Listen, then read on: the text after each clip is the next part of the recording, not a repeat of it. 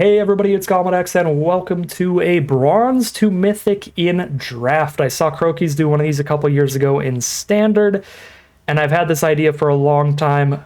Would it be possible to do it in Draft in one stream? Probably not, but we're going to find out today by doing quick drafts of Final Fantasy. The reason we're doing quick drafts is because in between every 3 to 9 games, we're going to have to draft another deck. And if we do that during quick drafts, we get to draft with bots where I can speed through that draft within like 2 to 5 minutes. However, if we do it in premier drafts or traditional drafts, we're drafting with players, and that takes 10 to 15 minutes. And again, going all the way to Mythic takes like 200 games, so that's a lot of drafts. That is a lot of time saved by doing quick draft instead of premier or traditional draft. So that's why we're doing quick drafts here. The other thing to mention, Crokeyz stream was playing only mono red in standard constructed, and it took 10.5 hours. So playing the fastest deck in the format and not having to take any time out to draft decks took 10.5 hours. I expect this to take 16 hours minimum. So I need to hop right in there, draft as fast as I can, and hopefully make it to Mythic before I pass out. We'll see how long this takes as we hop into the drafts. Okay, I'm going to edit out for a second here because my nose is being mean. Okay, now we're going to hop in to the drafts. See if I remember how to use the speedrun thing because I've never sped run anything before. I think I just set it to spacebar. Perfect. All right, we're going. What do we got? Circle of Power looks great. Corner by Black Mage's combat tutorial. Thunder Magic for efficient removal. I'm actually going to go Thunder Magic here. I think at least during the early drafts, like bronze, silver, gold, at least, I kind of want to incentivize more aggressive colors, or focus in on more aggressive colors here. Try to get more aggressive decks. That'll end games quicker. But as we get higher up in the ranks, I will be 100% focused on just drafting the best deck that I can. So we're going like red-black here, which can be pretty aggressive. The awkward thing is that we opened up a Sorcerer's Schemes, which is a really good controlling card, and I couldn't resist. So we've ended up a little more controlling, more towards that Grixis style strategy maybe, with this Ultimisia here off the splash. There's Crossroads Village to help with that fixing, but double cornered by Black Mages, Sorcerer's Schemes to pick it up, Thunder Magic for efficient removal. Does feel like a pretty good start here. The Trader helps splashes as well. Capital City helps splashes. This is a surprisingly excellent start to a draft. For how bouncing around I felt early. All right, pack number 2. Summon Knights of Round. That's a bummer. There's nothing really for Rakdos. I guess the Warrior's Sword is fine. It's a 4 mana non-creature spell for anything that cares about 4 mana or greater stuff. It pings with all of your tokens and stuff. Rat is also good when you are splashing for that treasure token when it dies. Black Mage's Rod, perfect for this kind of deck. Swallowed by Leviathan, really good in blue. Another Black Mage's Rod. All pings all day. Get some quick kills. There's Garland. Rakdos looking real. Maybe some Sabatender pings, but actually Baron here again for that blue splash. Heck dies looks crazy. There have been a lot of lab bans. It's kind of wild. Heck and Heck dies. Be the villains on this one. Fight on with some Heck dies could be reasonable in the late game. I don't think I'm splashing Syncopates in, so we'll just take random capital cities just in case. Blazing Bomb's interesting in this deck. It might actually be better than the Mythic Elder. There's so many lab, man.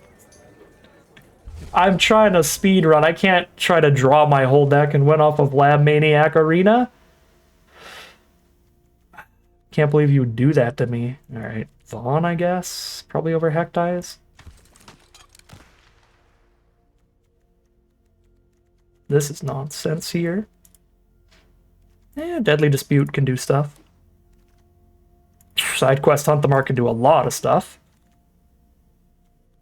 Rats. I'm not running 2 fight-ons, but I'm not splashing anything here. I would say draft that for vault progress, but at the same time, I'm not going to get any vault progress because this is my alt account. So I don't own any of these cards yet. 0 out of 4 on everything, baby. Oh, I have a trader somehow. That's weird. Alright, I'm probably just not splashing here, so I'm not taking the world map or anything. I think we just have a ton of great Rakdos removal, some good cheap aggressive creatures like Double Garland. So we just push some early damage with Garlands and Black Mage Rod pings, and control our opponent's late game plays. Wait, am I going crazy? Where's the button? Oh, there it is. Just cut all the blue and we've got a deck. Gotta go quick here. No Baron. I don't think I want the cities or the villages either. We'll just play untapped lands here. I've got a bunch of double black cards and no double red.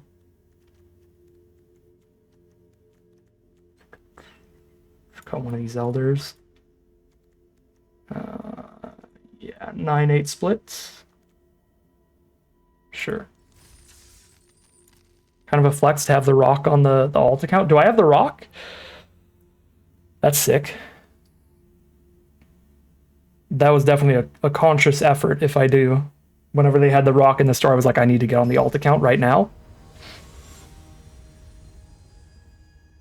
All right, bronze tier 4. Let's get going here. We have a not the most aggressive deck ever here. It's kind of controlling in the fact that it can grind a long game with a bunch of flashback removal. But I think with all of our ping damage and a couple 2-mana 3/2s, this is not going to be as bad as playing like a dedicated control deck to start us off. But this is not as fast of a deck as I would have wanted to start with. I think one of the ways that we could try to make our way through the early queues is forcing mostly white. I think white is the most consistently aggressive color. Basically every color pair involving white is aggro in this set, or at least can be aggro in this set. I don't think this was a good draft pod for white, though. Deadly Dispute's great against the blue removal spells, the enchantment removal spells. So we love having that in our hand here. Also, I am very happy with this round 1 opponent. They are playing fast, and I really appreciate that. Anytime we get a fast opponent, that's just a dream, because that does not happen super often. Especially in the lower tiers, because if you're in the lower tiers, it means that you haven't drafted the set as often, because the more you draft, the higher tier you go. So you have to read a lot of the cards.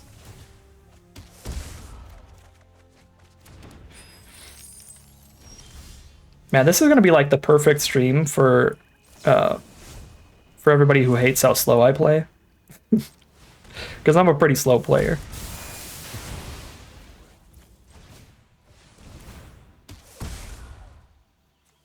Oh, that's true. That's a really good point. The quick draft queues literally just went live, so the only players that I'll be playing against right now are other players who already have a deck done, so they drafted super fast. Why did I skip a few Sahagins? Because I'm just at Rakdos at the core. I have double black cards like Cornered by Black Mages, and some of the favorite cards that I drafted here are cards like Thunder Magic and Sorcerer Schemes. So I do not want to be playing cheap blue spells here in this deck. Sahagin is a good card, though, for sure. Let's see, Schemes. Let's just start going crazy with the ping here. I think that's reasonable. I could have picked up the Thunder Magic and then killed the 3/3 so I could attack with the 4/3 here, but killing either of these is fine. Yeah, and they like the Rydia. They have a Shiva in their grave, so if Rydia doesn't die, they get the Shiva back. But they just tap somebody, they don't kill anybody. so I still get all my pings.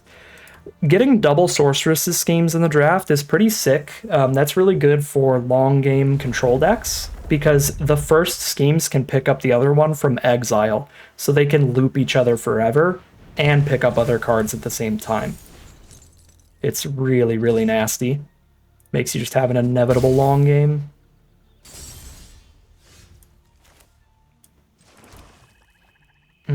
I think I'm just going for more Cornered by Black Mages here. We're just going to keep casting Cornered by Black Mages and then Sorcerer's schemesing the other Sorcerer's schemes to cast more Cornered by Black Mages until they die. And there's the concession. 1-0 for this deck. And halfway through Bronze Tier 4.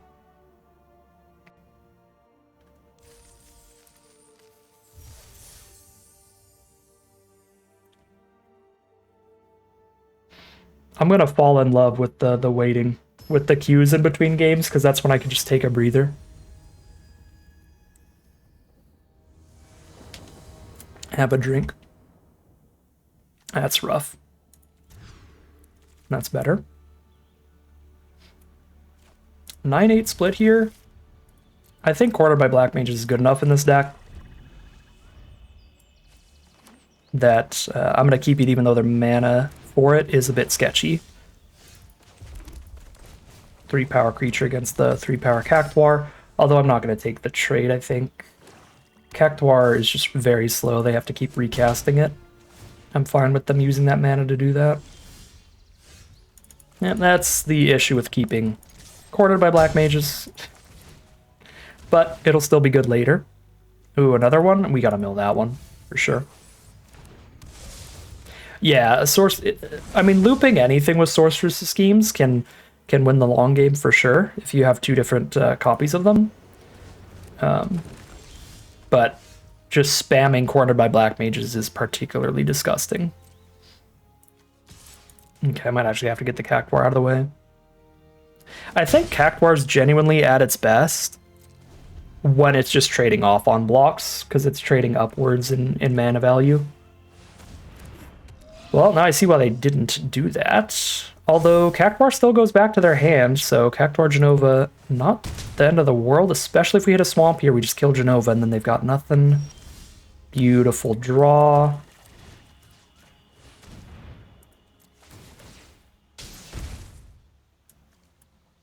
Rod is nice, but this side quest to keep the board clear is our best way to push damage next turn, and that's the focus here, just getting the wins quickly.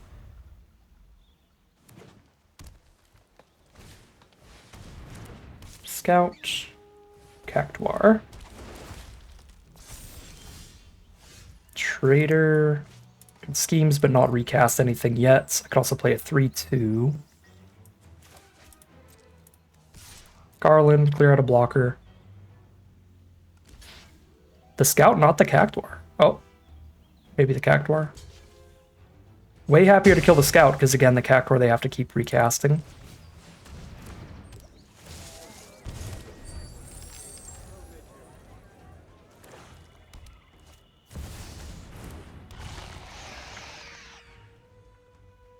They draw a card whenever they hit us now. But they ain't hitting us, I can tell you that.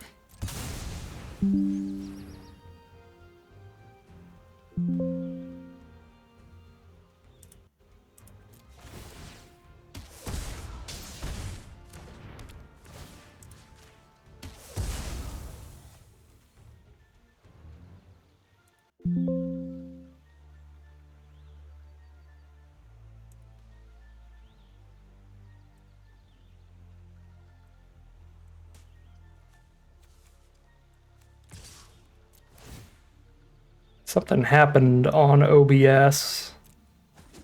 I should have attacked with both, but OBS is going crazy right now, so I'm a little sidetracked. The game is still going internet-wise, but... Are we still live on YouTube at least? I think the Twitch stream died. I really hope both streams did not die. That would be a massive bummer here. Okay, YouTube's still live. Thank goodness. Okay, well, sorry, Twitch people. Oh, that would have taken the wind out of my sails. Yeah, I don't know what happened. Twitch just crashed out.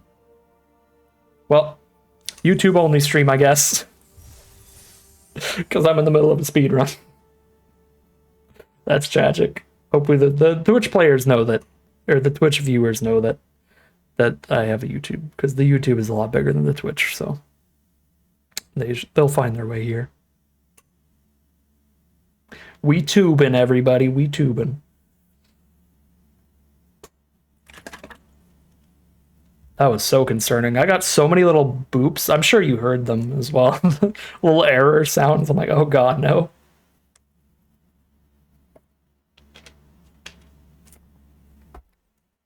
Maybe not. Let me see.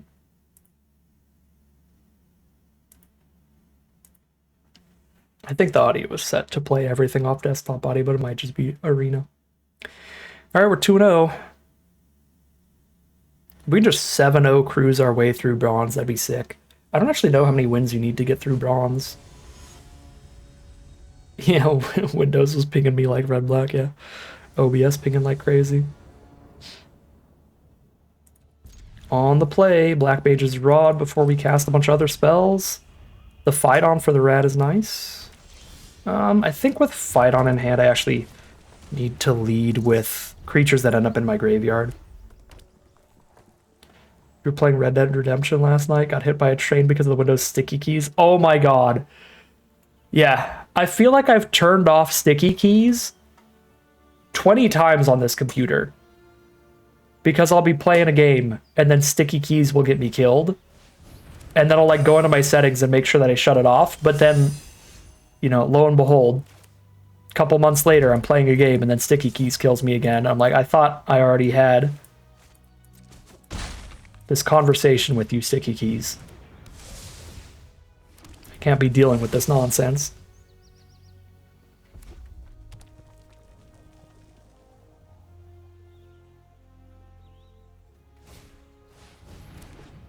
Playing the Black Mage's Rod here first over Garland, because I think I'm going to be casting some non-creature spells soon.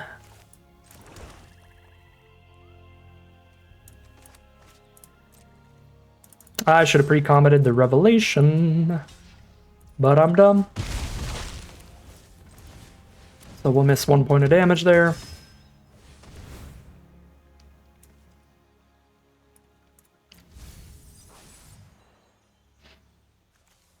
It's pretty sick. Creatures in grave for the Fight On, guaranteed now.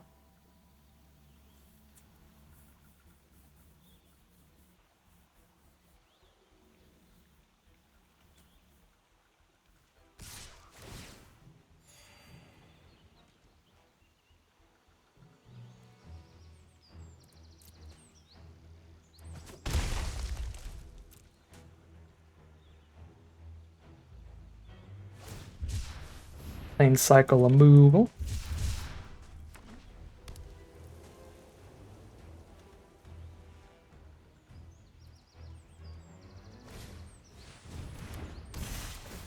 Lance is a super good card.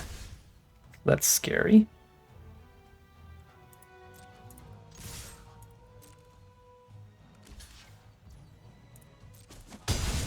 Great aggressive position here, though.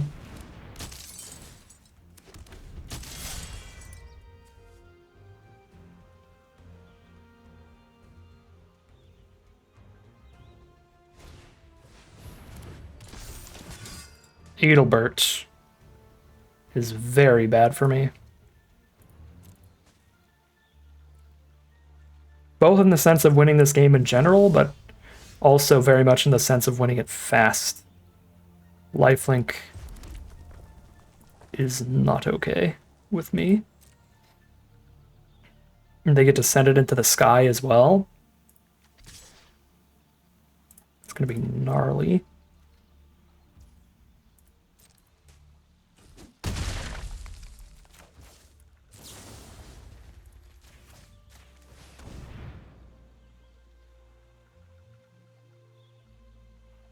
Gotta find fire magic, hopefully.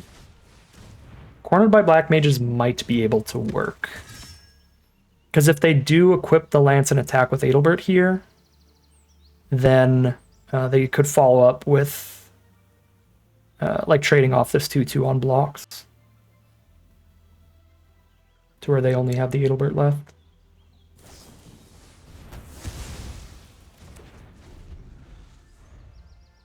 Do not cast any more equipment, please. Alright, this is bad. This is definitely bad. But they didn't cast any more equipment. If we draw Fire Magic or our... God, what is it called? Whatever the 5-mana removal spell is, then we're good. Pick up a Deadly Dispute with Sorceress's Schemes for the future. Yeah, I have to dig. I'm probably going to have to do that.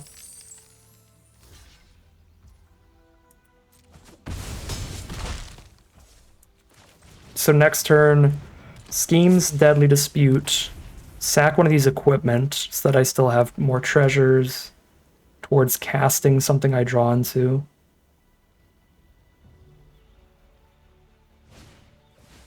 Okay, Paladin's Arms. I could just die to this one Adelbert here.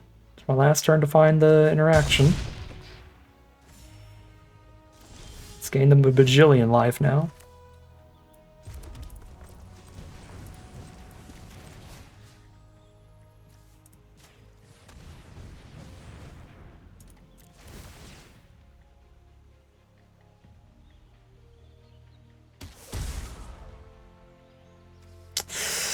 That's not enough at this point. That would have done it on earlier turns. Yeah, I can't do that. There's the draw.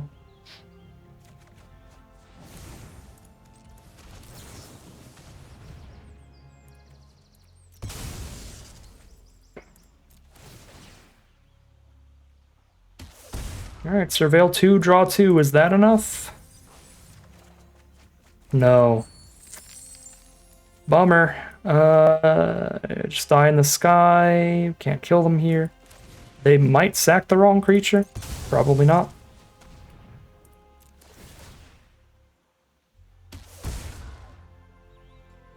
No, one card too late. So rude. Alright, we're dead in the sky. 2 and 1. Still bronze tier 3. The losses are not painful until...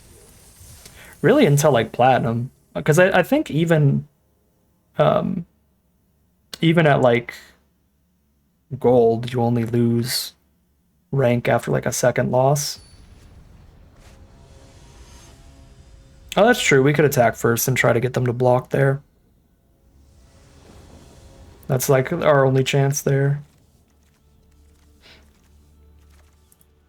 I have never done such a challenge, no. I've done Platinum to Mythic in one stream. But never this.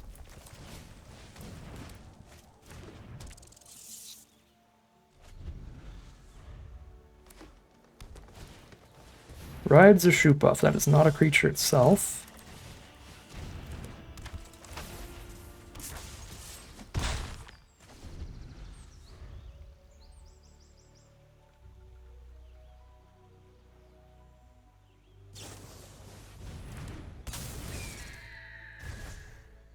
Play land for turn yet? Yeah.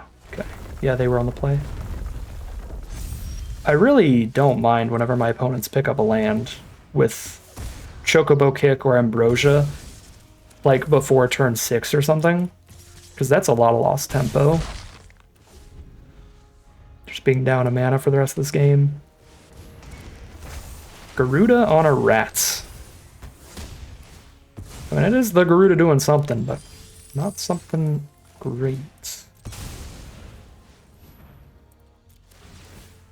So I'm cool with it. Turn our treasure into a permanent mana with Call the Mountain Chocobo. I could have played Vaughn instead, but I don't really want to just send Vaughn in and trade into a 3/3. That's going to sack itself next turn regardless.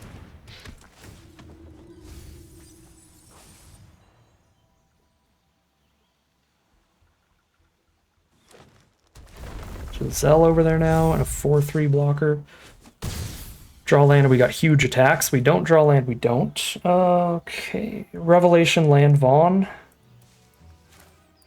The plan. If there's no land in the top 3, this sucks, but if there is, then this is much better.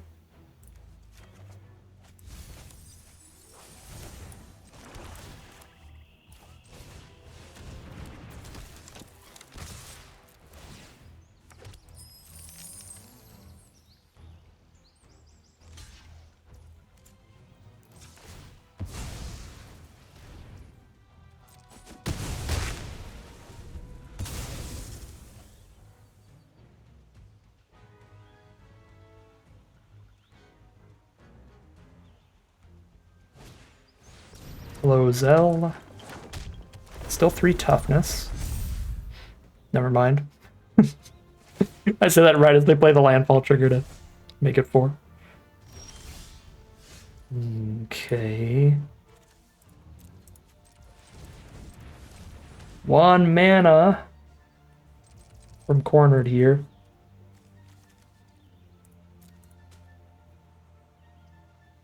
Just cast enough non-creature spells and they're gonna die.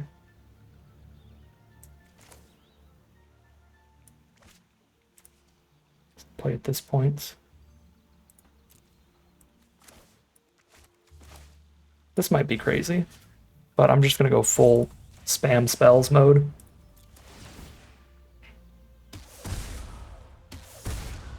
And let's see what we got here.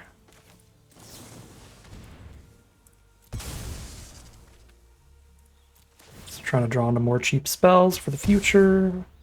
Maybe removal for Zell at the same time. Cool. They need to kill a lot of these to live next turn.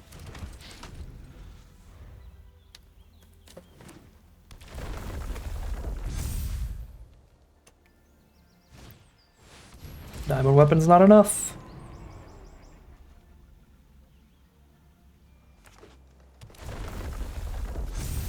3 and 1.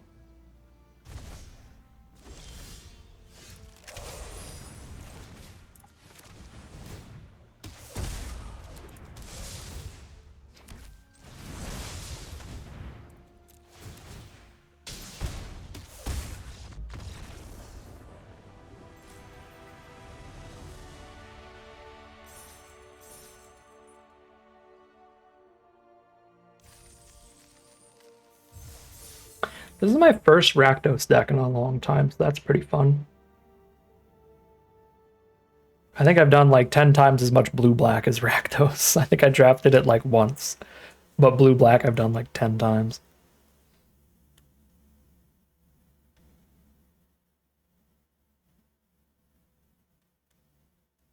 This is a good start.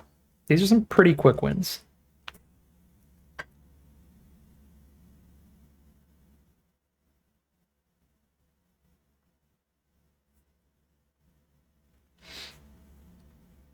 And again, down in bronze queue, I think it doesn't matter even if you do lose a game. I mean, every win that we get is taking us closer to the next queue, so it's still kind of a big deal, but the win rate is really good right now, too. 3 and 1.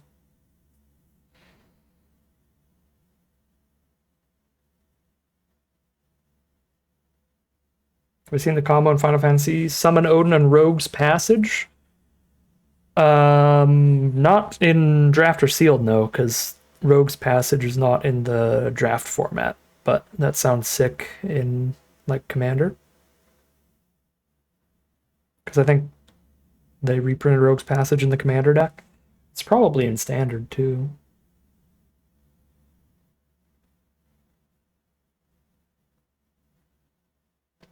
There are a lot of things that you could draft with Summon Odin that I haven't seen anybody accomplish yet. I haven't seen anybody blitzball with Summon Odin, and that seems like one of the most consistent ways you could just be like, oops, I win. Just give it trample. Gambling on this. But these two are like bread and butter. Peanut butter and jelly. What happens to drafted cards you already have a playset of? They get converted into progress on your vault. That is the worst draw in the deck. Not the worst one. But double black spells are the worst draws. We have 3 double black spells. Yeah, so they get converted into vault progress, and what vault progress means is once the vault progress is up to 100%, you get like a mythic wild card, a rare wild card, some uncommons, something like that. You get like a bunch of wild cards. So essentially, you get wild cards. Very slowly, but you get wild cards for your duplicates. That's for commons and uncommons, though. Rares and mythics, you actually do get gems. You get 20 gems per rare and 40 per mythic, I believe.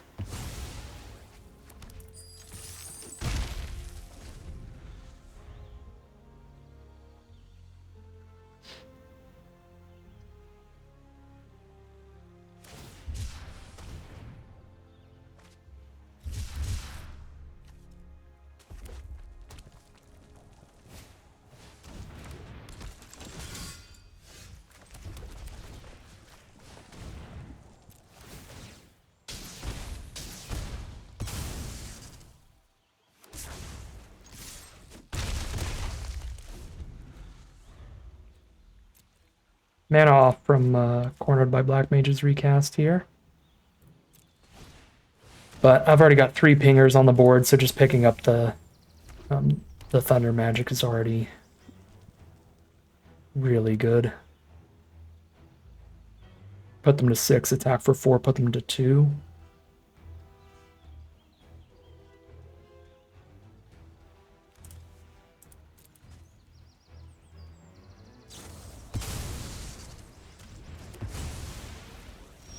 It's a good treachery there.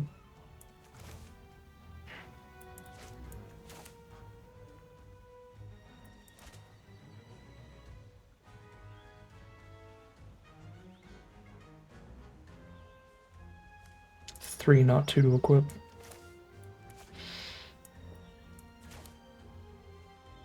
Really don't have an excellent play here, so I think I have to actually start grinding out towards a long victory, sadly. They'll definitely take this trade, but we get blockers out of the way to make sure that next turn's cornered by black mages that I just guaranteed by picking up the land can clear out the whole board.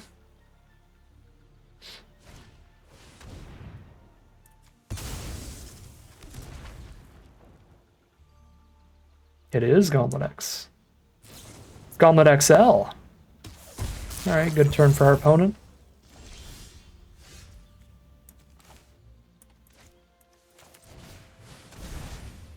I'm just going to set up more mana here then. Already in a spot where we are forcing them to kill everything we play to have a shot here. So just a single Chocobo is already very threatening. And then we just go for double corner by black mages later.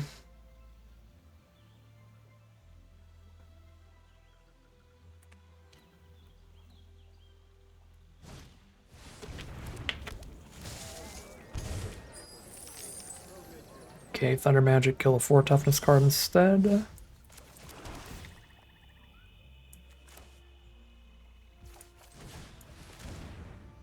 Wait on that though.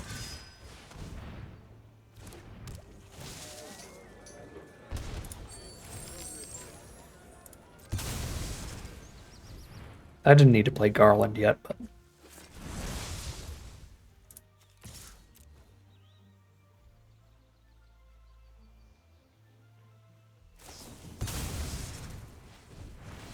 Alright, this looks like a wizard chump if they're doing that pre-blocks. Oh no, it is a trade.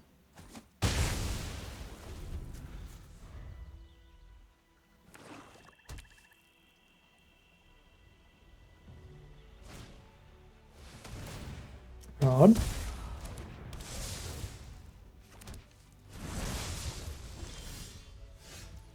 One card in their hand?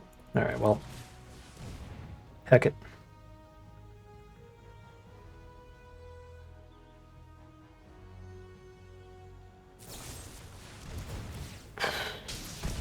Good last card, man.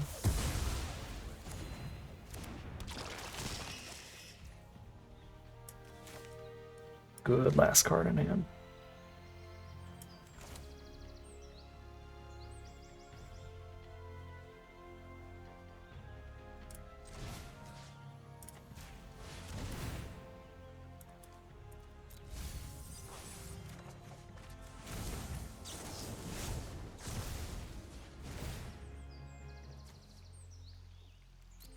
Two rods, I think I keep any creature.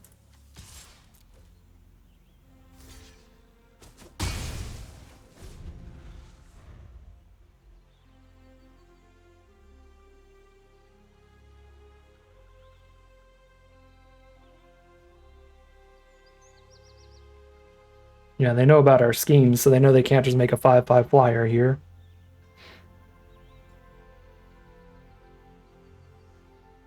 We can just flash back cornered by black mages if all they do is make one blocker.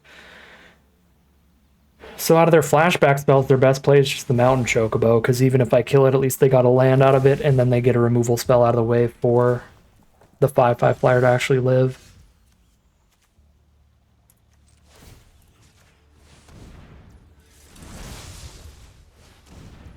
So we're obviously not going to corner the Chocobo.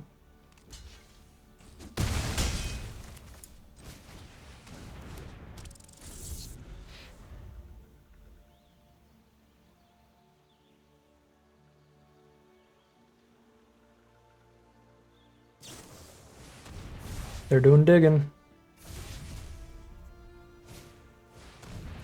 That's a gain 3, that's big. Lets them do that and not die to cornered by black mages. One card in hand again? Alright, heck it. I want to have these rods equipped on the turn that I double spell off of Sorceress's Schemes.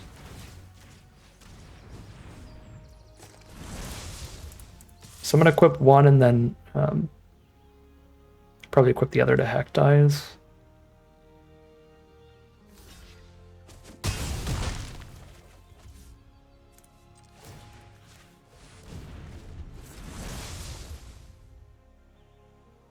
But I didn't want to put both on Rat because then they just kill Rat and I can't re-equip. And I didn't want to go 1 and 1. Because again, I want this to be the board state when the dust settles, ideally. Alright. 4 and 1. Halfway through bronze.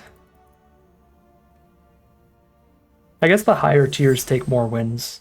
Probably even in bronze. I'm getting achievements and stuff too. The idea of a rat carrying 2 rods is funny. True. True. Should have loaded up the rat.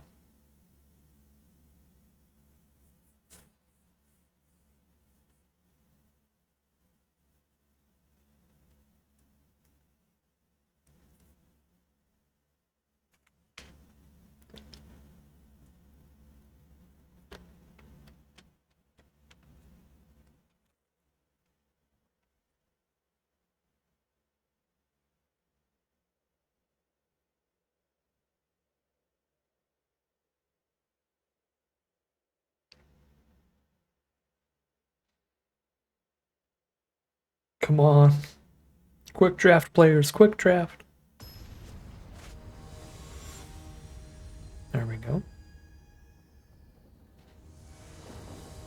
It is funny, we are just already getting paired way up, but it's probably because we're pretty early, so there's not enough players in the queues to always be playing bronzes. Double mulligan! 5 and 1. We take those.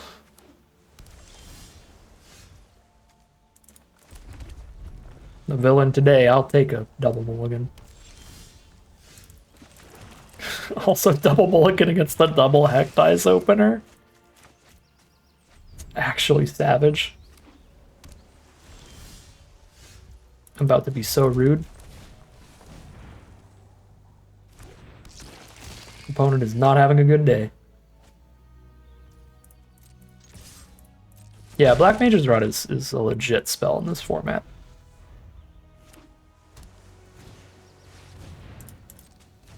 Card collection and prey. 2 cards in their hand now, thanks to that.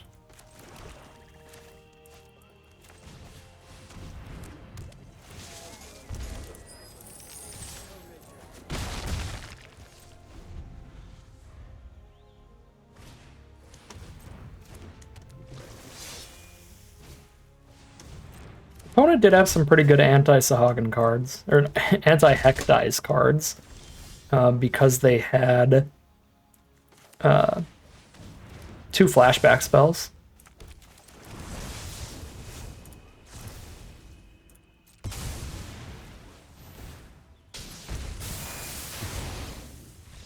All right. They were still on a double mulligan though, so it was still brutal. 5-1.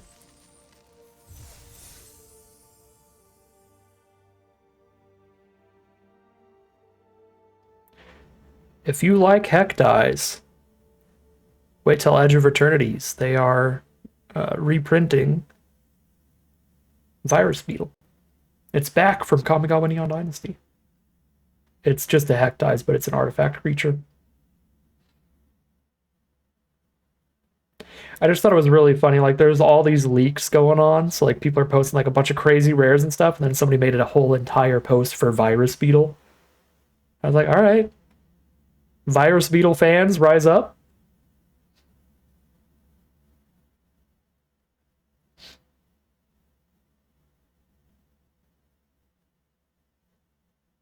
Yeah, no, that was a horrific game for our opponent.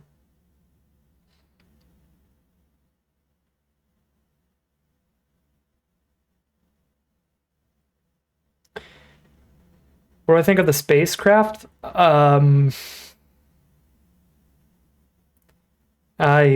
pretty underwhelmed so far, yeah. We'll have to see how they play out. I did hear they have been talking about, like, design-wise in this set, they want it to feel big. You know, like space feels big. There's the endless expanse of space. So there are going to be a lot of big creatures, a lot more high power creatures than normal, which does help the spacecraft cards get stationed more quickly, but design-wise, I'm not a big fan of the mechanic, which is probably tainting my evaluation of the cards right now. But they currently seem pretty mid to me for sure. We'll see. Yeah, we'll have to see. It really, really does depend on the set design. They might have found a way to get it working well, but I'm a little concerned it's going to be a bit ether drifty like the vehicles were, or it's going to be like the vehicles were in Ether Drift, which is just like some of them are super pushed and have like a really good removal spell attached, so those ones are good, but a lot of them are just kind of annoying and not good. No. Suplex a sword. You don't make no sense, opponent. This opponent is stuck on 2 mana.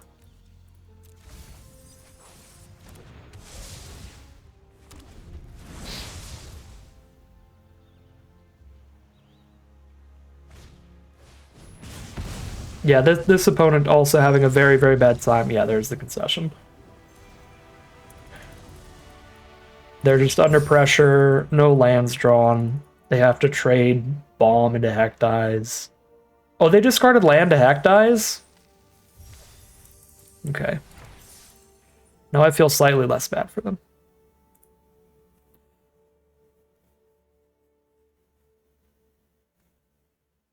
That was slightly self-imposed then.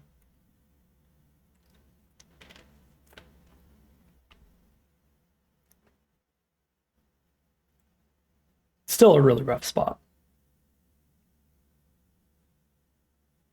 They just got 2 lands to Hektize. I forgot I double Hektized again.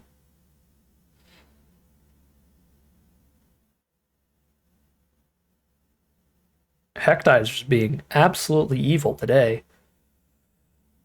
All right, it looks like we're bronze tier 1 now, but we need to win 2 games to get to silver. So you literally cannot go from bronze to silver in a single draft. So we'll have to wait till the next draft to get to silver. I guess it's 8 wins. 8 or 9 wins to go bronze to silver. It's kind of quick though.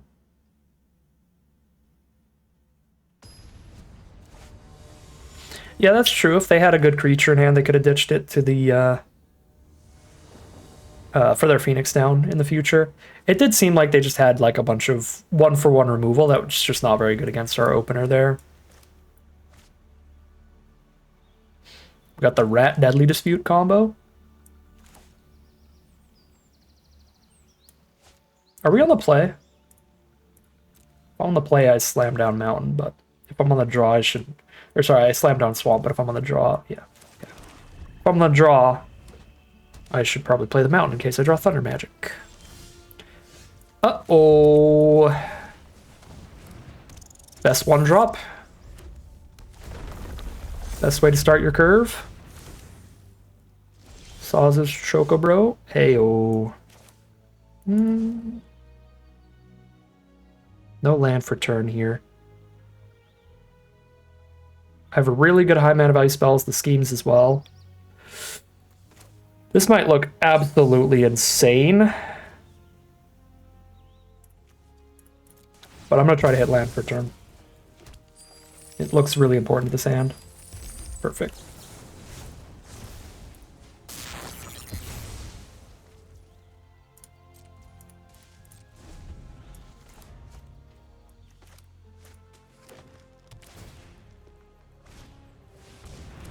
They get to blitzball me immediately. They womboed. Oh, wait. It has to be 6 damage? Whew. 1 damage off from blitzballing me.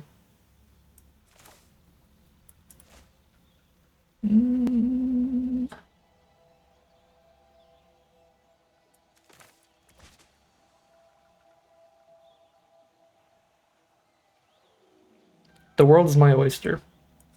I got a blitzball on board. I'm going to just stop them from flipping that. And I'm going to be scheming back removal spells. I think I'm going Hunt the Mark. Call the Mountain Chocobo and Hunt the Mark are both ways to basically just have another mana for the rest of this game. Every turn. I don't want to call Choco and then have them, like, flip the blitzball on me with the right removal. But now I am guaranteeing that I'm playing this dragon much later, but I think I'm in a position where that's super fine. We're just playing the control slow roll here.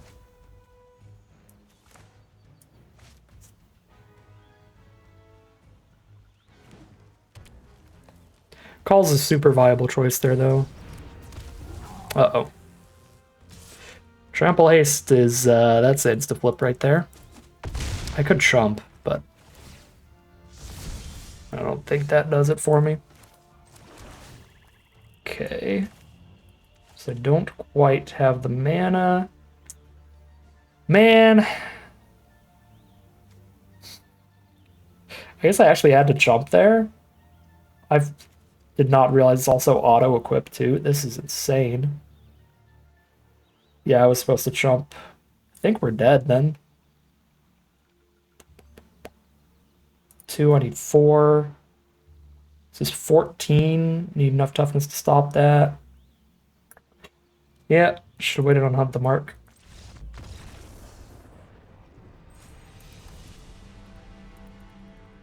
Man, I got blitzballed.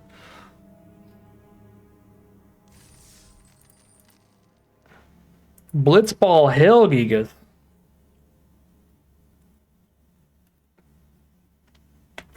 I'm going to lose equity because I'm playing against cards I've never played against because we're in bronze.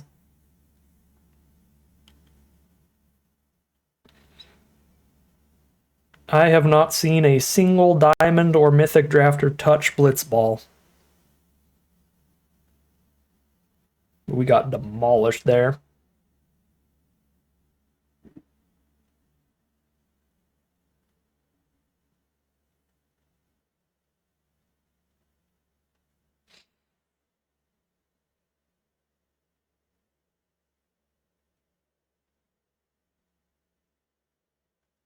That thing auto equips. I mean, even if it didn't, I guess it's really just with a giant trampler that it's kind of insane. Yeah, no, that's smart. Just the two cards together. Trampler with the Blitzball goes pretty ham.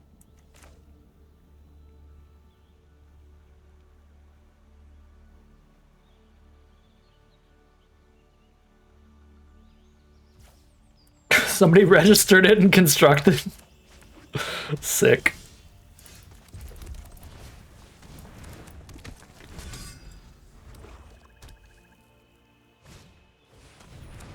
Aw, heck.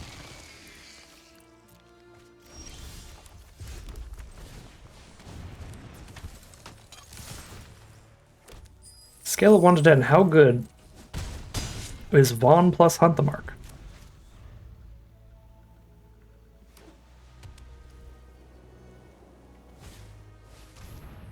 Heyo. You gotta stop that.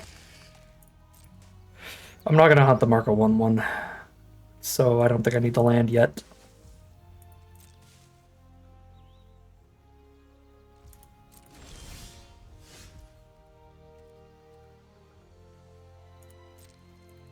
Double block one of these.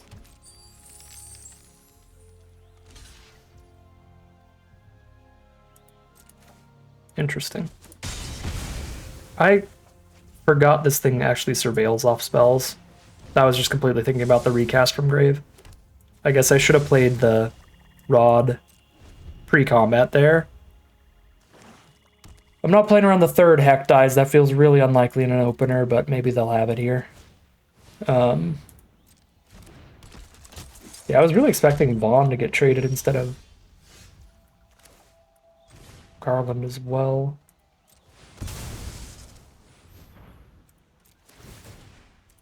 This is gonna flip in our end step. We have Vaughn, a 2/1 and a 5/6.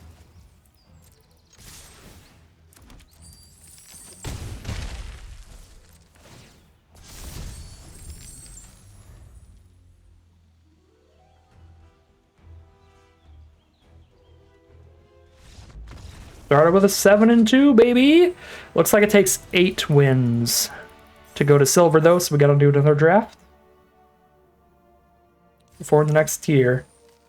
Can I win the very first game and get to silver within an hour?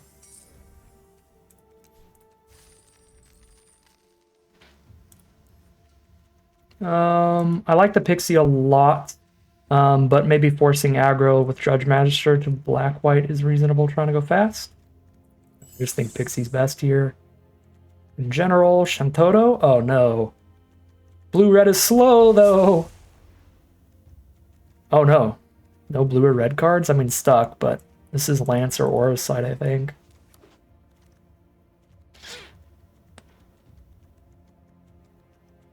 Awkward draft. Marlboro, Curl, Rufus.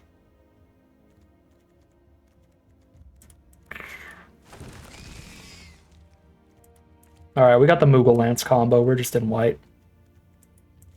Judge Magister picks 6. Palamecia picks 7, but no blue or red spells. I mean, I guess stuck, sort of. Oh. Still taking that over Marlboro. This draft gonna make me navigate between two different two-color pairs? I don't have time for this kind of thinking.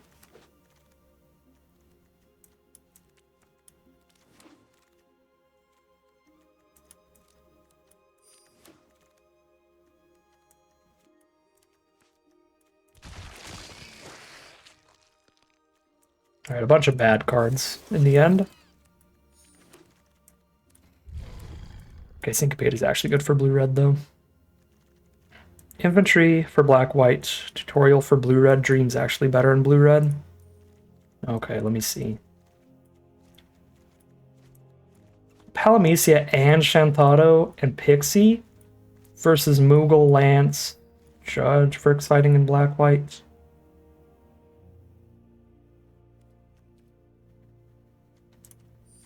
I'm Lagoonin.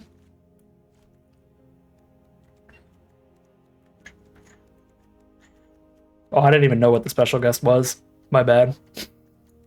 I just saw a special guest, didn't recognize it, and was like, it's probably whatever.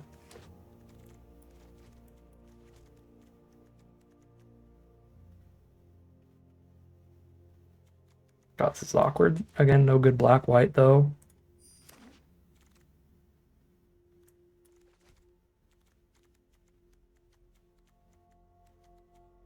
Oh, Traxos. Yeah, Traxos is solid.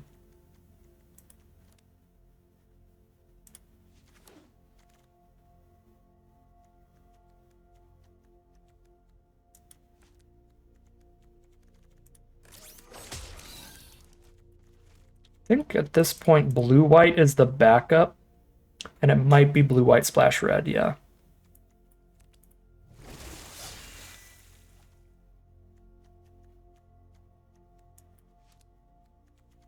I don't like any of these very much, but Ether can be funny. Probably not going to do it. Emperor, Shantado. Lord's good with those.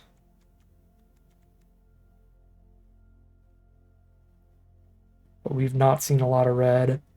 I mean, this is 10 cards.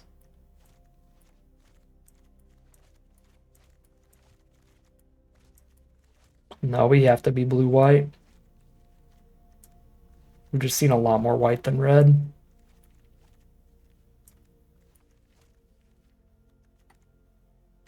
And we don't splash that, so we take Castle Guard or Brainstorm. I don't actually even think either of those are really any good. We've got 5 2-drops. I guess Castle Guard. Still okay.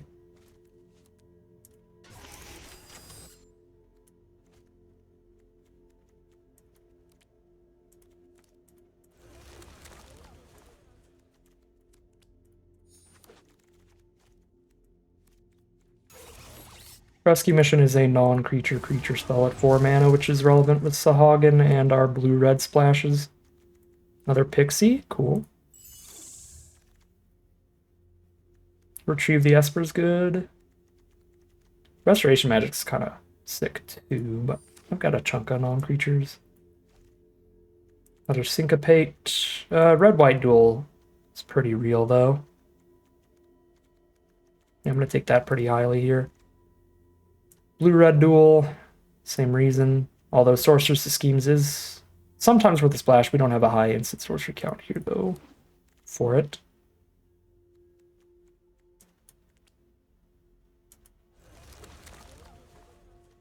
Alright, this is nowhere near as good as our first deck, but I think it's manageable.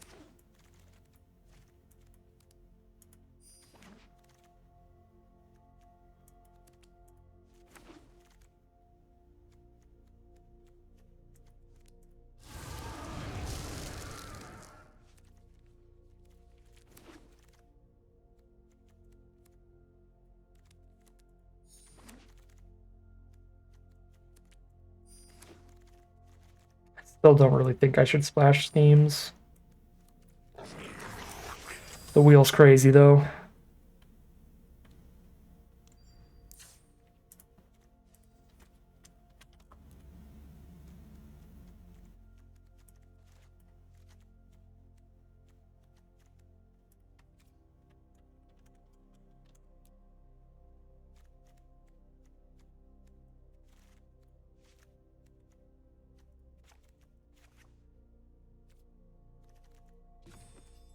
Seven, 2, 7, 8, 6, 8.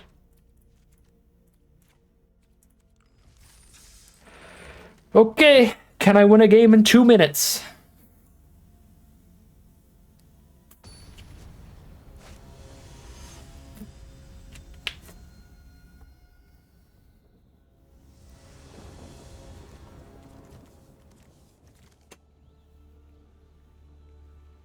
That is true. It doesn't do much if we have Emperor in the opening hand and we have a red source. That is like the one time that splash works out. Double Pixie are actually pretty clutch with the splash. All the early surveils. Yeah, I should probably cut Emperor Shantoto is the kind of card that's still very relevant even later in the game, but Emperor not as much.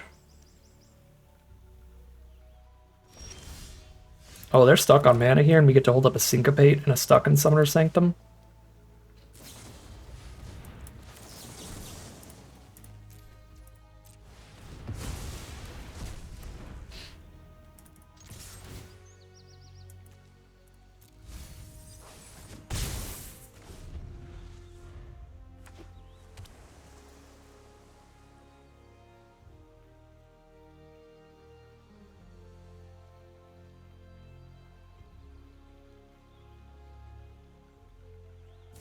We're not winning this game in 2 minutes. It's going to be a long one.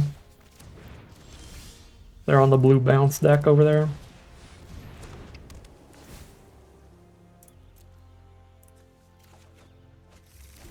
Moogle Lance OP. They should call this the Moogle's Lance. Sahagin. How's it going, my friend? Honestly? Pixie time.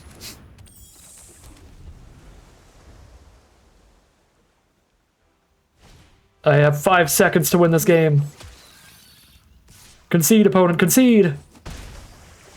No, well, that means if I do it again, I have a time to beat. For bronze to silver.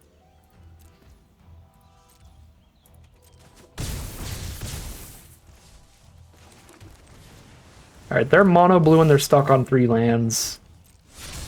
I don't think they can win this, because there's no board wipe for 4 mana here.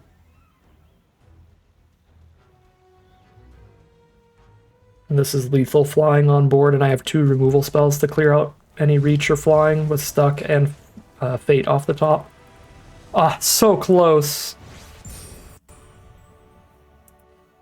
1 hour and 40 seconds. To silver.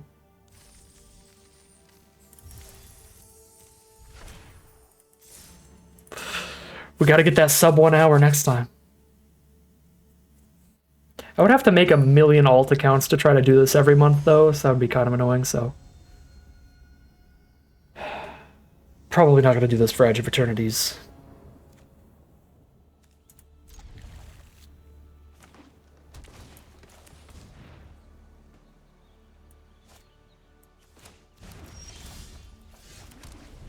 That's true, yeah, if I didn't get all the Windows boops. It takes time to cut Emperor. I don't have time.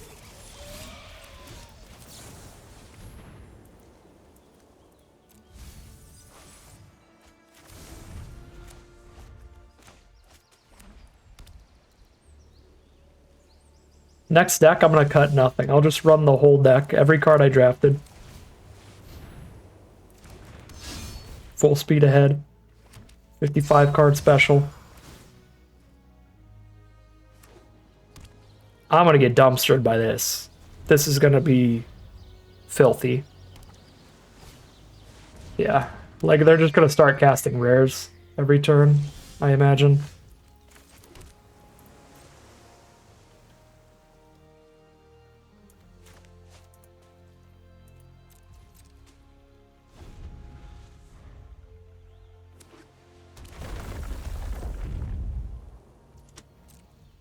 It's a shame I have to let them draw a card first, and then they still have all their mana open.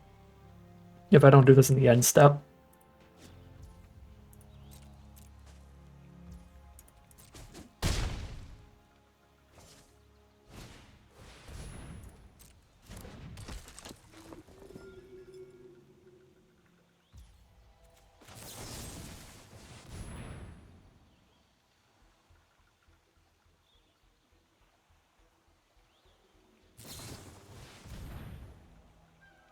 Filthy. If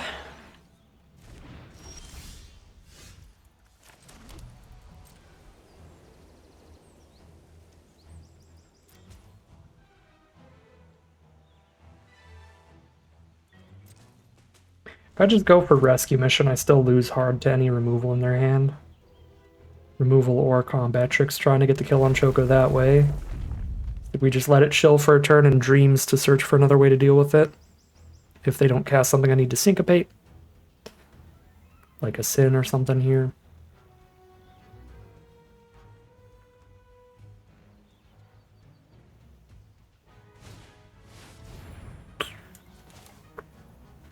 That's bad enough. I have to do X for 4. So they can't, if the last card in their hand is a basic, they can't go tap UFO, pay the 3.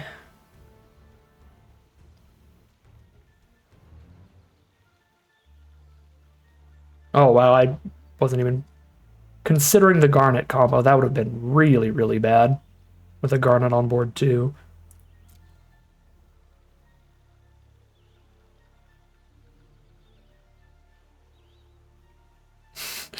Rip. Sorry, Exo Soul, GG.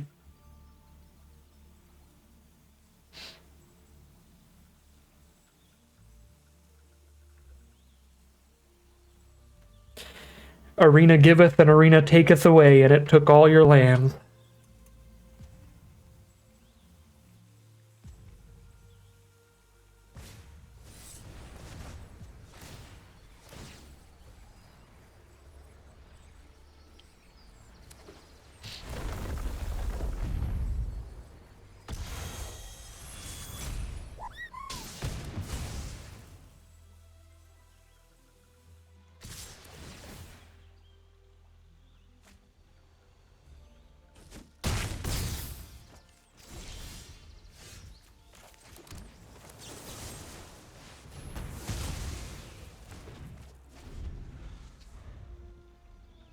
Just kill that before they draw another hexproof trick, potentially. That was lucky for me. If this were like a 4-drop or a 5-drop, we'd be mega dead, because we just can't even counter it here.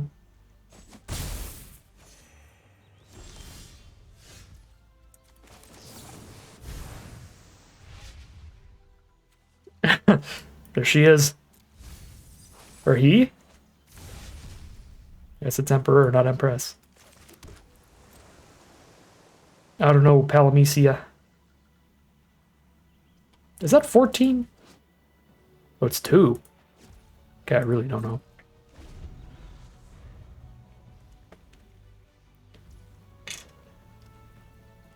Go to 2 life.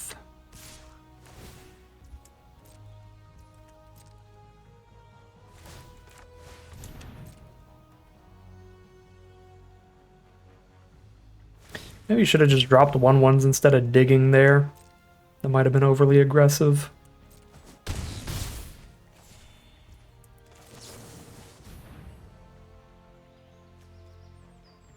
No, I gotta stop the flyer, or I'm dead. Okay.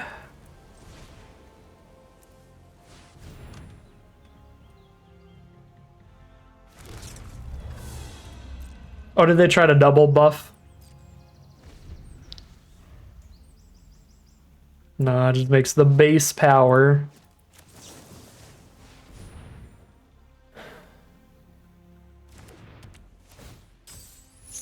To be fair, first time I played the set, I also thought you could double buff. Oh god, no. Trample to the board.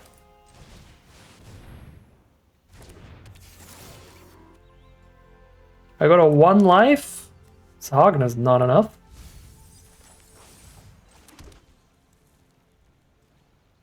Actually, I'm dead to a land.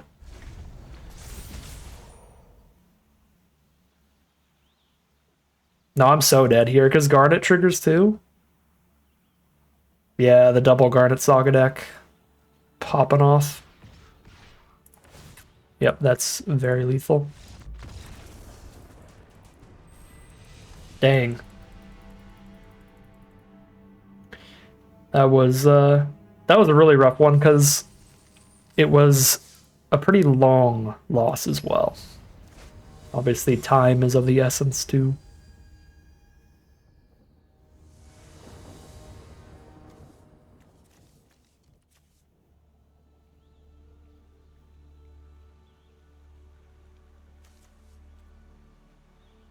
I can't keep that. Look, we gotta get the Emperor in this opening hand. It'd be so good.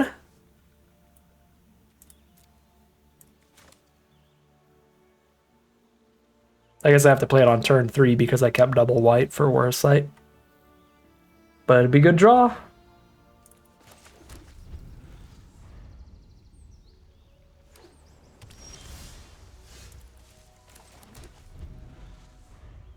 Come to me, Emperor.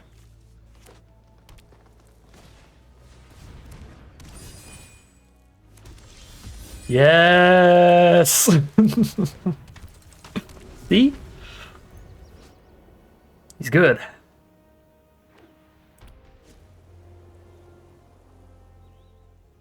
Bro's getting deleted by Chocobo Kick? No. Combat tutorial.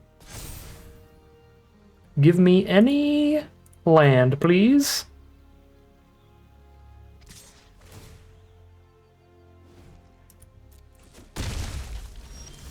Let's go. I like ramping towards Flan. I don't care too much about killing this token, but the ramp is very nice. And I still have a fate to kill something else later, so it won't be out of removal. Don't touch him, no! Well, he was still decent. Still decent. Could island cycle to guarantee the unit, but I just hit another island. 5/4 is huge.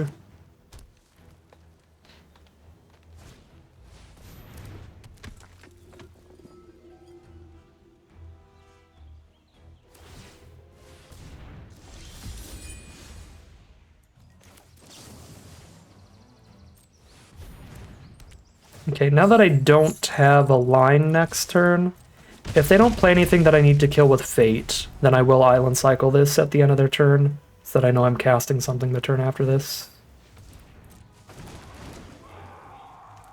I'm not going to Fate that. Oh wait, I'm stupid. I was going to say if I'm not going to Fate anything, then I will island cycle, then I just forgot. But I drew the island, so actually it was my omniscience coming in hot. Or my omnipotence. Omniscience is all-knowing, right? And omnipotence is all-powerful. Omniscience. No.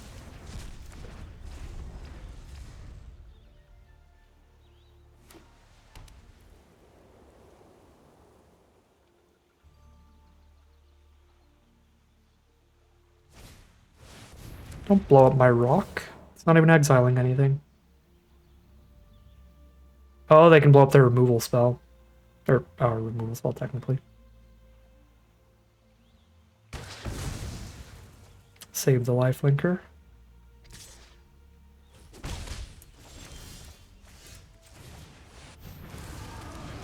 Sit down.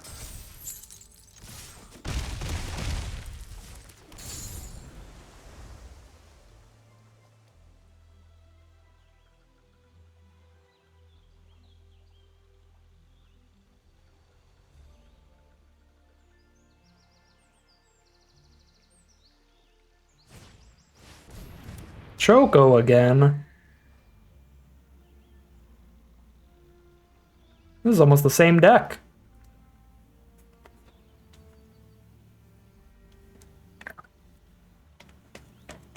They have the Garnet and the Choco.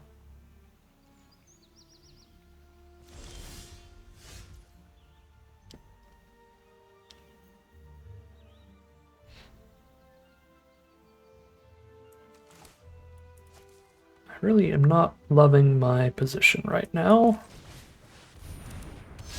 Because I can only kill one of these things. I think I have to kill Behemoth and just block Choco.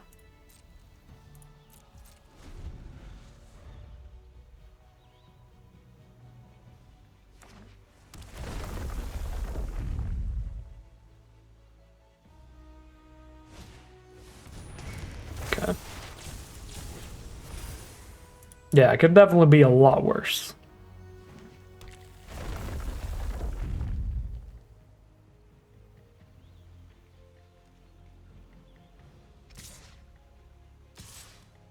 Yes, and they're up a card off Choco.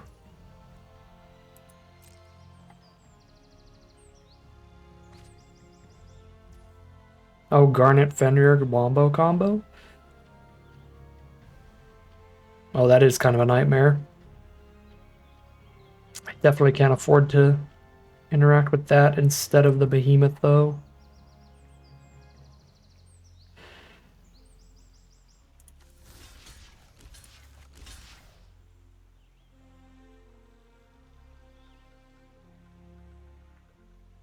If it's better to trade one creature or 3 little ones here. Might be better to trade one because I can keep moving the equipment over and over. But I can make this big enough to try to block Garnet and keep that off of us. I guess they also have the Death Toucher, so our attacks are worse.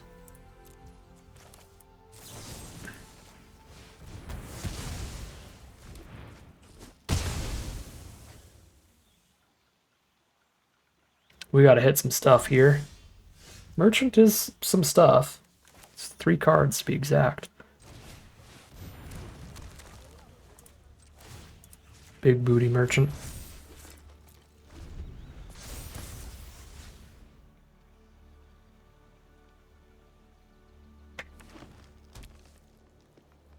I maybe shouldn't have moved that, because I am definitely blocking Garnet if they do anything with it here, which puts the merchant at risk. But they didn't have any way to buff it here. Retrieve the Esper. Okay.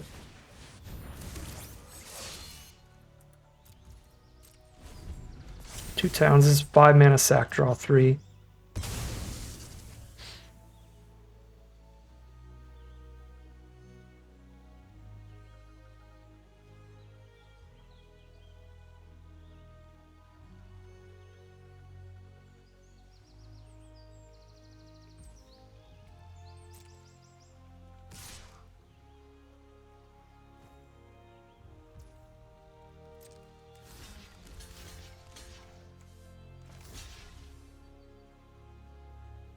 They had instant speed removal. This is bad for me. They blow up the 3/3 and kill everything else, even if I put this there too, and I don't want to put Merchant under the bus, so we're just going to block like that.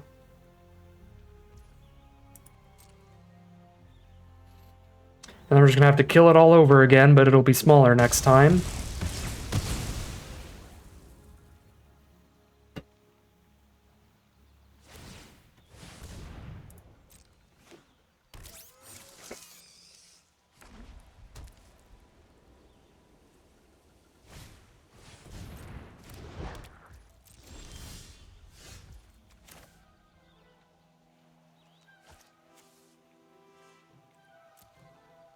They have no flyers on their board.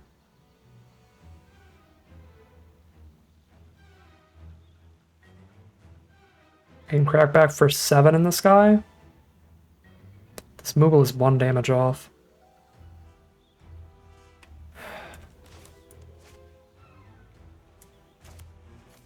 It's still better than Retrieve, though.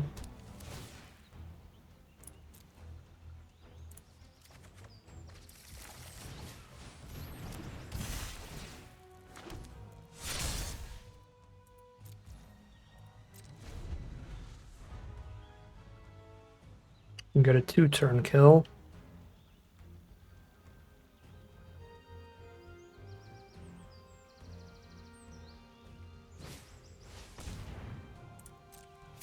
That's a really good draw. Wow. 4 creatures off that draw.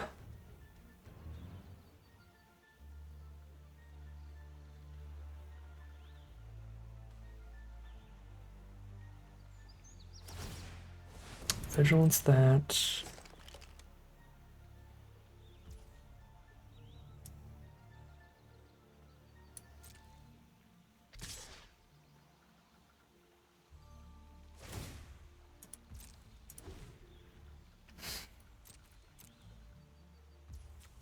Do I have any more equipment in this deck?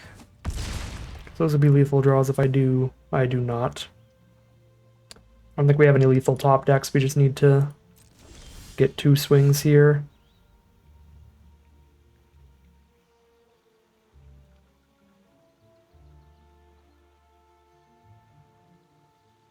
I don't know if we can.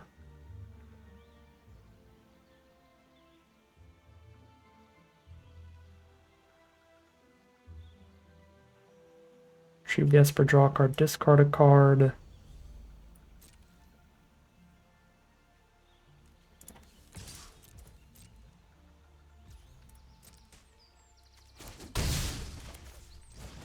Although I do need 8 mana next turn, don't I? I think I'm gonna have to re-equip a Lance and the Paladin thing next turn. So I might not discard this.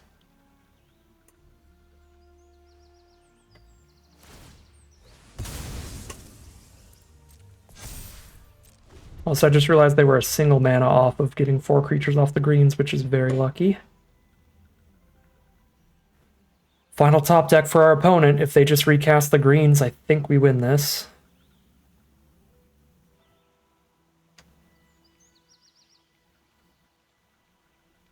I guess if they set up to gain 3 off of Garnets.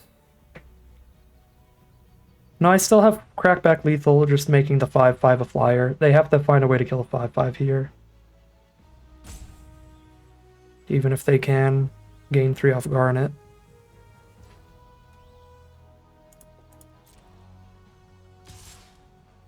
If you drew Blitzball Shot, you drew Blitzball Shot. I don't think I block here. Their final draw is a combat trick, they got me.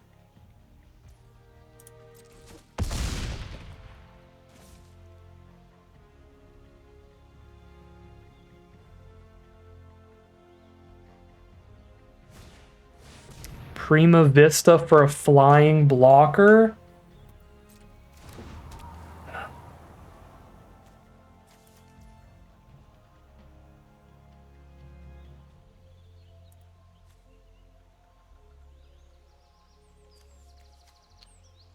Two re-equips doesn't do it then.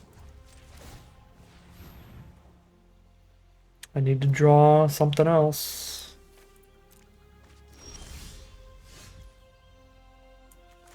Well, now we're dead.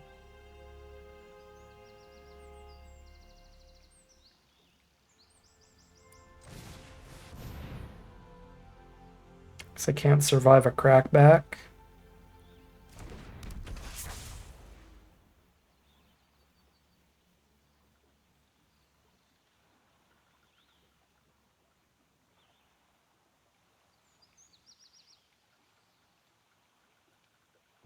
One flyer and force the trade. 1, 2. I have to triple block this. I triple block. Everybody else goes wide. Ah, that was a really good draw for our opponent. Arena. There are no outs that are cheap enough to try to loot 2. We would have needed to draw a cheap enough removal spell to cast it and re-equip.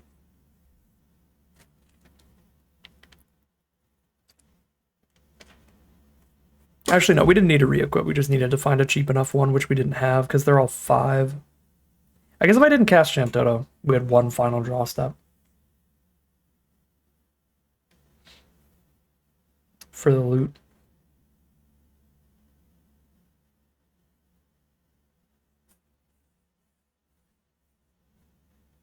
I had... If I played the land, I had 8 lands total. I could have spent 5 to sack the thing and draw 3, but then I only had 3 mana. Yeah, we don't have Ice Magic in here, sadly. We only have the... Because I already had the Aura Sight out, we had 1 copy of Aerith Rescue Mission we could have... Well, that wouldn't work because it was a vehicle specifically. Brutal. We could have drawn exactly... Fate of the Suncrest was our 1 out there. So I did miss a final draw step to try to hit that.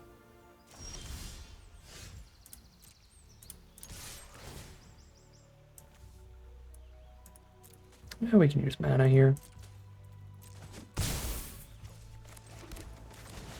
I do specifically want white for Aura Sight, but the 4th mana is more than valuable enough to just get this Moogle guaranteed. Mono white opponent.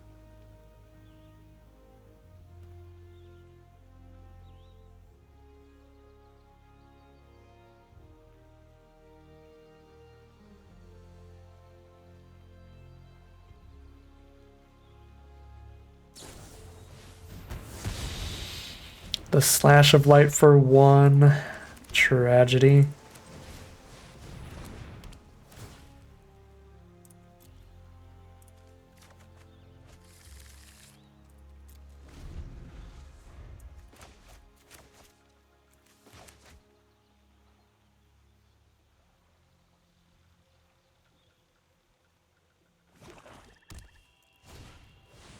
Hello, Rufus. So goodbye to you soon enough. I can't. Sadly can't kill it until it's already declared an attack anyway, so I'll just get my creature down and wait till next turn. I guess I'll see if I hit land for turn, though. Nope.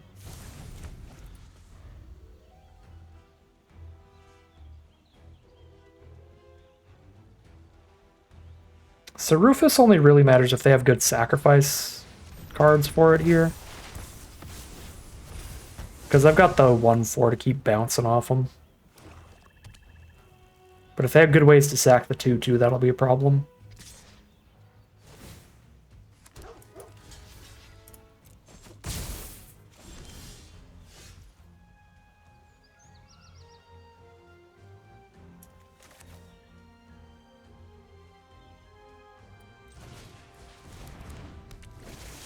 Yeah, I don't actually think I need to Fate Rufus right now.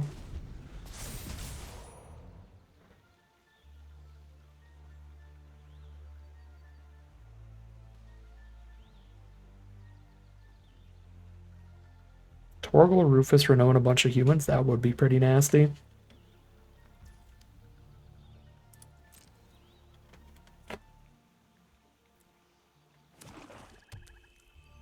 I guess I might still just Fate him here. Jamming 3 regardless.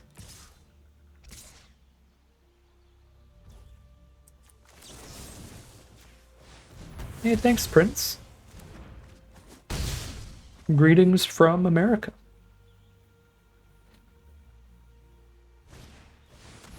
Xenos, come on.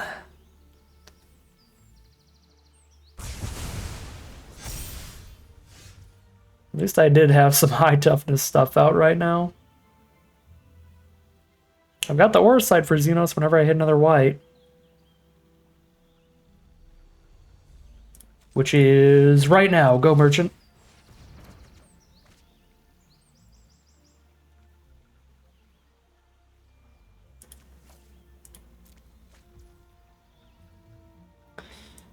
It was not right now.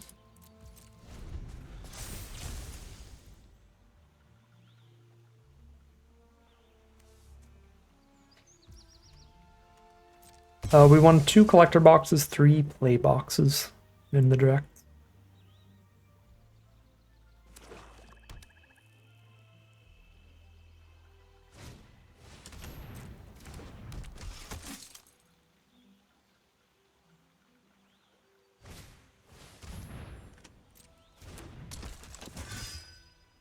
Spells are way too cheap. That's annoying. Oh my god. Not gonna hit a white here. I forgot about dreams. I clicked too fast. Could have dreams in the end step. Could stop everything that's happening on the ground, and Xenos doesn't fly next turn. So that is good enough here for now. Who is it? Okay, so Merchant is the one that I need to not die.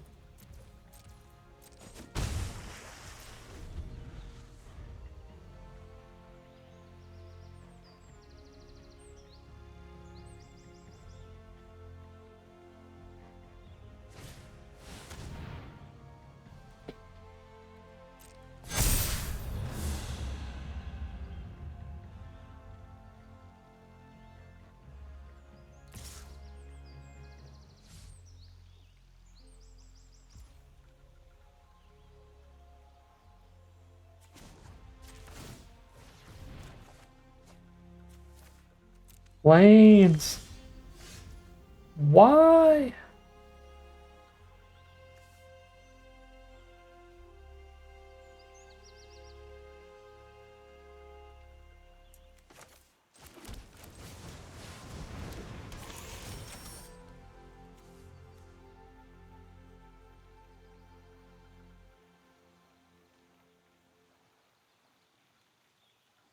I have time for the tapped white source.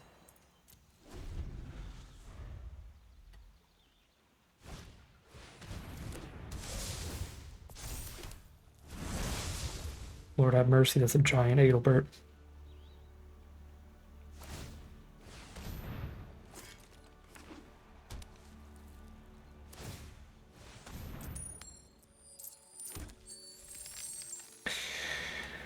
They win the coin flip.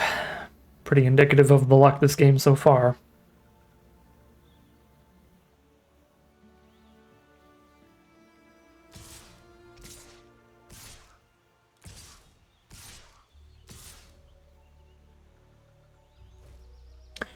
This is some bad news right now.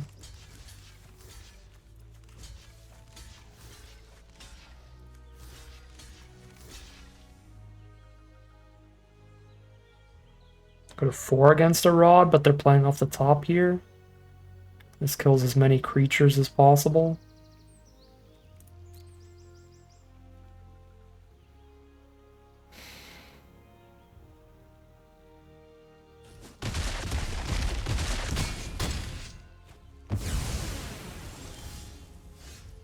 There's our friend, the plains.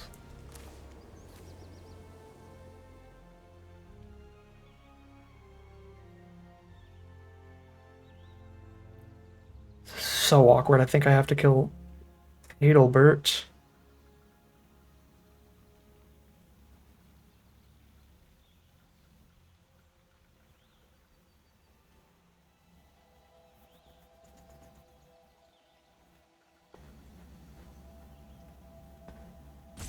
No, because Xenos flipping just kills me immediately. Adelbert's just going to gain more life next turn.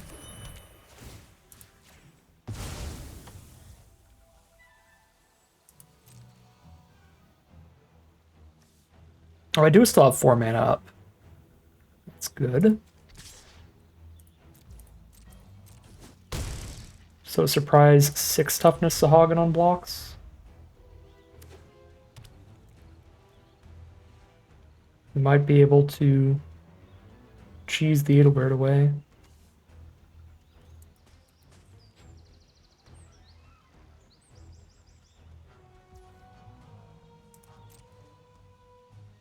I doubt it, because they are revealed. Our Dreams of Lagoon is here. Okay, they didn't see it, though. To be fair, I didn't see it till main phase 2 last turn.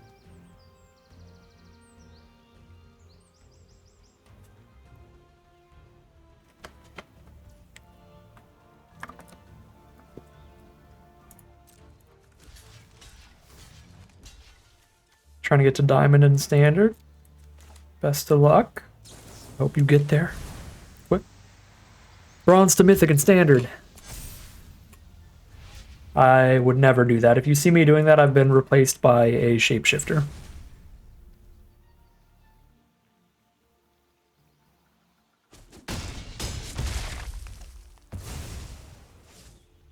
Alright, I made some misplays early, but I think I've made up for them here in the end game with some solid lines. And hopefully they'll make up for it enough. Don't win the flip again. 2 heads in a row. Now they can draw a card off that next turn. But yeah, I'm hoping they make up for it enough. I killed them in 2 swings. I do kill them in 2 swings.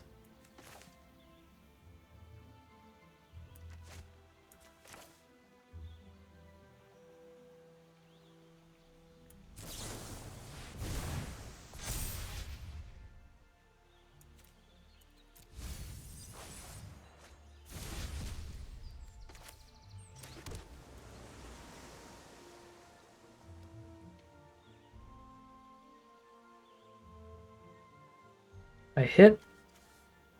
Block, take 1, go to 2.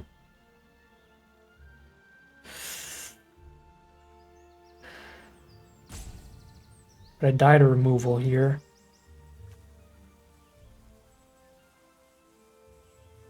If I go too aggressive. Alright, I'll go for the 3-turn kill then instead. Which probably would have been better to play Flan there, but I was thinking I was going to go for the unblock plus the Hagen attack.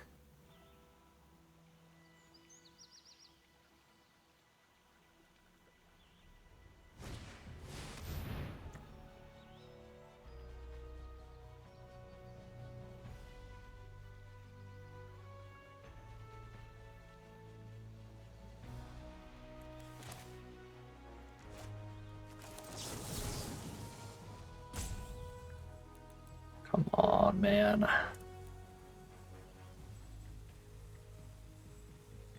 And they just kill Sahagin. Pay for this, but they lose the treasure at least and don't get to draw a card off Gold Saucer. Pay 1 less and also use Merchant here.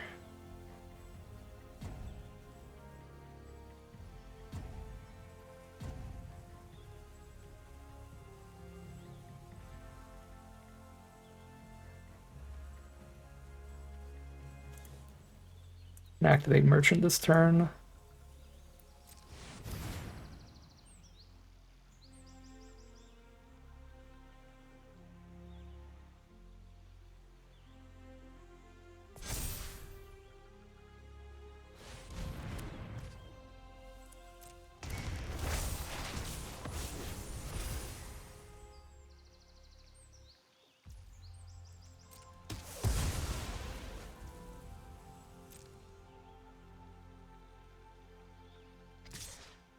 Yeah, they attack both. They put me to dead to chapter 3. I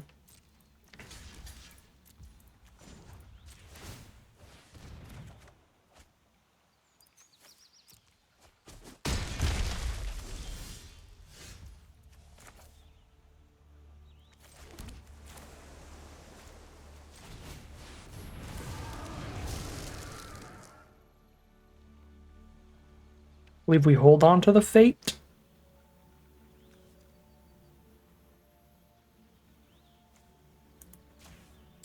And just go attack and then flying attack both, kill them next turn.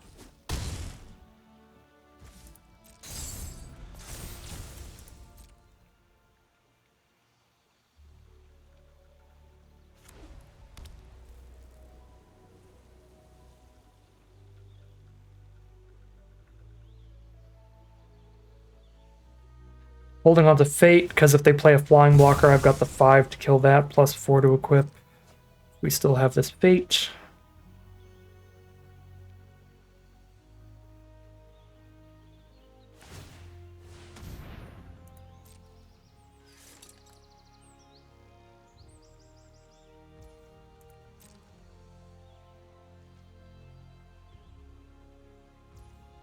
If they drew removal, they win. How's it going? How many drafts do I think this will take? I don't know. It's like 200 games, so a lot.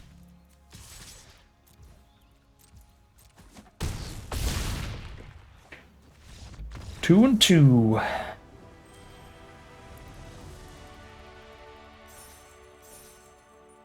Normally wouldn't be excited about that in silver, but you know. Started 1-2, so. Loop back in there. Oop. Wait, can I cancel in time? Yes, I can. It's probably worth upgrading the deck to make it slightly better. Cut Emperor for...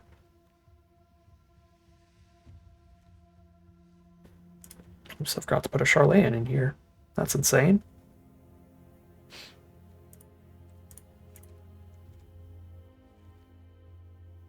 Another merchant, I guess. We got a whole bunch of towns now.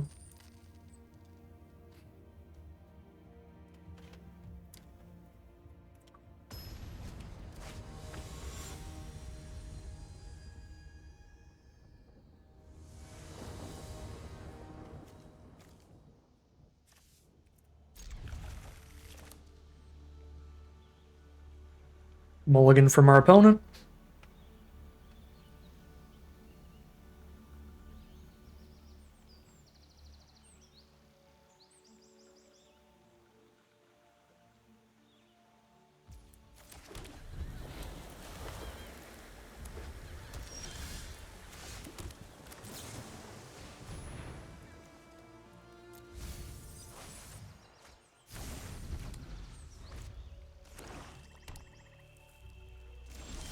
Going XXL, I guess.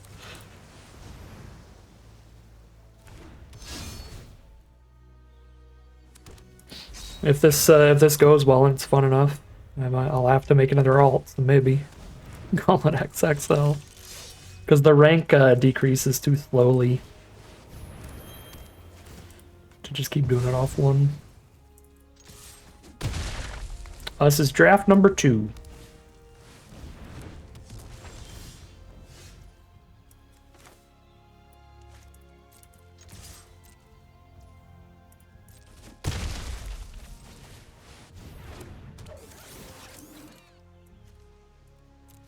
First sight into aerial unit is kind of a sick curve.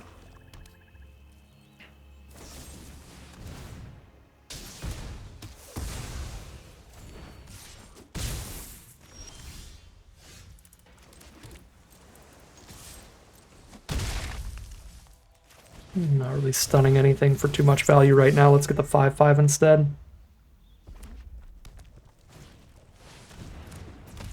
Now I'm stunning something for value, Jesus. Or just trade into that, actually, if they attack.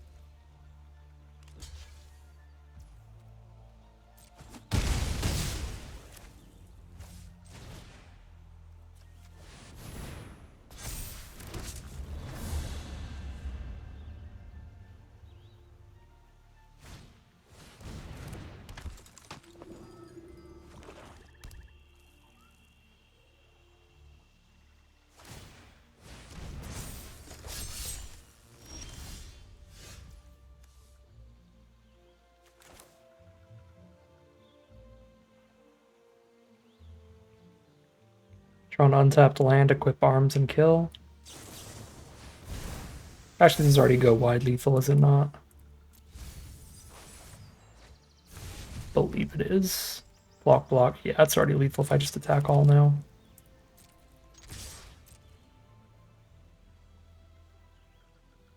Exactsies.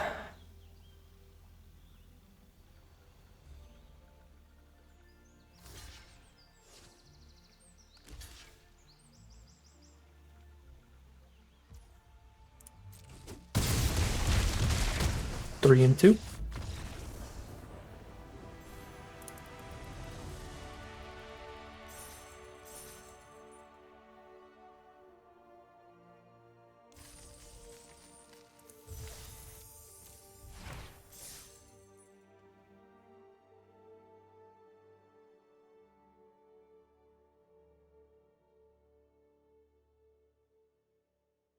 Should add a little text thing on the screen so we can show off which draft we're on.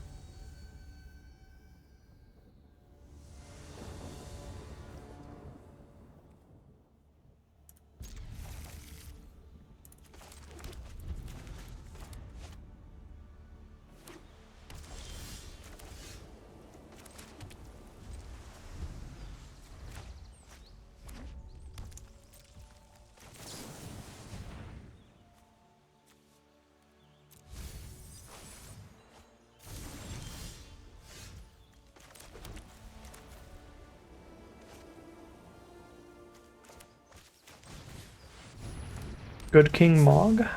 I think I've seen the card once. I'm not sure what it does, though. It's one of the commander cards, right?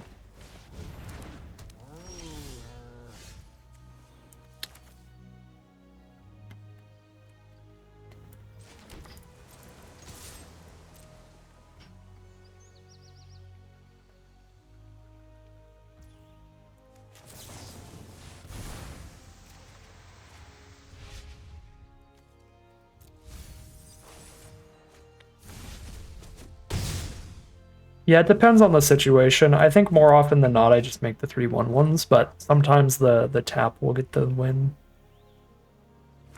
So the flexibility does add to the power level.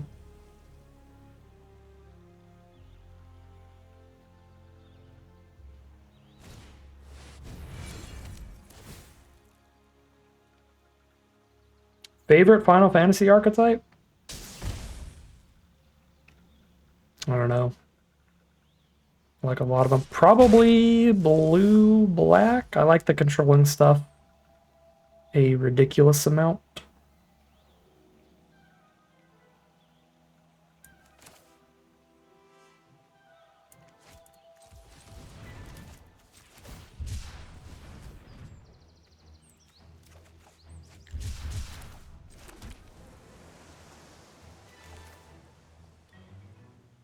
Yeah, no, the card would be really bad without the flexibility.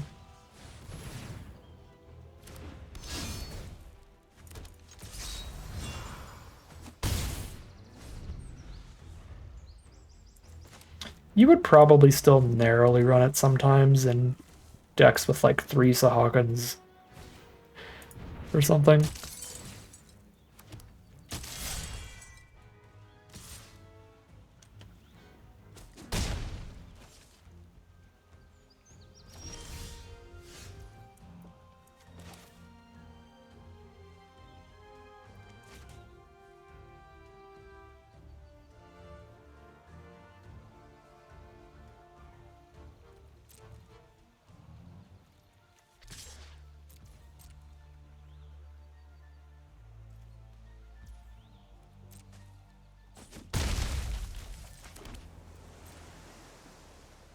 I'm gonna hold up Syncopate, and if there's nothing good to Syncopate, we will Fate the cat. I'm missing out on some Shantoto damage, but if I went for the attack of the 5 with her, then she'd just trade into the Warrior Sword anyway. This could also soak up some of their mana on putting equipment onto the cat before I kill it.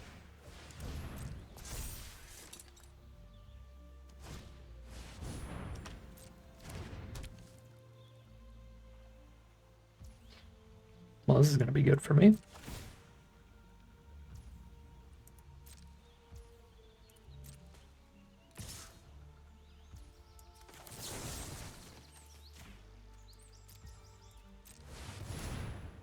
Oh my god, there's one card they could have here. If they have exactly the hexproof trick, they win, basically. The uncommon hexproof trick. Wow, dude.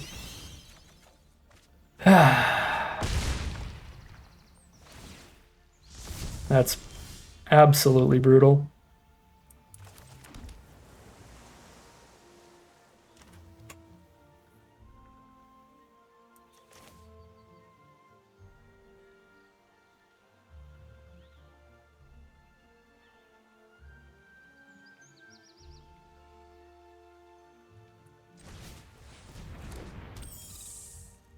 I need flying chumpers now. Need multiple so I don't die to removal.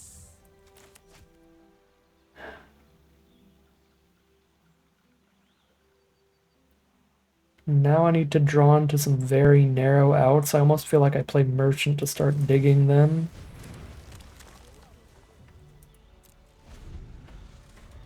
I need removal for this cat, but specifically if I can find the tap 3 creatures, we can win.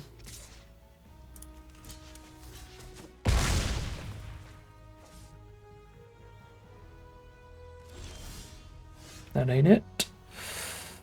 That ain't it. Creature and draw a card. Over creature and don't draw a card. That ain't it either. Play Lance and still draw discard here. Chump. 4, 5, 6, 7, 8, 9, 10, 11. I'll still have lethal on board if I draw into it after this. Without playing Lance. So I guess I'll hold up a Syncopate for 2 here.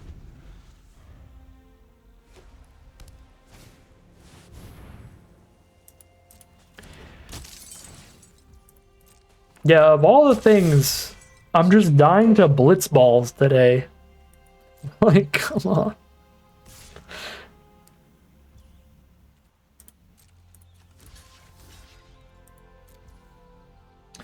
But yeah, the restoration magic was the real threat there.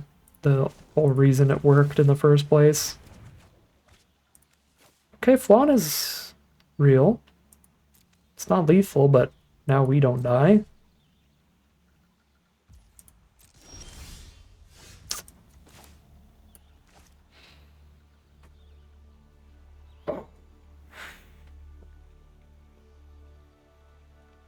We didn't have a way to not die to removal off the top. The Lance isn't flying during their turn. Unless I just hold up, Syncopate, and do nothing else, I guess.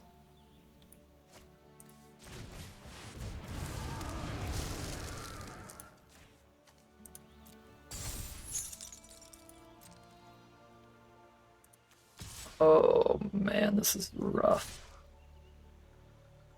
3 blockers. They got 3 different attackers. I can jump with anything now because they can't give flying or trample anywhere.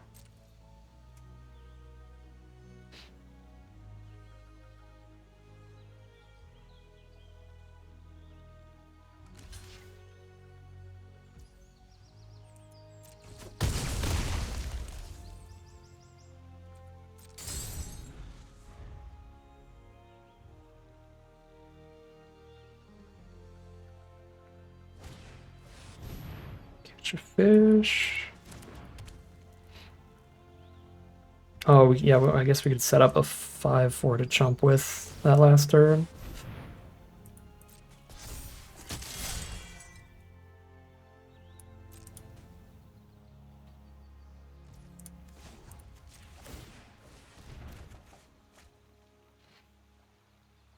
How far do I have to go?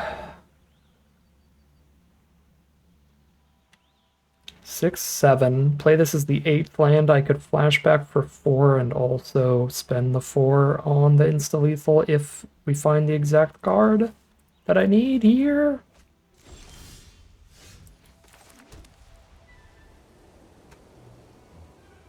What's in the deck? If I draw White Oracite, Delivery Moogle, or Aerith Rescue Mission, or Fate of the Suncrist, we have 4, or Stuck in Summoner's Sanctum. 5 out of 14 are outs. I think we Dreams. Surveil 1, draw 2. Try to hit one of those 4 of 15. Instead of just play a Chumper. I mean, if I do this and then I don't hit one of those, I die for not playing the Chumper.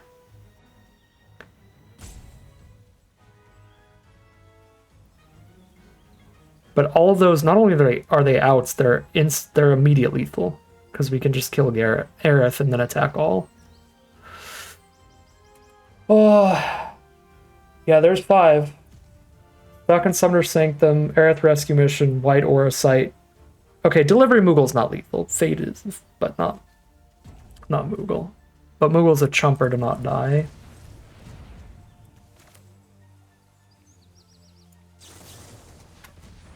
Come on.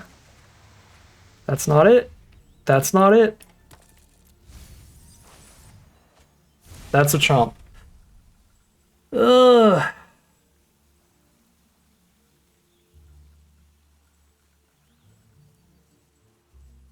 Alright, so we basically just played Arrow Unit essentially here. I'm dead to removal because they just kill my 1 flyer anyway. So I think I might as well send these in. Try to get trades, even if it means I'm dead to removal in the crackback. Which I'm not. They have to block one of these. They have to block one of these. So I'm just dead to remove on the sky. The wide board doesn't matter. Yeah. I'll have 3 blockers up against like 2 attackers.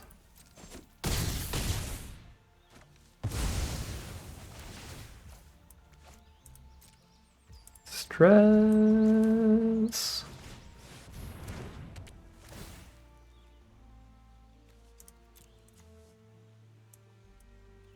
I got Scorpion, Sentinel, and Grave. I don't think I have artifacts in my deck anymore.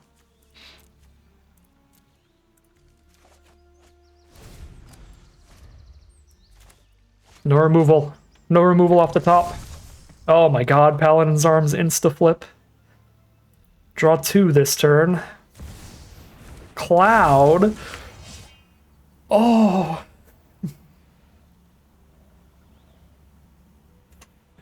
I'm not happy.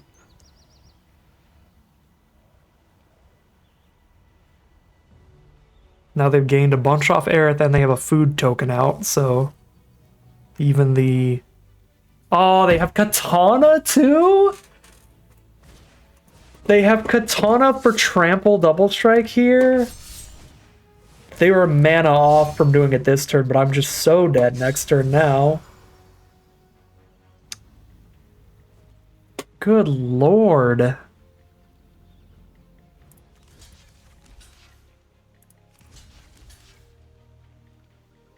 That's a deck and a half over there.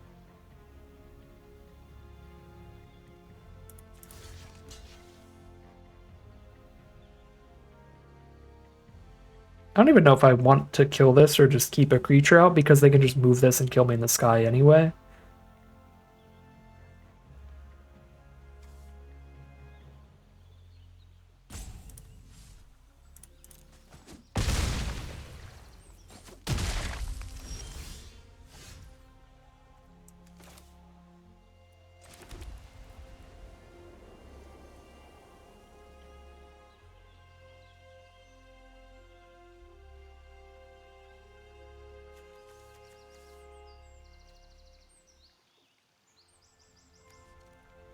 Draw discard or cite the cat.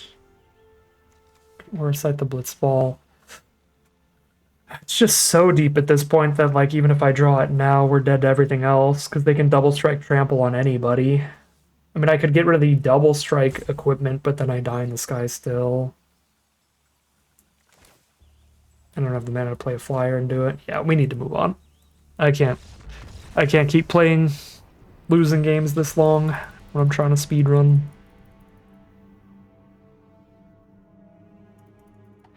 Devastating.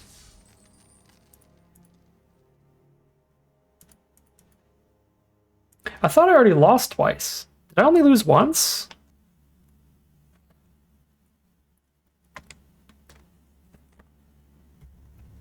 Apparently. We were 2-1 the whole time, and now we're 3-2.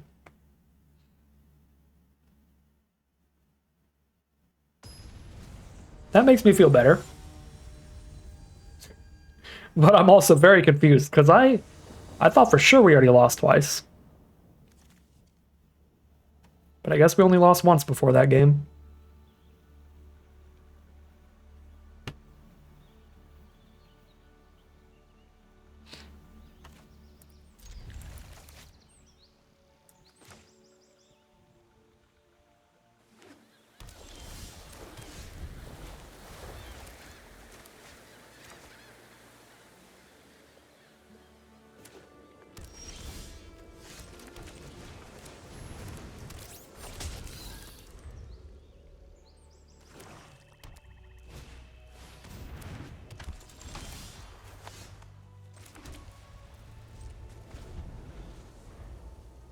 Do not syncopate me.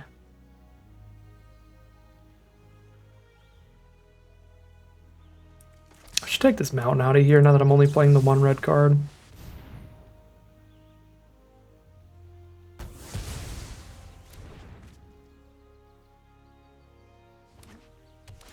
I don't know, maybe not. Oh, Ninja's Blades.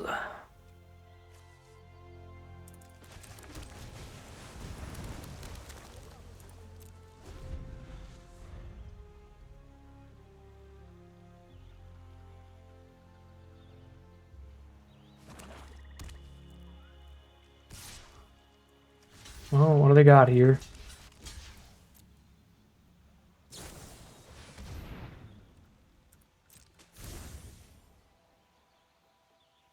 That's still pretty okay.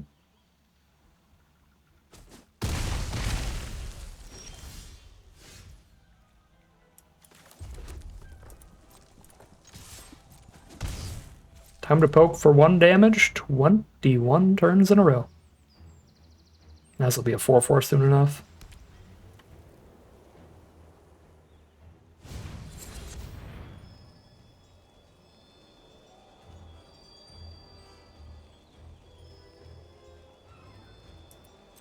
Sure.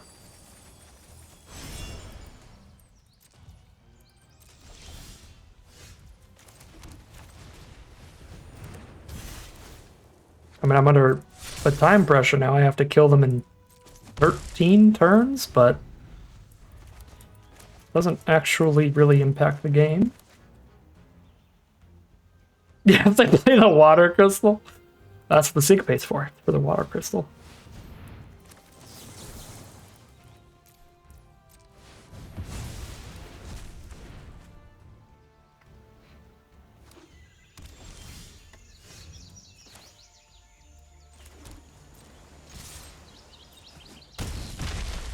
Yeah, if I don't end up literally dying to mill, then they essentially spent 6 mana to let me draw a card because they gave me the flashback spell.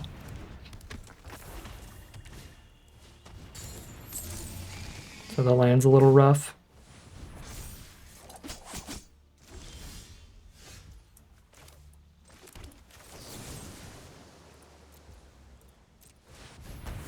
I'm just going speed mode here. Let's get this one over with. Looks like a winning spot here.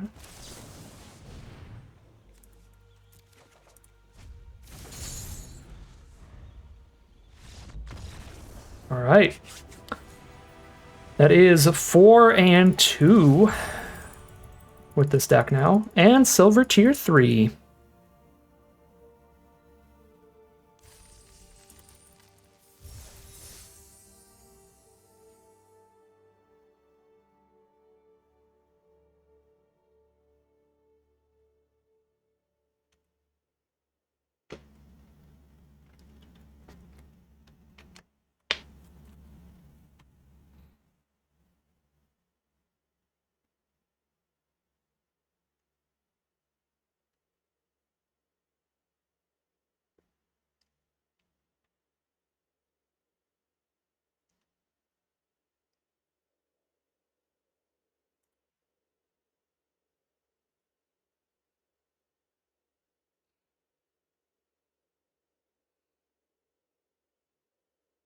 See if I can add a text source here.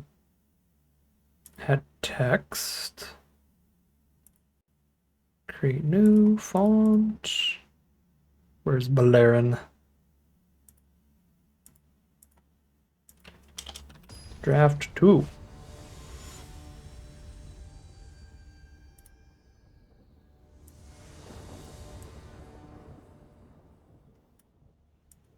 Gotta give this a little border and stuff too, but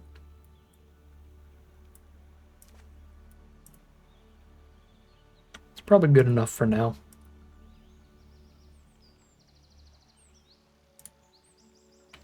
Scooch down a tiny bit. There. I'll change that every draft. There's a draft counter. I should cut this out.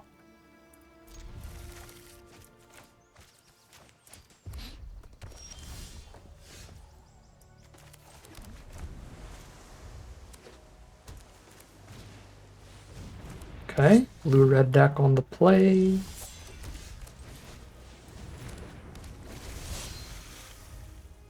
I got the 1/4 for the potential 3/1. Grixis, there's Blitzball. That's a swing here.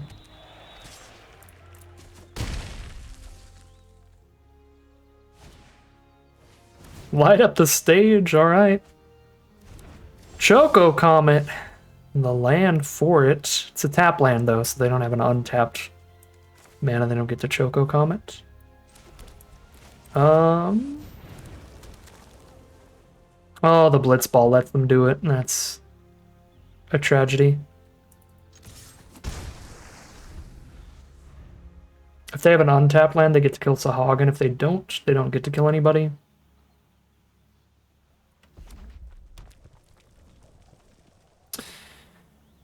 Rough.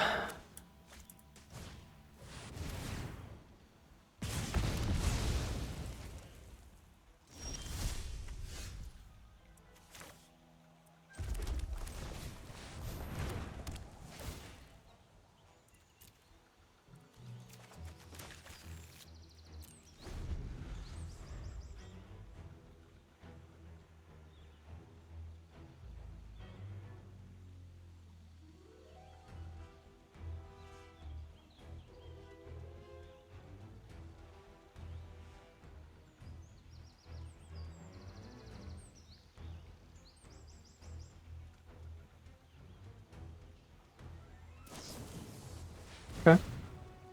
Dreams the Laguna. Wombo combo that Rapier up to be a really big creature if they play a basic and cast it again.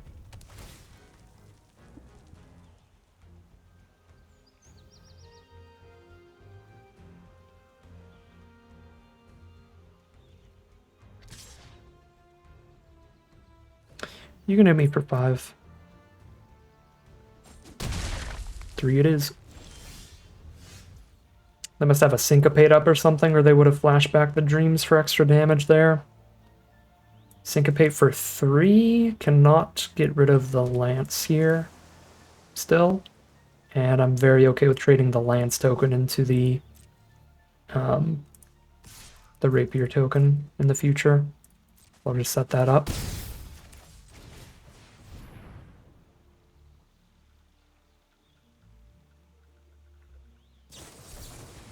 Swallowed by Leviathan is the uncommon.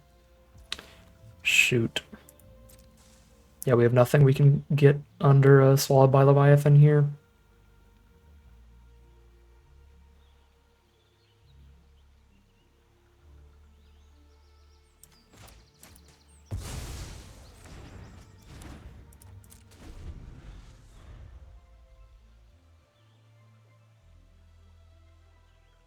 It's probably going to be Dreams plus draw a card, discard a card off Merchant.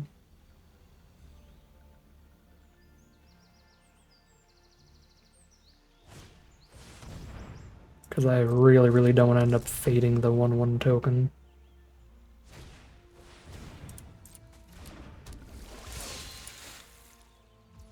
They don't even get a tax this turn.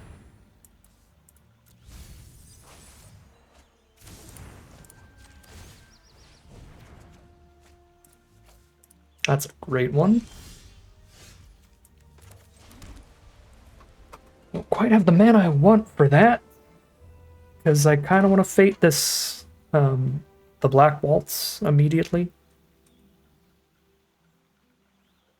Shantoto can take over the long game though, so Moogle for Waltz would be a fair trade for us. So we'll let that happen first if that's a thing that could happen. It's not something they're going to go for.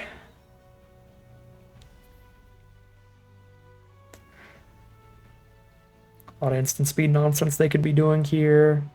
Be double pinged for everything.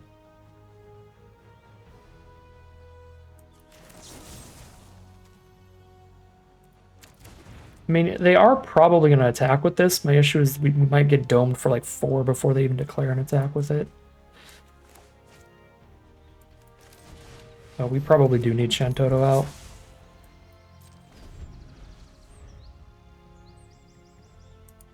Yeah, again, we're definitely going to kill it with the Fate, but I think we're taking a whole bunch of extra damage for waiting. But we get a lot of mana back for this.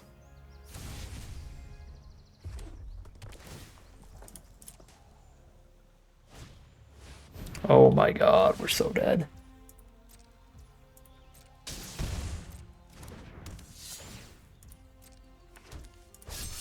Well, this is a good block there, at least.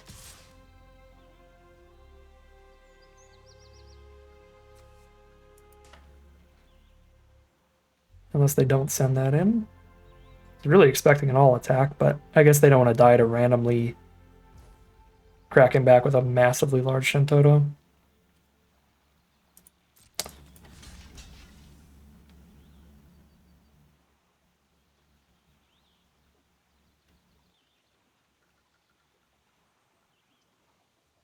$13.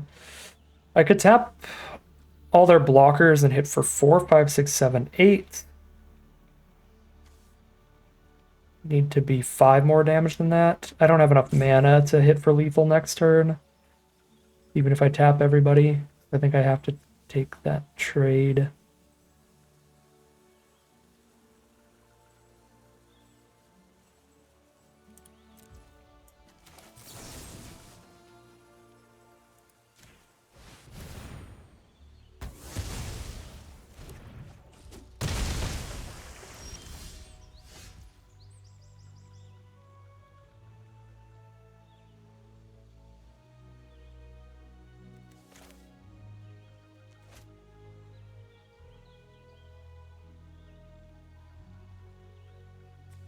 And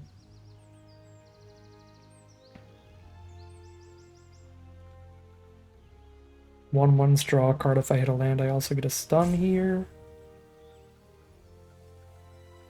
Even if I don't, I can make this a 5/4 and kill both of those. Sure.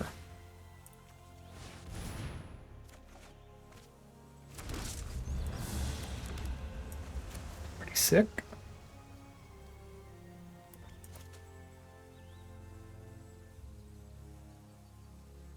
Might still be better to play it safe though and just like deal with Sahagin. They can't like rapier onto Sahagin.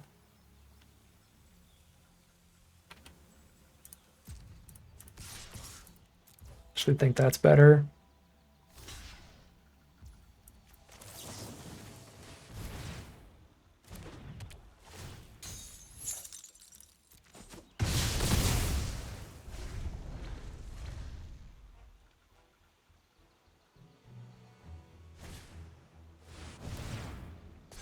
Oh yeah, that would have been 5. So we would have been dead to like any other spell, but they didn't have another spell.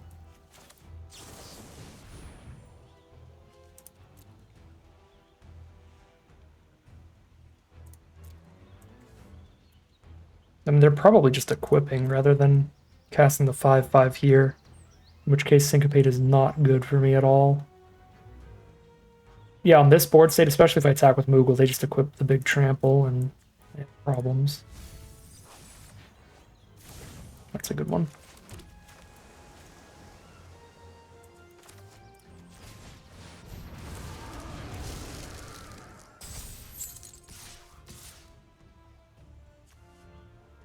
It's 2+2, 4/3, trample, 8. The top deck removal, kill that. 4 power plus a prowess trigger, but it's 5 to equip. It would need to be really cheap removal. 2 mana removal. They couldn't double equip. Yeah, I'm just going in.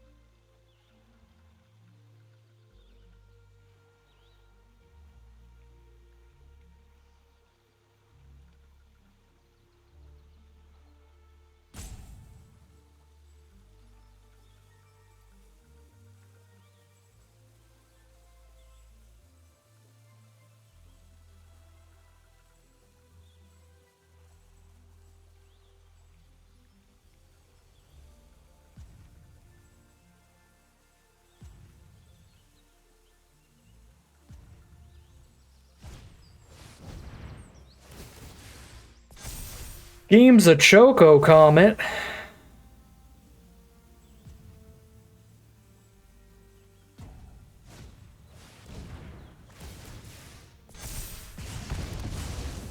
That is strong here.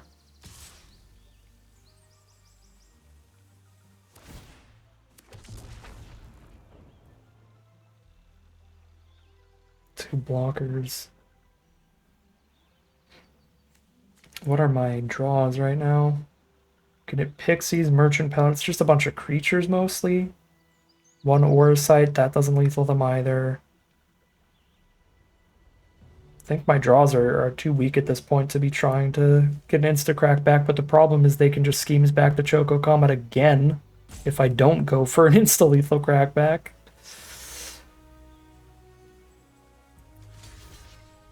But like if I don't trade here, and the Lance is in the grave, so that's not even an out at this point.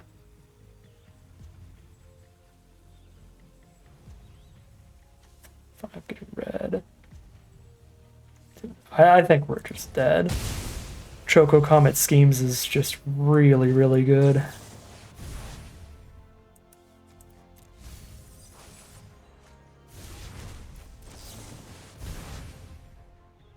Yeah, that's not it.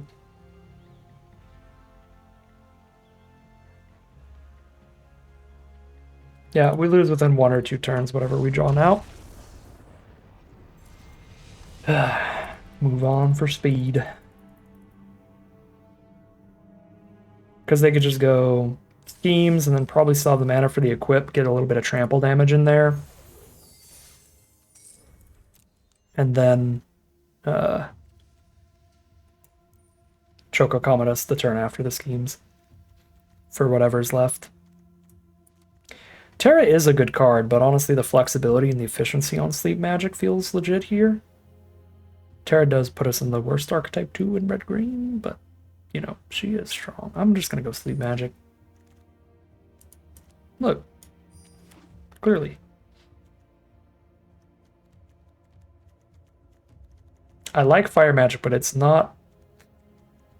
It's a nombo with Sleep Magic, because you save whatever's under the Sleep Magic. It's still the best card in this pack. Maybe we're supposed to just take Syncopate here with double sleep.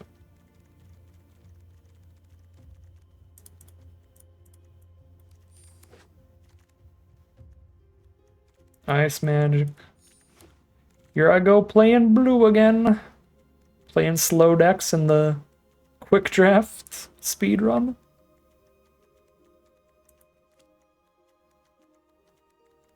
Merchant might be better than Seath here just to stick to blue, but I'm not a particularly big fan of either of those cards.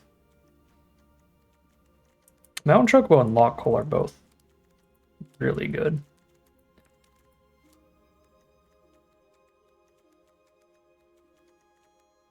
Stuck in Summoner Sanctum just okay, especially when we have double Sleep Magic that are way more efficient. Yeah, I'm gonna dance around. Have red as a possibility here too.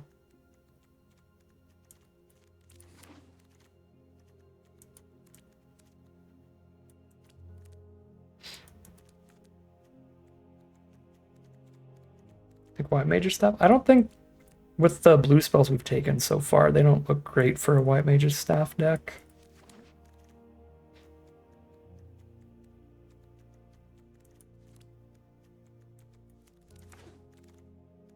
But I guess they could be. Ooh, man. Again, I genuinely do think Fire Magic is good, but we literally started with double Sleep Magic, so... soiled it with that.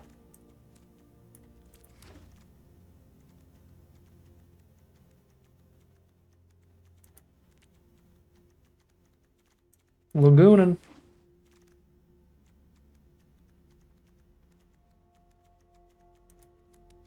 Queen, maybe? Black-blue has no bombs. Have you ever cast an Arden or a Xenos or an Emmet? Could this be the fabled blue-red run? Maybe. Soggen's probably better than Wyvern and blue-red, right? It's gotta be. By a little bit. Thing is, there's still really good black spells showing up. Oh, Jill. Yeah, Jill as well. I almost think we take Thunder Magic over Counterspell in blue-red because all the payoffs for 4 mana value or higher spells. But Counterspell is legit. And I only have one payoff right now, one Sahagin. Quistis is also Nutter Butters. This kind of deck. I'm gonna Thunder Magic. Realm Sketching, heck yeah. Tutorial good too. Another Sleep Magic. Sure.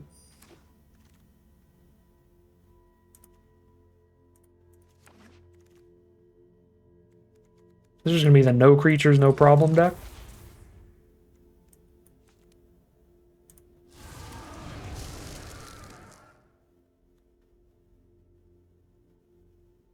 We have nothing to damper. But we could speculate on that in case we got some of those good signpost uncommons, like hexproofing those could be a legit plan.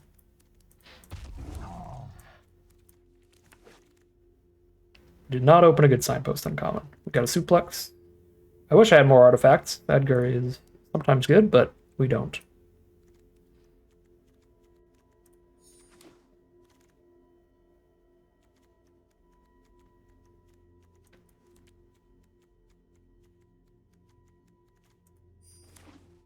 Dreamin' of drawing better win conditions than Prima Vista. Splashing Omega might end up being necessary, because currently our win conditions are like super filler commons. Yeah, Grixis control is definitely a strategy in the set. We could be in black as well. If we took some of those good black spells earlier.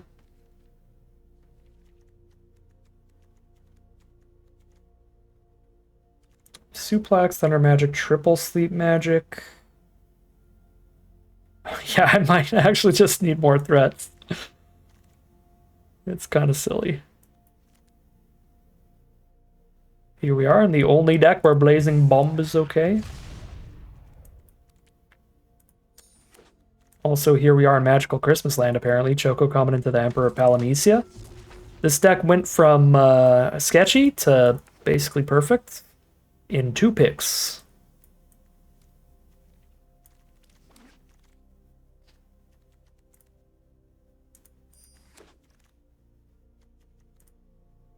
We'll wheel the damper anyway.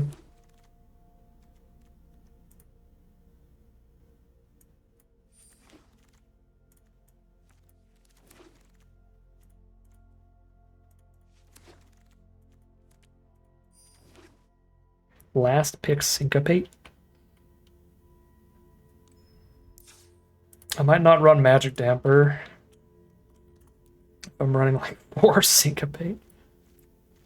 Oh my. Not a big fan of most of these equipment we have, but we might need to run some just up that creature count.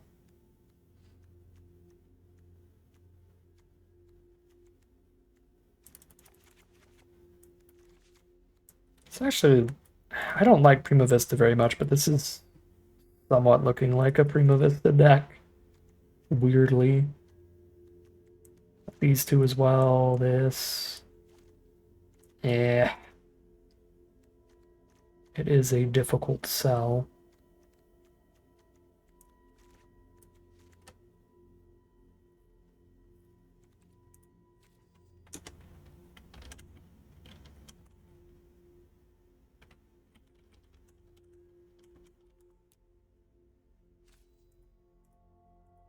Does this not have Chocobo within its Oracle text? It's Bird. There we go. Here's the actual creature curve. Realm sketching as well. Still 11 creatures. That is a bit low.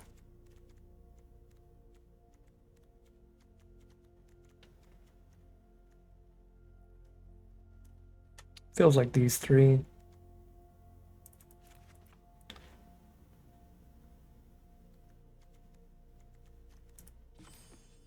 $14.10, but I have double red. Even split right now. Sure.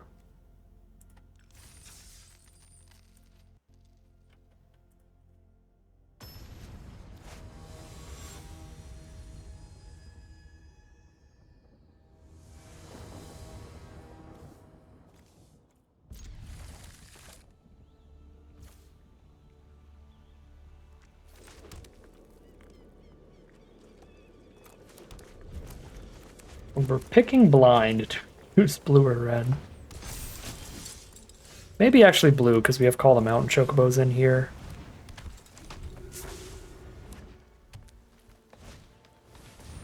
Oh my god, Zach's riding the shoe buff. Wombo combo.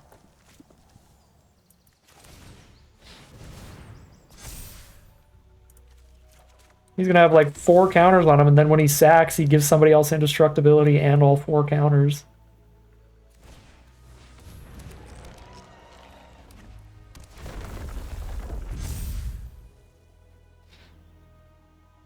Actual nightmare fuel. I don't want to deal with Zach.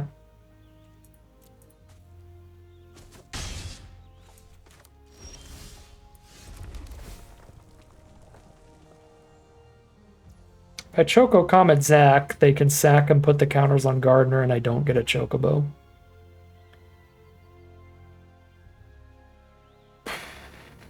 They make this a 3-5 on blocks if I send the Emperor in, though?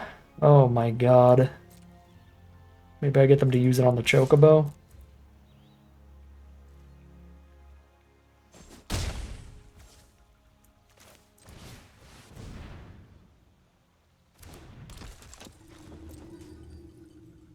I don't think I need to kill Zach now. He can just keep poking me.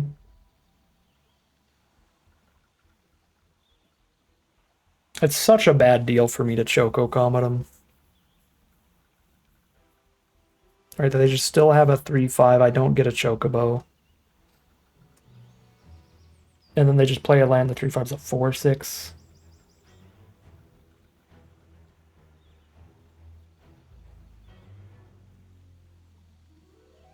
I think I'm just saving Choco Comet for like face maybe at this point. Just in the super late game. They've got the 1-off Goo Gardener.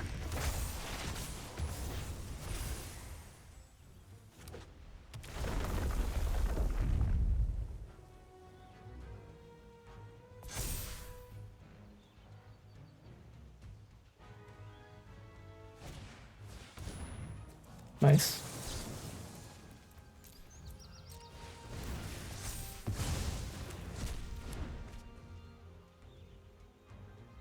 Now they're tapped out of Zach. About to have an incredible turn.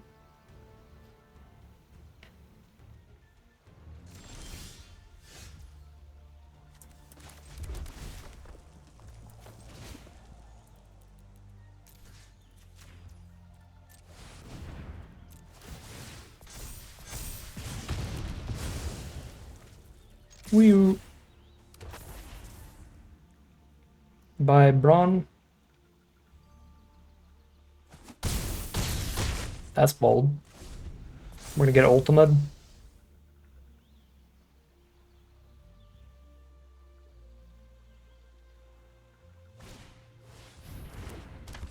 Ooh, lifelink, I see.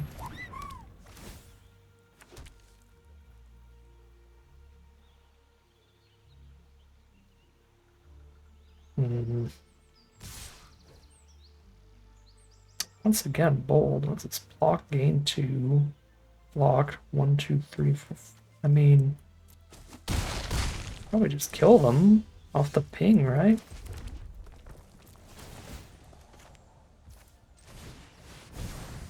Because it like shoots for number of non-land cards in the grave. Okay, so since I flashbacked one, it just shoots for 2, but they go to 4. They gain the 2 back. Block 1 takes 6 still. Yeah, it's still Xaxes.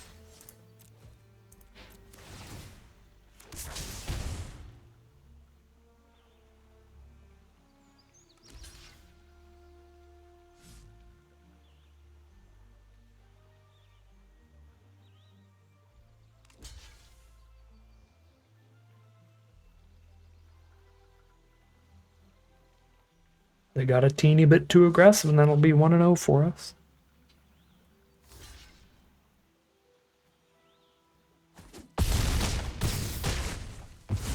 Yep. Just had to let Arena go through the motions and make sure my math was not off.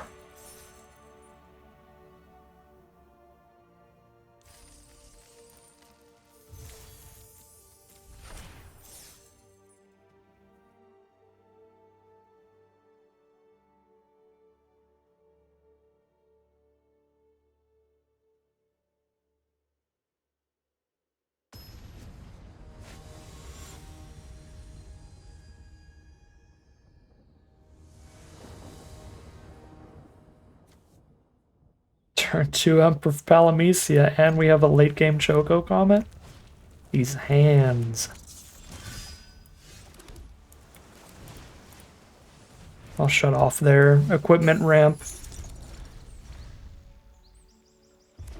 And their flying threat.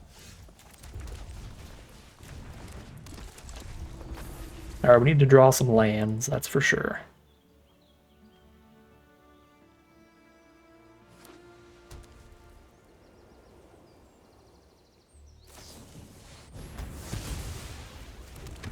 Now we really need to draw some lands because we don't have the mana for non-creature spells either. But we did. We have found an island.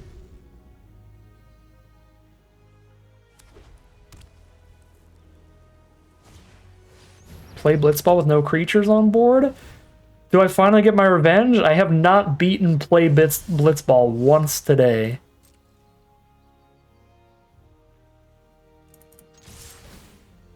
Play Blitzball is undefeated against me.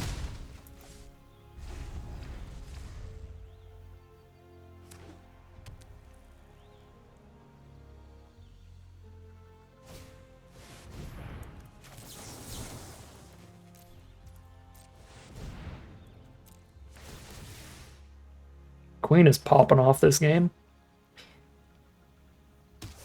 We need a second Black Mage offer.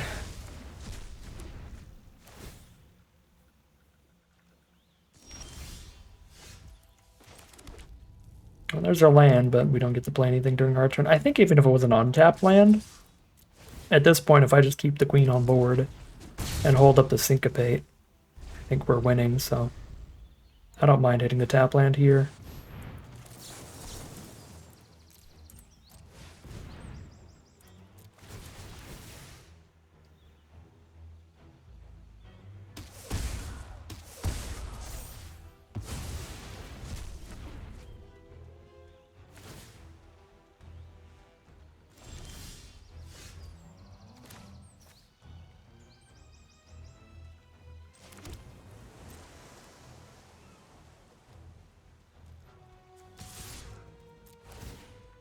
Queen's just slaughtering this game.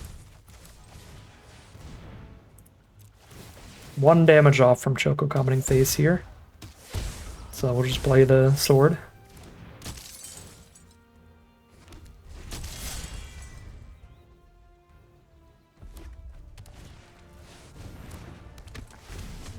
Lifelink back.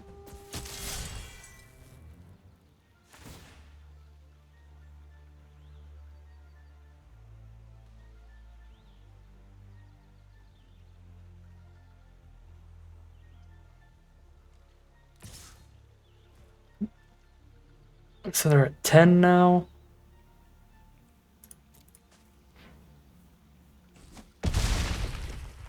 Does this Blitzball equip to my creature?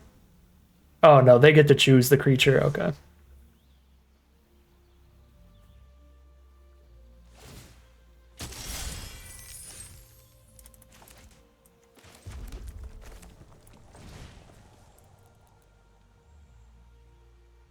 If I shoot that for 4, I'm getting 4 more damage in, so it's kind of the same either way.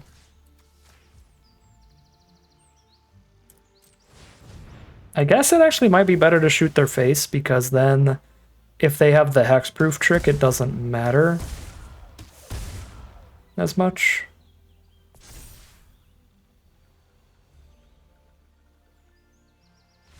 Alright. Yeah, they're dead either way if they don't have that hexproof trick.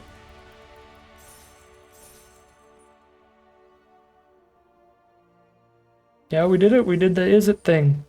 I think it's going to be a lot more manageable in quick drafts. I think the problem is a lot of the premier drafts that I've been doing, like, players are really, really onto the is it deck, so it's one of the more drafted decks in a lot of the games. So it is not open often at all.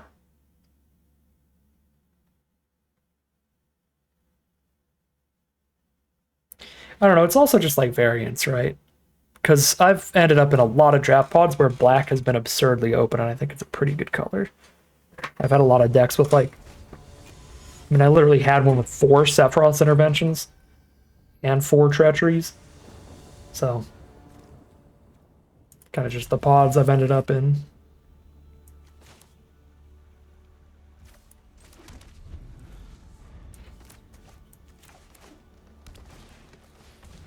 Oh, choo.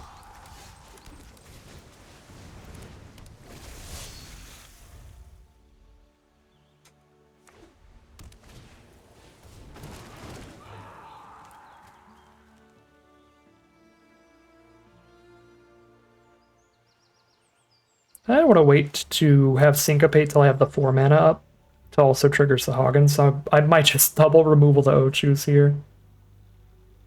Because they are going to kill my biggest creature later, but I guess they're not necessarily that great against most of my creatures. Sahagin can get in unblocked later, and I have some token production, like Call the Mountain Chocobo and stuff. I don't know. I'm just gonna go for it.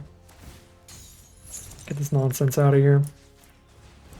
This is a monumentally aggressive play, but I'm a pretty aggressive player. You only had Boros open once. I started a lot with Boros at the start. It's my most drafted stuff. A lot of Gilgamesh. Doing nasty stuff. I opened 2 Gilgamesh in my pre-release. So I was like, okay, well, what we're doing. I think my pre-release was the only time I ever opened Gilgamesh with like enough equipment for him to actually do something. Most of my sealed pools in the arena directs, if I open a Gilgamesh, I'm opening 2 equipment in the entire sealed pool, and they're like in the wrong colors.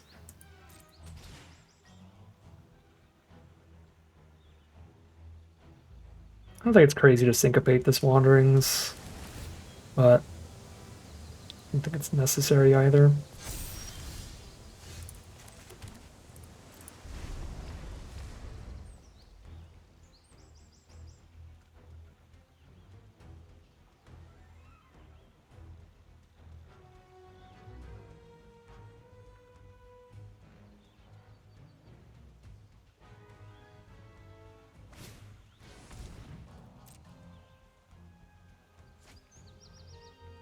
Allows this Chocobo turn 5.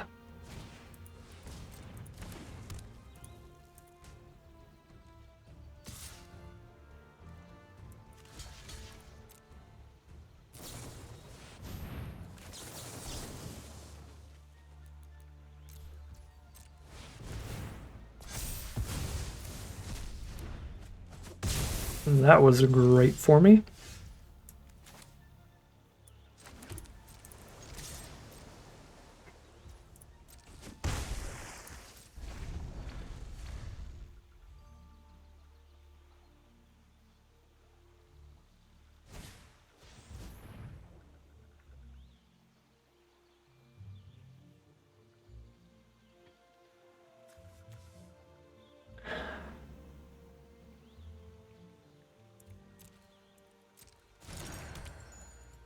I'm so tempted to counter that thing.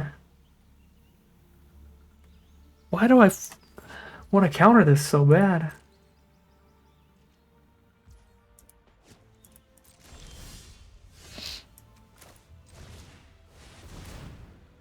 They cast that and it just actively told me something about myself. I don't like when people play Elixir, apparently.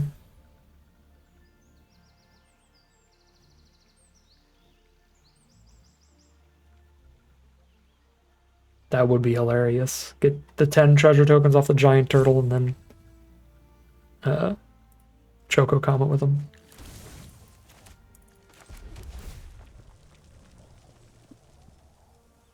Sahagin OP.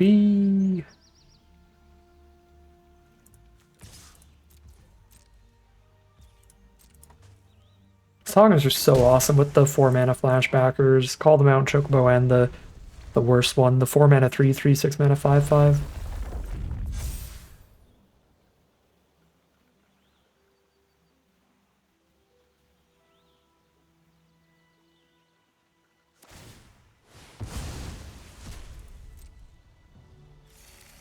Elixir plus Conrad. You all have all the 6 strats. Oh, you want to see one of my favorite things? Rob sketching Sahuagin, baby. I know what I'm about.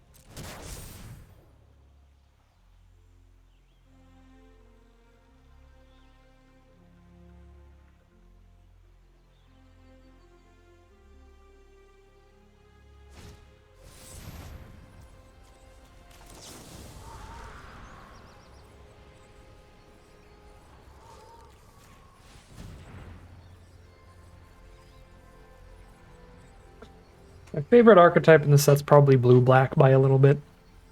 The black removal is incredible, and then the blue card draw and Sahuagin nonsense. So pairing the two together goes pretty ham. Oh no.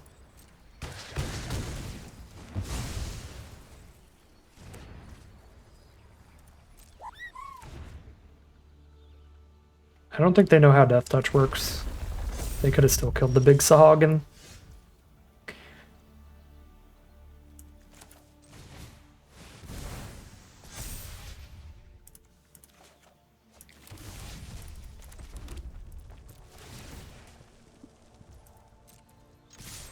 I think they're a little newer to the draft.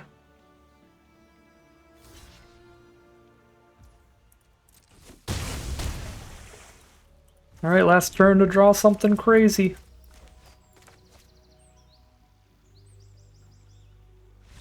Okay.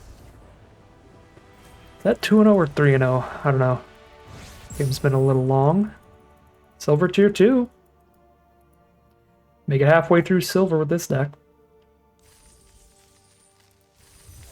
That is true, there's tons of new players with this set. That is 3-0. Very nice.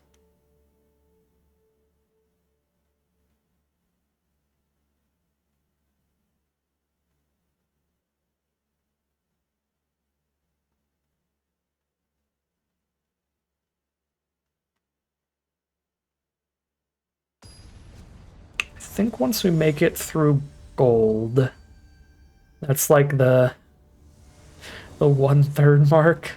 Oh boy. When's the Spider-Man set come out? It doesn't on Magic Arena. In paper, it's mid-September, I think. Near the end of September-ish.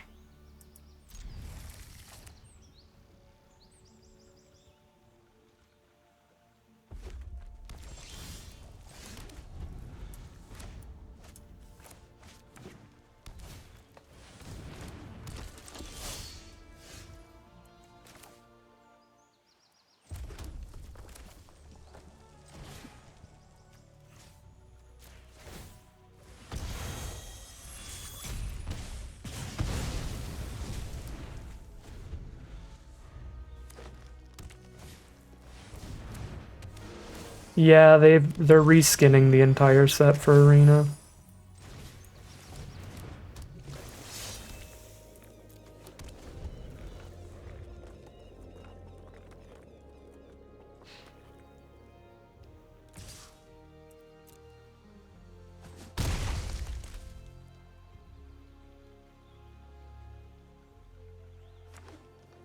Yeah, Final Fantasy Spider-Man Avatar this year.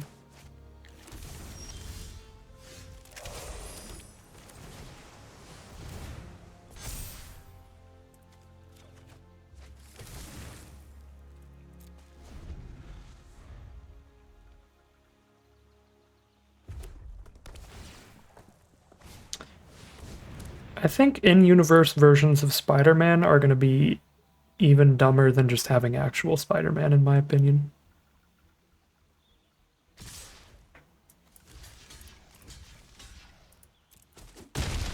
And I think having Spider-Man is good dumb. I think having Ravnica Spider-Boy is bad dumb. That's my opinion.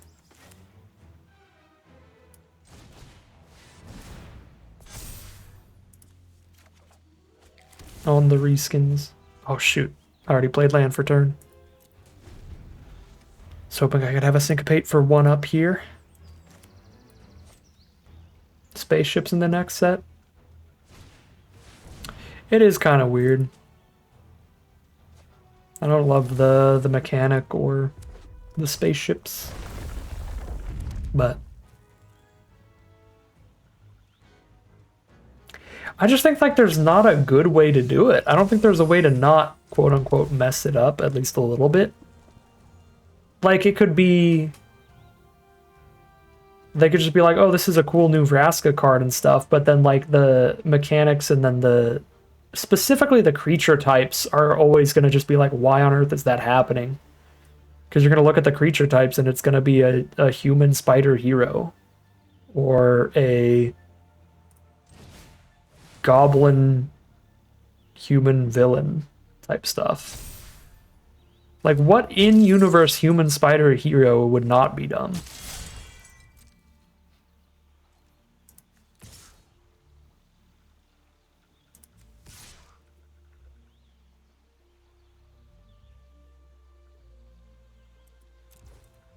Let's do artifacts. Maybe I should have went for the racetrack here with realm sketching.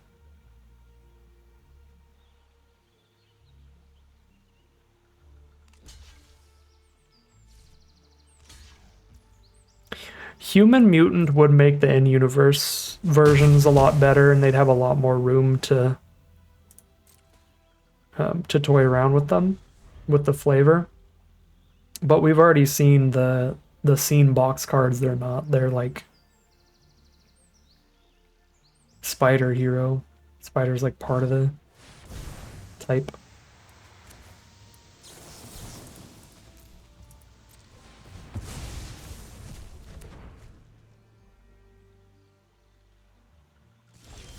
And Goblin is part of Green Goblin's type.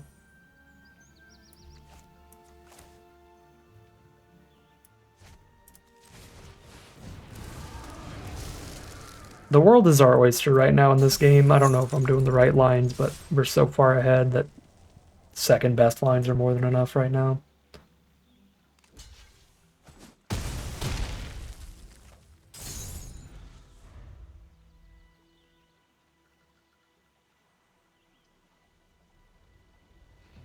Yeah. They'd have to do it probably on like Innistrad or on like Ravnica with a bunch of Simic experiments and stuff, because there are going to be a lot of creatures with really, really weird creature types. Human lizard villain, human lizard scientist, who knows what they're going to do for the lizard.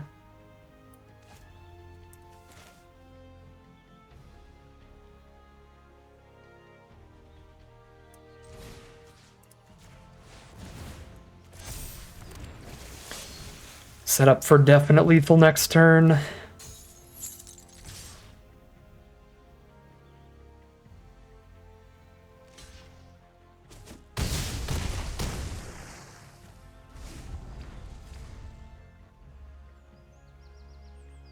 I don't know. I think that's going to be the worst set of the year. But we haven't seen anything about the in-universe version at all, or much about the main one either.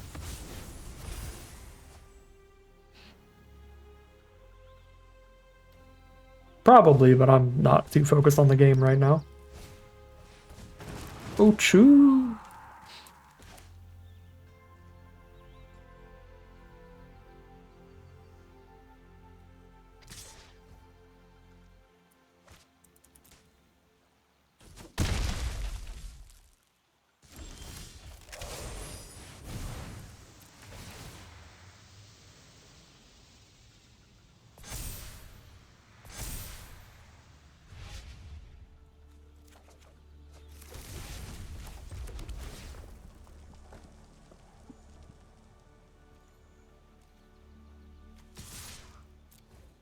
That's true. Magic types are always funny. Creatures will just like lose the human subtype if it doesn't quite fit in the text box with all the other types they want to use.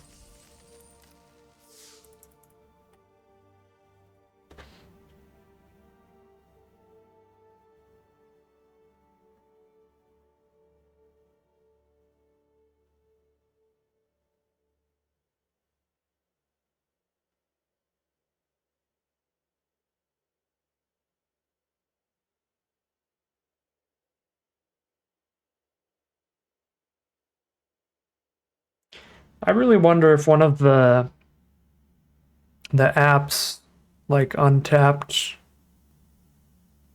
will let you do like an overlay where it just overlays the paper versions of all the cards.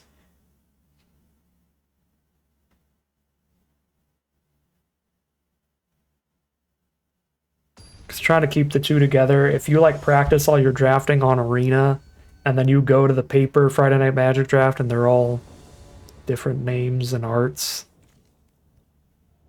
it's gonna be a lot.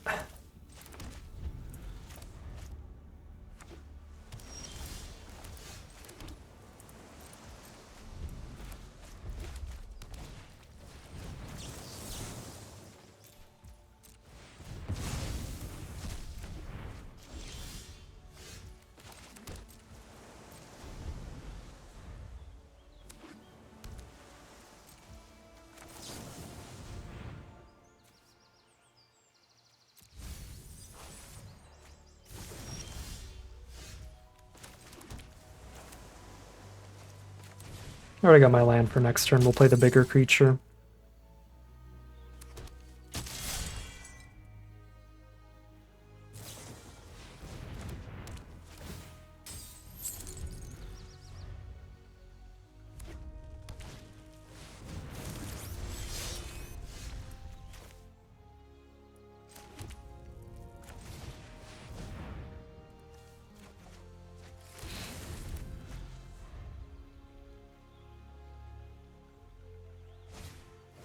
Give me lithographs of Docent of Perfection.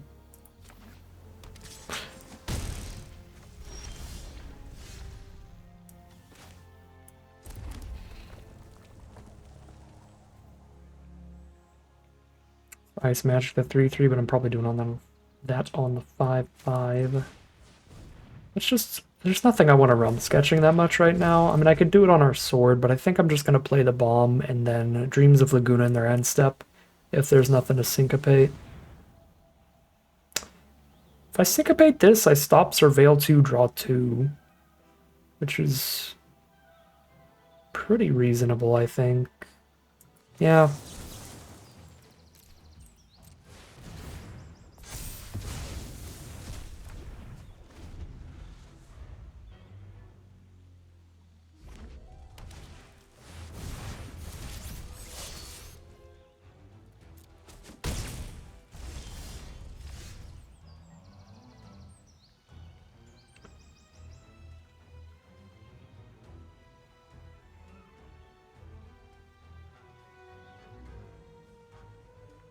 Ice Magic the 5/5 and I can Laguna kill the 3/3.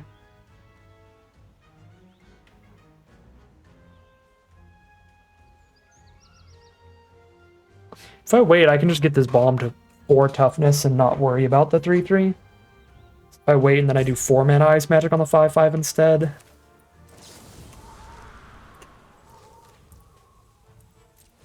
Then I'm setting up to just have a bigger creature than them. But I don't think it'd be crazy to still just crack this and kill that in case they have more removal that they're just going to use on the bomb, but we'll see.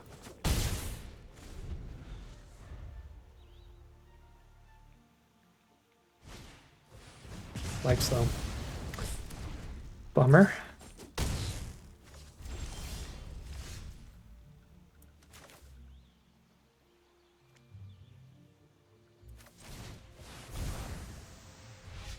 Take another 3 and then equip a Chocobo.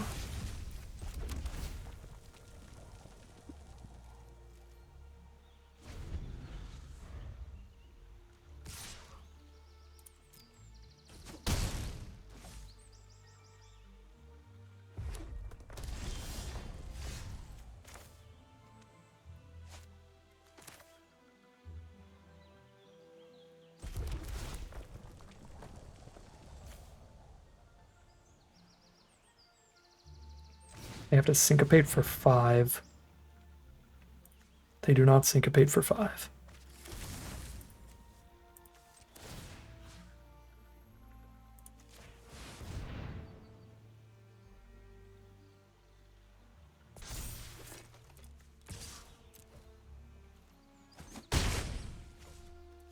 That sequencing was all off, but it's definitely what we want to do that turn.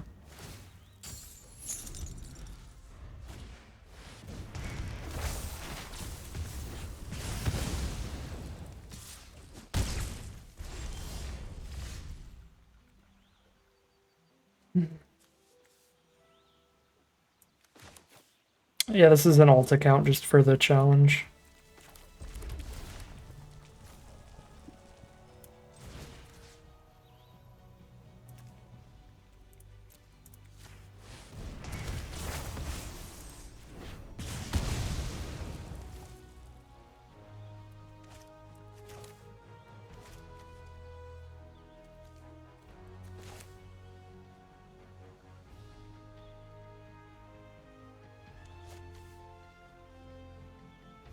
I'm just playing a chump blocker here.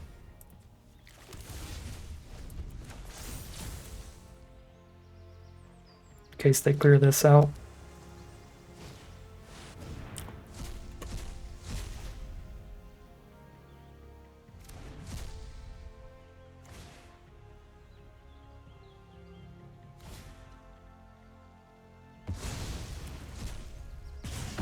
Was that all that's in their grave? Yeah, because everything else had flashback. Oh my god, I thought I was dead to Mythic's Mastery. So they're playing off the top now.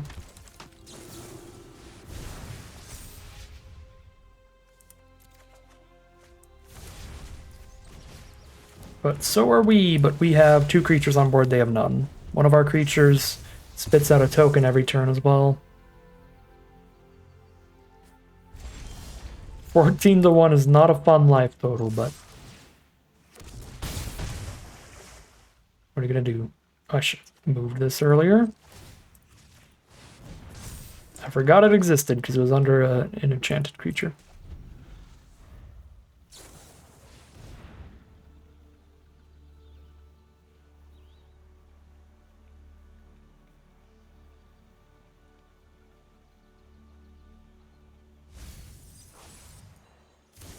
Oh lord, no. Sorceress's Schemes? No shot, they just drew Prompto plus removal. Okay, they didn't. Oh my god, this is terrifying.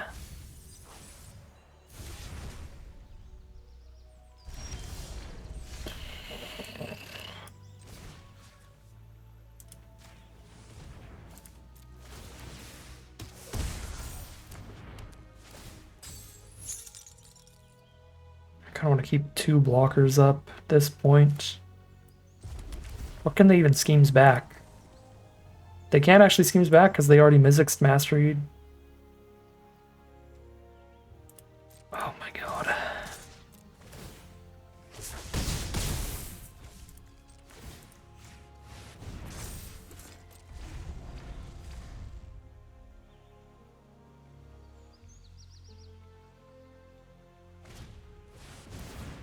No! Oh! Realm sketching a black mage token for the last 1 damage. The literal last turn they could have done it too. They missed 1 more draw step, they were dead.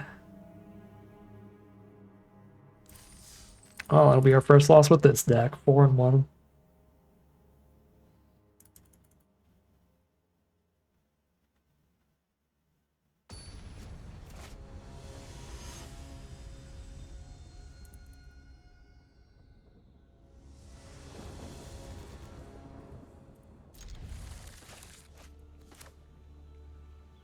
I've got dreams and a dream. Let's go.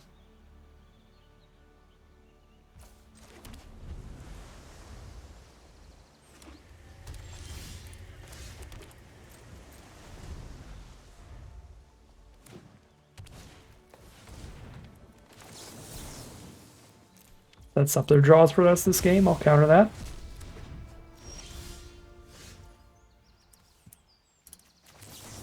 Look for a tap land here. Oh, that hurts.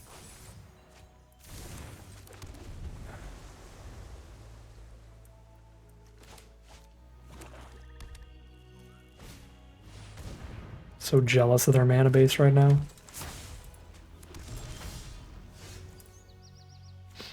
I'm a 2-color deck with 2 duels and a Terramorphic Expanse, and we are having major issues right now.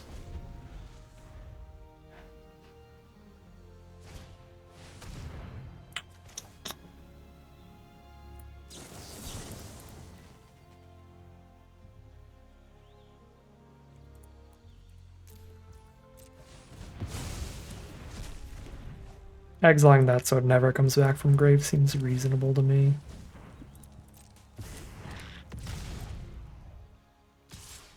I don't need a 5th island for anything, so I'm not going to island cycle here.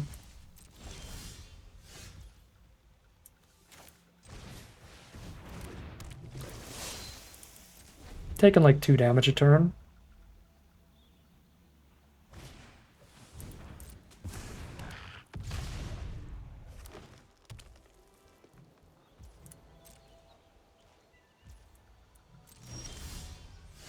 Hello.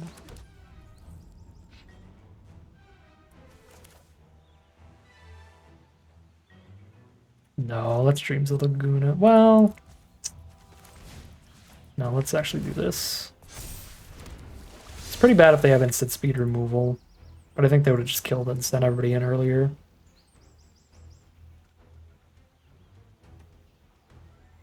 But we are going to cast a lot of spells here to just keep chunking these both up. If we copy.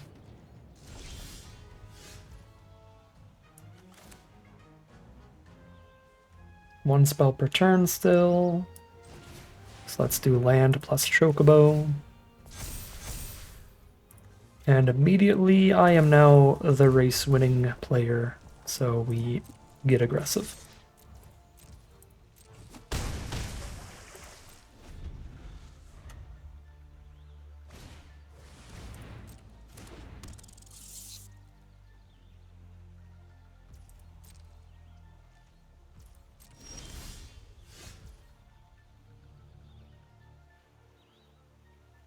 I don't need to sleep magic anybody here. Okay.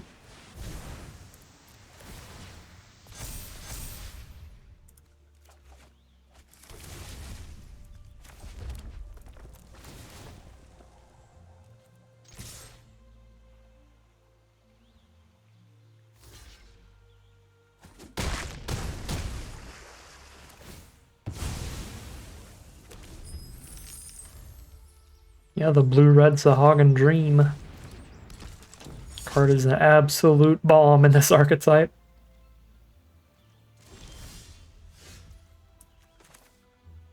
It's 8 mana now. They're just dead.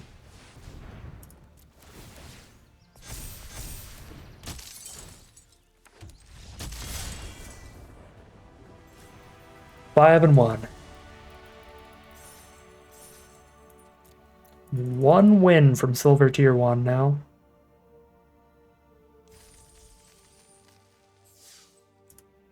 So we can make it to gold in 4 drafts? It sounds like pretty good progress to me.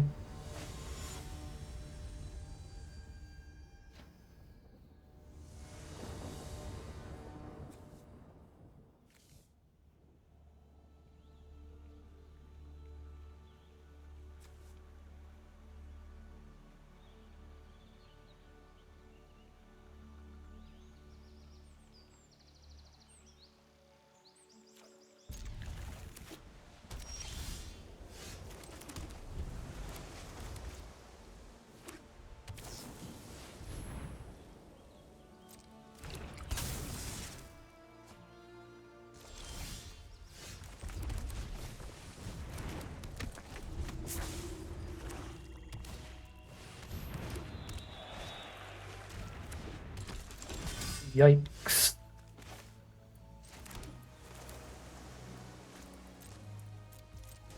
Probably gonna Thunder Magic Cecil, but I think I should hold up the counterspell here in case something worse happens. Since I have to tap the Emperor to cast Thunder Magic for 4 anyway. No, this isn't actually worse, but I need to take my opportunities to syncopate when I get them because Thunder Magic I can do at any time and it'll be fine. What's the record so far? Oh god, I don't know. A whole bunch of wins.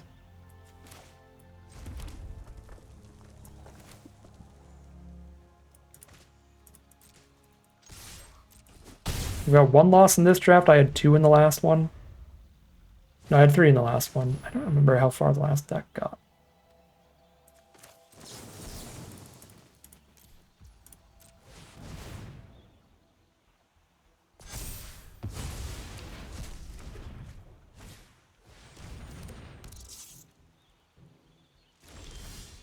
I'll check the record at the very end. We'll see what the win rate was over everything and all that.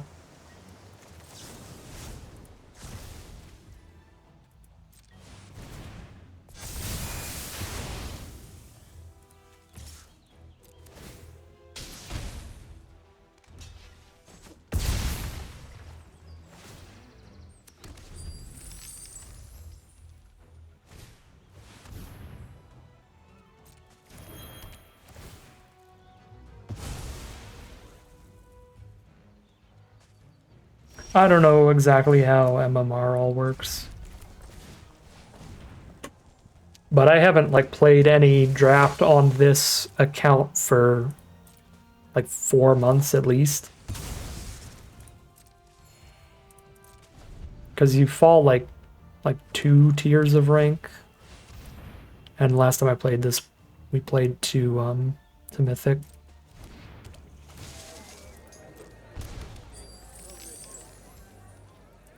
Yeah, I don't know if there is or not. If there's hidden MMR.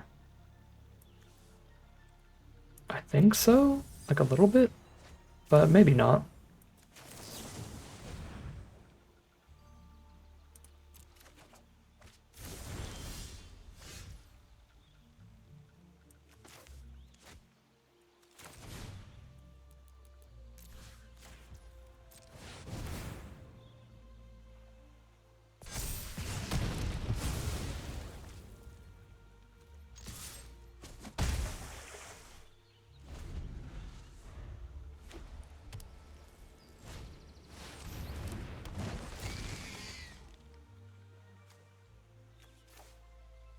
I definitely don't want to Ice Magic that back onto their deck. But I still think I'd rather have an Ice Magic for something later. I don't know, I guess I'm holding up Syncopate for free because I'm casting Dreams. No, it's probably hard cast Dreams so that I can get through unblockable. Yeah, I'm discarding Syncopate. Just do a few unblockable attacks in a row for the kill here.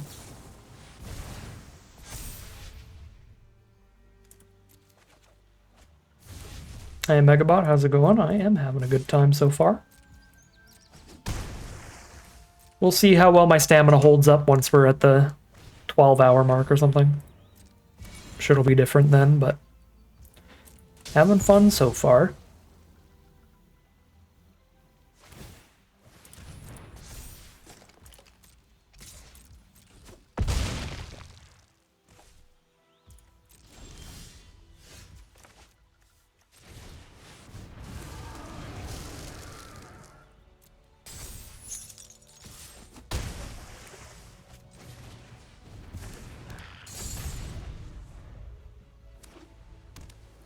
Looks like game to me. I mean, they can Revelation for a 3-mana or less card, but that's probably it.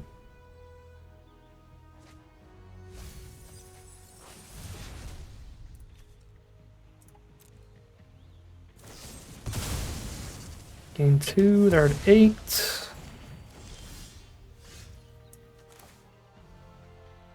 What a draw. I think that's lethal because the Marlboro shoots them. That's Xaxes. What an absurd top deck, honestly.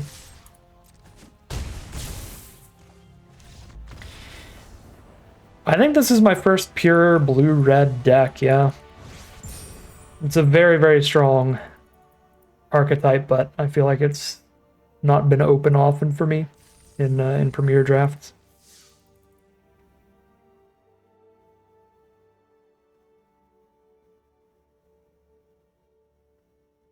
That was ridiculous.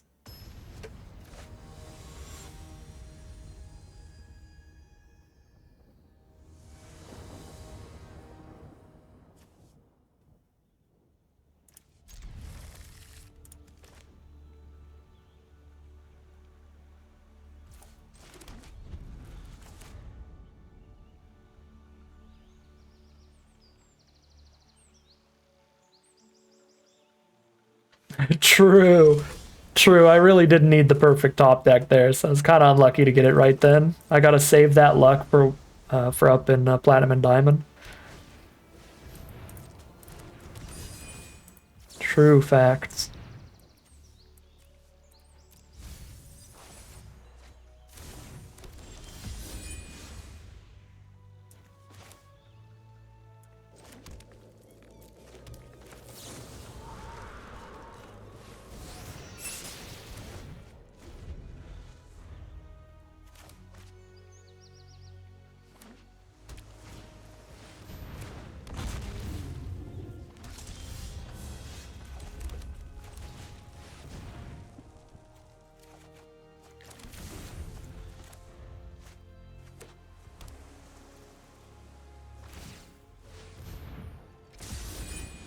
Ooh, that's pretty good.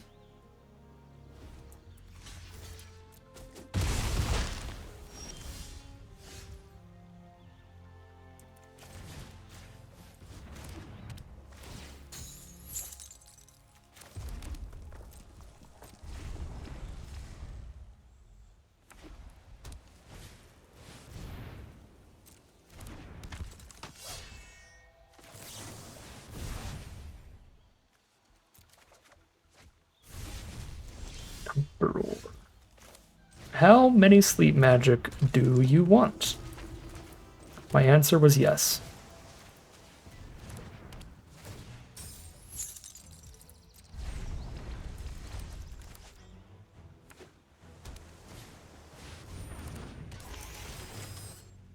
Great target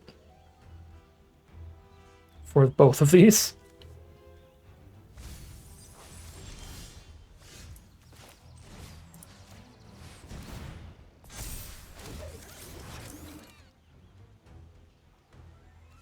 I like those draws. I think I want the queen first.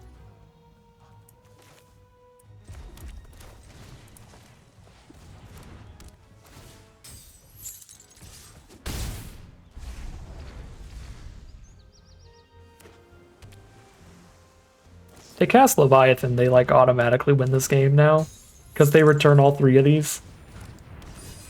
So if they have summon Leviathan in their deck, that is incredible here.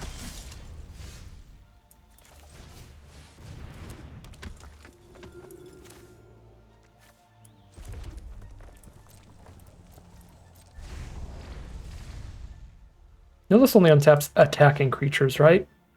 Thank goodness. Wow, if it untapped any creature, that would be devastating for me right now.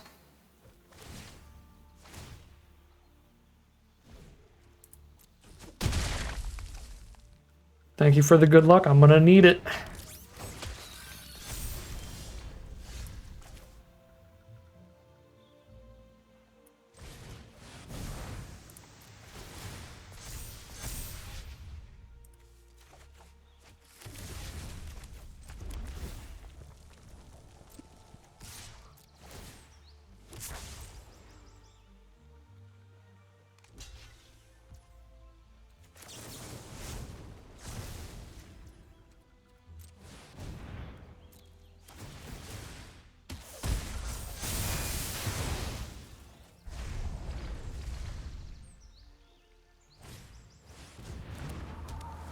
Just going for that attack, trying to maximize Black Mage output.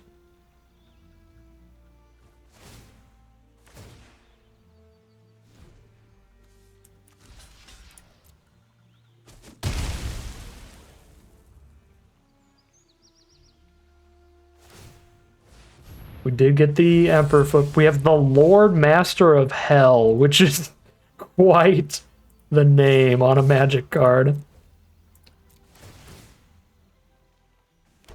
You can tell this is not 1996 magic with all of the demonic, satanic panic.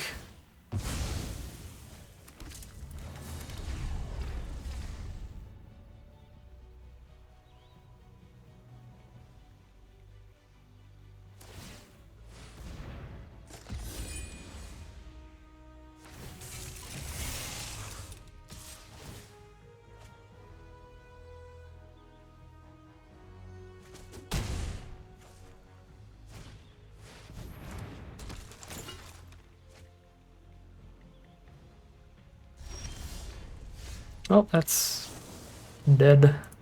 Wizard pings. It's exactly 7. Yeah.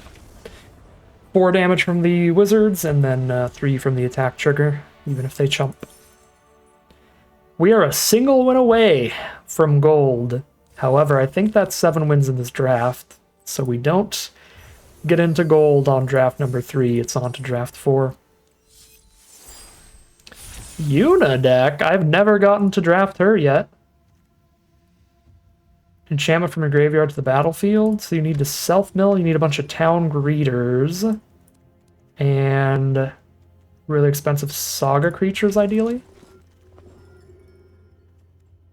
If we wheel Sarah, but we're not going to wheel Sarah in a quick draft.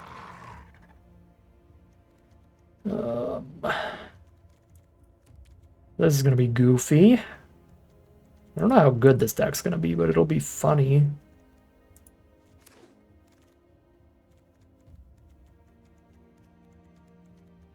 I want to be really sad if I get cut here.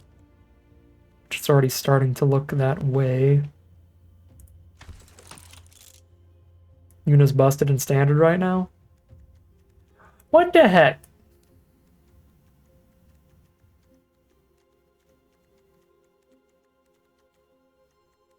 What the heck?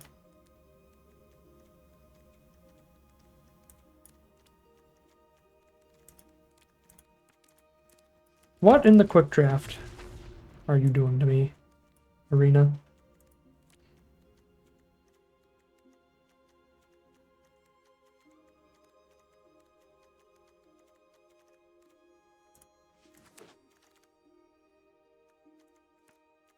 Bruh.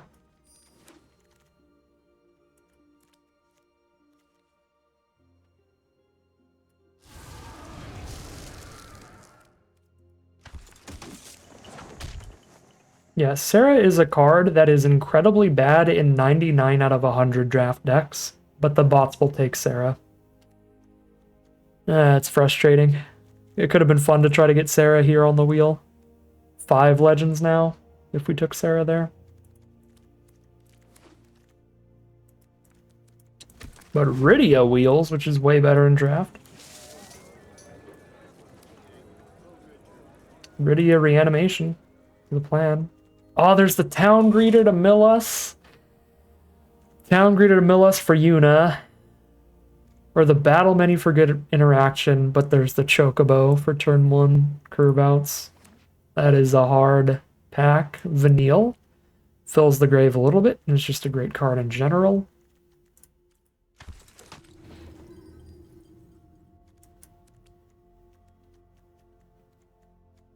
I cannot believe how many legends we have right now if we just took Sarah. This is insane. I wouldn't be surprised if Suncrist is better than Battle Menu.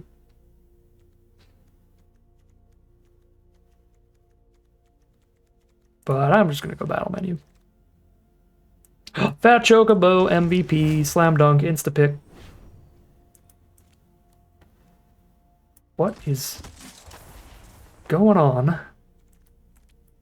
I want Garnet, but we have 1 summon. It's got to be Chocobo Kick. Realistically, I have 1 removal spell that only works on big things.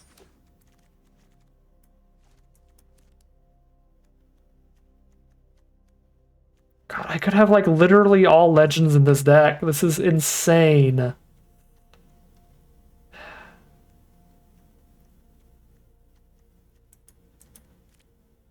It's so disappointing. It's so disappointing we don't have Sarah, because that would have been really cool. Because again, she's the kind of card that is so bad so often that when you do draft like the one deck ever that she would be good in, it's pretty exciting.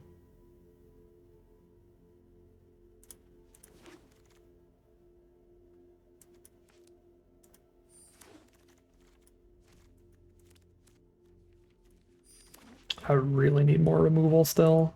And summons. Looks like Yuna's not really popping off, but we just have a bunch of good green-white legends right now. There's a Town Greeter to mill us. Or Chocomog for Garnet and Yuna. Probably has to be Chocomog. Wouldn't be crazy to take Cloud of Darkness either, trying to take Fixing towards black instead of red as the splash, because that is a strong, strong, strong card. A Chocomog here. There's a Fate. We definitely need removal. Fat Chocobo is better than Behemoth in this deck, which is usually not the case, but it is in this one. Cat. Thunder Magic off the splash, actually.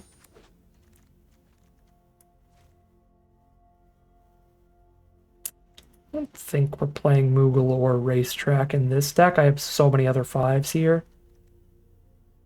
What if I play Anima and just try to discard it to Rydia? Never casting it. Just praying we draw it with our discard? No. That's a bad, bad idea. I'm pretty weak to flyers, aren't I? Main deck an Airship Crash over the Frog. Death Toucher. Spell with the Choco kick things. I say things, but there's only one copy. 2 Fat Chocobos. It's the only token production, but I'm not going to play an Earth Rescue mission.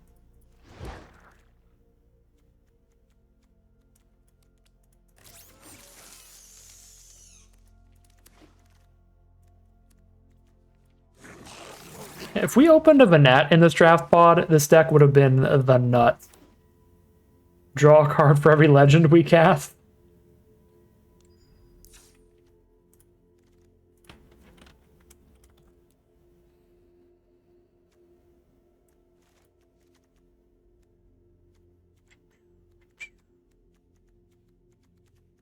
Thinking we're cutting a Phoenix down.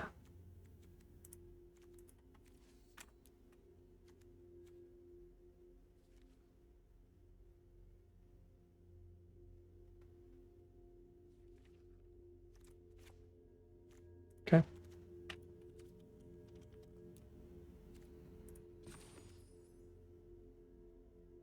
$15.92. I have a Capital City as well as a Wanderings. I do not need Weapons Vendor, no, but I don't really know what else I'm going to put in. You know, Phoenix Down can't get Yuna. It's only 4 mana or less. It's playable filler, yeah. It's filler, but playable filler. It might be on Lunatic Pandora over the 4-drop here. Yeah, we got some awkward filler in the end, but a playable deck.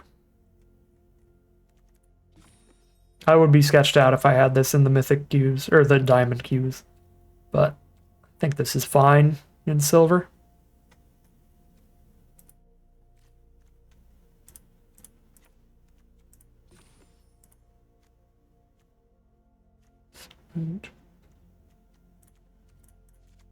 All right. One more win till gold. Let's hope we can get there on this one.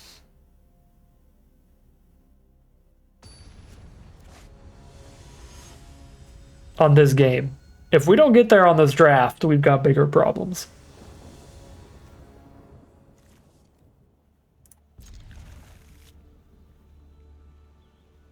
Ochu, Torgal, Chocomog. If I draw any land, if I play tap land first, then Torgal, then I can Chocomog Ochu and then Renoa on turn 4. Okay, I think I play towards turn 4 Renoa by getting the tap land out of the way.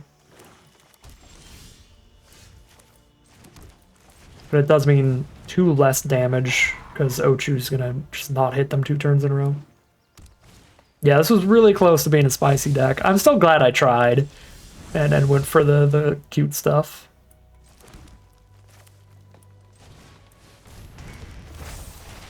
Good lord, if we hit a land, this still looks kind of spicy. Still looks a little bit spicy. These were all in our opener, so we haven't drawn a single land naturally yet. Come on, top deck. Let's go, baby!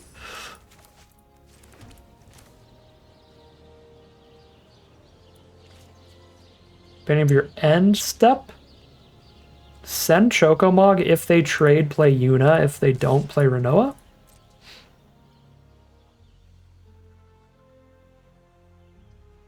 It seems fine.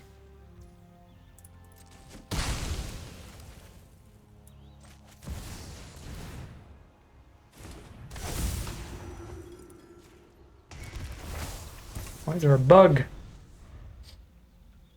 I have one little fly somewhere. Oh god. Genova is maybe scarier than Yuna. Bard's Bow on Genova for the extra counters would be a nightmare. Leave this world, Genova.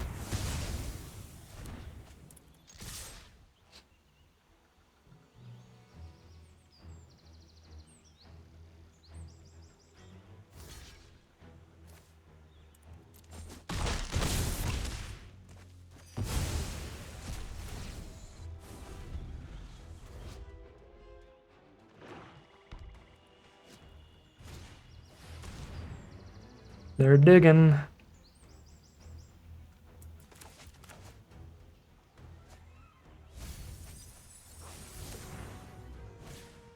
Find a town greeter? We are getting damage in here. The ATM. It's relentless.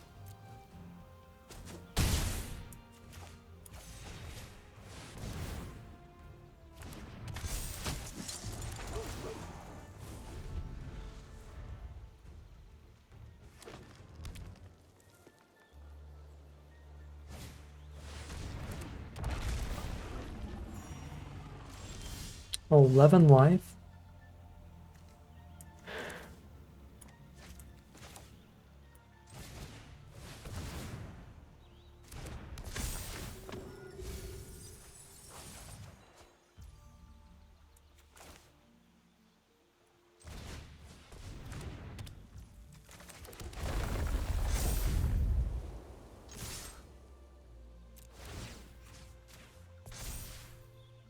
Might be lethal because trample, but you know, math. I think that's lethal. Good grief. All right. That's 1-0, and that victory gets us into gold, baby. 3.5 hours to get to gold. We take it.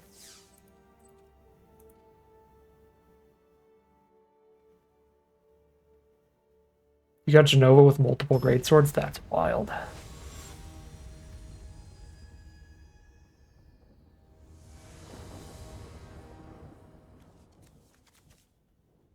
Oh my god. They're just gonna have the 1-mana removal spell for Garnet.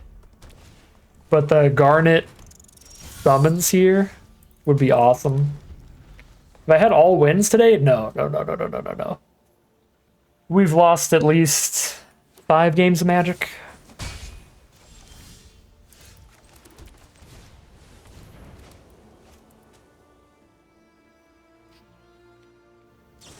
No! go. I knew it. Oh, GG, Pat. This deck's been pretty fun. It really popped off there in that last game.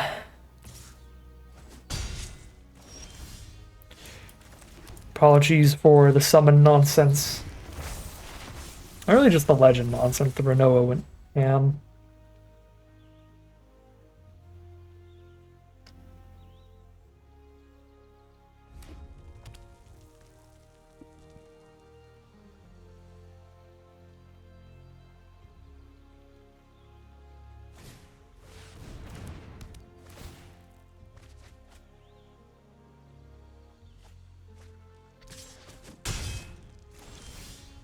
Oh, we drew both our red spells here.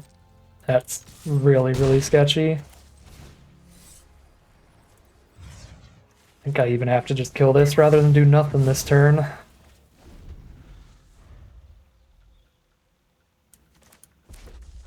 Yeah, if this hand misses lands, this could be a quick loss. That one's a good one. That one's quite a good one.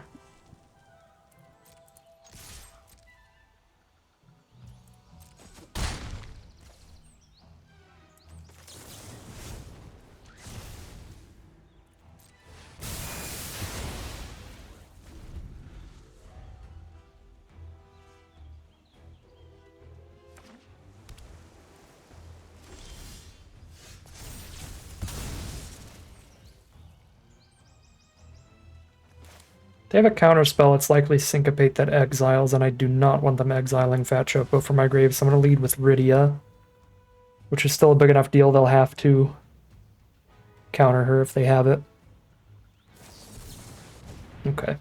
And it's not the one that exiles, awkwardly, which means I could have actually just played the Fat Chocobo to put it in grave. But the common counterspell exiles, the uncommon doesn't, so I think we have to play around exile there, because it's more likely.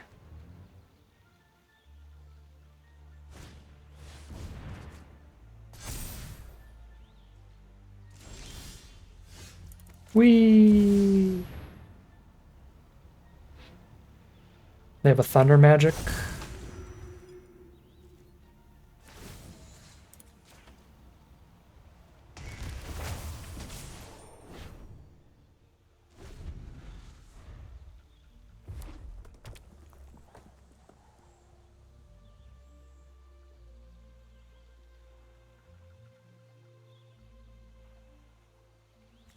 Seven out of 8 cards engraved for card collection to turn into the 4/4 flyer. Is this Final Fantasy XIV? Is this the... Yeah. Triple Triad.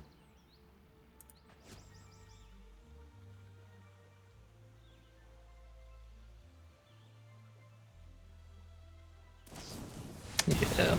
The Thunder Magic for Yuna.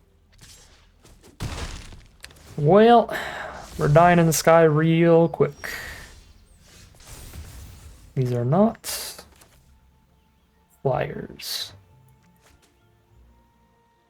Torkoal plus Snow is just bigger threats than the 2 that I get off Fat Chocobo or the 2 I get off of Noah. Cannot attack into the magic card. Don't think we can win here. I've got a Tifa's Limit Break, I guess maybe. We top deck that.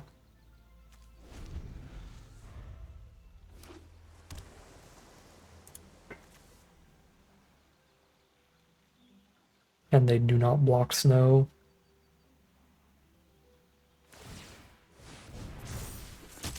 Go to 2. They got lethal in hand. They must have. Choco combat me for 2.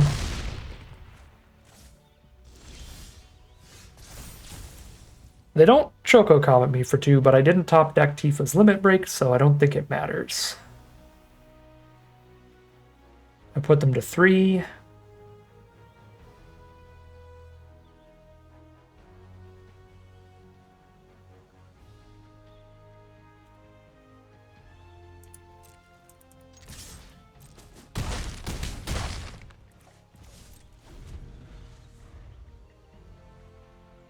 I could have tried to cycle this into it. I probably should have done that. Because the alternative is hoping that they only attack with one of these, which is probably less likely than the 1 out of 24. Wanderings would not have done it. Alright. 1-1 on this deck. Oh, this is draft 4, by the way.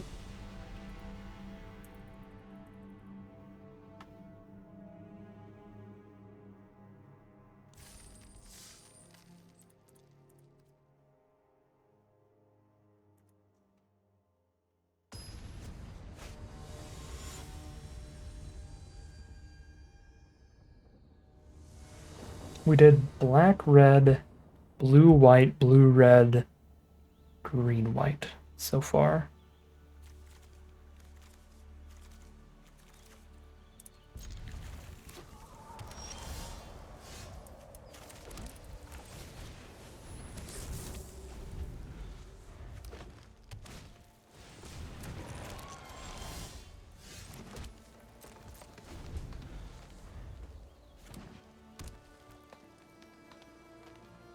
Green, blue ramp from our opponent.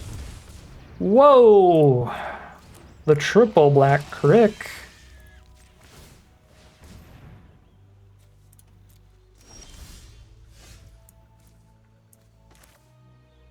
Kangaga.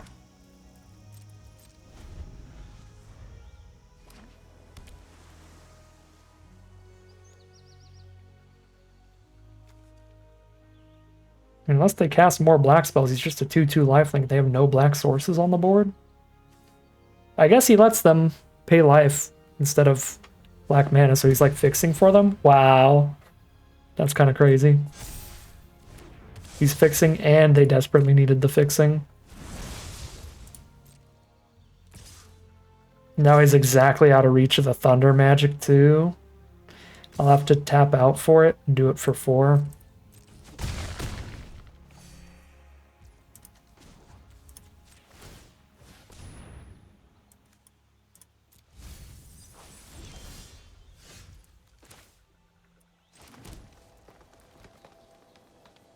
That would be insane. Yeah, the cost reduction towards Arden would go wild. We're gonna get counterspelled here, but oh, we're not gonna get counterspelled. I lied. Hey, thanks, Dwight.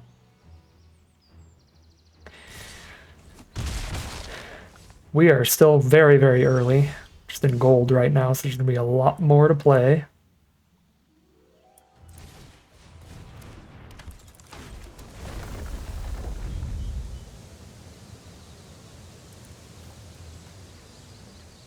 Even a 1/3 vigilance is actually decent on this board.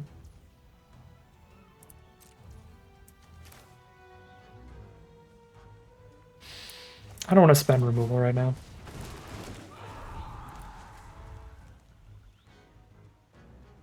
Somebody Emmett Selk into the like Crick Emmett Selk into cost reduced Ardent. That's so stupid.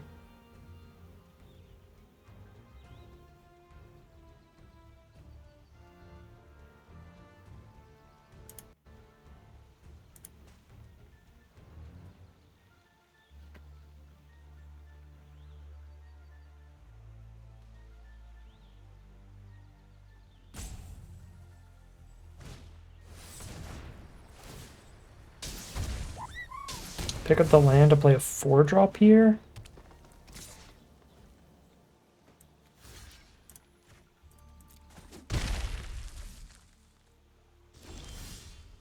Maybe, maybe not.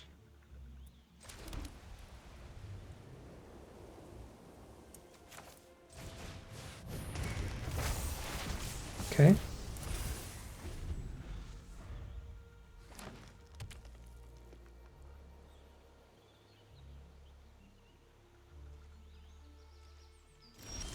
Oh, I forgot about Zodiark. Zodiark might be like the actual dream. You can cast Zodiark for 0. You'd have to have a lot of life, though.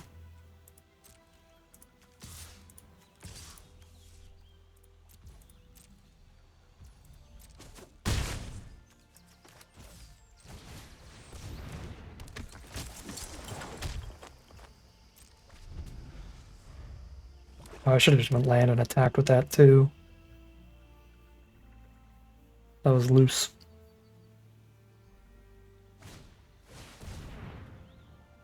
Ochu's dead. Rough. Cloud of Darkness stays winning.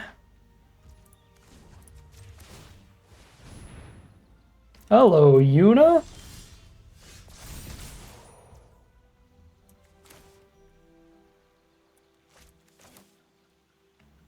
Get the lifelink immediately. So I'm gonna cast her here. And then I'm gonna gain 5 million life, actually.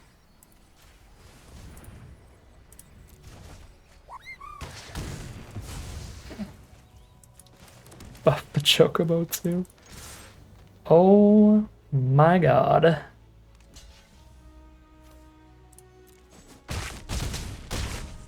Oh, and it was one from lethal too? Yeesh.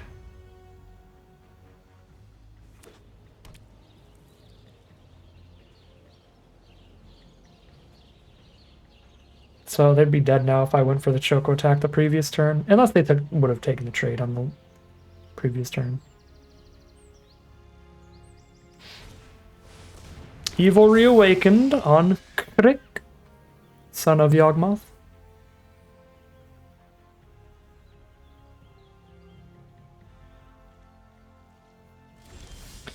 But I am a lunatic.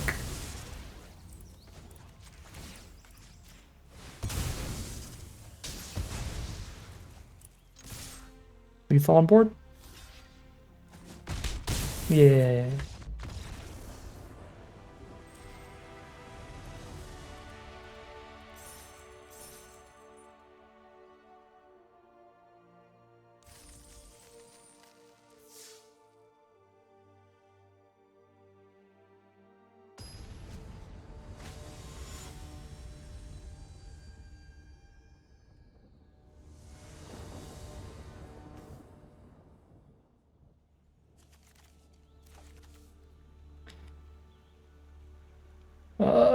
Yeah, it's a good one. I mean, Rydia turn 3, Thunder Magic turn 2, but still.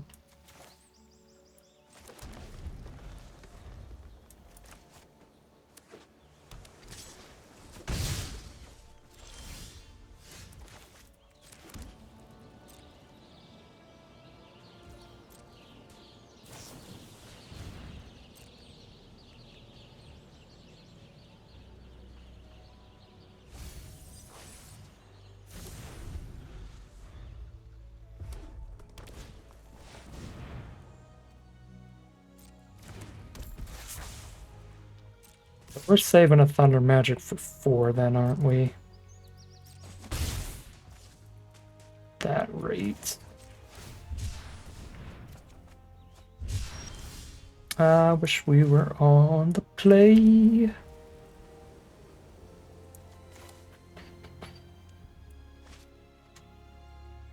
Because she's going to get a big hit before we kill her now. I have to Wanderings to Thunder Magic next turn. Because unless I have a natural red source, I need 5 mana to Thunder Magic for 4. So I'm just going to Wanderings while they're tapped out.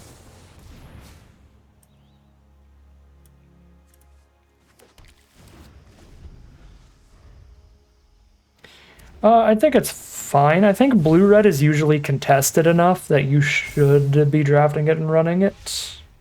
Because, again, you have to kind of fight for playables. But if it's like wide open and you have a perfect deck, I think you can probably do a little better.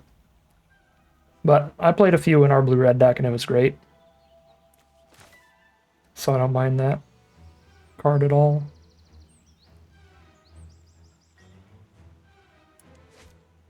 Yeah, I mean, I have to just kill Shantotto while I know I can.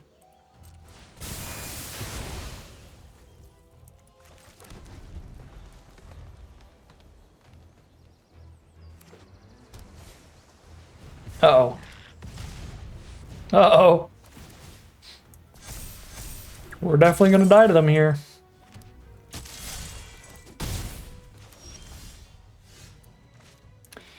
We may have stood a bit of a chance on the play, but we took that big Shantotto hit. So we're exactly too slow for that here.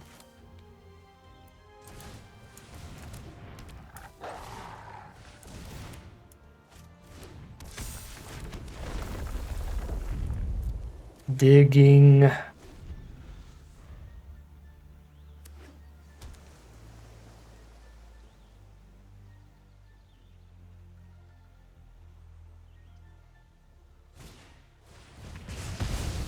We're so dead.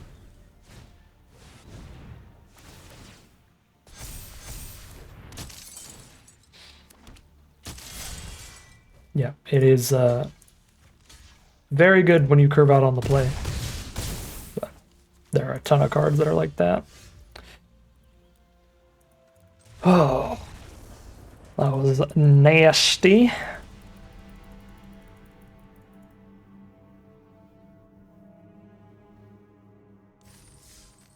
Two and two.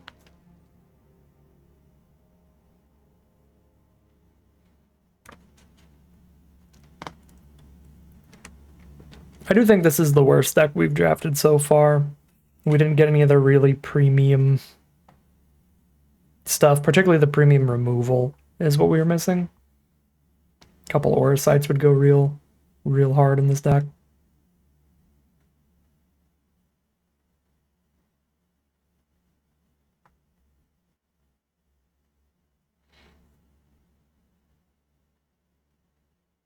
Well, this is also a bit of a weaker archetype in general, just because the interaction of the colors is a little weaker. And removal spells and interaction are incredibly good in this format, which is what makes me like black and red and blue the best, because they just all have the best interaction.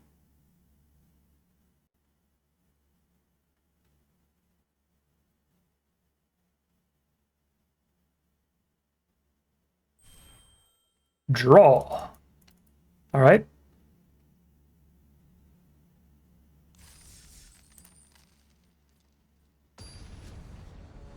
Hey, Joshua, thanks. I'm gonna need all the luck I can get, because we're not even halfway there.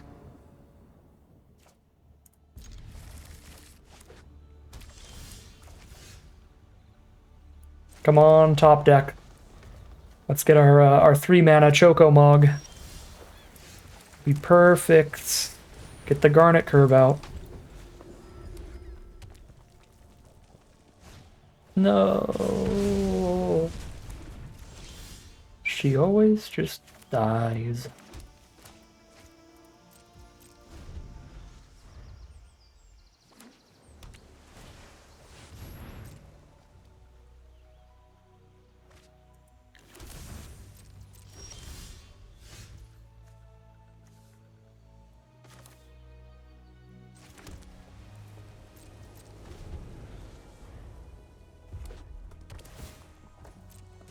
These are a lot of the strong colors I don't want to play against.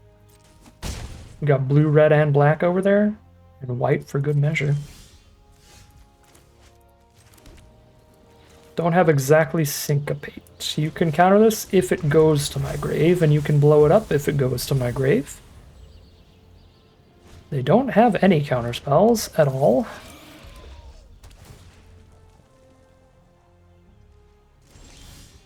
Okay, no removal either. That's an awkward order to draw those two cards in. God dang it, Gourmet.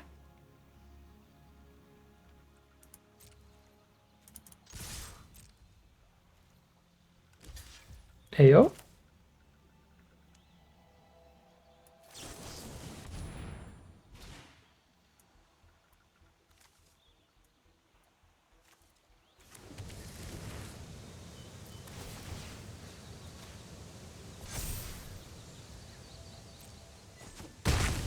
Thank you, Precious Wanderings. Very cool. I am not gonna Chocobo kick their Chocobo, though.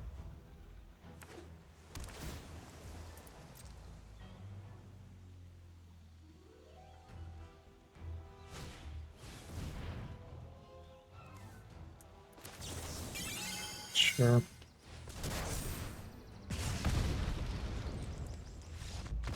Concession from our opponent. You love to see it. Nice quick victory in that one. That speeds us up a bit. 3-2, 50-50 run at worst. And 50-50 would be the worst run that we've had so far if we do go 3-3. I'll have to pull open the 17 lands so I can remember what all the decks have been and what all the runs have been so far.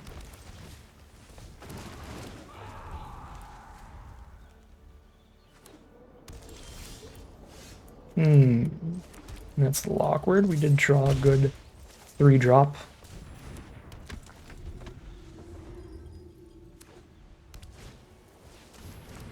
Castle Guard. A roadblock.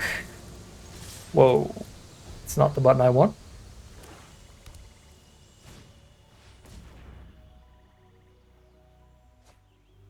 Green, white, black. They're talking to the beavers. Good draw.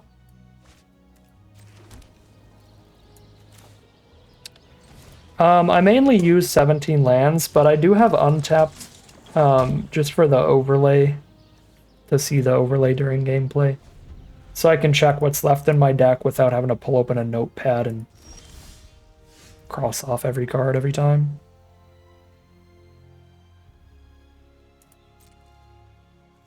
Would you like to combat trick my snow?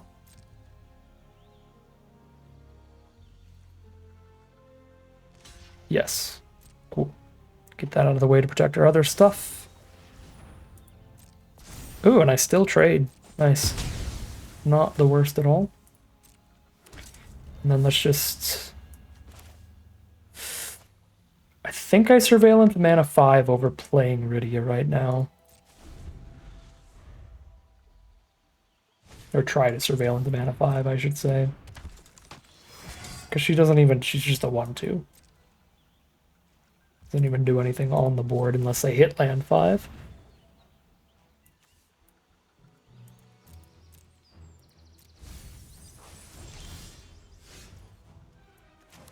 We're going to be in a real good spot when we do hit that land.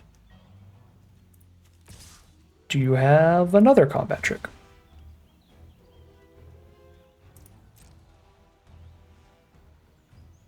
Removal spell this time? Oh no, that one's so bad for me.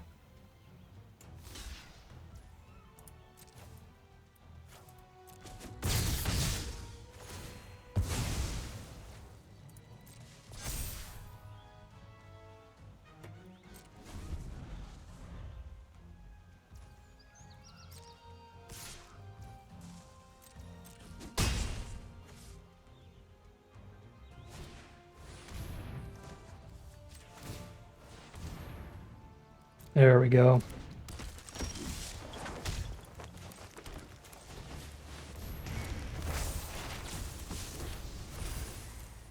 Grind out the game, get as much work done with these fat chocobos as we can, try to have as many in our grave as possible before we play Yuna.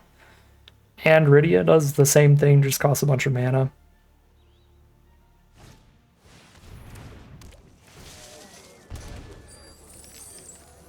Snow's pretty chunky now. Pass through.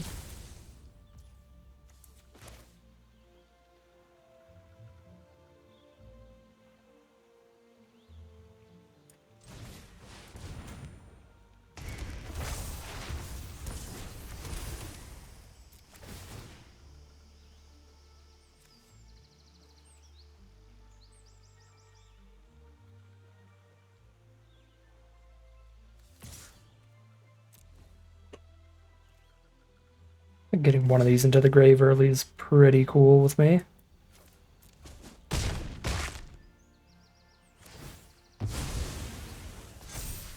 The only issue I have with that is the judge getting bigger, but I have the mana for Pandora now.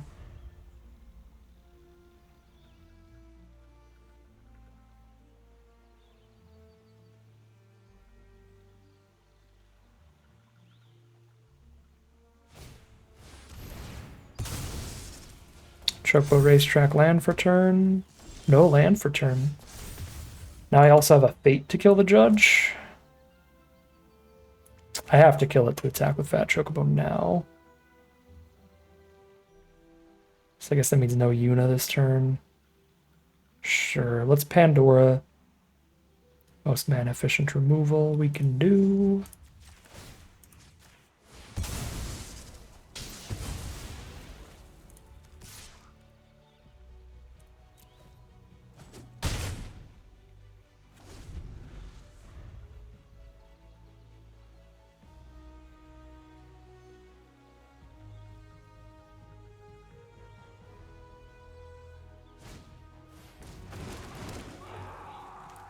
And Death Touch on the Ochu goes pretty hard. Yeah, Yuna's gonna be incredible.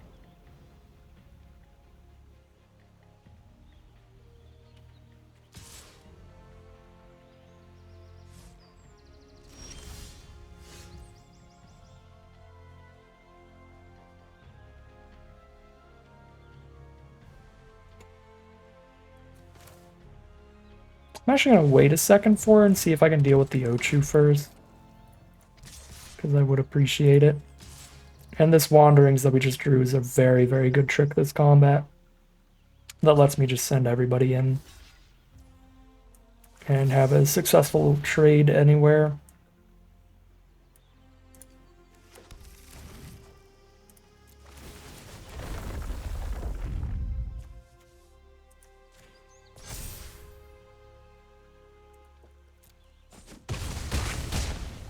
Yeah, that was a very good combat for me.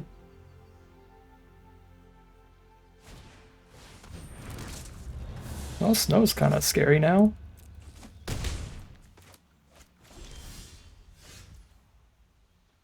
But Yuna is scarier. And then Vanille if they kill Yuna. Right?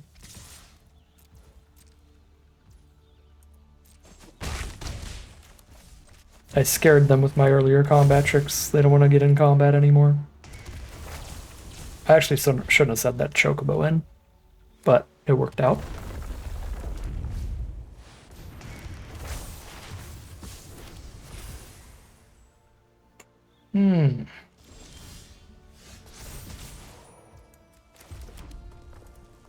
Trample with instant speed removal can get a lot of damage in out of nowhere.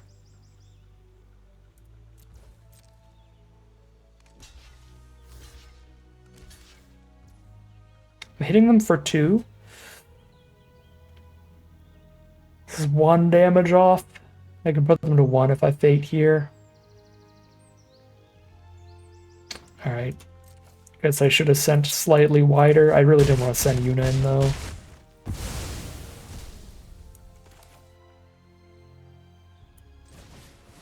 Yeah, Ochu for Death Touch Trample is terrifying.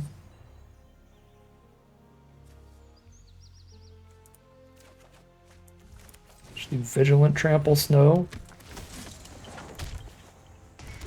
We had a lot of really good options in our grave there. Do they have Ultima?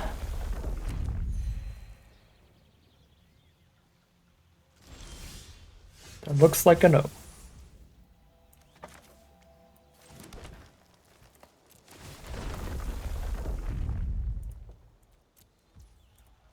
Whee! Oh, I swear to God, it's gonna be the Moogle rare Indestructible Lifelink. That would have been pretty nasty here. It is not that.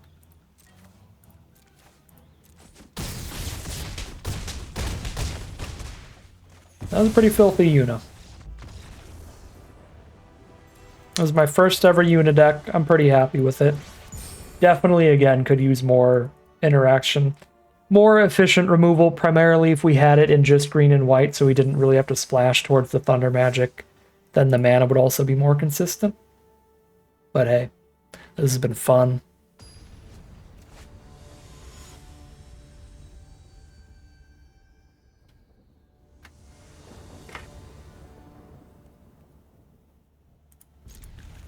I don't know if we saw any removal from them.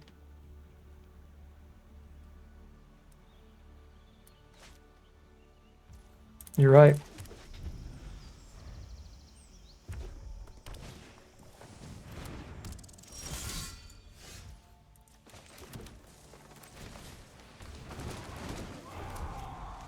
We've got the Wombo combo planned this game. As long as they don't like aura sight the Chocobo to exile it.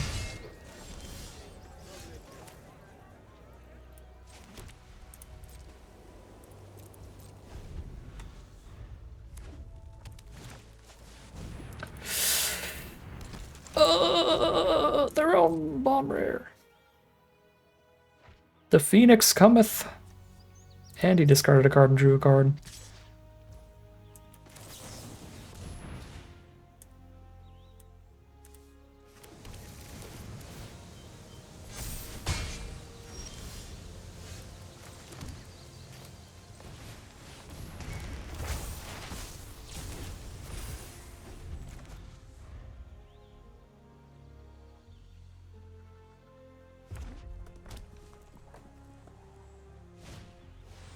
Rapier.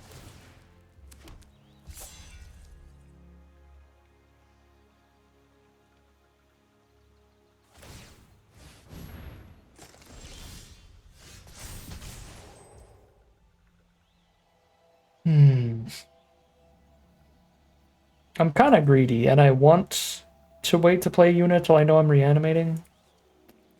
I should probably just play her for the trample lifelink right now, but let's see if we can get Fat Chocobo or Snow to trade off somewhere.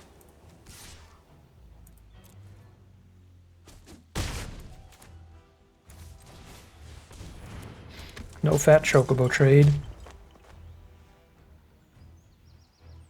Seen a 13-13 Ochu.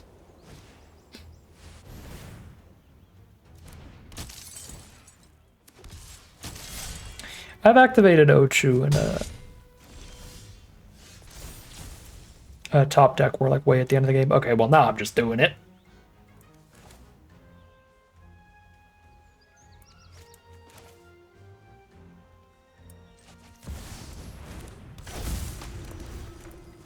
Yay!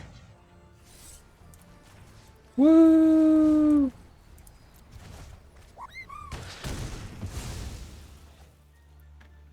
I will go to 50 bajillion million. Oh, don't trade with the... you don't want to trade with the Fat Chocobo here, my friend.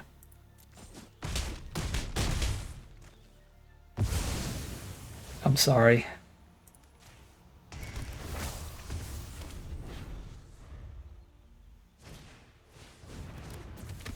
That was brutal.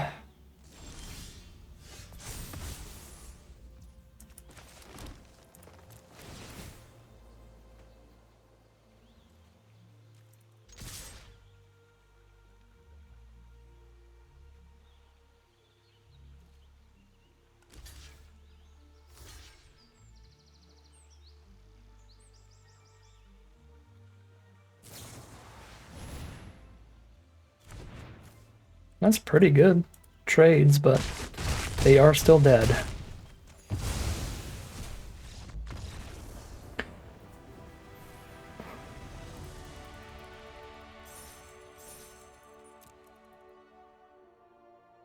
The Prompto picture is pretty funny. The selfie. Now this is pod racing. 5 and 2? Oh, I gotta open up my 17 lands and see where we're at right now. I say my 17 lands. My alt's 17 lands.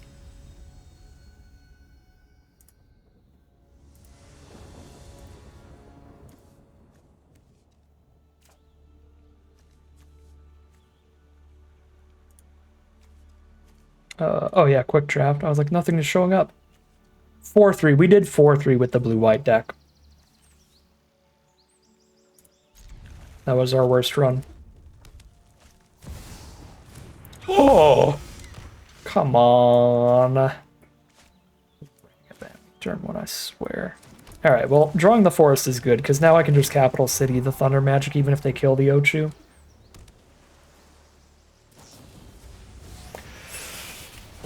Alright, if they just get a treasure, they won't be able to play whatever they hit, at least.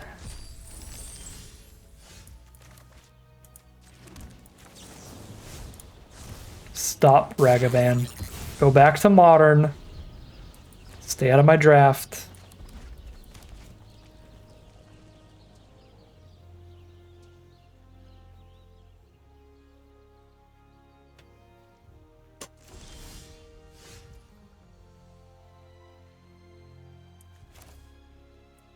Snow.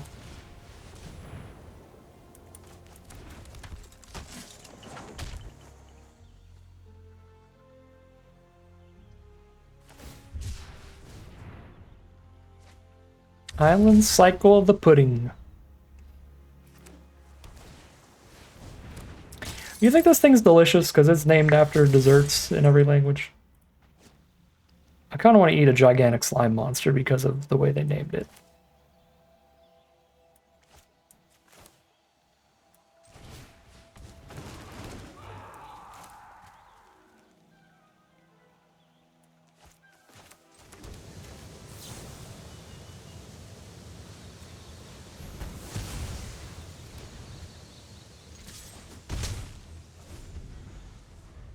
Marlboro does not look delicious, that's true.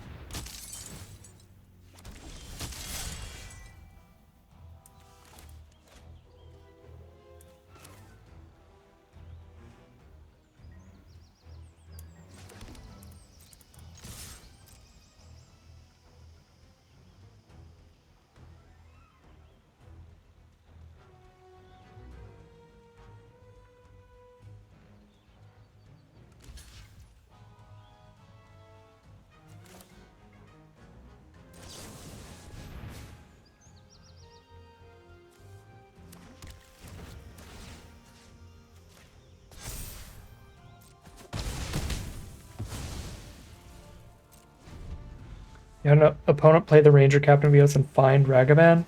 Ooh. That's scary.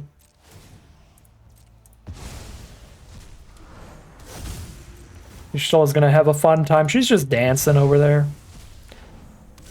Having a rave party. Vanilla Ochu's not bad.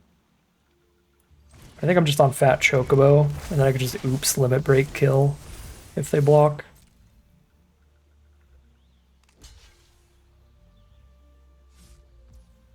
Yeah, that was close. Close one, Y'shtola.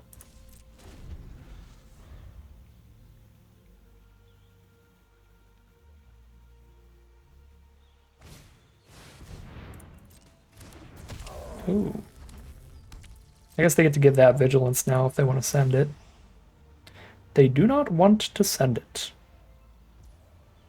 Oh yeah, if Y'shtola could flicker the warrior's swords, we would be in a very bad spot. There's 8 mana to win the game. 1, 2, 3, 4, 5, 6. Nope. This is probably lethal though, just off of double power and toughness this turn.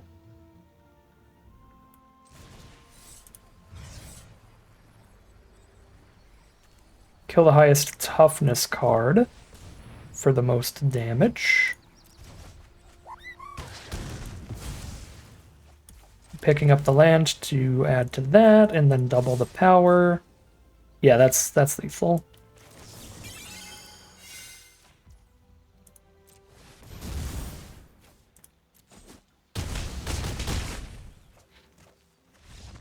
Six and 2. I don't know if this is the first time I've drafted exactly green-white. I guess we're green-white splash red, so it's not exactly green-white, but their first unit deck, it'd be pretty sick to get a trophy run with the first unit deck.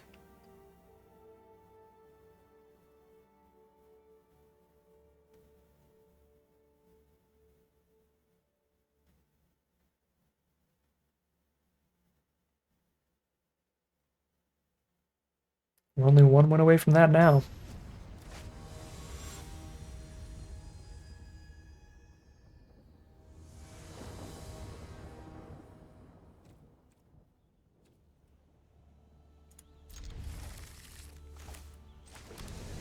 Garnet into Snow, into Vanille, it's quite the start, into Renoa, the Lesnia Legends, all day long.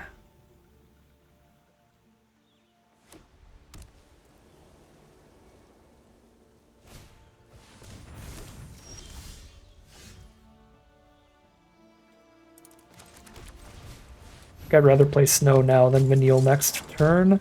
Although I could swing here and then Vanille picks up Garnet. I don't think that's crazy.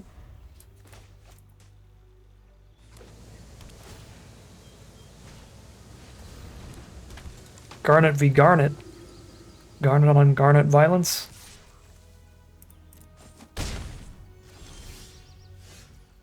That's a good draw with this board. Wow. Wow. Living the dream.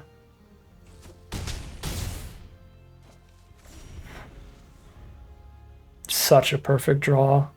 Gives us the turn to play our tap land too.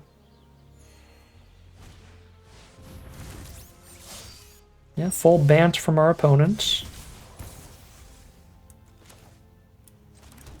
Hit an untapped land for Renoa? My lord.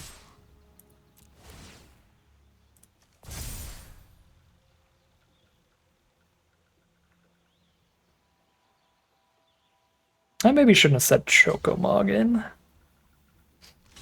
Because of how good it is with Garnet over time. But hey, rip the board out. Still have those Renoa kills in the future. They're at 10. Well, I guess that's what Vanille's for, right? We can pick whichever one back up. Ah, Graha, though. Graha's a little annoying.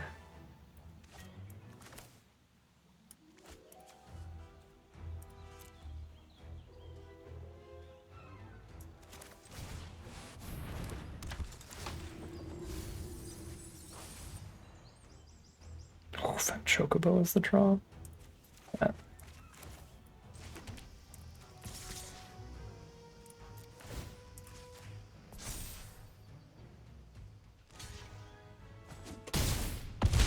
Go to 2. I should have sent Angelo as well. I'm not great at making wide attacks like that, where it's like, well, they kind of have to block one of these two, so I get a free damage sending Angelo in. Alright, there's the concession anyway. 7 and 2. Another trophy run. That's 3 out of 4 drafts being a trophy so far.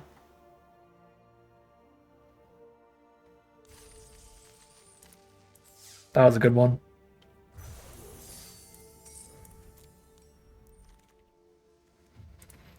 I do not like you, Darkness Crystal.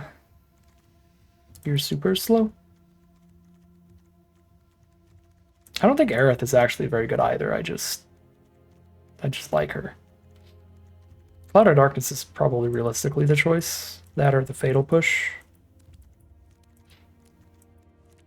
Yeah, I'm on Delivery Moogle. I'm going to go for it. Take White Mage Staffs really highly. Because they synergize great with Aerith and Moogle. Revelation's a great card draw. And then there's a bunch of mid creatures. Yeah. Match check infantry, credible in multiples, and I'm deep into white right now. It's also good with Delivery Moogle. If we get multiple, black mages go with Revelation. One of the better cards in the pack. Quistis is also pretty good, but we are one card deep towards black.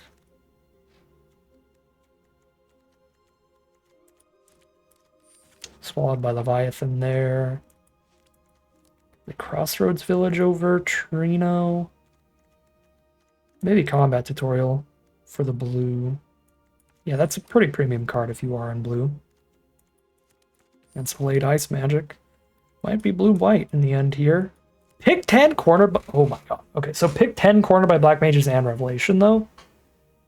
I don't know what the pick order is for the bots. It makes reading these signals hard.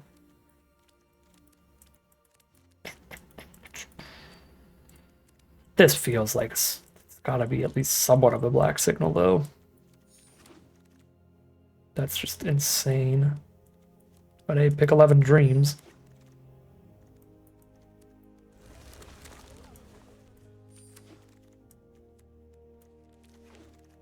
Pack 2. Hey, Arsenalist's... Or Arsenal. Machinist's Arsenal. Very, very good one here. We're a white deck that has some artifacts in it already.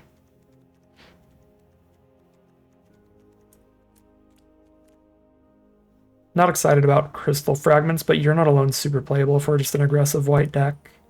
But I think I want a little bit more for if we get pushed to black instead of blue here. Because the rod will be really good in this if it's a black-white deck. It's an artifact to go with Arsenal. It's pings with the black mages. Yeah. So Rufus Shinra that we might wheel, but we take Adelbert here. Deeper into white. Good with Aerith. Black-white duel, cat. About it. Black-white duel. We will need it if we're black-white because double black cards like this. There's Hecteyes. Also Wyvern. Also Wyvern.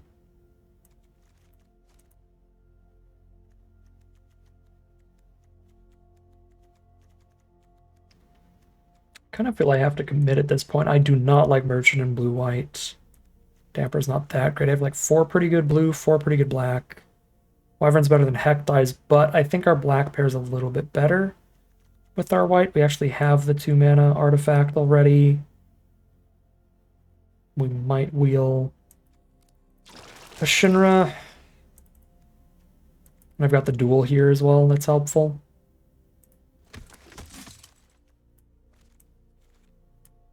Malbrew.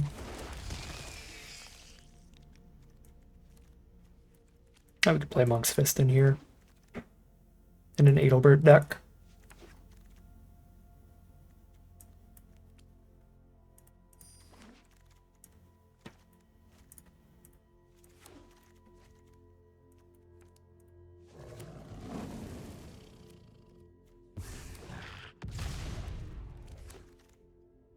Dragoon's Lance, we got the Delivery Moogle Wombo combo. Best 2 mana artifact you can tutor with that. Got a Phantom Train too, that is reasonable. In black-white. Although I do think Whiteheart's really good in this deck too, right? Because if they lose the token, if we lose the token, that's got a Lance or a Rod on it, we can pick it up and recast it. So I like Whiteheart as well. It's pretty cheap on the curve too. Actually, I think Whiteheart's probably better than Phantom Train for this deck right now. Okay, Faded Suncrist. Another Rod over Anima. Chocomog, Phantom Train, or Resentful Revelation. It's probably supposed to be Revelation, but I enjoy Train. I'm gonna play around with it here.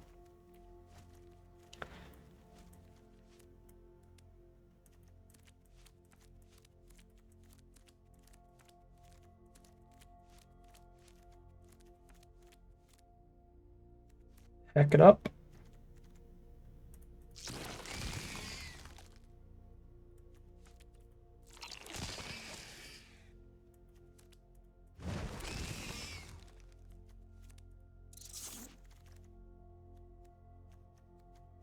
Double Phantom Train. I'm not playing Trader. I don't know if I'm playing 2 Phantom Trains, though.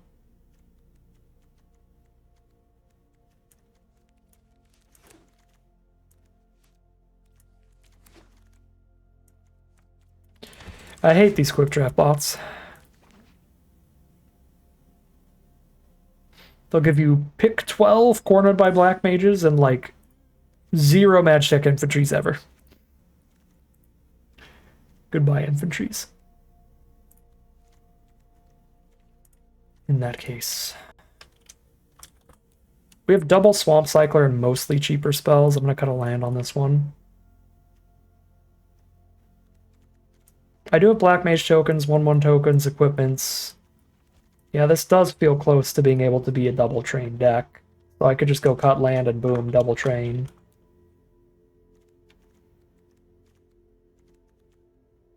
Yeah, I'm going for it.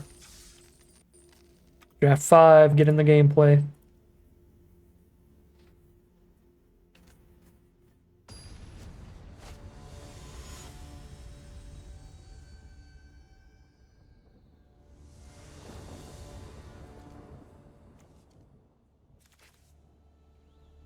I don't need the white source till turn 4. On the draw 2.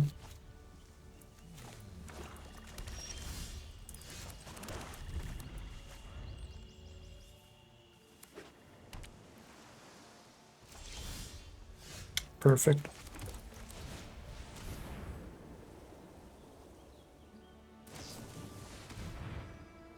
I was going to be genuinely sad if they syncopated this rod. Luckily, it streams a Laguna.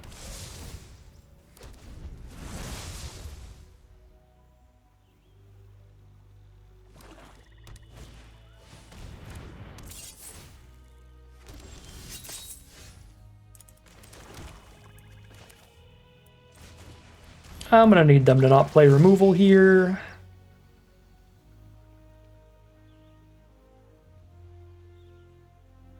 No, I've been on the play for sure. I've probably been like 50-50.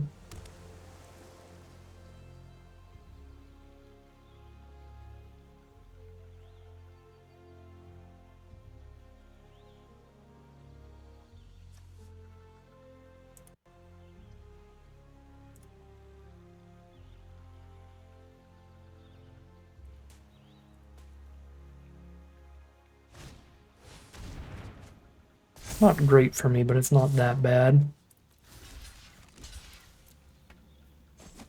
Yeah, that's actually pretty fine.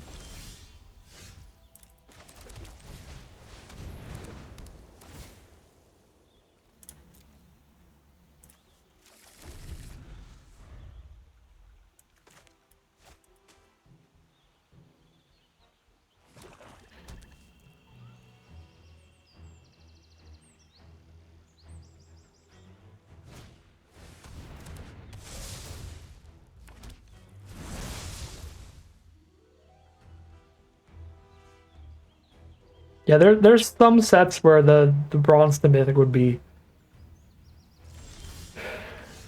just like, how many times can I be on the play? Mostly.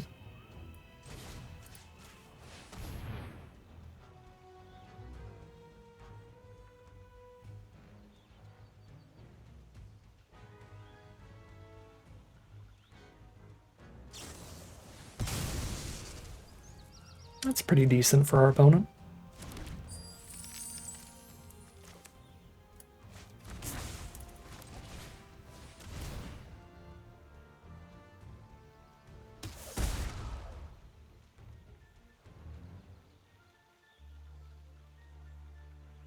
They got the syncopate as well here? No.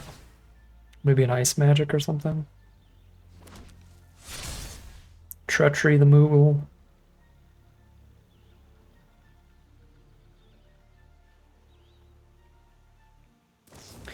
Yeah, it is weird. All Will Be One was tremendously aggressive, but I weirdly liked it a lot. It was super aggressive and the color balance was like really bad and everything, but I don't know. I enjoyed doing the thing.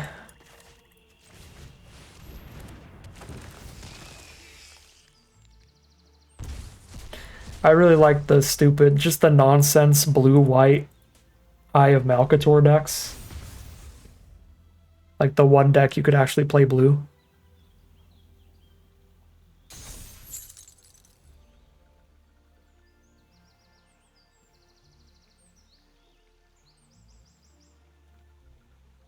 Our opponent's drawing a lot of cards here, and I really don't appreciate it.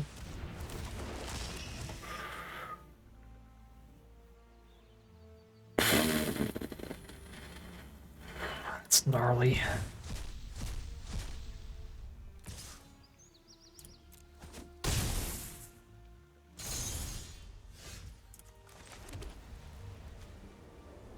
Do I play around syncopate for one, or do I get one more ping by putting a rod on somebody? I'll play around syncopate for one.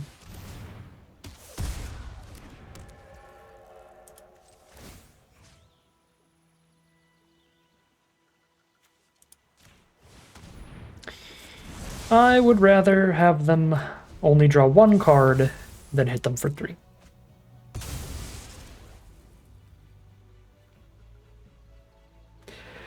Yeah, that's what was so fun about the Eye of Malcator deck, is that like it was just absolute poop in like the first week or two of the format. It was like, that's just nonsense chaff. You just don't play blue, and that card sucks. It just works every now and then. You get it as a 4/4. So every time you would play against somebody, you'd be like, oh yeah, I'm gonna win this game. But then eventually it was like, wait a second. It's a real deck if everybody else is fighting over the green and the red. You're just like, alright, I'll scoop up every Eye of Malcator because no one's taking them.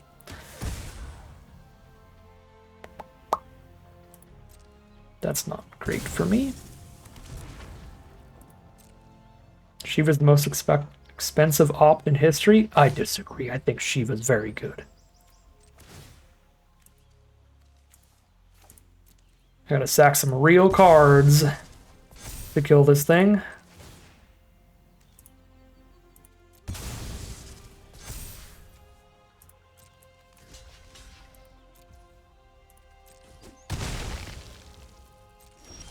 All aboard, choo-choo.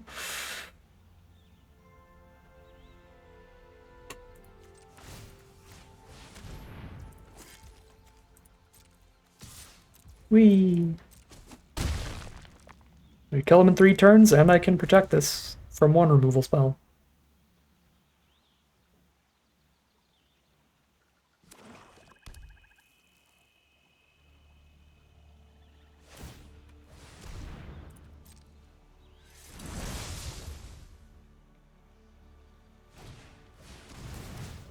No. I am not gonna let you do that twice. Stop.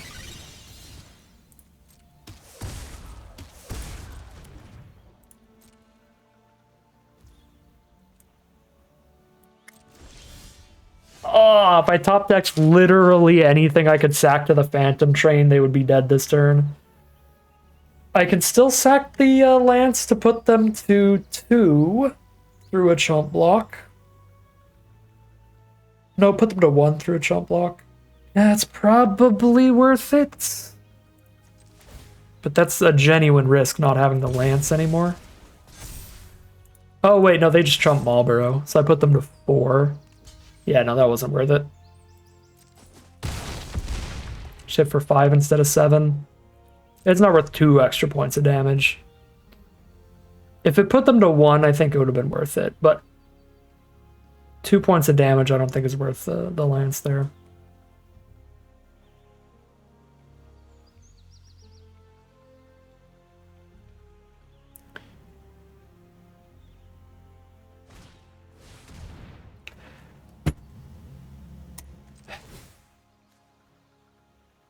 I feel like I'm supposed to sack this.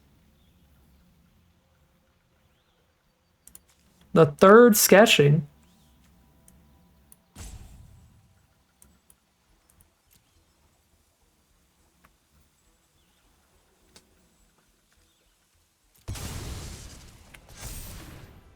No removal, please. Okay. Any permanent is the win. Any permanent.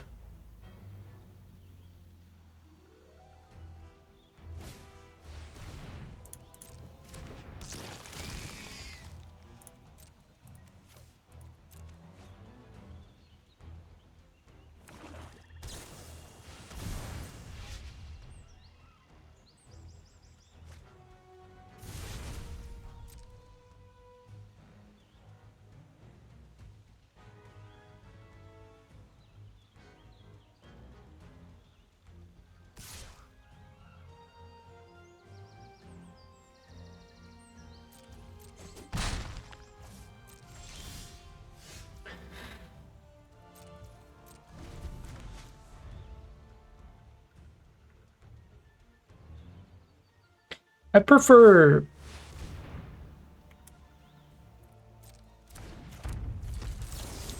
Hold up, I've been muted. You have to give me a moment.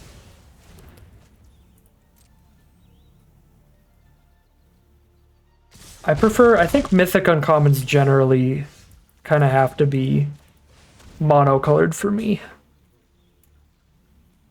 So yeah, I would rather say like Hunt the Mark or Choco Comet maybe for the 1 Mythic uncommon. I don't know. I just really like the phrase Mythic uncommons, so I call like 10 uncommons per set the Mythic uncommons, whatever the top 10 bestest ones are.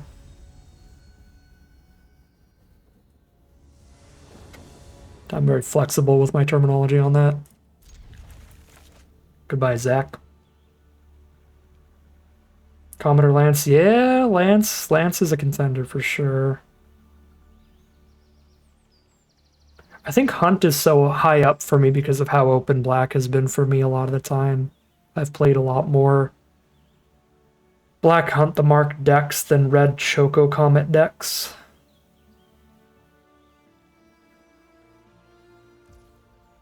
That's fair. That's fair. Writhing Chrysalis was multicolored, and you cannot not say that that was the Mythic common, yeah. That's fair.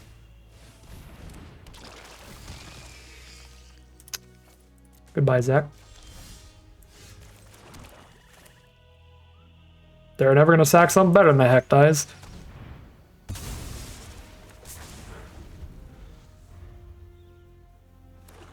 Probably still better to play the Flyer, but...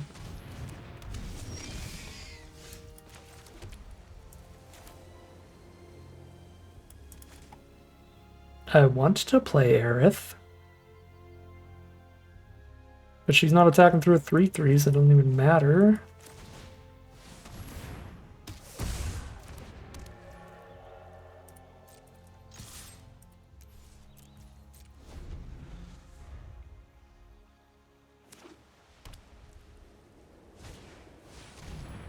Choo choo.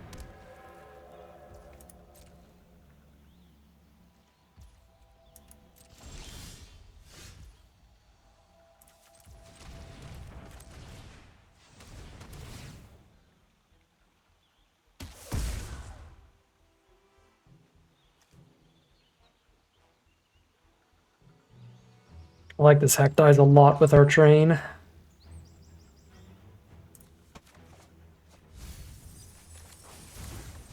The train mirror match is going to be very obnoxious.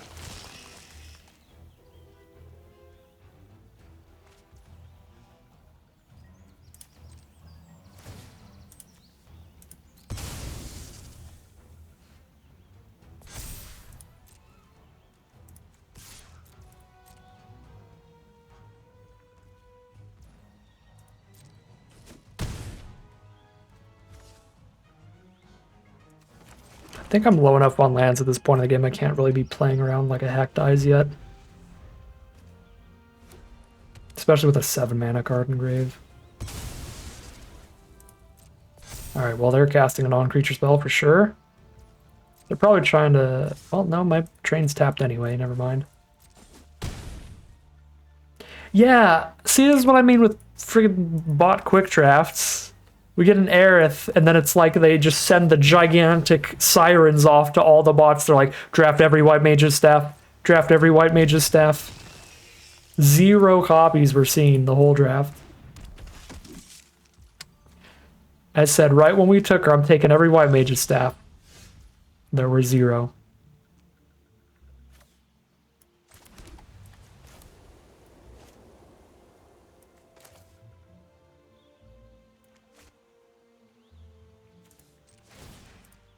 Absolute nonsense.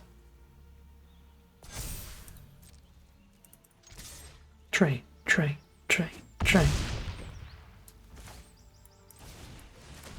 Say goodbye to your train, because I've got a Death Toucher.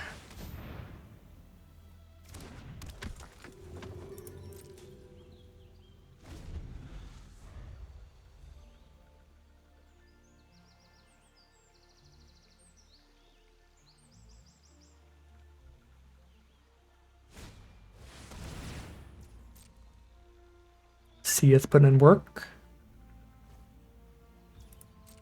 Comes back from grave.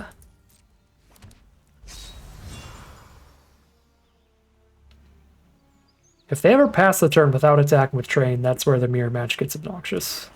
Because then we're just staring at each other waiting to pull the train trigger. Alright. Obnoxious time. Oh!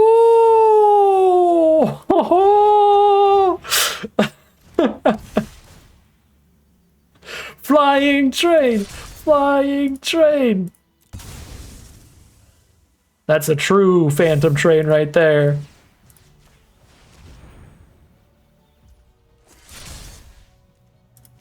Rip.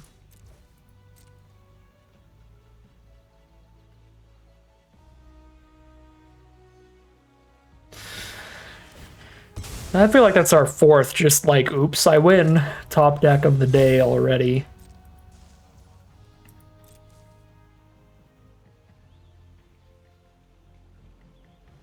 Okay, Train Lance is super sick. I'm a little happier about Double Train now that I've seen that in action. But Lance is also sick with anything. Oh my god, this is the gold speed run. We might make it to platinum on this draft.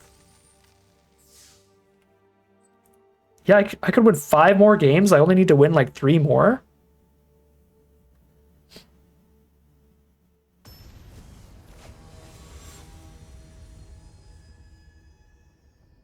When 2 trains fight, the first to do a backflip wins. Huh? Alright, Revelation, you need to find a creature.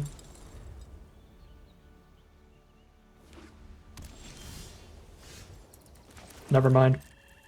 You're not getting cast.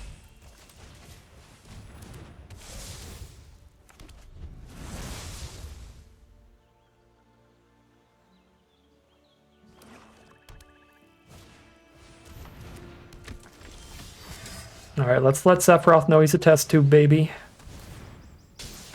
And then... Oh. And then land for the trick if they block. Swing.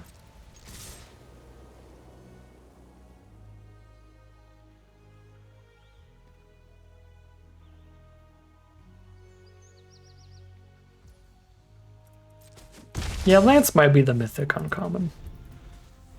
There's a lot of great ones. Chocobo Comet, so good too. And the Hunt. We had this whole conversation. I'm just bringing it all back to the start again.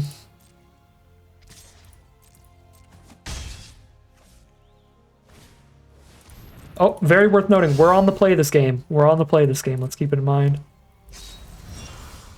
That I'm a little less salty when I'm on the draw. Pre-combat to buff our You're Not Alone.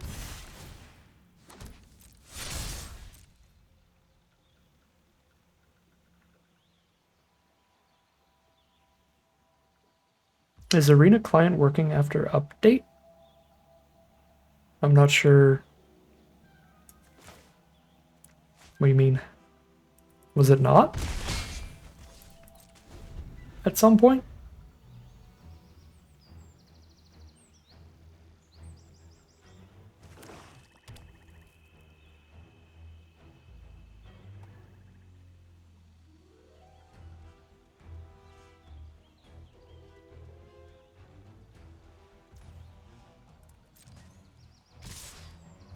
Apparently some people are having client issues. Very laggy, unusable. Oh. I don't know. I haven't been having that too much.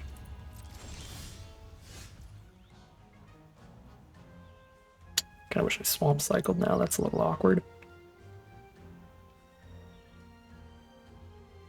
Probably Fates and a Trick here.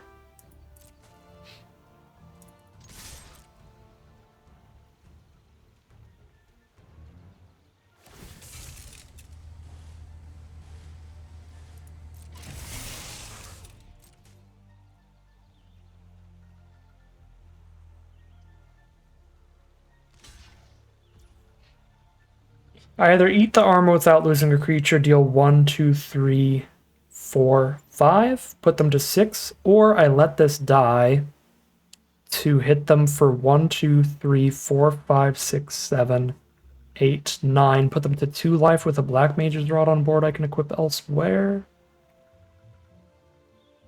2 life against a Marlboro in hand as well.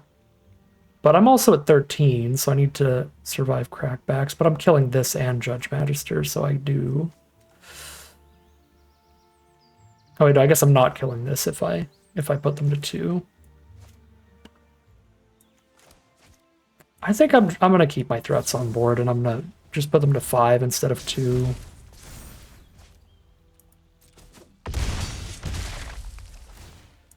6. Miscounted. I'm dealing 5, putting them to 6.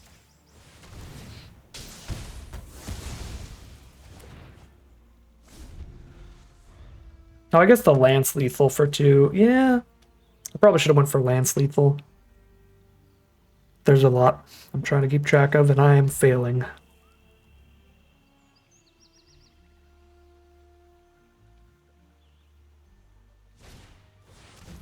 Ore Sight? So they could have gone Ore Sight, exile the Lance itself if I went for the Lance Lethal.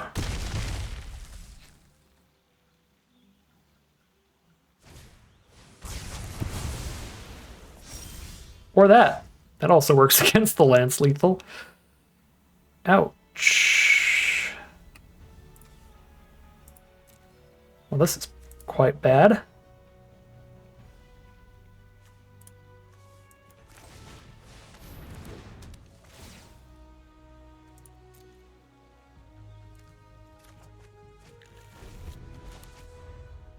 I think Moogle's better against removal, but I don't know how likely that is from our opponent here.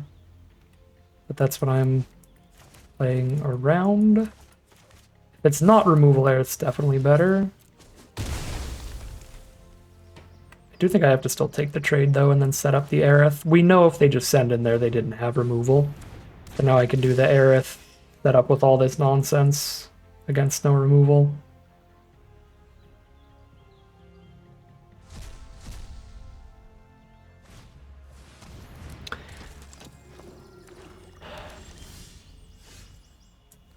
Can't make it up.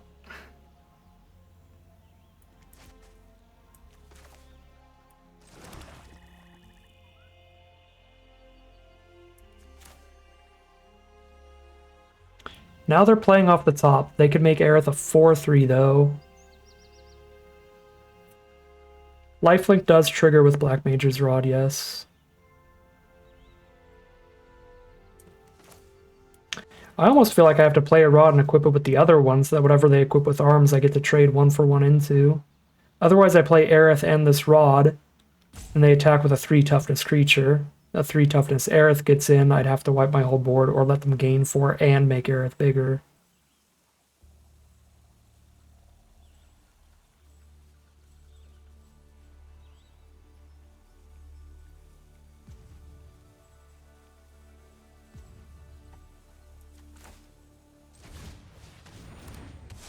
So I have to go for the 1-for-1 trade here.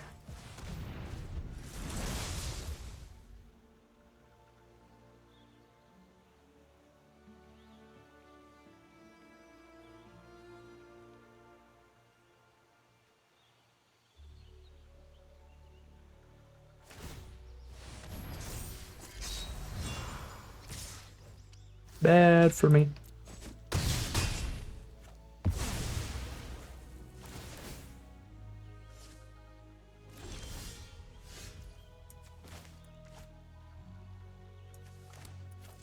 I don't have the mana to make Aerith big enough to block that as a 3 toughness creature, so we have to lead with the rat.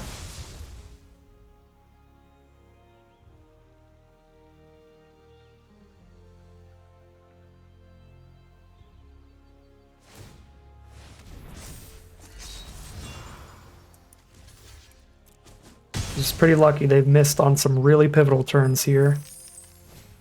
Never mind, they didn't miss this turn, but it's not that bad. They hit me for 4 if they draw removal. They could equip and then trade, but I'm hitting that and then I think I'm leading with Marlborough here. Get that card out of their hand.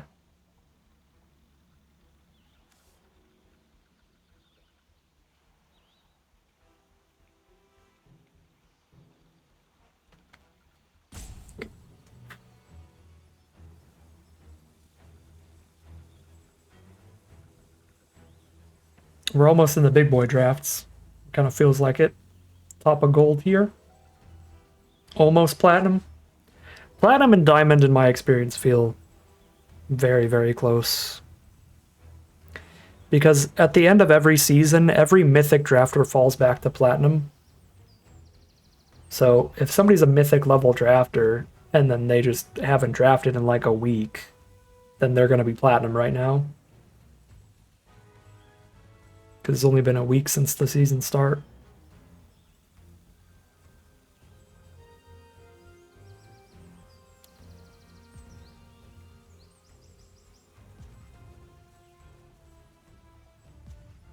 I assume their card in hand is decent.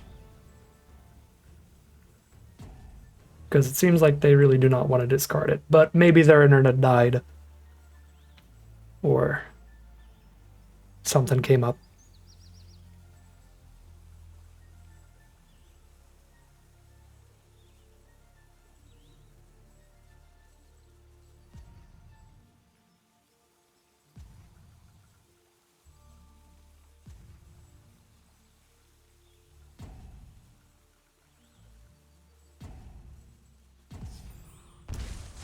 No, it's just the planes in hand. Alright.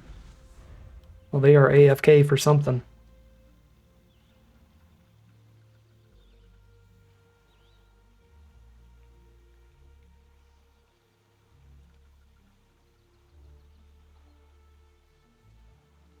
Hey, no problem. Have a good day. Thanks for hanging out, Aron. Aron? I hope that's correct. Oh my god, Darkness Crystal off the top. If they hit removal after the Darkness Crystal, we are doomed. How many boxes did you get last Arena Direct? The Play Booster one would have been 3. Collector Booster 2.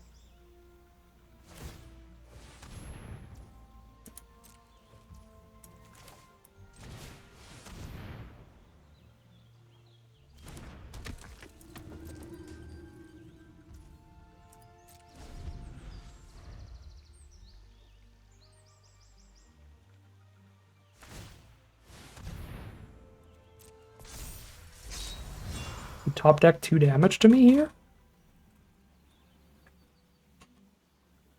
The 1 white mana +2/+2 trick would kill me, but if I block the gain life and put my creature under the crystals, I don't think I can.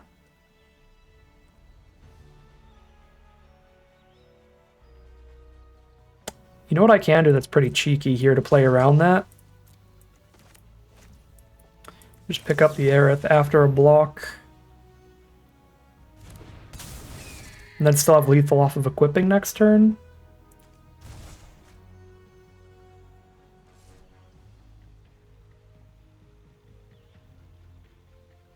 If I hit a land. Oh wait, no, I don't even need to, because if I equip Rod first, that's +1 power, and then I cast my 2-mana non-creature spell. We are 2 wins away from platinum. Feels good.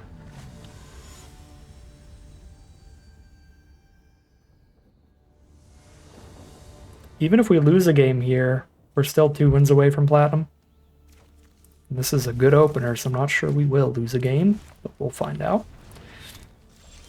Chocobo turn 1 means there's a shot. We will die to Chocobo. Green black, take some damage.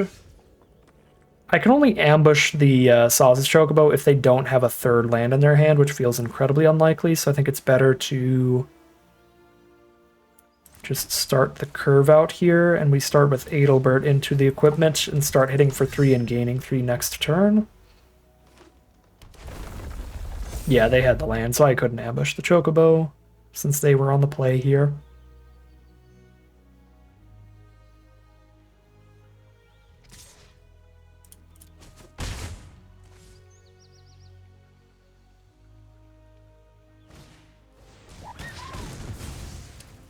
The Chocobo kick on the Arden too. Or Arden the Adelbert. Getting every card mixed up. Oh.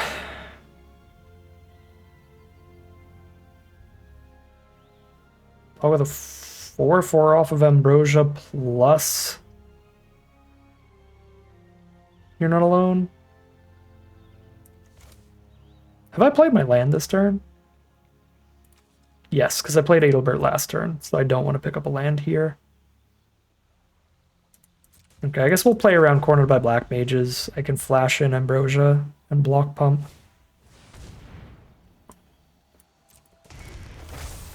Please no land for turn. Please no land for turn.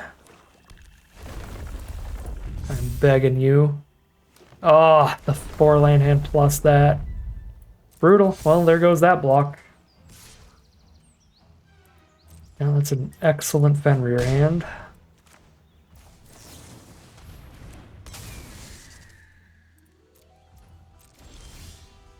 We missed our land.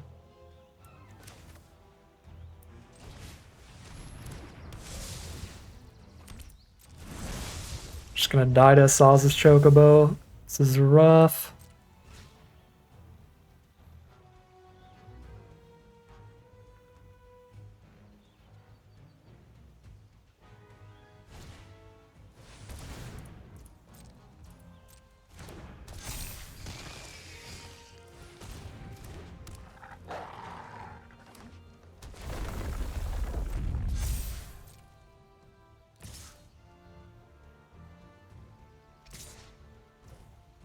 Just kill both these creatures.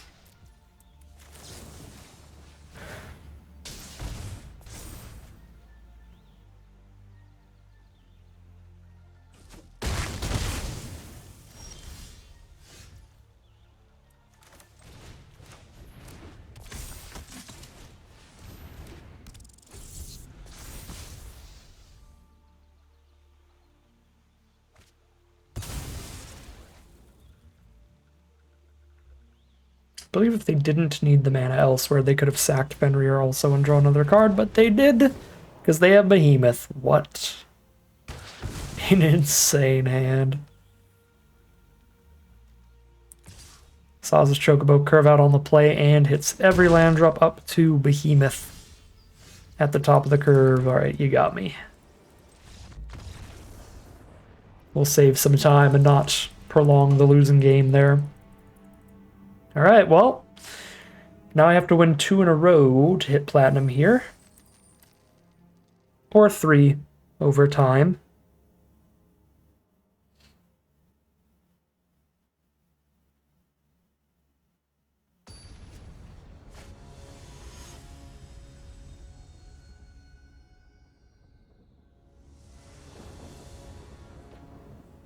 It's a very strong hand if we had higher mana values, and the Marlborough can Swamp Cycle to help get there.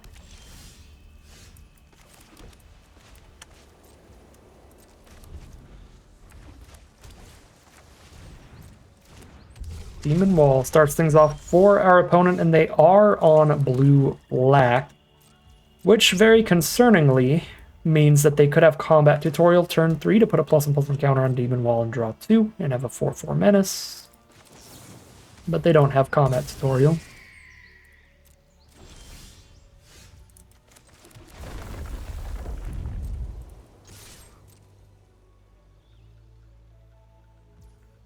Some white heart damage in. Here's Aerith.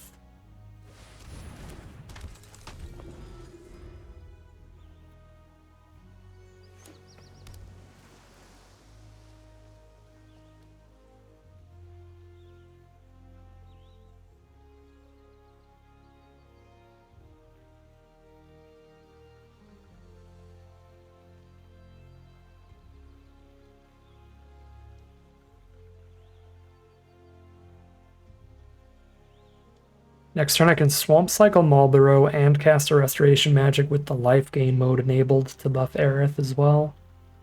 It's pretty sick.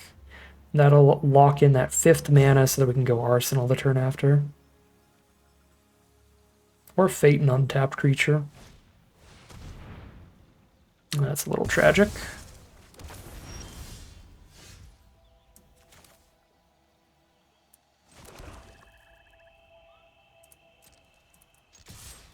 Yeah, I'll spend a magic to kill a Demon Wall if they block here. And if they don't block, we just get a counter for free. So it's pretty good for us either way. Especially good for us if they don't block, actually.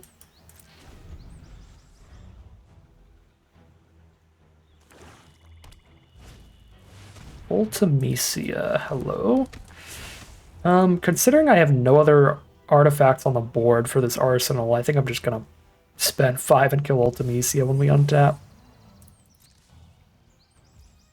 And I don't need to Swamp Cycle Marlborough anymore. I already have all 5 lands.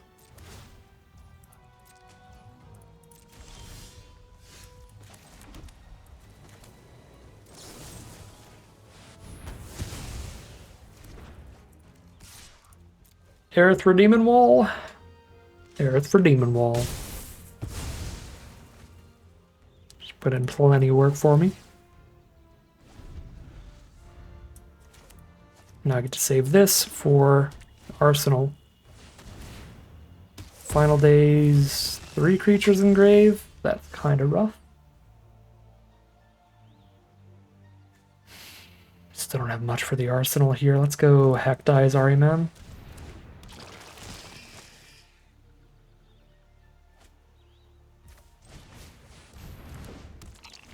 Start hitting in the sky.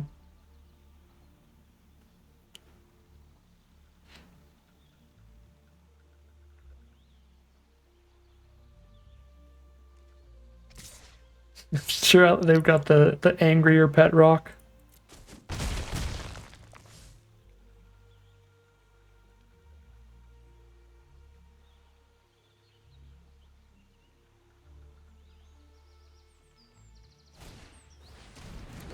Flyer, you weren't supposed to do that.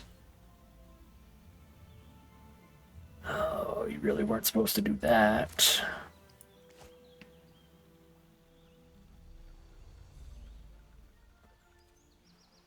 Kind of have to hold one up so that I can beat their flyer. I guess they're probably not attacking in regardless. Yeah, well, Arsenal.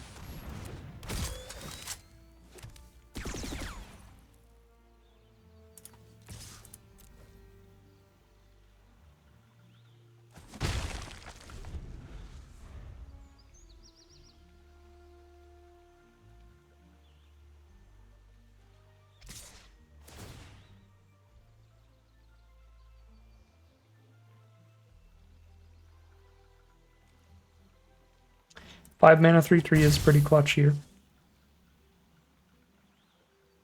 I think the Black Mage tokens are good enough that like there's a lot of positions where my opponent sacks a 1/1 and I'm still happy with this card. But not in this deck. This deck I'm not that happy with the mages themselves.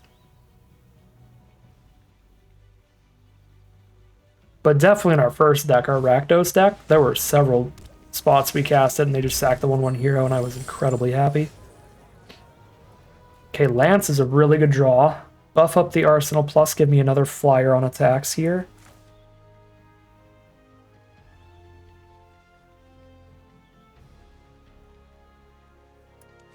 Get that extra ping off of this when I play the Lance, or just hold up Restoration Magic. Let's get the extra ping now that I have multiple flyers anyway.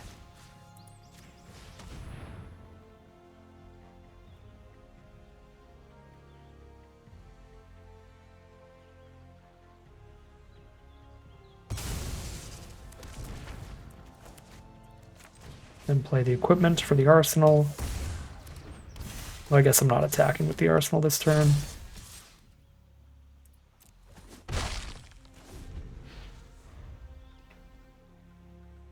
They have good blocks for it.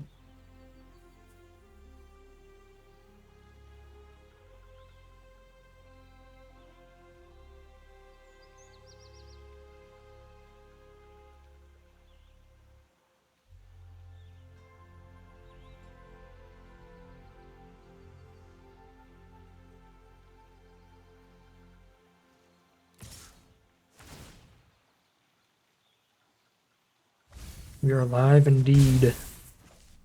Surveil for the rat into the grave from our opponent.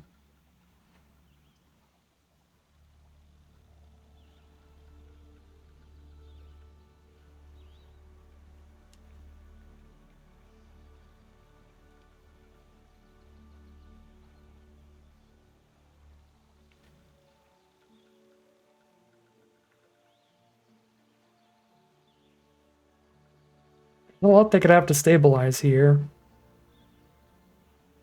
But they are under a ton of flying pressure right now.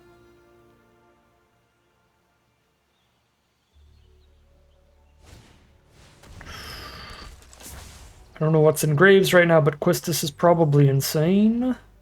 If it's just acquired by Black Mages, that's fine. Oh, there's a Fate of the Sun Crest. Oof, yeah. That's really good for them. They're still dead in 2 swings in the sky.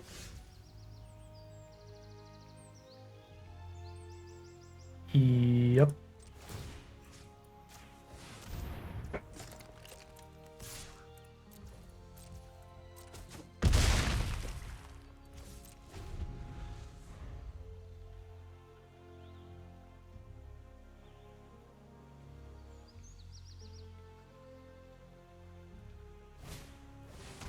Lock Coal.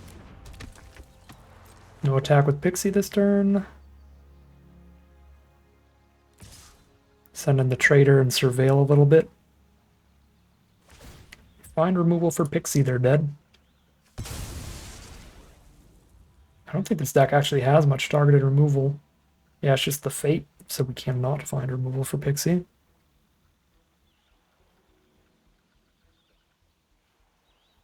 So we just hope that they try to hit removal for the 6/5 to where I attack, they chump with Pixie, next turn they try to removal spell, I counter the removal, and then we win.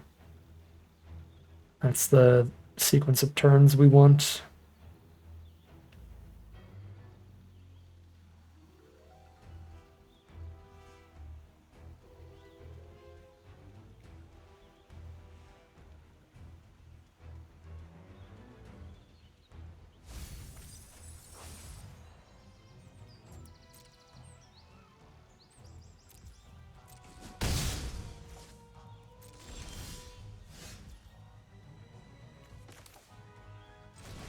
Crokeyz is kind of nice pre-attacks.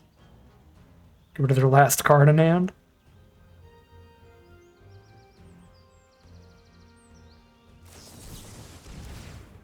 Syncopate? No. Sure. Basically got rid of it.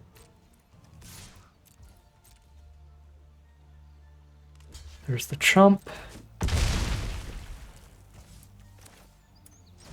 And they're still dead next turn, even with the Lock Coal life gain.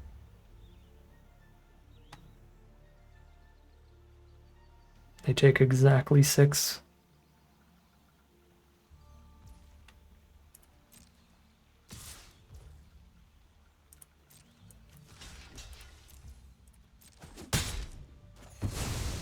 They're probably trying to connect with that to draw and discard.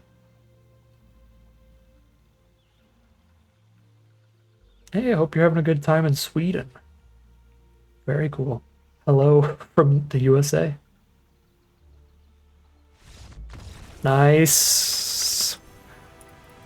We get there, didn't even need Restoration Magic. We are 1 win from Platinum now. However, if I lose this game, it's going to take 2 wins. So this is a very, very important game here. If we lose it, we need 2 wins in a row. Well, 2 wins over time. But if we can just hop into Platinum right now, then our future losses matter less at the start of a new tier. Okay, we are on the draw against green-blue. Green, blue, and red. Lots of the colors. Lead with Edelbert against a 2/2. No blocks. Are they just racing?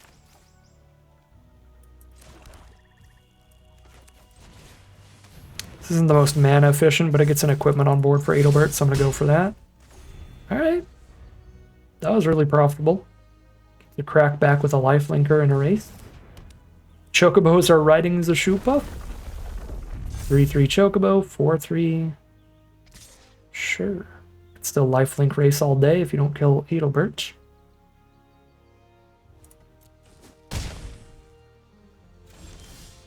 Beautiful, we found a second white, that's very important. I'm going to cast this pre-combat so I have +4/+4 if anything weird happens. Nothing weird happened, they're down to 12.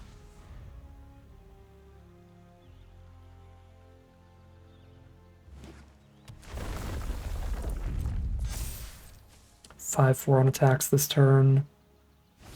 But all this life gain, it really doesn't matter. Sandworm on our untapped land, probably. Oh no, they've got landfall, so they can do it on their own land. 1, 2, 3, 4, 5, 6, 7, 8, 9, 10, 11. I'm 1 damage from lethal on the crackback. 2, 3, 4, 5, 6, 7, 8, 9, 10, 11. Dang. I was gonna hope that I had a lethal crackback here where I could justify just taking 12, but I don't have a lethal crackback, so I think I just combat trick away. Oh, it's not even combat trick away because it's +6/+6, so I don't use the combat trick, I just trade. Alright.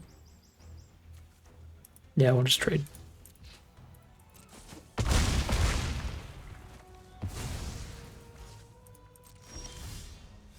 Delivery Moogle. Not bad. Yeah, we'll do that here.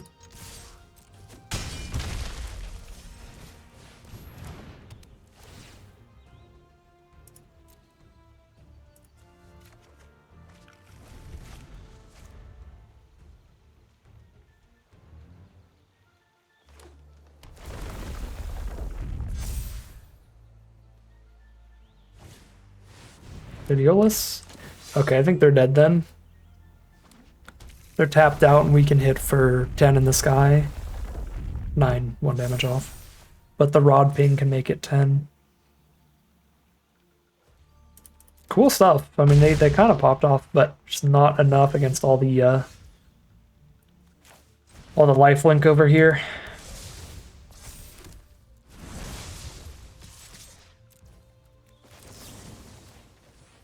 All right, that is platinum off of that win. All we need to do is get to diamond and get to mythic. We're only 2 ranks away, but platinum and diamond take much longer.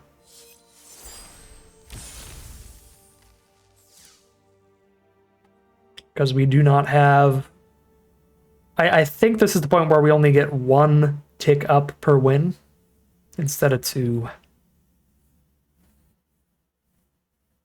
So these all take twice as long at the bare minimum. So yeah, 5 hours in, we're at platinum right now. So these take twice as long. Gold to platinum took an hour and a half. 3 hours apiece, but then we also have to deal with more high-level players, so probably like 4 hours apiece. This might be doable. We might actually get Bronze to Mythic in 1 stream. It's going to take another 8 hours. It's 13 hours total. We're on a good pace right now, I think. Turn 1 Saw's Chocobo on the play again.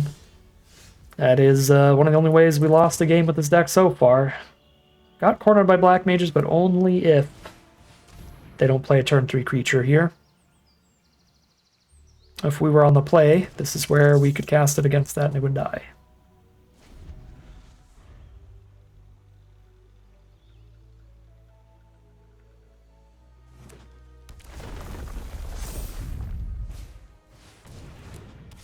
All right. That would be so unfortunate.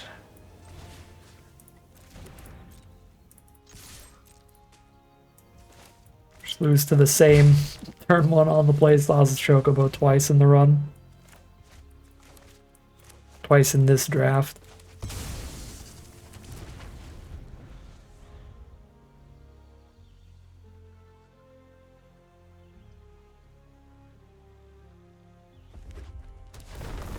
This deck is weak to it. We only have like the 1 Fate of the Sun Crest.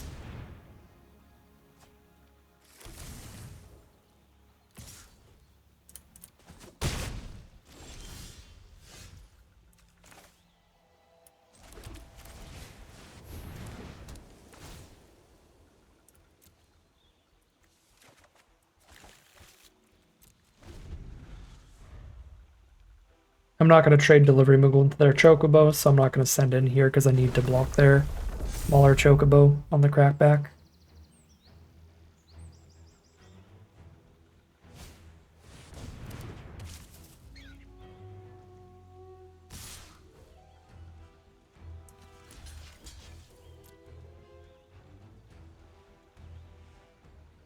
Blitzball shot. Gross.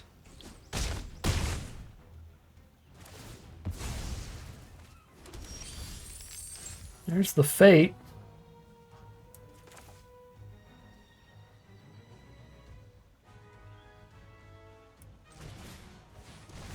It's quite good.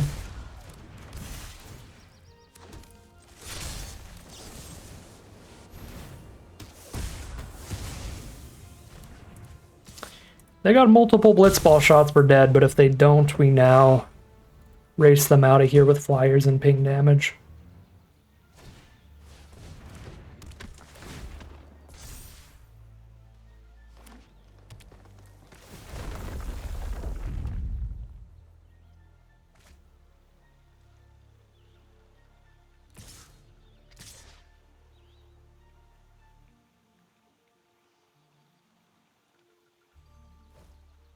No blitzball shot, please. Thank you.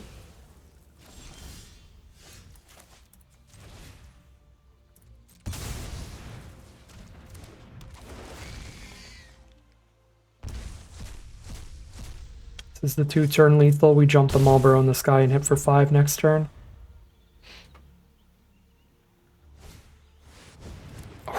That was close.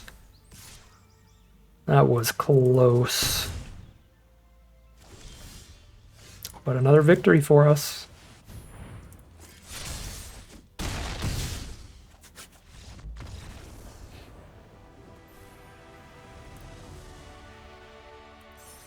Yeah, we only get 1 point per win now.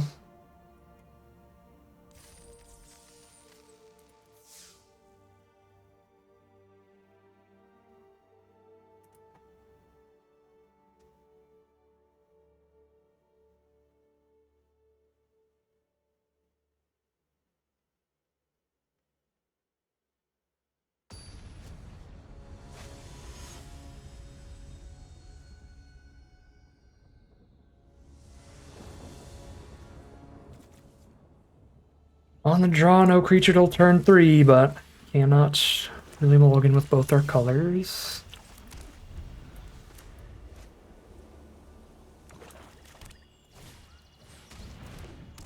Oh shoot, a rat. Alright, we drew a 2-drop. Never didn't have it.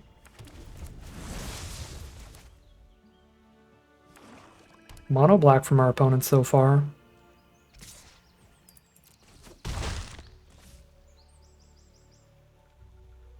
We'd rather not give them the treasure, so they corner our 2-1. Fair. I'll play Aerith with the You're Not Alone in my hand. Aerith Black Mage's Rod is kind of clutch. This game goes long enough for me to equip that to her. And she gains 1 and gets a +1/+1 counter just if I cast a spell, period.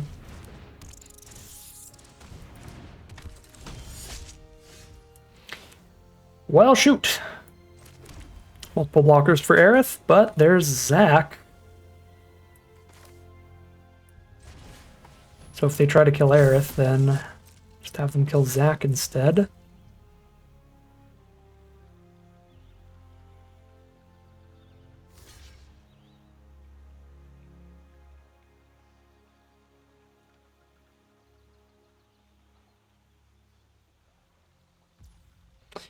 I think it's better to use the combat trick and save Zac for removal.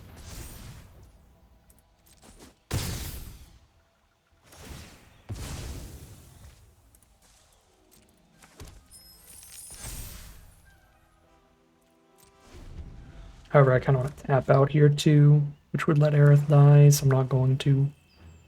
They actually pull off mono black in quick draft.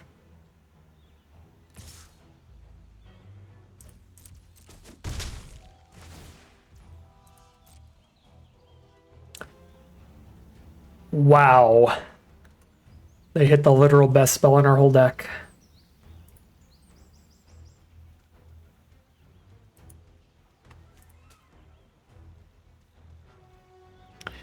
Call that pretty rude.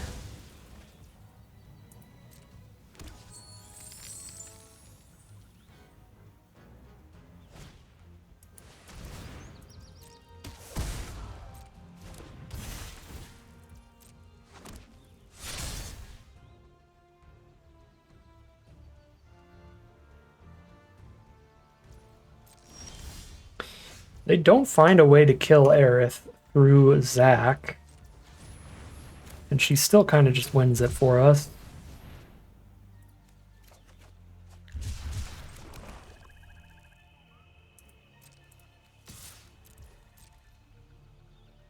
But this Reno and Root is already very annoying.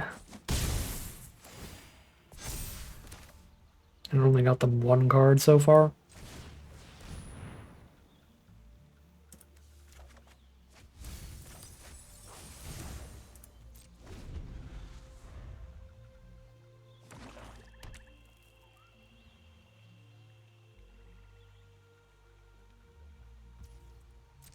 There's all the rat treasure they have to sack.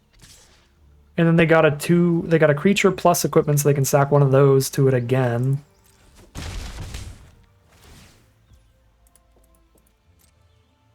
Alright, swamp off the top, good.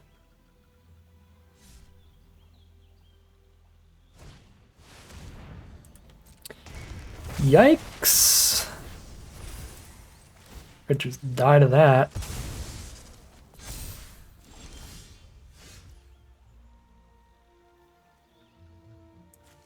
Heck dies to make sure they don't have a Wombo combo in their hand for that.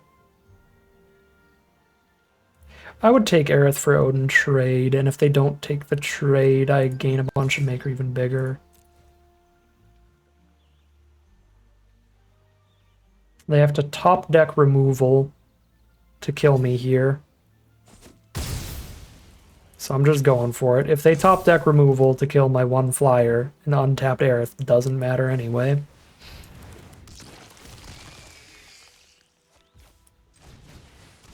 Okay. Yep, the only blocker that matters this turn is the Ahriman. So no reason not to attack with Aerith there. Because it's like, well, if the flyer doesn't block, then they put the lance on Odin and win.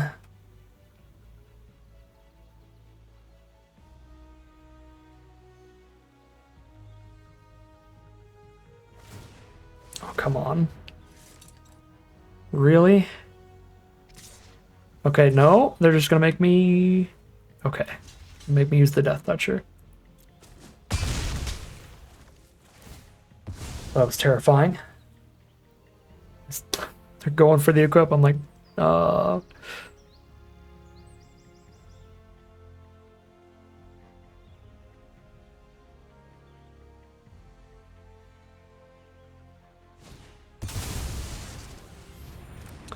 Phantom Train is solid.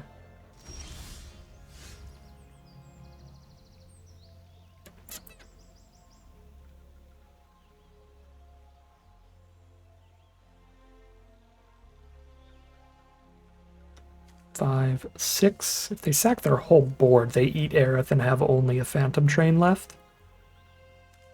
I guess I make it so they can't do that if I go cornered by Black Mages instead of playing Moogle. I feel like I'm supposed to play Moogle here, though.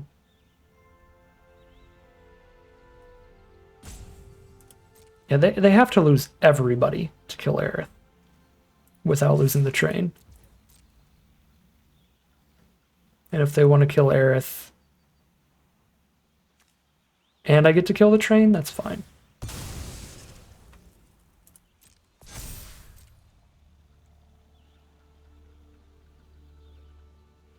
Your thoughts on beginners trying premium, traditional, or quick draft to learn the format? I think quick draft is the best way to learn the format by a lot, because you have infinite time during the draft to read all of the cards and look up any materials you need, any draft guides or anything like that while you're picking.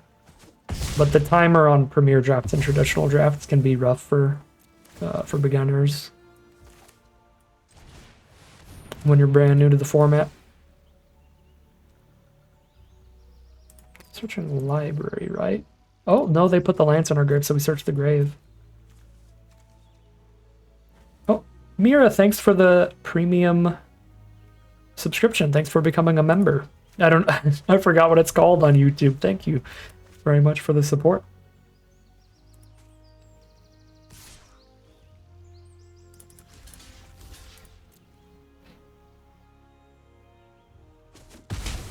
Stop them from drawing cards here, and then I'm up 3 cards, so we win from there. Okay, I'm up 2 cards, because Anima draws them 1.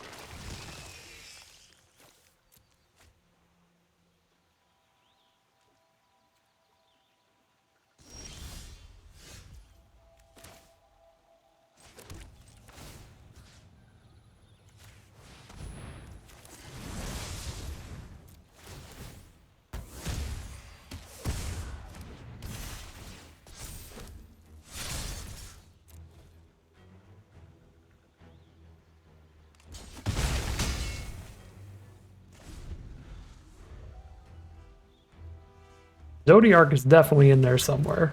Ooh, there's a Sir Conrad too. Good news is I'm at 5 million life, so Sir Conrad doesn't matter.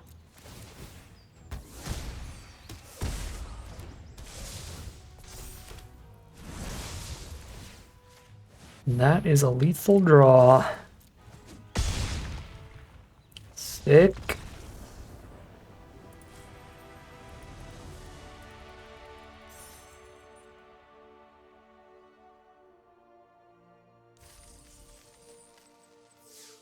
Seven and 1.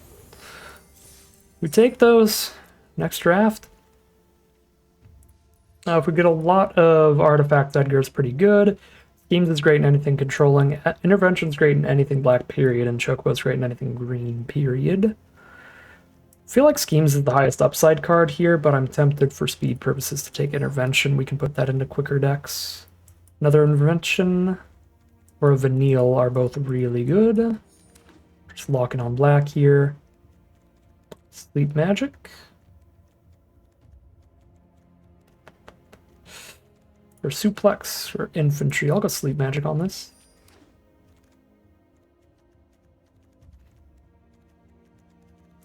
Marlboro with double intervention. Actually, Rod with double intervention is kind of exciting. Thunder Magic's really good. That's somewhat late for it. Toto's really good. And we can splash into interventions. Go on Grixis. There's a Garland, though, but then there's Side Quest, the 4-mana spell. There's Call the Mountain Chocobo for blue-red. These are some incredibly strong packs overall. Side Quest here. Sahagin for sure. Blue-red feels a lot more open in quick drafts than it does in player drafts right now. Retrieve is better when we have Sahagin than Warrior Sword is. By a little bit. Sorceress's Schemes Wheels. See, like, that doesn't happen in Premier drafts often at all. Alright, blue-red, splash black for more 4-mana removal spells, which are pretty perfect with Shentoto and Sahagin.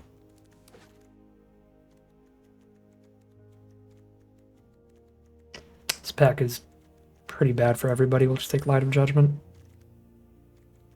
Ultimisia off the splash. Third intervention. Maybe splash into the red instead. Or a Call the Mountain Choke was also quite good. Maybe go intervention here. Dreams of Laguna. Excellent card draw. Blitzball towards the splash or retrieve the Esper.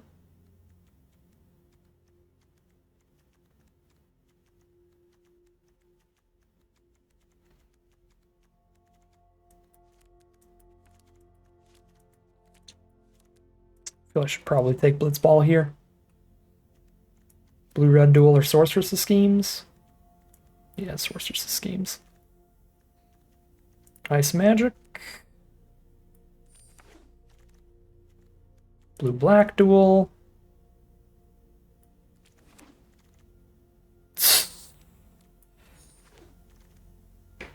The bots must have been trained on some real early data.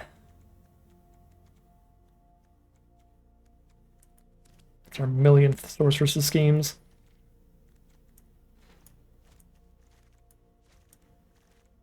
Okay, interaction pile. Creature curve. This is fixing. Card draw. This actually kind of counts as interaction. You have enough. Put it in its own pile.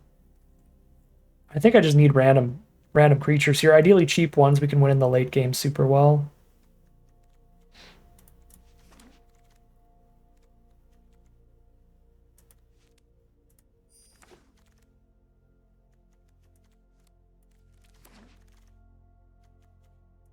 Yeah, we can just win looping Sorceress's Schemes together. I do not need finishers.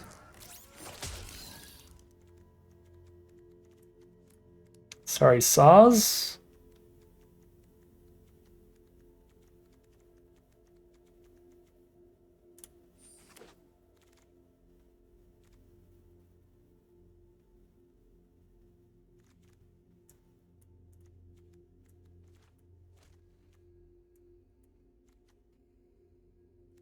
Actually, like, cornered by black mages a lot here.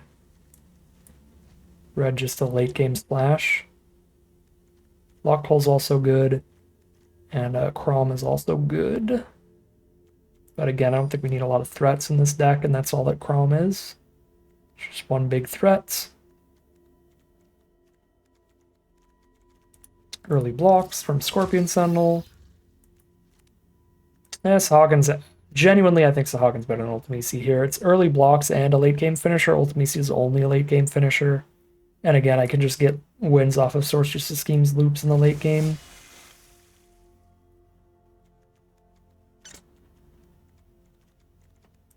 Probably not playing Travel the Otherworld, but I'm definitely not playing anything else here.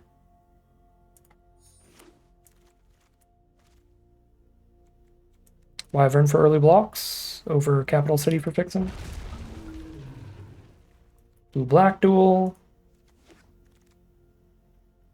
Combat tutorial. Card draw helps fixing too. Another Sahagin. Rum sketching is good.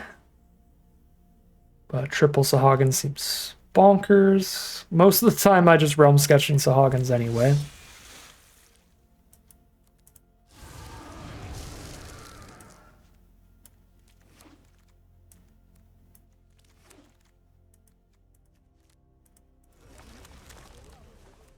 All right. We're gonna have to run some actual red forces in here, just straight up mountains, which is awkward. But this deck looks quite good.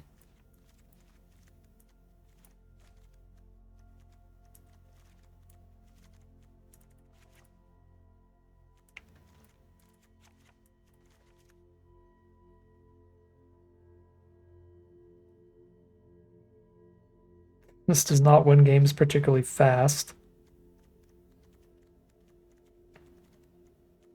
What are you gonna do?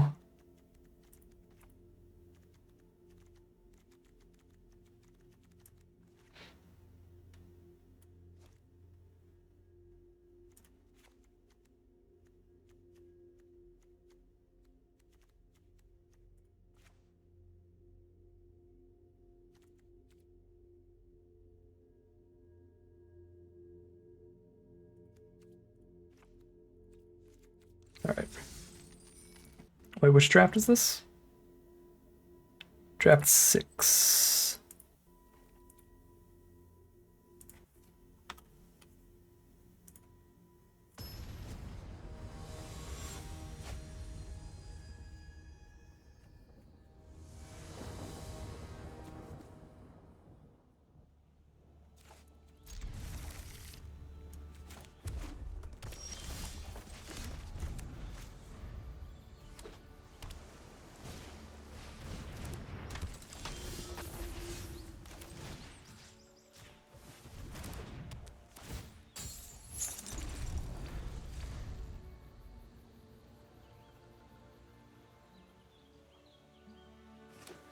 I expect to see a whole lot of blue-red as we work our way up the queues here, or the ranked ladder here, because it feels insanely open in these quick drafts so far. Very good for our opponent.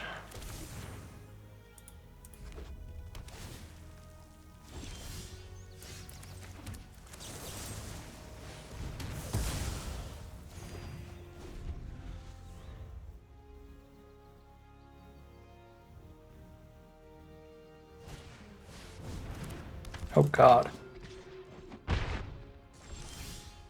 Okay, just a 2/4 lifelink right now.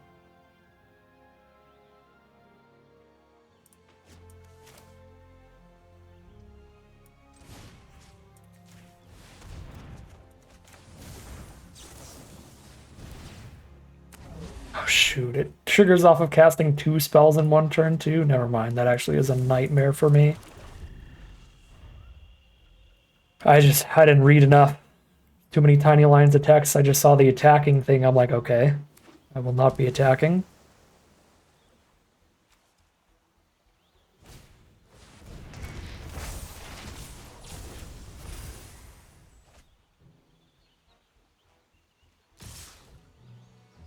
Yeah, Mangara is actually quite good against this strategy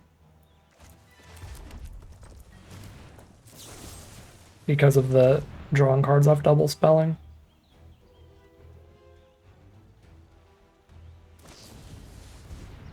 Nice magic back to their hand. Ew.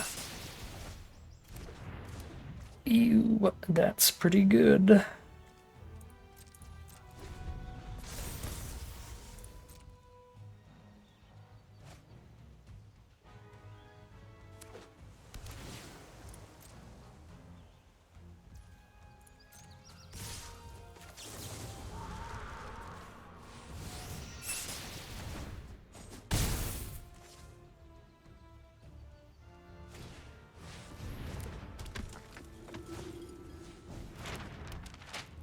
That's the thing, I can schemes back my intervention to deal with them.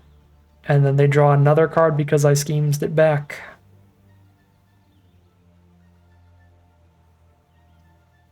I think I'd rather side quest. I have 3 interventions in this deck. So I go land intervention and still just do it during their turn and they don't draw a card. Worst case scenario, I take 2 extra damage, but their life gain is irrelevant.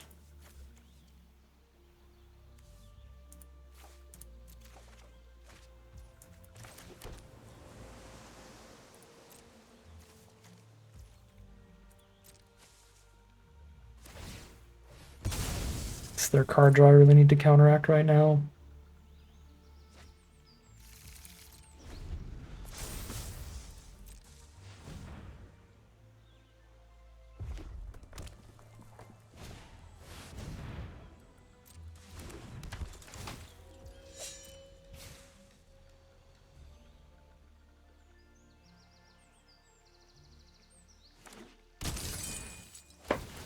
The Gilgamesh 3-for-1. Well, we got mega bombed here. Mangara plus Gilgamesh both did a lot. Mangara doesn't look like it did as much because obviously it didn't put as much on this board, but 2-for-1 and stopped us from playing super well against it, or it would have 3-for-1 if we did. Alright. Shame.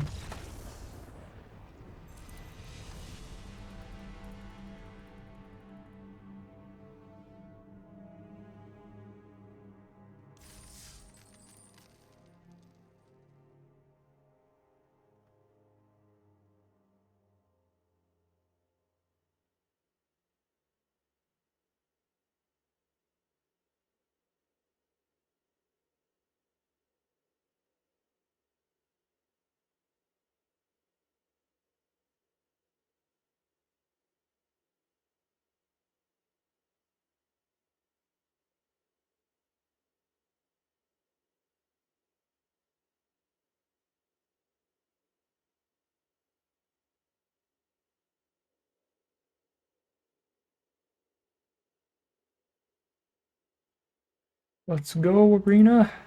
Get me in there. Let me in. Let me in.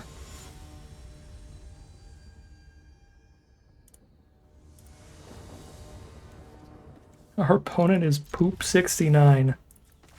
All right.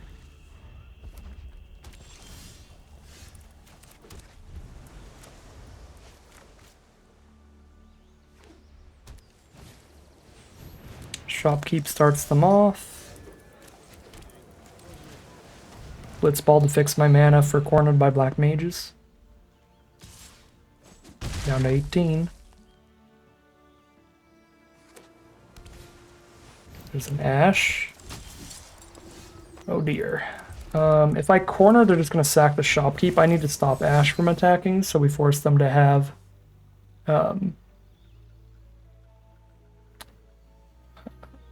force them to have removal here.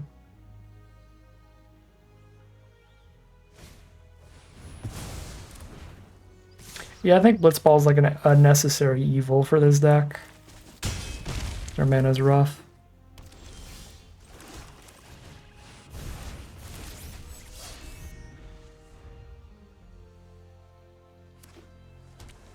I would rather just play like a whole ton of duels, but we have 0 red sources outside of basic mountains.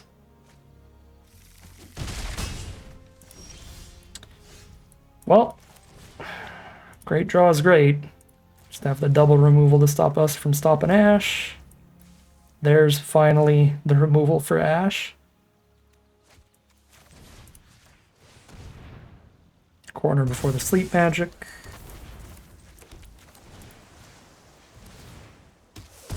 The Sahagin are hiding from us. We drafted 3 Sahagin. I drafted 2 of them over really good spells for this exact reason, because of how important they are early. Man, you brought it up and now I'm frustrated with the way we've drawn.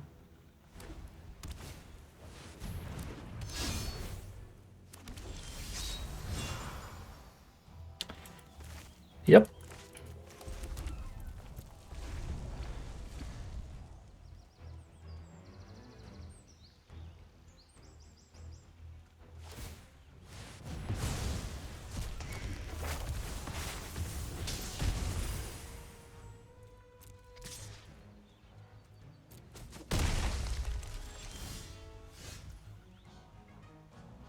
Genuinely too late. I go to 1 life off of this triggering.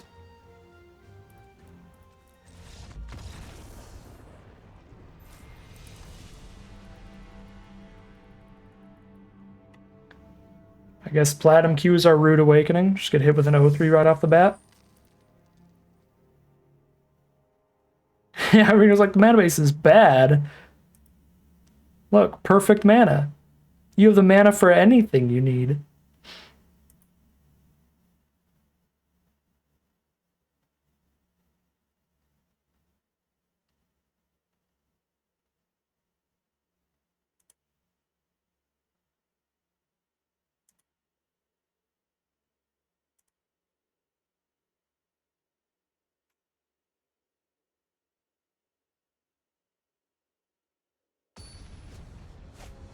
It's a Hagen opener, please. But I could just O3 here and it's fine now, because I'm at the bottom of Plat 4, so if I lose this next game, it doesn't change my rank at all. It's after those 2. The loss is not as painful.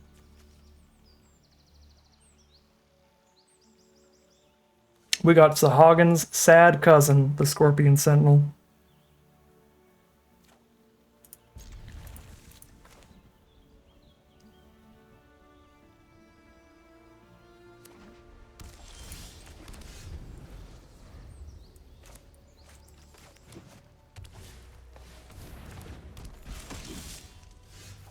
We got the real one!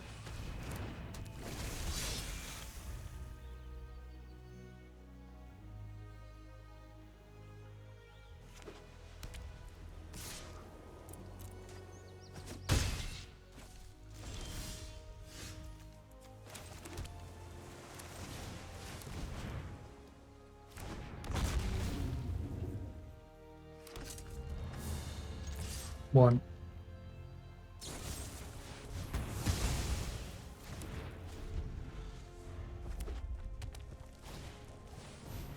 Rapier.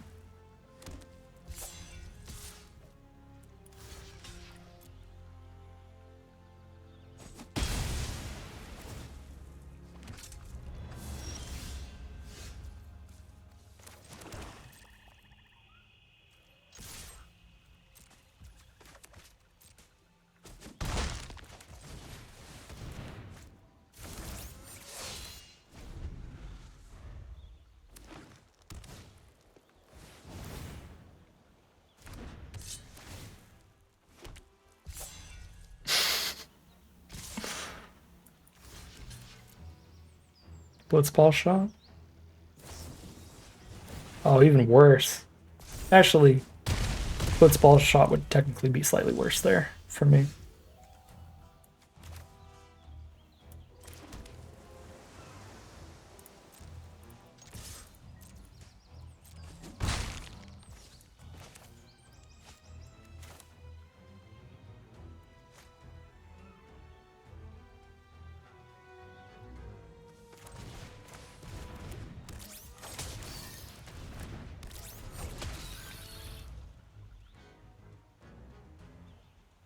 They have one card from last turn and something they just top decked in hand.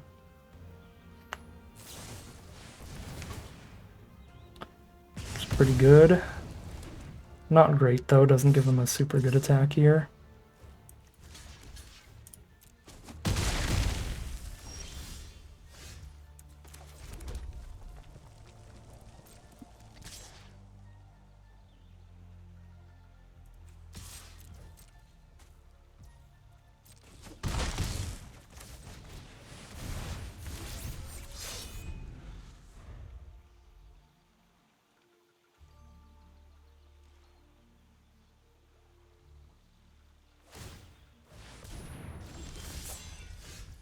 Beautiful.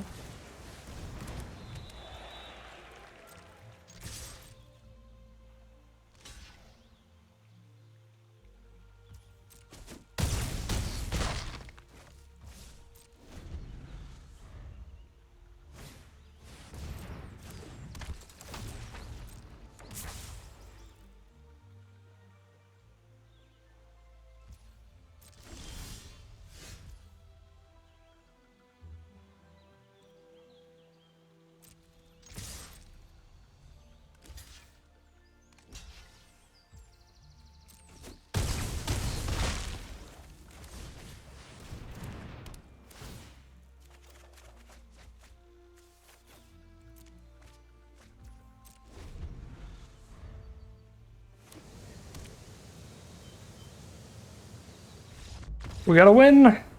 We gotta win with this deck. Again, that win is irrelevant if I lose the next game. So hopefully we can get at least 2 with this deck. And this draft above where we started.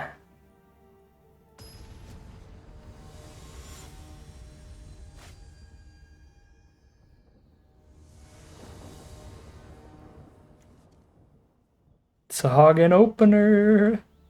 Where's my Moogle friend? This is my alt account. I didn't have money for Moogle friend on the alt account.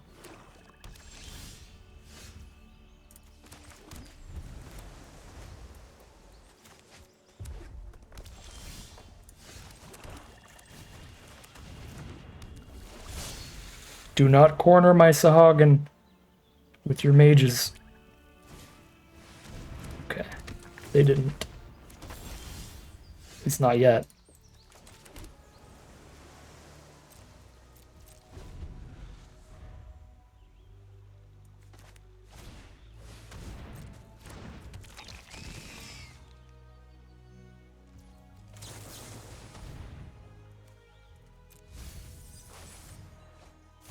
Schemes?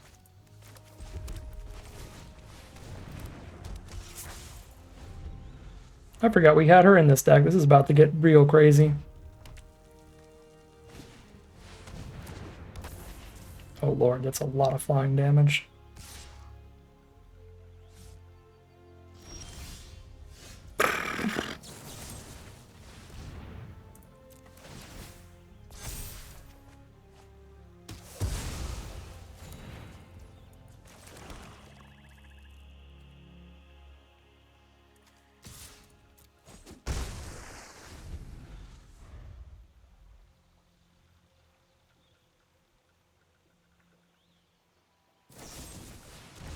Fair.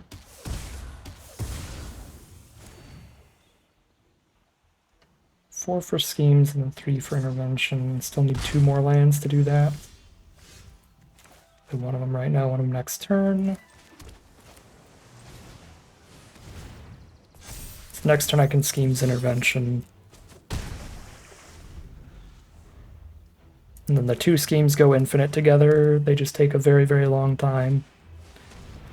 But I can literally never run out of removal now. We're under a lot of immediate pressure, which makes the double schemes less impactful.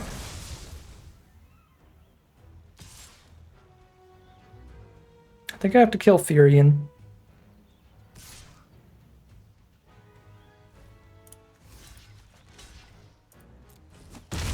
Because it has the potential to pop off a lot worse for me.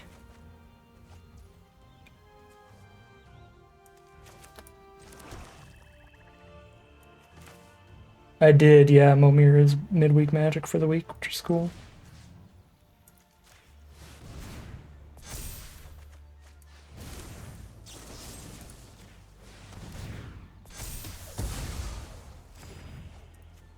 They really need to kill this Sahagin.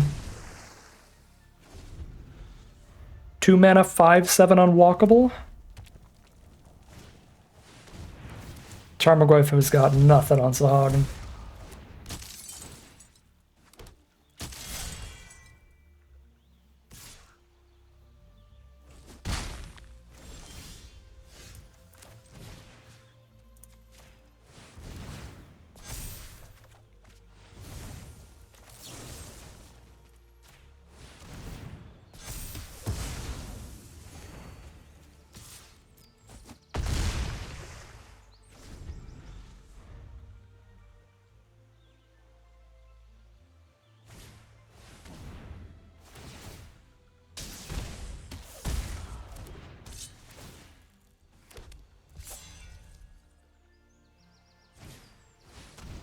Alright.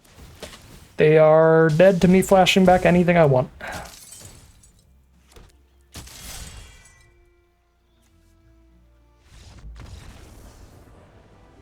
2 and 2. Now, even if I lose the next game, we are at a higher rank than before.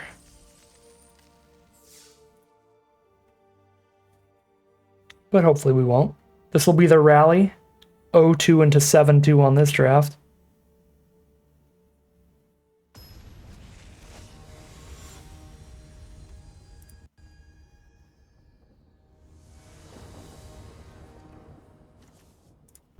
Double Sahagin opener, it's unbeatable.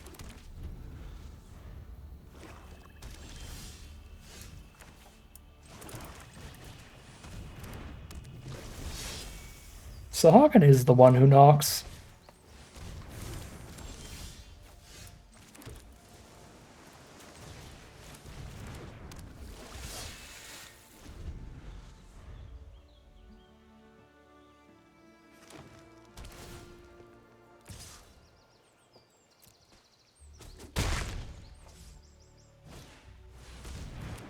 Mars bow.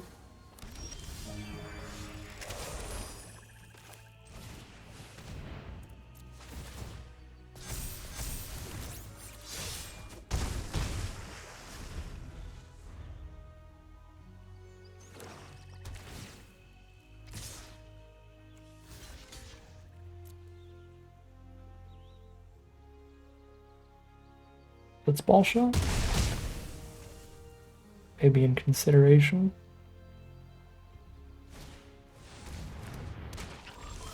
Gigantode.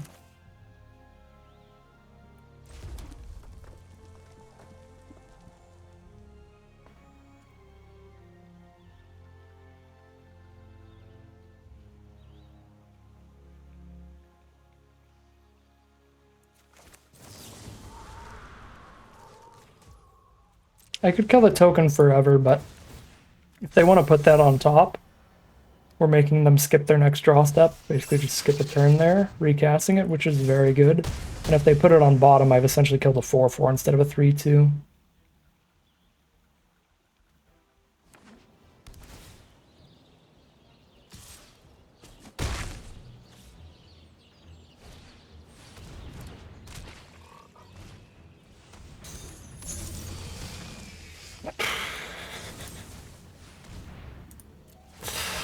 Oh my god, this deck. How do we go 0-2 at the start of this? Come on.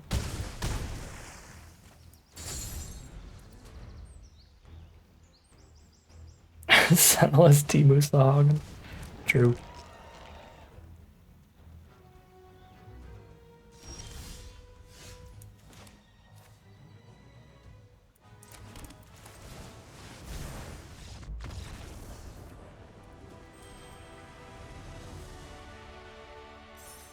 Well, halfway to the next tier.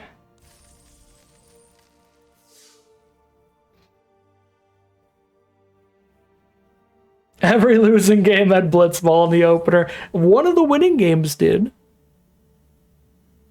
Well, maybe not in the opener. One of the winning games had a Blitzball, though.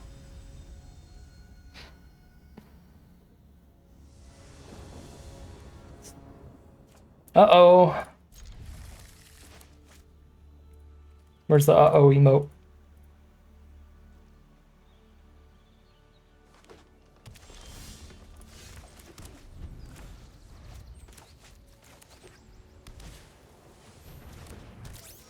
Don't tell me the bots gave you infantries. I took an infantry like pick 3 in white and then never saw another copy in an earlier draft today. I'm the one with the infantries.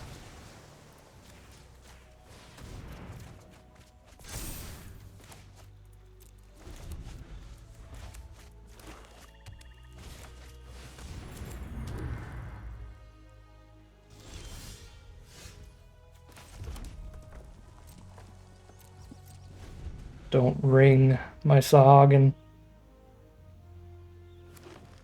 He is a friend.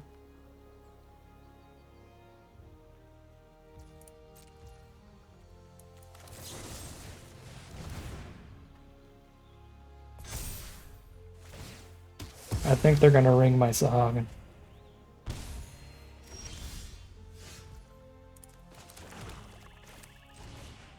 It's the better common, Sahagin or infantry? Probably Sahagin. That's hard though. I feel like I want to say Sahagin because with infantry you need multiples. And I swear to God, the last 10 times I've tried to draft them, everyone else took them all. So I just can't get multiples. But Sahagin's like, even if you get one, Sahagin can put in decent work.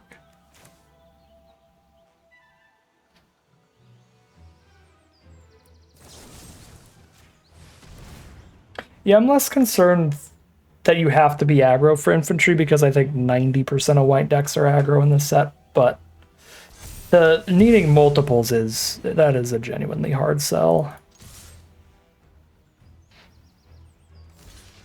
Especially lately. I feel they're a little overdrafted right now, and I'm part of the problem. Or they have been a little overdrafted for a while. No. I should have played around corner by black mages from the 3-color deck.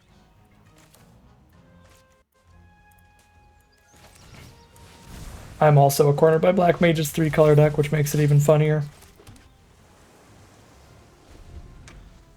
But I saw 2 basics of each kind, so it didn't feel like a thing.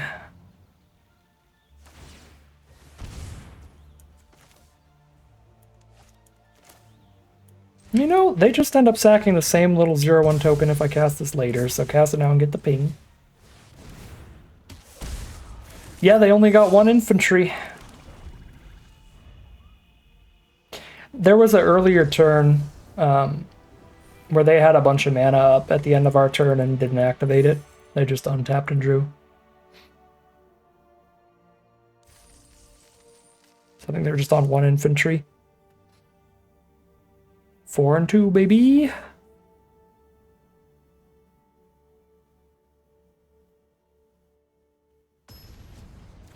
I'm happy with this now. We rallied 4 wins in a row after an 0-2 start. Our worst case scenario is another 4-3 as our worst draft so far. How's it going, Spidey Bat? It is going well. We've had some really good drafts so far, but also most of those were in bronze and silver and stuff. But it's been a good day so far. On the race to Mythic.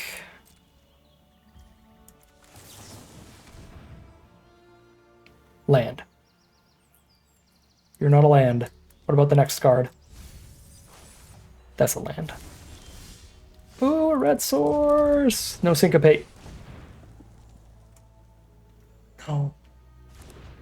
Okay, it's Dreams of Laguna. It's Dreams of Laguna in their hand. We're fine.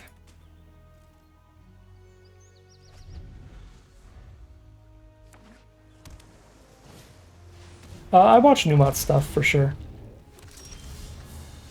I don't think he even knows I exist. So, we do not talk though.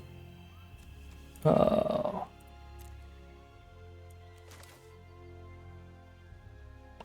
a card. Get a 3/3. Send a 4/4 in. Yeet. Yeah, I did watch... I haven't seen his most recent one. I just saw his first couple where he did 2 different, like, 0-2 and 1-2 runs in a row in 2 different Arena Direct videos. That made me feel a lot better, because as you're probably seeing right now on my channel, if you're watching any of those, the middle of my Arena Direct run this time around was all my 0-2s and 1-2s. It was like 6-2, 3-2, 0-2, 1-2, 0-2, and then like back to a 3-2, and then, you know, spoilers. The ending was decent after all that. But no, yeah, it was really, really rough. It made me feel a little better. I was like, okay. We all get it from time to time.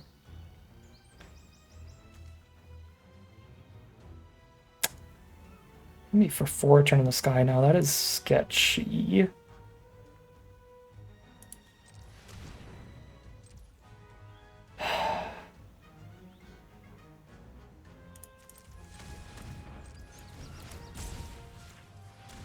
Full race mode. Get a black mage, shut off a flyer. And I've got attacks on the ground. Now I'm only taking 2 a turn. Cornered by sleep mages? Indeed. You have been cornered by the sleep mages, opponent. How do you feel? You can save your wyvern if you shoot it for 1 damage. And then it dies.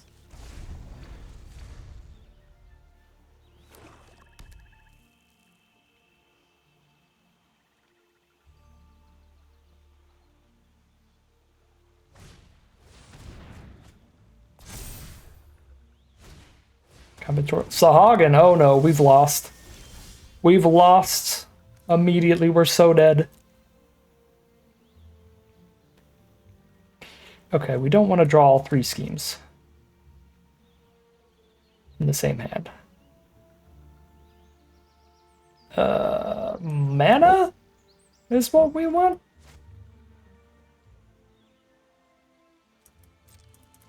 I guess?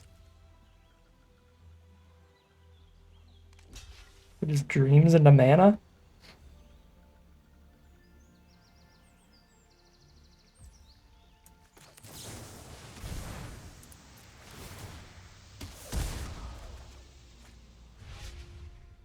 Perfect.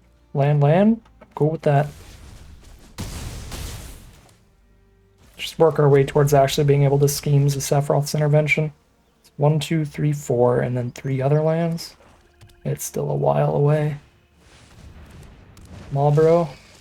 I got good news. I got plenty to discard right now. They exiled my Sahag and it's over.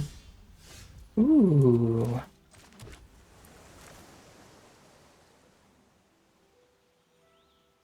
Good draw.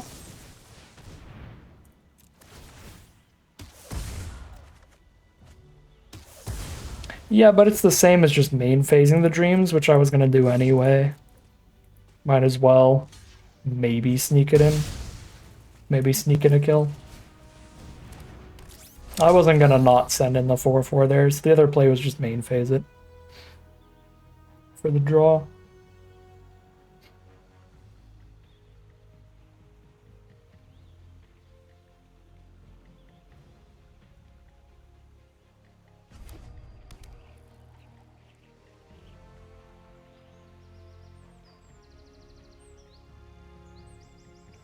Shantaro Splash so worth it this game? Uh-oh. That's also very sketchy.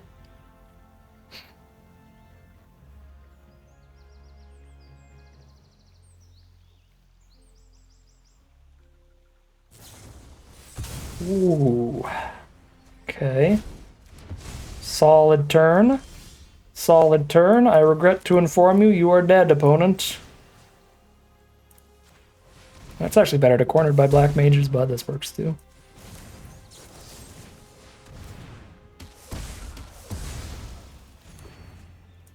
Now, Realm's sketchy play from our opponent. Oh my god, we did it! Oh, plat tier 3. Now I can lose a game and we don't lose a rank. Let's go. 5-2. What a comeback after the 0-2 start. This has been phenomenal.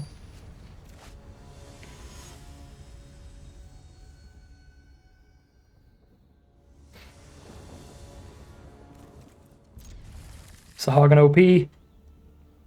Please do not nerf. I love him. Don't change him.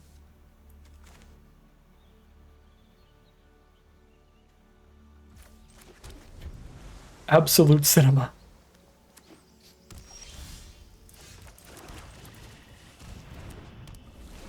Well, if we miss a land, I'm going to cry live on stream.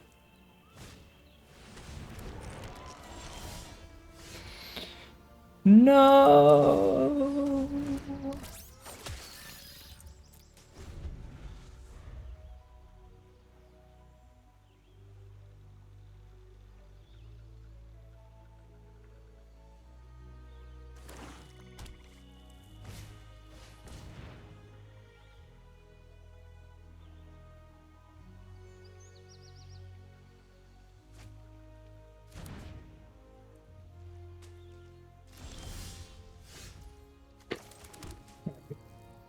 It's anyone's game because the man has taken a while here.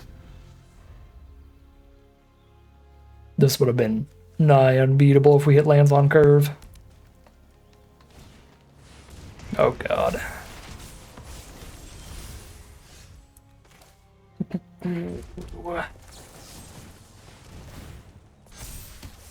Boop.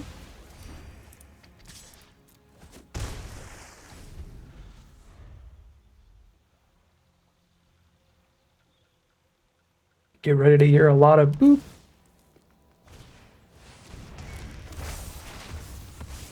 I want this to be 3 fat chocobo versus 3 intervention, because it'd be funny. It would actually be pretty bad for me if that's the case, because they end up a chocobo every single time. But it would still be really funny, so I want that to be the case. Do it again, do it again. More fat chocobos.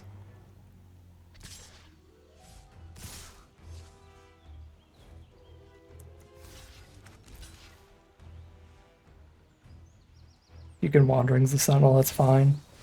Yeah. This was a very good attack for them, even if they didn't have a Wanderings in hand, so it's just a completely free bluff of the trick here.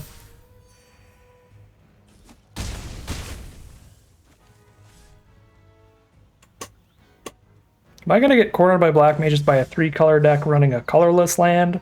I would lose it.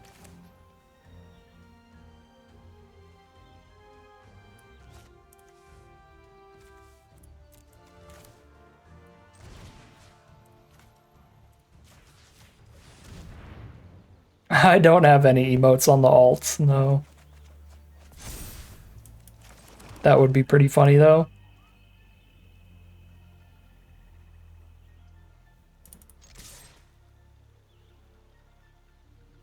We're close to maybe just not supposed to attack here. Close to being in a position where I shouldn't be attacking. Because they crack back for 7. But I still have gain 4 in hand. And 2 more removal spells.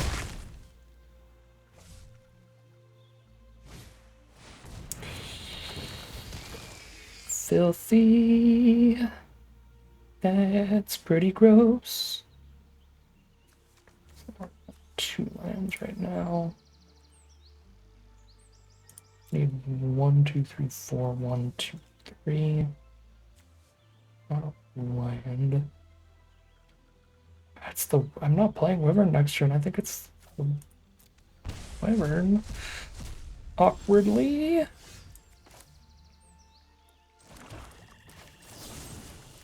Alright, I think I have to stop attacking after that ping. Oh, this is a 3-turn kill if I hit them, but the crackback's a 2-turn kill.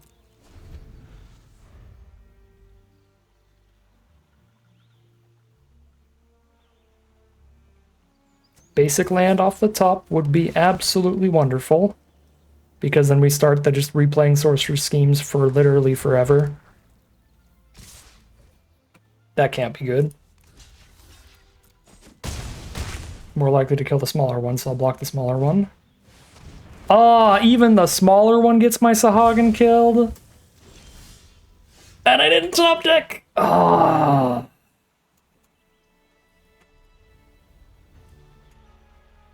That was a horrendous turn for me.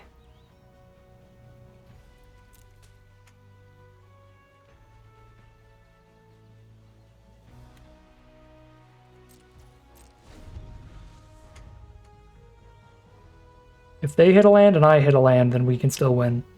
But if they hit a spell again, and it's a mythic rare and it draws a card immediately, a fat chocobo. Alright, unlucky.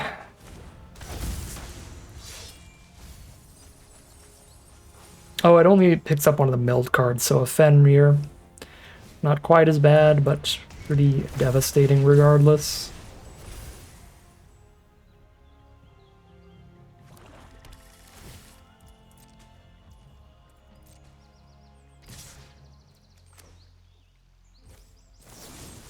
Basic land off the top doesn't even do it now, because it showed up too late.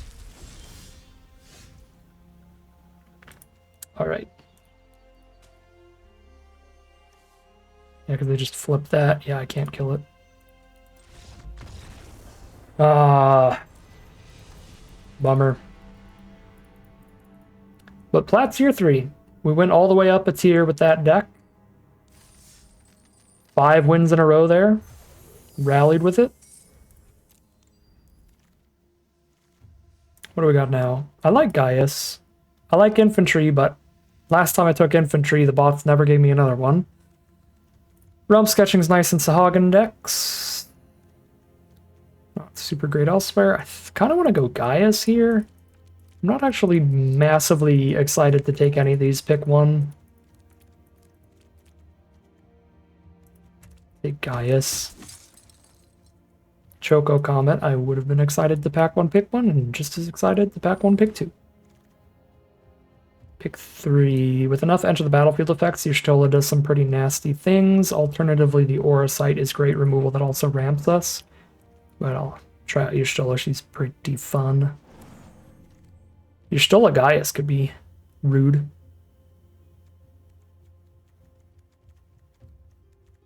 This pack sucks.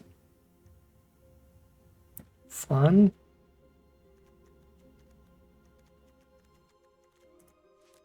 Is that really the pick? I don't think I end up in black-white. I have a really powerful red card and a really powerful blue card. I think I end up cutting both those cards. Judge Manish is the only, like, somewhat exciting card here. Yeah, and I guess the Flan's good with Y'shtola. Or the Flan. However you want to say it. Vector, I suppose.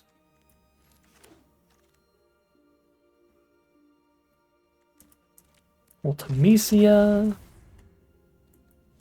Shouldn't reinforcements fill the grave for her, or Crossroads Village for fixing? Let's go Village.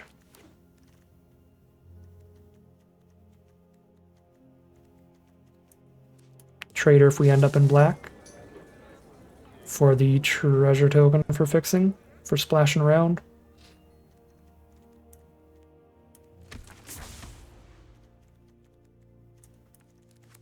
And filler fixing.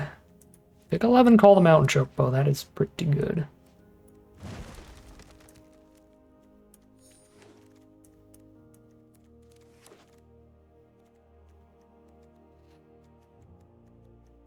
Two towns so far for Travel the Overworld, but I also have a Thunder Magic and a Veins Treachery competing here. I'm going to take Thunder Magic. Intervention off the splash. If we're blue, red, splash, black.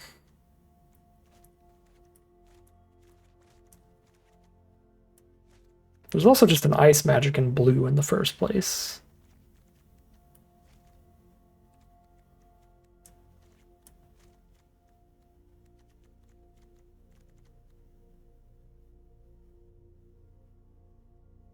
can actually take Ice Magic here. Emperor Palamecia. Ice Magic.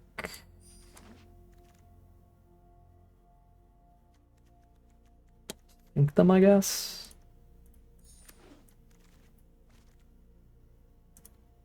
Combat Tutorial. Sanctum. Card collection. And some filler.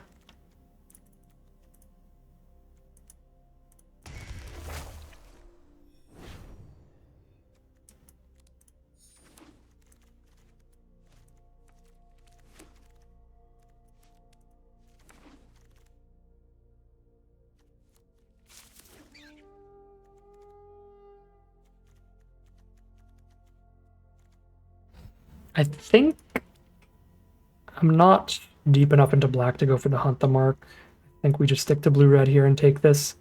Thunder Magic. Yeah. Shantaro. Sorceress's Schemes.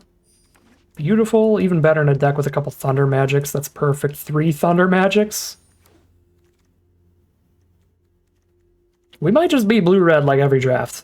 This is kind of wild. Fire Magic's quite good. Yeah, it doesn't feel like they have the appreciation for the blue-red stuff, for sure. This could be called a Mountain Chocobo, but that's, based on how things have been going, more likely to wheel.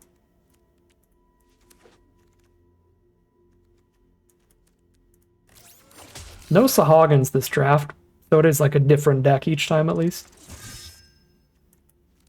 Warrior Sword's reasonable. I prefer Call the Mountain Chocobo and Retrieve the Esper a lot over the sword, so if any of those ended up wheeling, I would probably end up cutting the sword anyway, whereas I don't think I'll end up cutting this Ice Magic.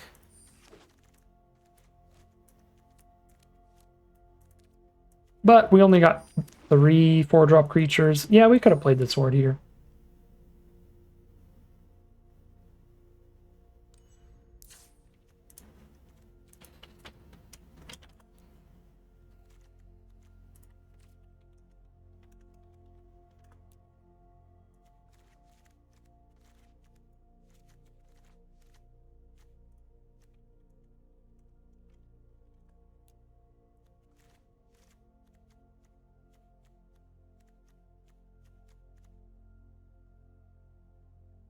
Seven cuts. A lot of filler creatures in this deck. Your Stola even doesn't really have any good combos. She's just a 3/5. But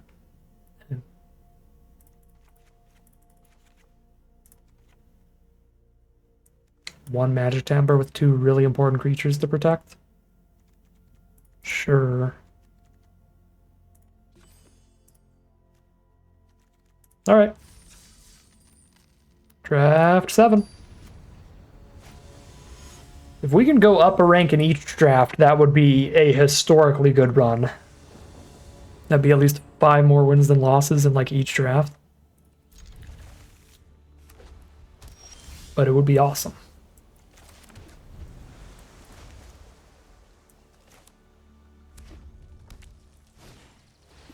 We are on the draw here against Boros, not the spot you want to be.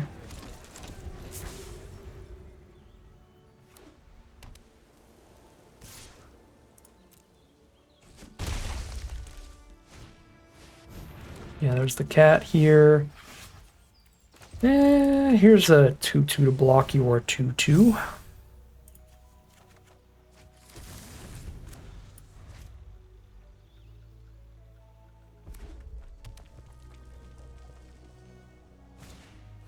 Adalbert. They have no artifact for this cat yet, which is very good. I'm happy to see that.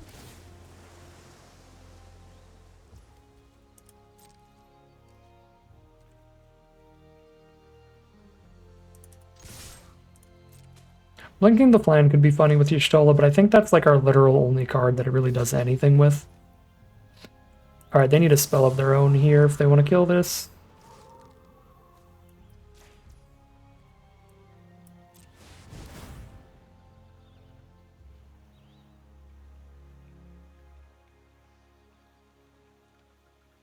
If it's exactly the hexproof trick, that's bad, but anything else is pretty okay.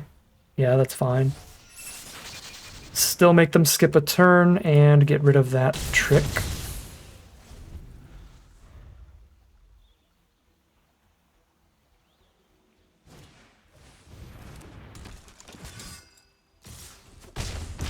I'm frustrated.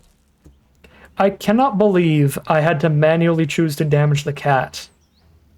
I can't just click through that. Like, I'm in a speed run right now, so I'm clicking through assuming Arena's gonna auto do 3 to the cat. That's insane. Okay, I mean, that made it a lot worse for us, but we're still in the lead here by a good margin.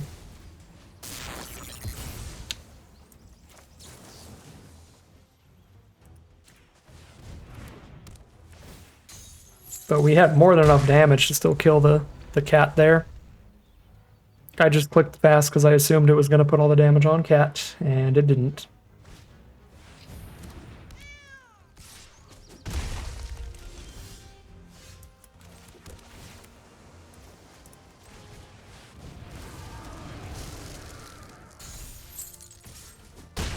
I think I'm under a small enough amount of pressure. It's actually reasonable to go Mountain Chocobo first to hold the magic damper up. Yeah, that's pretty annoying. Get punished for it. Still in the winning position again by a good chunk, but that is quite the punishment.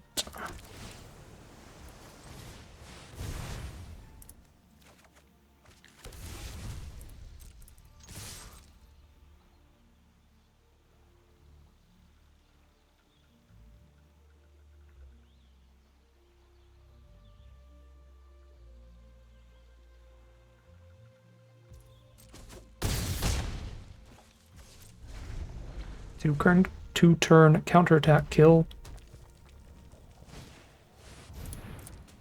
Sure.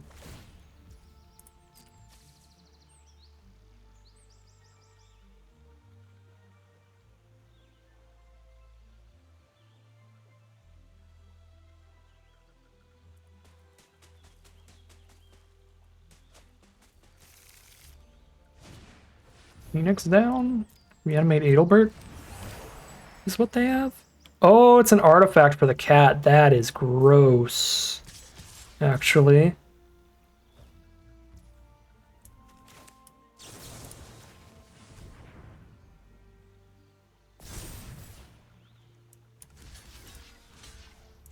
I have to block both now.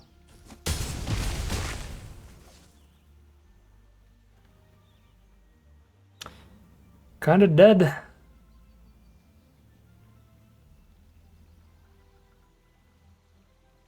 If they keep the artifacts on board. Yeah, and top deck a land. I guess I force a block here, so I'm not quite dead. They have to block with one of these, and then I can ice magic the other one.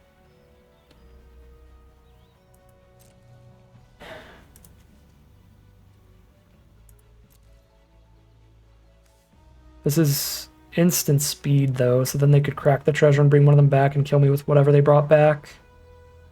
Wow, yeah. So we are still dead, because they just Phoenix down in the end step.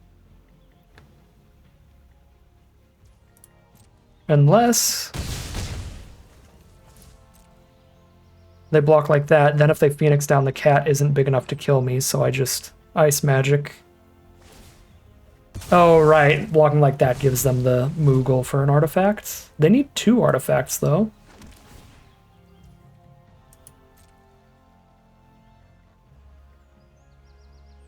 What artifact do they find? I guess any equipment works, though. Yeah, Monk's Fist does it. Ah, that's frustrating. That was pretty winnable. Arena completely threw the game by not auto putting damage on that cat there because I was clicking through just trying to go fast. Speed running. and then I punted by not just waiting a turn with the flan. We could have played the Chocobo first, which gives me the land I need to play the flan and have the hexproof trick up in the same turn. If either of those two things went differently, we would have won. But especially frustrating because if we just dealt 3 to the Chocobo like Arena should have auto-chosen, we would have won.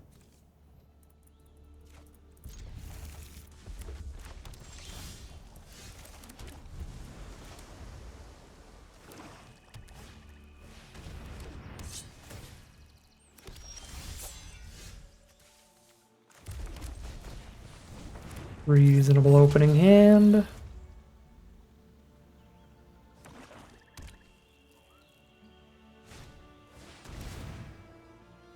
The curve into the corner by black mages is quite good on the play.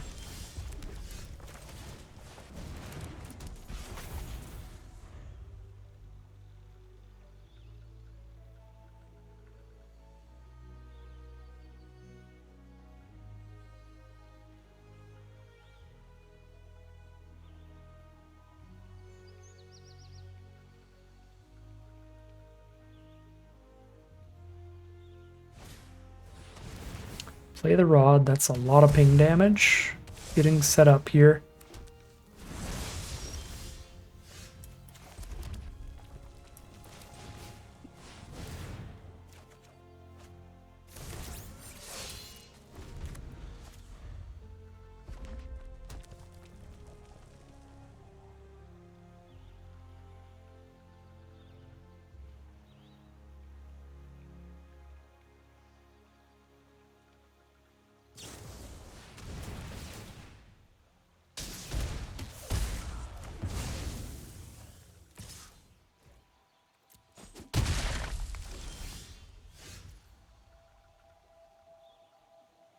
Where are the blue sources, Arena?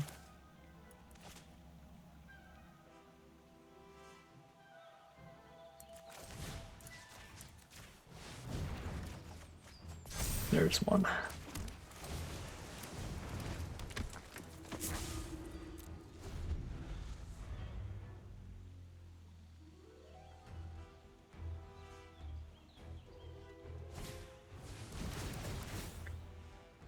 My, oh my.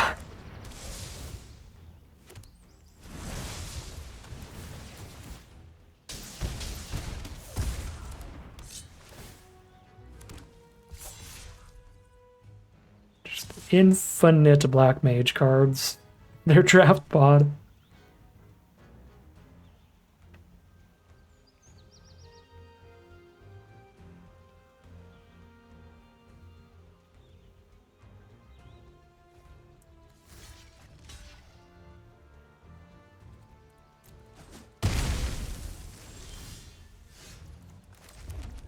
They just cast any 2 spells and we're dead. I don't think we can survive this.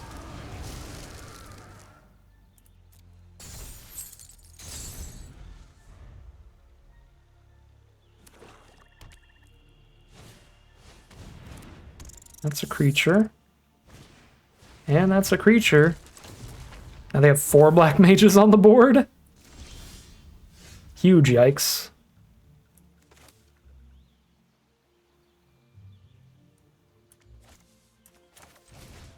Retrieve and spell the thunder magic. I need every single one of these blockers up. Good grief.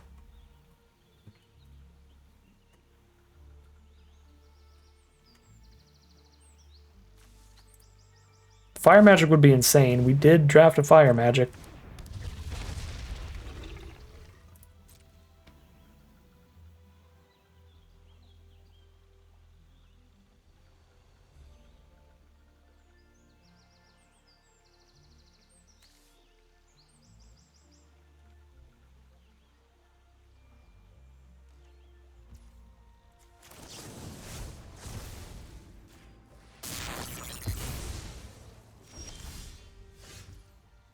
That's thunder magic, not fire magic.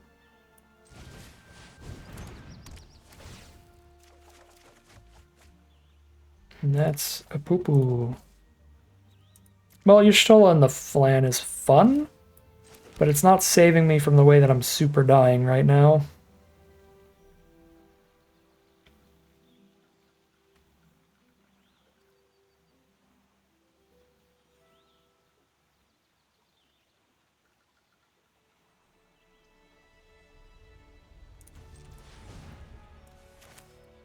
Actually think I have to Thunder Magical Wizard, because Thunder Magicking the 1/1 heroes, they can actually just re-equip the rod later. It soaks up some of their mana, but they can still make it, you know, the same number of pings per turn.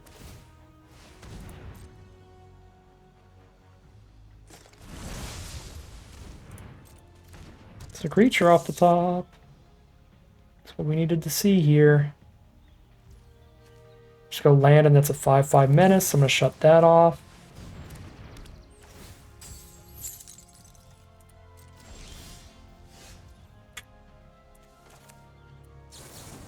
Okay.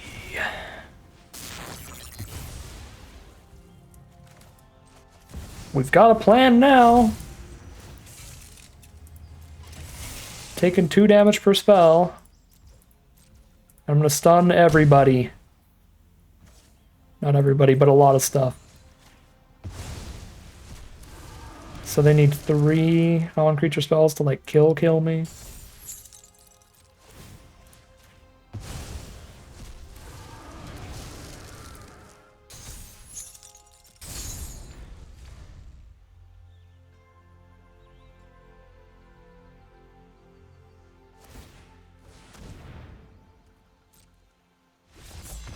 Oh my god. They had so many black mages I was confident we were losing that game. The prophecy, the Ice Flan Y'shtola. As prophesied. As foretold.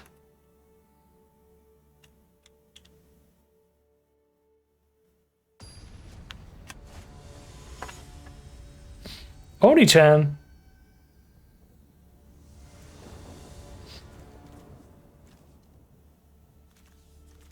That's keep.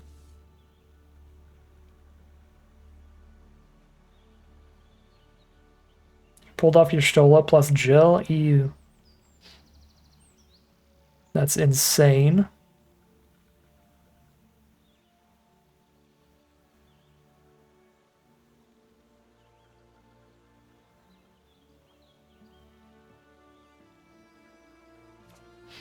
Pulled off, I think I pulled off Y'shtola Hack Dies once. That's the best I ever did.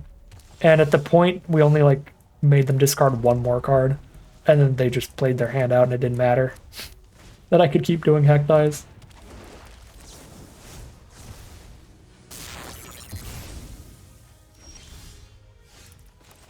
Like, Y'shtola Hack Dies was, like, theoretically great, but it in practice, it, like, makes them discard 1 and then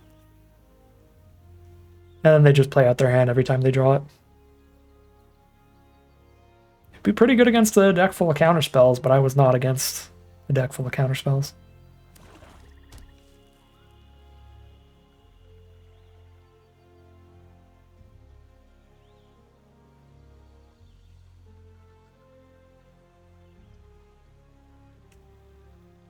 I only have 1 schemes in this deck, right? Yeah, so Sorceress's Schemes is not infinite in this one.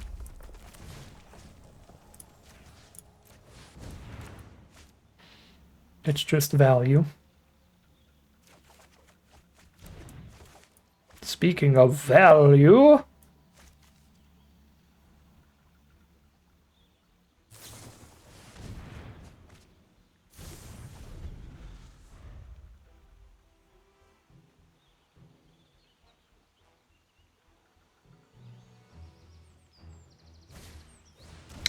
and rude. I'm gonna be rude to you. Reno and Co.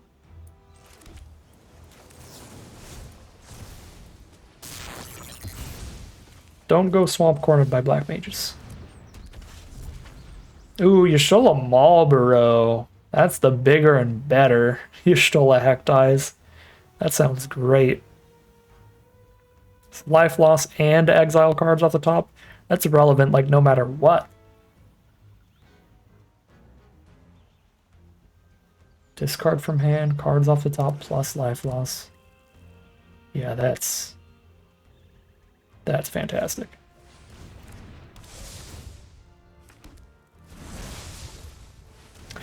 Shantotto lives. She lives. Yes.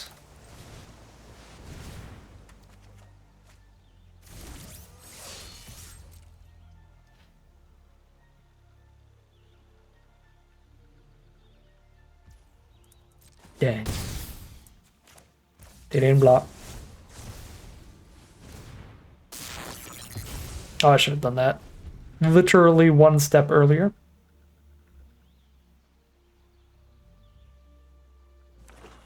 Missed out on 1 point of damage. No, guys. Goodbye, Shantotto.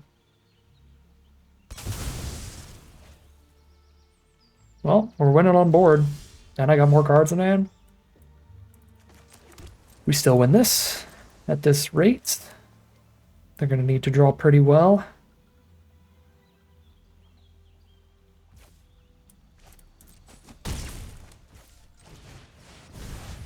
Oh god, no. Cloud of Darkness, Y'shtola. This isn't fun anymore. That just sounds evil.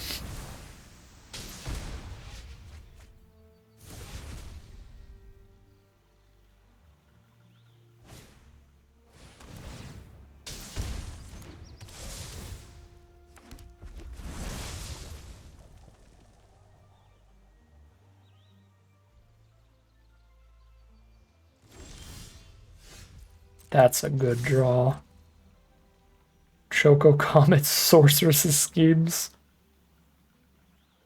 Just keep Choco Cometing them in the face.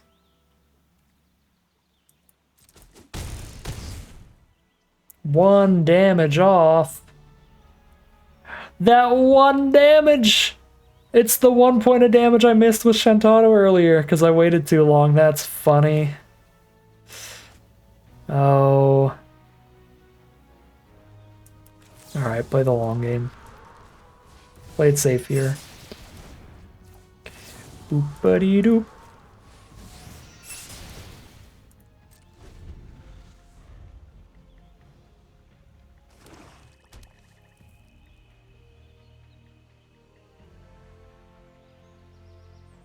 I may be winning this game, but I'm still jealous. I like some Black Mage's Rods too. I have bad news for you, friend. I got one too.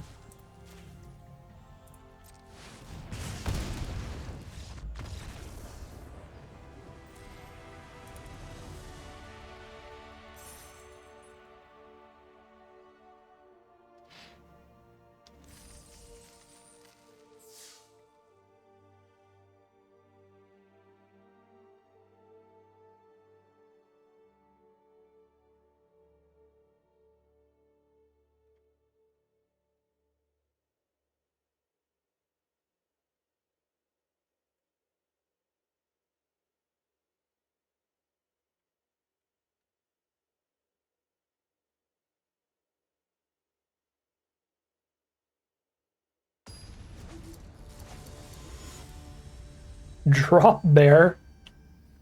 The Mighty.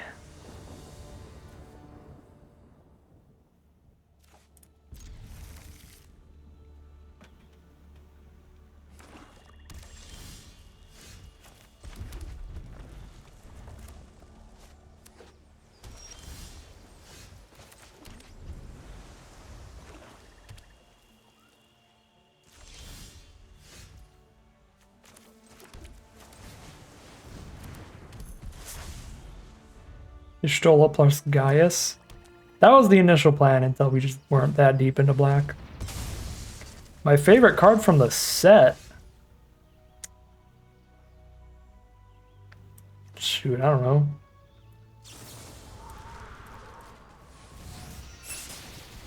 Depends.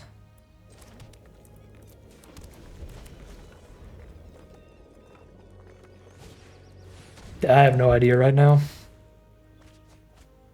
Maybe side quest hunt the mark in terms of playing with it?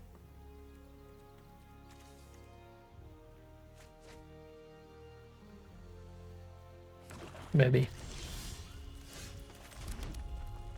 It's gonna be obnoxious as a game of Magic.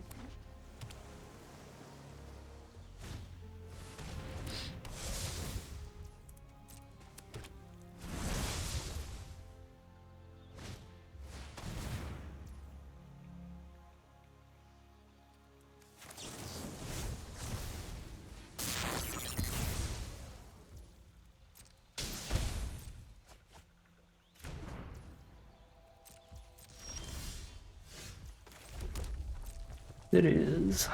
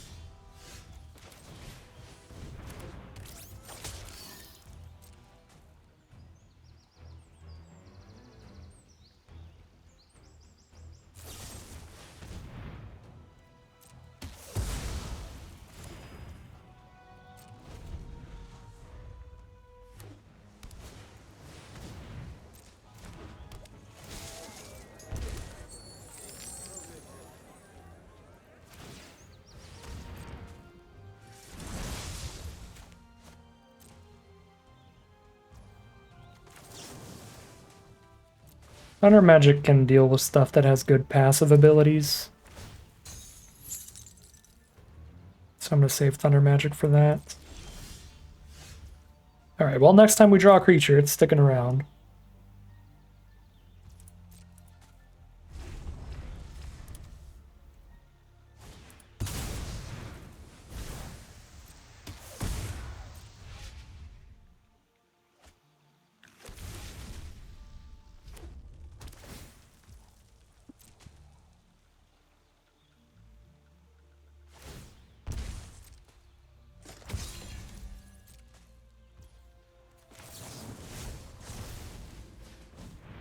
I did not watch the Edge of Eternity's debut stream. That's cool, though. Another Gaia's Cradle and Plarian Academy. They're like if you station them a bunch, right? Something like that.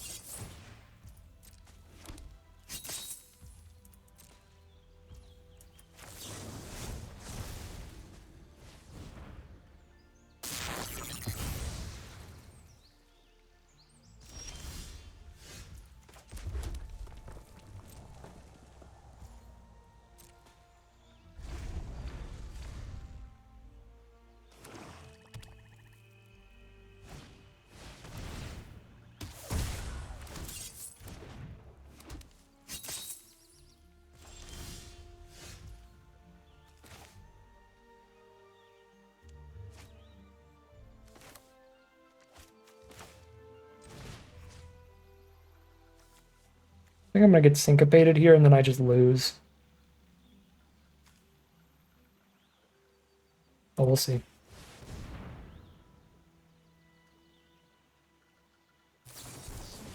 Yeah, I straight up just lose to that. Because now they draw 2 off of the attack. And then they flip the card collection next turn.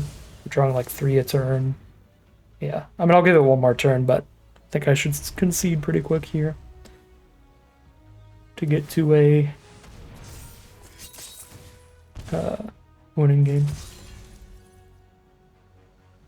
Yeah, I guess unless they have a bunch of corners that'll stick around, but they've got like plenty of targeted removal too.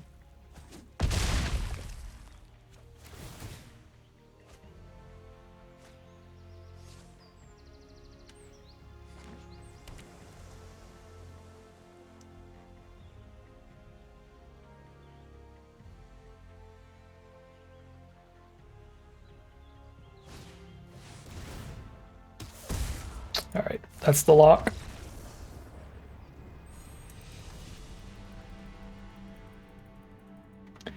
We drew one creature. That is not enough. Well, one main threat. The mirror match is kind of rough because we don't have any counter spells. We just didn't really get any in the pod.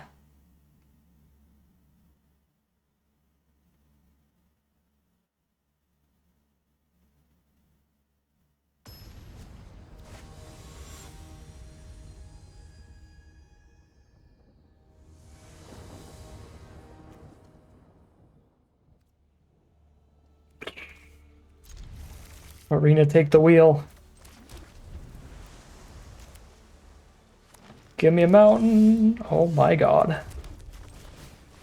How was Strixhaven for limited play? It was pretty good. It had a pretty fun, unique mechanic for draft that worked out really well. So I enjoyed it a lot. The learn and lesson combo where you have to draft a bunch of lessons and a lot of learn spells and know when to take each. It was pretty cool.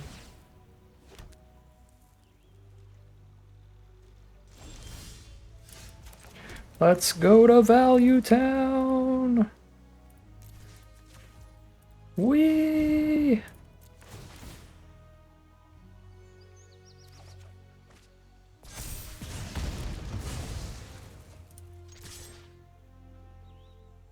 They have the 1 white +2/+2 trick here. They should definitely use it. It seems they do not. Alright, they got Fate of the Suncrest.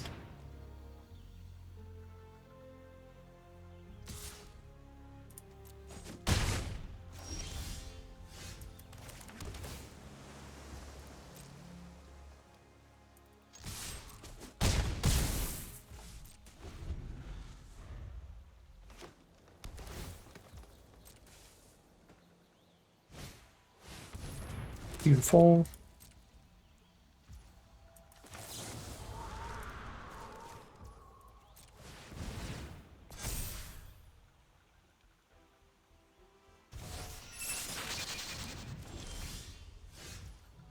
Also beautiful. In fact, that is lethal, I believe. Oh, for sure. Jesus, that's overkill.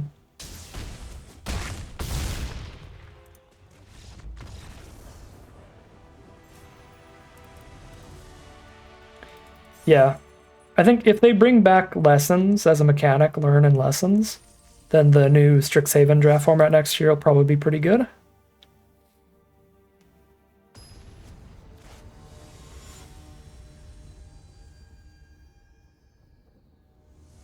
What did you not like about Strixhaven? Was it just the color balance was a bit off? Because that's the main flaw that I remember.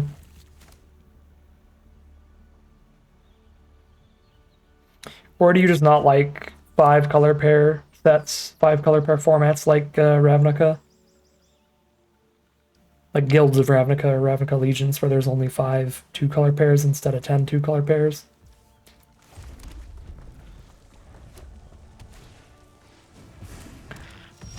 Yeah, I think there's definitely a risk. There's a risk every time they do a Ravnica style set where there's only 5 2-color pairs. Because it's like, that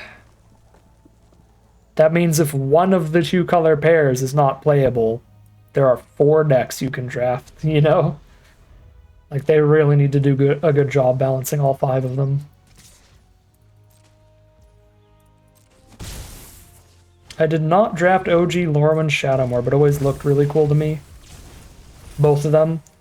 Lorwyn I heard was like way too complex on board. There were just tons of onboard tricks. I heard that was the problem with that. And then I heard that Shadowmoor... I don't know. All I know about Shadowmoor is that apparently mono red was really good. And mono colored in general was solid. But I'm like, that, I don't know. It seems cool to me. Seems unique. The Shadowmoor cards look really, really cool. To me, visually. I have the Flan Y'shtola combo now, if I can make it to 6.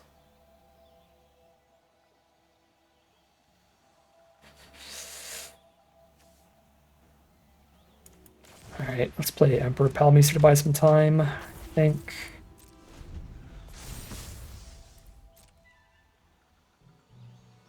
I've already played land for turn. If I hadn't played land for turn, I'd just combat tutorial there. Ow. That's an incredible turn for our opponent. They have the Blazing Bomb kill the Emperor, and the Regalia hit me for 4 and ramp. That is magical Christmas land right there.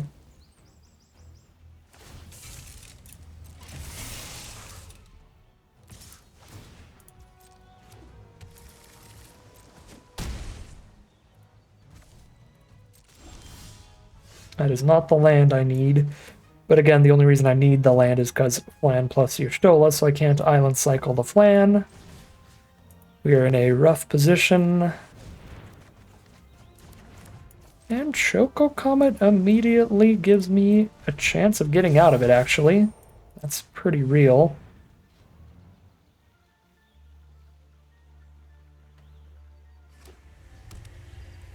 Just quite the draw. Ultros.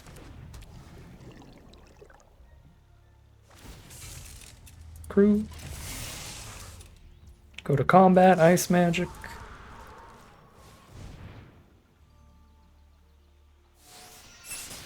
Now they just recast this and buff Ultros. Yep. But then if I kill Ultros, if they don't have another creature, they're done.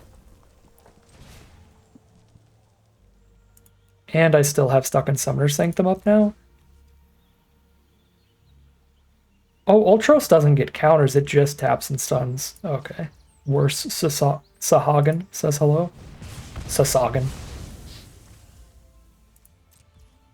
Apparently that's its name now.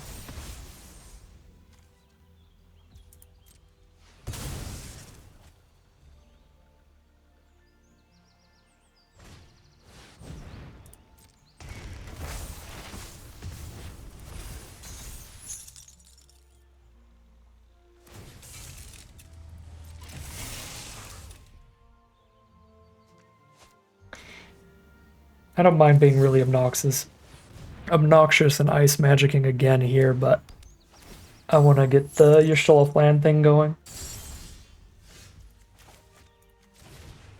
Which means tapping out of interacting with the Regalia next turn. That's true, yeah. I haven't seen anybody accomplish that yet. Put the 8 counters on Ultros, but that would be sick.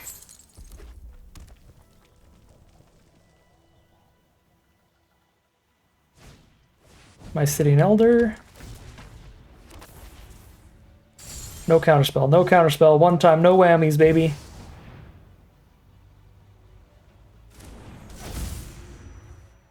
Now I get to even just counter Shiva entirely. They don't even draw one card here.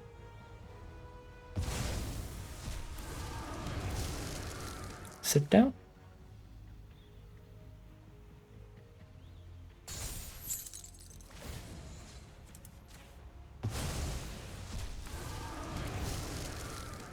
Nice scar. Be a shame if someone impounded it.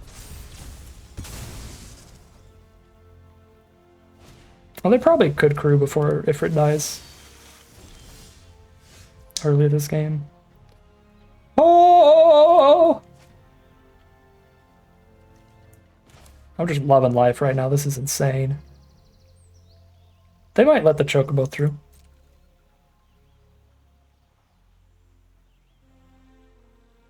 I don't even need to cast Fire Magic. It's ridiculous.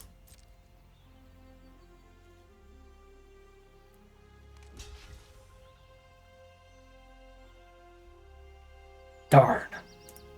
No free Chocobo damage. I think I still just cast this, considering I can Sorcerer Schemes. Gonna be a huge issue. You know, no I don't. Their board is so tiny. Yeah, I just make more threats.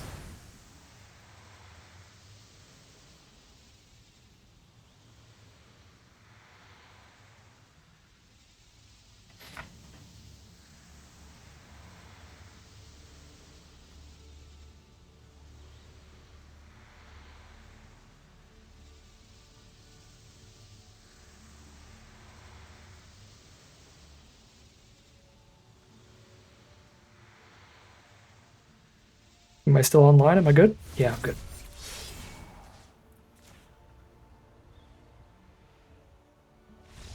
There's the concession.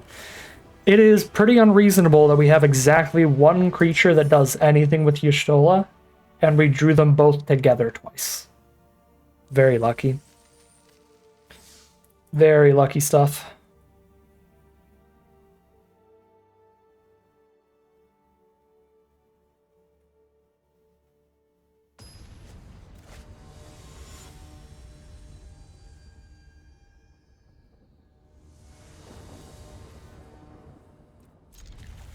Alright. I kind of want to wait till 4 mana to Thief's Knife with this hand. But then I want to call the Mount Chocobo on that turn.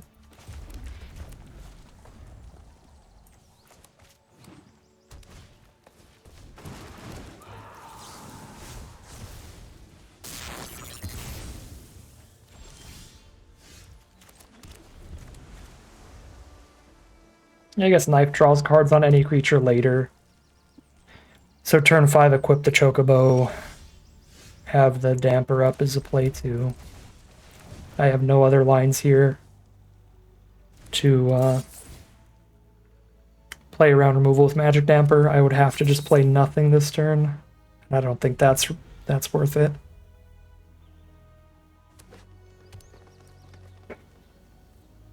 Oh my god, do we draw the card here?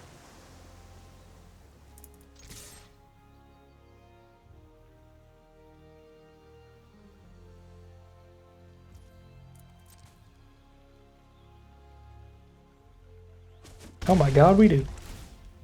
Straight value. Absolutely love it. I clicked too fast. I thought I was clicking to my main phase. Oh, that's embarrassing.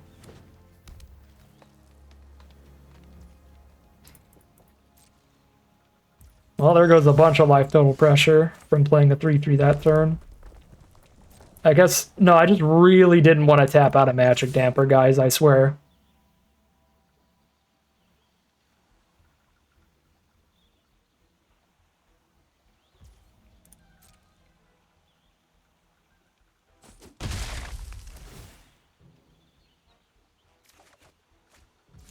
Ooh. Well, I'm casting you now.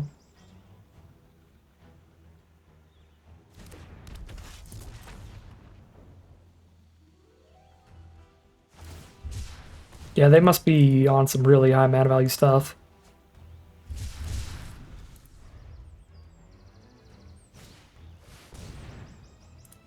And there's the lands for the really high mana value stuff.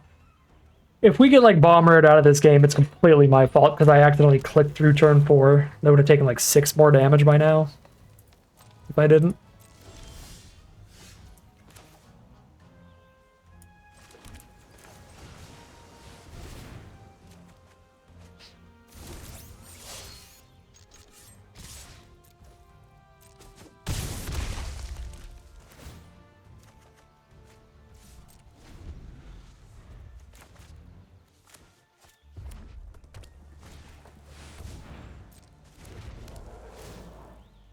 That is not a bomb.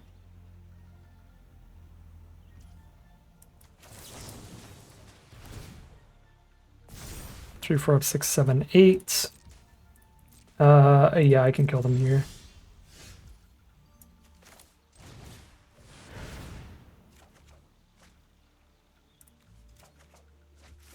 Alright, they probably should have died a turn sooner, but good enough.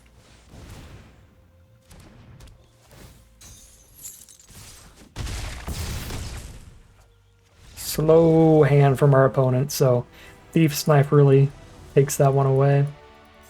One win away from Plat Tier 2. If we get there, that's 2 drafts in a row, we get up a tier. Again, if we can just get up a tier each draft, then this would be a really, really good speed run, but that's very unlikely.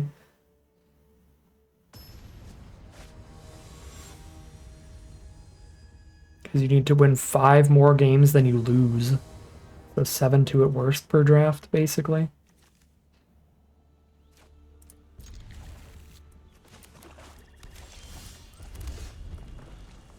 Otherwise, you rank a lot more slowly, like if it's 4-3 every draft. Emperor's gonna get cornered by some black mages. But I don't have a play around that.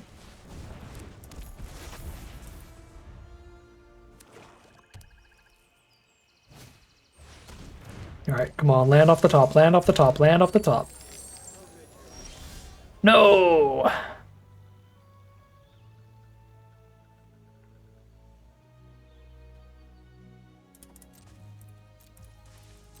gonna pass through and hold up damper.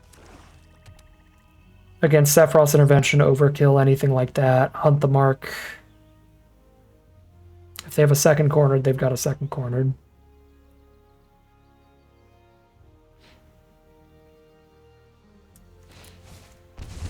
This also lets me wait to kill the Namazu Trader until I can spend a 4-mana removal spell on it instead of the 3 mana, because the 4 mana lets me draw a card. Emmet is a nightmare. From a mono black deck, that's incredibly concerning. I've got the Thunder Magic for it, so that's the plan. Okay, do you have an instance? Please don't. They could play their instance for free, though. They're cheap enough.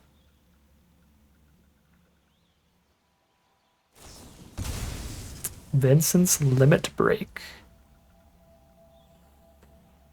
So I can respond with another Thunder Magic. If I don't, then it doesn't die, and when I kill it, it comes back. Okay, I have to respond with another Thunder Magic.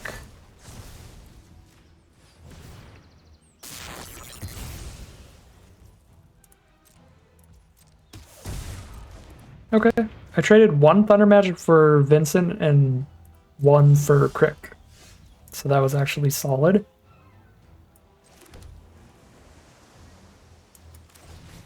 Chocobo, draw a card. I need to keep hitting land drops. If I can. And that lets me. They're at 13. I think we're jamming. They're at 9.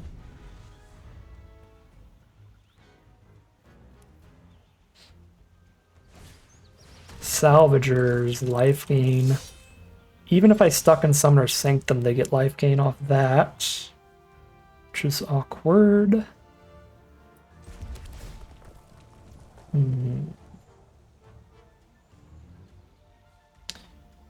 Summoner Sanctum the Trader. 2/3 power attackers, and I have Magic Damper up. And then just Sentinel post-combat, I think.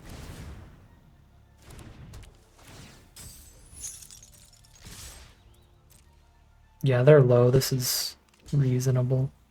Oh wow, we get to trade into the Salvagers? Sure.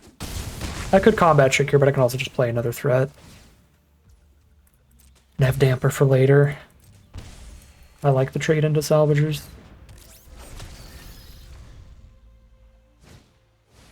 Great Sword.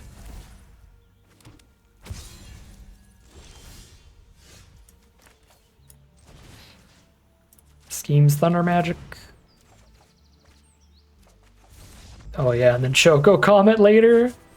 Awesome. Platinum tier 2, even if we lose next game now. We have upped a whole tier in this draft as well.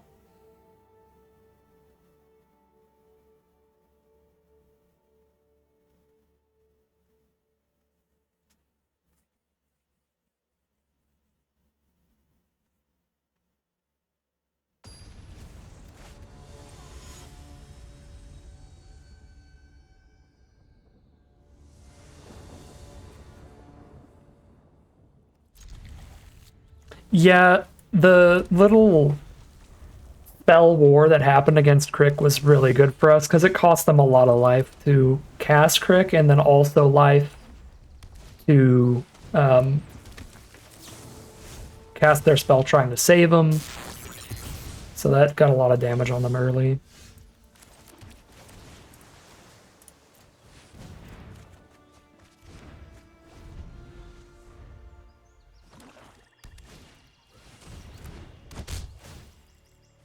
Well, fire magic is great against that. So we'll give them time to put more creatures on board here.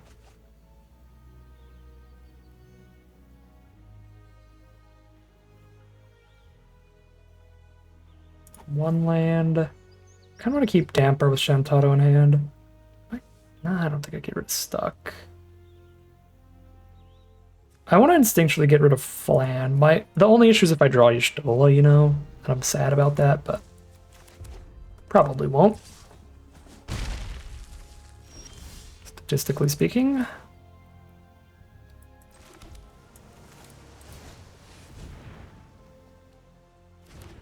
Don't have exactly cornered by black mages, please.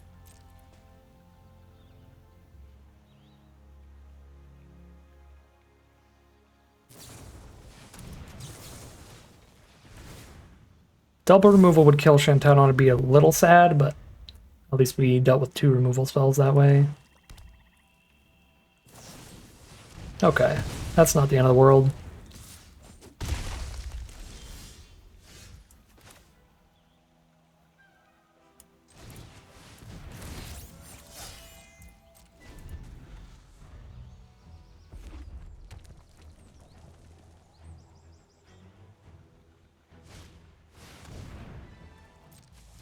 I know what I'm killing that with.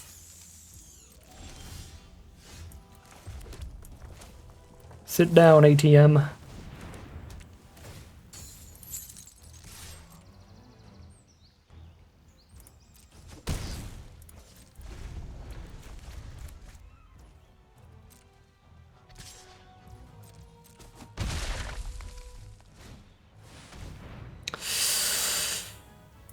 Ew.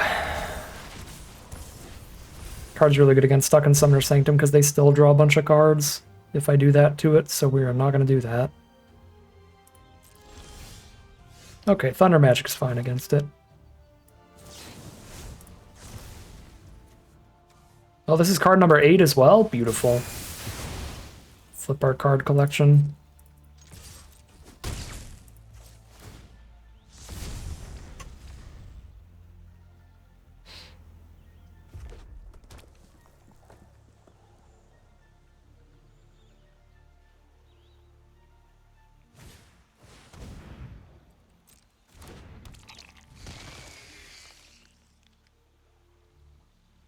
Alright, man's very good against our Stuck in Summer Sanctum because they can sack the ATM and then use its Graveyard Recursion ability.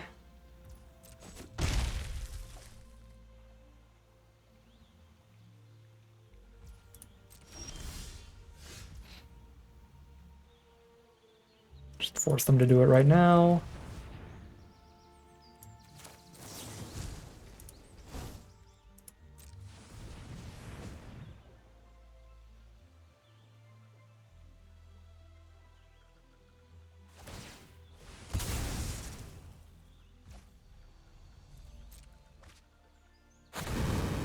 Luckily, I've got another Stuck in Summoner Sanctum, so I can still just deal with it if they reanimate it.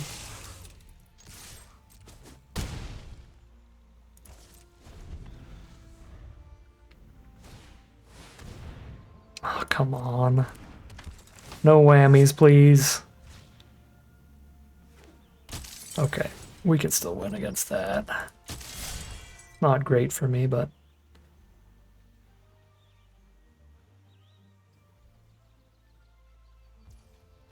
can still win.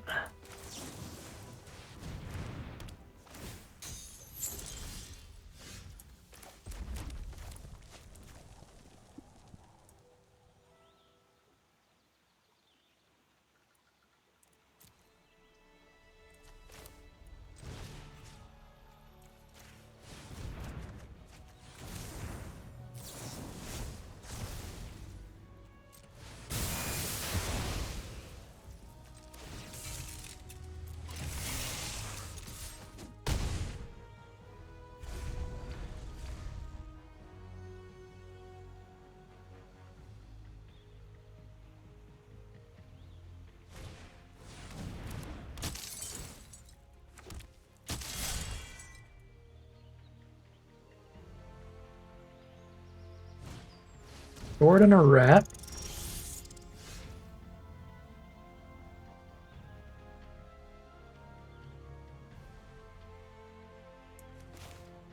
kill both, but I can't attack all if I kill both anyway. So I think I just hit them in the sky and hold up this interaction.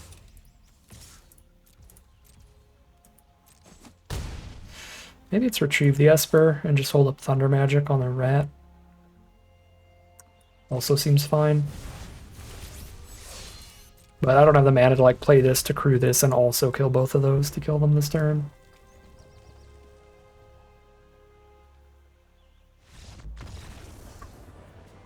Another 7 winner.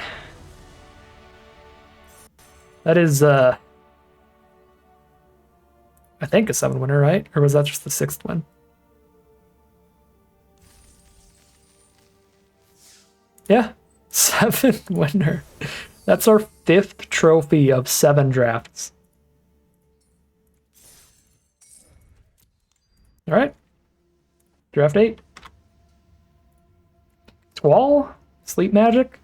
Genuinely think Sleep Magic's a better pick than Squall. You stay a lot more open.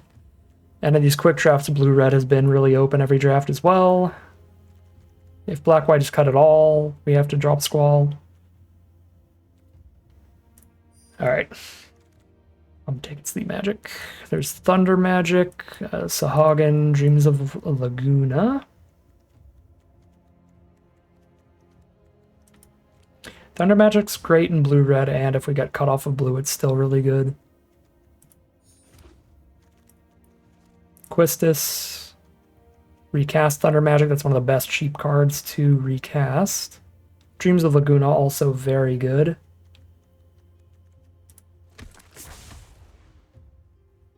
The Queen's good, the card collection's good. Let's go a third card deep into blue. This pack is not very good for anybody except green. The T-Rexar's fine.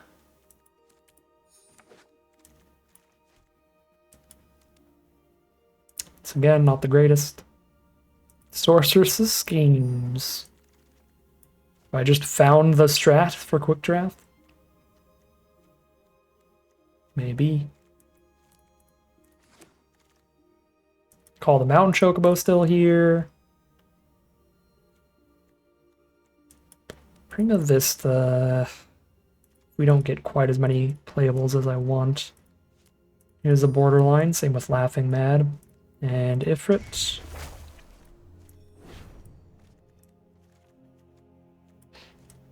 And the Ring, honestly. Pack 2, pick 1. Another Call the Mountain Chocobo. Sure. Thunder Magic here. Looks great.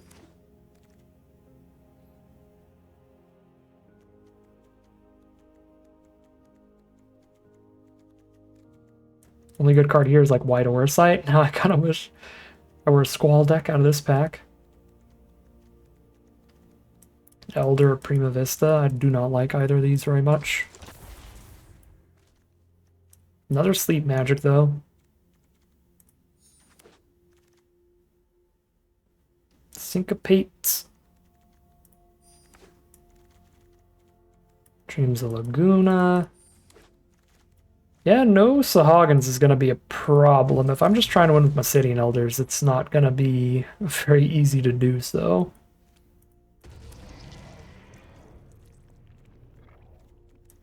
Some filler creatures mostly.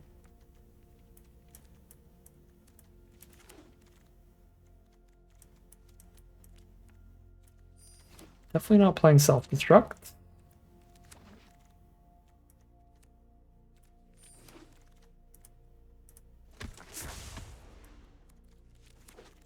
Or maybe triple Elder gets somewhere. No, green, white, mythic in the last pack. There's a Gilgamesh. I don't have any equipment right now, though. Better than a Damper, like a third Prima Vista or a Shopkeep. But I don't think we're going to get enough equipment for him in this one pack. Here's one with Warrior Sword.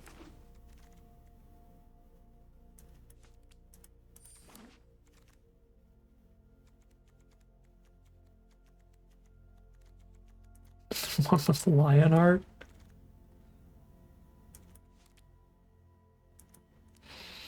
I might have to run Blazing Bomb just as the world's worst, saddest discount Sahagin at this point.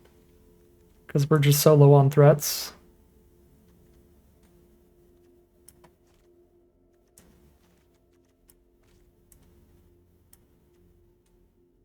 I mean, card collection turns into a 4/4 flyer, which is very good. I do already have one of it, and you have to have creatures to crew it. I guess I've got all these filler elders. There's one thing they can do. They can crew the card collection.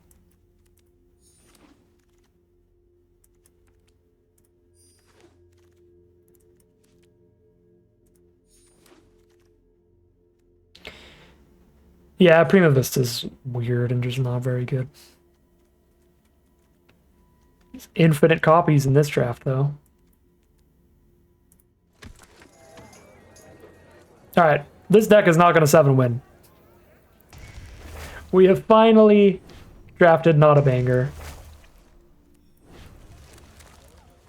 We got by very, very weird quick draft bot signals. I forced a little early, but we also got really late Thunder Magics. Like, I'm on 4 Thunder Magic, 2 Sleep Magic. Call the Mountain Chocos were insanely late. Schemes goes late, too. So there were a lot of good cards going late, but, like, none of the signpost cards, like Sahagin and the blue-red uncommons and stuff. So we kind of just got by the weird signals that happen in quick drafts sometimes. And believe me, they were weird in this draft.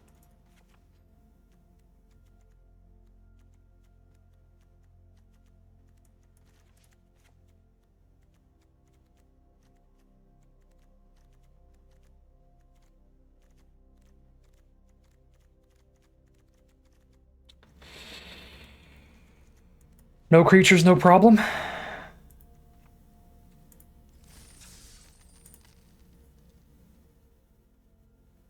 Oh yeah, Gilgamesh is pretty awful in this deck, but we're super, super low on creatures, so 6/6 that draws us a card sometimes. I feel like I just jam it.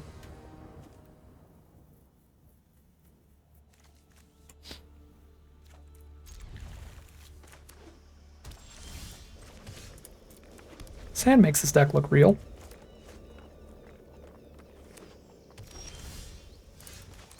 Never mind. The prankster has arrived.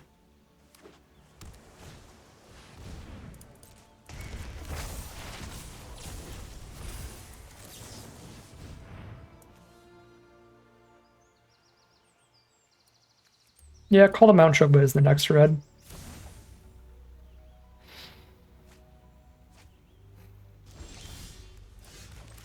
Okay, I like drawing another Thunder Magic, so I have a backup here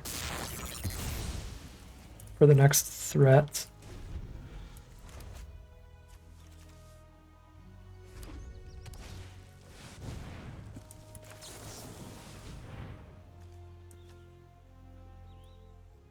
No, I don't have to call the Mountain Chocobo.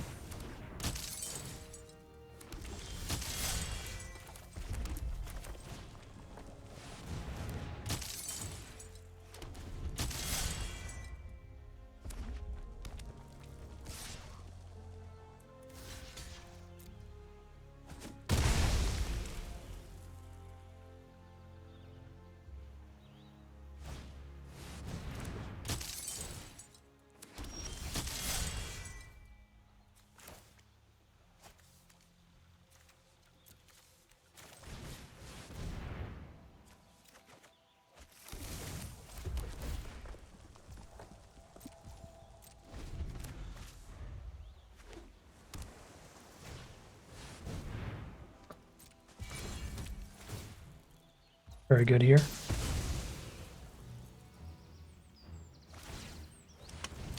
Gilgamesh Mirror.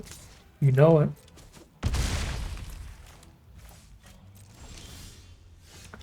Lionheart no longer really does anything on the board.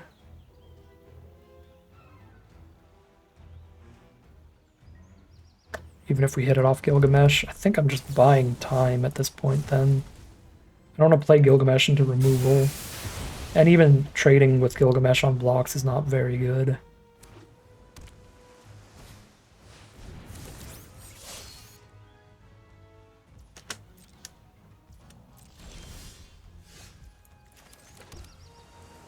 This is something weird. They could have equipped Lionheart and they held up 3 instead.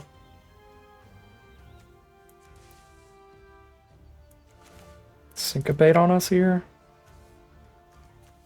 7 mana. I can only cast 1 spell if I don't. Well, no matter what I do, I can only cast 1 spell. Which is really awkward. And if I just Thunder Magic this, then the 5/5 gets to stick around. Well, it takes a while till they hit the 5/5. It's going to be Summoning Sick next turn. And tap out all of their mana.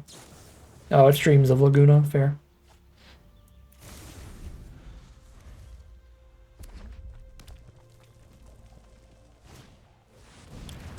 That's a really good top deck, and we know it was a top deck because their last card in hand was Dreams.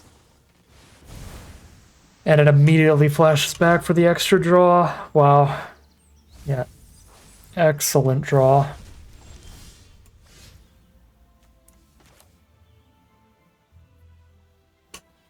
Draw another card off her now next turn. That's such a yikes.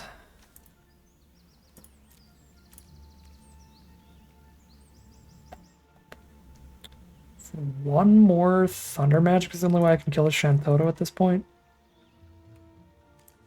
Off the top, so I don't think it's worth digging, trying to hit that exactly. I think it's just Gilgamesh. Bomb. They get to draw another card next turn.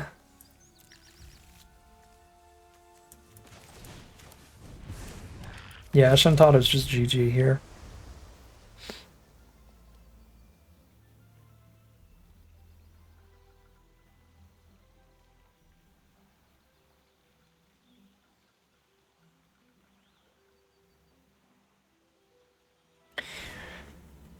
Bomb is theoretically removal if they don't buff her up at all.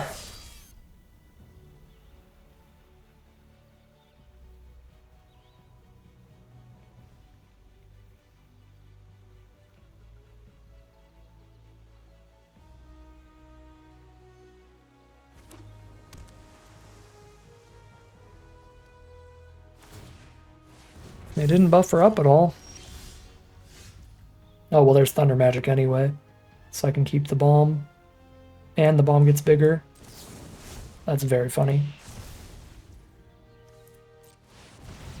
Like, I had a plan of just equip bomb and shoot her, and then just draw the best card we can draw anyway.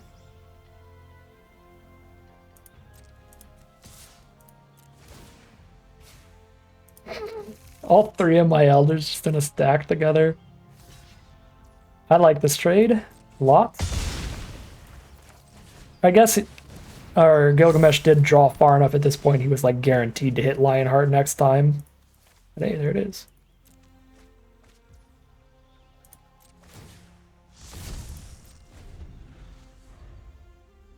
I wish Blazing Bomb could shoot face. If they don't kill it, it's going to get to some unreasonable numbers here.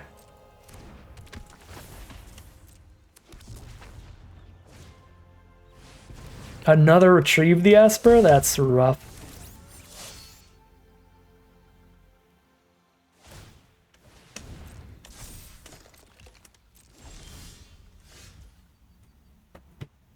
Games is beautiful here.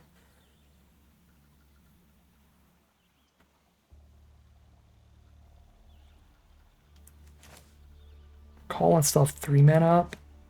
I really want to make this 4/4, but I also want to attack, and then the way to also attack without tapping this is to call. So I guess I don't get to attack this turn.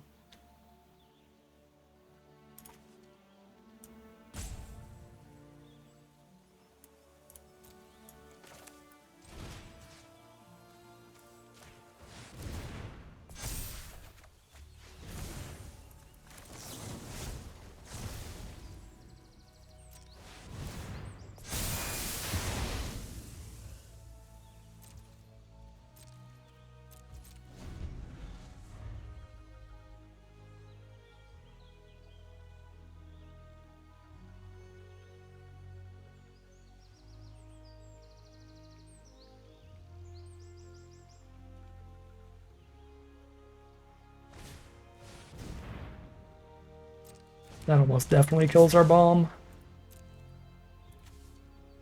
Tell me there's no ice magic in here. There's no ice magic in here. But it's, what, it's 7 mana? Yeah, they have the mana to kill the bomb.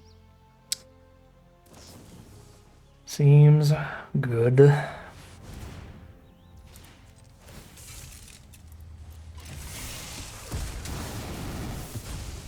Yeah, if that's how good Blazing Bomb was, imagine Sahagin in this deck. It would have been so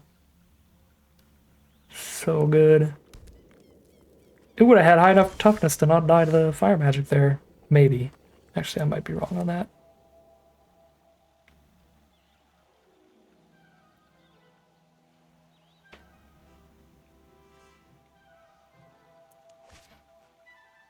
Syncopate is useless right now. I need another land to call the Mountain Chocobo into Lionheart.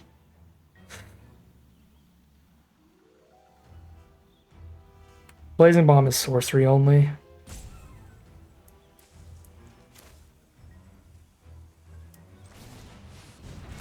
So just kill a Quistis and dream of a better deck.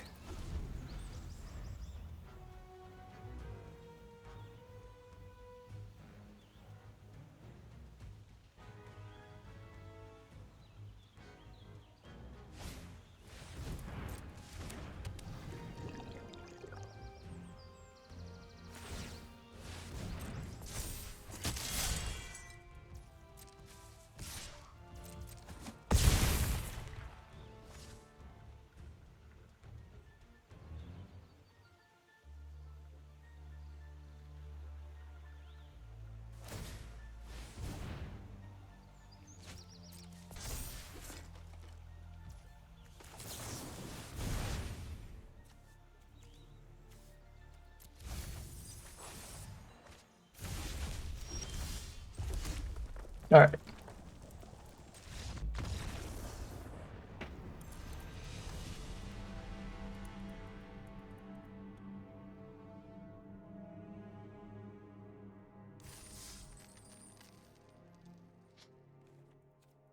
That was just game one still?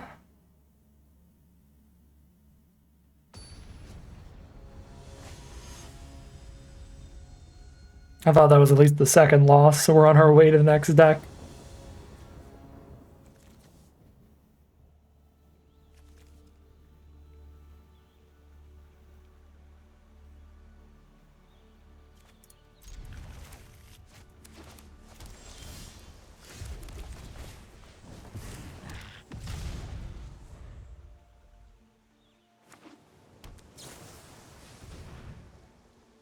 On the draw, baby.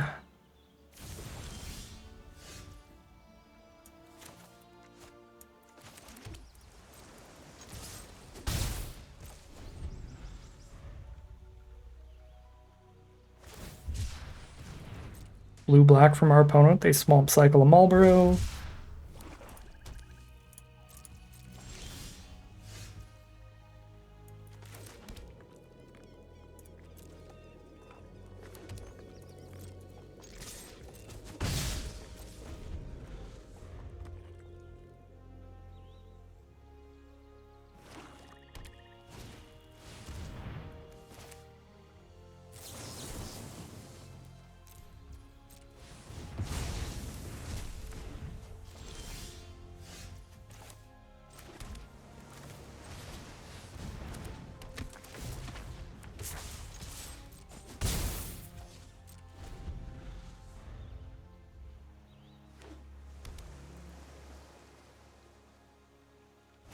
Alright, have a good night, Oshikuro. Or Ushikuru. Team ball. 1 mana from Gilgamesh. Kind of want to go card collection here. Guarantee we're drawing lands. Well, not guarantee, I always use the wrong word. Make it more likely to draw lands here. There's the land. Drop some flashbackers. It's probably worth dropping an Elder there.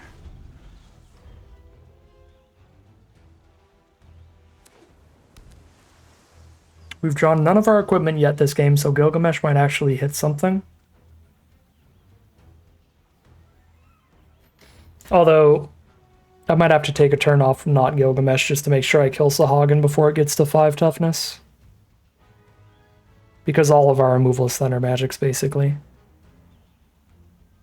Like 4 Thunder Magics and a couple schemes. For all the Thunder Magics.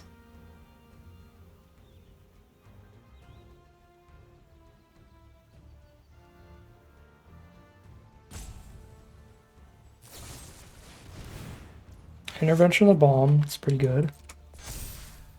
Buffs the Sahagin. Gets the unblockable attack in.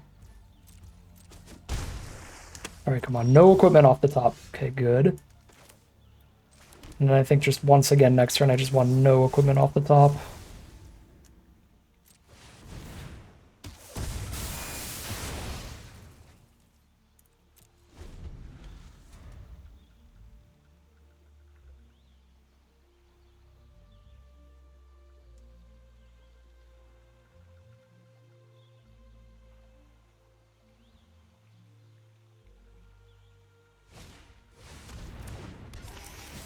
Okay, unit is killable soon enough.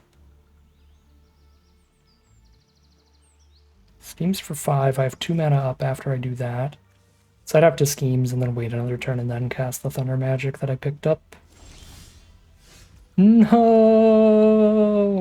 We drew the removal. The exact last time we could have hit one. I just needed it 1 card lower and we wouldn't have ruined Gilgamesh at all.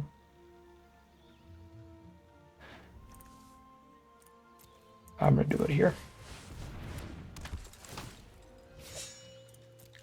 Nope, other one's hiding.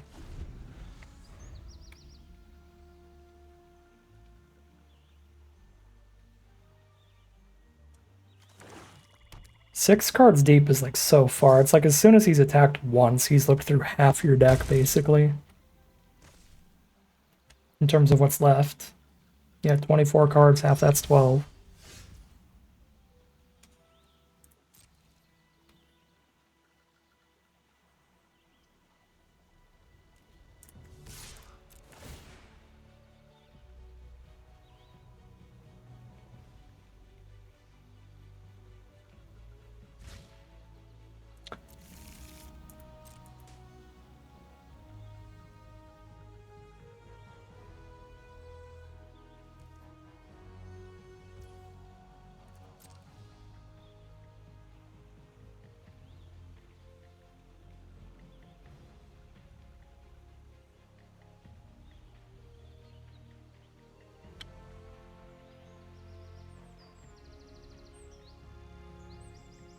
I'm in a really, really bad spot here. If I kill the aerial unit, so this demon wall is the giant menacer that I can't kill, but if I kill the demon wall, I have to hit another Thunder Magic for aerial unit. I think I have to kill the demon wall though.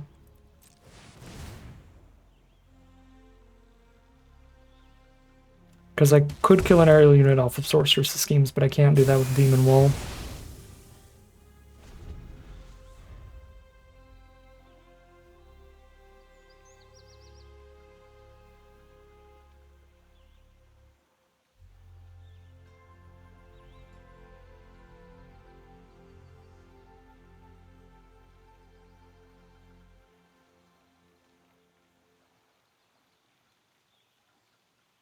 Was I scared of Magic Damper there? Not really. I mean, if they have it, they have it.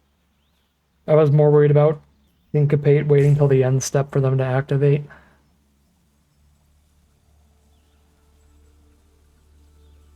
If they have Magic Damper, we just don't win the game. I don't think there's a point in fearing and playing around it.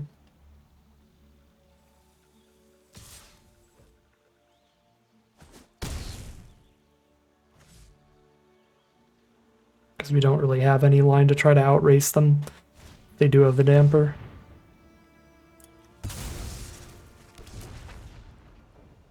That's very threatening. That's going to let them get the pings to kill me in one hit with the aerial unit. Probably have to Lionheart that.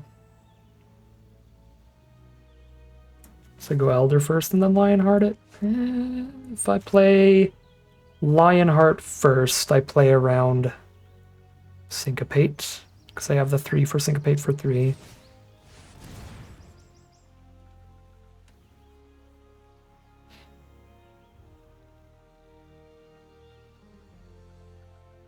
So they put me to 7 by casting a spell here with their wizard token, which is still not dead in one hit to their aerial unit. So we still try to race here.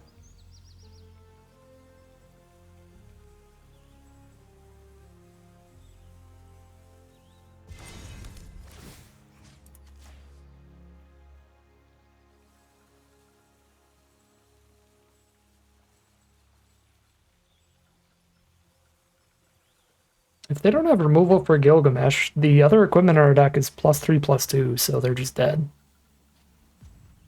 Shift for 9. Alright. Unless it's in the bottom 5, I think. We've already looked 12 cards deep. This will be 18 at this point. If it's any of those, they're dead.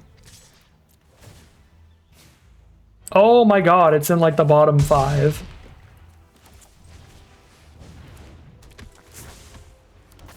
Unless we already hit it and I forgot. Nope, Warrior Sword's still in there. So it's in like the next few draws at this point. Because yeah, that was 18 cards. Look, that with Gilgamesh. 18 out of 24. Well, 18 out of 21. We know what the bottom 18 cards are. So it is in the top 3 is Warrior Sword now, because it was the bottom 3 cards of our whole deck. That's kind of crazy. No, Gilgamesh doesn't cast, it just puts it on the battlefield, I believe. Yeah, it puts it into play, so it doesn't count as casting. I can't believe I'm going to lose, because in the bottom 3 out of 23. Just any spell. Yeah. Oh my god, dude. Yes, we were due for some bad luck. We have 5 out of 7 of our previous drafts have been trophies. Well.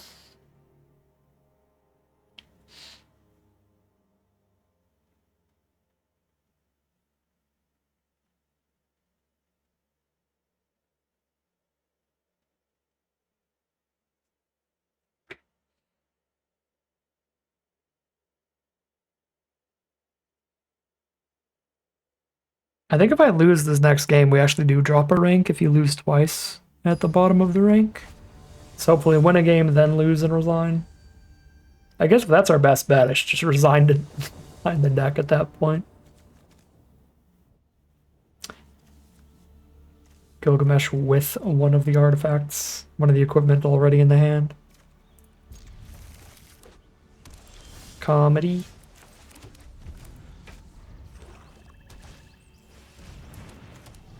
Get ready, I'm going to draw the second one. I'll draw both equipment before I get to 6 mana.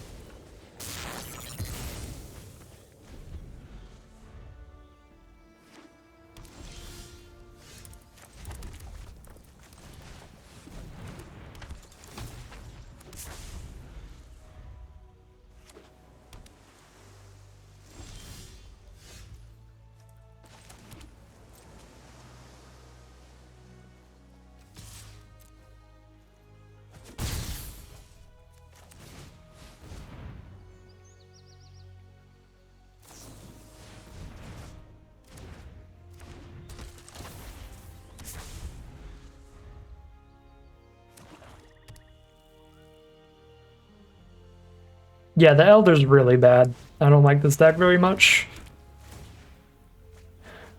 I try to avoid running the Elder when I can, but we can't with this deck because the creature quality was not there. We got tons of great instants and sorceries, but there were no... We saw one Sahagin that I took like a great spell over. We didn't get any of the signpost cards. Hey, Brett, thank you very much for the $5 super chat. That is an adorable dog as well. Thank you, Brett. I appreciate that.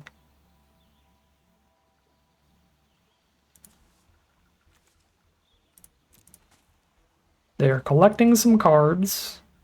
Slowly, but surely.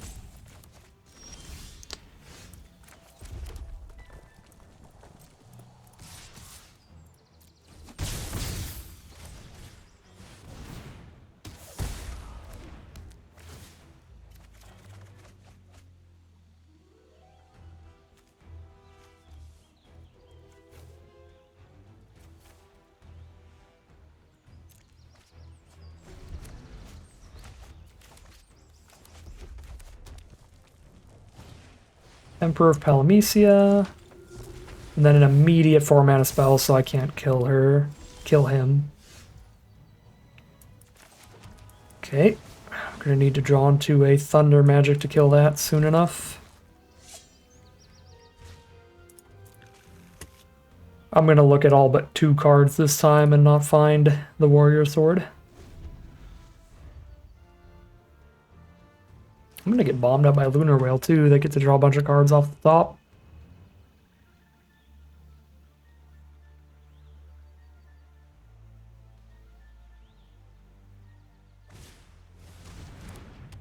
Sahagin, side quest, blow up that, get a treasure. Alright.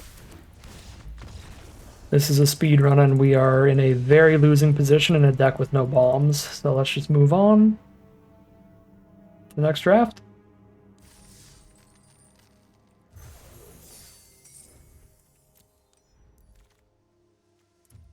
Ooh, start with Clive. 6 mana is a lot, but I mean...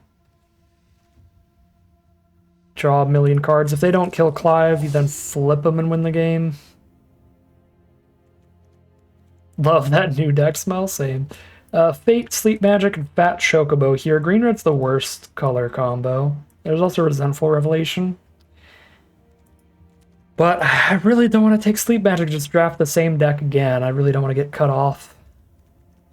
Sleep Magic's still the best card in this pack. But I'll be more open to going other directions this time than last. Yeah, I like Delivery Moogle here, I'll take that.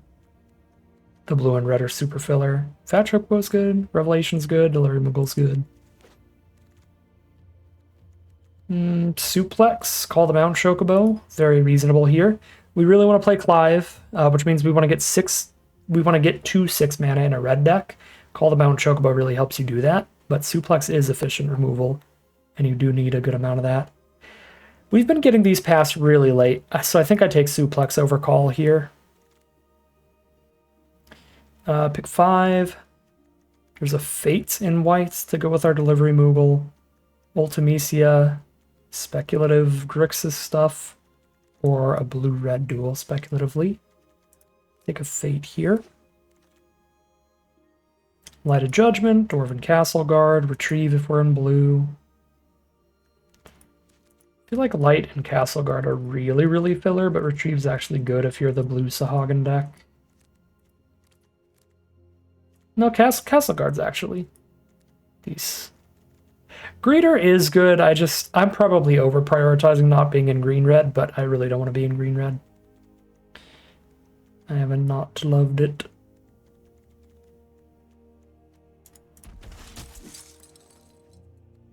Alright, now we get to Call the Mountain Chocobo later, as I was saying. Bots have not been taking it. Another Call the Mountain Chocobo. There's Gladiolus, but three cards deep to white, 2 of them being pretty good. You're Not Alone if we're Boros aggro is gonna be good. I don't know about duplicates, multiples, but we'll see.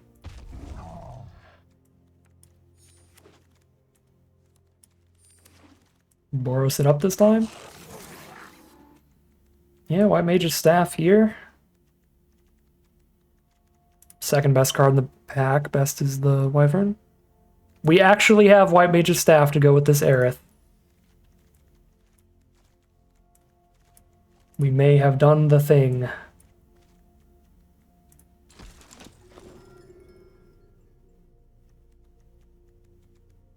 Castle Guard, I guess.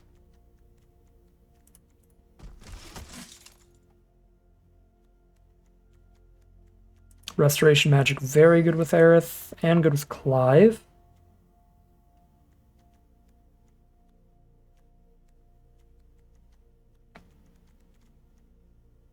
I'm gonna take the cat here over Fire Magic for this color pair. Another White Mage's Staff, beautiful. The Queen is good if you can really clear the board for her, but it's kind of difficult. I'd rather just be on cats in this deck, I think.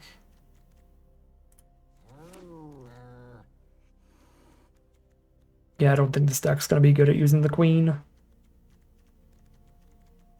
I don't like any of these cards.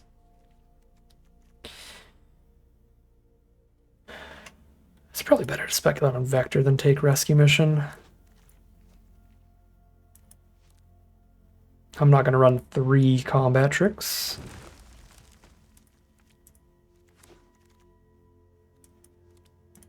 Alright, I have a very mediocre deck going into Pack 3, so if Pack 3 gives us a bunch of cards to swap out our most mediocre cards, this could become a pretty good deck.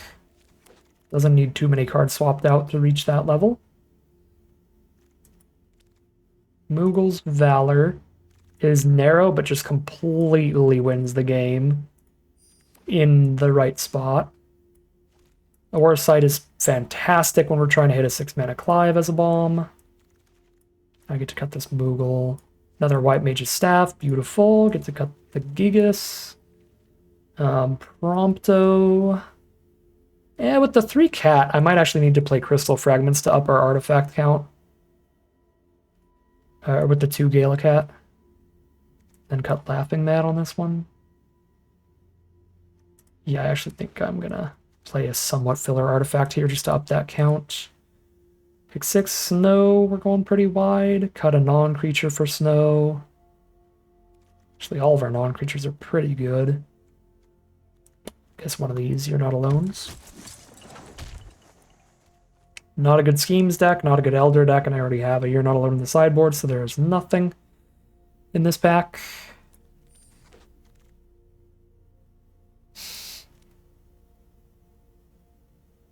I really feel like two Call the Mountain Choke was enough for this deck, because it's just here to get to Clive. It's not like we care about mana value 4 or greater spells.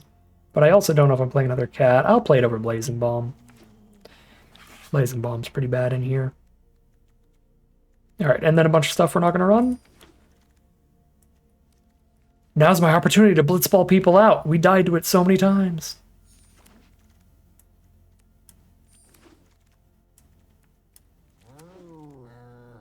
What's my creature count? 10, 11, 12, 13, 14, 15?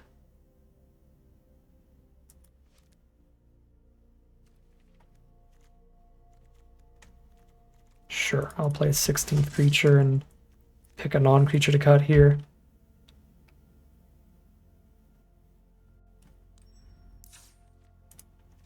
Alright, Aerith White Mage's Staff combo deck.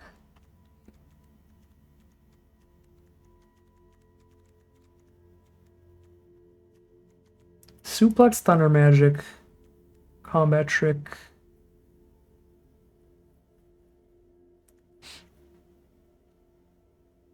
Aura Sight, Restoration Magic. I might have to cut Combat Trick here to go to 16 creatures. Or just keep 15 and say that's enough. Yeah, I'll just go 15 creatures. Actually, what are their colors doing here? 17 white, yeah, okay. 9-8. 9-8 split it is.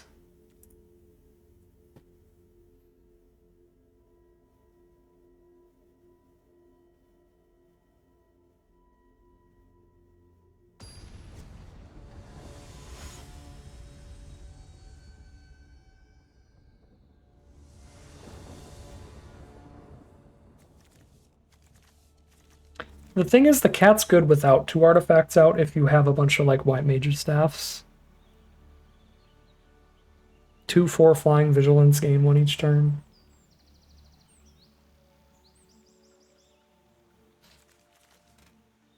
Like, I'm not super pumped about it. That's why I'm not running the all 3. Keeping 1 on the side here, but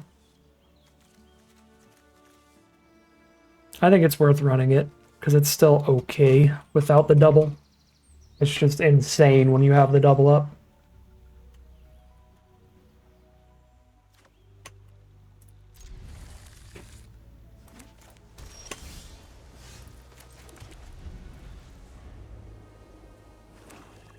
Lightning plus side quest Blitzball and Genji gloves? Oh my god. That would be brutal. Speaking of brutal, we're on the draw for the bajillion millionth time. And they get turn 2 Pixie to surveil. We can't deal with it till turn 4, which is glacially slow on the draw.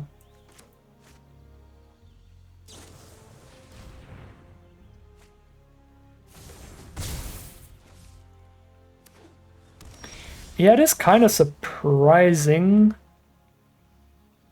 that we didn't find a single Paladin's Arms here.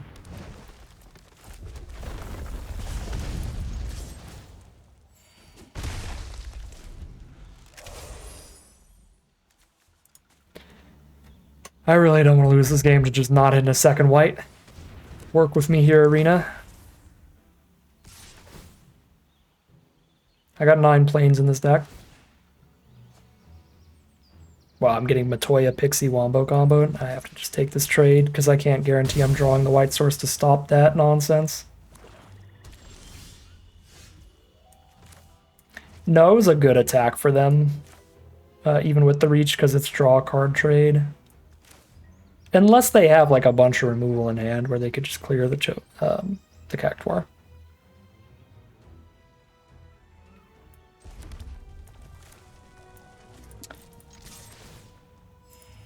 Oh, I'm gonna lose to a Matoya. How the mighty have fallen after all the 7-win runs.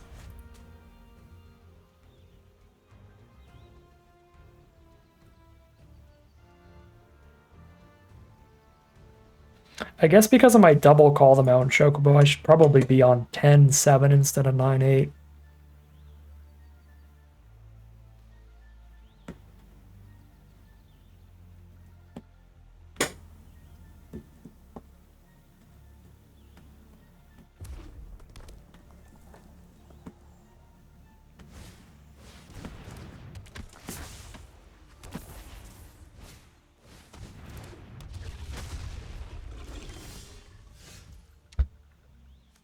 Unreal.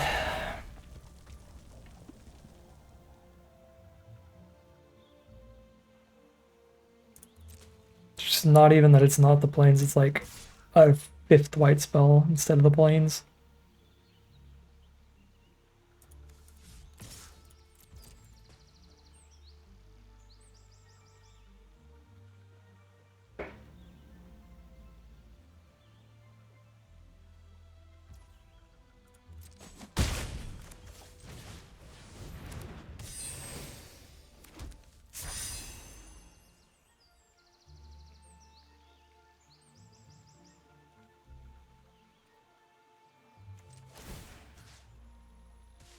I think I just leave them where they're at.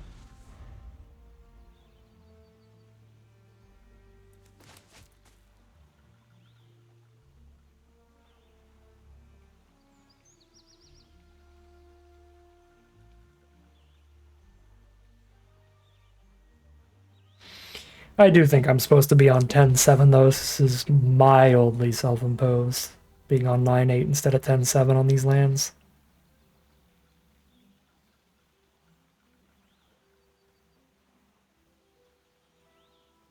I just really wanted to make sure I could always hit Clive, but I also have double call the Mount Chocobo adding to the red sources when it comes to casting Clive.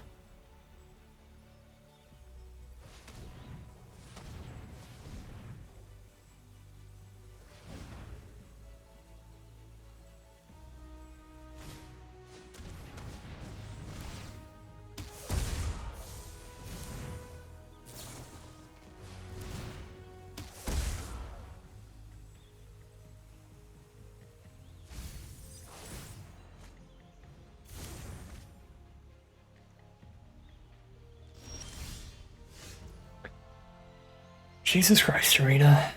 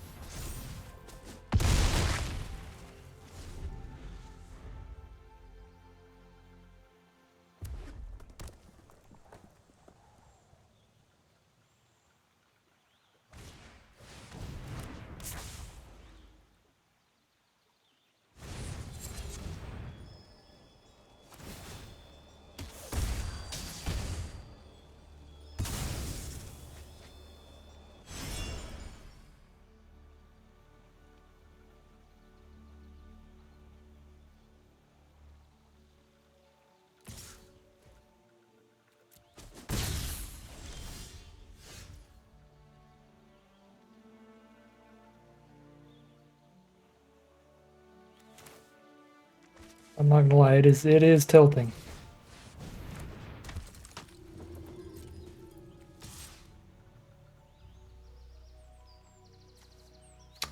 Bounce.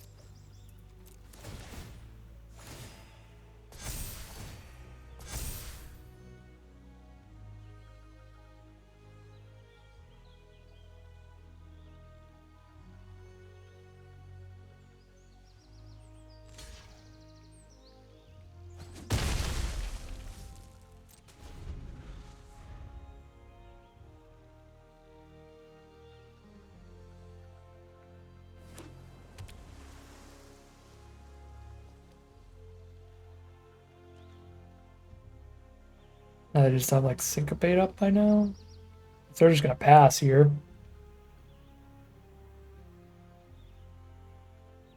Okay, they're not just gonna pass here.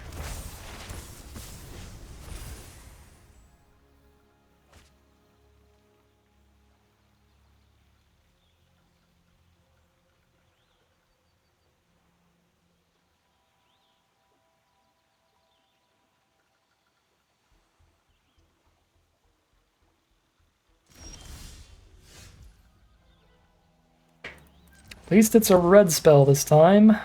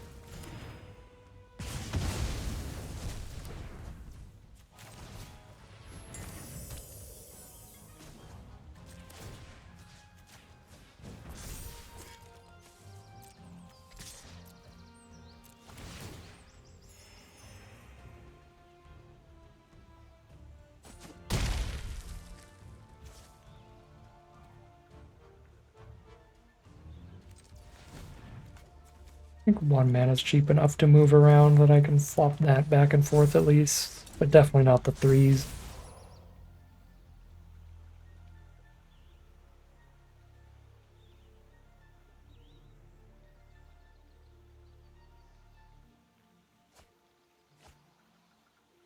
They have the double sorceress schemes, infinite. Which can win if the game goes super long like this. They get to use 1 to pick up intervention, kill a creature, gain 2, use the other one to pick up the other one.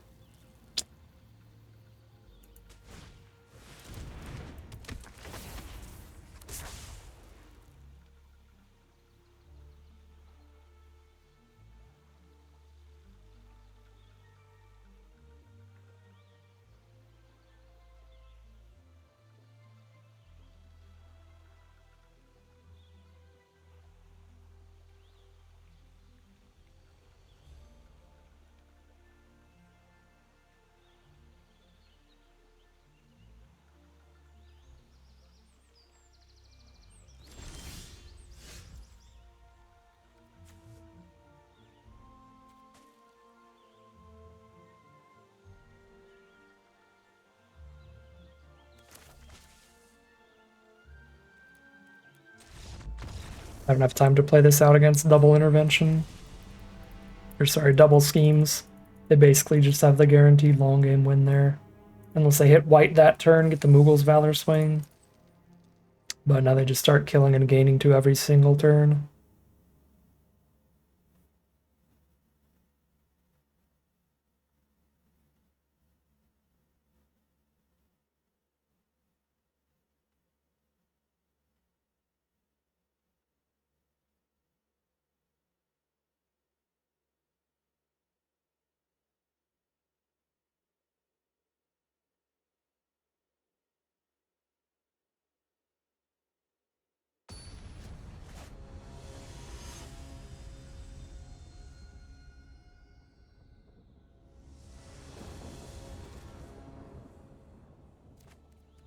On the draw. Turn 1 Freya. Shut off the equipment ramp.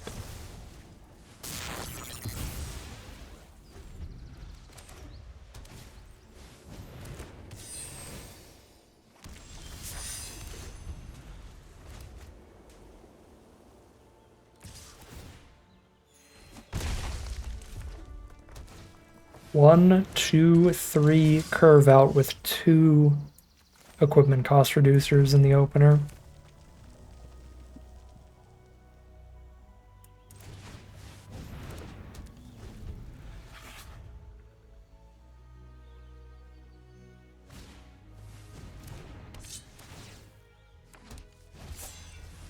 Wow.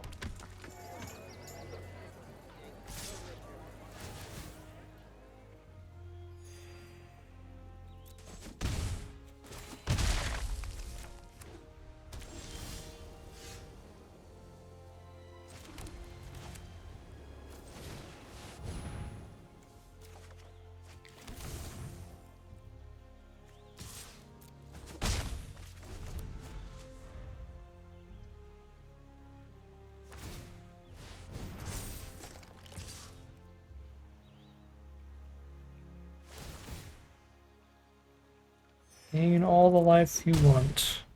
If I win, it's going to be by flipping this board heavily in my favor later.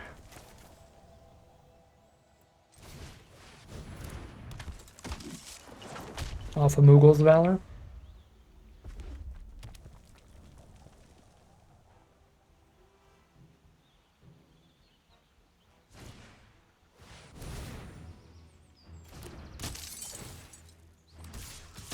I don't have time.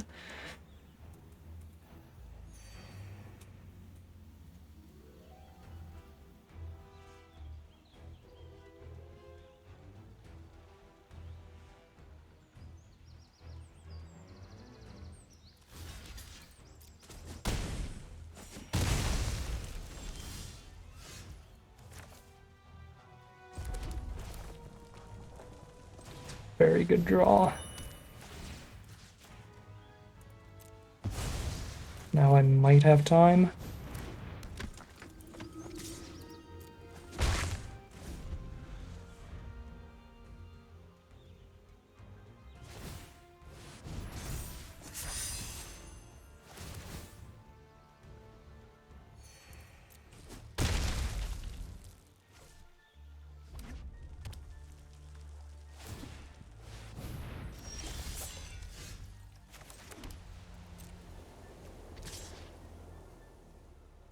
They're not going to double block this, so we get a few points of free damage in here.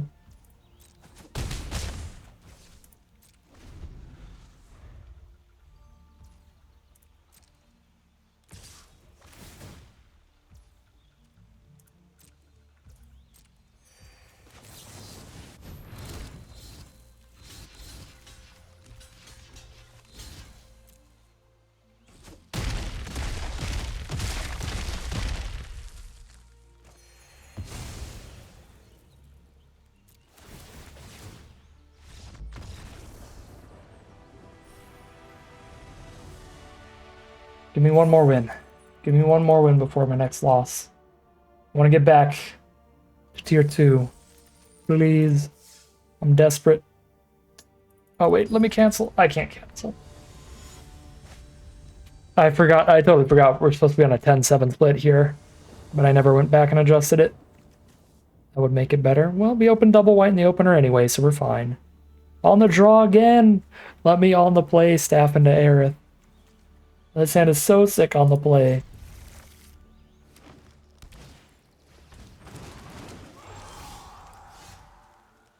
If I wait to kill the Ocho, I could have the cat immediately be a 3/3 the turn I play it. I could just play cat and Thunder Magic in the same turn, turn 4, I guess. I think that's reasonable.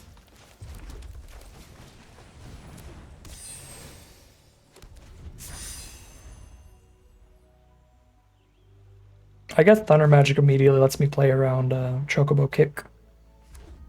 They're on red, so they could just have red removal too.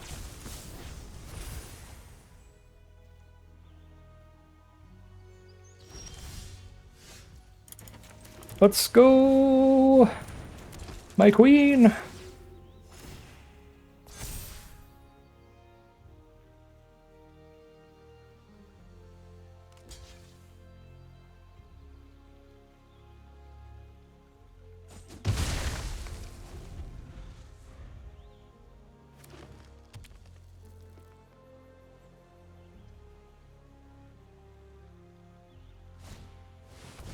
No removal for Aerith. We're going places with this hand.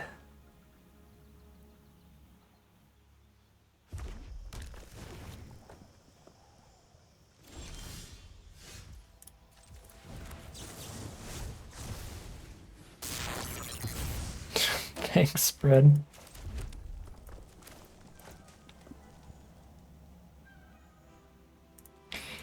I do get to make Aerith even bigger if I equip her, but I'm pretty sure I'm supposed to go wide and wait for the equip.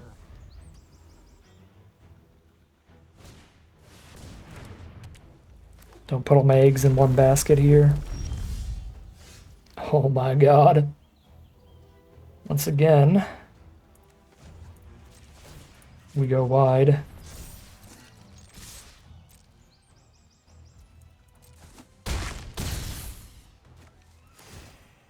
Go, kitty cats, go!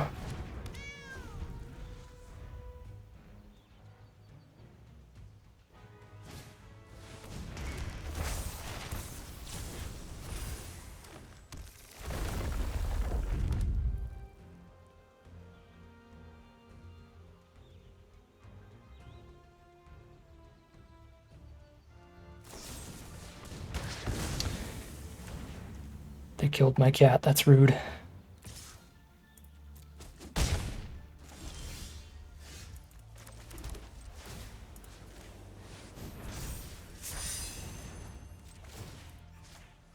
If I had one more creature on board, this would be a lethal attack this turn. So I could do +4/+4.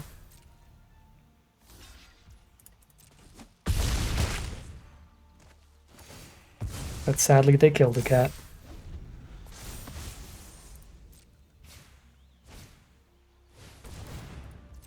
Double Fenrir.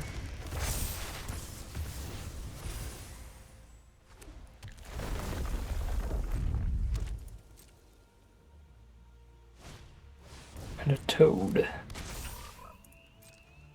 Well, they're dead in the sky. There's the concession. We made it back. Plat 2.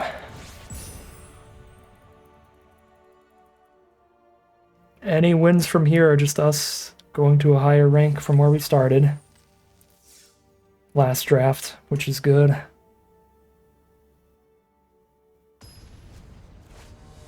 Hoping we can hit diamond by the 10-hour mark. That would be perfect. And I have 6 hours to go from diamond to mythic. That sounds doable. But that's obviously going to be the hardest rank. We made it. We're on the play this time. First game on the play with this deck, I believe. And it has turn 3, 3/3 Flying Vigilance Cat.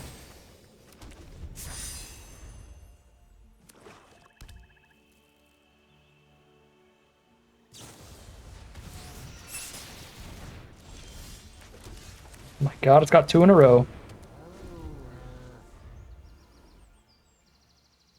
Can you self-destruct before summon, sacrifice itself, but after the third counter is? Yes, you're going to want to hold down Control and Shift. Like, just click Control and Shift, see it's in full control mode. You're going to want to go to full control mode. Or put a stop during your main phase. That way you can click and wait for that ability to go on the stack. Then once your Saga's ability goes on the stack, then you self-destruct. But yes, you can do that. With your Saga ability on the stack, self-destruct the Saga creature, and then you'll still get the effect of its third ability.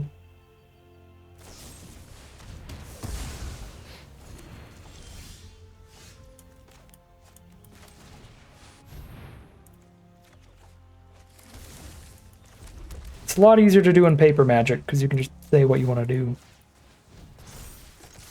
But on Arena, you have to make sure Arena stops for you.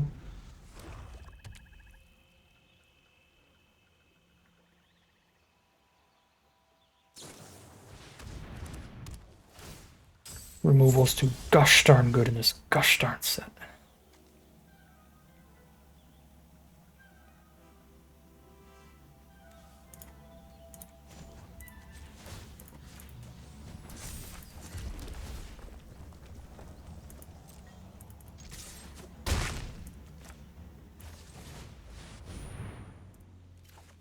I just wanted to keep a cat.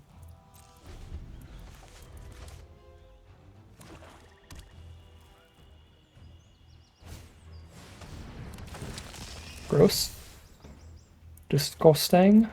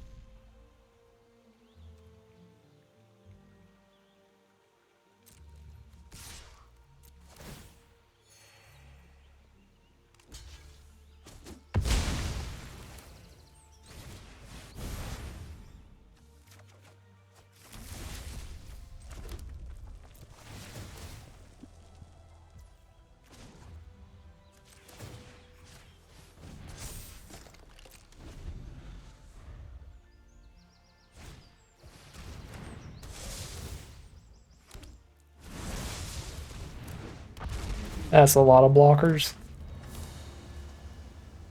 Well, we're looking for bombs. Clive and Mughals Valor. Both in the bottom 20 somewhere. Sabatender is not exactly a bomb, but it is threatening right now. Get some work done while we're waiting.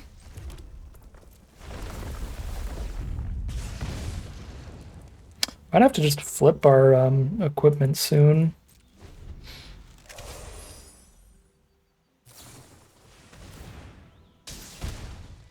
(4/3) flyer, prevent all damage dealt to our creatures that turn. So all of our attacks are free, they have no good blocks. Probably the play next turn.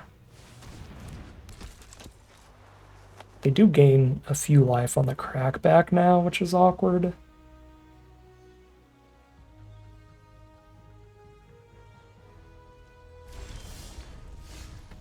But I think overall worth it.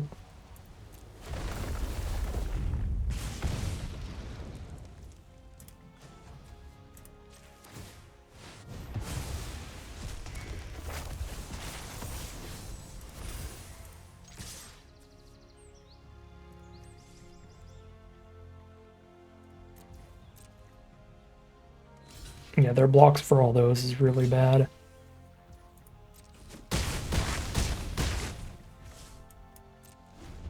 But Sabatender just bounces.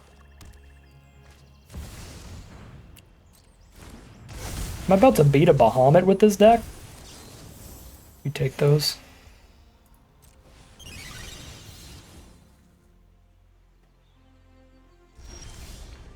GG.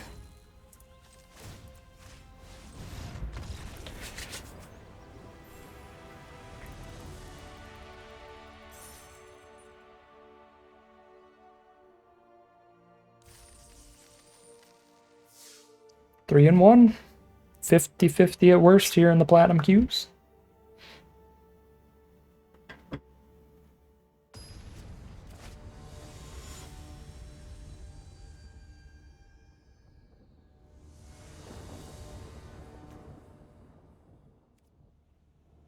I keep forgetting to go 10-7 split, man.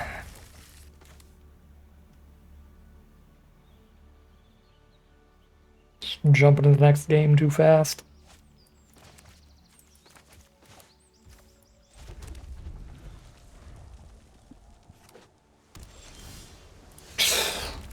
Yeah, that's brutal.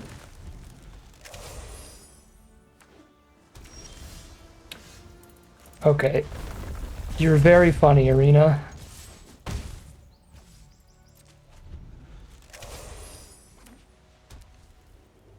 I have 9 planes that I can draw now and 3 mountains at this point.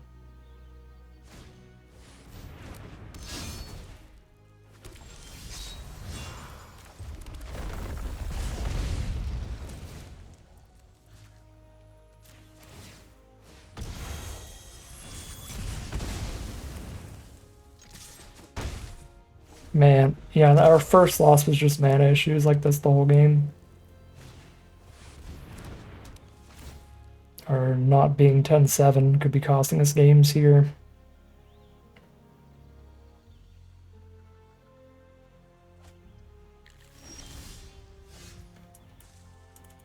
Give me a break.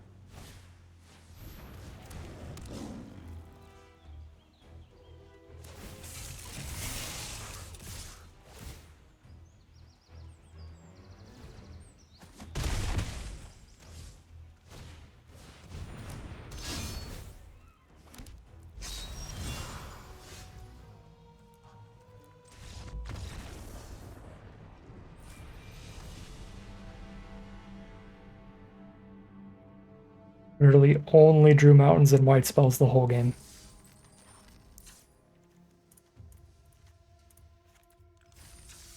Not a single red spell or white land.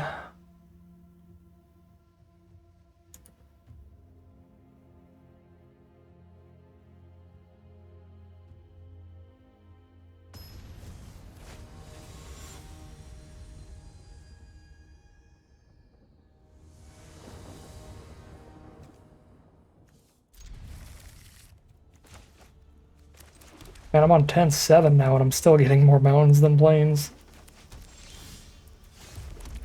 Seriously. Triple mountain, 1 plains?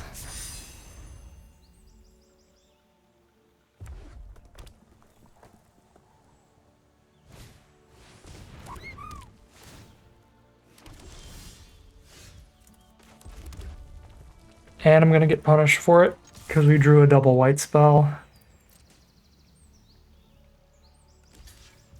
So I don't know if punished is the right word because it's not something under my control. I'm literally on 10 planes now.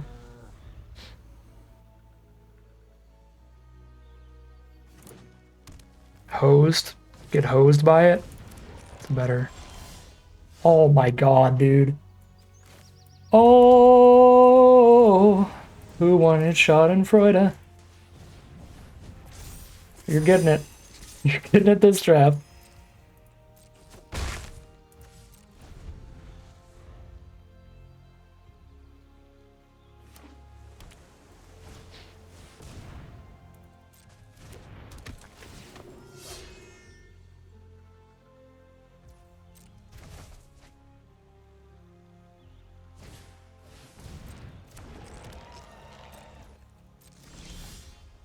Oh my god, we found it. The game continues. This time. I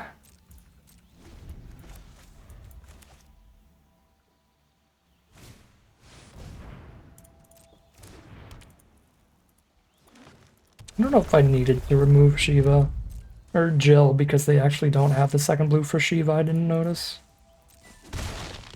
Maybe I should have just replayed the cat. But we got it now.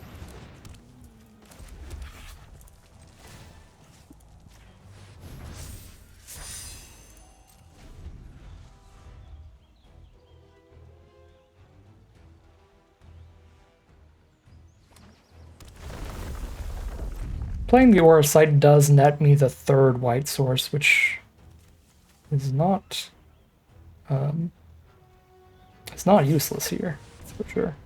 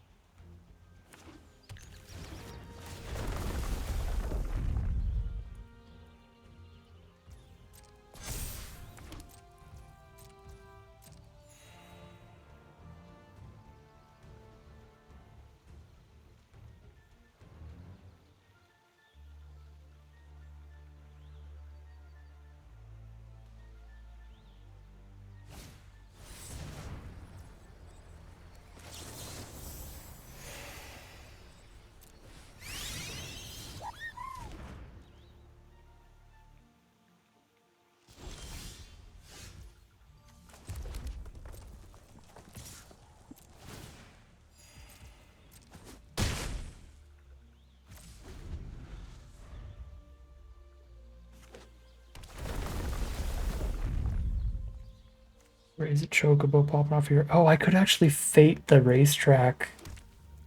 It's too late now. I forget this thing can kill not just creatures.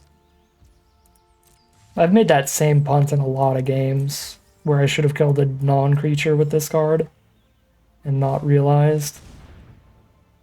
Oh wow, and it just... Talk about punished.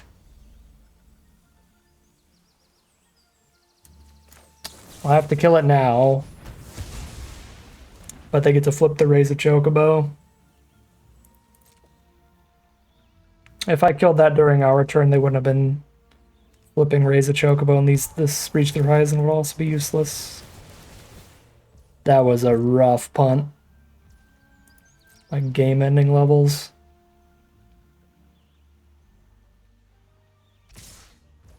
Unless they do that. I'm still barely in. I'm still here.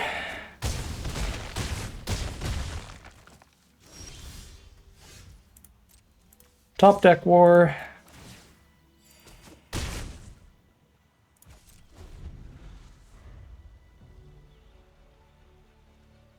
I guess even lands are good for them though. Did you draw Wanderings? No.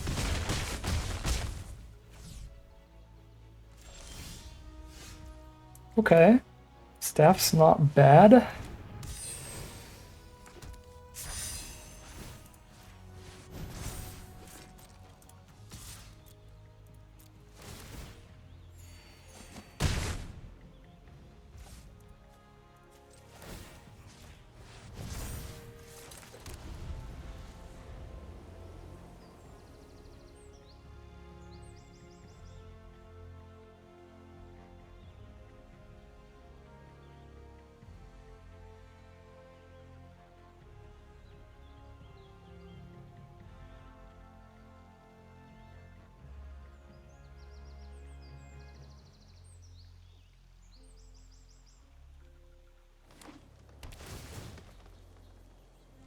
Land.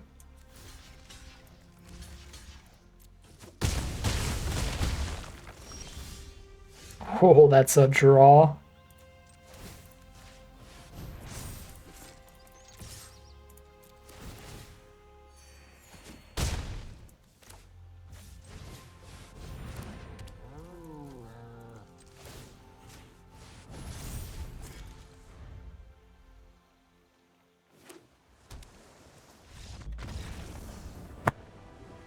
I almost punted that game hard. I gotta remember Fate of the Suncrest can blow up non-creatures.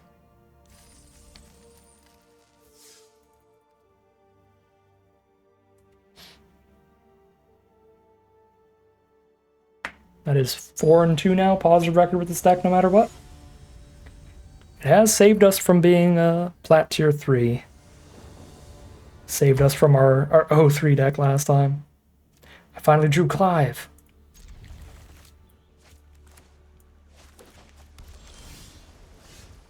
We are on the draw here against blue-white. Let's start with the Scorpion Sentinel. Alright, Castle Guard's completely useless against that. Ooh, suplex? Yeah, that's really annoying for our hand. I'm gonna just suplex it immediately.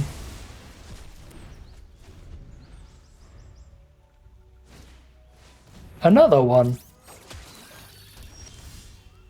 Natural 3-color. Perfect land draws over there.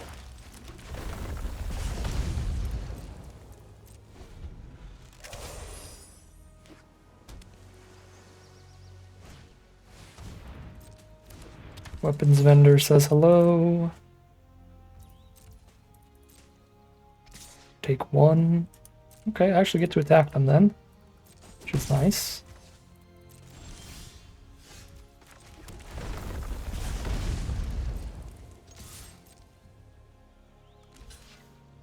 Okay.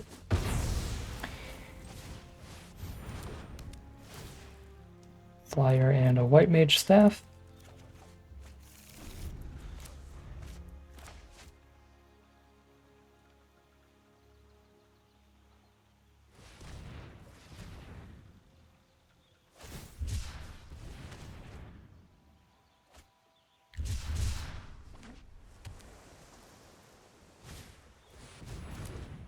No response to the flyer from our opponent.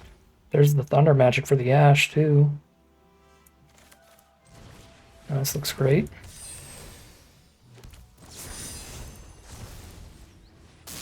Killer before they draw a card offer.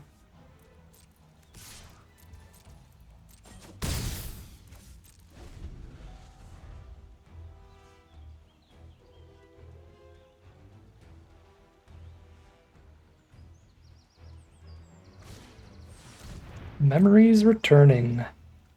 That is super strong. Draw 3 here. They're drawing a Tidus. They're definitely going to have a 4/4 off the Sentinel, so we give them the Monk's Fist instead. Or the Cat.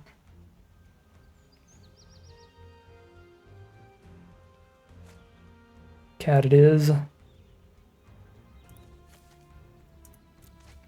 Get rid of the Fist for less artifacts for Tidus.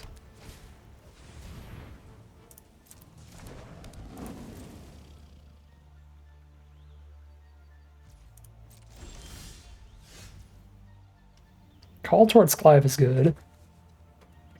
I don't have to discard my hands to Clive, but he's better when I do. It's unfortunate I can't call and still have Restoration Magic up, but I think that's still the play, regardless.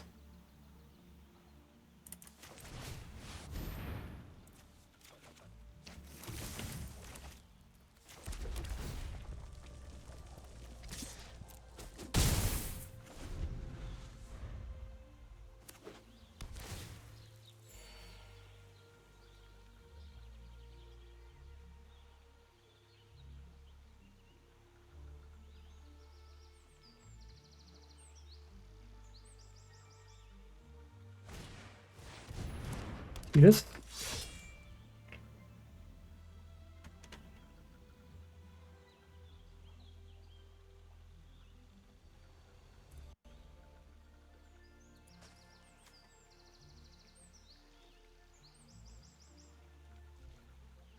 Pass a bunch of mana up. I don't love that. Just gonna cast a bunch of cheap spells this turn, though. So that's fine. Castle Guard, Fragments, and Equip, and hold up Restoration Magic.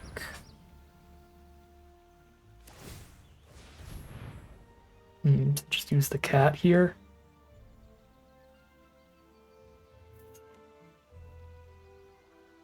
Well, I'm not going to Hexproof Trick the cat ability, but I might Fate the cat.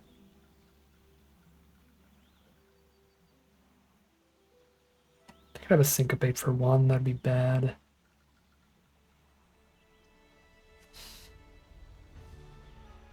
Yeah, we'll see. Nope, they do not have that.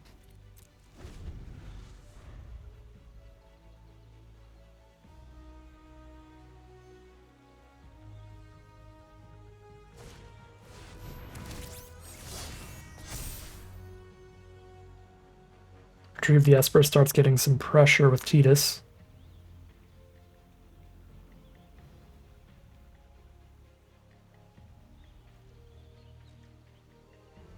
They have to pass through for now.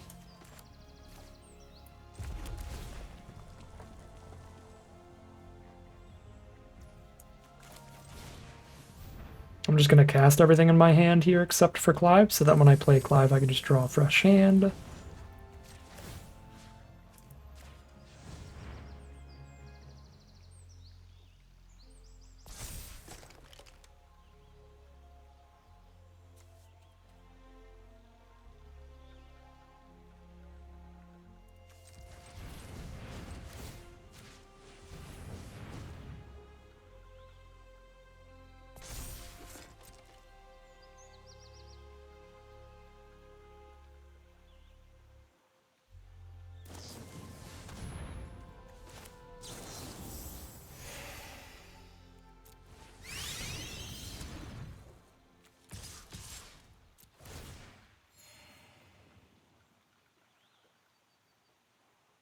They are dead in 2 more swings in the sky if we just make the Moogle 5 power with some re-equips.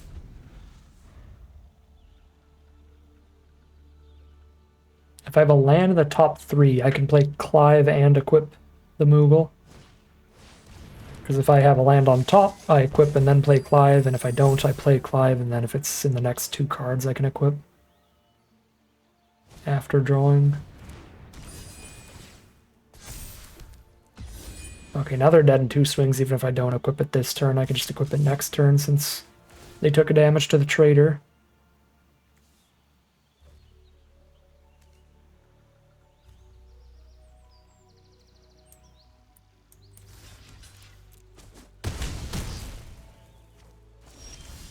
Okay, and it is here anyway.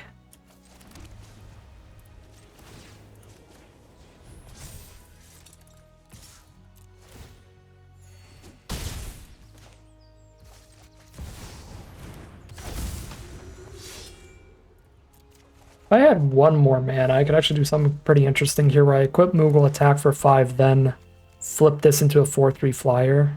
And then I have 2 separate lethal threats, so they can't removal spell Moogle to survive. But if I just flipped it without the equip, then they'd be at 5 against a 4 power flyer this turn.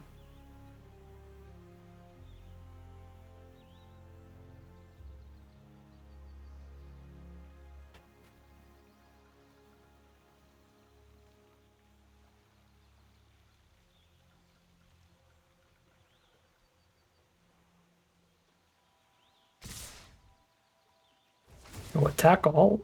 Attack all is wild. They're dead on the crackback, no... Oh, they have the Sages thing, never mind. They're dead to top deck removal. But I guess the Crystal Fragments is going to kill them soon enough. So yeah, play it bold. Let's see. I see the choice here.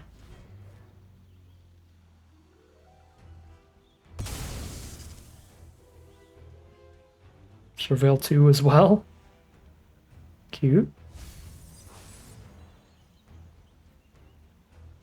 I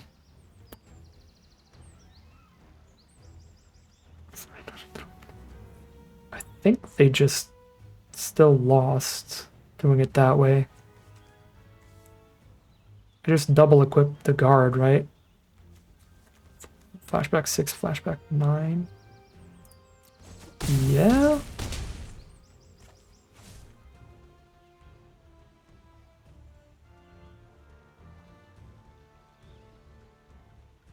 Yeah, the untap actually isn't enough because of the equipment.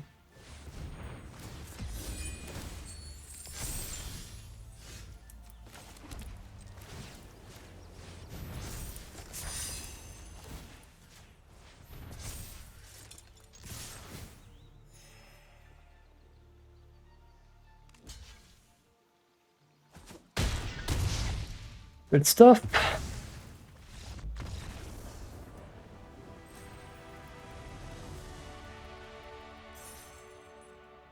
Platinum tier 2.2. 5 and 2.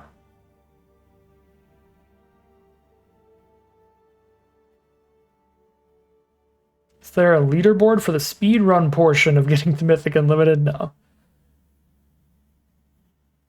I don't think there is one, so I guess this would be a world record.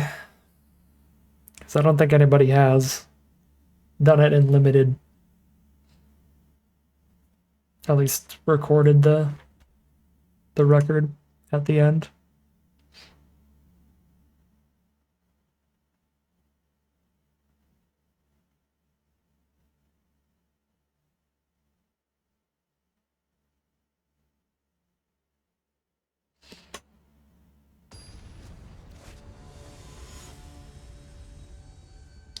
If this takes less than 16 hours, I might do this multiple times. And then we'll see if we can beat the record. Depending on the set, that'll be interesting to see too. What sets are faster and slower.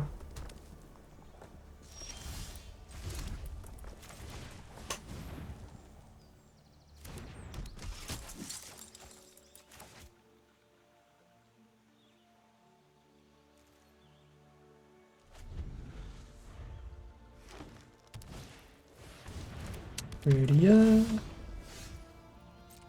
Rydia, oh Rydia, have you met Rydia?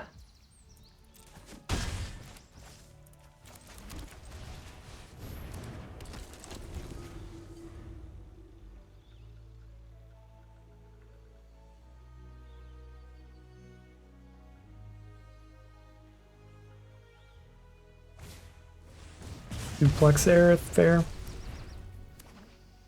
Land, discard, draw. Moogle for a staff time.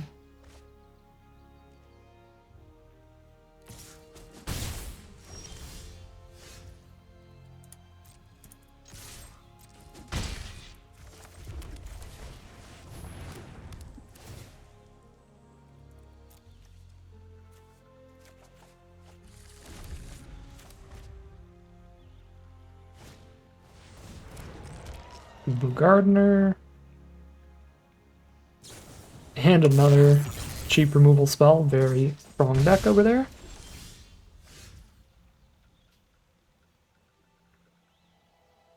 Don't have the mana to equip here. I don't really get to get in at all.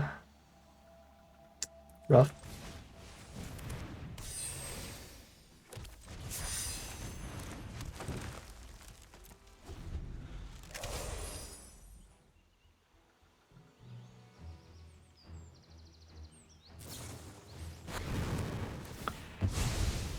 Wow. Just getting hosed by incredible red burn spells.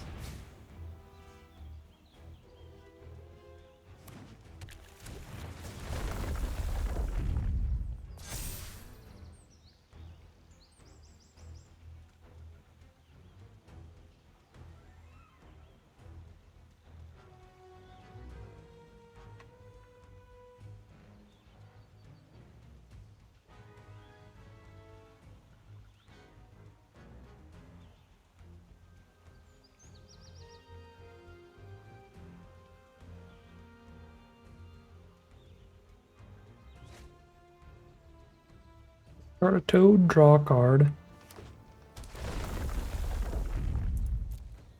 And then keep the hand.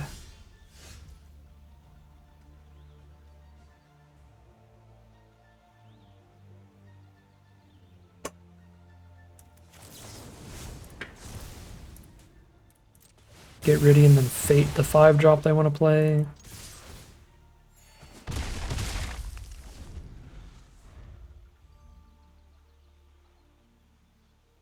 I guess 6-drop at this point.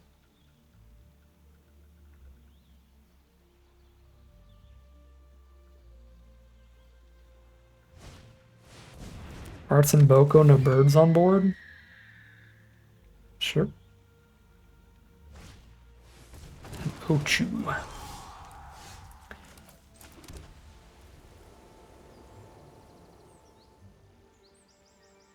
think I need to fate a 4-3.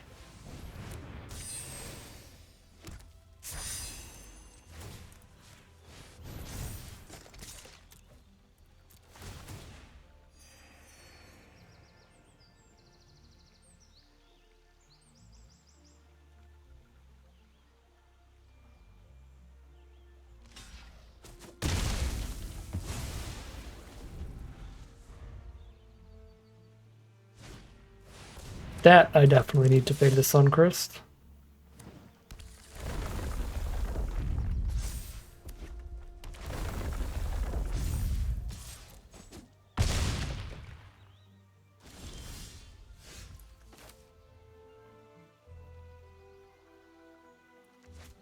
I can't spend the turn playing the cat, sadly.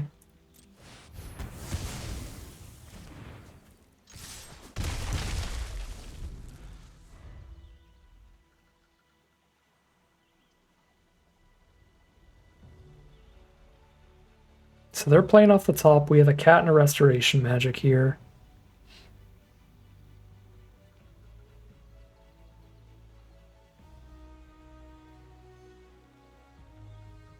They drew something.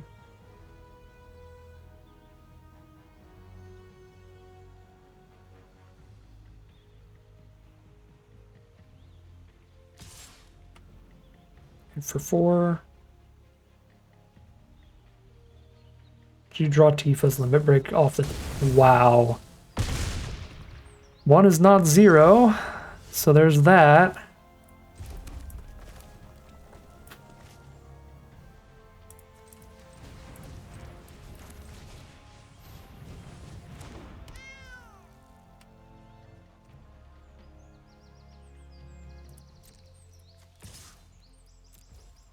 I'm dead to a haster if I do this. Not dead to removal because restoration magic, obviously.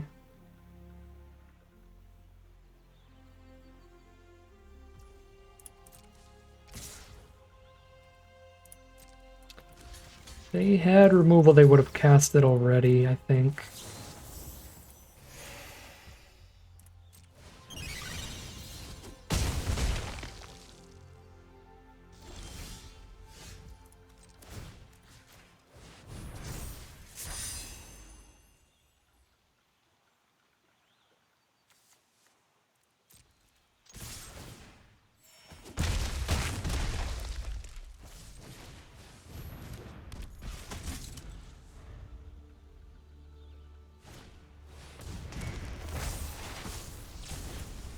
I think we got there by 1 single point of life post Tifa's limit break.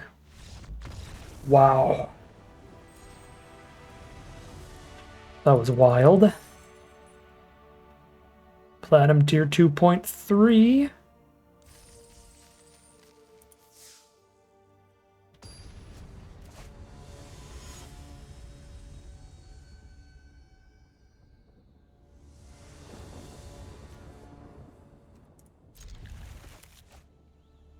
Need another white source, but that's why we're on 10 planes now. I think this is a reasonable keep for a 10 planes deck.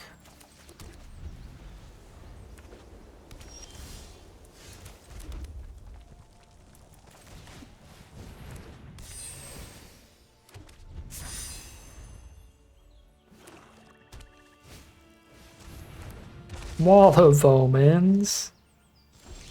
Bounce off that. Well, I gain a life when I bounce. Boop. I'll play the cat in case I top deck the planes. Have 2 artifacts on board just immediately.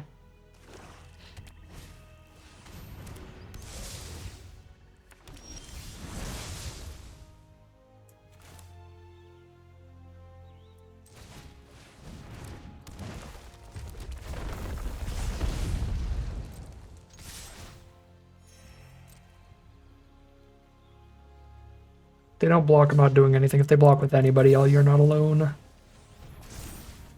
I would have preferred to kill the wall, I think, there.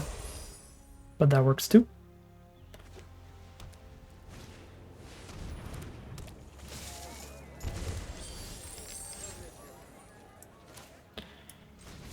It's an artifact at least, but I'm really in the market for mana.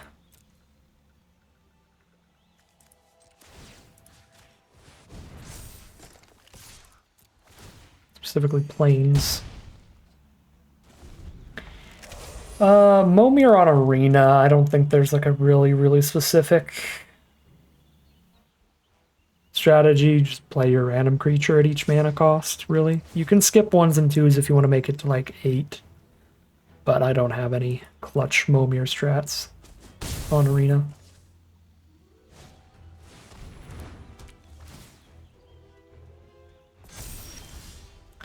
Eventually we have to draw one of the other 9 planes, right? Or one of the other 10. There's 9 others left after this one.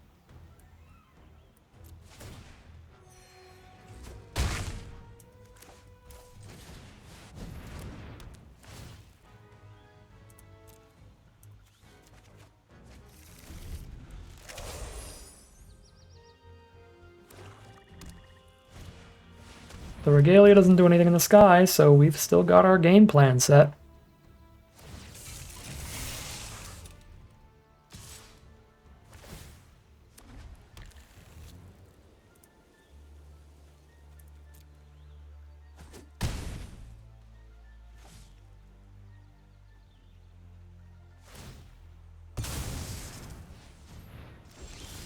Top deck mountain, don't you put that evil on me. Don't you put that evil on me.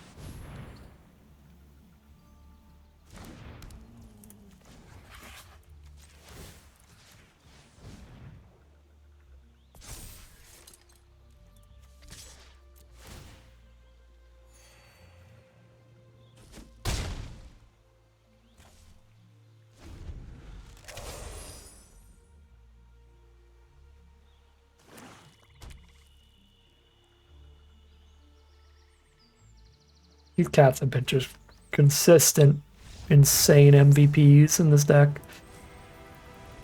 Despite the low artifact count, which is thick. Platinum tier 2.4, 1 win away from Plat tier 1. We're on our way, and that's a 7-2 run with that deck. It did not look like it was going to go that way at the start, but that's been a lot of these drafts. Wow. Draft 10 now. Kuja black-red deck. Don't mind if I do. Choco Comet. I think it was 0-2 into 7-2. It was something close to that at least. I like the Dire Rat. The treasure when it dies has been pretty valuable. Shiva's the best card here, but it would take a ton to get me off Kuja, I think. Fire Magic, good for a Kuja control deck. Hectize is also really reasonable here. Rather speculate on Shentoto than take reinforcements. Marlboro, top of the curves, pretty good. Another rat, more treasures, means more chance of splashing Shentoto. There's the schemes. 3 Corner by Black Mages, 1 Sorceress's Schemes is a pretty good Kuja deck. If we find some of those.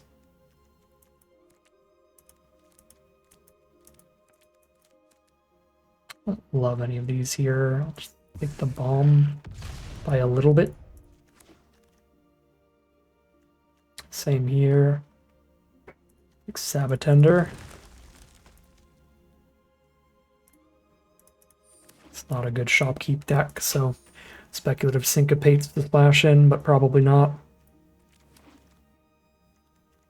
I think this card is bad, so I'm just going to take Black Mage's Rod. For ping damage, another Shentoto? It's got to be cornered by Black Mages over that. With Kuja and Black Red at the core by a lot. Shentoto off the splash.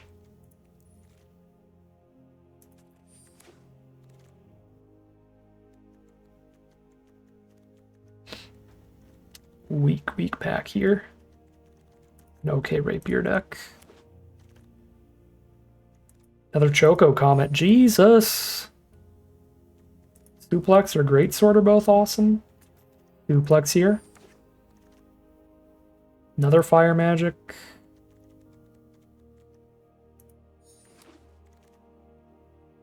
Call the Mountain Chocobo. The blue-black duel actually was pretty reasonable there as well.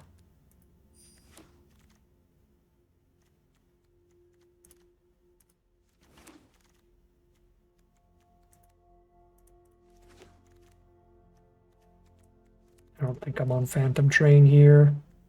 This color pair.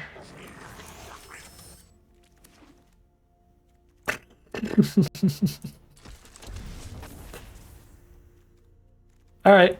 I don't think we need to splash for power level.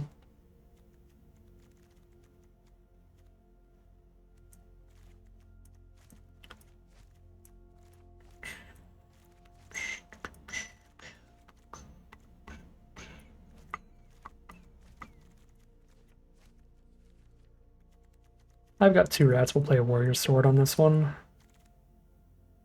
Thunder magic for sure. Black mage's rod for sure.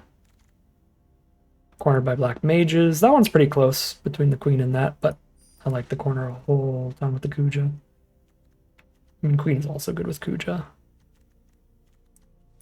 I think we're playing any of these.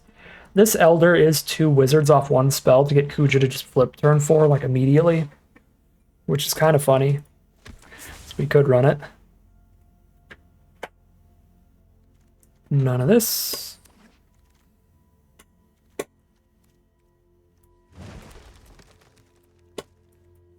Wheel of Black Waltz. Actually pretty good in here. Black-red duel. Also good.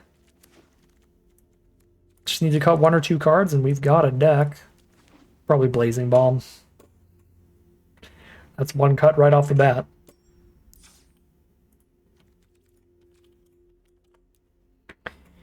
One more. The fire magics have become a little bit awkward because I have a lot of 1 toughness 2 mana creatures. I still like them and I don't have to cast them if I'm ahead. So just got like Sabatender. Sure. Alright. My Obsidian Elder, pretty bad card as I've said before, but with double Kuja is maybe one of very few decks that actually wants it.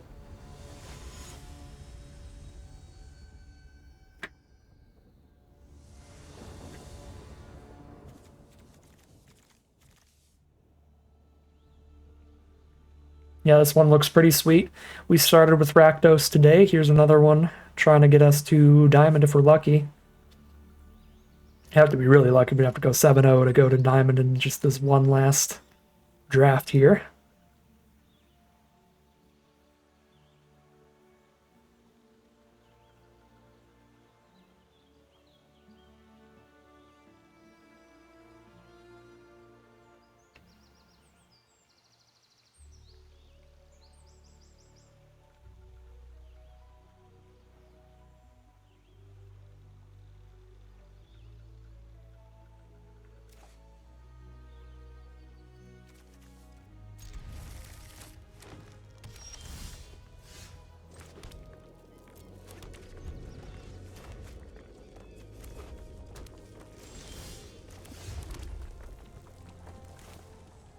Alright, I'm going to click a button to try to go live on Twitch again. If anything explodes on YouTube, let me know.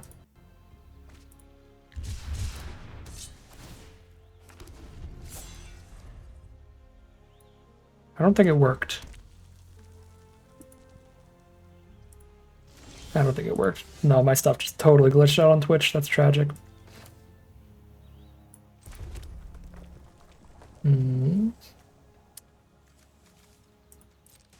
Actually really wanted them to play a creature.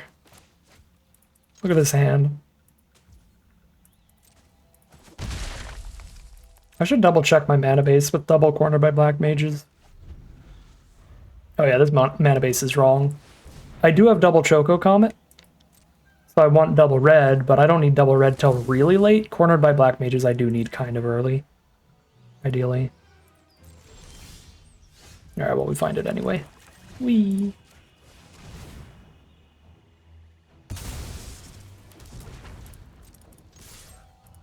Plus I have a Call the Mountain Chocobo that picks up another red source but not another black source.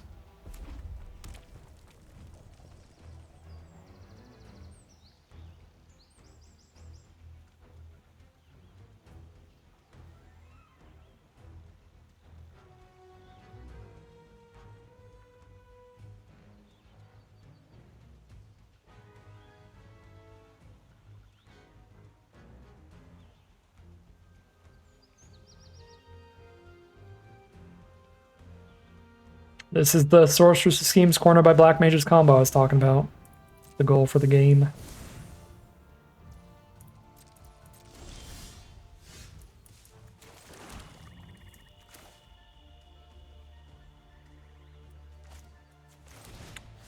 I need to cast some spells here. Trigger my Rapier and my Wizard.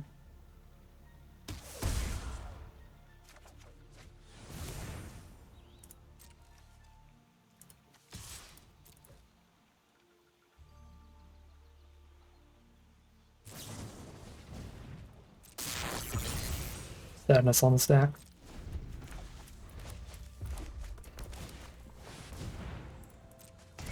Fat Chocobo is good against the mages.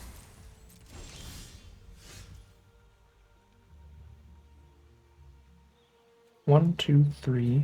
1, 2, 3. Okay, I still have to Thunder Magic first here, and I don't get an equip.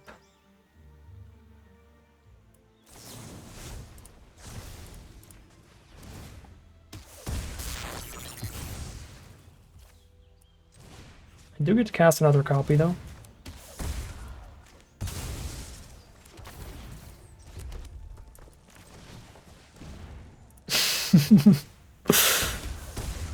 Yeah, true, red, not true. Oh my god, yeah, looking back on that last draft, literally the only 2 losses were just the Draw a Million Mountains games.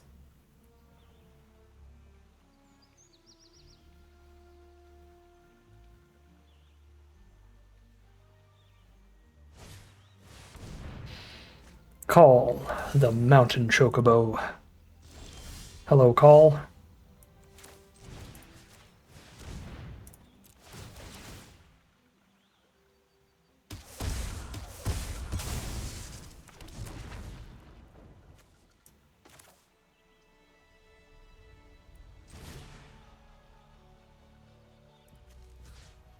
I could have done this a way better way, but I am going to try to get lethal this turn.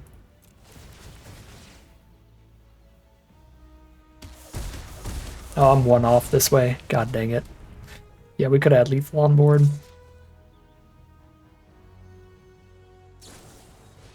Okay, they blitzball shot anyway.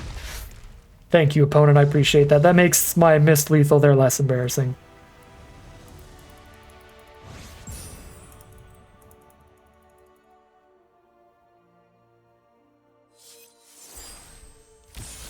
Platinum tier 1.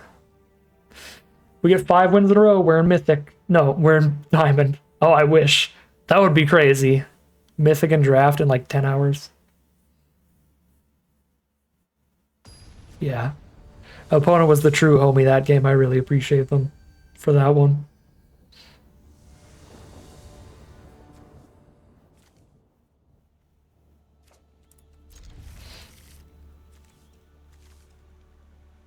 Quick draft decks are so juiced, it's absurd. It really is. I get an opening hand like this and I'm like, this is just unbeatable in like Premier Draft or traditional draft.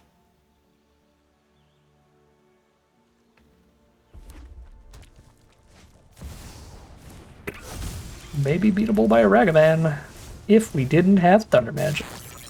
Get out of here.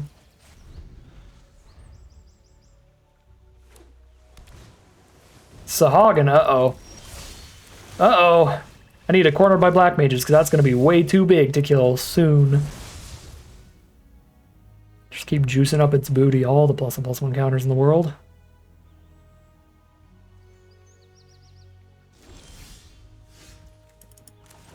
Here are my rods.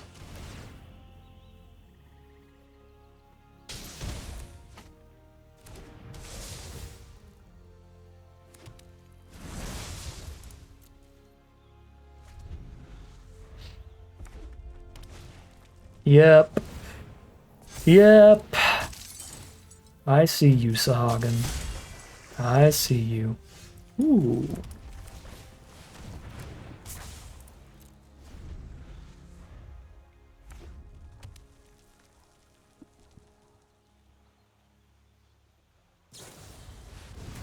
Die to this one Sahagin, I swear. I need lands bad, I can't redraw that.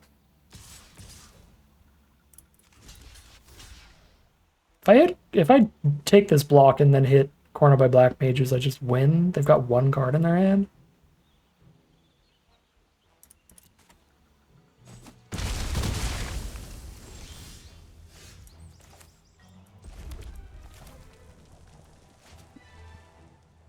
Red, and 3. Their magic's not enough anymore, and they can put a sword on Sahagin. I basically have to hit cornered by black mages.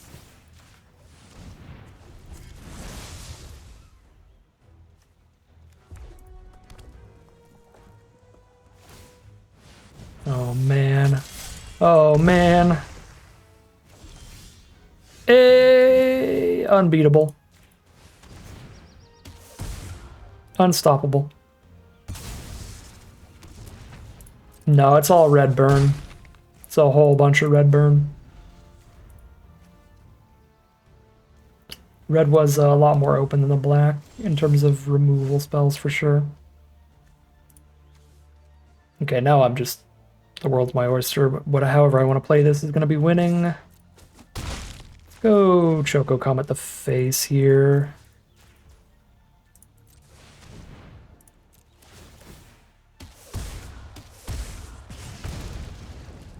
I could have a rat with 2 rods. Shiva's good. Land lets us corner the Shiva. Cornered by black mages also lets us corner the Shiva. Jeez.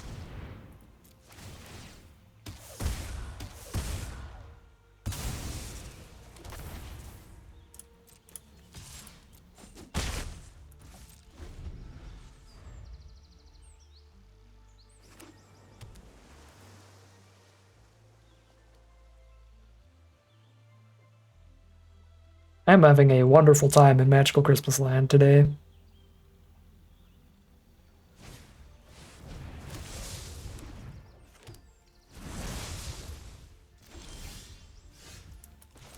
She's dead to land. I don't need to get fancy here.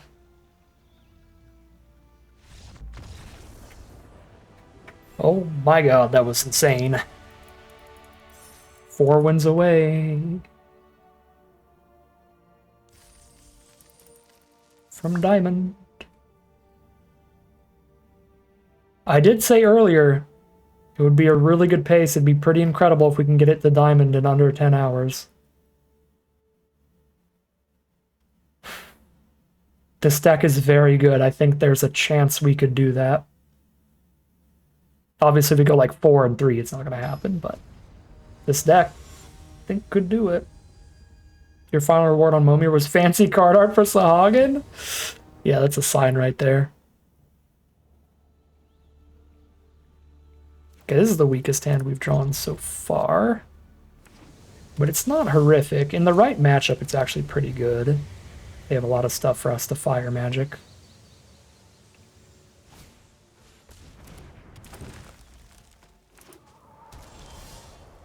I don't think this is the right matchup for fire magic.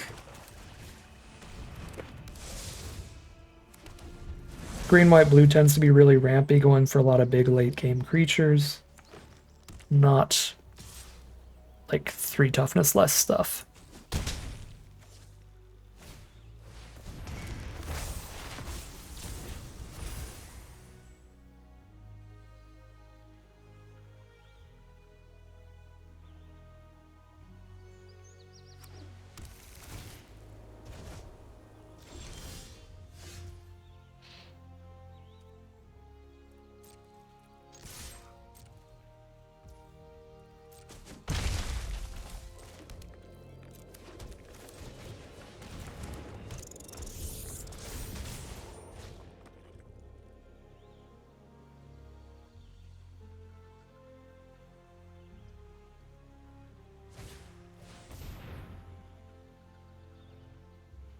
You get to Fenrir the Cactuar out as a 4/4 this time, but then it just loses its counter when it goes back to their hand anyway.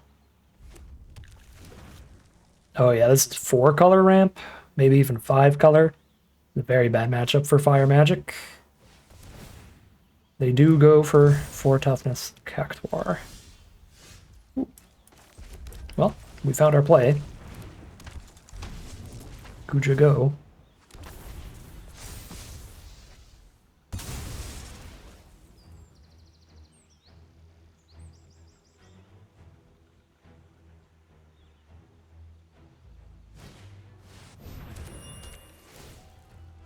Double white removal in the 4-color deck coming in clutch here. Well, that's nasty.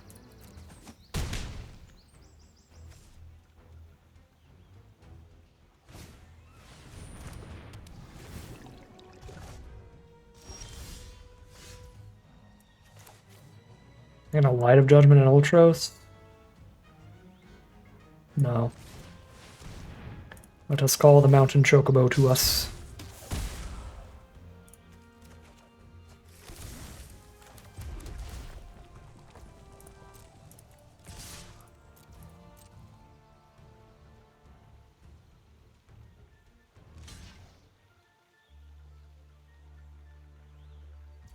Rat is the better trade for me. I get a treasure token, and I enjoy that treasure token. Because now I get to rapier this turn.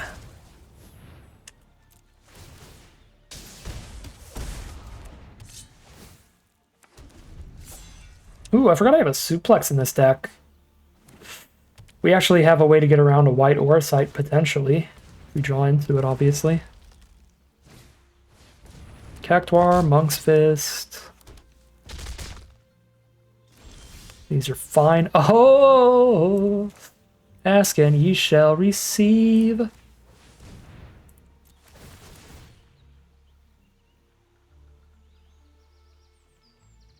Can't make it up. I guess I literally did make it up. I said it would be insane here, and then it happened. I made it happen.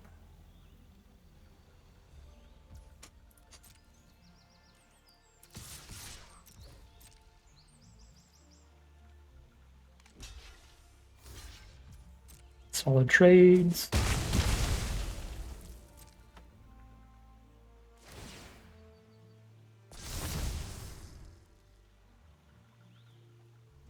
Transkuja has arrived. One non-creature spell deals 6 to our opponent, and they concede.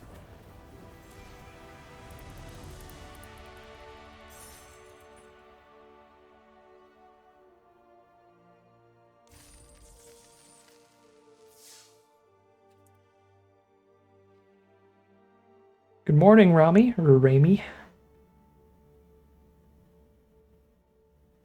Yeah, I don't stream too often, so welcome. You made it at the right time. We are, I think, at about the halfway point, at worst, of the Bronze to Mythic here. That's if Diamond ends up being really, really hard. It'll take like 18 hours. But I think we're most of the way there. I think Diamond should take just about as long as Platinum in general. But we're doing really, really well on Platinum. What made you decide to start using camera? It's just like a thing people do. I don't know.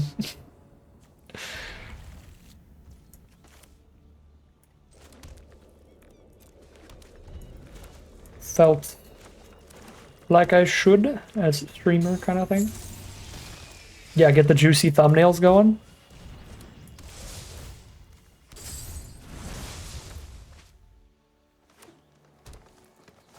Golgari, Mountain Cycle, so they're Jund.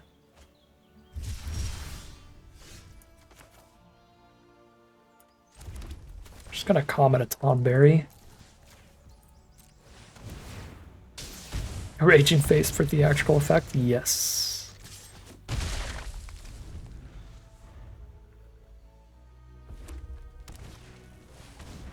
Ari man. Onboard trades are quite fine.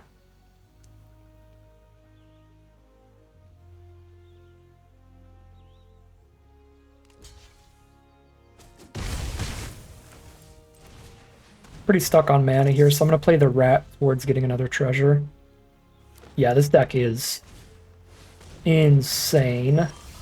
I am happy we're on this deck at Plat Tier 1 trying to hit the Mythic right now. This is a good one to try to get to Mythic too, or with.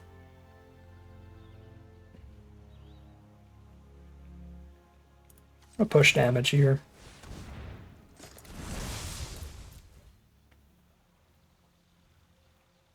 I think the only other real option is just getting mana with Call the Mountain Chocobo. Like, I don't want to just play Rod if I'm not going Rod Suplex and being mana efficient that turn.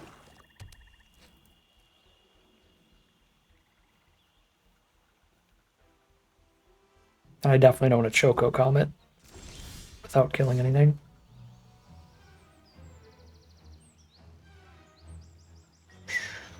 Chocobo pass this turn.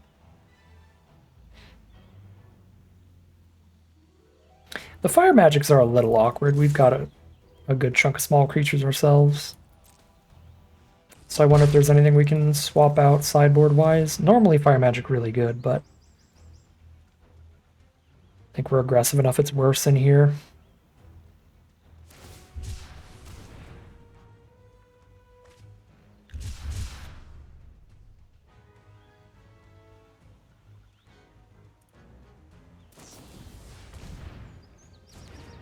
Alright, big life-linking dino is good.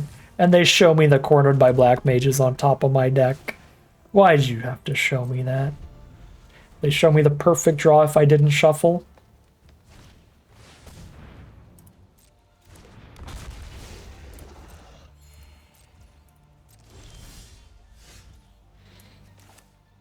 It's so rude.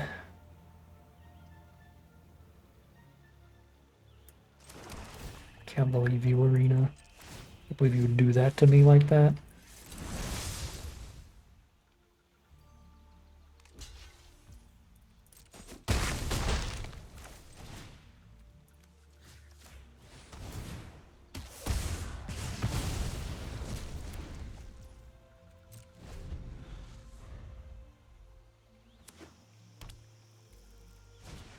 Go to 6/6 yet?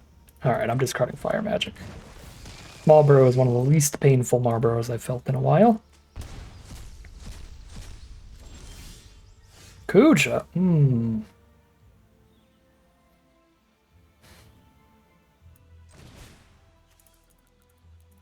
Very tempted.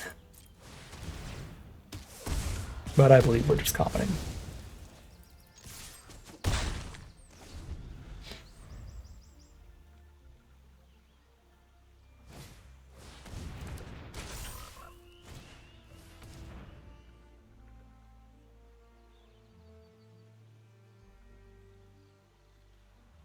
Alright, set up a wizard party, pass the turn if they don't kill Kuja, cast basically any non-creature spell and ping them for 6. And then go wide and kill them after that. Kuja does flip immediately here, yes. God dang it, fire magic. I don't like you in this deck. I don't. They're on blue, so I'll start with Kuja. Just in case they randomly splash in a Syncopate. I know it's insanely unlikely, but our last round opponent was on 4 color and they cast a white Auracite on us, so you never know. What? The fire magic is definitely not lethal, because Kuja's dead. Sad day.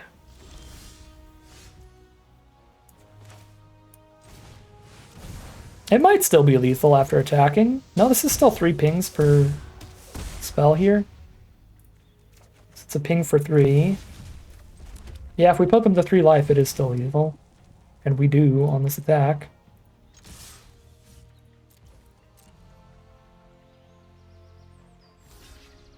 Kill my own creatures to kill them. Oh yeah, that's mega lethal.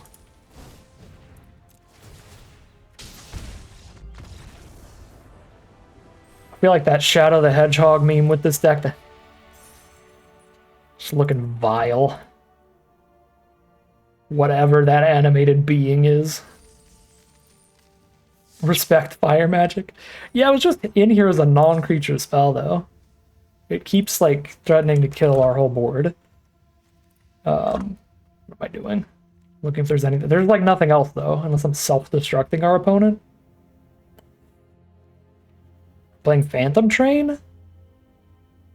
I had a lot of random nonsense just sitting there. I'll play a Phantom Train over the second Fire Magic, but we'll have one of them still in here. But that's like 2 games in a row. It looked pretty bad. Balm over Fire Magic, yeah. That could work. A Blitzball's probably better. No, that's embarrassing. Don't say that. See, look, it's actually good in this hand if they're aggressive.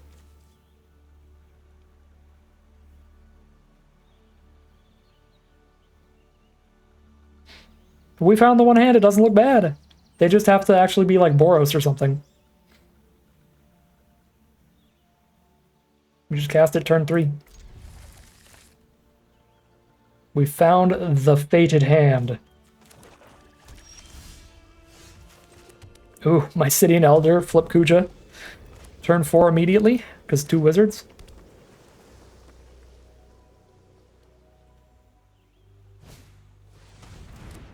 Alright, well. We kill an Ultros. Good enough. 1/1 removal. Thank you, Fire Magic. Very cool. Dang.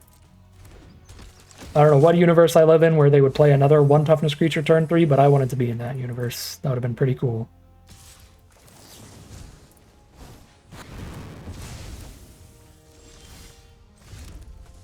Maybe they were running their own Black Mage's Rods. That would have got them there.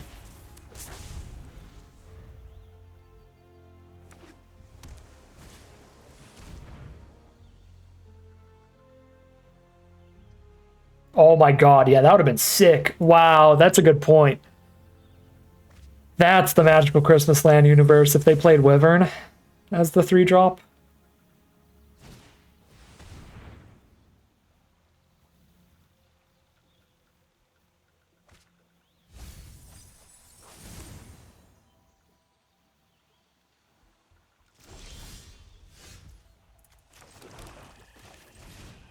Kuja flip. Hello. I have an 8/6 on board, and my wizards do too.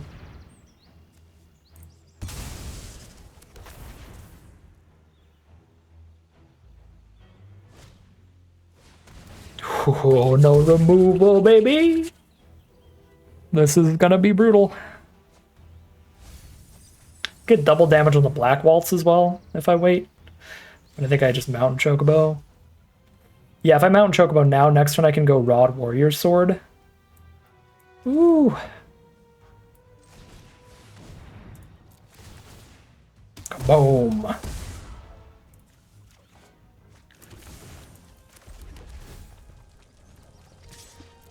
Now I have a Chocobo to sack to a cornered by Black Mages. Take 8.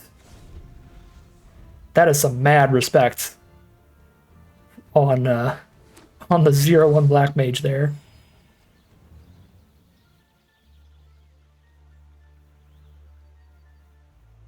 To be fair, I think I like Black Mages enough that I would probably take 8 also. I don't want to ditch Black Waltz.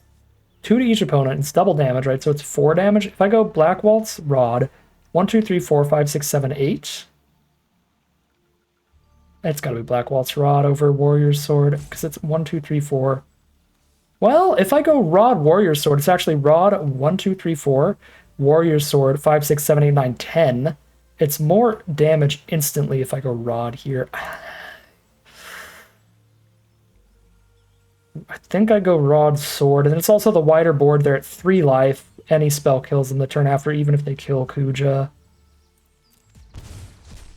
I want to pull off that combo at some point, but I don't think I'm on Black Waltz this turn. Ooh, and then Marlboro can finish it off. We're doing 10 damage just by casting spells this turn. Whee!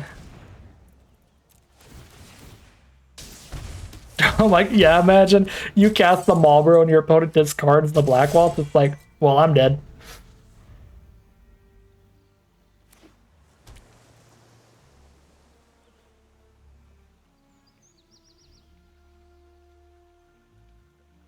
think they're only out now as like Leviathan or something from the bonus sheet.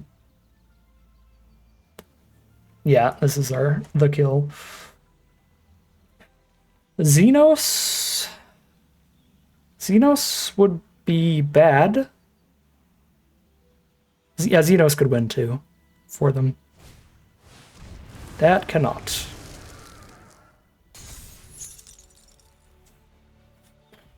What a draft.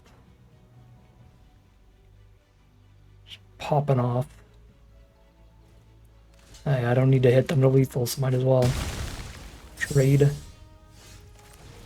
Whee! If you have a whole bunch of mana, you can loop to Sorceress's schemes, yeah. Forever. One went away from Diamond. And then the final stretch.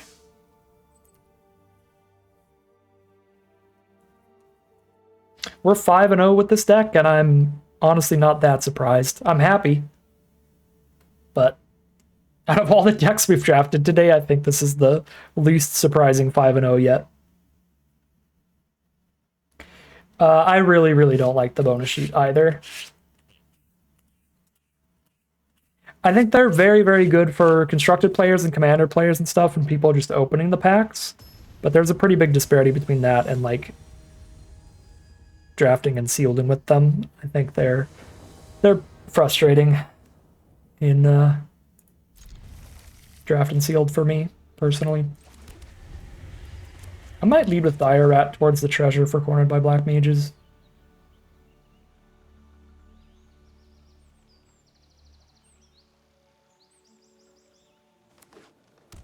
Yeah, I've lost to Atraxa too many times to not kind of hate the bonus sheet.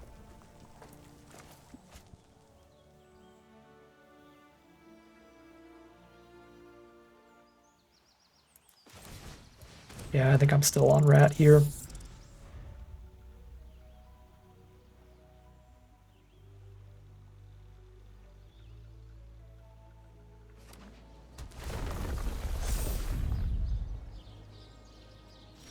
I was really hoping they were gonna... Oh, never mind, I'm fine. I was really hoping they were gonna attack there, because then I'd be like, yes! They have a combat trick to kill my rat and give me the treasure! Snap block.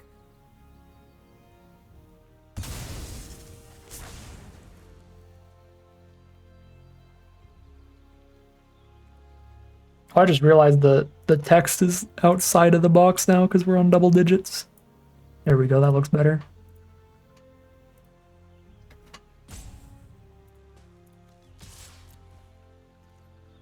Been pixied into Gixed. Ugh. Yeah, that's pretty gross. I've seen a lot of Gixes as well. For sure.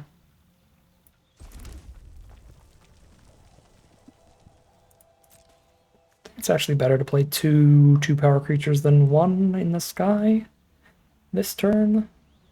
Although this one does hit for 4 damage next turn, 2 in the sky plus 2 from casting the rod. Hey, Soul Dragon, how's it going? Yeah, I'm gonna go wide. They haven't had to play any removal yet, so smaller targets, less impactful.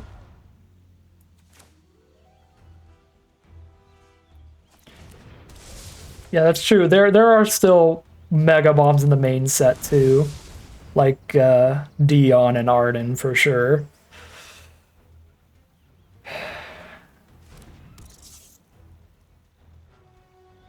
Like that Arena Direct game where I ultimate after they Arden and then they just cast their second copy of Arden. Never gonna forget that.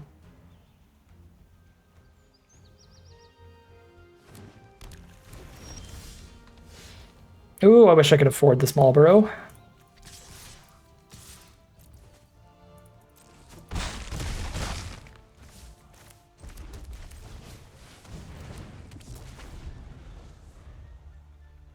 Turn 1 Ragavan is always, yeah, rough. I think we've played against like 3 Ragavans today. 2 of them were turn 1, but we had removal each time.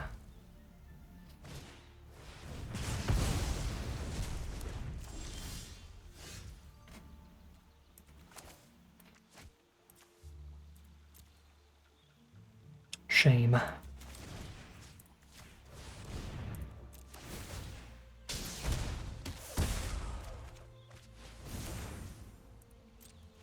Okay, they scoop anyway. I just realized I maybe should have just done combat first, because if they traded into a rat, the Marlboro would be great. Oh my god, we're diamond. And I can't drop back to platinum. It's the final stretch. Diamond to mythic. Ooh, sick. Sick stuff.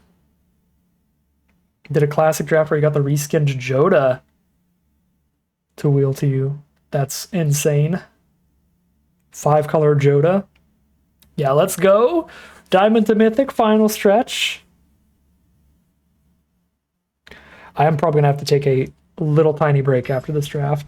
Go get some more water and stuff. It's been 10.5 hours of streaming because they took an hour to put the quick drafts on. Gauntlet XL might be higher ranked than Gauntlet X. Maybe.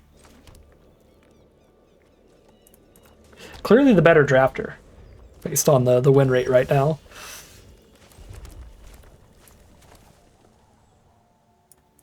Rapier first, actually. Only hit diamond once during Duskmorn. Duskmorn's a good set to hit diamond in. Get your lifelink off the board. This Rakdos deck ain't about that life.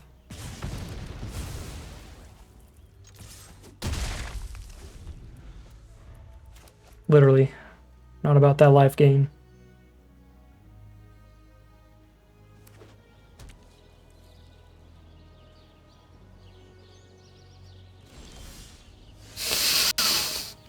I love this deck.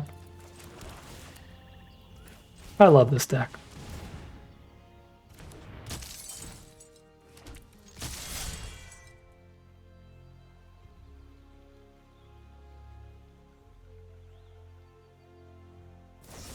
Goodbye, Chocobo.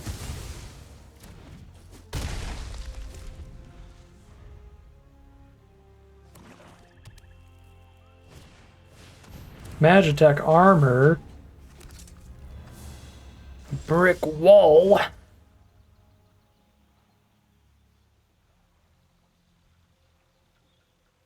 Part of my black mages doesn't do what I want it to do here.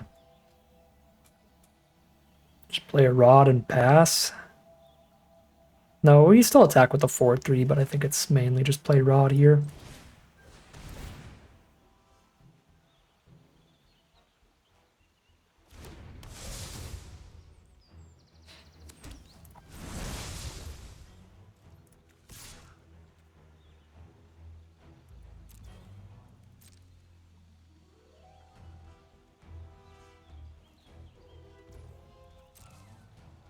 They don't want... I am so happy with that, but they don't know we have a second Choco coming. So fair enough.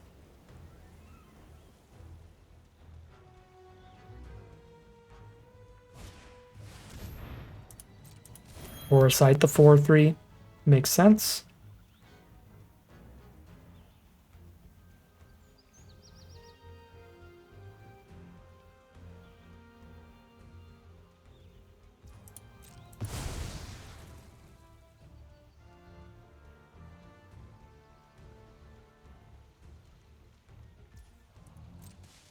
Marlboro would be good to cast, but Choco Comet's going to be really good with enough mana. I think I just need to be getting mana here. Guaranteed.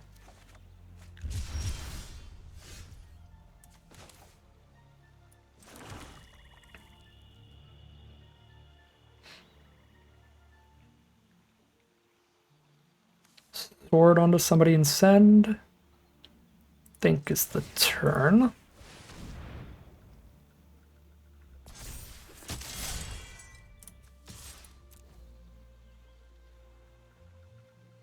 All right, now we might be clearing out the armor. They were looking at it.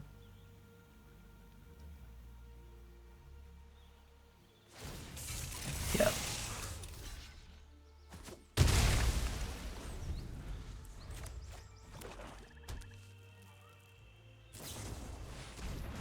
Overkill our last creature. Hope for the best from there.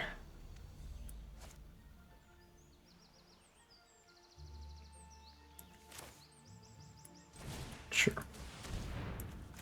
I'm not going to Choco Comet the 1/1, so we might as well corner it, because if they play any bigger creatures later, it's just going to get cornered anyway. Comet's definitely going face at this rate. 4, 6, 7, not lethal yet, so let's equip.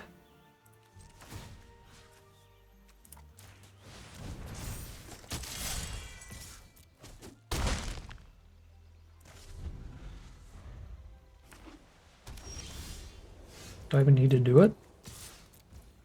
Oh, they drew poop.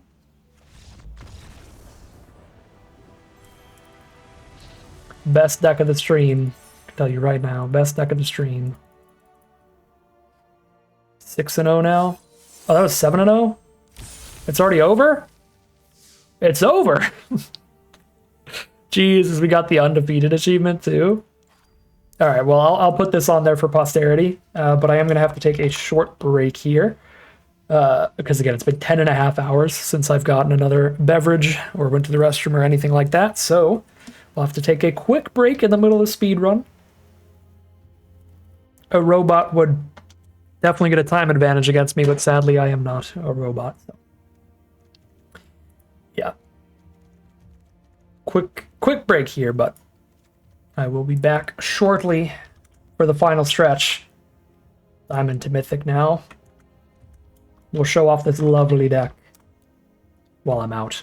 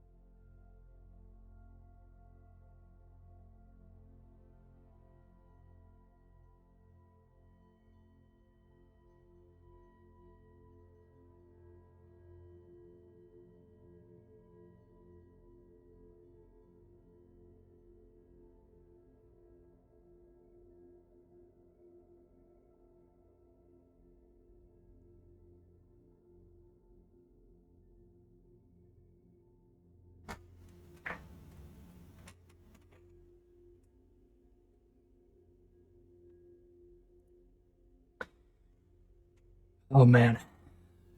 Draft 10 will go down in history. This deck was silly.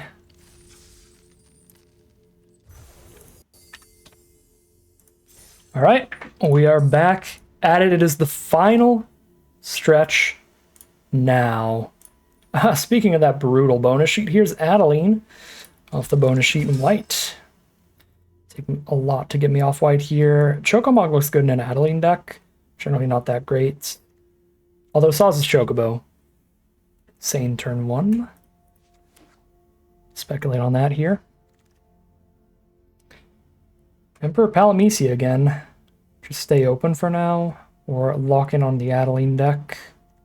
There's not really anything too super locking on the Adeline deck. There's like a Fate. Which is good, but not great.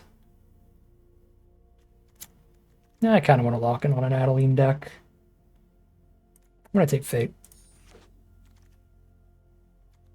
Get a Delivery Moogle, get rewarded. Here's a White Mage's Staff for the Delivery Moogle. Wow, we could have been Palamecia Shantara, though. The bots don't know what they're doing, man. They don't know what they're doing. All right, I like Chocobo better than Castle Guard, I think, for the Adeline deck. Snow, probably good in an Adeline deck. Although Judge, I'm one card deep into green. Black-white go wide with the Judge is reasonable. Judge is a lot better than Snow if we end up playing them. So I think it's worth speculating. Because Snow, again, just not that crazy.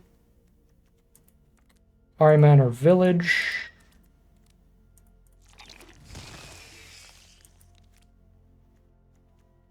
Slash of Light's actually okay in these white decks with a bunch of equipment.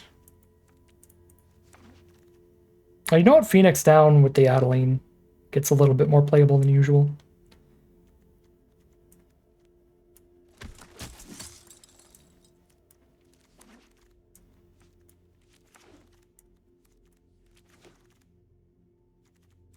Ambrosia. Fatal Push. I'm on one Fate of the Suncrist right now, and one Slash of Light.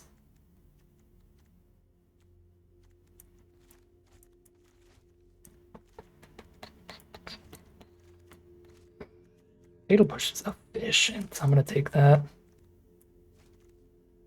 Salvagers, cornered by Black Mages. Paladin's Arms. Restoration Magic. I don't think cornered is as good in black-white as it is in most of the other decks. But it is still good.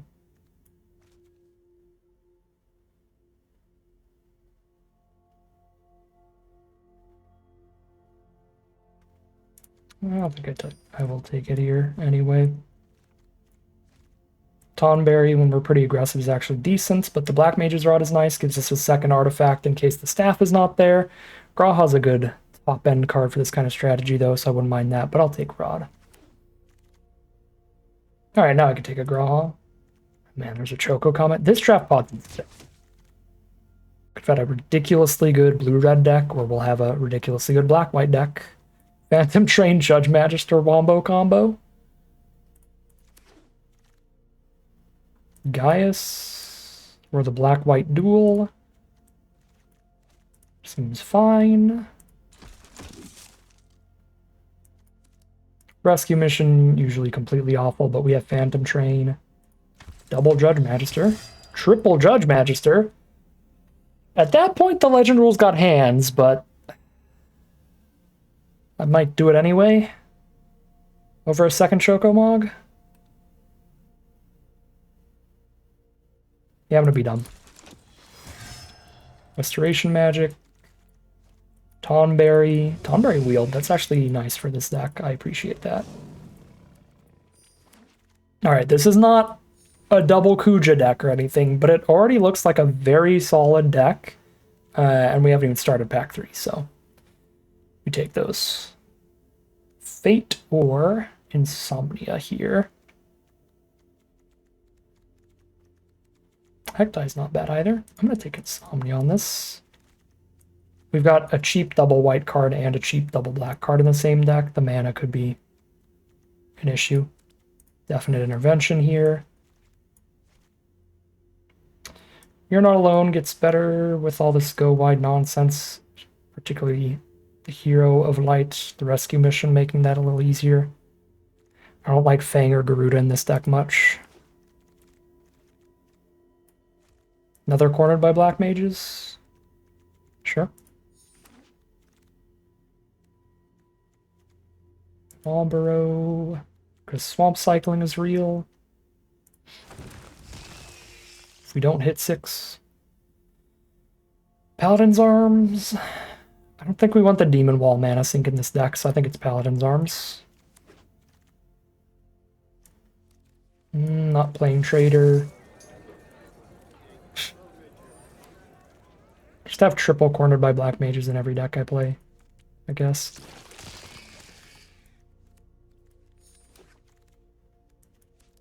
Diarat's actually awesome in this deck. I appreciate that. Wow, 2 of them? Good lord. This deck looks solid. You'd expect after I said good lord that I would say that this deck looks great, but it's probably sort of solid. But it's very solid.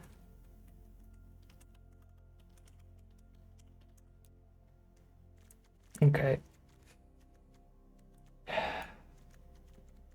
I might cut a judge. I literally said I wouldn't do it, but I might cut a judge.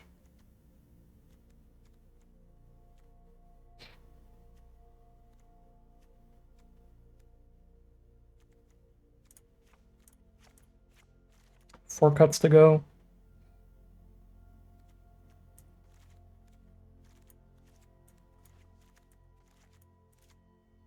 Rescue mission. Land.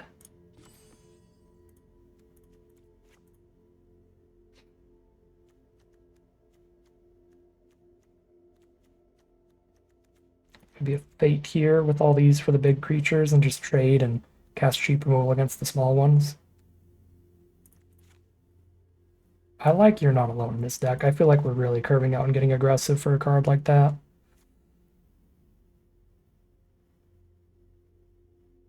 Yeah, maybe Restoration Magic getting cut. It's a good card.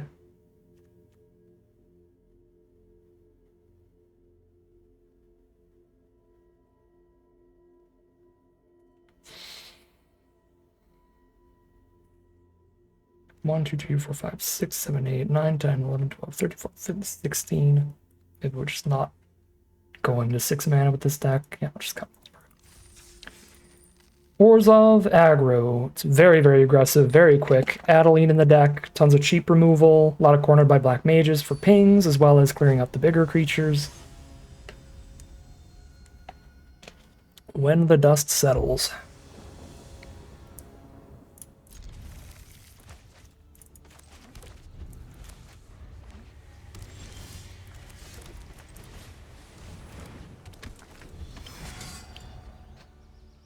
Rakdos from our opponent. Hopefully they don't have a deck like our last one, but it's Grixis, so that's colors like our last deck for sure.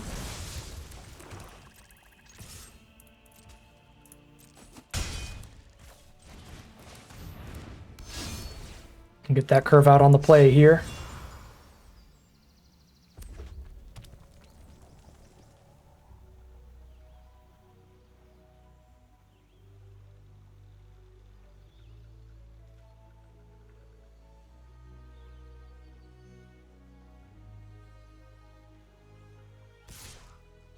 Snap, no blocks.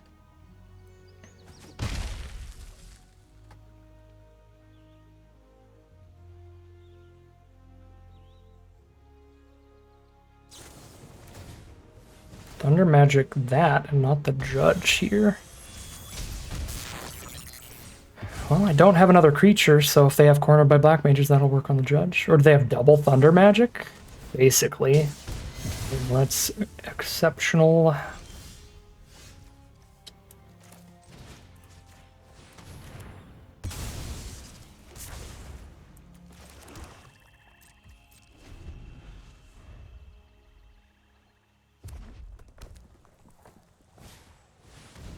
Black bolts.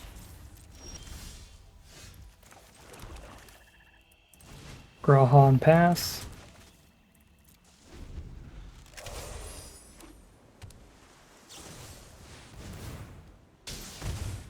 Have fun, good luck. Yeah, that's a good name.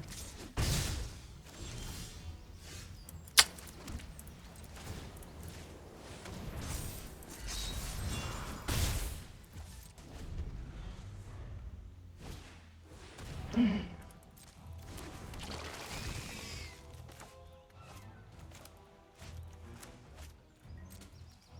was wondering what was good. Why can't I discard it?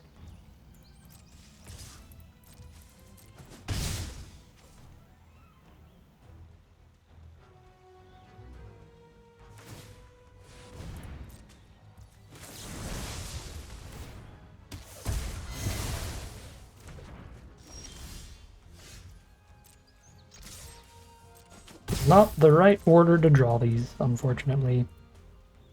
I think we're pretty dead to Black Waltz here.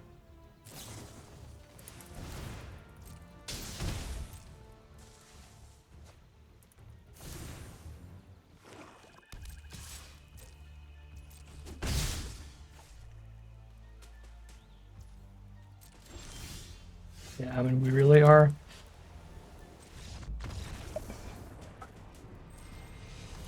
Next game.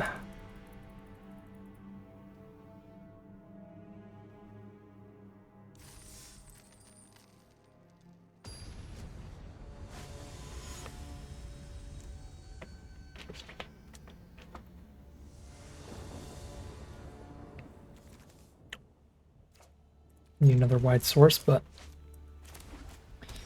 maybe the rat will get there, or we'll just draw it immediately.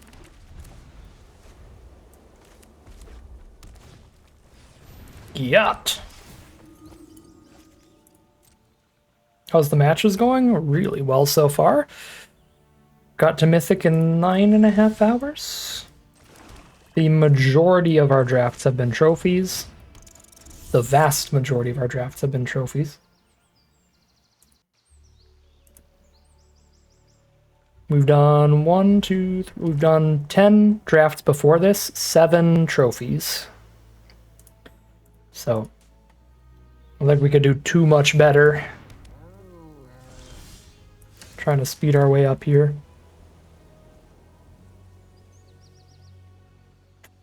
You know, the 1/1 humans this makes are not that scary right now, but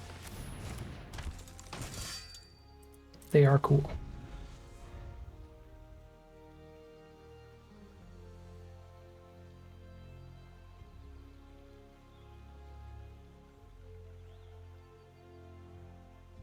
What do you think is the best colors to draft?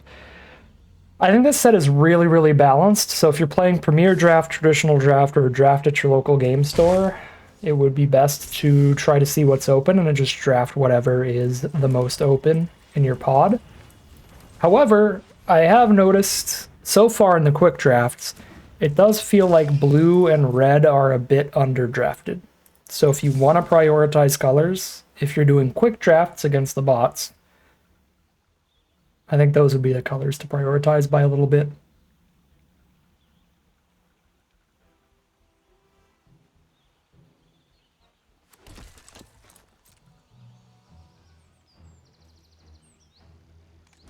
Uh-oh. Some kind of massive combat trick coming up on this double striker. Yeah, these are both gonna die now. Shame.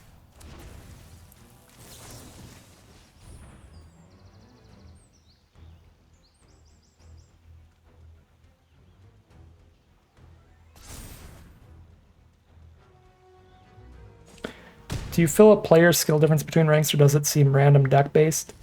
I think the only significant jump in player skill is from like gold to platinum. Platinum and up, very, very similar skill level and decks. But if you're down in bronze and silver, it does feel quite a bit different from being up in diamond and platinum and mythic.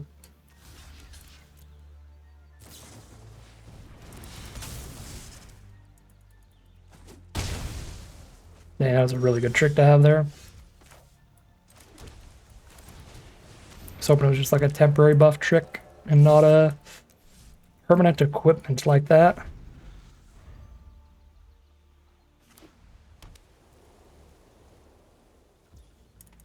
Let's not flood out twice in a row, shall we? I think this deck's pretty good, and I'd be really sad to see it 0-3, but technically this is our first draft of Diamond, so I could lose 20 games in a row and not drop rank right now, so it's not the end of the world. If this is our bad draft,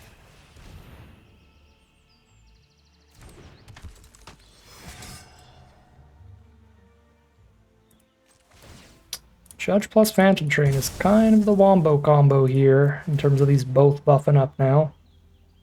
So let's get rolling in with that.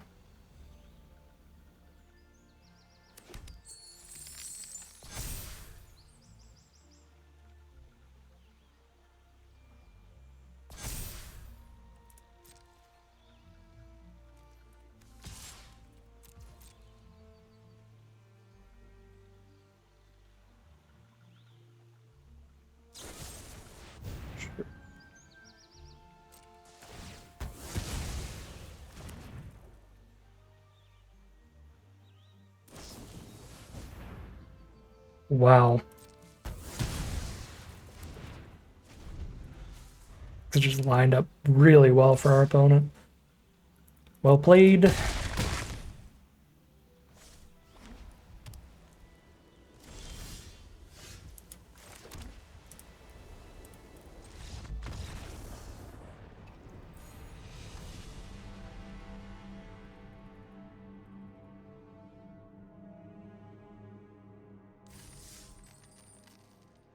On a normal day, I would be incredibly disappointed to 0-3 with this deck, but today's the speedrun day. It's kind of whatever, and we move on.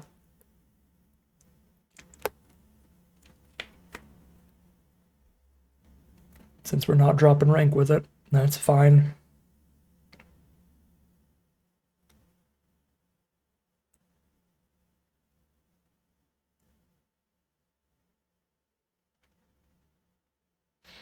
We have 0-2'd into 7-2, I think, like twice today.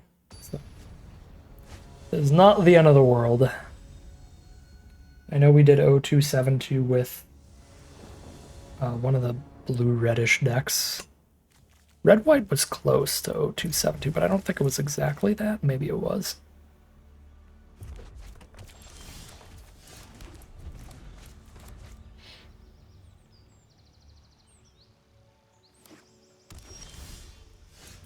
Tonberry, don't you one-drops know you're supposed to be in the opening hand? Not get drawn on turn 2?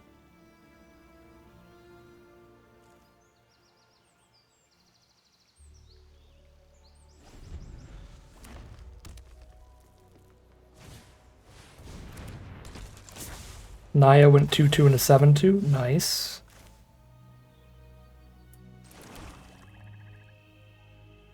One 3, that's annoying. 3 power critter.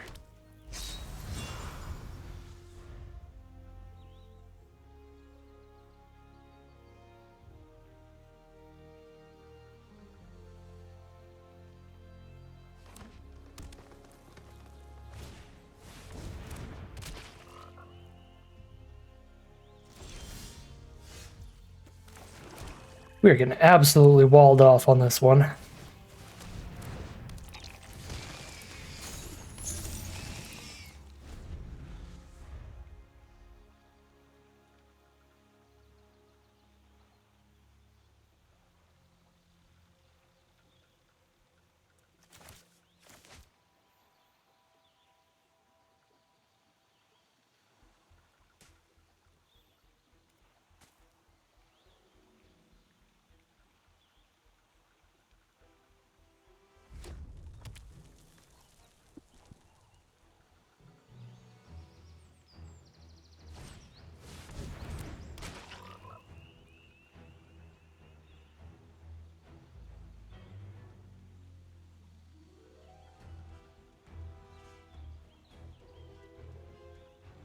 I mean, we can play Adeline the turn after this, because I can sack Rat to the Ari Man, but it's just too late to really matter. Never mind.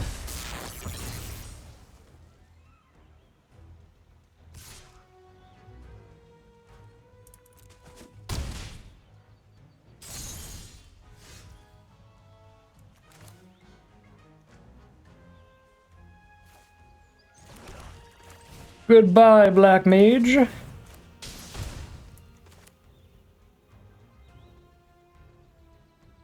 Take that.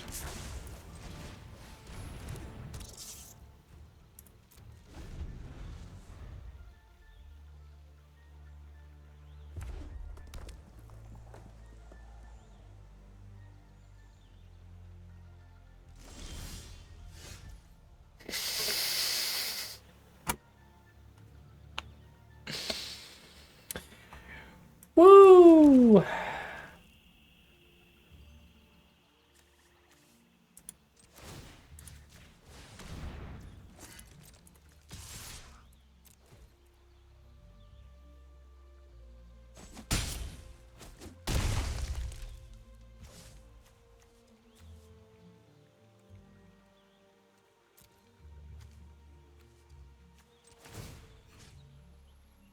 I don't even think I move this because they're just attacking 2/6/6s next turn. I'd probably put it on Tonberry for the future, I guess.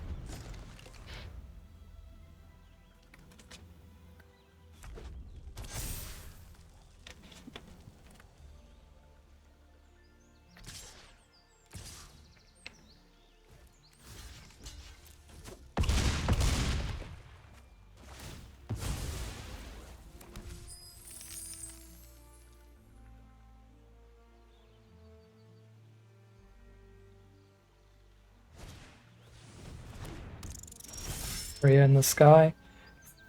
Comedy genius. Comedy genius for Marina. Now that I have the treasure.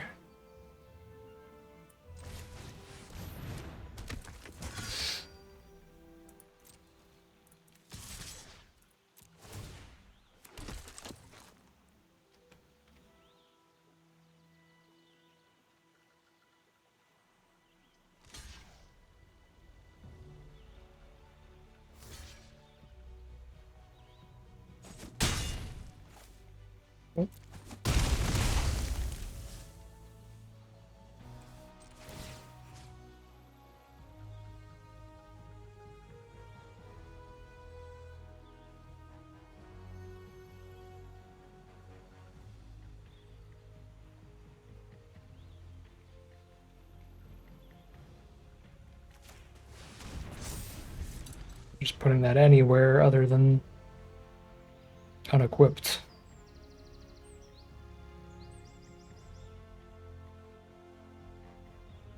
"10 hours indeed." We hit the 10-hour mark. Oh, that's true. We made it to Diamond in under 10 hours. I was saying that the whole time. Diamond in under 10 hours would be a really important milestone to hit if this is going to be doable.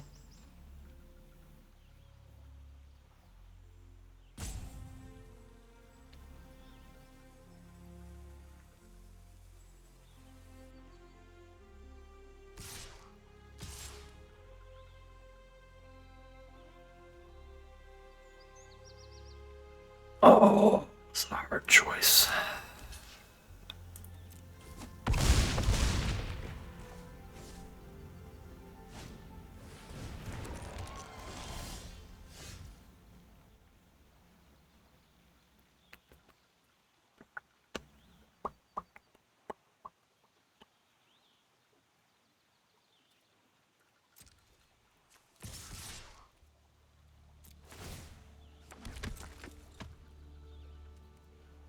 This was a very solid draw here.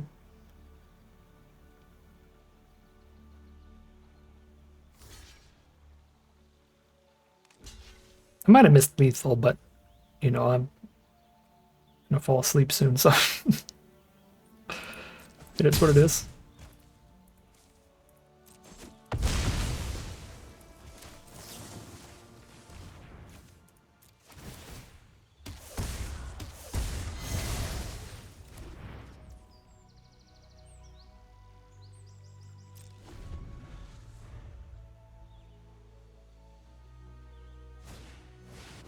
Oh, Lord.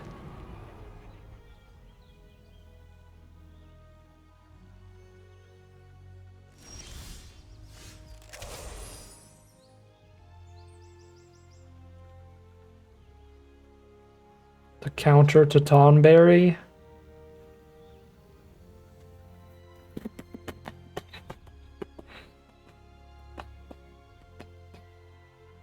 Check with 5 creatures.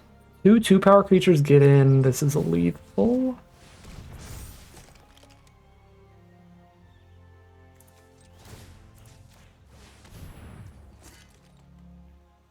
Block, block, block. 1, 2, 3.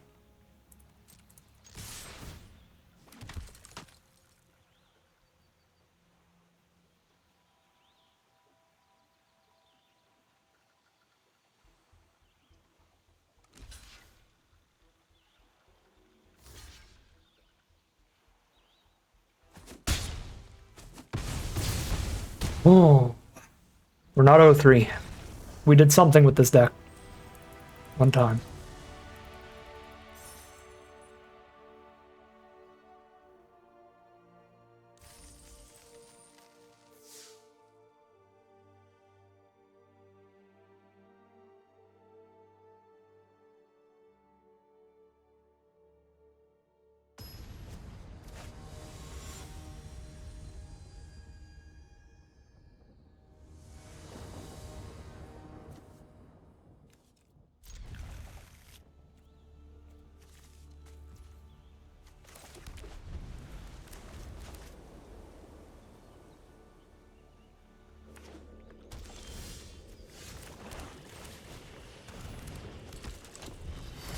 I'm gonna talk about shuffler comedy right now. It's gonna do it again.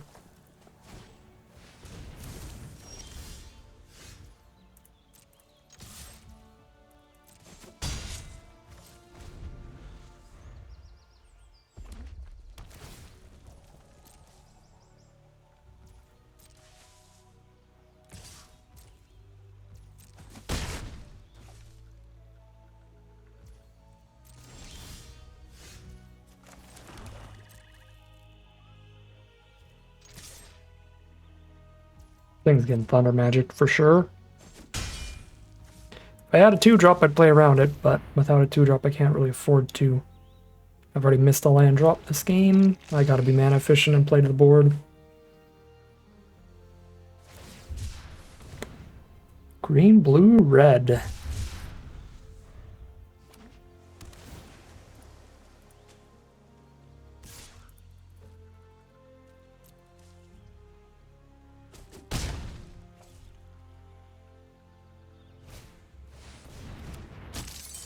Guys, be sick here. I opened my mouth. Bad decision. My mistake.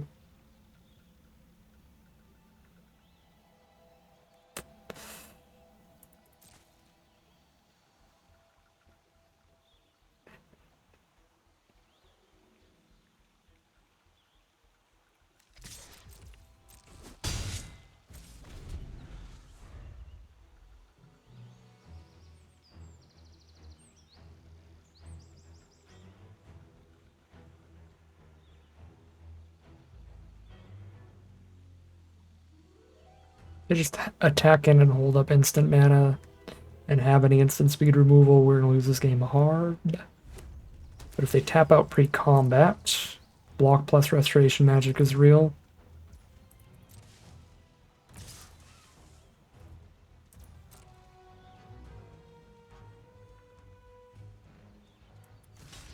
Really get got that badly if they kill this in response to You're Not Alone, because it's not like You're Not Alone's doing anything else at all for us.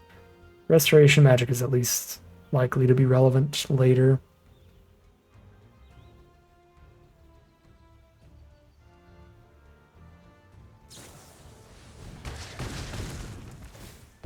Self-destruct in response. That works out fine for me. The Chocobo got very angry.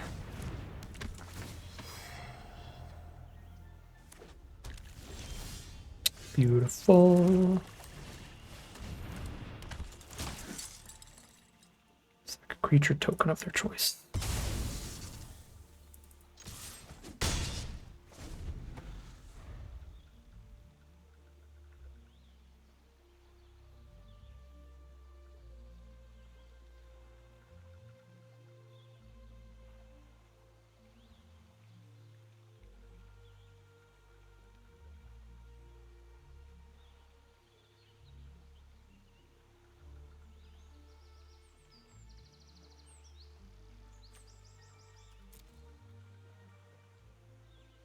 I don't know what is going on right now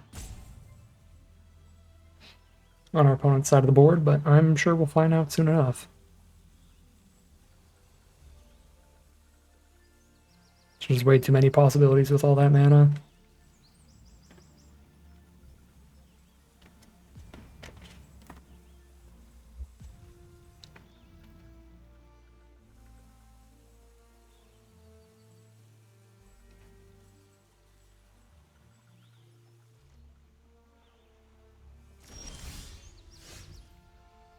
And they keep it all.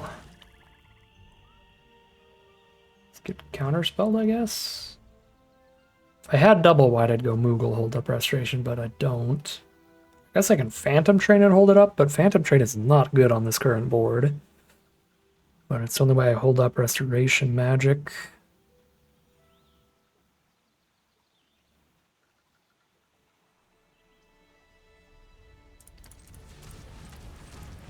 I guess so.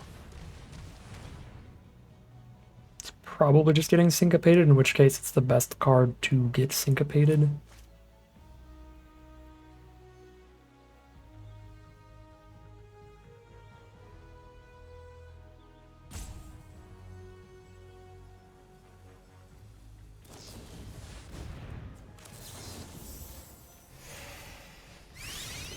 Never mind, it was interaction.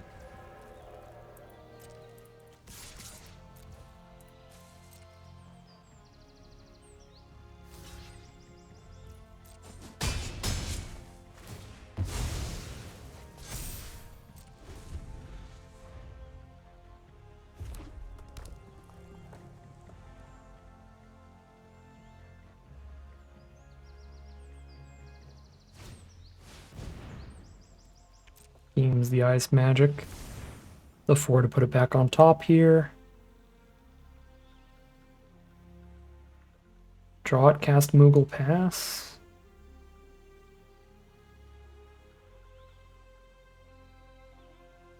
I think it's crazy to cast Brawlhawk, because if I draw any land to go with Moogle, I can go Moogle, Black Mage's Rod, and cast both in the same turn. So, just play the 5-drop here. Oh, okay. Stick the train in the Sanctum instead. That means we get a judge hit before they kill it. Love that.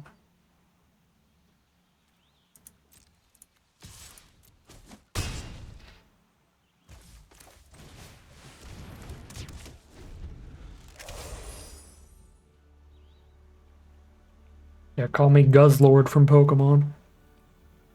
Lord of the Swamps.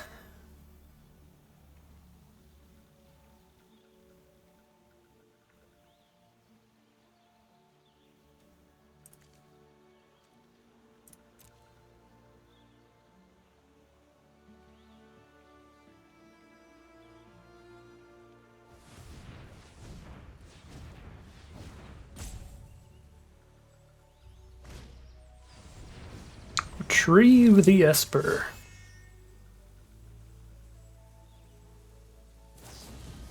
And put Judge into hand instead of top.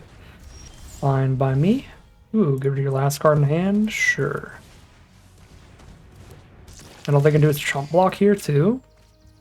Man, this is a good turn for me. They're at 1 against... I mean, they need 4 blockers on this board because of the menace.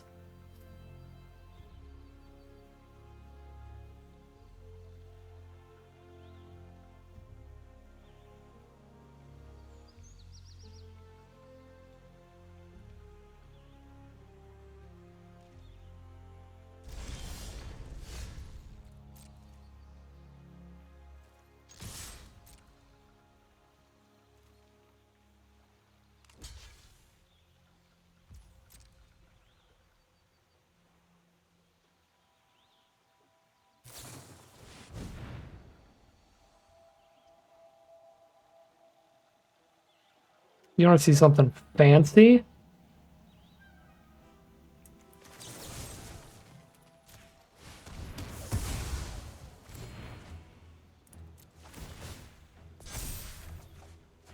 Still lethal.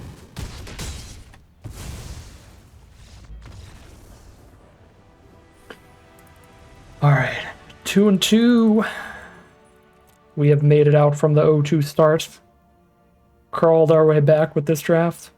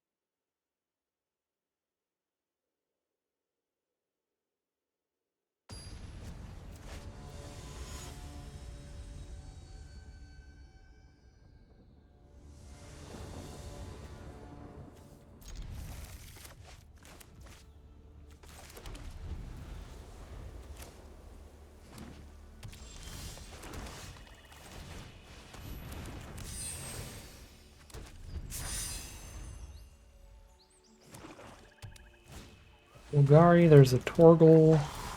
I'm gonna get rid of their ramp here. I should have attacked first. Maybe they would go for the trade, but highly unlikely, so I was just going fast.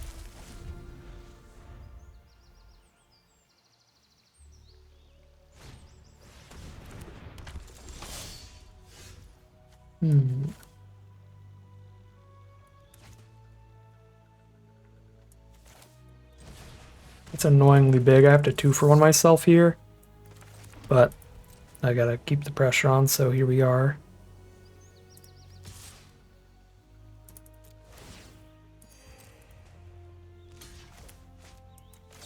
It's not the worst 2-for-1 in the world, because I'm just losing the token half of this staff that still has value elsewhere.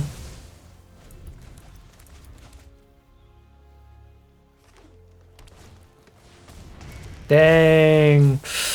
We killed the Manadork when they kept the 2-lander, but land 3 gets them Fenrir. So that was probably in the opener and made it super reasonable keep. Okay, come on now, Arena.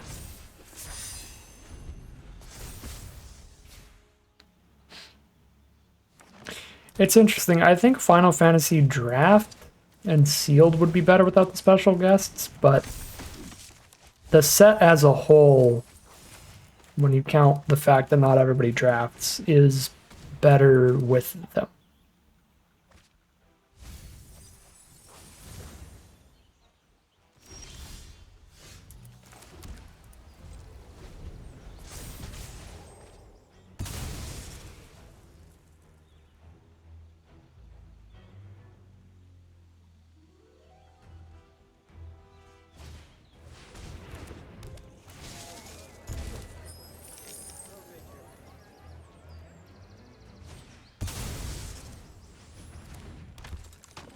Our opponent's on all spells in hand because they kept a 2-lander at the start here. It's in our deck at this point. We're not a bomb deck, we're a curve out kind of deck, and we lost our opportunity to do that. I think I'm safe to scoop here. I don't see any combination of cards that is turning this around against 4 cards in their hand. Okay, well, definitely not now. No, I work retail. This is my part-time job. I do this part-time and retail part-time.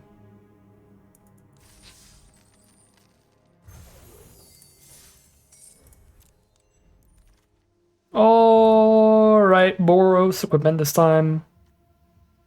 People can make an argument for Vanille or Treachery, though. Those are also good.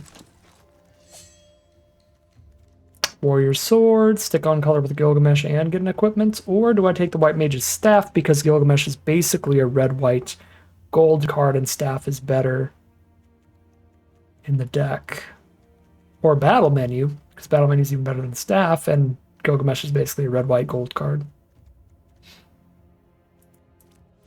I'm going deep on this pick. I'm going Battle Menu on that.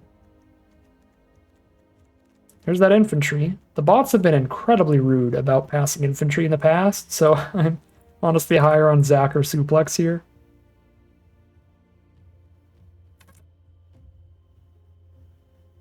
I take suplex. Fire magic, but Paladin's Arms or suplex pick here, I think. Take Paladin's Arms at this point. Really want to make sure I have some equipment. The cat, because I'm going to take equipment really highly. Already.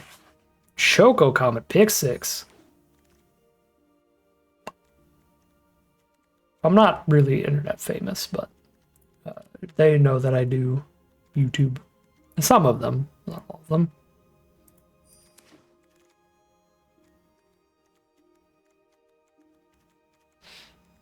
Slashes are pretty fine in this deck.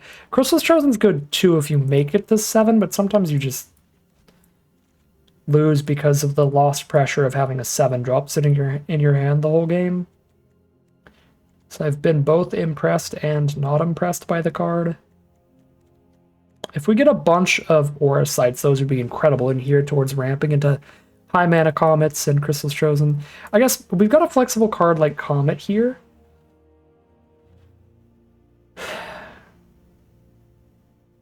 That also works as like a really high mana finisher, and Gilgamesh is a really high mana finisher. I think I've got kind of a lot of top end right now for this early. So I'm not going to take the Crystal's Chosen. Wizards does not give me any gems or gold or anything, despite what many YouTube comments have said. In like the Arena Direct videos and stuff, there's a lot of Arena Direct conspiracy theorists out there, apparently. No.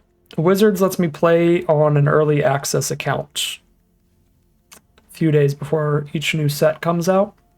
Schemes is a little tempting when I have the Choco Comet. Think I'm still on staff in this color pair. Another staff.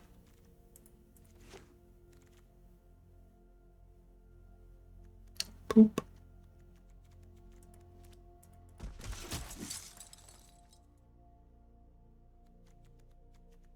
Not a horrific call the Mountain Chocobo deck, because we're trying to hit 6, but Ambrosia's good with all the equipment.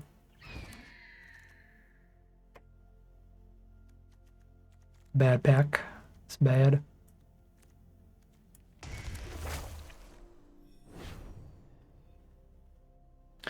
I don't know at all how it works for the creators that make videos that show up on the Magic Arena official channel, but I would assume they're just paid up front.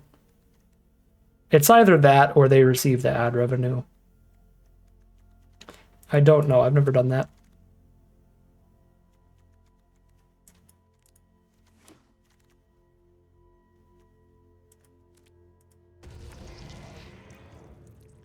Well, we wheel Sorceress' schemes anyway, because these bots don't take it ever.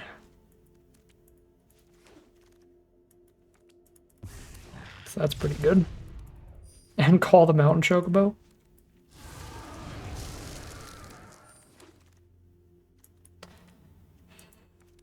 Why? Furion and Thunder Magic and Delivery Moogle? I have 5 equipment, 6 equipment right now. Oh.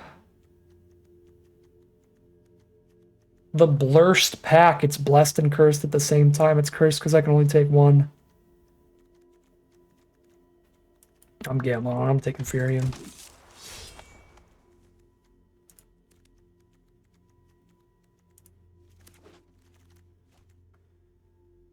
Yeah.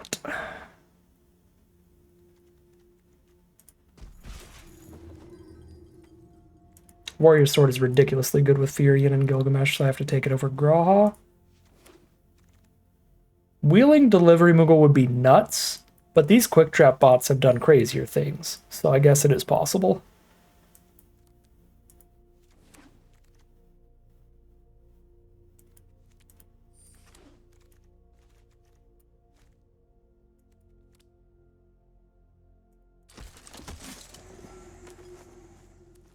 We did not wheel any of the stuff I wanted.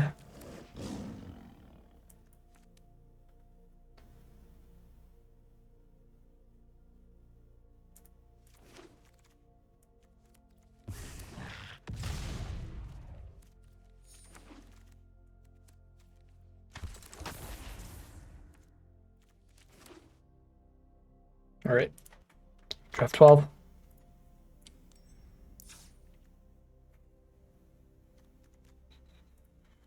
What's the best way? YouTube membership or Patreon? Patreon gives a higher cut to the I don't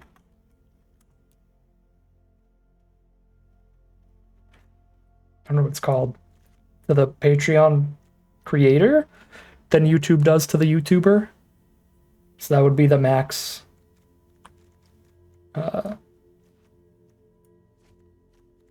ratio for the creator. 5 cuts here.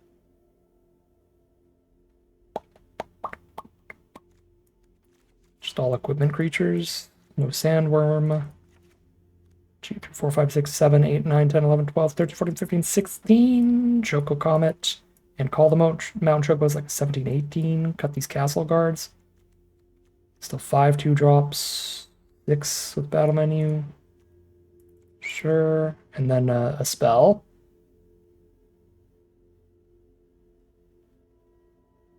Yeah. Yeah, it is. It is awkward. I think YouTube is 50-50. Patreon is much closer to like 75-25 or something. Patreon is a lot less skimming.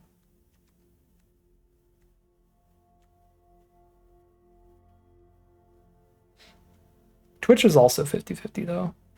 Yeah. I can see cutting schemes. It's just cute with Choco Comet. I'm just gambling. 13-9.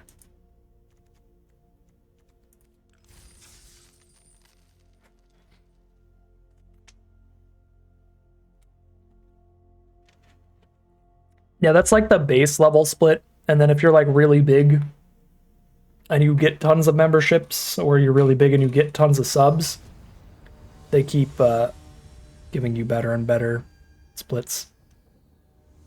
This is 18 lands? No, it says 17 lands. I mean, 17 lands and a Call the Mountain Chocobo, but... What is this hand? What is this hand? Ay, ay, ay.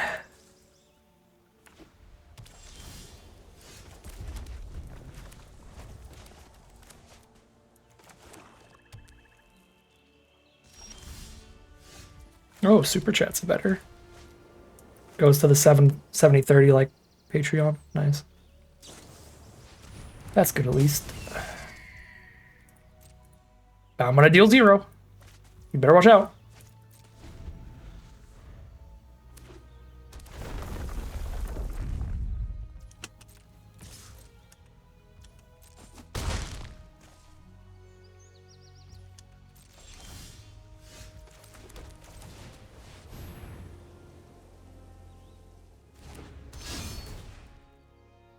This hand went from looking obnoxiously bad to incredible. But these two draw this game. I think we drew this. It wasn't in the opener. Oh no. Oh no. Oh, Squall. So not my friend here.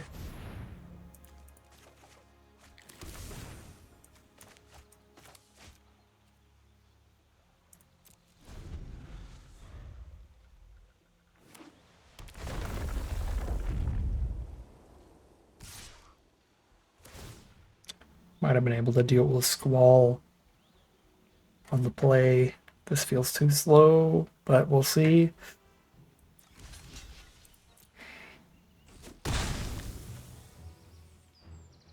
Gauntlet is just Gauntlet. The name Gauntlet was taken, and I made this when I was a kid. I really liked the Gauntlet arcade game.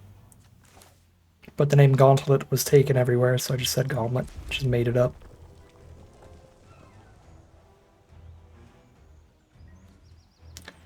Well, we're dead.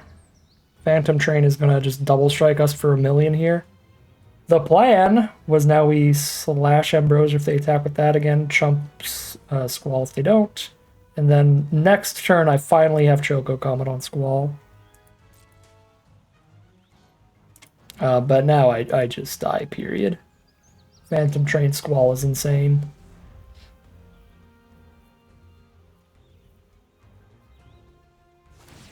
Yeah.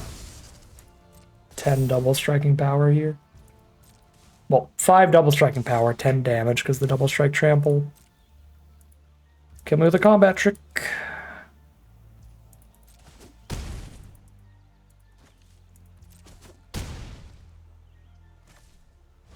Or life loss spell or something here. Alright, get a bigger train.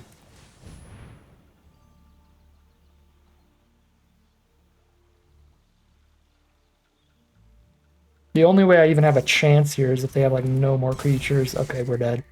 Sure, I can Choco Comet Squall, but then I just died a train. I could play Gilgamesh. Even if I hit 6 equipment, I'm not stopping the double strike trample.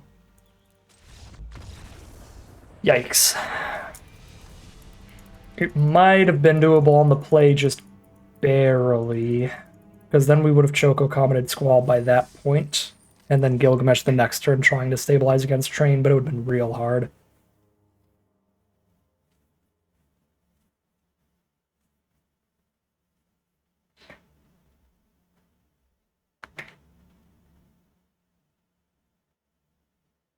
All aboard the Phantom Train.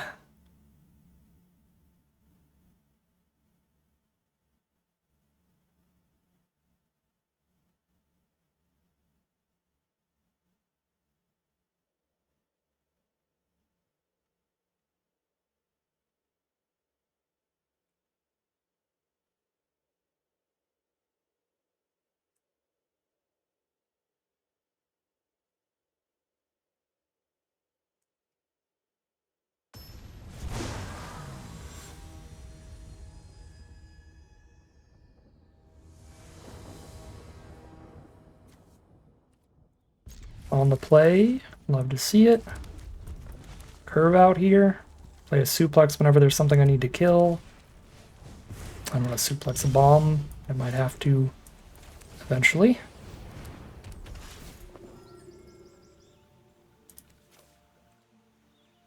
I don't think it's crazy to discard this staff towards hitting every land drop here.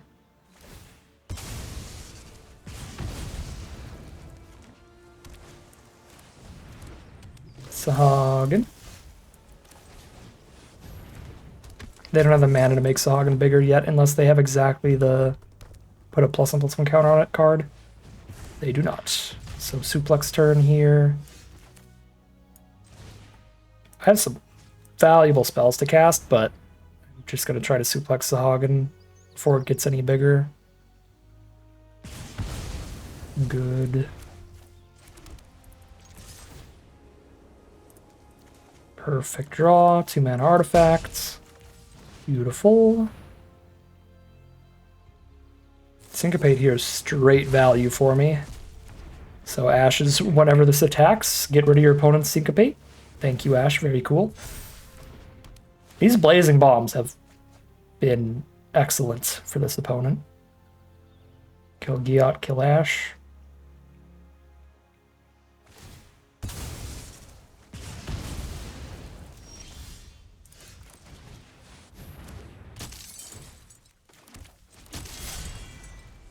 Could have played Call the Mountain Chocobo for a smaller creature, but if I did play Call the Mountain Chocobo, I would be able to get Gilgamesh if I top-decked Gilgamesh. Would be able to cast Gilgamesh, I should say. Might be worth it, because Gilgamesh would be a really good draw. Alright, did not top-deck Gilgamesh anyway. But if I shuffled, I would have. We could have cheat shuffled Gilgamesh to the top. That was my mistake.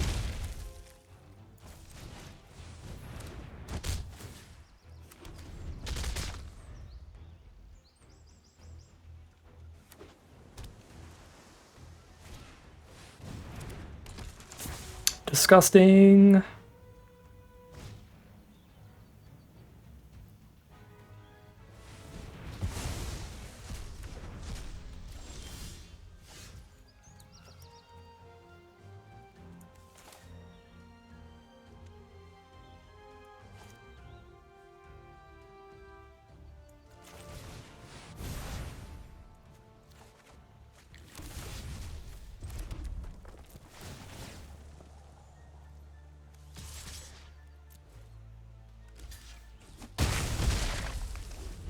think I'm saving Slash for somebody with more than 2 toughness because we can just trade anybody into that.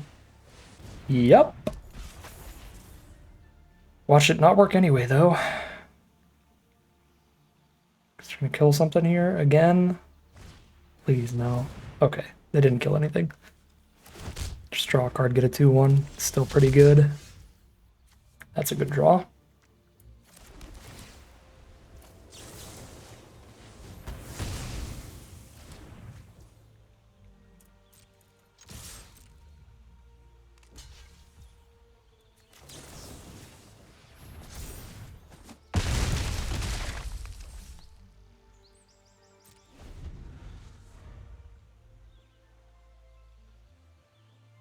Gilgamesh or Choco Comet. We got 2 absolute bangers we can draw into here.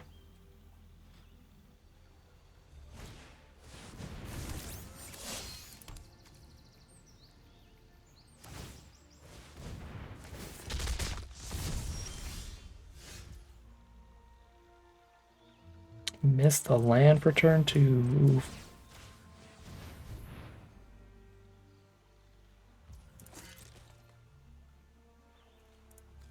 Oh, they're just gonna get a 5/5? No, I just can't win until I draw one of the bangers.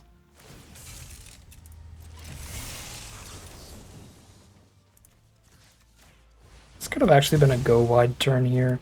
It probably should have been. Yeah, I think I missed 2 points of damage there.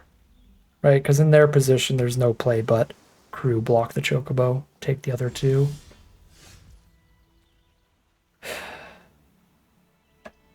They top decked Syncopate. Awesome. Why else would they just hold this mana up?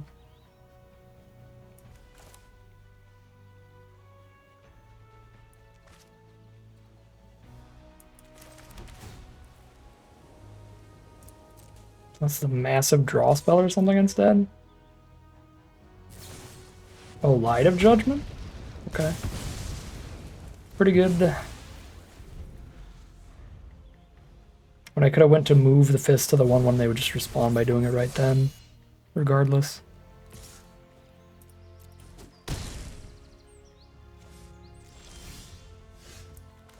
Solid. But not enough.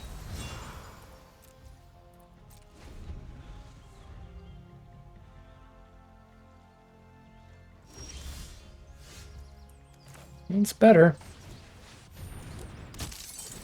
Type 1 for Choco Comet. Yes, chat, I need your energy.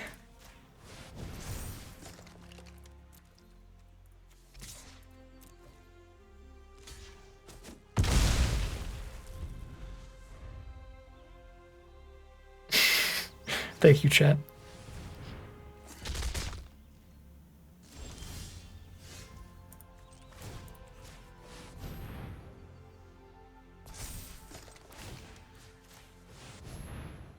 I'm going to attack with just 1, because I don't want to play really poorly around removal to where they could just kill us with instant speed removal and eat a 1/1 for free.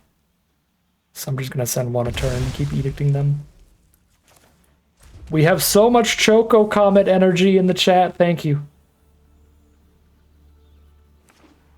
It has to arrive now.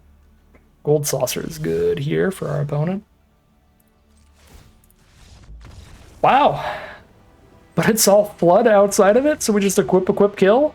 We didn't even need Choco Comet. That was surprising. They had 3 cards just sitting in their hand. I was sure we were not heading for lethal there, but we'll take it. 1-1. Heading to game 3.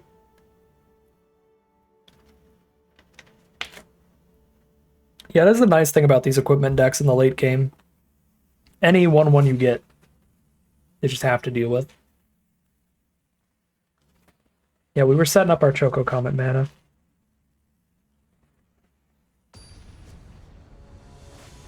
We'll get it next time. We did not get a Comet, we just equipped 1/1s turn over turn until they ran out of removal.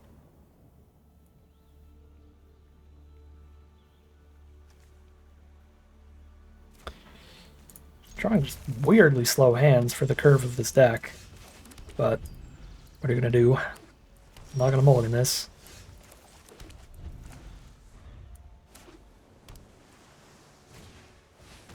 Blue black, sure.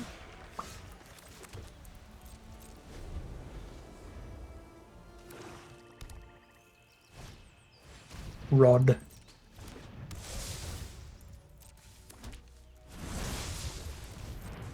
The rate we're going, I don't know if I even play the 3-2, honestly.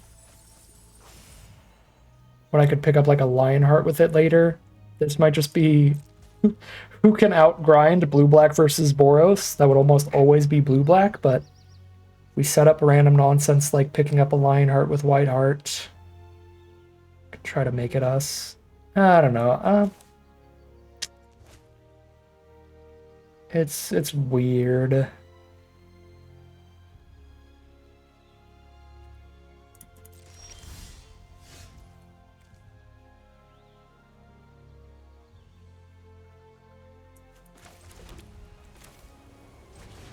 Furion Slash of Light the turn after this. Or Furion and then Whiteheart the Furion back if they try to kill him. Or if there's nothing good to Slash of Light, I play Furion, and then I Whiteheart the Lionheart, and then I double Lionheart.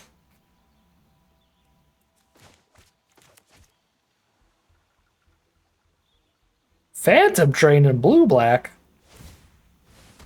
They're going deep.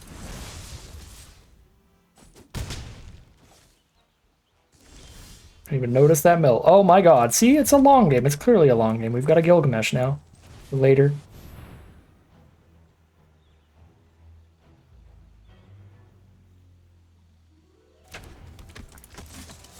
Talking about our opponent going deep, but I'm like all in on Ambrosiaing back a Lionheart. That's pretty deep. We're also doing some utter nonsense. This would be sick if everything resolves. That's the problem. I don't think everything's resolving, but we'll see. Leviathan. Evil Reawakened. Zodiark.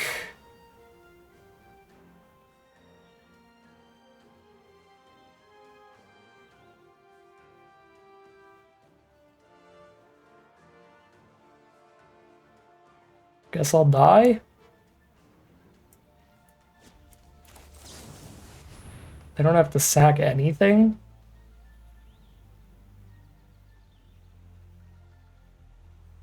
We could still get there if we top deck the land, yeah, because we could haste a Gilgamesh.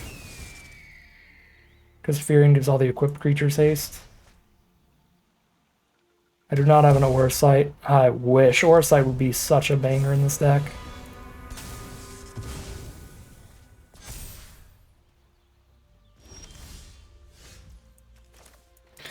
The thing is, that thing's still indestructible on blocks.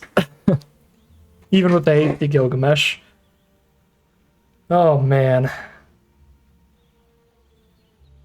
You do not sack with only one creature. That's why they got to keep the reinforcements. That's true. Oh, yeah, so I needed to flash after. Might be.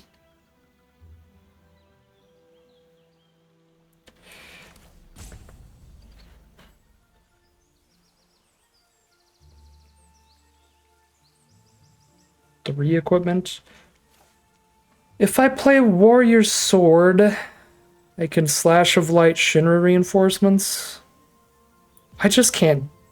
I can't beat an 8/8 indestructible. Unless I just get a million creatures. 6 equipment. It's like my out. 6 equipment, Furion doubles them. I mean, it's kind of real, but I don't think enough.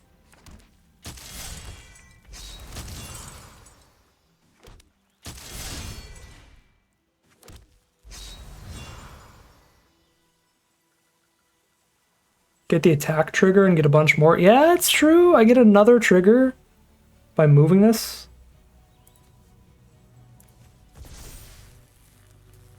Hold up. They definitely have to kill Furion. Or sorry, Gilgamesh specifically. What? Wait! I didn't quite put 2 and 2 together how stupid this was gonna be. We might be fine.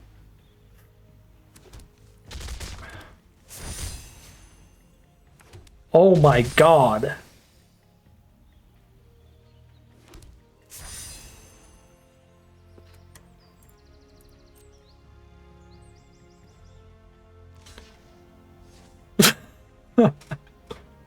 This set is incredible, dude.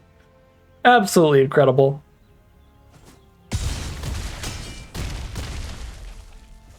Judge? What the heck? Goodbye, random equipment, but I keep all the chumpers.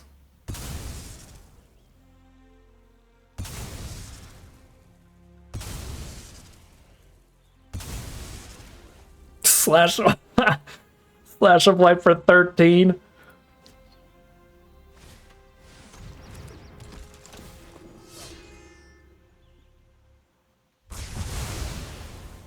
Oh, Final Fantasy is such a set.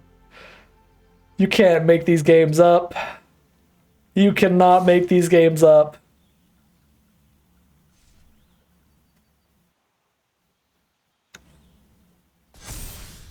Oh my god, dude.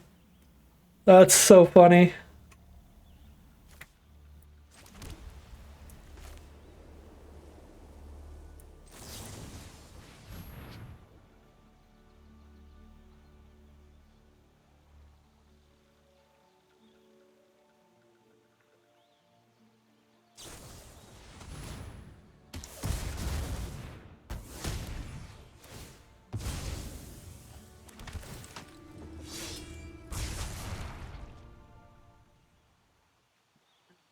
Ooh. Yeah, the warrior's sword attacks aren't even that good this turn. I'd just kill him again then.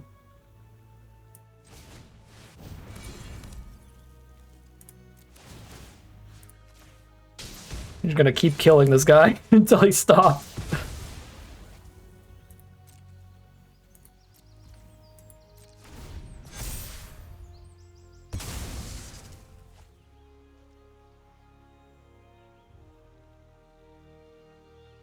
They looked at their grave. Evil reawakened, third time.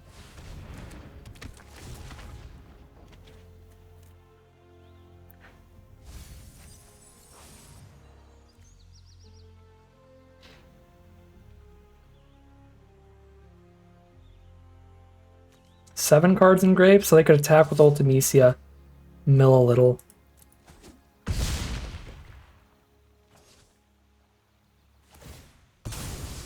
Bold moves from opponent. They might die for that. If they don't find a 2-mana spell. I believe they're dead to that, right?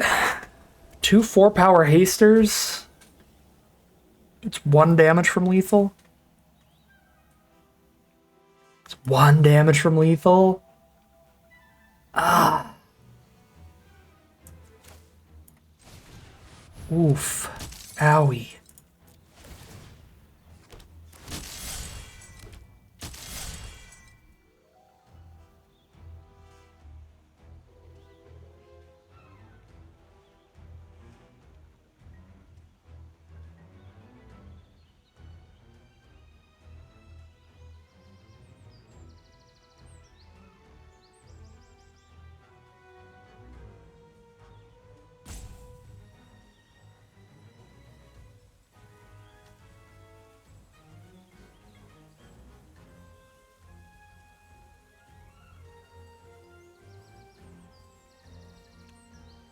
Can't force them to lose Ultimecia here, so I don't think I can win.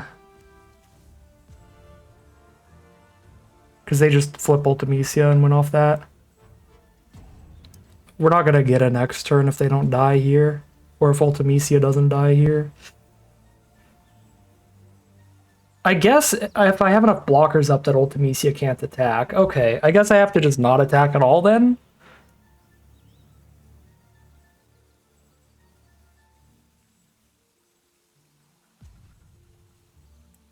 That hurts.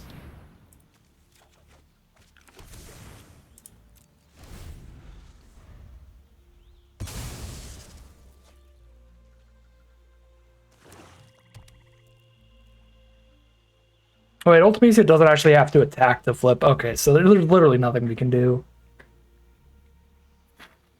But by not attacking at all, there's a chance I don't die in 2 swings through their 2 turns. Never mind, that chance is gone.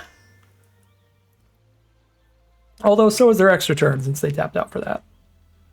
Well, not tapped out, but they tapped out of the 8 mana. they would have needed.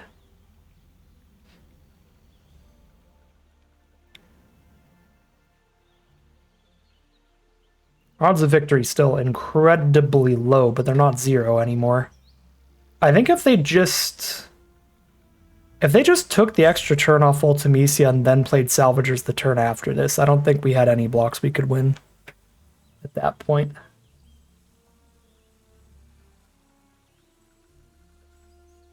I'm not played any Ravnica Allegiance flashbacks. We're on exclusively quick drafts for the speedrun.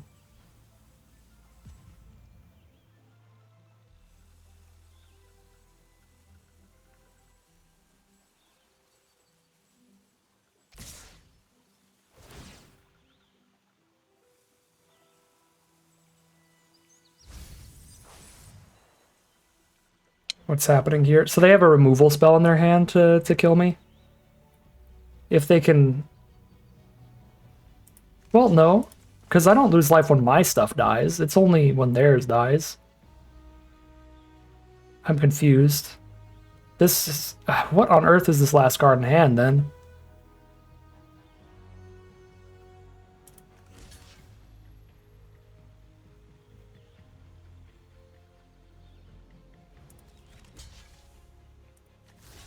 I think I just don't kill anybody and then try to kill them on the crackback.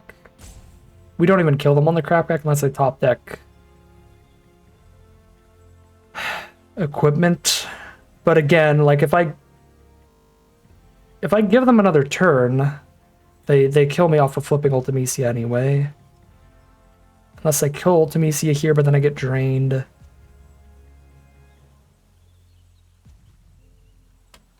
Maybe I actually try to kill Ultimisia here. We gotta see what this last card is. This could be bad. Okay, no extra turn. And I have outs that I can draw into. Like that. I don't think that's actually quite an out. Because they go to 11. 6 to equip. Yeah, that's not what we need. It's not good enough. Just force the trump here. Wait, is it 4, 5, 6, 7? I have 6 mana to equip. 1, 2, 3, 4. That's 4 of my mana for an additional 3 power. That's 10 damage. Because this gains life off of itself dying, I don't think I have enough power to equip with. I think I'm 1 damage off.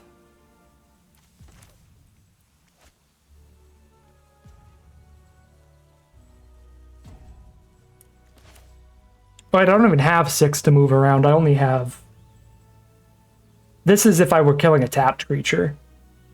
And I'm not killing a tapped creature, so I'm way off, actually, here.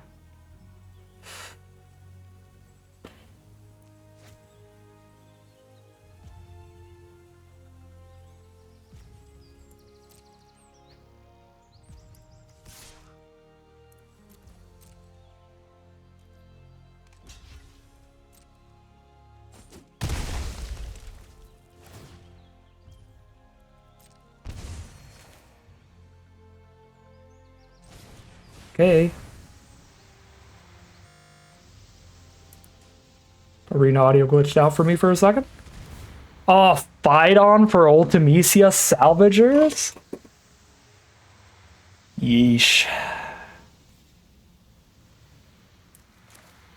Okay, I have to chump with Furion now. Oh wait, no, I have the Chocobo to chump with. I think I have to kill this reinforcements before they play Salvagers. Then...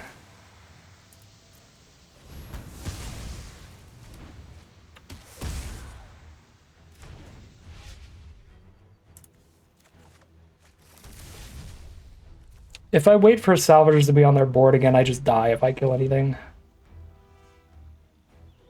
And this is, I have to kill it while it's tapped, so I would have to wait till they play Salvagers and attack, in which case I die for waiting with Fate there.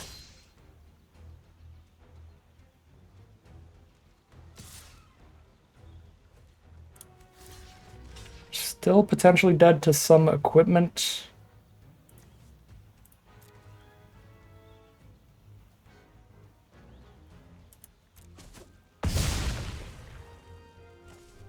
I don't think Choco Comet wins anymore because Salvagers while we're at 1.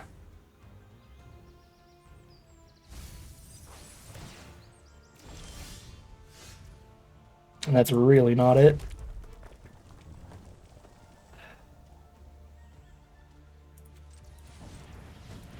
If I don't do anything here, I just die on the crackback. Gaining 1 is not going to be enough here.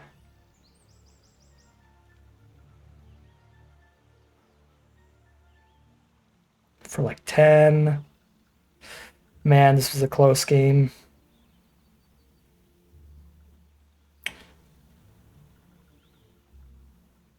Yeah, I just equip everything attack. They block or don't, it doesn't matter, and then I die. Ah. Might have been able to find lethal with different lines earlier. I don't know.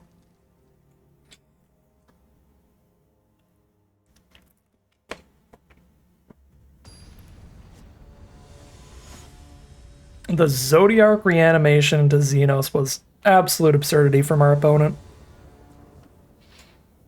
If we didn't have Fury and Gilgamesh, we had absolutely no shot in that game. So the fact that we even had a chance was impressive.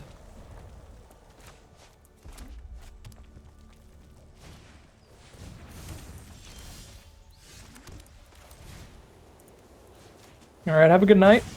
Thanks for hanging out throughout the stream.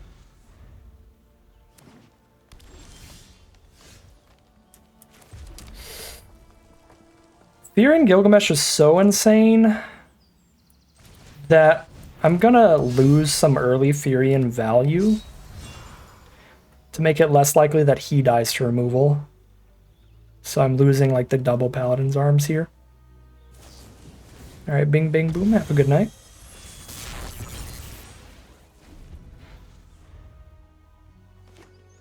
The idea is now Furion's a little protected by You're Not Alone, and we get their first removal spell to go on somebody that isn't Furion.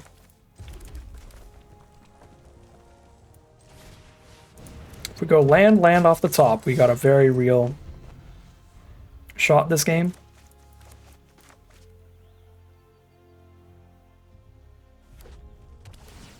If we miss land drops, as long as we're drawing equipment instead of lands, we've still got a chance here.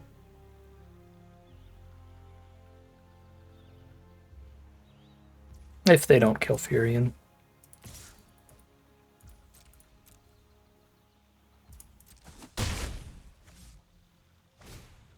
Not using the combat trick on blocks against a ton of open mana. Alright, land off the top. We're 1 land away from Gilgamesh now. That is real.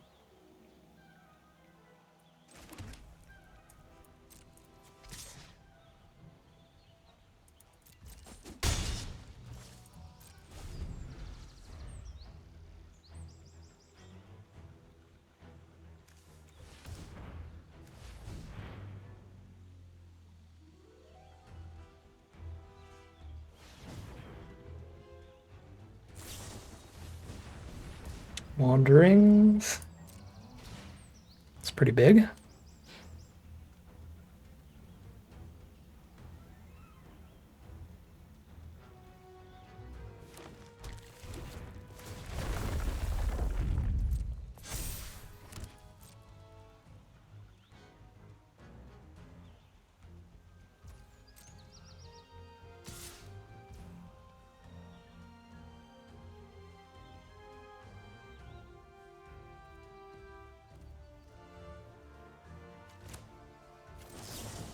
We can do battle many of this.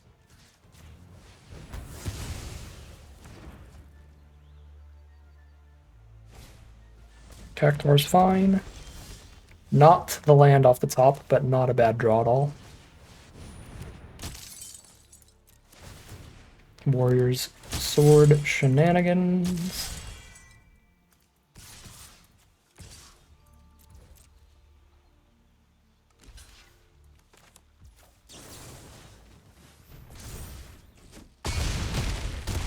They're down to 9.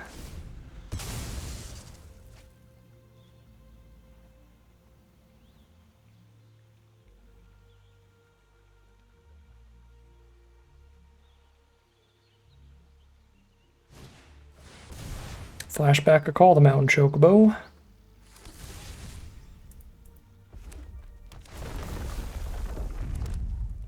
Landfall triggers. Pass.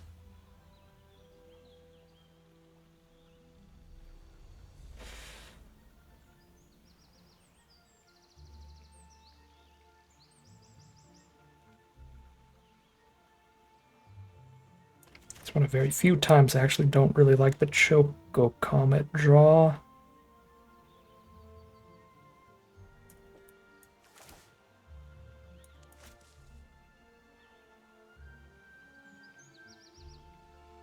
And the mana just stacks up so awkward here.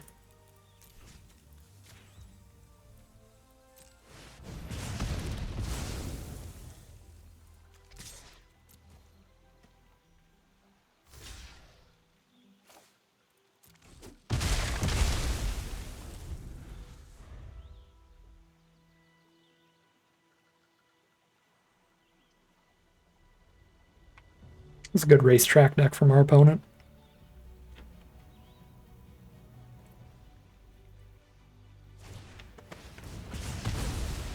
Find the suplex just in time for me to now draw the 6th land.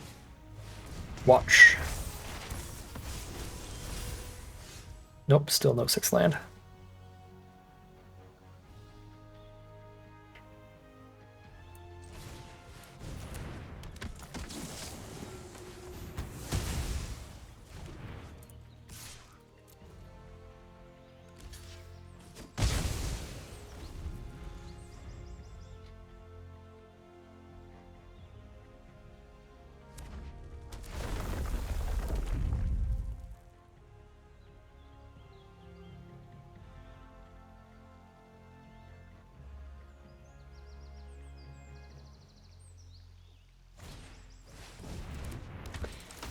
Yikes, that's great here.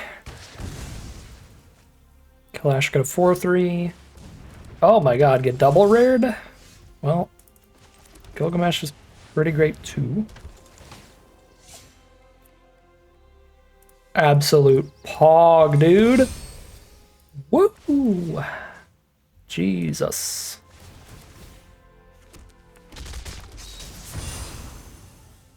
It's pretty decent, pretty decent.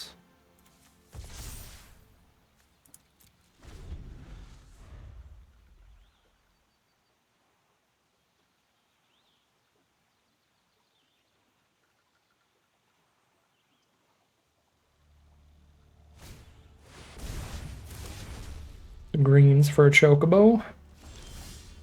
We did kind of hit the Gilgamesh jackpot, didn't we? Everybody has to have at least 4 power to send in. I don't have the mana to equip somebody and still play the cat in the same turn, so let's just go fist onto that one, play the cat.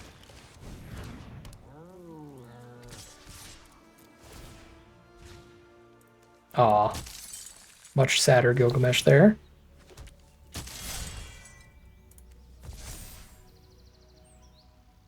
They have to block with their entire board to kill Gilgamesh by putting that on it.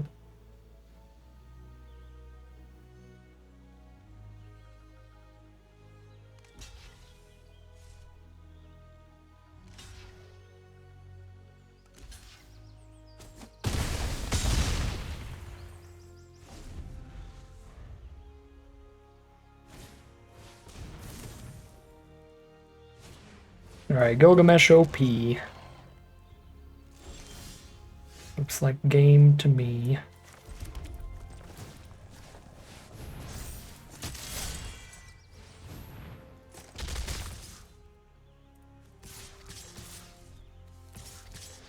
Just send it all at this point.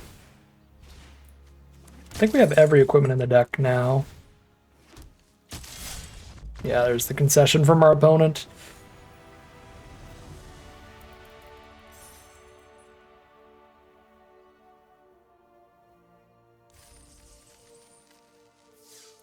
Two and two.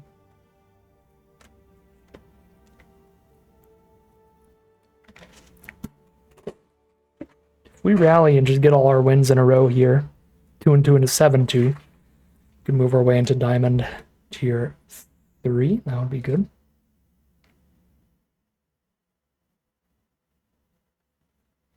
As it stands, if we lose another game, we're just chilling at Diamond 4, the very bottom, the whole time. It's a good curve. We are on the draw, which hinders it a tiny bit, but it's a definite keep.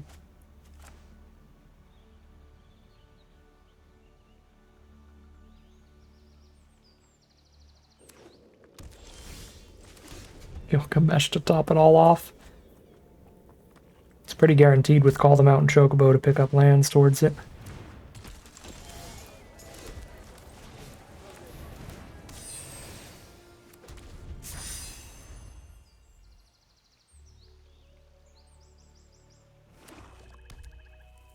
Natural, well, not natural.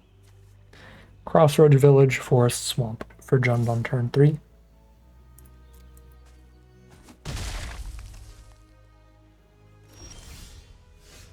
Hit a suplex. Don't really care to suplex the shopkeep.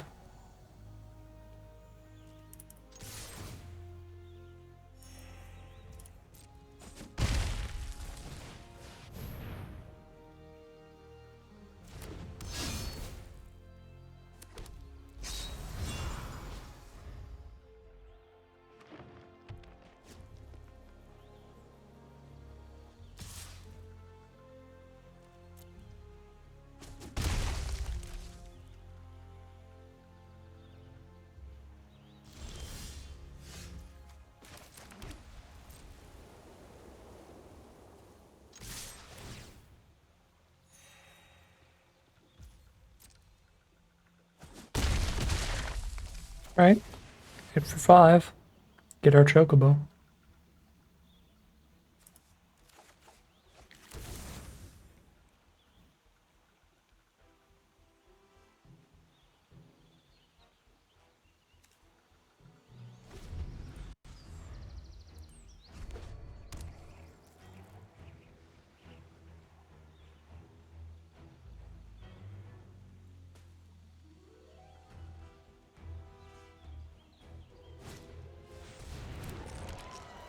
Boo Boo Gardener. I don't hate suplexing it, but I don't have great mana towards that. Because I can't suplex and play another threat this turn, so I'd rather play the Warrior Sword.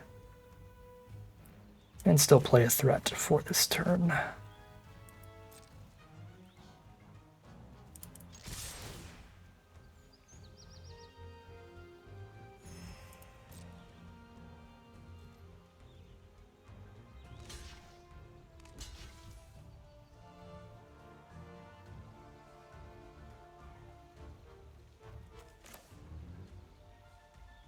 I think I'm going to focus on killing as many of their creatures as possible right now,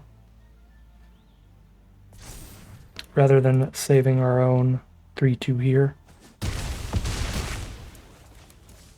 Just clear out the blockers.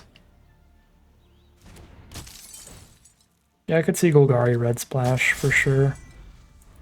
Although, well, if it was Red Splash, they wouldn't have the 2 mana 2-2. I don't know.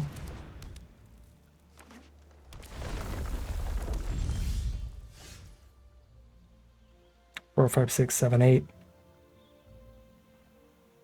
A mana off from lethal. Because I can't suplex and equip. Let's Choco Comet then.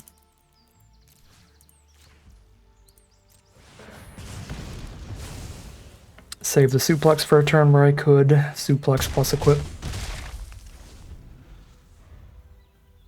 Could actually suplex the racetrack itself, which is hilarious.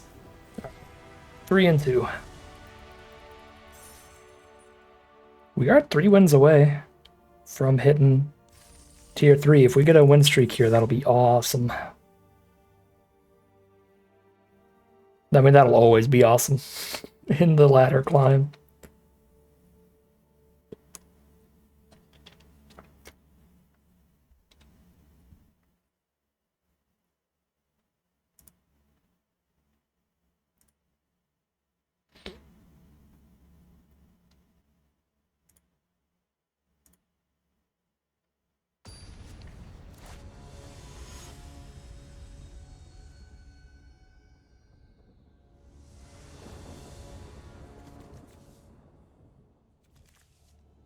True, the original is suplexing trains.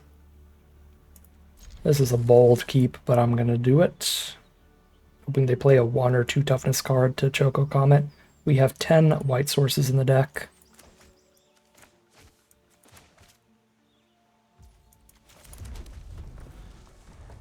If they play a 2-mana 2/1, this hand pans out perfectly fine, even if we have to wait for the white source.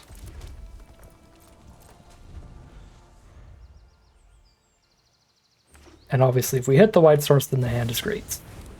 They played a 2-mana 2/1. It is a ridiculously powerful one, though, sadly, which means that they leave behind the equipments, even when I kill it.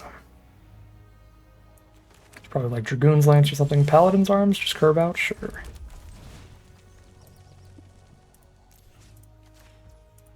Alright, that is no lands drawn yet. I would like to hit any land, but really the plains, the 10 white sources.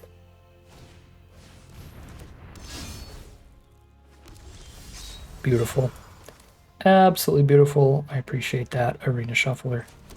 Very cool.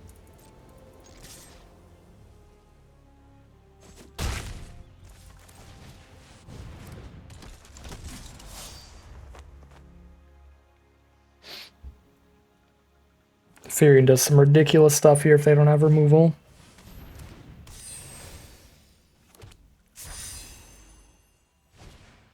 And they do not. Oh, they already had Lance in their hand. That's why they got Paladin's Arms. Wow, they have exceptional equipment as well.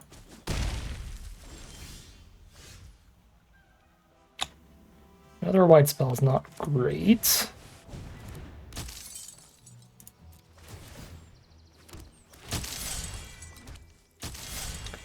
I feel like I'm under enough pressure to maybe allow them to double block trade into Firion here, because they lose the Lanced up and the Staffed up creature. Take 10, go to 7. I probably can't with 2 other equipment in my hand, but it's close. Okay, they just take the trade there anyway. Yeah, this is a lot better than if I also sent Firion and they killed that.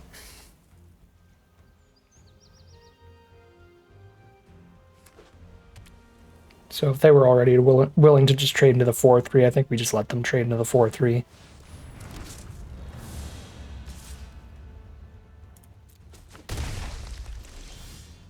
Thank goodness. Excellent draws, excellent, and I don't know how they live now.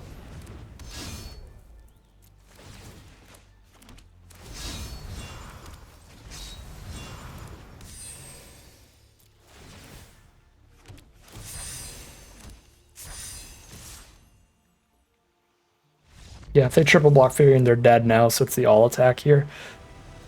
Gross.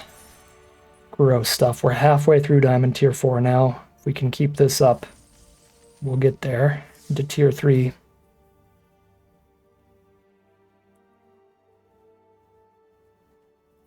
Off of just this deck.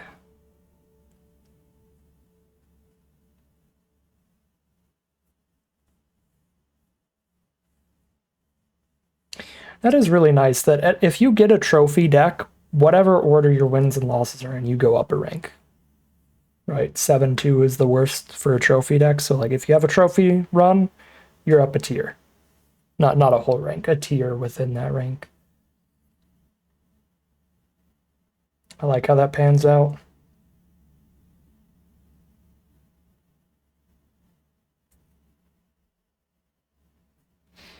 It's getting late enough. I'm gonna have to go get some caffeine. We are now 10 minutes past my normal bedtime. Do I have a hard time limit for the stream? Hard time limit. I was gonna say 16 hours. If we get a huge loss streak, then that could happen. I do not have work tomorrow. So I scheduled this for today.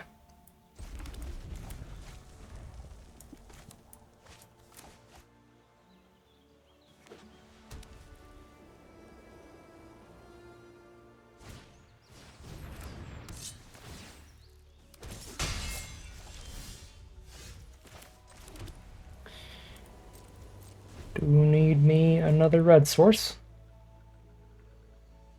YouTube used to cut streams off at 12 hours. I hope that's not still a thing. I'll have to reboot the stream if that happens. Just let me know in the chat. Oh wait, we've been streaming 12 hours and 17 minutes now. The timer started a little later. I feel a little bit like I should have been on the play if I wanted to win this game, but we'll see.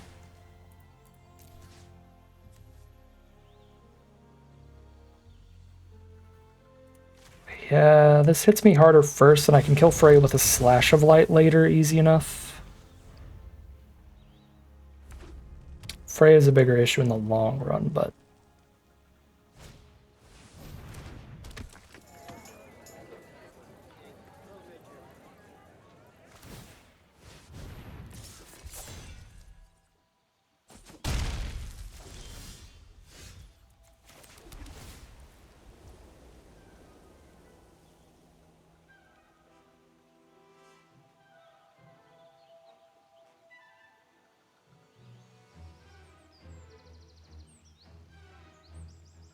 I think I have to hold up removal instead of playing Warrior's Sword, which is really awkward.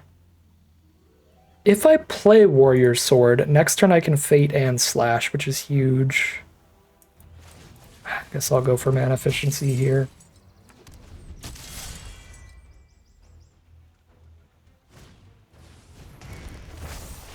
Draw a card and all their creatures on future turns have haste. Okay, Ultima's a terrible card to draw right now. So basically it's just their next two creatures have haste.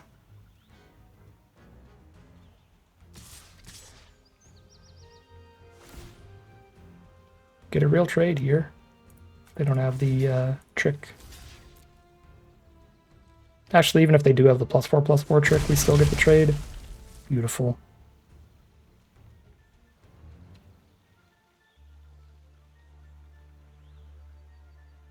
Brynhilder will sack itself soon. So I have all the tools I need to clear out everything they have right now. We slash one of these two and Fate the other one.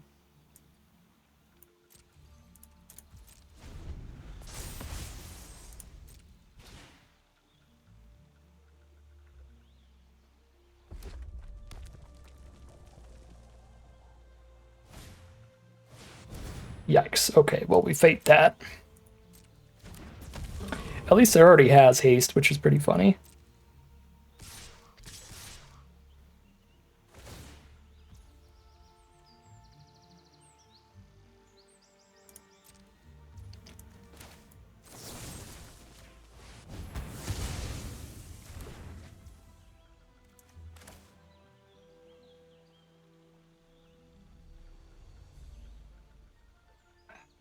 Menace and Flying are both so bad for me.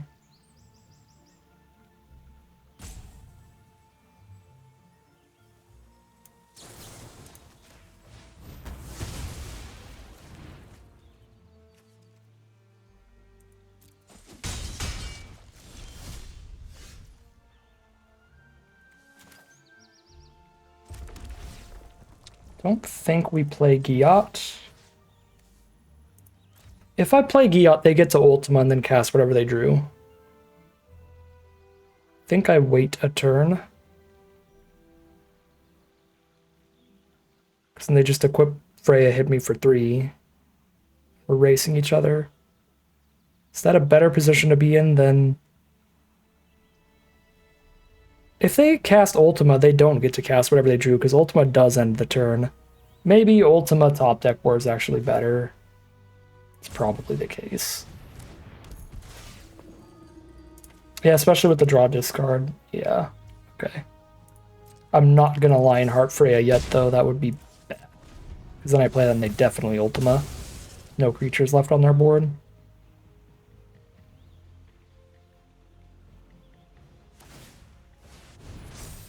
Okay, they're not gonna Ultima. They're going for it. Just gonna make Lionheart incredible here.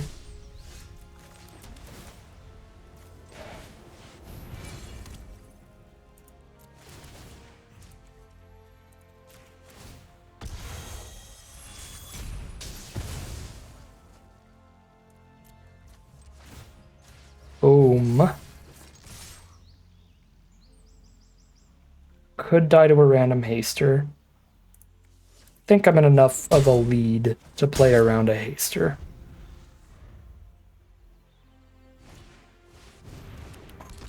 Elder is not good for me. Multiple trumpers here. It's not terrible for me.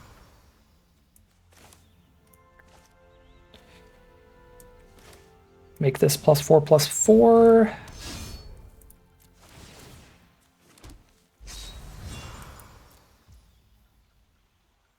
I guess I don't. They could just block Giot now.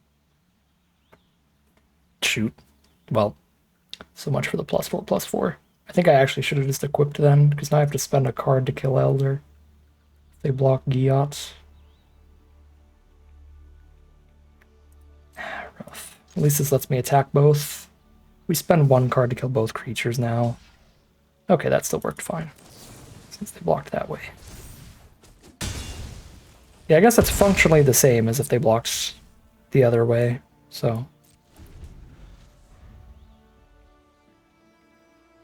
I just like that, like, if they didn't block Giot, they were super dead, but that was not likely. Alright, last top deck for our opponent before they are dead on board.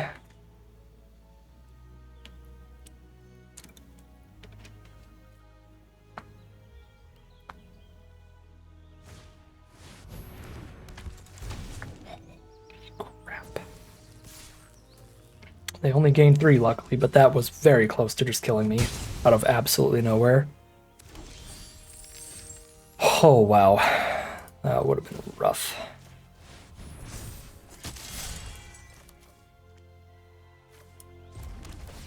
I think I have to force the block here. Yeah, this is 15 damage on board. This is the only way to get Zidane out of there. Otherwise, I'm dead to them drawing removal. I think it's more likely for them to draw removal than a haster, so I'll play around removal instead of playing around a haster. Close. Insanely close. So they drew another Gigas, we dead, but we get there, and we are Diamond Tier 4.4, 1 win away from Diamond Tier 3. Can we get there? Get a 6-win run on this draft at least? Fingers crossed.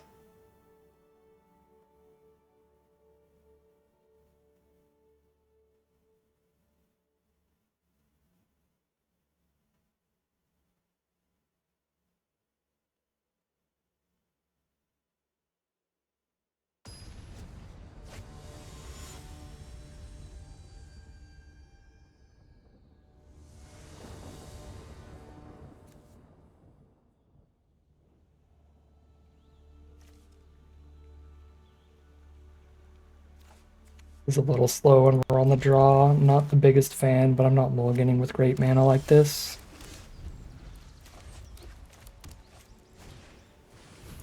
Staff to start them off.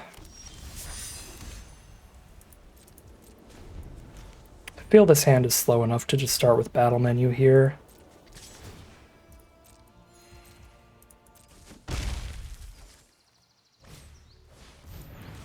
Definitely. They are curving out on the play.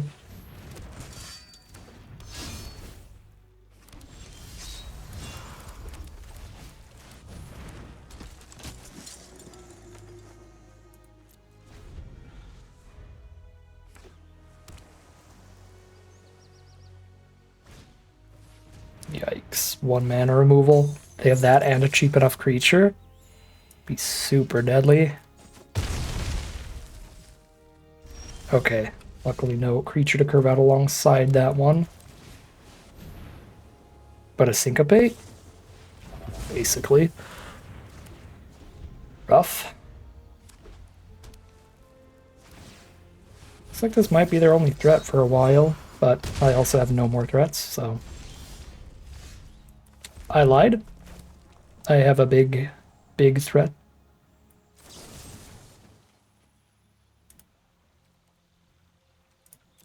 Could hit Sleep Magic, actually, if I want to take another 4.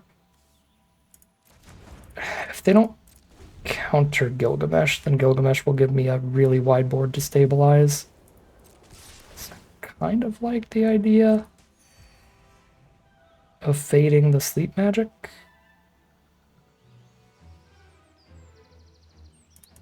Yeah, I'm gonna wait here. And then, like, if they play a bigger threat, I kill that instead. Oh god. Infantry is an incredibly wide board. Plus Sentinel.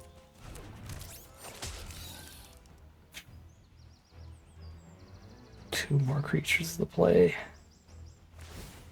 Well, they tap out of Infantry's ability. I'm a little interested in stopping Infantry before they get any more copies then.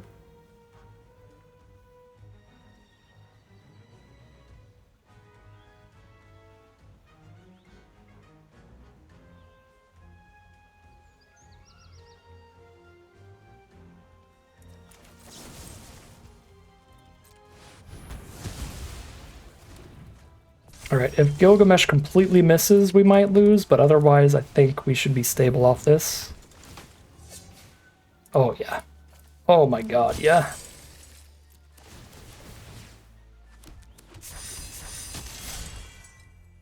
This doesn't have haste while equipped, does he? No.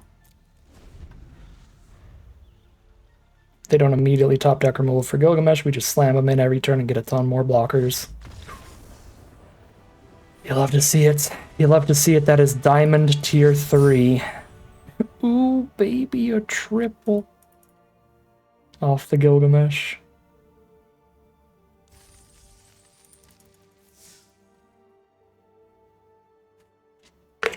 I said it when we were 0-2. We 0-2'd into 7-2'd before today. Do it again.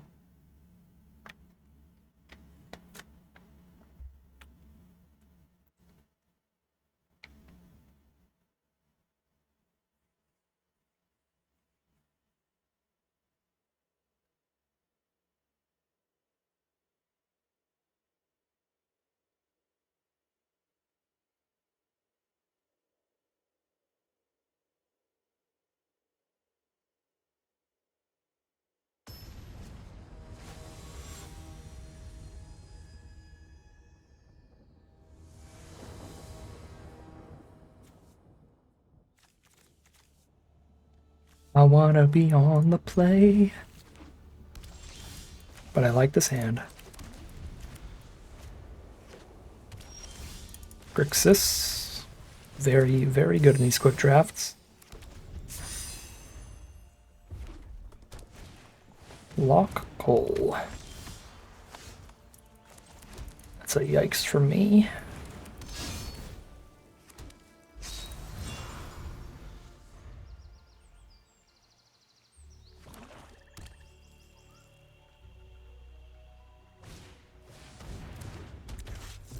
Toto 2.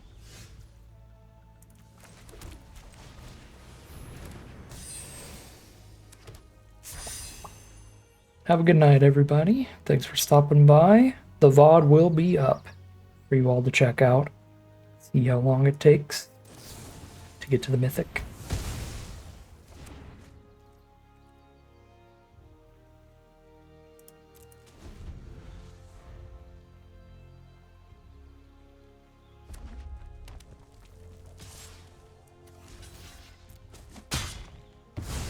It's a very good trade for me. Oh, they have another one. I'm not sure exactly why they did that because of how good the trade is for me. It's because they have another.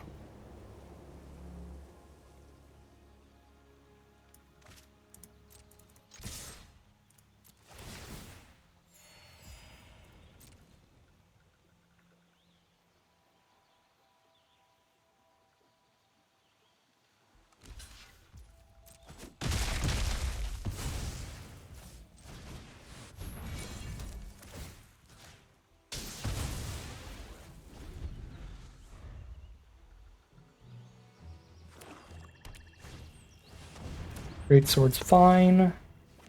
Our plan is to just shoot the absolute heck out of a Gallicat here. That is the mana for Ambrosia Lionheart, which feels very reasonable on this board.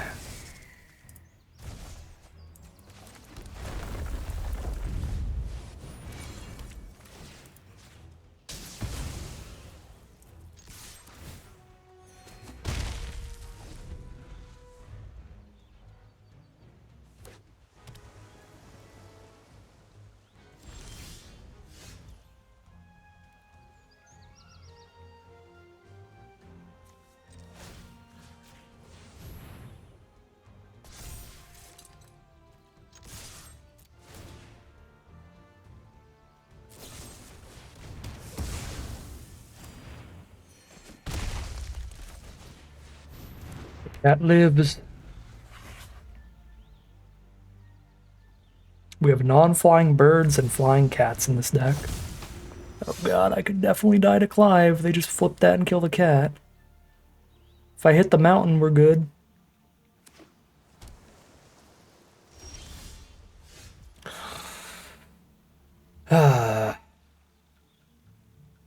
Clive is an absolute nightmare here.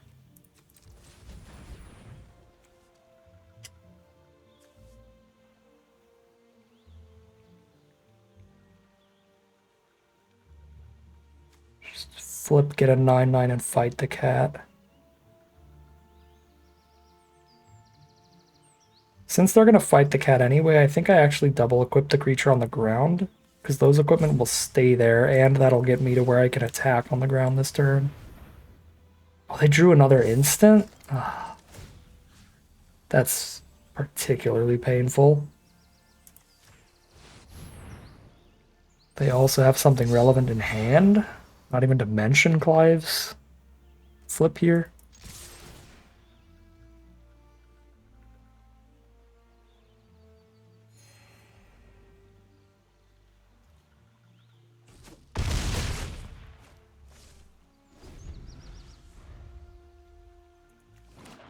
Are stream times days? I just do YouTube videos every single day. The streams are incredibly few, far between. They're absolutely whenever. They don't kill the flyer? Did they top deck removal?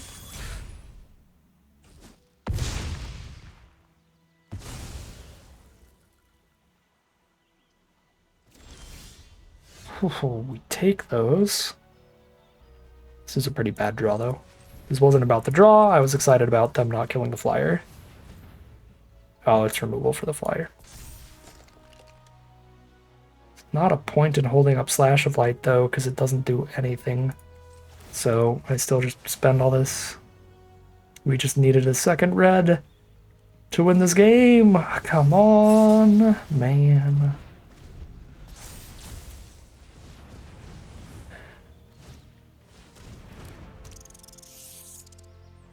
They flip back into regular Clive, draw another 2, and then I can slash him? Oh my god, these draws.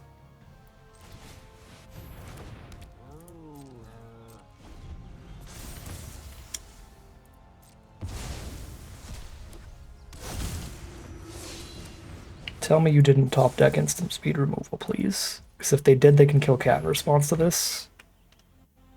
But this was their blind draw off the top this turn. I'm doing this before Clive triggers, because Clive's going to draw 2. And now he draws 0.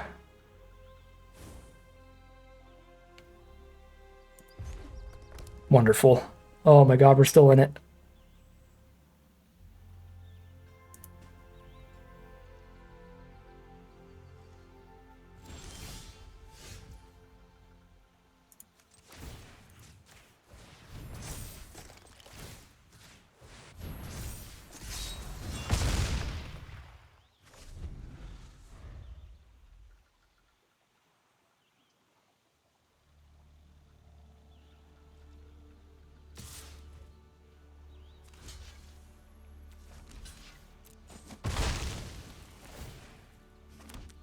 Fatal push? It's Leviathan, okay. And there's the mountain.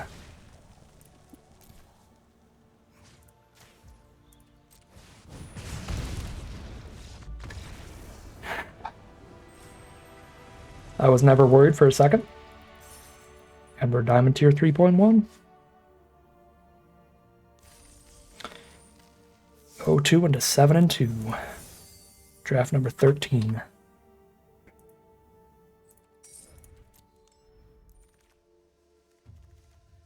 I've played a lot of Choco early in the format, but it's not actually that good. I think this is a genuine pack. One pick, one Sahagin. I just don't think this pack is particularly good. Sahagin, Restoration Magic, and Greatsword are the best three.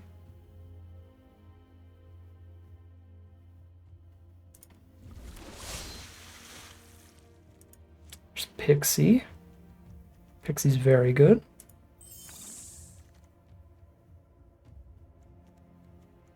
Revelation towards blue-black, really good draw spell, super good selection.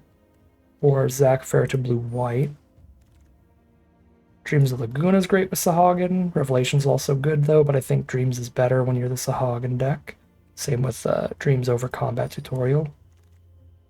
Sleep Magic is efficient, but Emperor of Palamecia gets us into blue-red, which is a really strong archetype. And another great spot for Sahagin, so we can really build around the 4 mana value cards between the two of those. Everything's bad in this pack. Everything's pretty bad in this pack as well. Although I do like the Rats if we're blue-black. Traverse is also a potential option if we get a bunch of towns.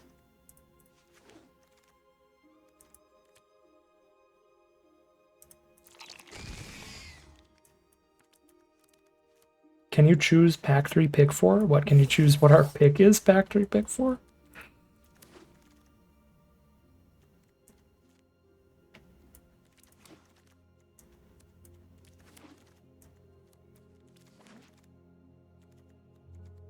Sleep Magic? Deep on blue here. Sorcerer's Scheme's really good if we go into blue-red with our Emperor, but we've got a lot of decent black cards. So I'd like to still be open to that, I think. There's also the Wyvern. Slime Sphere's real nasty. Cornered by black mages. Namba with Sleep Magic, but otherwise great. Syncopate. Tonberry. Dire Rat. All good. Take Syncopate. Shiva's awesome. Questus is awesome. Sahagin is awesome.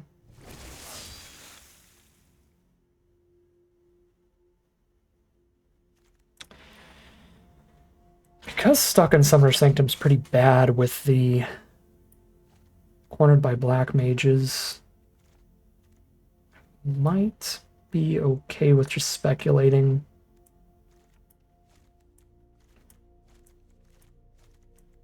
On the Sorceress' Schemes here. And the card's pretty splashable because you don't need it till late. Other schemes. They just do not get drafted.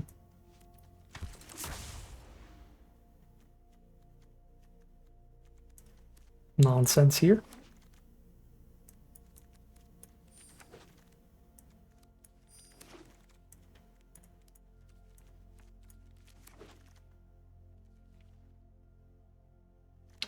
Yeah, Vincent's pretty cool. Sephiroth's Intervention's perfect. Revelation and Ultimecia both quite good. Ultimecia on this one.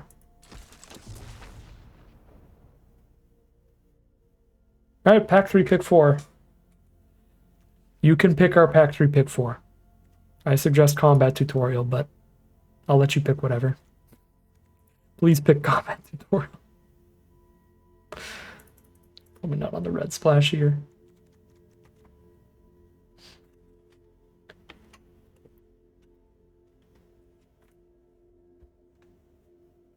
Hey, nice. Thank you for the pick. Dreams of Laguna. Yeah, I got 6 2-drops already. We can skip on the rat here. Another Sahagin. I gotta take Treachery over that. I'm not very high on removal right now.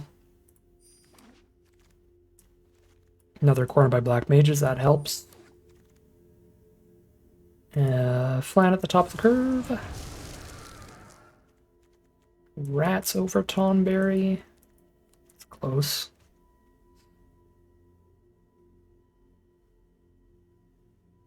I have like a million twos. I like Tonberry for opening hands.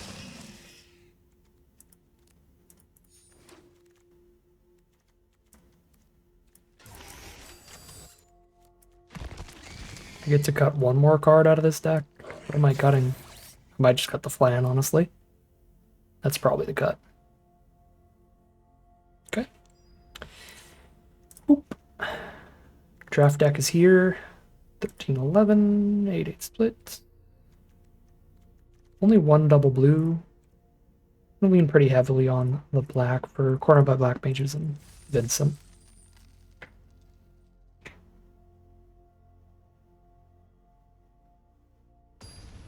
Sausage Chocobo is definitely better than Tonberry.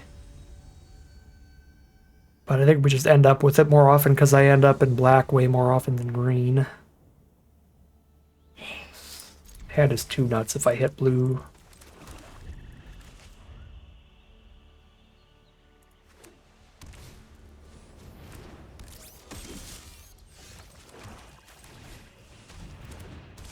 Infantry.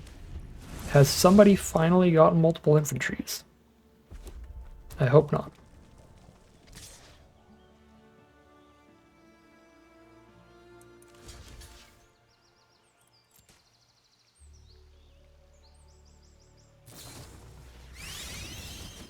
That's fine. Wow, and they have another 1-mana creature to sack there? Oof. We hit the blue, which is wonderful. I think there's only like 2 to equip. Wow, yeah, it's only 2 to equip too. It's ridiculously good. So we kill the bomb with that, and then Sahag it and move it.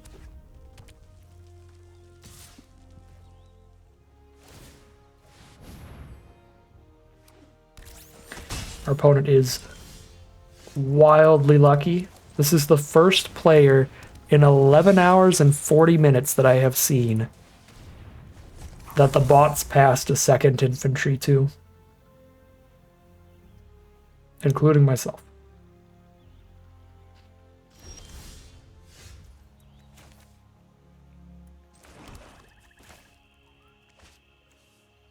Third card each turn. I get an extra +1/+1 counter if I cast and flashback dreams in the same turn, which is pretty cool. But I think I just need to be mana efficient and just do it now. And hope to draw something castable. They got 3? Your draft pod gave you 3?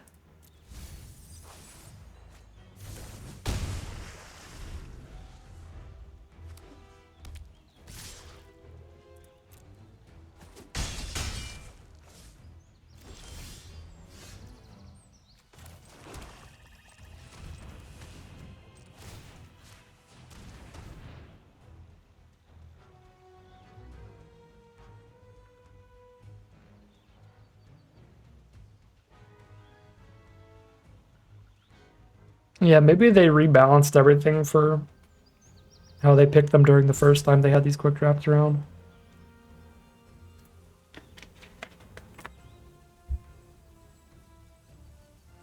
I'm just spreading out my counters here instead of putting it all on one card.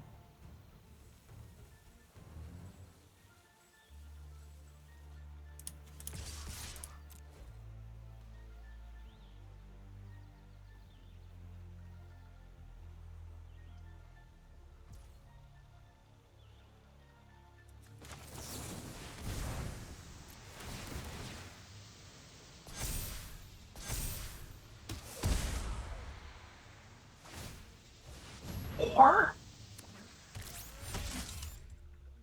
they found the pod. They found the draft pod. If they got Oron's inspiration with 4 infantry, we're just dead.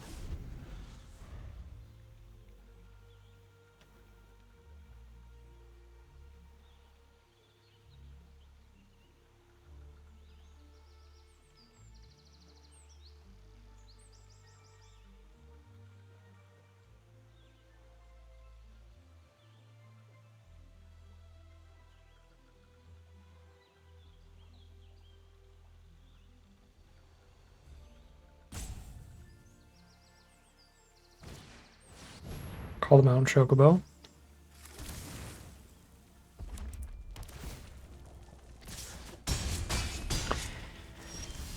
Let's do some quick maths. 1, 2, 3, 4, 5.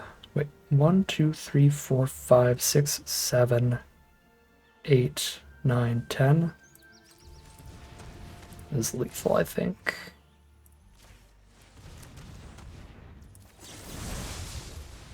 They go to 8. That's 8 power on board, right? Yes.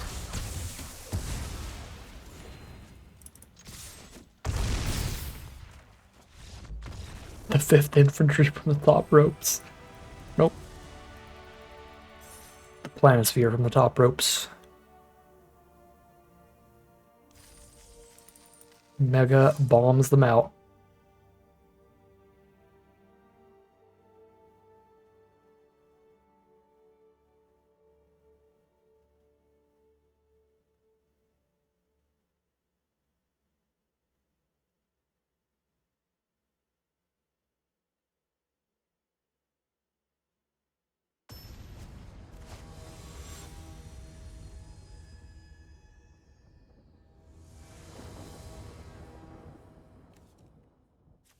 Good opener.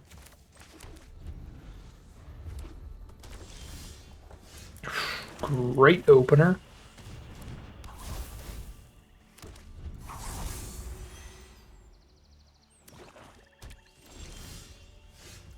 Yep, we are 12 hours in now.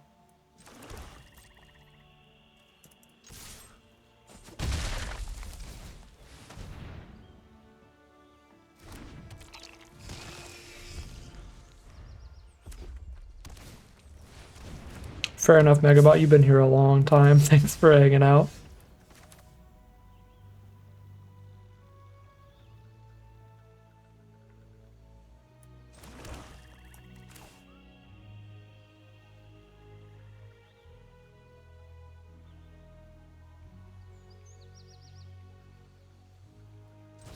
I do not need to sleep Magica 1-3.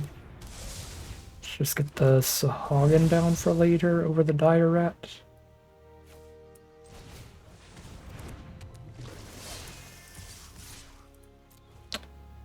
I should have checked how many gems we had when we started, but I'm pretty sure I'm at like the exact same amount.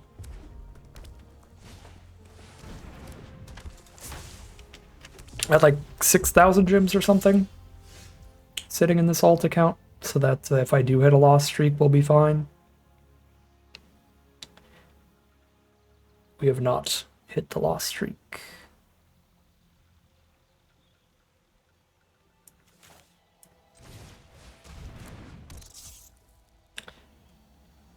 Yeah, I think the prediction was like 16 to 18 hours.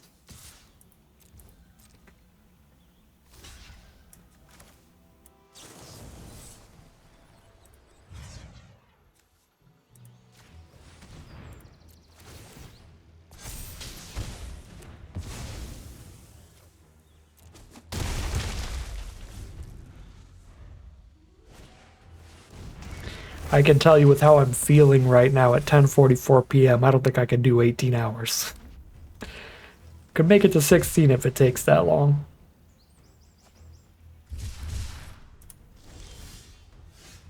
But I would prefer it to not, obviously.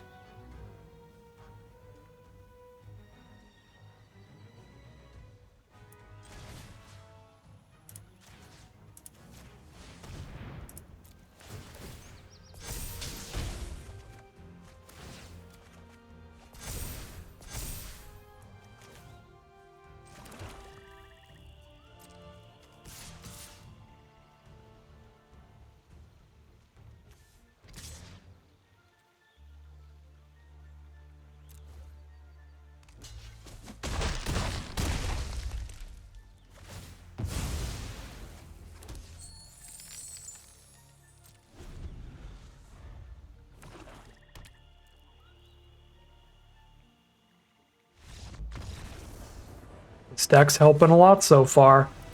At not taking 18 hours. 2 wins from Diamond Tier 2, if we can get those wins in a row.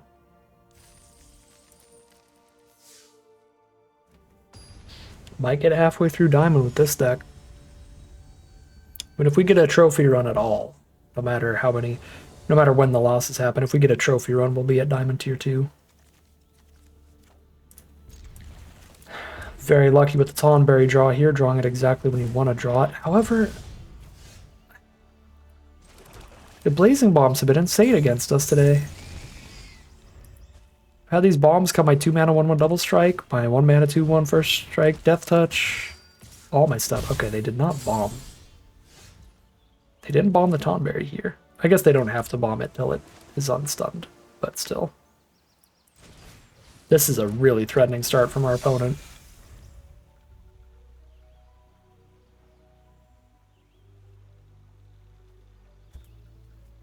On the play, Blazing Bomb and a Garland.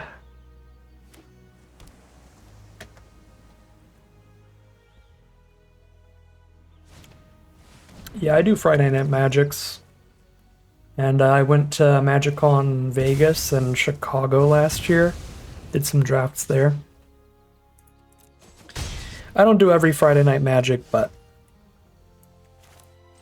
I do them like once a month on average. I gotta keep hitting lands on curve. I have already played land this turn, so even if I draw it off there, yeah. I guess we wait till next turn, then we cast one of these to draw the land to cast another one. Because they're on the play here, so this is our turn 3.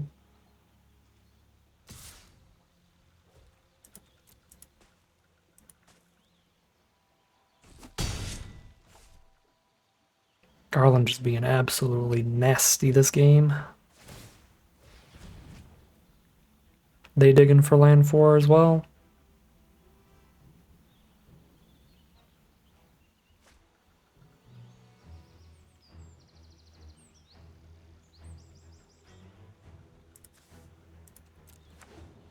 Found it, Capital City.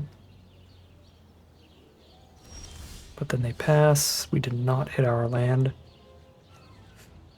Top 3 is better than top 2 off Dreams of Laguna. It's more likely to hit the land. So we rev here. Find it. It's a shame I have to take the untapped land. But I do. Because Garland is putting in work right now. Attack with 1, keep the other one to hold the merchant off of us, but we treachery Garland.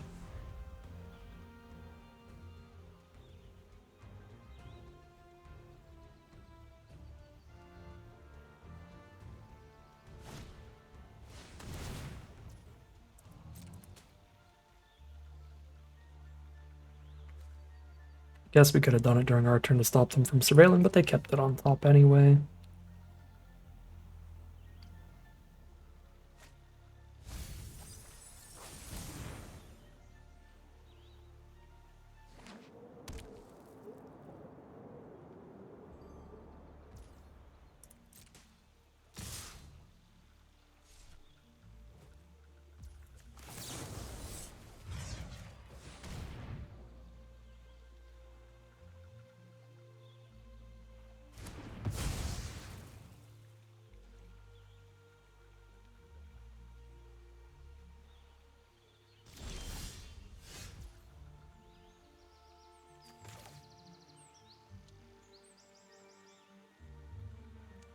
Mana, please. Not that mana. That one, thank you.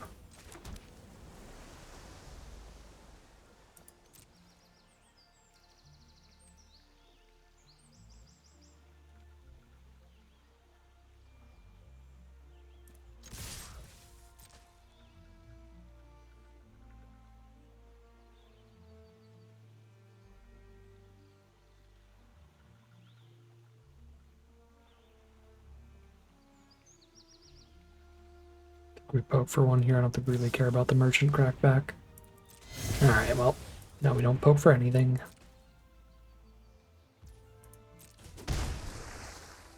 Never mind. If they choose not to block, then we do.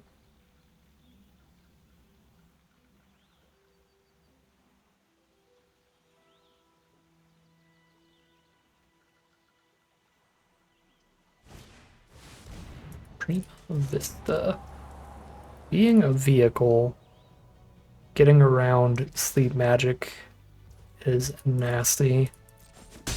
That is incredibly bad for us. Gets around Shiva as well. We like for Syncopate.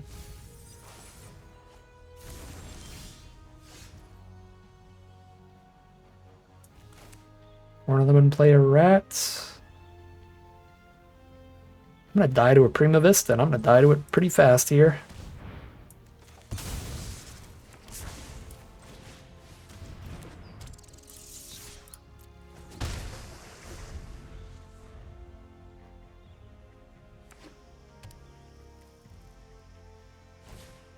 Yep, that auto cruise.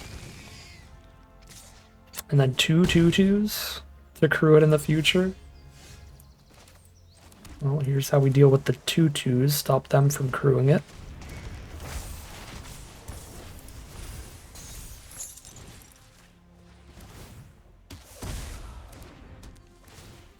But they can just flashback and auto crew.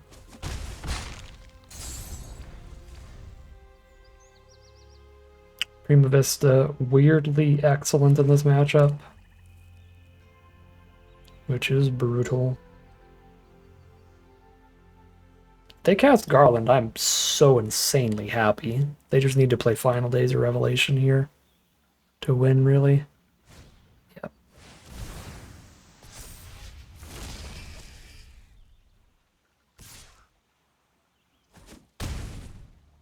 I guess it's not impossible to hit for lethal here, but it's very unlikely. 4, 5, 6, 7, 8. 9 damage.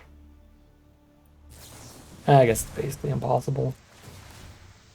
What do we hit? Vincent would have been good earlier, but very much not the kill. And then intervention is too expensive to put them to 4 die on the crackback. Dang. Prima Vista MVP.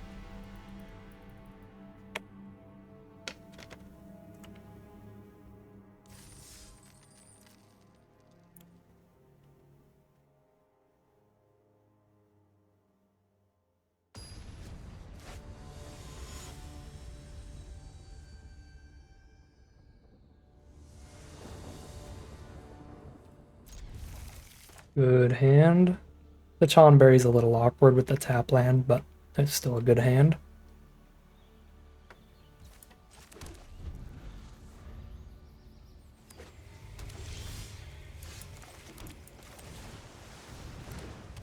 Pixie to hit our land draws.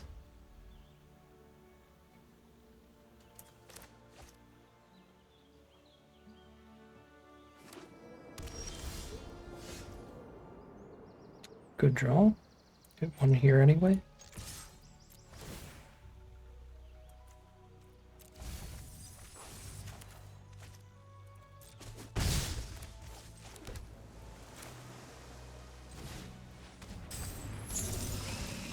Go Tonberry plus Dreams. It's the only way I double spell here. If I play Black Mage's Rod, I'm not casting anything else.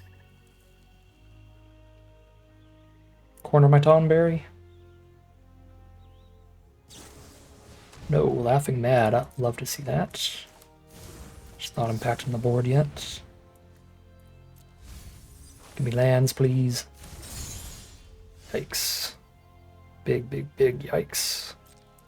Come on, Pixie lands. Oh my god. Holy hell.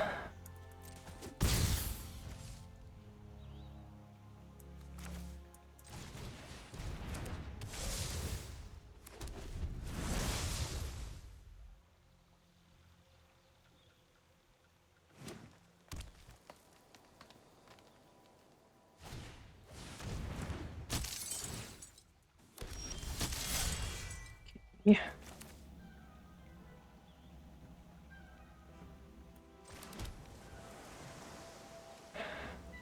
Can't corner here. I can tree that thing. Just not attack with the 2/1. Probably just not attacking with the 2/1. Well, I need the board clear to corner their next creature. It is awkward.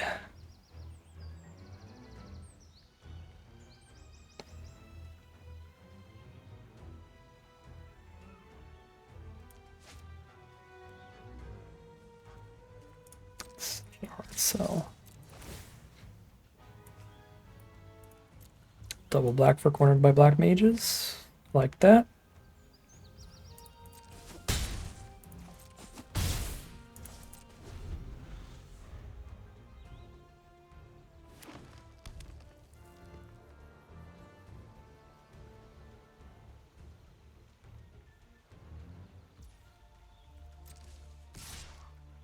So board wipe here, I am not blocking.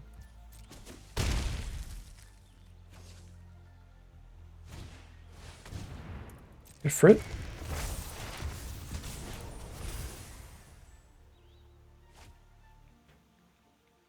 Pass. Okay, treachery, no sack then.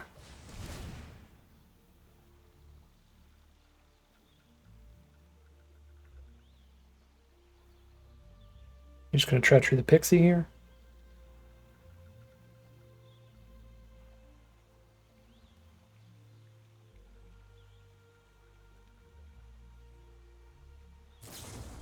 Yep, you got it. Treachery Sahagin.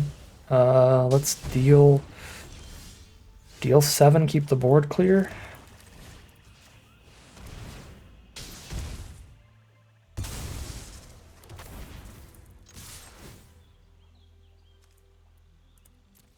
Mill rat.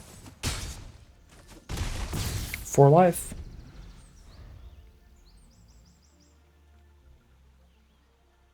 Double ping for each non-creature spell. That's the concession. Diamond tier 3.3. 2 wins away from tier 2.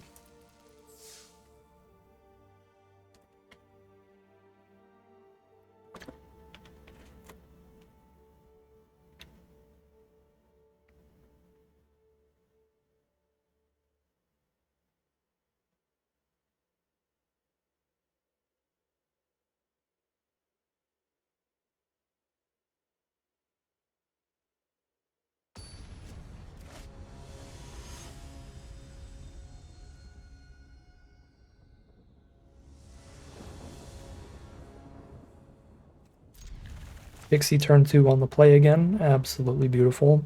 James the Laguna also digs towards the swamp.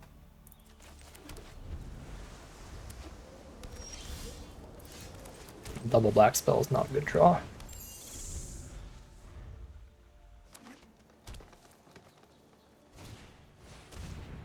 No removal for Pixie. Makes me very happy. I would have loved the swamp here to play around cornered by black mages, but there it is for off the top. Yeah, draw and play it.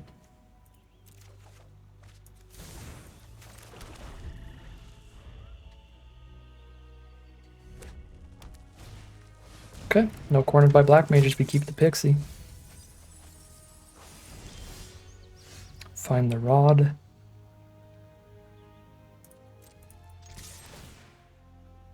Another swamp is definitely good with cornered by black mages, and then Shiva at 5. Let's drop a rod here. So I'm not trading the rat off.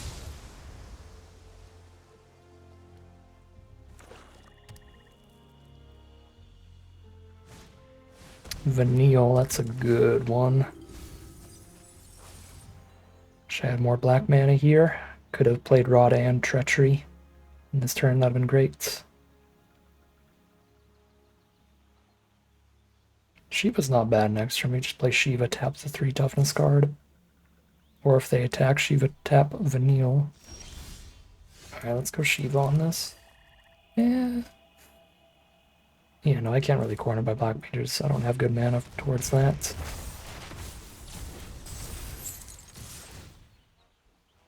Sahagin. Don't think it's actually a good draw right now. I think I actually mill that.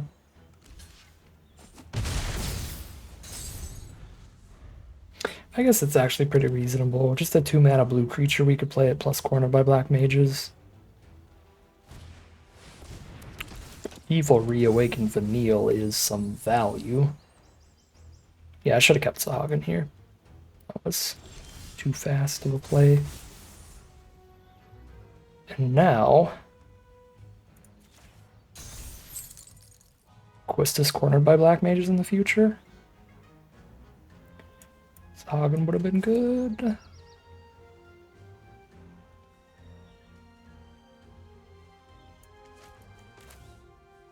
Yeah, I'm already getting in pretty well here.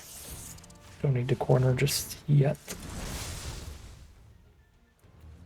Do not want Syncopate.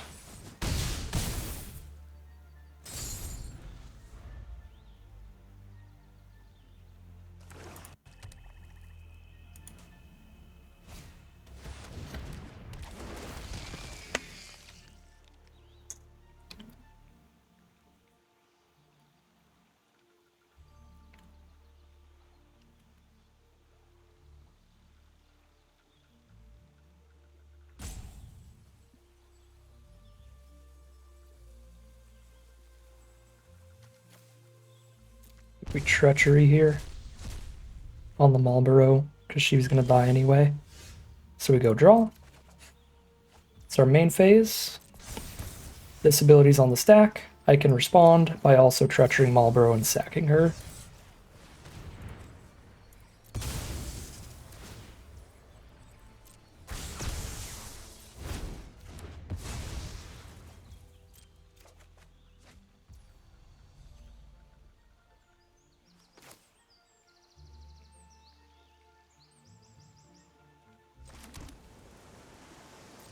Move the equipment over and attack both, or I can just Dreams of Laguna here. So I'll just Dreams.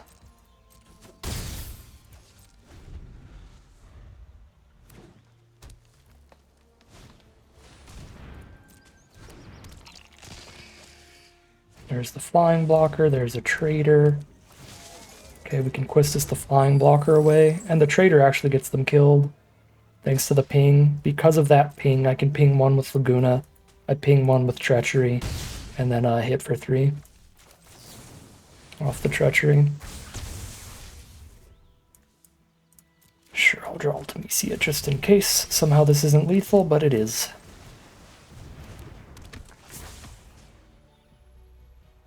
Their Saffron's Intervention works too, so might as well use that, I guess. Gain some life while I'm at it.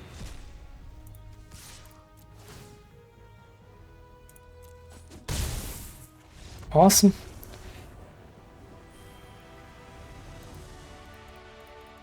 One win from Diamond Tier 2. This is the game. If we win this one, we're in there. If we don't, still get there if we just 7-win the draft. Win the next 2 games instead. On the draw. Not a bad opener here at all. We've even got the double black for Vincent now. It's the blue-red deck. Don't think this is a particularly great matchup.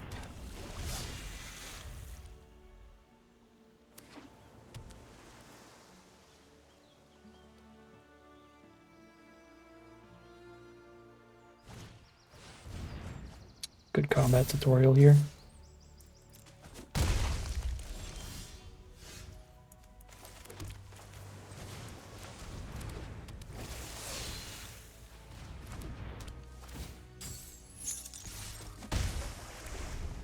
Like the Vincent pre-intervention, but they are likely to have the Thunder Magic to kill Vincent. Well, now I'm going to intervention a 0-power creature anyway, so it's not like Vincent was going to get any counters.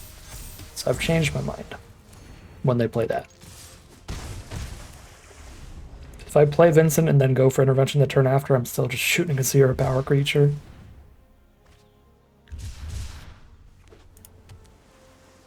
And Vincent is not juicing up. Blazing Bomb. That's a problem for Vincent, and the fact that I flooded out here means I have no choice but to play into it. Unless I play literally nothing this turn, but there you go. At least Vincent's basically a removal spell for the bomb here.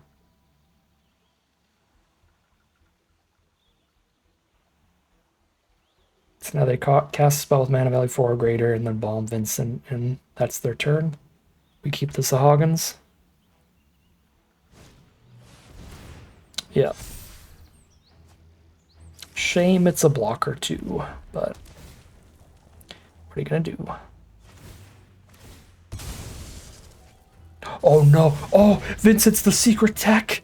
Vincent ruins their soul because he gets the counters when they try to bomb him. Oh, now they spent their bomb and their thunder magic? Wow. I did not even realize that. That's so nasty. That's brutal. They are dead to any 4 mana value non-creature spell if they don't kill a Sahagin here.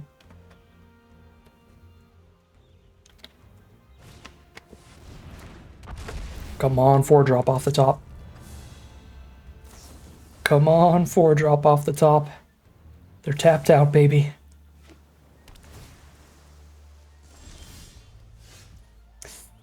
That doesn't work. I can't counter if I have nothing in hand.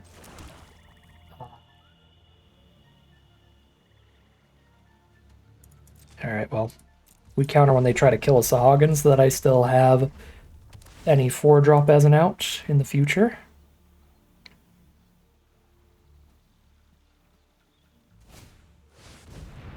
Close enough to killing a Sahagin to counter, stunning it.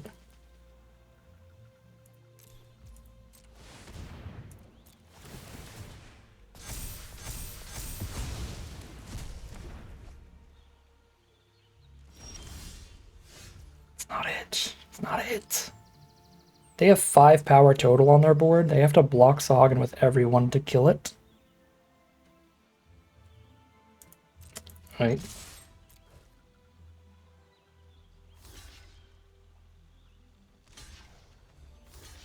Go to 2. Sure. They're still dead to any spell for Sahagin.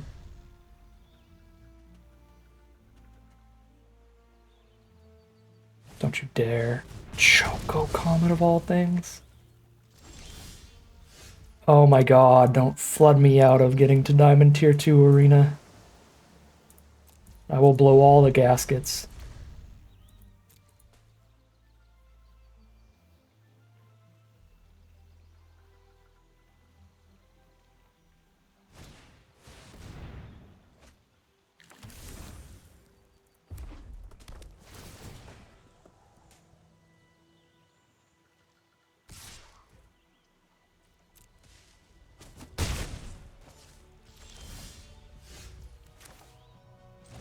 A really good one. It's 2 spells off the top. These are horrible, though.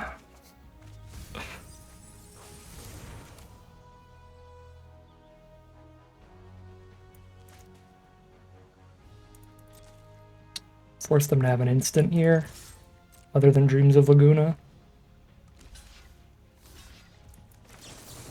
We eat up their board here.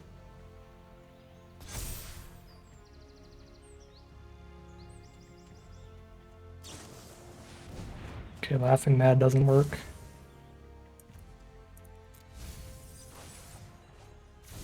Oh, that's a good one. Did they... Oh no, this is my priority. It's getting late. Like, did they get a 1-drop spell? Meanwhile, Arena's like, are you gonna play something, or are we good here? Cornered is slightly awkward here because they can just stack the already tapped creature, but the wizard token is more than valuable enough. For the ping damage, I can just cast any 2 spells and kill them now.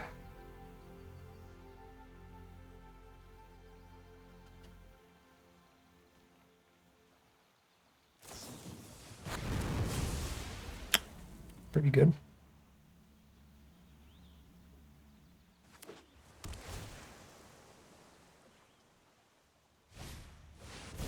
There's the Trumper. If they attack here, they're dead to top deck removal, and I have 2 pieces of card draw on my grave, so it's a bit risky. But they might, and they are gonna go for it. It's not it.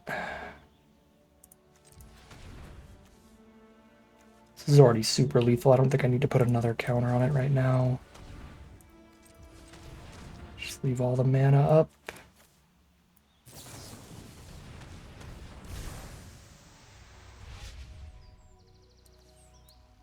No. Sure.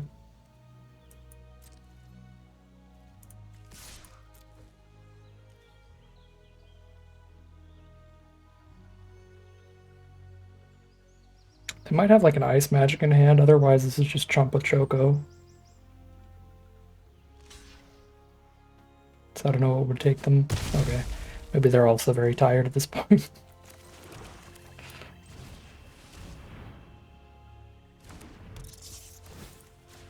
Now I will have 2 lethal attackers, and they will need to hold up 2 chump blockers.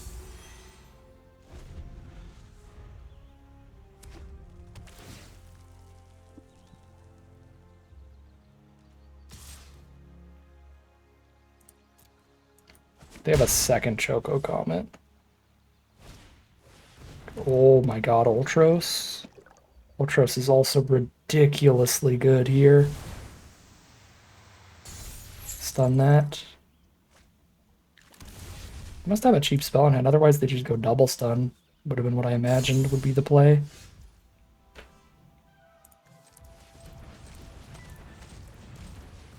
What are my potential draws? Still cornered by black mages.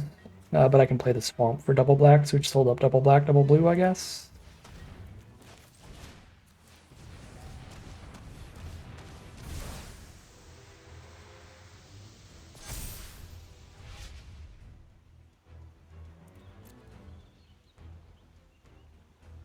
The black mages are still super, super legit.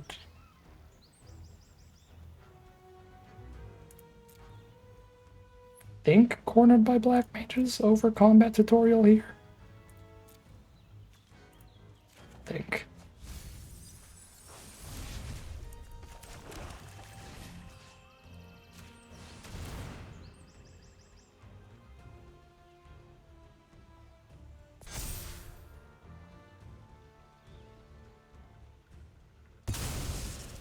Trading to both, move the equipment over.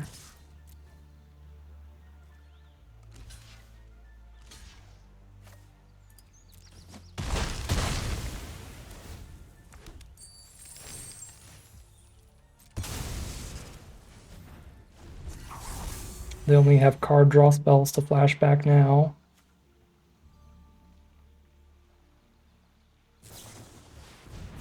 And here they go.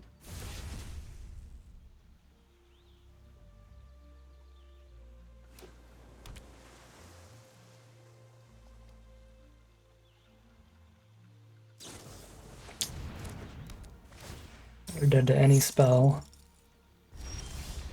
That is a spell. Kind of an awkward one, but I think I still have to try to hit for lethal here.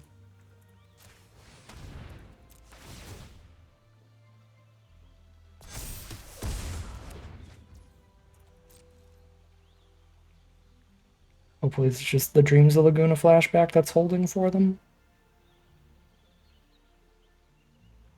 I think if they could have killed the wizard token, they probably would have done it during their turn to stop us from getting any ping damage off casting spells. So I think we got there.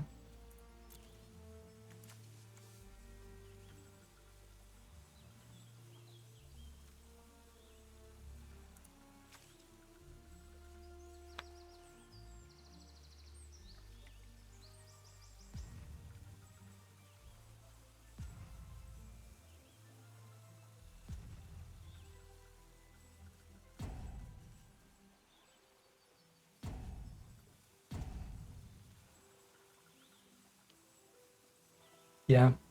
I mean, we had an incredible rare early this game. So that thing was really likely to take over the game. however we played it, but that was a long, long, long fought battle to get there.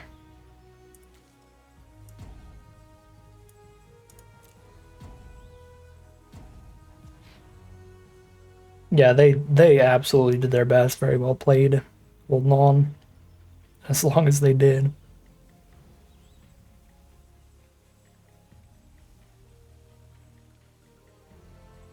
But I think we made it to Diamond Tier 2 here. Unless this is the rudest rope ever, and they rope down and then just kill the wizard at the very end of the rope. I think this is... We've had really good luck dodging ropes. I think this is the first rope we've gone against.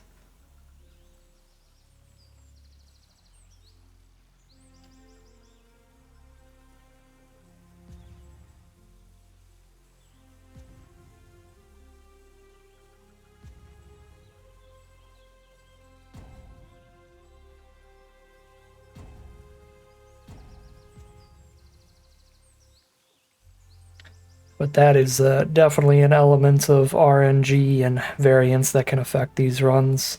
How many ropes do you play against? It adds up.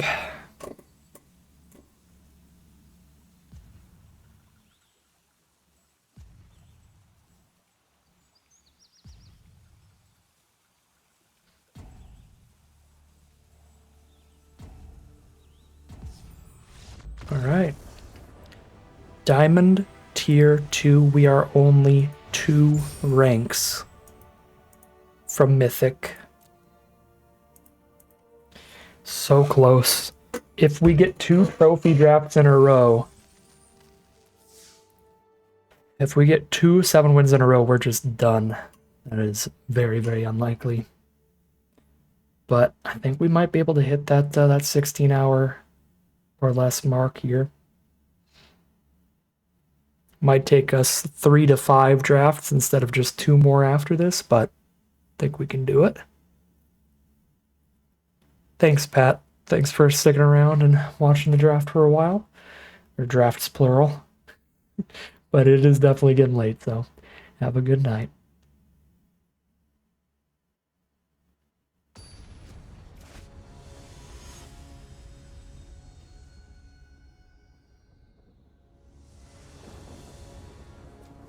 All right. All interaction in this hand, but both of our colors and some good spells. I'm going to keep this one.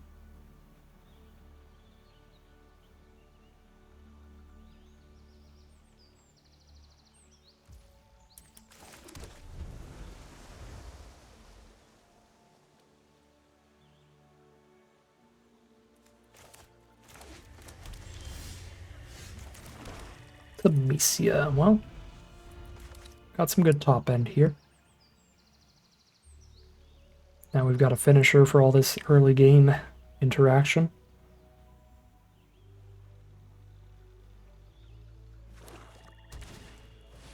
Garland is the play. I think I have to Treachery Garland because I have 2 cornered by black mages in this deck, so I'd like to wait on Sleep Magic any opportunities that I can.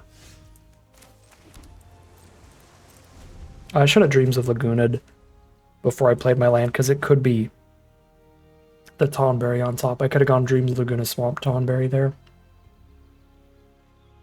Hey, thanks, Philip. This better not be Tonberry. Okay, I did not get punished. No Tonberry on top.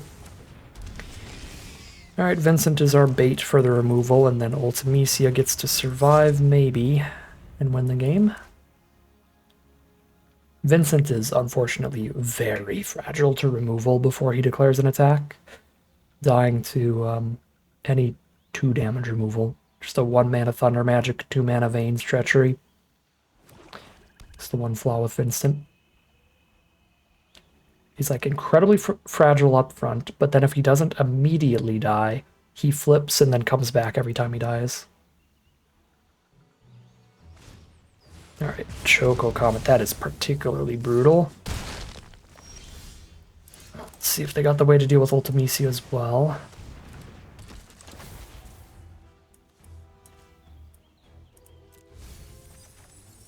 5 cards engraved so far. I need 8 mana total, so I think that's more of the spot where we're going to get stuck. Okay. 5 mana removal spell for Ultimacy is not that bad for us. Which would have been sad to see, like, cornered by black mages or something really efficient there. Speaking of efficient, I don't think I'm going to draw anything castable off Combat Tutorial. When I can just Sleep Magic the Theath. I guess I could. I could hit a cornered by black mages here. Yeah. Should do this over Dreams. I was thinking about doing Dreams instead. Just Dreams Sleep Magic there. Can we play a rat and a Sleep Magic? Sure.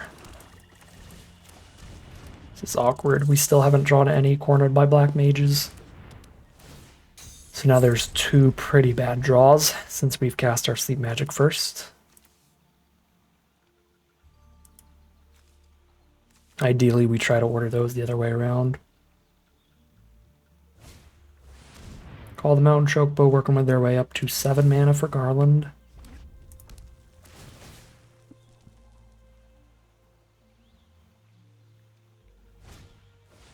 Black Mage's Rod, pretty good.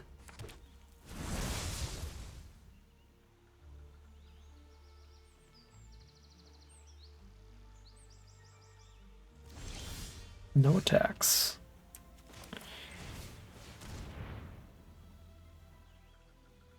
Shiva's probably our best bet against them, just recasting Garland. Because it returns straight to the battlefield. They just go land Garland here. I don't get to counter it.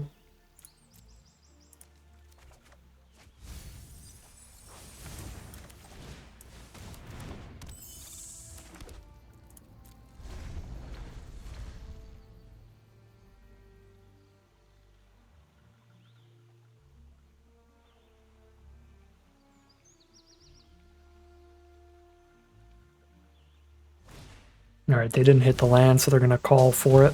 So another turn till Garland comes out.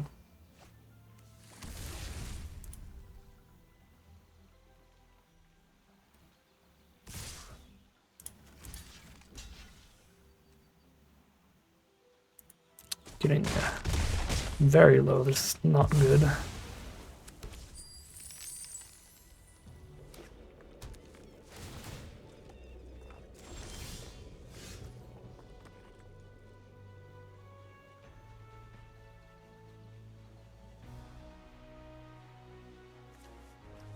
Nine mana? Flashback of Dreams and still play Shiva this turn. I think I'm gonna have to at this rate.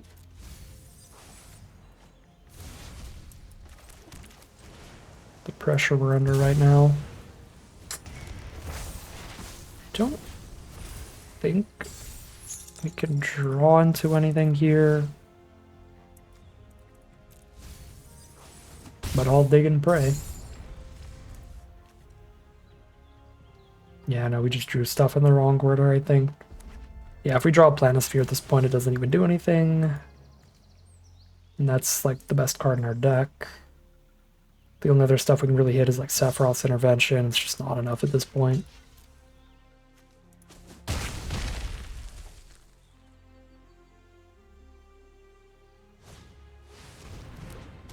Malbro us to 2. They build the Planisphere, brutal. Again, not that good of a draw at this point, but still. One of our best cards overall. Suplex Shiva as well. Yep, we're dead to any spell getting cast. And Tonberry's a super bad draw at this point. Alright. Not the worst. We're at the bottom of Diamond Tier 2, so unless we lose another game, we don't lose a pip here. We don't lose a rank here.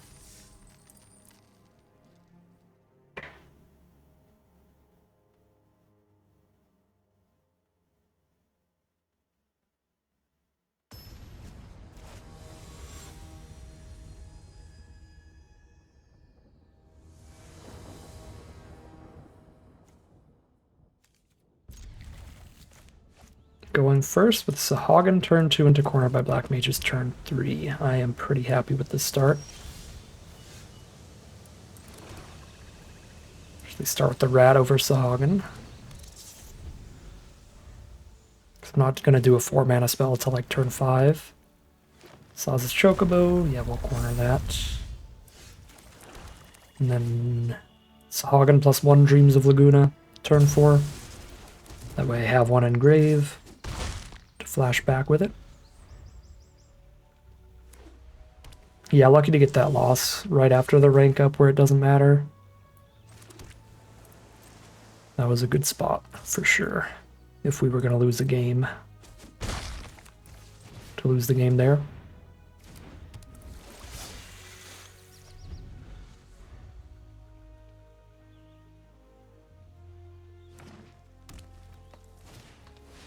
Gigantoad.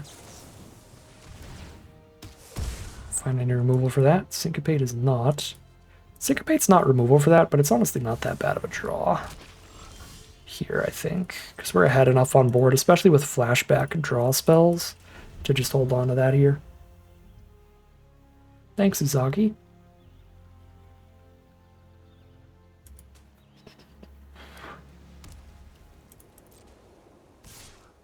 Come on in. Welcome to my face.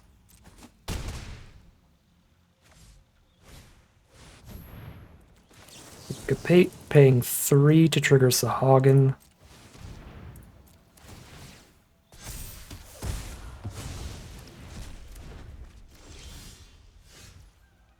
That's such a draw. Wow.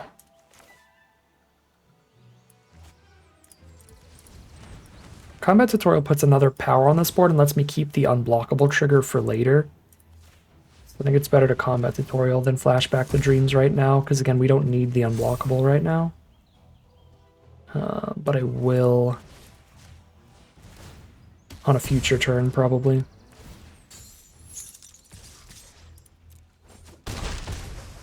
Go to 7 over there.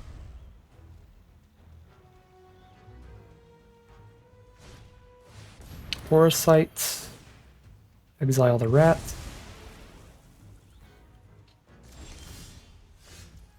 Okay. Ping and buff here.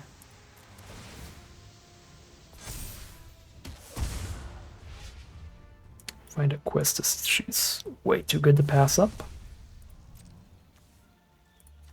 Quest is Treachery in the future. They're dead to just the Black Mage token at this point. Whiteheart pick up the Gigantoad for recast is a-okay.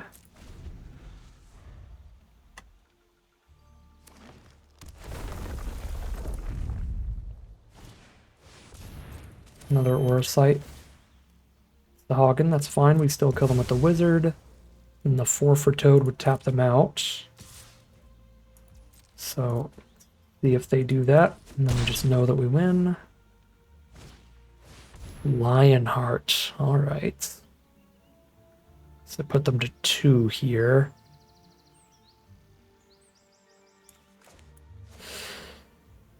I think I'm going to Quistis cornered by Black Mages here, so I'm not going to Treachery Whiteheart. I'm going to go Dreams of Laguna. And I'll be tapped out, so I'm not going to draw into Syncopate.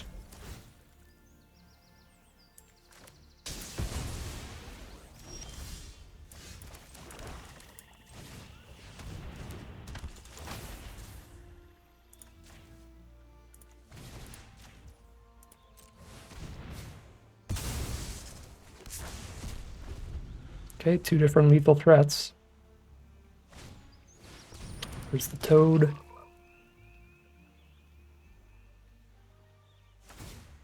Equip. They deal with neither threat. Wow, and we draw cornered by Black Mages. Absolutely disgusting. Absolute overkill off the top.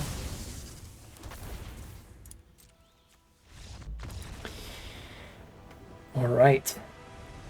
6-2 with this deck now. 1 win from like our millionth trophy of the day. Awesome.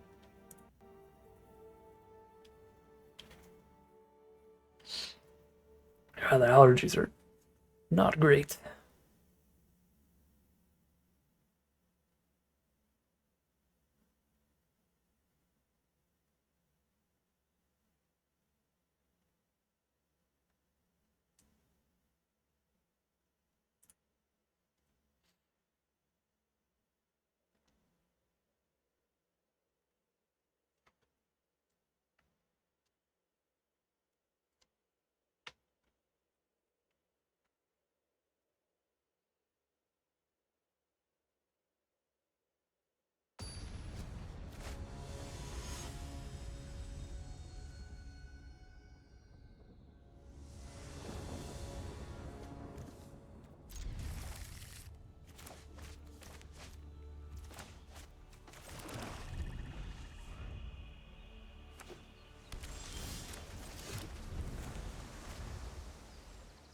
Look, were they going to have to corner by black mages before Vincent? Well, guess not if they don't play a creature.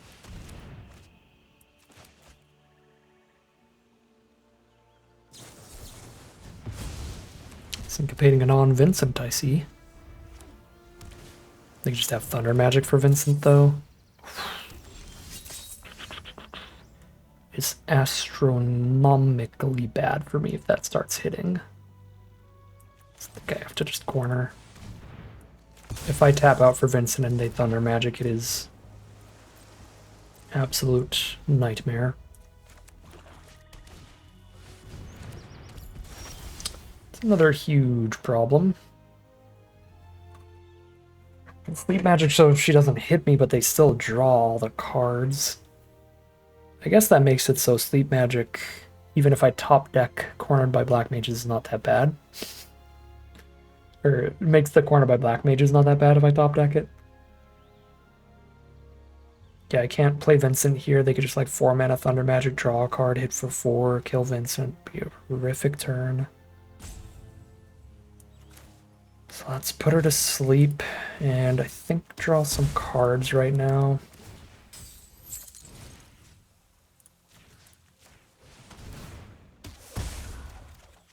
Try to keep hitting lands, and we do, and it's the perfect land.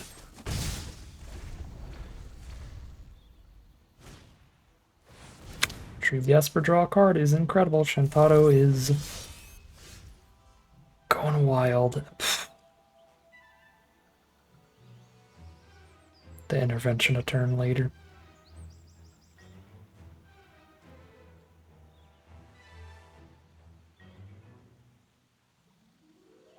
They are still stuck on 4 mana.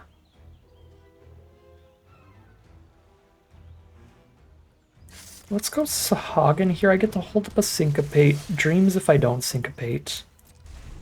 And put a genuine threat on the board. They might throw removal at instead of Vincent. This also sets up to make intervention better. You are more than welcome to hit me. Ultimacia. Alright, we can Syncopate her.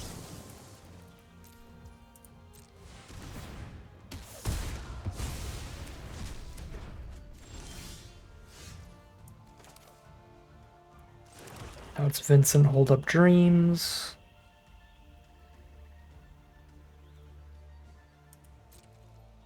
No blocks here, however I play it. Guess I just cast Dreams right now. Is there anything I could draw I'd want to play more than Vincent? Another corner by black mages, that'd be the only draw pretty much. Maybe Planisphere actually.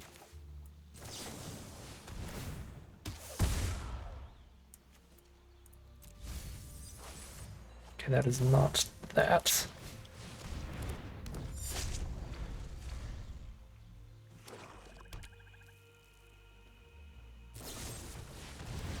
Okay, at least they had to use 4 mana removal, but makes Shantado even better. 2 mana 4/4. Seems good. Pixies the draw, that also seems good.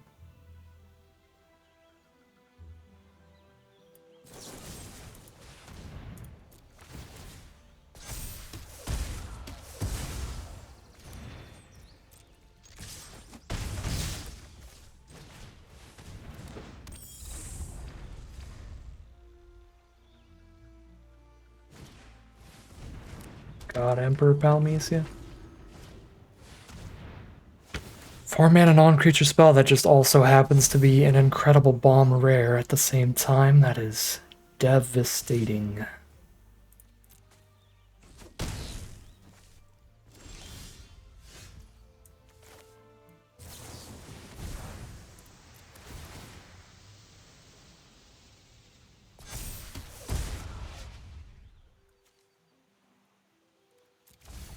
Another unblockable Sahagin attack on that turn. We still have a chance if they never deal with the Sahagin. It's very, very close to lethal at this point.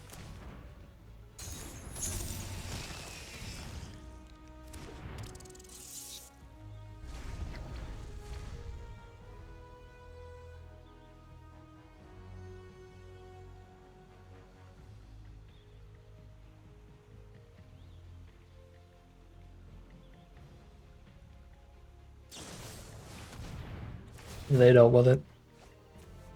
I don't think we have any outs now. Shiva, sort of. 7 mana. Shiva or Ultimecia, I guess. Have a tiny chance.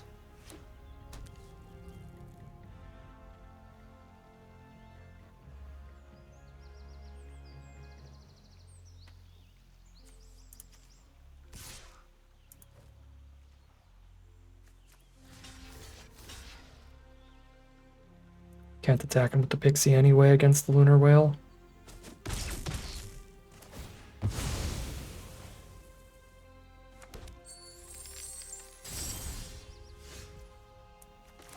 More black mages also do put in a little work here.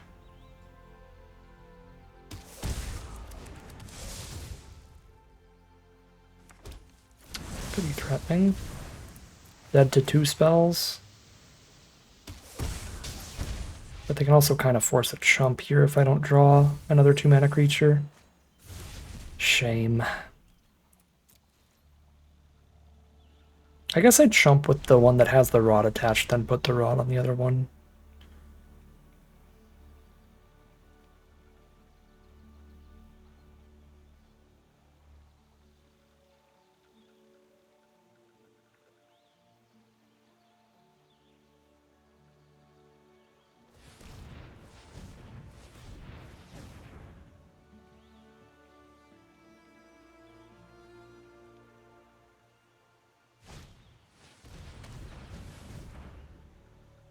Plus intervention for gain to removal at the same time, plus Alamisius. Yeah, we don't have an out now.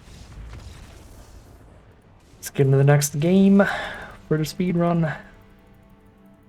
Alright, the deck got us to Diamond Tier 2. That is where we needed to be. Take it 6 and 3. Not another trophy, but dang close. Okay. Side quest Hunt the Mark. Big fave of mine.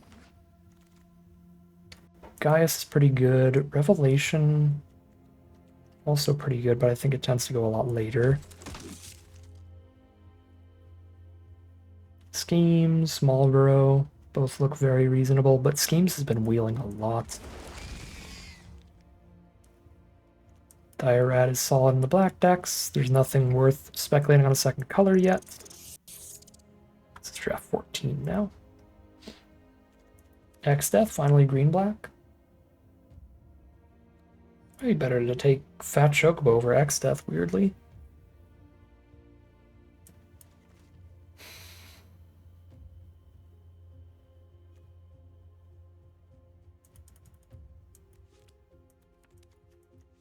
Both are very good.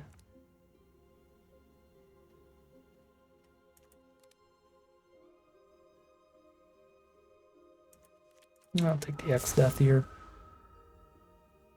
Gubu Gardener or Ignis. I'd have to be splashing, playing 3 colors for Ignis. I think Gubu Gardener's filler enough, even in the green decks I haven't loved it, to maybe speculate on Suplex or Ice Magic instead here. I'm going to take a Suplex. Actually there. Judge. Just be 1 card deep in everything. Not a big Rides the Shoot buff fan. Alright, we're black based. We could be pretty much any other color. Secondary at this point.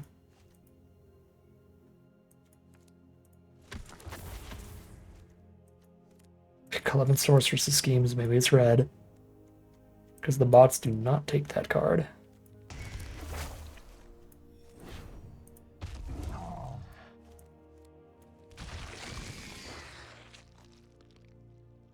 Fencer's not that good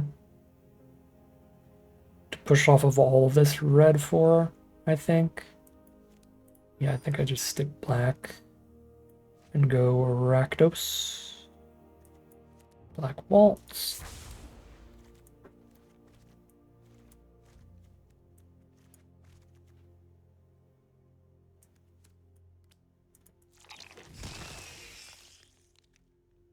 Sorry, man, some rats. Fat Chocobo again. Blazing Bomb, Warrior Sword are the options. Actually got 3 4-drops already. We take the Blazing Bomb then.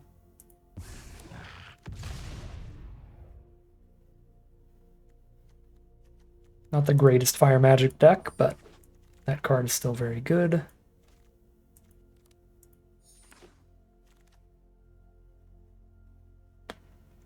Another call or another bomb, another call.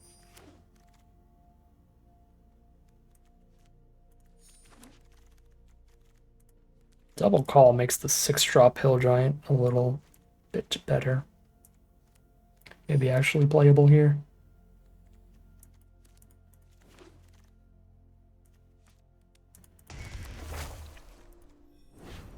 Late Warrior Sword. Open some blue spells. That's a bummer.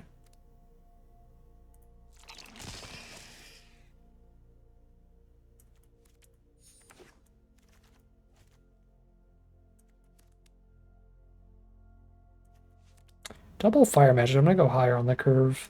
Take Marlboro over Actize. Another side quest. Ooh. Okay, this deck just got real. Double side quest, double fire magic, suplex, intervention, treachery. I think I take the draw over the suplex here.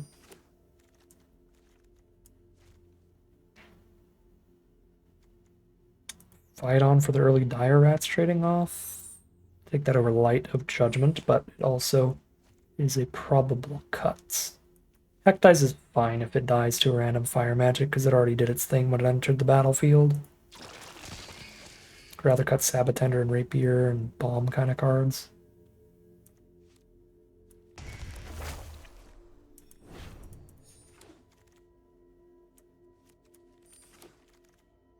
We're going to be a slow, top-heavy kind of Rakdos deck here, relying on double fire magic for the early game. I think.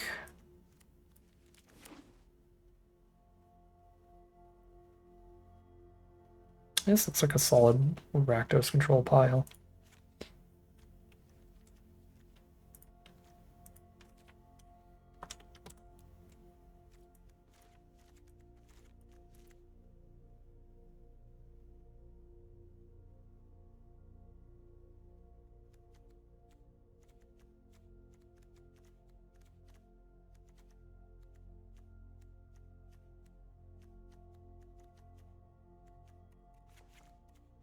Sure.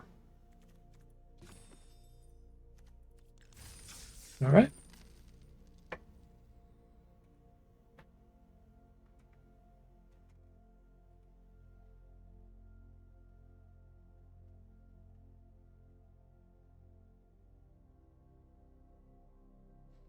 Two tiers to go.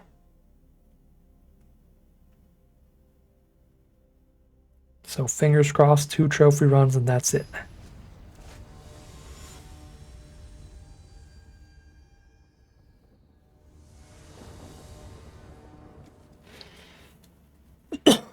Have to do another pause in a bit to get some more liquids.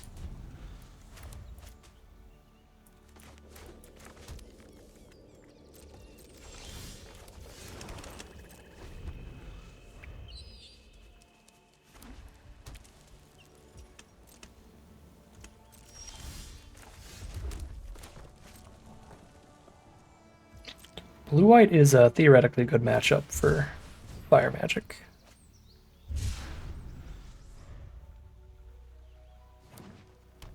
Oh, but they're blue-white-green. Green is not. Double fire magic? I'm just gonna suplex this thing. I don't want to play to the board right now with double fire magic in my hand.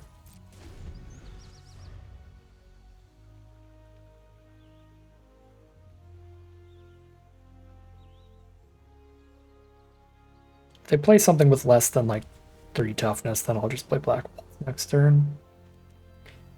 But if it's high toughness, we play the side quest.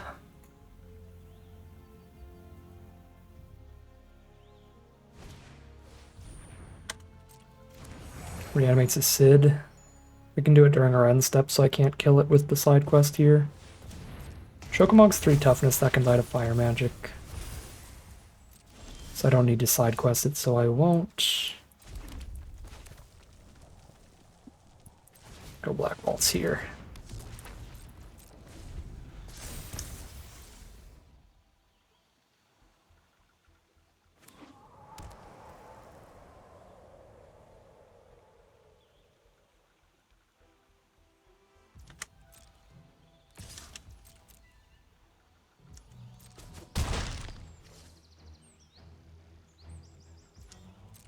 And reanimate Sid here.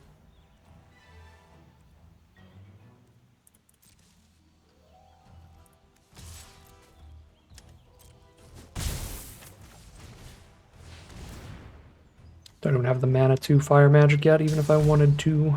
So I kind of have to play Warrior Sword. That'll be my 4 power blocker to try to block their 4 power Sid. Their 4 toughness Sid.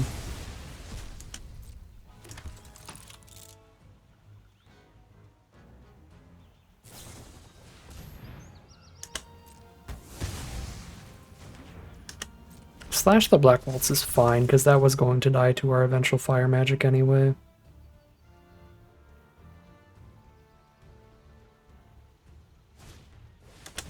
Boo Gardener dies to the fire magic.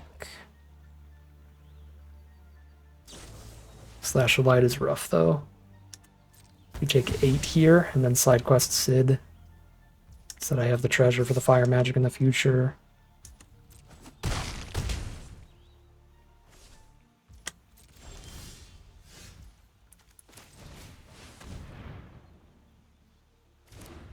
They have the 1 mana hexproof trick, that would be gnarly. They do not. So they have the +2/+2? That's also pretty bad.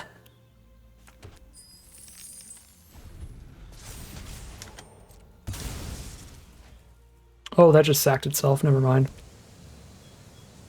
If that were still around this turn, +2/+2 would be pretty bad. Noah. 4 toughness. Bummer. Alright. Well, kill over Noah and flip one of the 2. So the first one gets treasure 2, the second gets treasure 3 and flips. Beautiful.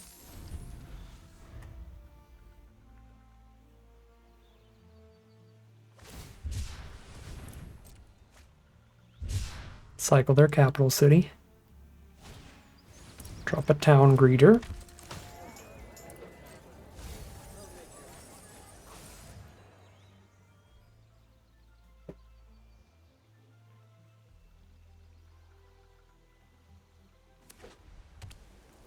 He is legendary, so we don't want the second to flip.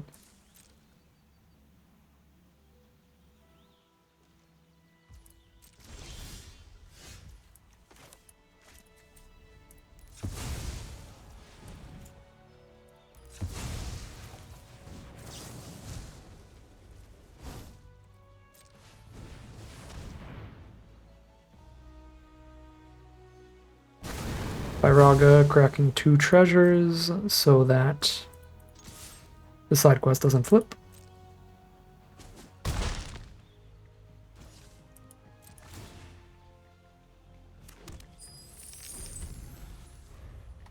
Well, they flip separately because The first one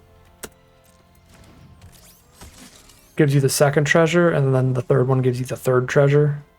And they flip when you get the third treasure off of that side quest.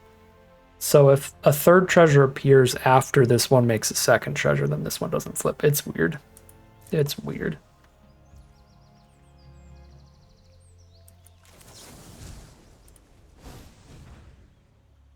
They could respond by activating infantry, but then all the infantries die, even the ones they tutor out. So fire magic looks good here. Okay, they did have the +2/+2 trick the whole time. Fair.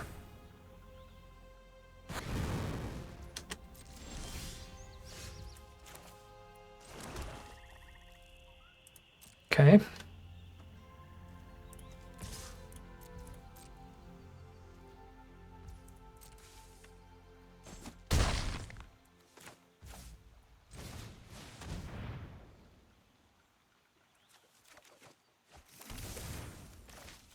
There's my blockers for your infantries.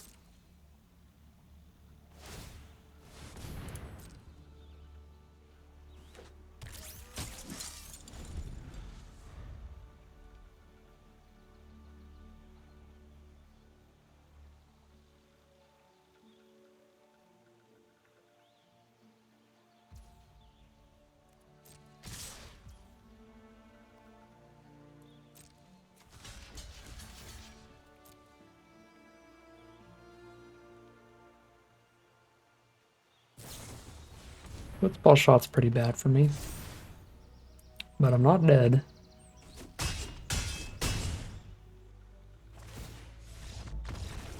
Okay, and then they concede. Yeah, because that equipped the sword, so they're down on the crackback.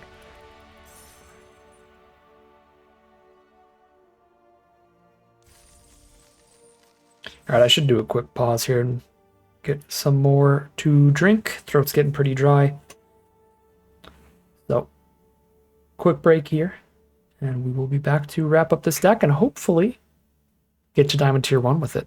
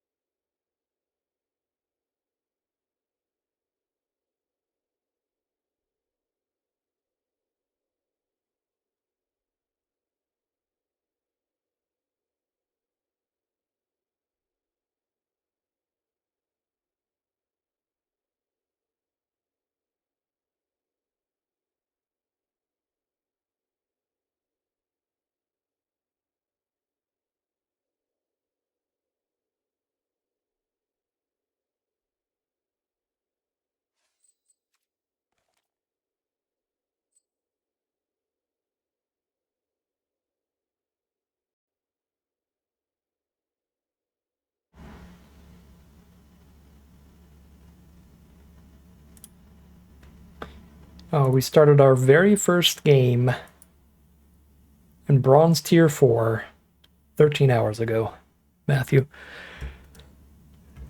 The stream has been live for 14 hours now because the Quick Trap queues were an hour late to boot up. Got a Dr. Pepper as well this time because I need some caffeine.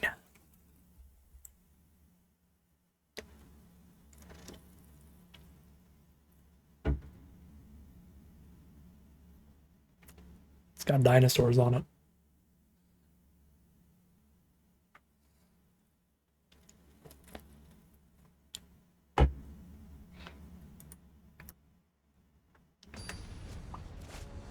All right, here we go.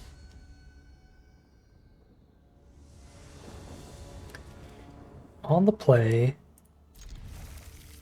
it has both of our colors and a lot of good cards. It needs to draw lands, so I'll have to probably Swamp Cycle Marlborough. But the Swamp Cycling helps this hand out a lot.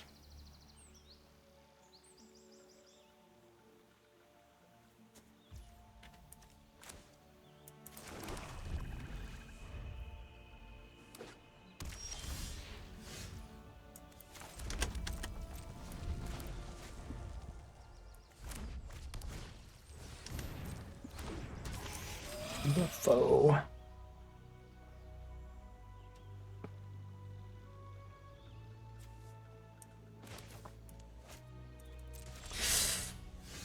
I'm gonna hold off on the Swamp Cycling. It may be wrong, but if I draw one more land, that's enough for everything I currently want to do. So I'd be Swamp Cycling the Marlborough for a 6-drop that I would be discarding. So I wouldn't even need the 5th mana. Or the 6th at that point. Okay, we'll have to just Swamp Cycle here. That's fine. I can trade my Death Toucher into the 4 toughness UFO. Oh, they need 3 mana to activate it. They can't even do that yet. Nice.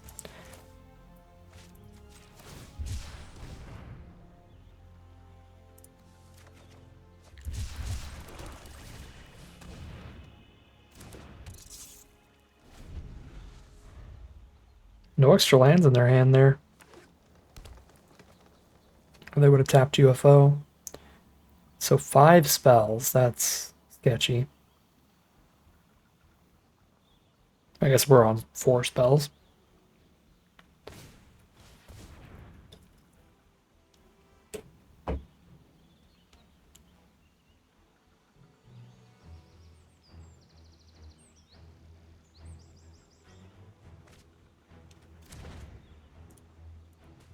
Five color from our opponent. They pick up a Trino. Play a Chocomog. That's fine.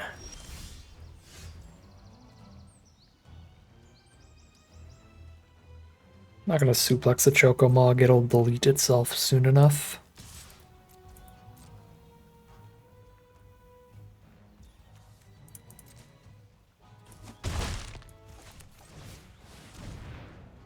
And I'm not going to intervention the UFO when they're a 5-color deck that can play much scarier cards.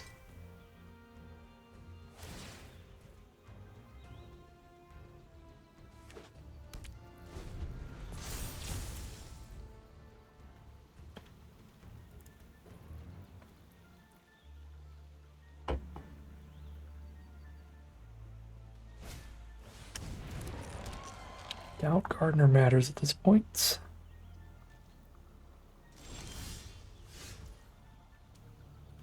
Ooh, I want a mana for that. Still blocks. It's only got one more turn that I could block. No, it blocks for 2 more turns. We pass back chapter 3. Could block then. Pass back and then it dies. Yeah, so it blocks this turn and it blocks next turn. I don't think I trade into that. Just hold up intervention, I guess. If I don't use intervention, I can use the Ariman to sack something. Unless we're just trading a UFO here, which I guess we are. Limit break.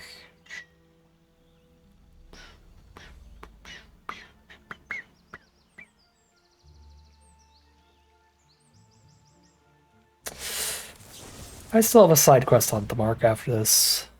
I'll need to draw land to cast it, but it'll be able to kill anything I need to, so let's do that.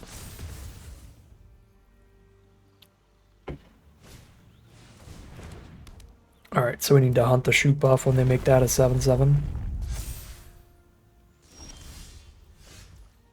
What a draw. Goodbye your last card in hand.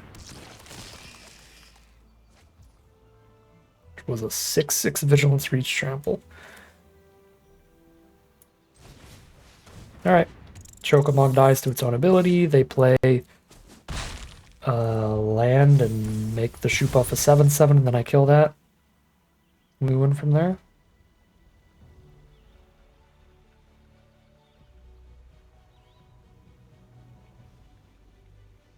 I guess if I don't hit the land, we don't. Ooh, fat chocobo. Good draw. We did hit the land, so I will be able to hunt the shoe puff. I'm going to have to think.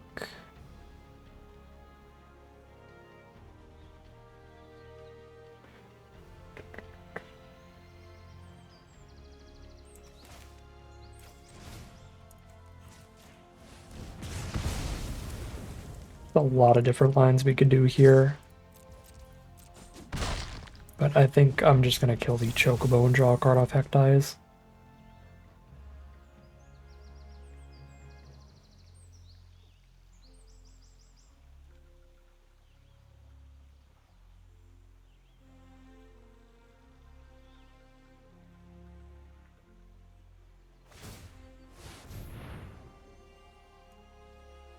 How's it going, Russian?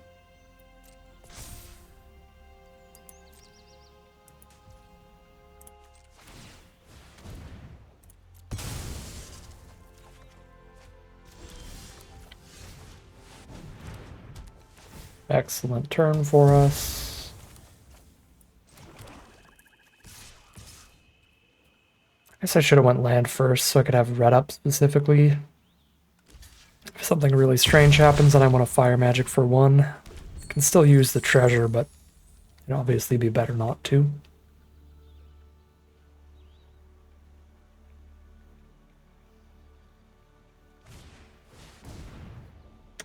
Oh god.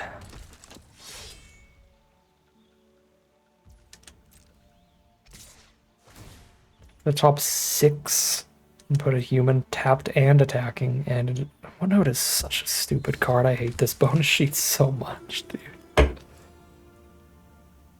Yep.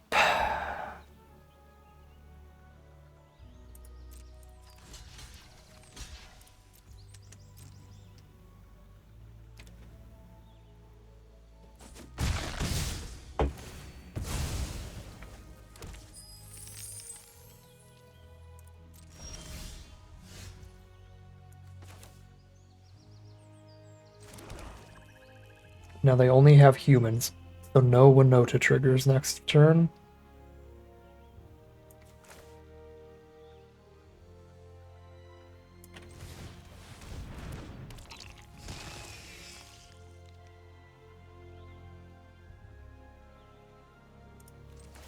I don't think I'm holding up fire magic for a single garnet here.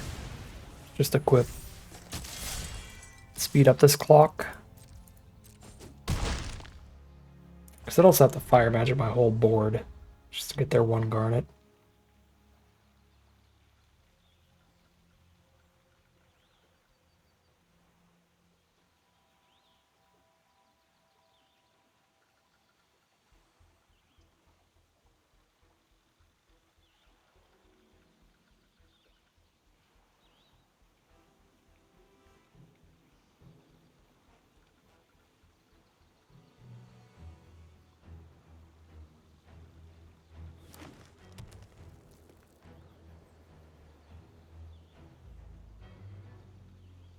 One land, 1 spell in their hand.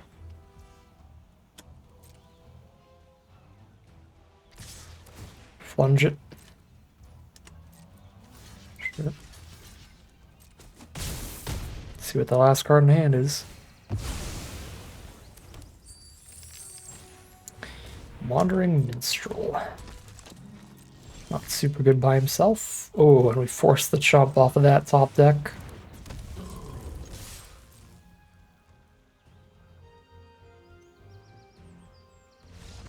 There's the concession. Tier 2.2, 3 wins away. Again, if this deck trophies, then we'll be at Diamond Tier 1. But even if we go 6 and 3, we'd be at Diamond Tier 1 if we do it in the right order.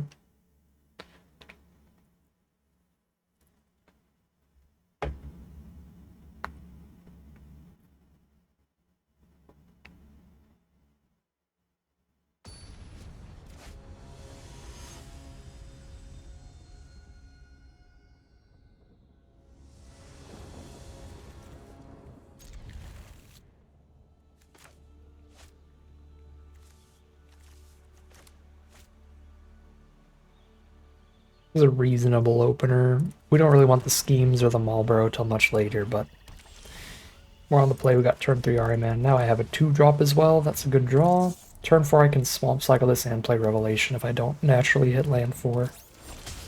And we naturally hit land 4. So I'll be able to hold on to the Marlboro this game. Towards casting that at 6 mana. Wyvern. It's really good against this Ariman.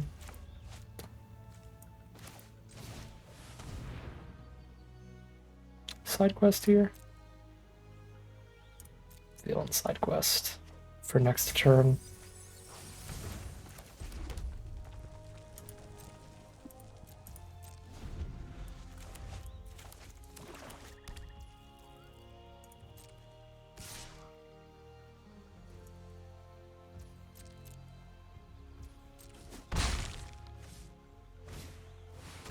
Retrieve the Esper.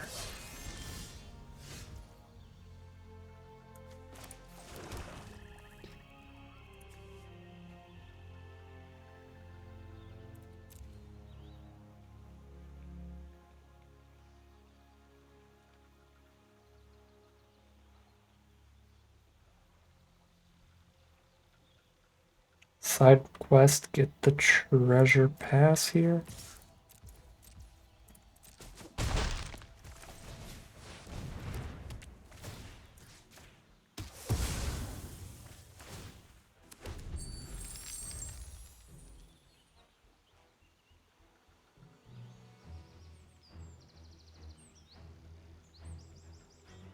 Could see just holding up the Death Toucher there. Would have been reasonable.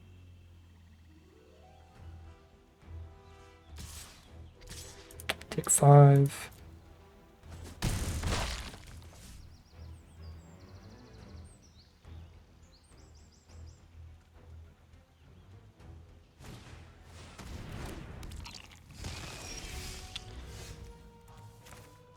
Fire magic is starting to look insane. So I'm just gonna hold up on blocks and lose all our 2 toughness or less creatures anyway, and then just fire magic all their stuff here, I think. Off of Sorceress's schemes, we can fire magic for 3. I guess I still send the rat in, because you just put the Death Toucher on the 3/3. But the rat's not actually really blocking anywhere.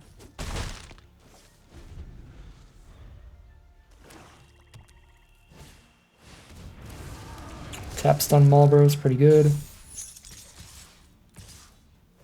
Kill that, 2 damage to everybody. Flan versus Marlboro.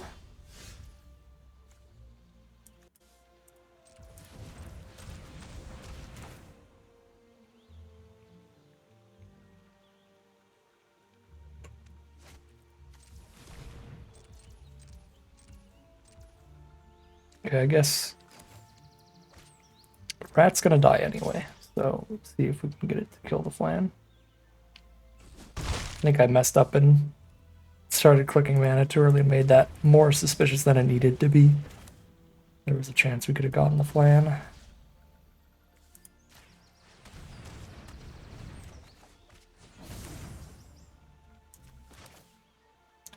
And I have the 5/6 blocker up for the 5/4. No, this is still perfect.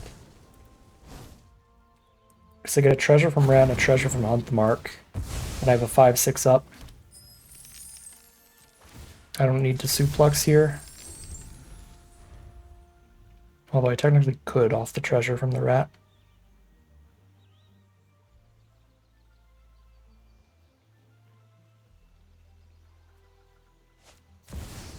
Emmet. Spooky.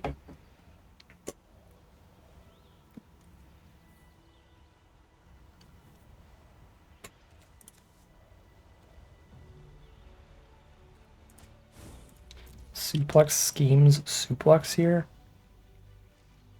Just deal with Emmet. Or draw Marlborough. I think I just play that. They're very far from 14 cards in grave.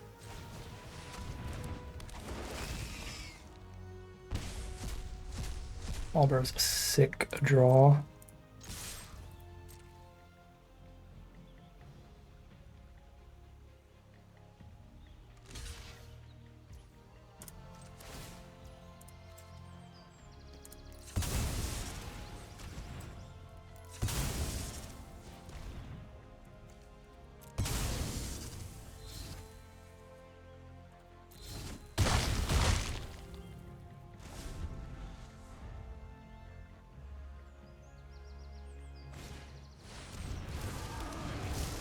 Beautiful draw for our opponent.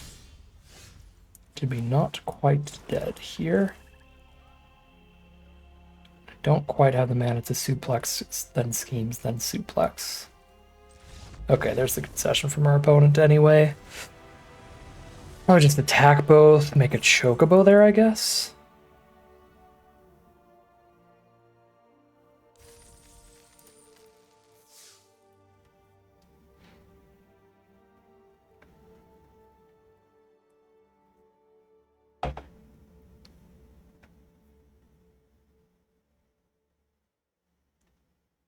We're on 13 straight hours of Magic Brain now.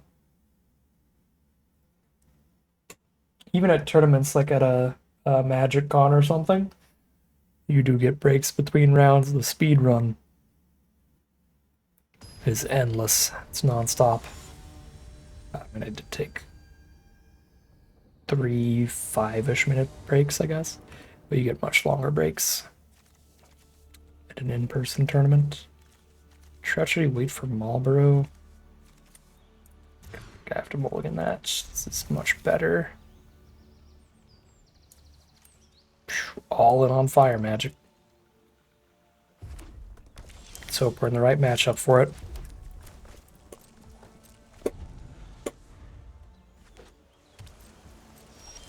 Blue-red is not the right matchup for that.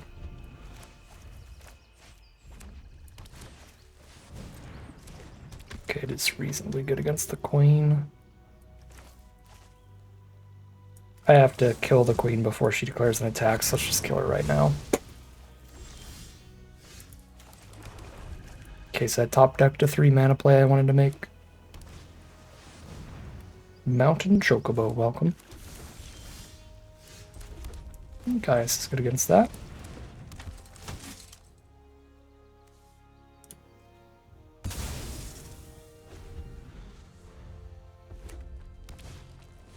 Sagan.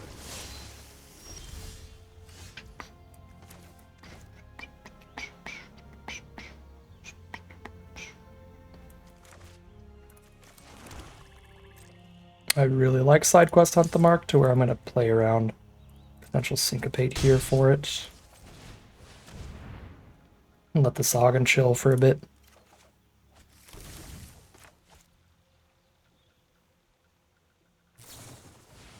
Laughing Mad, discard a card, draw 2.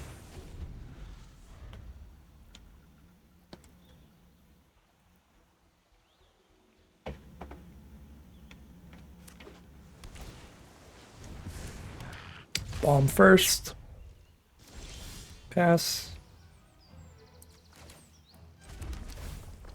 They have the potential to make Sahagin a 2/4 blocker. So I can't attack in unless I know Sahagin is dead here. There's no way to know that. Let's keep getting mana. Pass.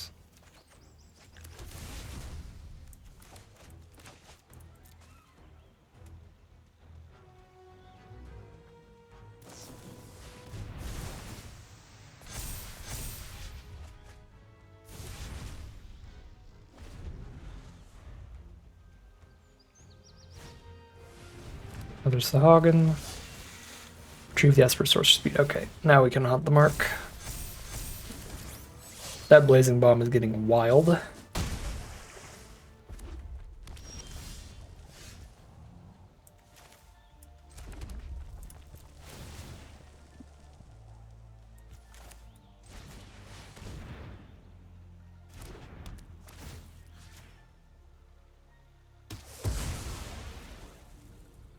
Maybe 11 on the crackback, but we're hitting for 9 right now. Alright, fair trades. Okay, fair enough.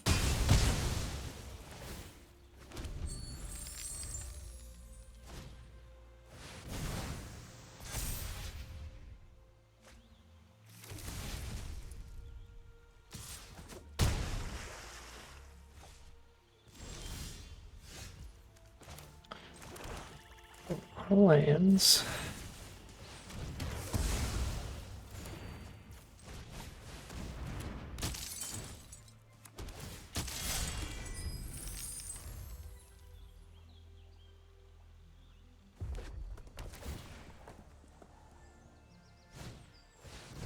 Card collection is fantastic. 4/4 flyer at this point, with the card selection added.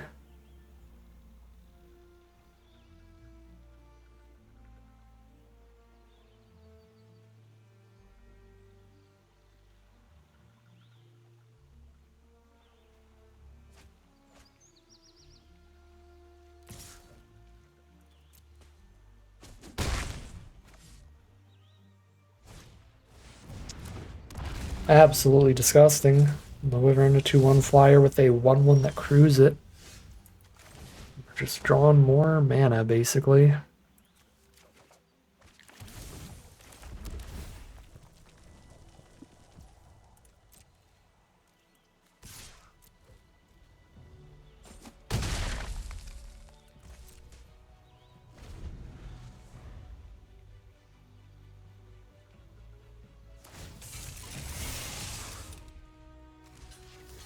Good Choco commented here.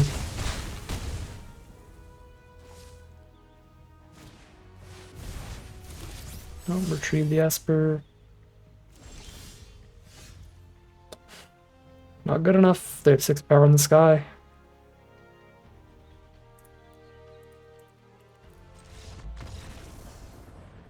Just a little too flooded.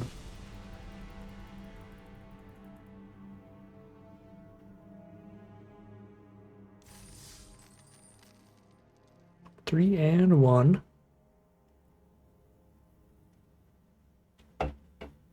So we'll have a solid record with this deck no matter what, but again, really hoping to get that trophy.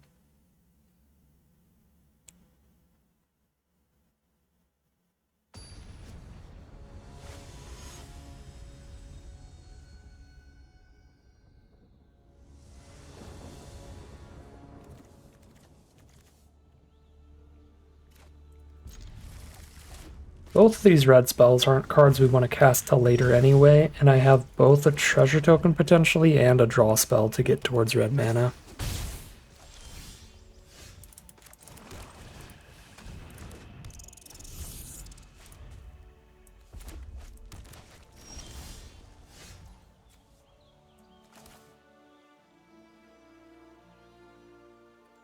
I think I want a Revelation over Ariman because I do not want them to trade Bomb into the Ariman.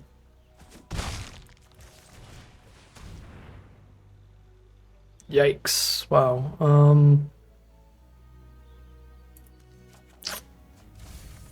That's real awkward.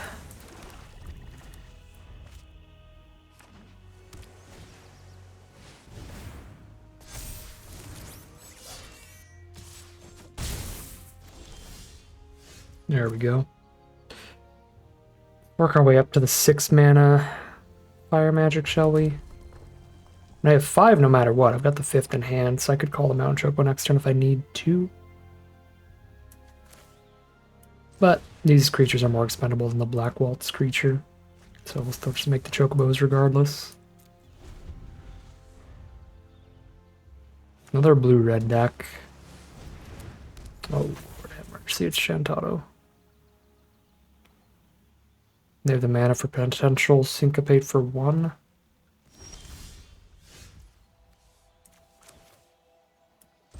Boy, is it filthy if they syncopate a Hunt the Mark here.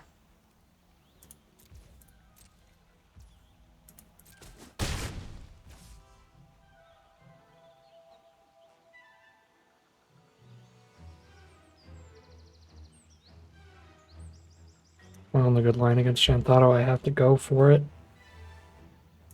No syncopate one time, please. They have me stressing.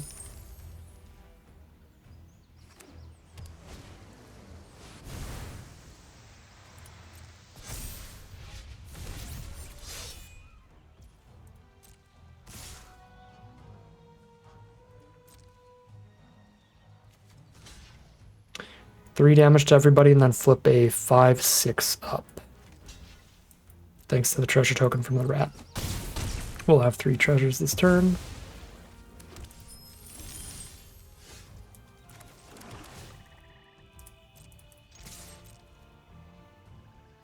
That is so good for me.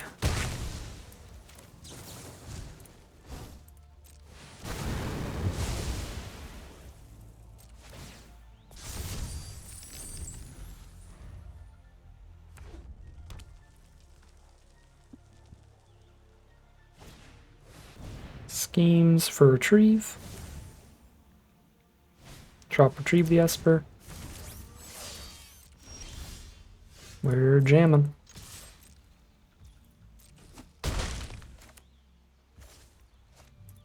Marlboro plus Heck dies here to get rid of their whole hand, I think.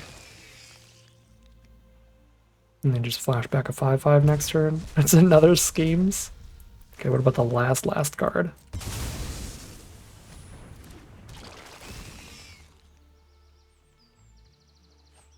Bomb.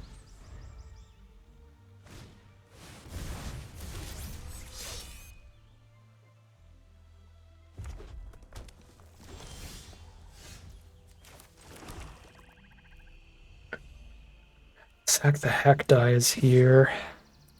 If they double block. No blocks. Okay. Black Waltz gets a kill really quick. They don't have a fire magic in their grave, do they? Nope. So we go wide.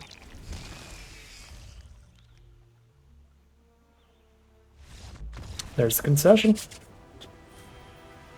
We very quickly made up for that very long loss last game. Feels good. 4-1.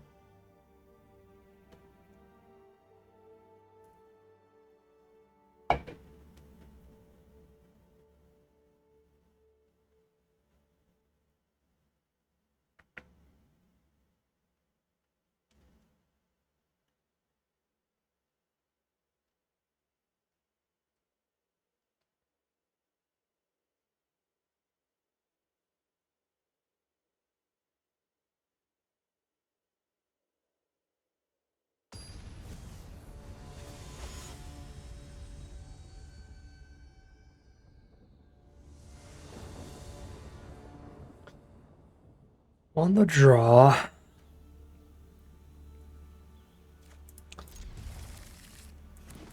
Don't love this. But it's not worth a mulligan with our colors set up.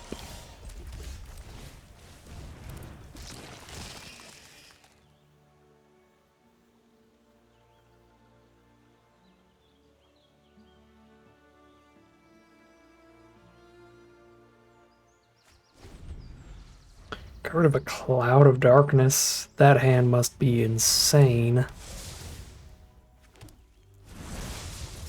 I'm just really stuck on mana, maybe?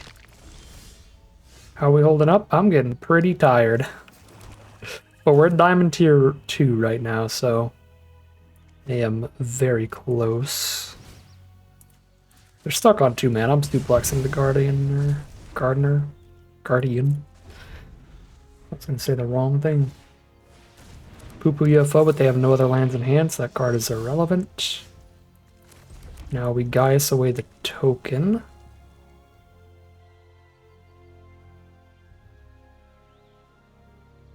I don't even need to Gaius the token. I should just play the sword. Something that's actually big enough to attack into the UFO next turn.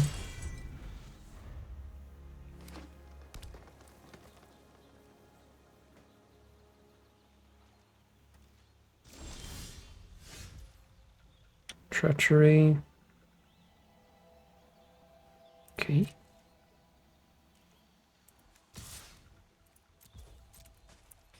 Still streaming. We're Diamond Tier 2 right now. We're working on it. Getting close.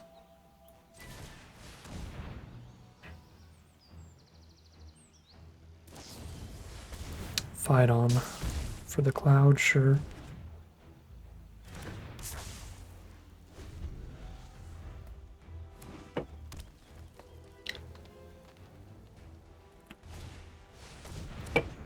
I got my Dr. Pepper and everything, got my caffeine ready.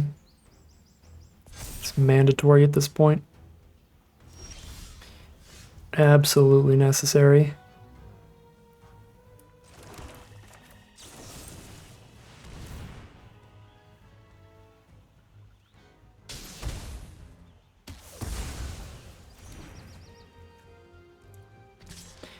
They hit the land for the Cloud of Darkness. That thing's going to eat the Black Waltz, and that is disappointing. Just got done with Commander Night. Had a great game. Nice.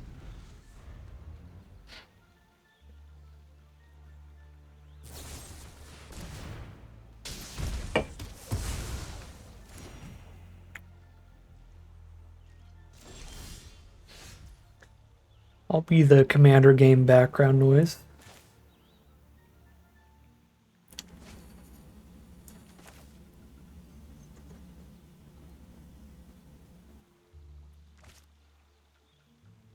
I think I Gaius. So that I can save Treachery here.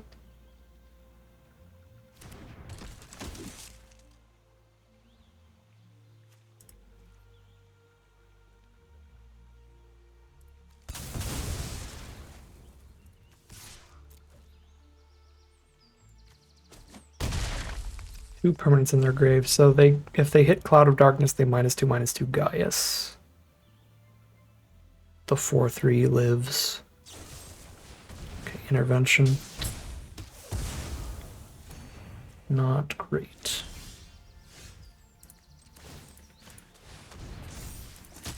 Can't -4/-4 Gaius. So equip and swing. It's a Trader, which gives them the treasure for Cloud of Darkness, but again, 2 permanents in grave is not enough. They have to double block here. This is now...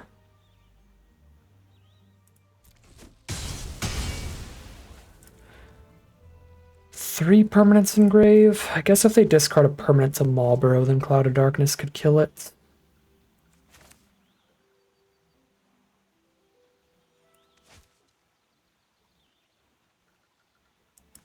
Yeah, we'll go wide and let them kill one of these two. They kill one, I Treachery the Cloud, hit them to 2, put them to 3 life. Then Marlborough puts them to 1.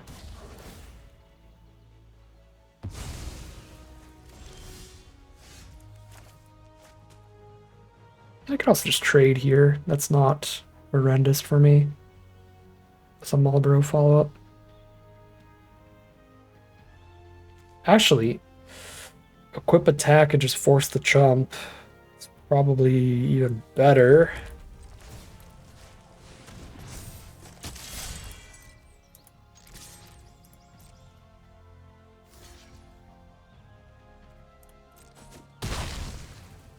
Hey, thanks, Christoph. Greetings from the US of A.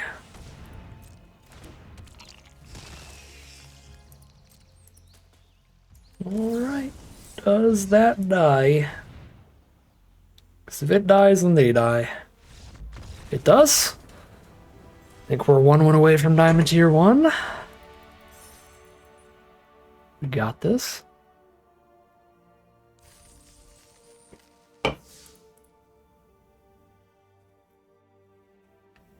Just need 2 wins in the next 3 games.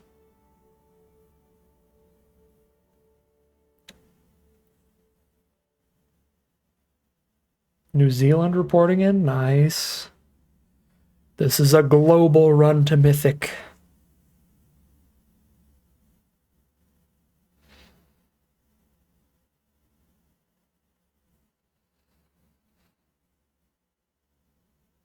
We've got international support. Calling in NATO.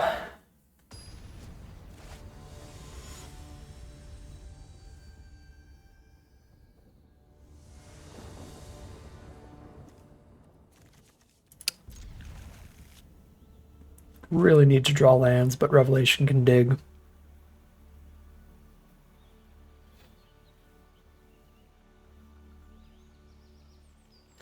Yeah, we just definitely turn Revelation into a land. Play Ahriman into Intervention, Fire Magic for later, side quests. Yeah, this is a good hand for sure. Unless it draws 0 lands. Depends how well it goes. It's going pretty well so far. It's a long stream. I'll have to start a little bit earlier if I do it again. But I'm having a good time, and it seems like we'll finish this before like the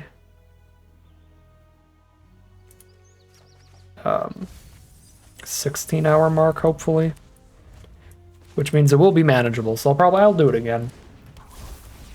I don't know if I'll do it for every set, but we'll certainly do it again in the future. This card is bonkers busted. I think it's crazy to just Fire Magic here, but I can also just Intervention the turn after.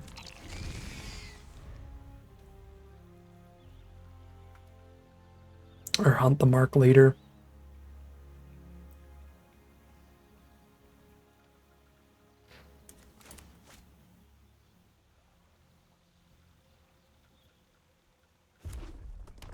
Where am I based? Kansas. The very center of the US. Hey, thanks, Neil. Okay, that was a particularly bad turn for me. My God.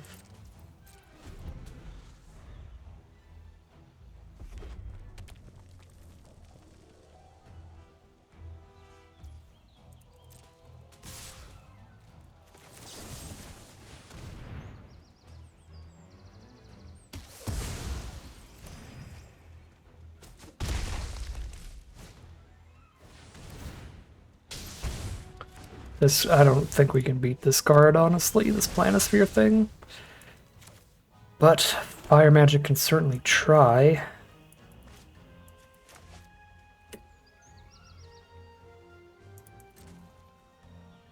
They might play another Rod pre-combat to trigger everything.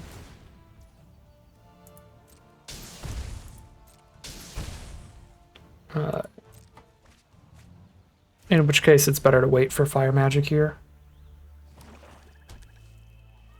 At the very least, they probably equip. Yeah, we can soak up that mana.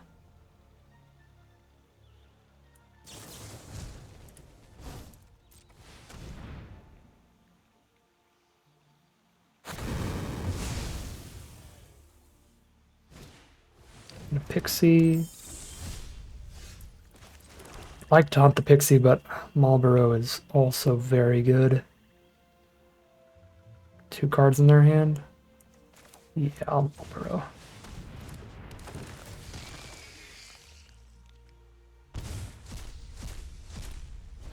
Still had another land in their hand, bummer.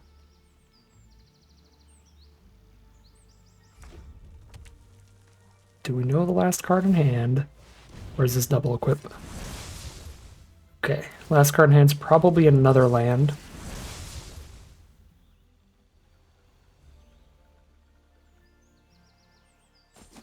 There's a lot of draft, it's true. Treachery? Ooh. Oh, that's not quite efficient enough. 1 mana.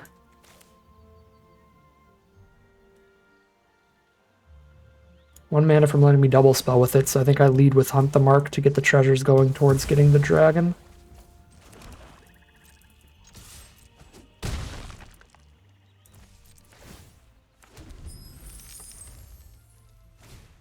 I think we're in a very reasonable position here. I don't think I need suplex or anything.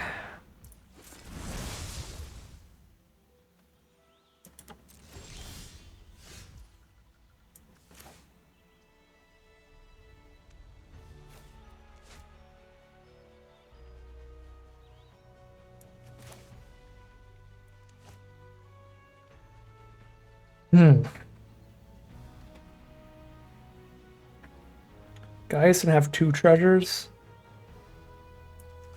Call the Mountain Chocobo, play a land, and then Treachery, sack treasure. That's better. Yeah, that's better.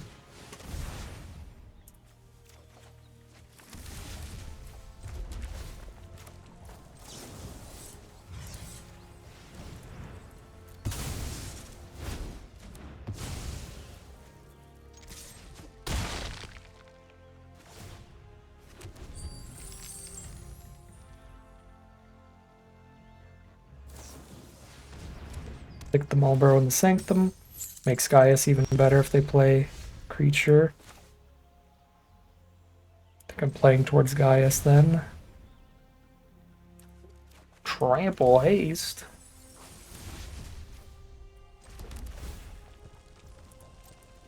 Go, Chocobo, go. Viewership in triple digits now. That has me all kinds of nervous. I don't have the number on screen at all, so I have no idea how many people were watching at any point. It's part of the joy of being a YouTuber, is that while you're recording, you're just speaking into the void, so don't have to worry about any performance anxiety or anything. They have double Planisphere?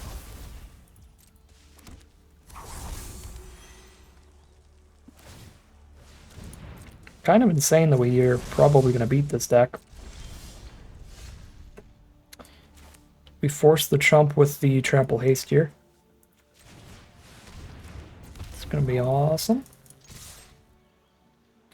Or force the trade, I should say. Nice.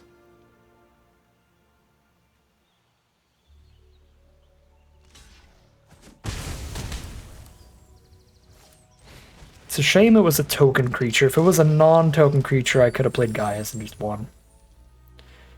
Gaius is not lethal. I would have had to sacrifice our token creature and then not hit as much. Oh my god. Diamond tier 1 off that draft. That's wild. If we get another trophy run, we could be just a single draft away from Mythic now. We are close either way. Very close either way. 3 drafts, I would guess, would be the maximum if they go pretty poorly. Just like 4-3. I think 3-4-3s probably gets there, depending on when we get the losses.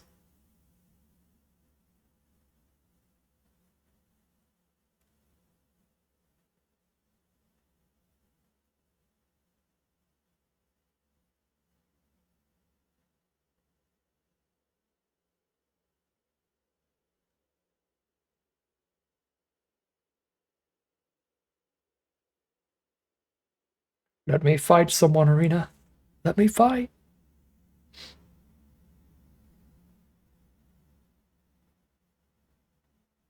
Arena matchmaking, the biggest opponent of the speedrun.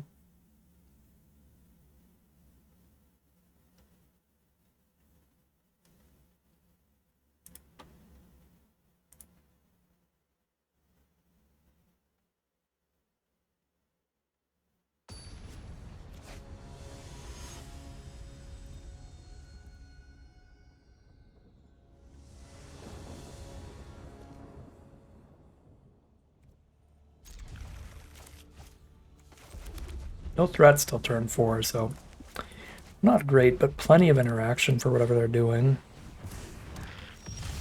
Bomb.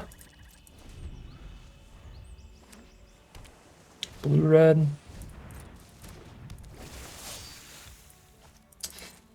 These are both liable to be pretty big threats over the course of this game, so I'm just going to deal with them both here.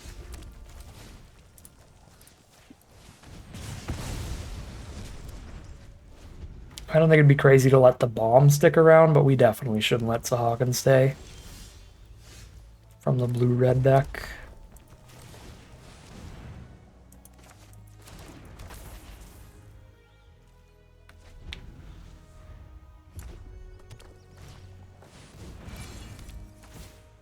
Tragedy strikes. Goodbye, Black Bolts.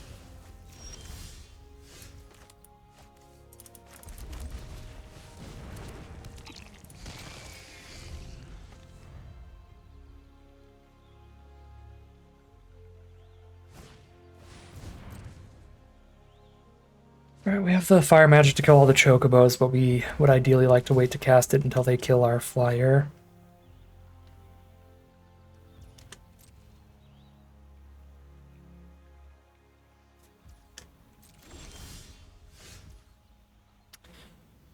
Can't afford that yet.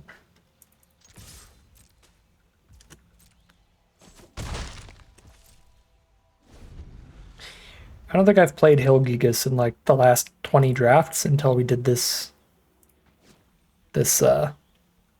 quick draft of Mythic today. And I actually think it's pretty great in this deck. It's been real solid.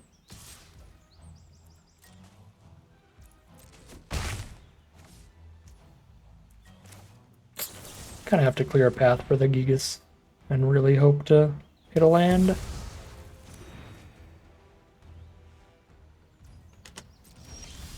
Shoot, that's rough.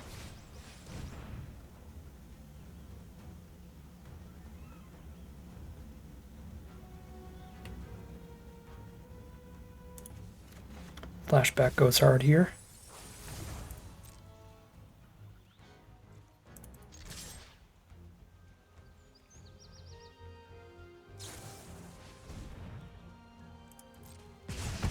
Well, now fire magic is free. If they call the Mountain Chocobo again, that is a very easy play. If they go for the equip as well, I probably do need to just 1-for-1 removal this Chocobo.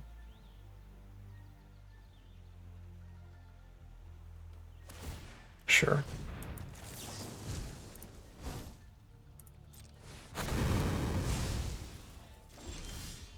Beautiful draw. Get in there, buddy. Whee!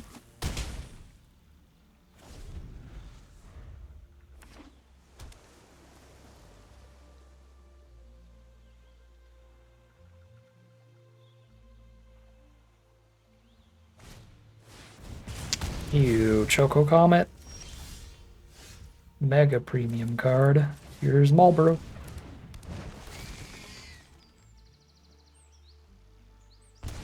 Gets rid of an ice magic. Exile some nonsense. They've got all the equipment to make sure their chocobos can trade up into even our big creatures, which makes this kind of rough here. Just gonna make it 5 toughness. Can't even attack into it. That's worse than I thought.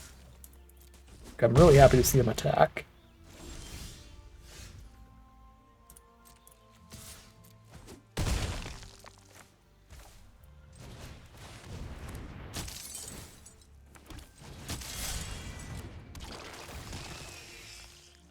Deck is good at sneaking in random damage in the end game, so I'm happy to trade 7 to me for 4 to them there.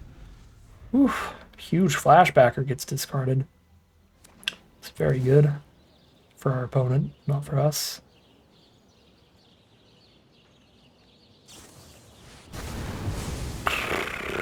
Reverse fire magic. It's the last card over there. They just punted the game, though. 7 damage. Okay. We take those.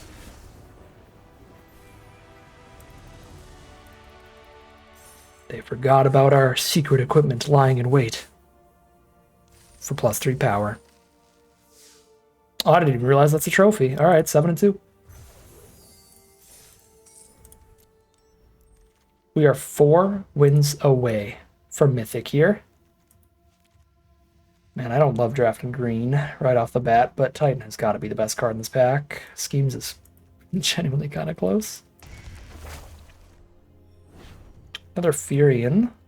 Cornered by black mages, white aura sites. Red-green is not going to work out at all, Furion Titan.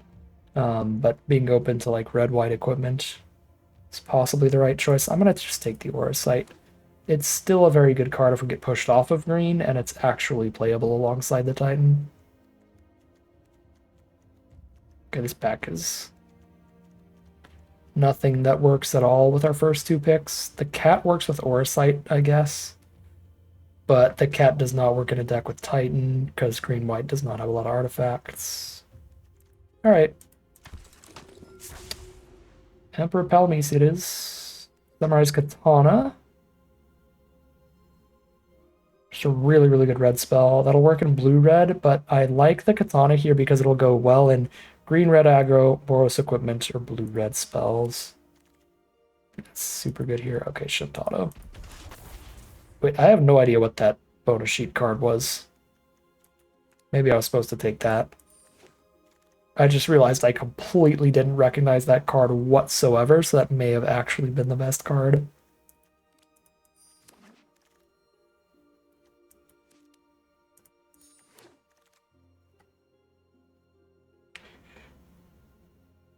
It was...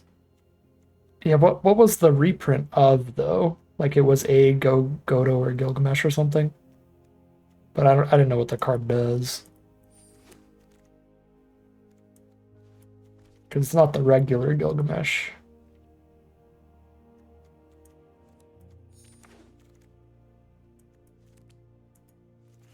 Search for equipment, put it into play. Oh, Godo! Right.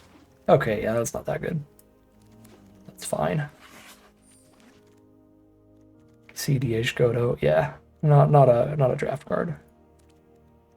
Pretty sick CDH card though. Well, my Kuja. Can't not take Choco Comet there. Blue-red duel helps us get a little towards this potential black splash. I think Light of Judgment's better than Stuck in Summer Sanctum. The Rama is also an option. Double Choco Comet. If you've learned anything from my drafts today, it's that the quick drafts are at just an absurdly high power level compared to what you get in player drafts. The bots just pass really strong cards quite often. I don't actually think this is a great Sketchings deck because we don't have a lot of Sahuagins to copy, but it's probably still worth speculating over Retrieve the Esper, regardless. Okay, Thunder Magic is incredible. Here's a Sabbatender, I guess. Oh, wait, no, there's the black duel. Try to get Kuja in. Now we take a filler Sabbatender. Mount Chuckbow's good. The removal's also good. I'm not super high on it right now. Yeah, I do need really cheap removal to go with the Sorceress's schemes. Sorceress. I do have double Choco Comet, though, for later removal. You know what? I think that's still probably fine. either of these looking really good. I'm gonna take the 4 mana spell. Elder. Elder insta-flips Kuja if we do splash him in. Alright, last back. Sleep Magic. Call the Mountain Chocobo or Warrior Sword. I'm not splashing in a double black card. Take Sleep Magic. Sahagin over Wyvern for this deck. Shantoto over anything. Combat Tutorial. Suplex now for the schemes. Another Dreams of Laguna.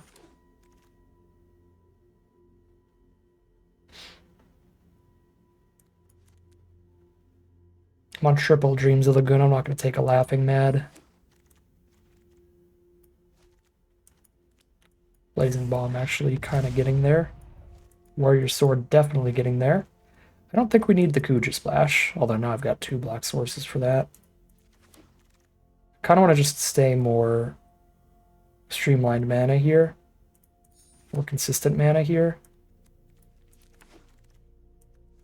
Not mess around with it.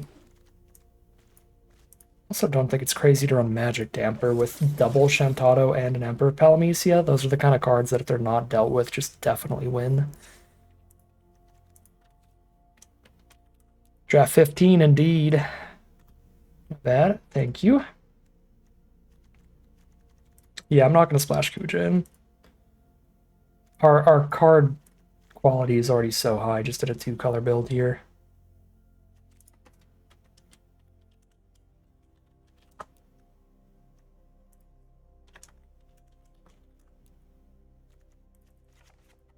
Three more cuts. Good lord, this deck is good.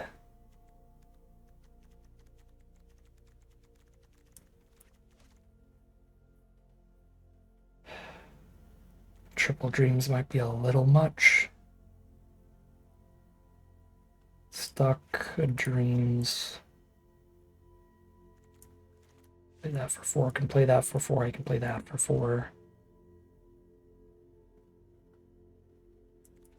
This Warrior Sword's not crazy in here. It's fine. Oh, my Mythic Elder. I almost didn't even see that. He is, yeah, for type. So if it's like, so type Noble. There's my 1 Noble. So if it's in the type line, it'll show up there. And O is for Oracle text is what it stands for. It's anything within the text box itself. So non-creature spell. If I say O non-creature, everything that says the word non-creature pops up. So job select cards, the fact that they make a token is in parentheses, so it's not technically in the text box. So if you want your job select cards to be in your creature curve, you have to say O semicolon job. So that, or O job, or O token.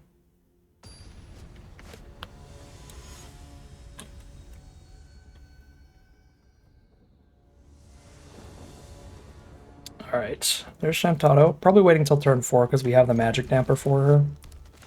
So just protect her with that. And we'll bomb the Ochu so that she can actually get through. Oh god. Wish I could bomb the Saw's Chocobo. That's going to be an issue. Oh god. Okay, that's a hand. Well, now I have double Shantado, so we just play 2 in a row instead of dampering the first one. We damper the second if they kill the first one.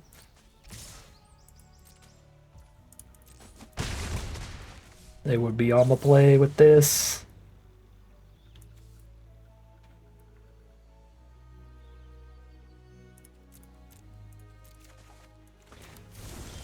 Kinda need stuff like that. Ice Magic the Chocobo back to their hand and get rid of all of its counters.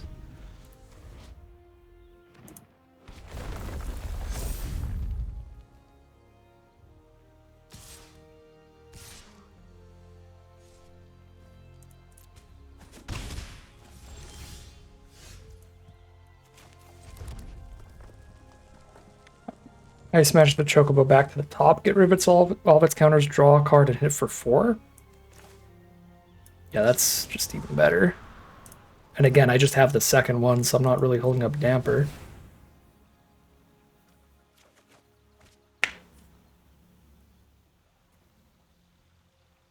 They probably have to put it on bottom, yeah, because it's just not a good draw at this point.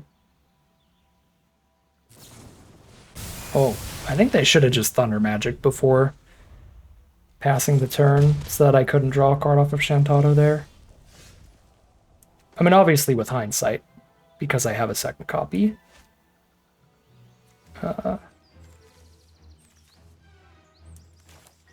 This is fine for me either way. But I would just play that.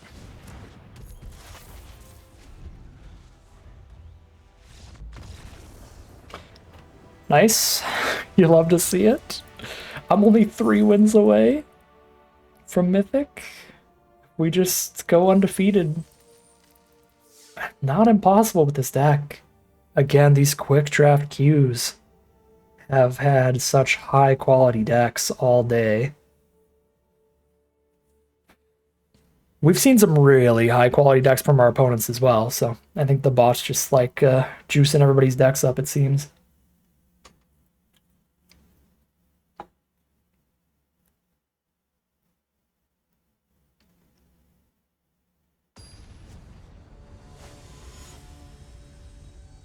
Man, it would be magical to just go on an undefeated streak into Mythic in the end here.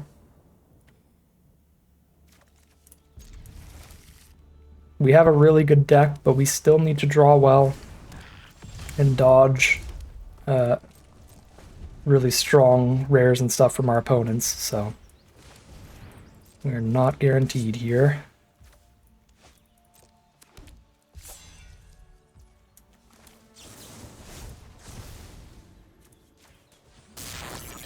What's the plan after? Sleep? Definitely sleep is the plan after this. I'm not gonna suplex because I can Choco Comet that for 1 pretty easily. No, I could Choco Comet an infantry instead. That feels better before it activates.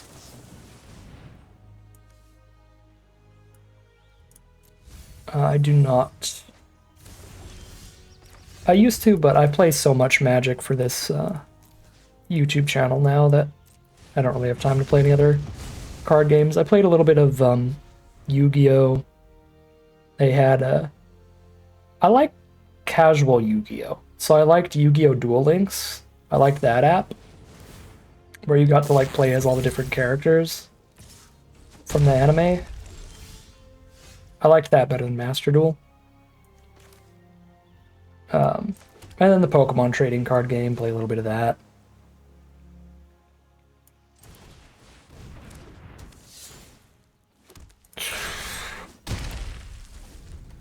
If somebody wanted to do something genuinely like unrepeatable, like you're the best Magic player period on Arena right now, and you have just intense stamina, Bronze to Mythic and Limited into Bronze to Mythic and Constructed all in one stream would be insane. But that would be 24 hours at the bare minimum.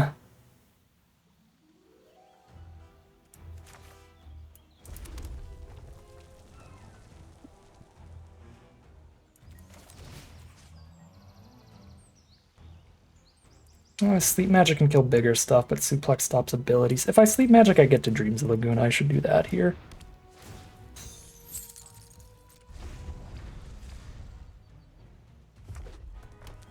Yeah, that was my problem with Master Duel. I had fun learning the game, but once you get into really competitive Yu-Gi-Oh!, the games are a real grind.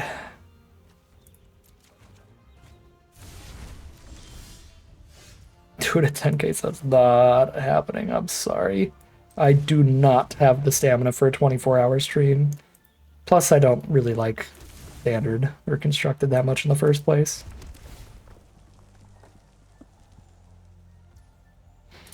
Yeah, this stream was inspired by the fact that Crokeyz did the same thing in one stream with mono red and standard a couple years ago.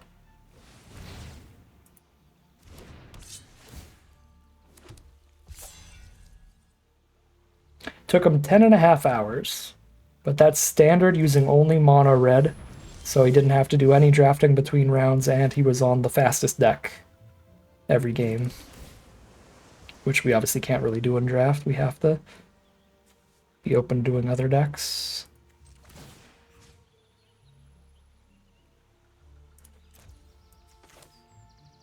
For 5, 6, 7, I can spend 5 and 2 to suplex. I can't play a Call the Mountain Choke on suplex here.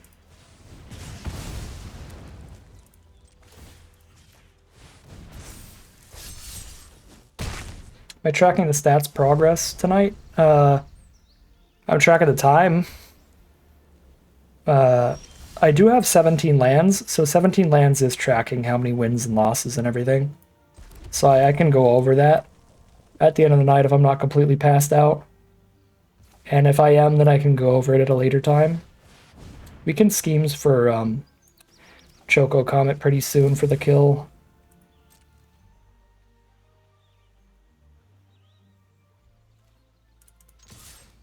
But they're honestly probably going to die without it. They're already at 7. I should maybe just schemes right then. Just to have it for next turn. Crystal's chosen? Yeah. See, that's where we get punished for not scheming right then.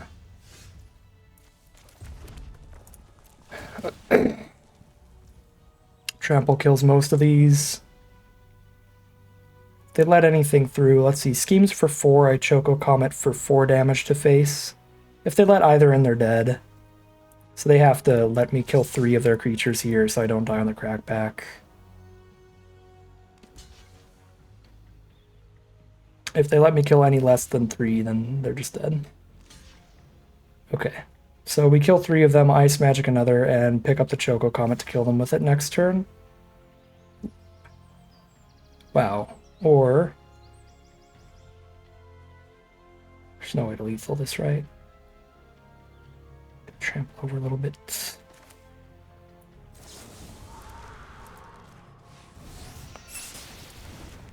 I can have a pretty gnarly turn, but not lethal.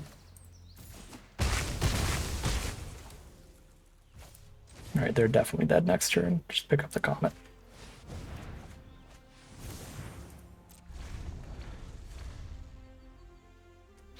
But yeah, 17 lands says exactly how many games we've won and lost, what colors each deck was, how many drafts it was, all that stuff.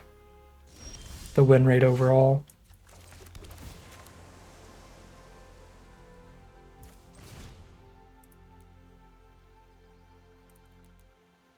Six, 7, 8, 9, 10. So I can do X equals 8. I'm not playing around a counterspell. I'm going to play around a gain 3. There is a gain 3 spell in white in this set. The Restoration Magic. But I think if you play it at the highest tier, it might gain more than 3 life. That might still save them. Moogle's Valor does not. Thank you, Choco Comet. That would have been really bad if we went for just attack for lethal. 2 wins away. 2 wins away. I keep looking at the literal chat box when I'm trying to talk to you instead of the camera. I'm bad at this.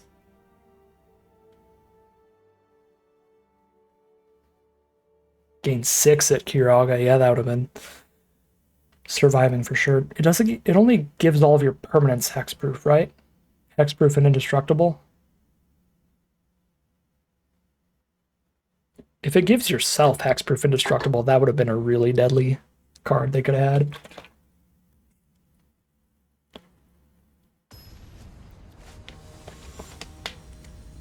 Mr. Bojangles.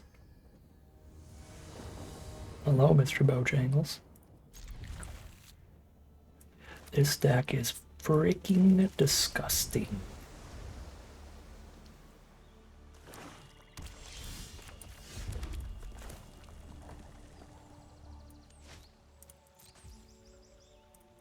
All in on Shinto.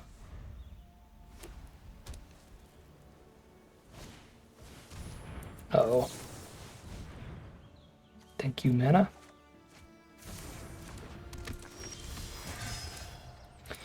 This is scary enough for me. I'm gonna go Sahagin and Sleep Magic for now.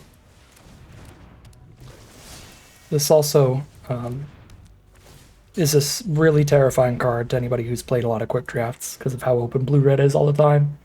So they are likely to spend removal on this, where Shintaro might stick around.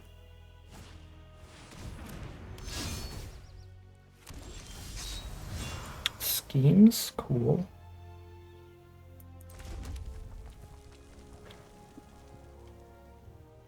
I guess if they block, I'll just play Dreams Laguna, but I highly doubt that's happening here. Yeah. Might as well get the sneak in for one.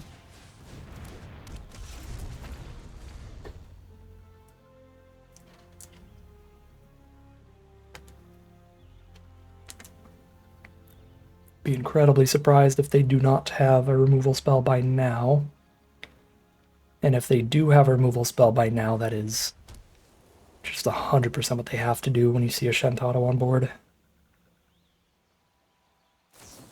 There it is. Stroke of Midnight is a good one for me, because I get to keep a 1/1. Don't think that card is super good, but sometimes you're just super low on removal. Land off the top. Shoot. I need that 5th mana to pay for the ward here. We're dreaming. Best MTG highlight? Arena or real life?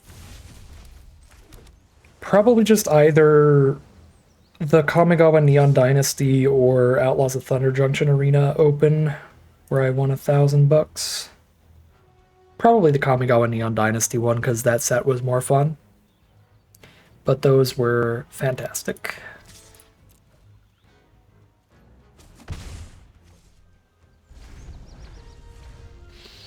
That would be my arena highlight, and then my IRL highlight would be MagicCon Vegas last year. Day 2'd the PTQ with a really bad sealed deck. I went 6-0 with a terrible sealed deck against a bunch of super competitive players.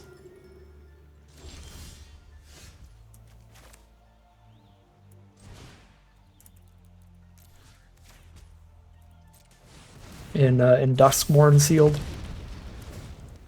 So that was pretty sick.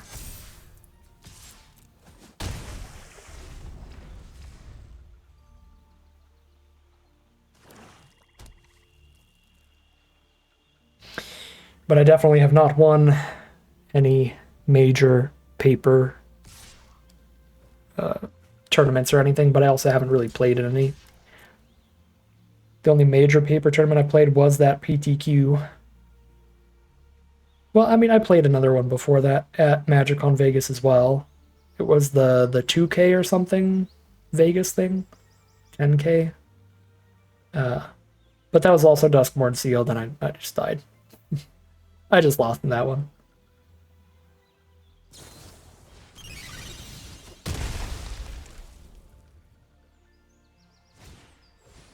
Second Judge Magister, alright.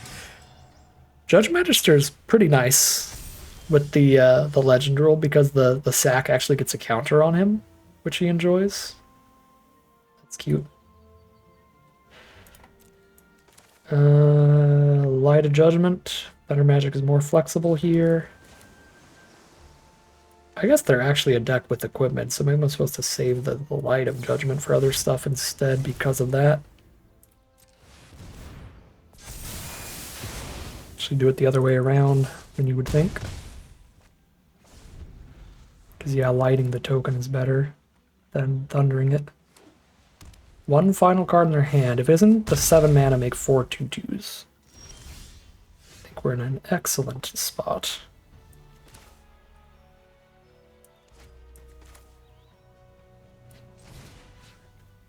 I do not need to spend removal on this 3/2 still. Yeah, they absolutely lose if they can't kill Sahagin. I'm at 14 life, I don't need to hold up blocks.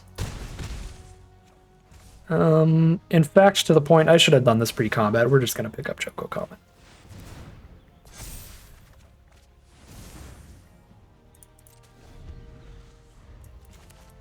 Yeah, schemes for lightning for one is very nice to have in the future as well. That's another good reason to have played lightning earlier, or thunder magic earlier.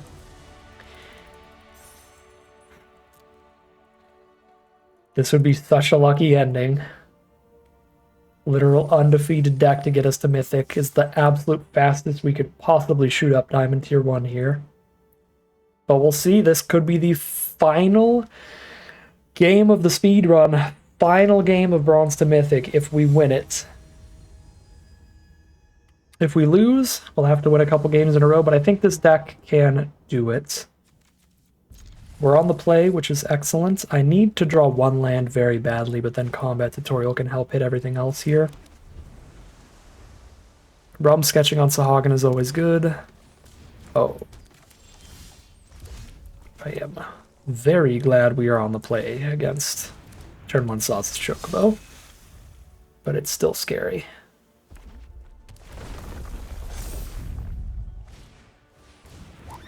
And then raise the Chocobo as well. All right. We are under pressure. There's land for turn, but I had to spend the turn on Dreams, which is not great.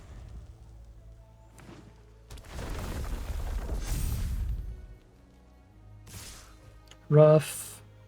Wandering Sahagin here, that'd be pretty bad. I think this is enough damage that even if they have Wanderings, it's almost mandatory to block regardless. Yeah. What are you gonna do? Water Curve.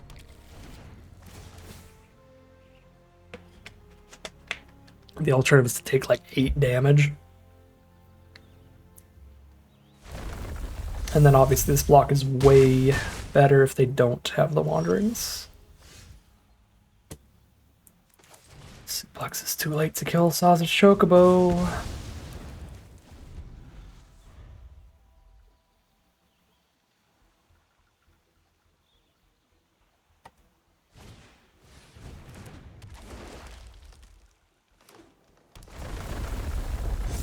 Good old turn 1 Sausage Chocobo.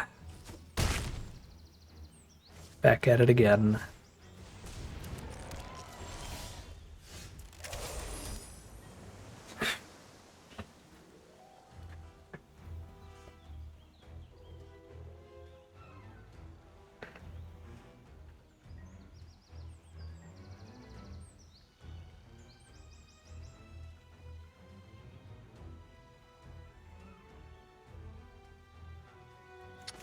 I need a Choco Comet.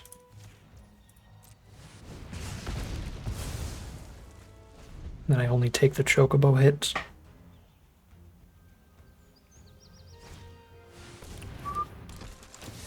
Ay, ay, ay.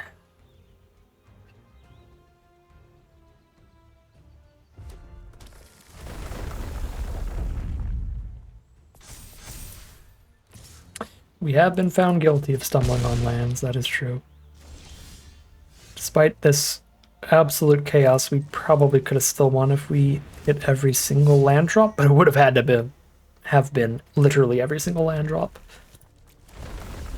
And we missed a few here. Yeah, I mean, if they just have land for turn, it's over already. They could just Eden back a land and kill us.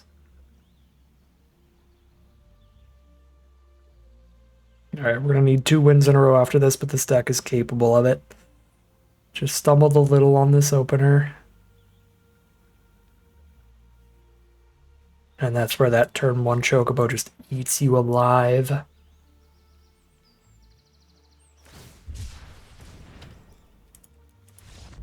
The Forest Cycle's lethal, so. Alright. Shame.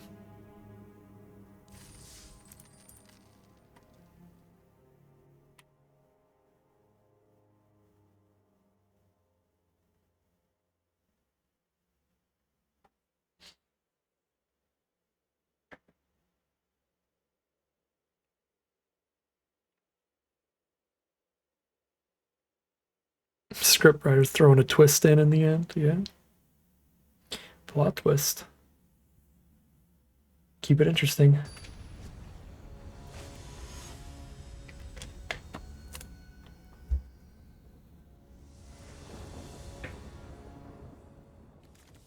Well, we have the opposite problem this time.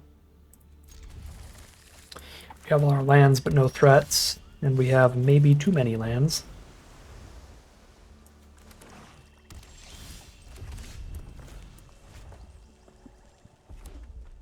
Playing against Rakdos. Lunatic Pandora. It's pretty bad against our deck. Happy to see that.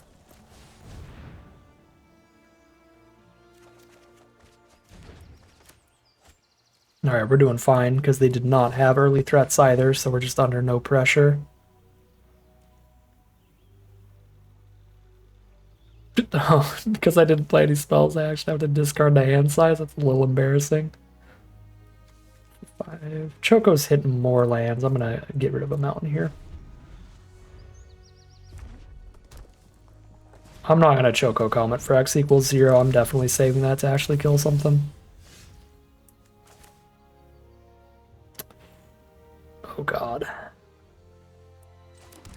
Kuja is gnarly. If I make my own, I at least get the Black Mage. And they have to spend removal on it.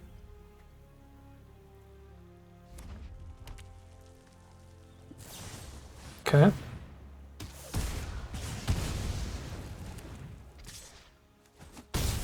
Emperor is a wizard, but they had their removal, so...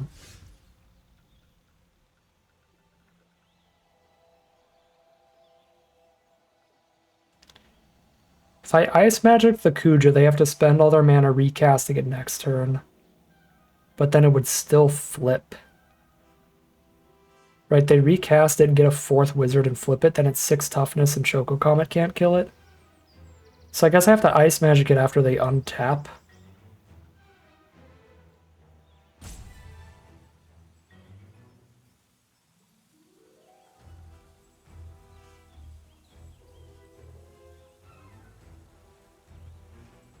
I don't really see any other way to do this.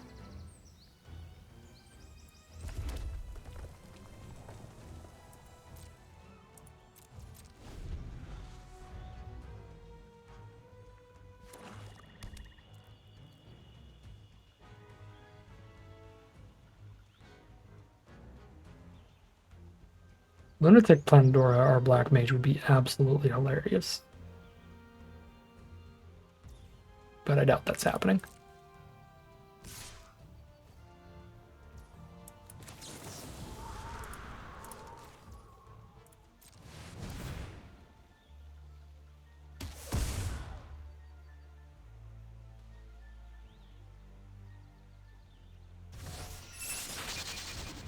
Kuja's back on top.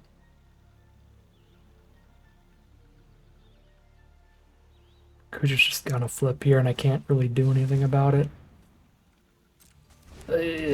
Marlboro is also very bad.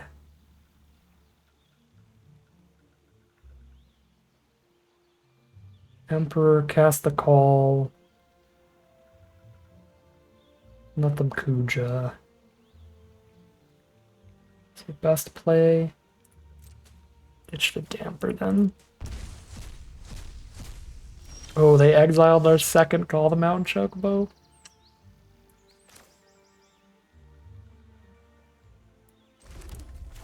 A tragedy.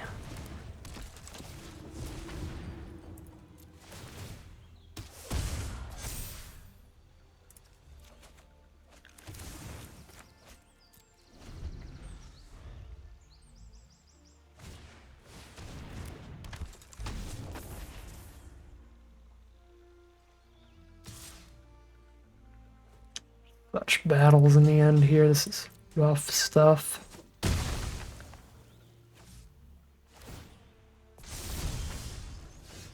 Flip Kuja's 6 toughness. I need... Oh, wait, Emperor will do it. That's true. It's the Emperor tap here. So we do that and then Sleep Magic in the future.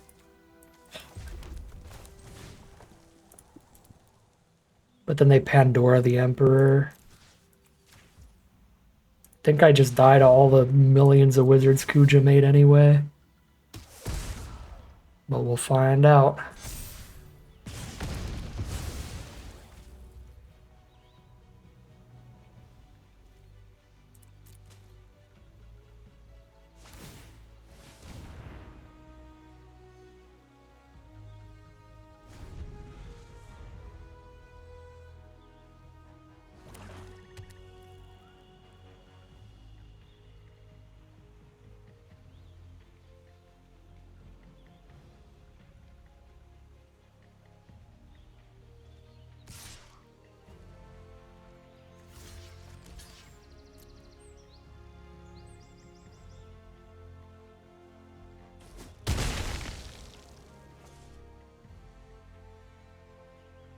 Yeah, Lunatic Pandora the Emperor.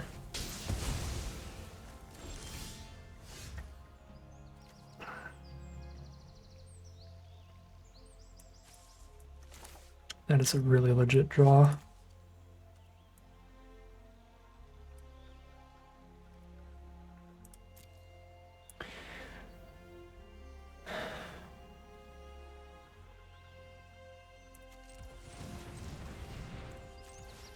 Just 1 mana for Sleep Magic. So you can call them out and Chocobo, kill one of the wizards here. Or sorry, Choco Comet, kill one of the wizards here. You can also Realm Sketch in Marlborough. That would also be pretty good.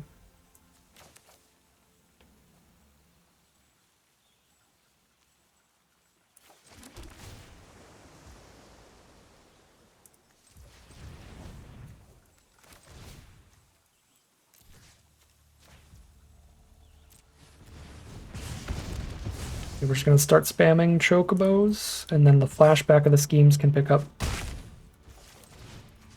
the Choco Comet. Do it again.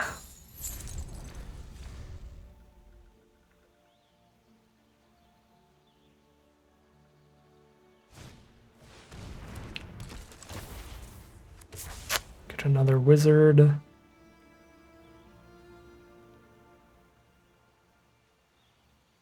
We are at 14. Oh my god, but 4 wizards? Good grief.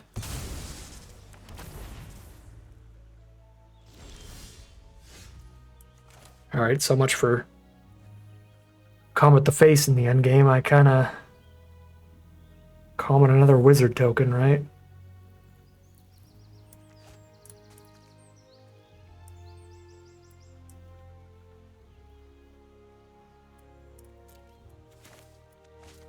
Schemes with 4 mana up. I could also Realm Sketching, get the Marlborough, get their last card in hand.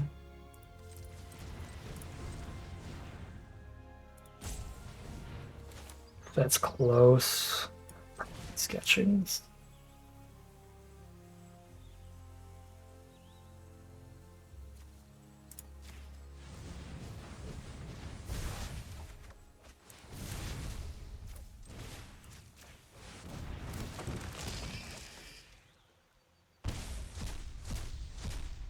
Got rid of a sword and 2 top decks.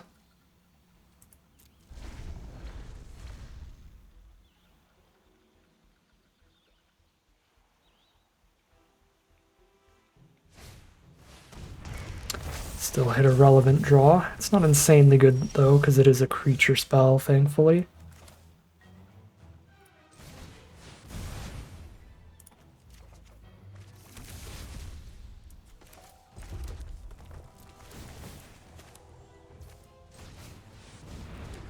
Only majorly need the 1 blocker up.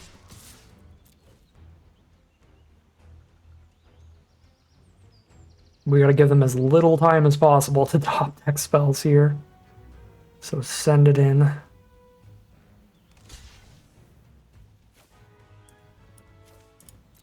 Stop their draw and discard.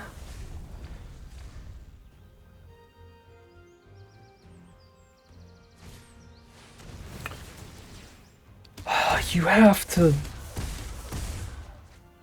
draw something bad at some point. Honestly. Nope.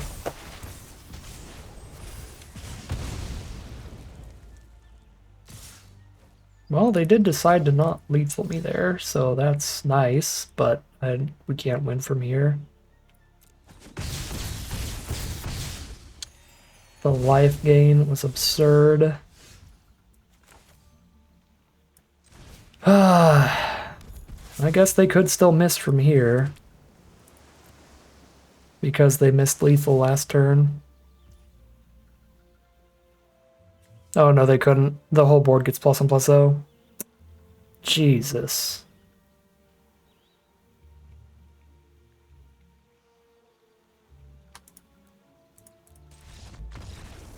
Well, now we need 3 wins in a row. But if any deck could do it.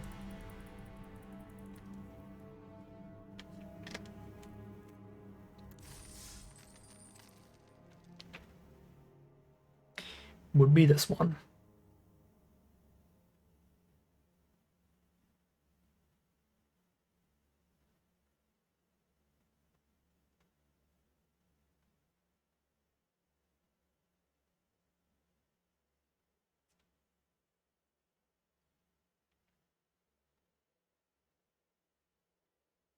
Double Shantado, double Choco Combat, Emperor Palmecia. We got Thunder Magic, Suplex, Ice Magic, Sahagin. We can get there with some better draws.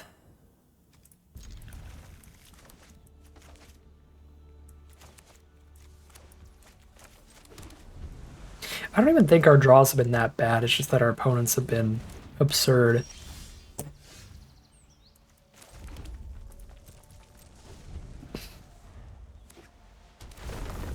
Second turn 1 Chocobo of this deck.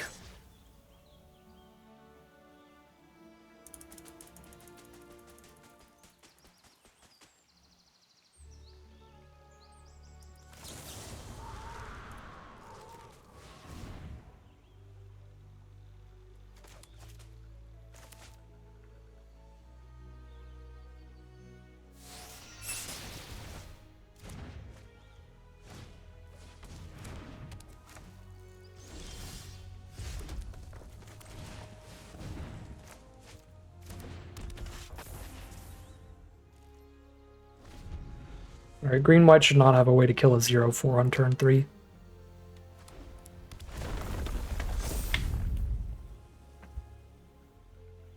Certainly not at common.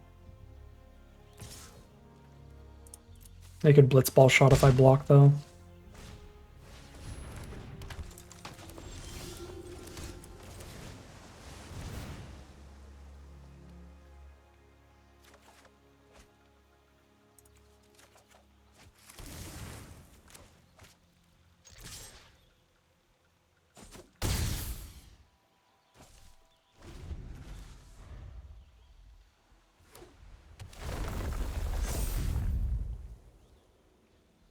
We're attacking there because I don't think we're blocking.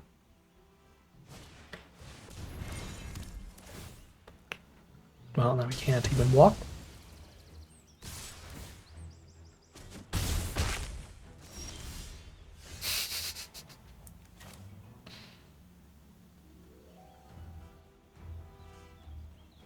Funny.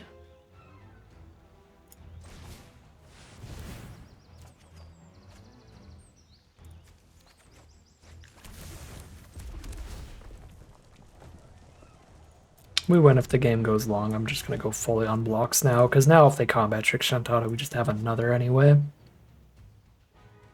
So let's just halt, grind this game down to a halt at this point.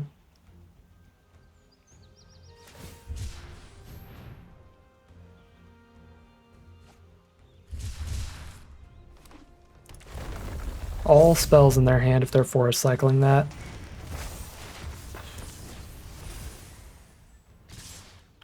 Plus soda all very good here. Wow, and it buffs the Garnet. You have to be kidding me. Oh my god.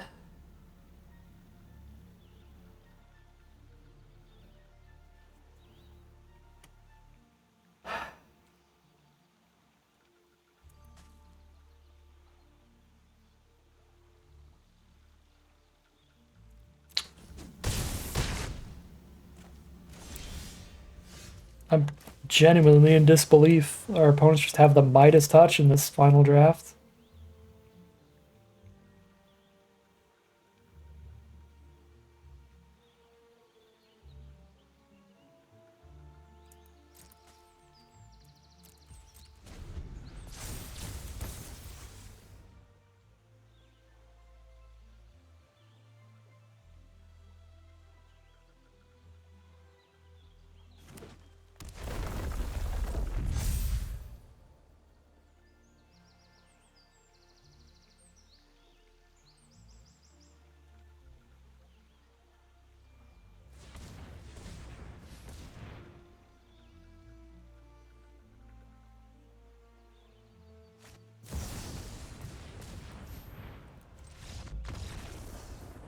This game was impossible to win however you play it. Flying, Vigilance, Double Strike.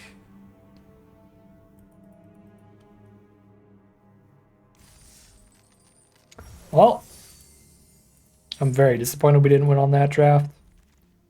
But we are still Diamond Tier 1. That is far from the end of the world. Pixie, Intervention, or Schemes are all really good here. Take Pixie. Foresight is fantastic. Town Greeter is also quite reasonable.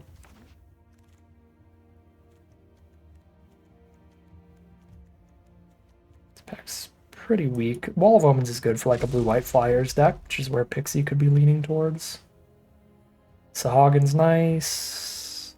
Even in blue-white, you have cards like Orisight that can trigger the Sahagin. I'm going to take that over Arrow Unit or Crystal's Chosen. I don't like Veto very much. I would honestly take Flan over it. I think it's just narrow. Another Sahagin. Also Hektai is there in black. Scorpion Sentinel if we get a bunch of cards that care about artifacts. Aerith Rescue Mission triggers Sahagin. There's that Schemes on the wheel as always. Retrieve the Esper for the Sahagins. Rescue Mission for the Sahagins. Just go back to our warm and comfortable Sahagin deck for the millionth draft. This is probably bad. It's a lot of mana. Very slow. Quistis is normally really strong. Quistis is not very good in blue-white because you just don't have the cheap instant sorceries to recast with her that often. Take her if she wheels, but I actually just think Paladin's Arms is better here. I'm not married to white. It's really just Orisight that gets me towards white and Schemes towards red. So if I take Quistis and push towards red, that's also a reasonable place to go here. Oh, I do have Wall of Omens in white as well. I guess I do have two really nice white cards. I take Paladin's Arms. Okay, and that turns this into a good cat deck. If we're blue-white with a bunch of artifacts. Although Restoration Magic's probably a higher pick. Definitely not Stroke of Midnight. Maybe Retrieve. Take Restoration. Yeah, still get plenty of cats. Another Pixie, though, for a more efficient card. Now a Shiva or an Ice Magic. Pretty good. Go Shiva. 2 Ilmeg Pixie for turn 3 Matoya. Let's do it. There's Retrieve the Esper or Splash In, Intervention, or Overkill. Those are so late. Pick 6. I do not like splashing for this kind of deck, though. So that's a bit of a bummer. Syncopate's great. Another Retrieve the Esper's solid. Alright, very reasonable deck moving into pack 3. Swallowed by Leviathan is a good counterspell that also triggers Matoya, which is very funny. Retrieve and White Mage's Staff both also quite good cards, but we'll take Swallowed. I need more interaction more than anything. Again, I think I just take the combat trick here because I just need more spells, not creatures at this point. 3 Ilmeg Pixie for the Matoya combo. Watch me somehow still only draw Matoya when I have no pixies on board. Let's do it. Weapons vendor. I actually only have 1 equipment if I draft vendor.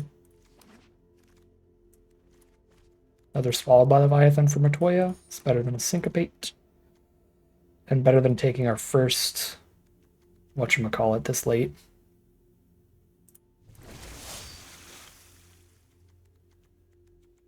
Thing that really wants duplicates. Tempo them out and syncopate everything. Goodbye, Flam. That's the plan.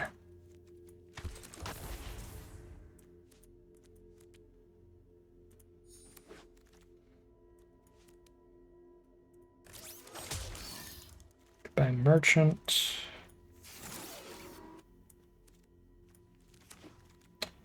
One more cut.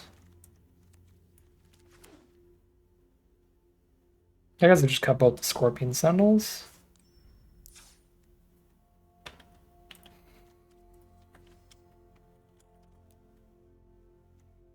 Still 7 2-drops. Yeah. They help the cat.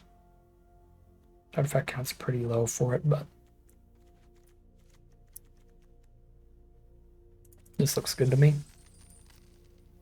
All right, we are Diamond Tier 1 with no pips now, so we need to win 5 more games. If we lose, we have to trophy run. Gotta get a trophy run if we want to get to Mythic in this draft. This is another very reasonable deck that I think is capable of it.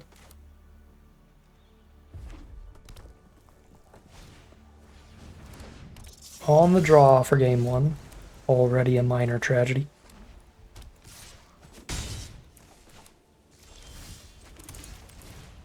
Here comes that cheap removal, but I gotta try to get the Matoya thing going if they don't have it. Okay, they didn't have it at instant speed at least. It's already a start.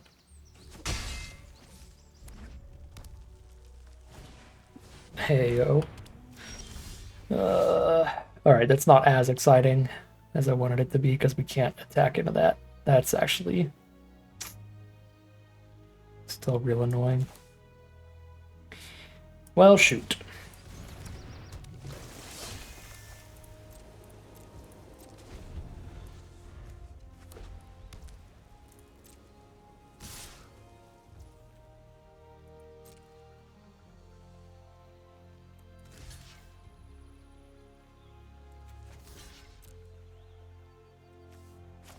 Probably shouldn't have done this because if they have an instant, it's really bad for me. Although maybe I'm actually just supposed to take this trade. I only respond if they try to do something. Okay, luckily they just tried to do something first, so that makes it really easy. Just do this. Yeah, I think that block was actually reasonable, but if they don't do anything, then I need to also not do anything, so they can't use their trick in response to mine to win.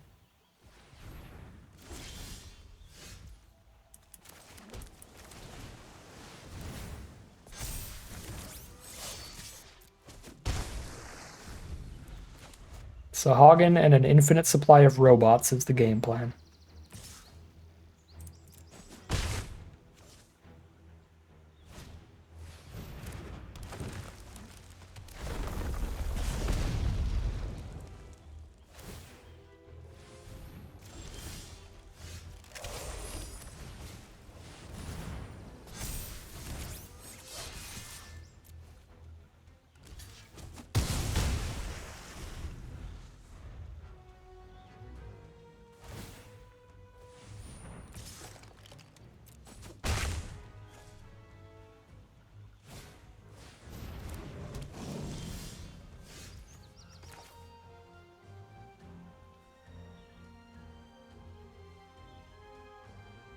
I have attacks without activating Retrieve the Esper this turn.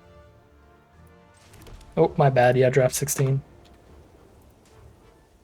I kind of want to go Paladin's Arm so I could get that on Pixie. That's probably wrong. Let's just get a 5/5.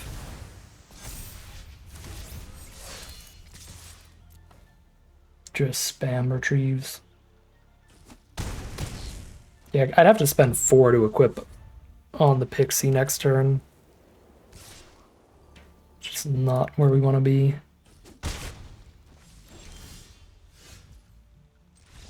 Alright, concession from our opponent regardless. Oh, I wasn't at the bottom? Okay, okay. We didn't bottom out Diamond Tier 1 here. We're at Tier 1.2, only 3 wins away.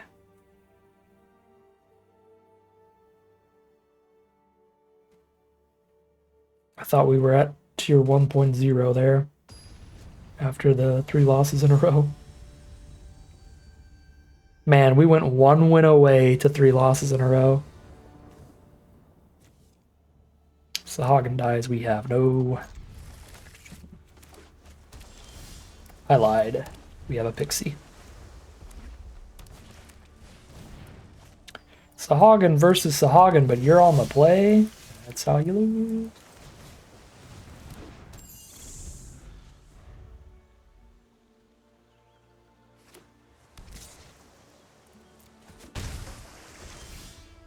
Oh my god, find some planes, please, friend.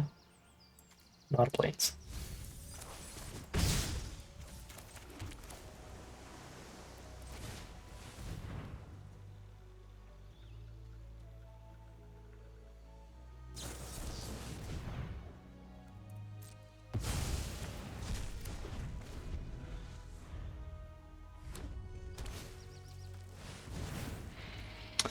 Retrieve the Esper Sahagin nonsense has begun.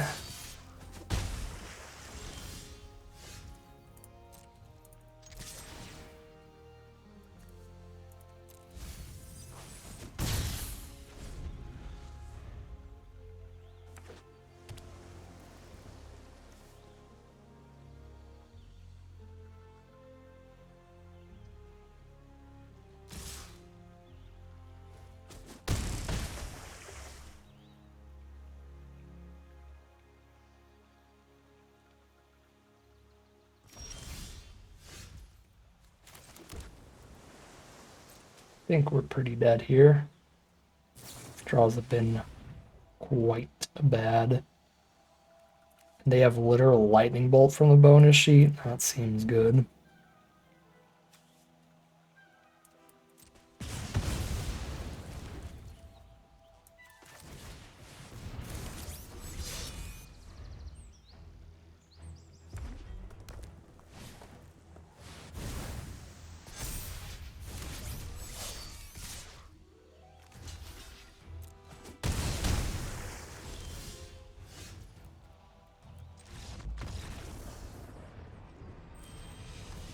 Daubers. I guess I was literally 1 damage from dead on board. So that's not the right word.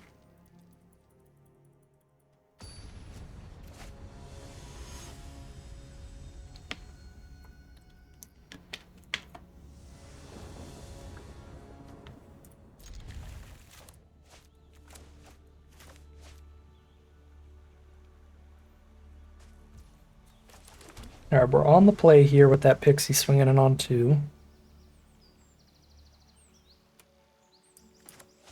Plenty of other threats to cast alongside it. Counterspell and a combat trick for interaction. First draw is land 3, beautiful draw. Treachery Pixie is a-okay. Still get the curve out on our opponent here. Could lead with the cat here. Reasonable. I don't want to play the 3-2, so if they don't play a blocker, we get more damage in more quickly.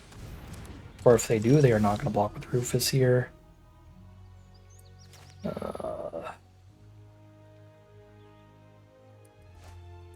Yeah, I can't really afford to just hold this up on blocks. Because if they have any instant, they're just going to ruin that as a play.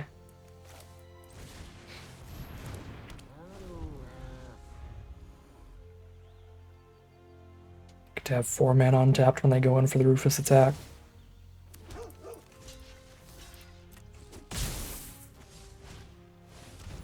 Play their own cat. Cute.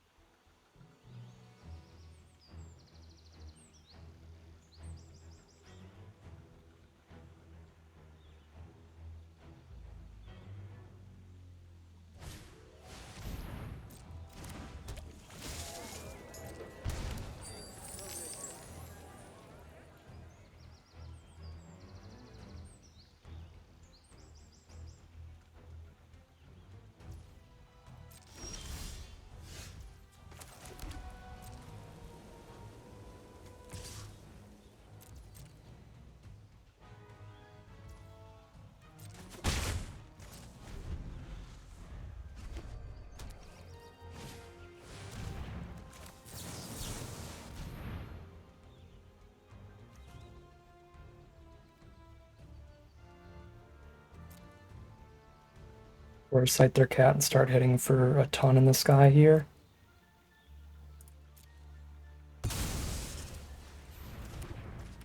Oh, what? Oh my god, dude.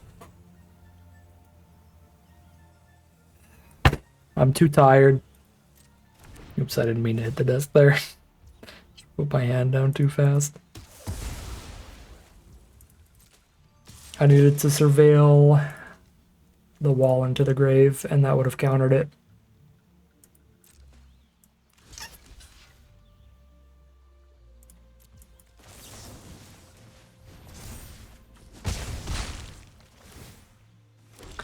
Well, that just took a super guaranteed winning game and made it anybody's game in a very bad way.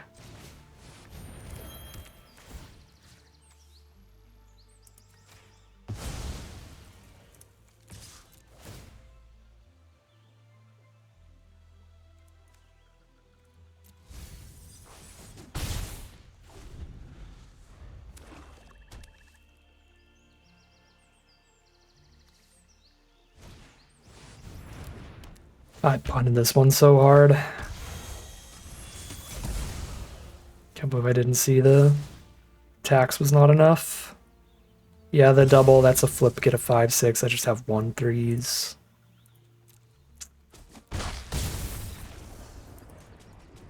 Gotta move on for speed. Might take another couple turns to lose, but it's definitely a loss now.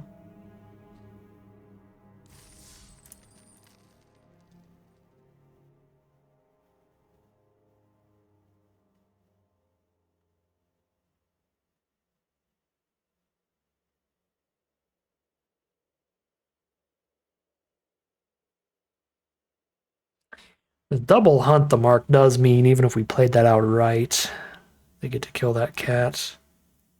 But our board would have been much more in favor.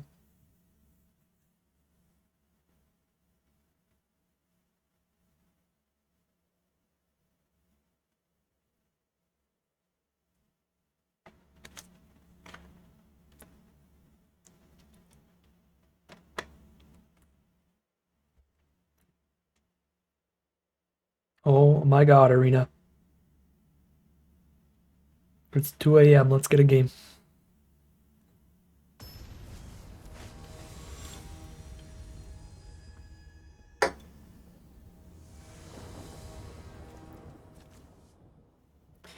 I'm the king of the monocolored hands. With the double white spell too. I just can't keep it.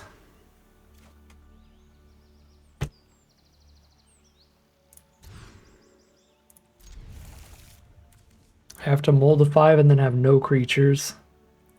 Awesome.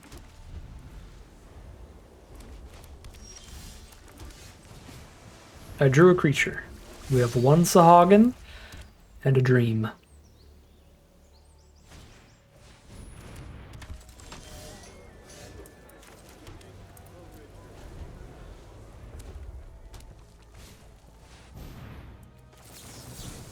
Need to mill at least 1 card here.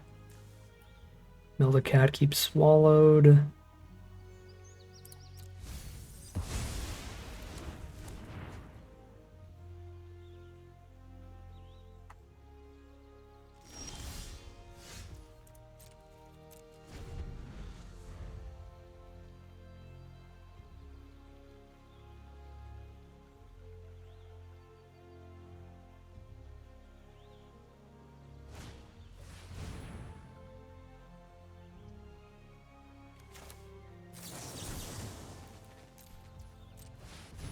Bad enough for me with the menace.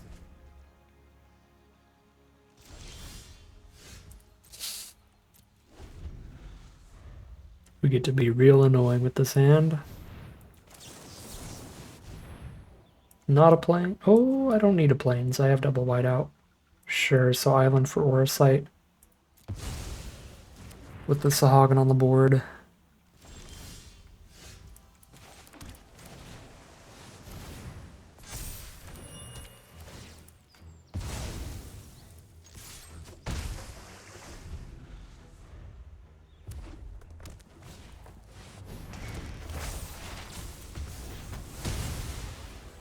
long as they didn't kill Sahag in that turn, the Syncopate was going to be really good in the future.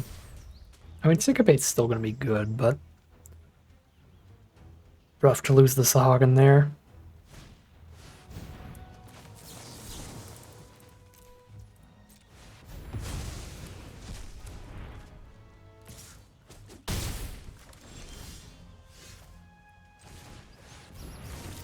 Have a good night, Joshua.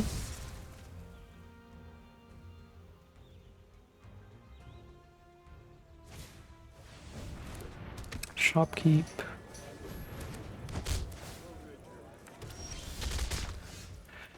We have a chance of winning on this Mold of 5, which I never would have imagined.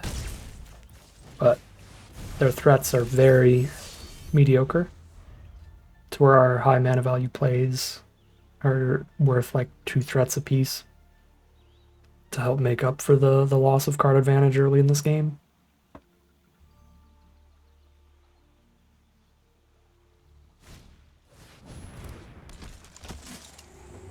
Ash is the first card in a while I am remotely scared of, so we'll have to just stun her.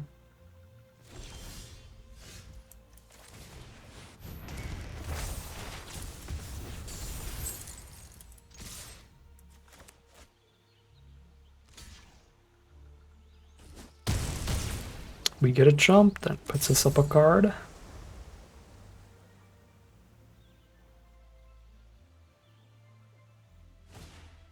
Blazing Bomb, sure. Ifrit, sure.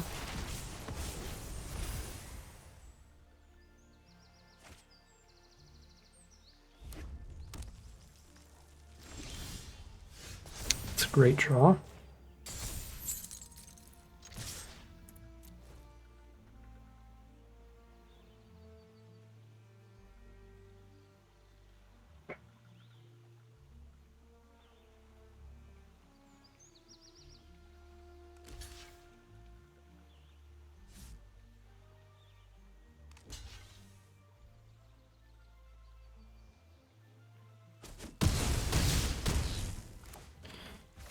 Go to 3 here.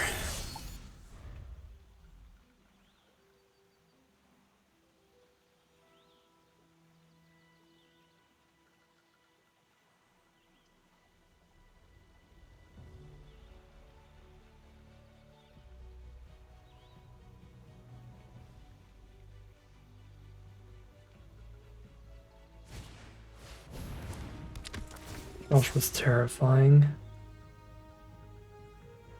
Gains them 1,000,000 life off the flip. And their last card in hand is also relevant. They choose not to discard here. It's pretty sketchy. Are they dead if I no, if I Shiva Joshua, then they just block the other 2, they're fine.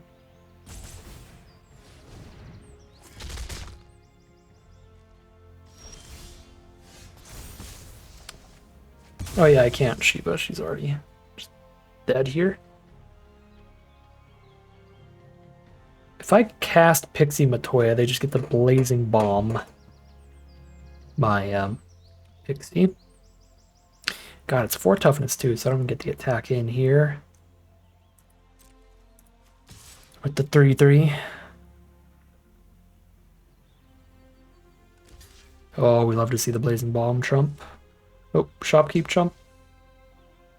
Fair enough. I guess they could just flip the Joshua if I played the Pixie anyway.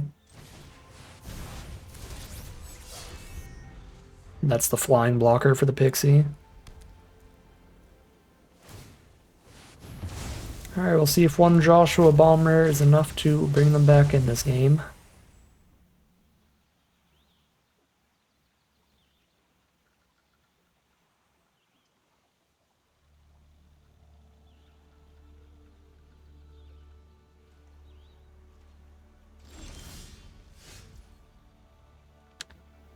Maybe.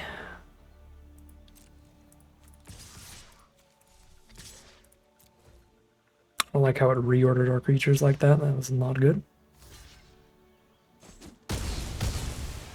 Yeah, they're going to gain so much life here. It's not even funny. But They need another creature still, because this is a lot of power on the board.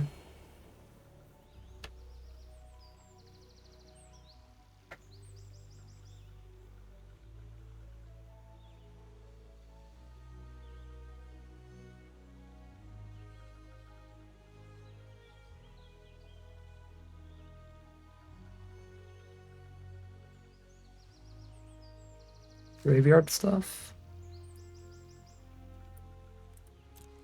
Graveyard stuff could they have? Oh, Chapter 3, The Flames of Rebirth. We do kind of have to lethal them next turn if it's over. Or it's over.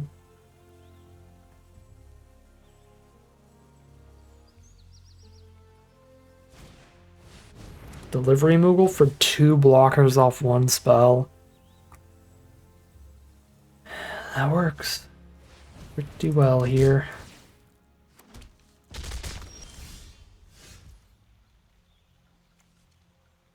Good morning. Eat this, they're at 11. Trade, chump, they're at 11 minus 5. I do draw the card just for declaring the attack. Just reanimate the whole dang board next turn. They get a Furion and an Ash. Or Furion Bomb Shopkeep.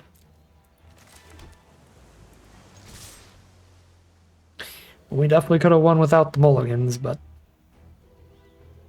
it really feels like we're like 1 card from lethal because they were at like 2 life or something before this Joshua, or without this Joshua.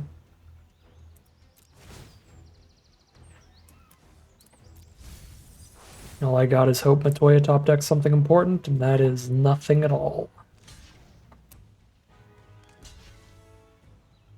So Joshua wins it.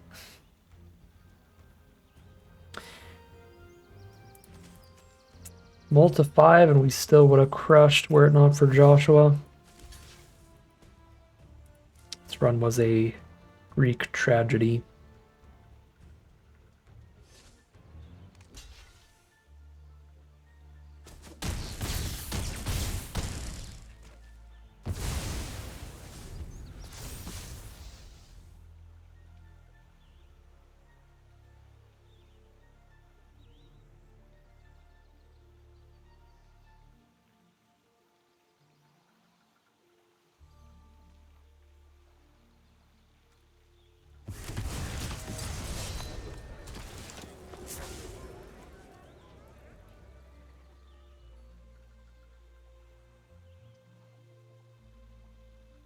I believe I have outs here, do I? Looking through the deck. Nope.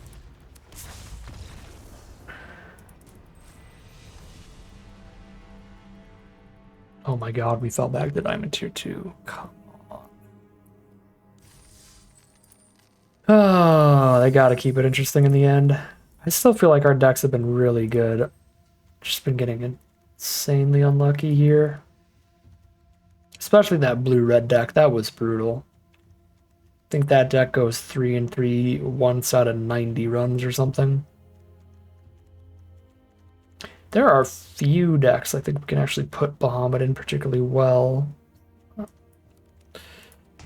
Tempted to actually just take like Horrorsight or something, but the green ramp decks are the best place for the Bahamut, so Vanille is very reasonable here, although Intervention is incredible.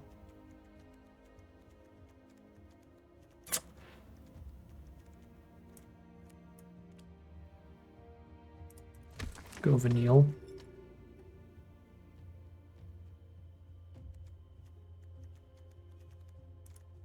Golgari, ramp and reanimator stuff here. Circle power for draw 2. Or Omega for the green ramp. Cactuar is not a good card. Take Circle of Power. T-Rexar, Reach the Horizon, actually Reach the Horizon for a Bahamut deck. Probably big. Torgal, that's more ramp. Great efficient ramp out of the green. Malbro, Swamp Cycles, make sure that we hit our land drops, but it's also like a 6-drop to ramp up towards, so I like that. Even in ramp, I'm not the most impressed with the Gubu. Jumbo is a funny card. Like the Diorat treasures. Kinnan would be really funny with Torgal, but just really awkward mana early.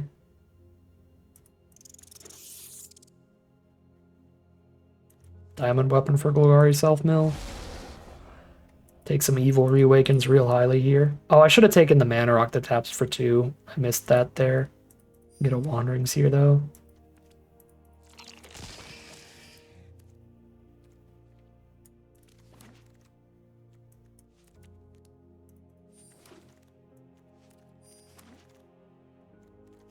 Cecil or Esper Origins? Esper Origins is actually just better. It's also a lot more synergistic in Golgari. Another Torgal. Never want to draw the 2 together, but ramp is great. Behemoth to ramp into, or cornered by Black Mages for a little interaction. I think Black Mages is narrow enough in this kind of deck, because I really don't care about the Wizard token at all, so I pass up on that. Reinforcements or Gardener. Take Reinforcements and pray we find the Evil Reawakened for this deck. I guess we just run a fight on in case we mill our good stuff right now. Rat and Ochu are both good, as is the green-black duel. I've got a lot of good 2-drops now, though, so it would be the 1-drop here. I'll take that Ochu. Chocobo Kick, Town Greeter, though, very premium. Another Shinra Reinforcements. We got like all the mill. And 1 fight on and 1 Vanille for Graveyard Recursion.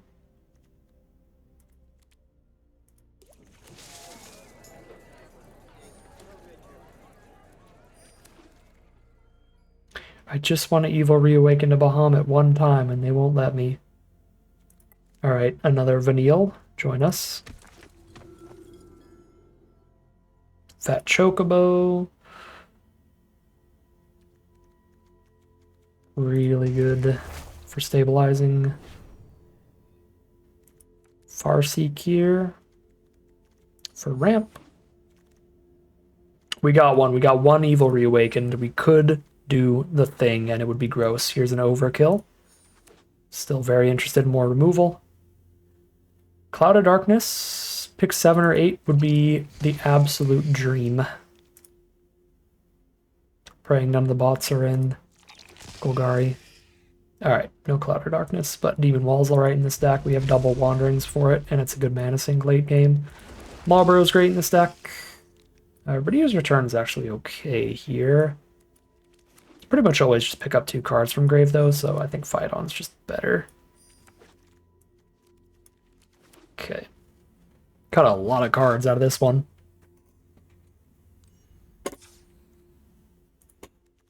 $11 cards to cut.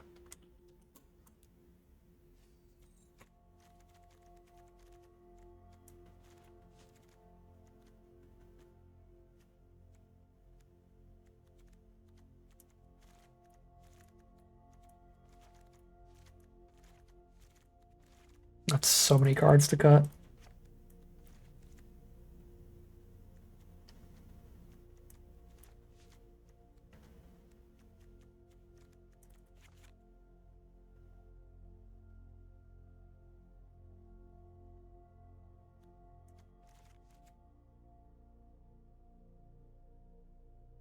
I feel like I have so many finishers, I don't really need Fight On.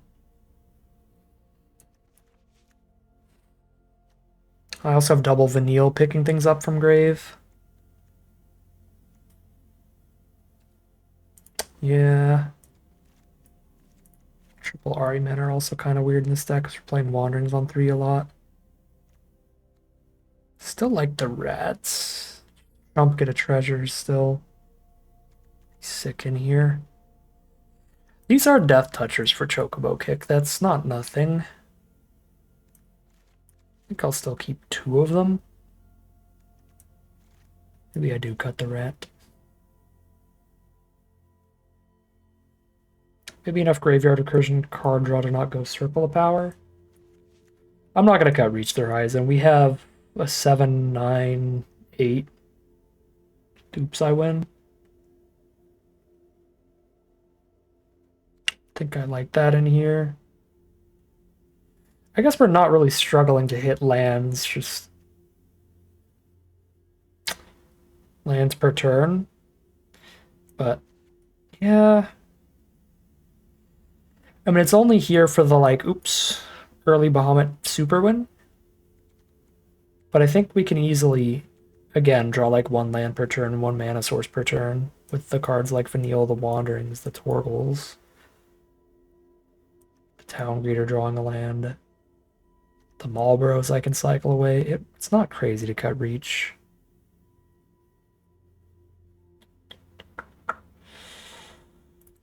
Yeah. Okay.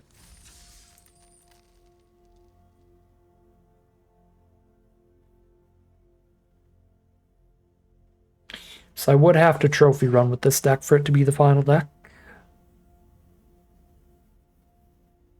Because we are now in Diamond Tier 2. We really want to win the first game. That is the most important game of this draft. So that we can get into the next tier and have that rank loss protection. 7 and 2, I believe, does get us there.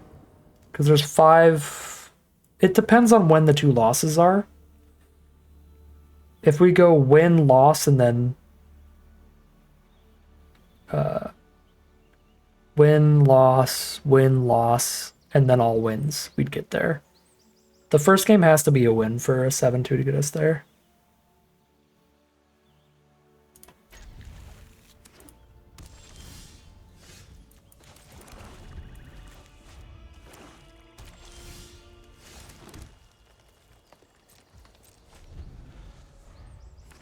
We are still going. Elder.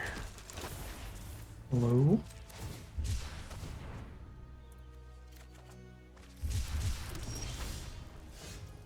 Vanille coming up, nice. Got a 3-4-5 curve now.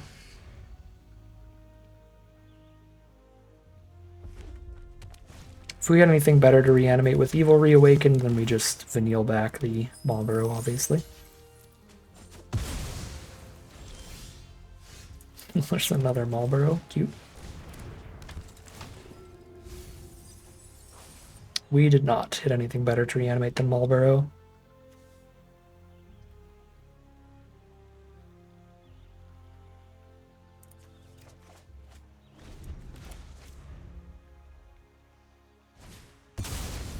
Hunt the Mark Vanille? They are going for it. That must be a lot of removal in their hand, I guess.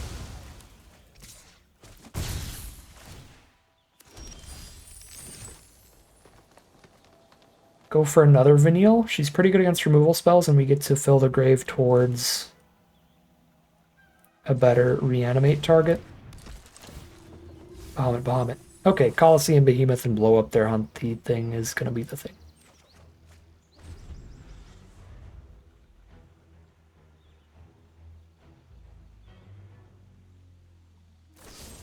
Yeah, that's so good for us. Because I can just Vanille back that Vanille now.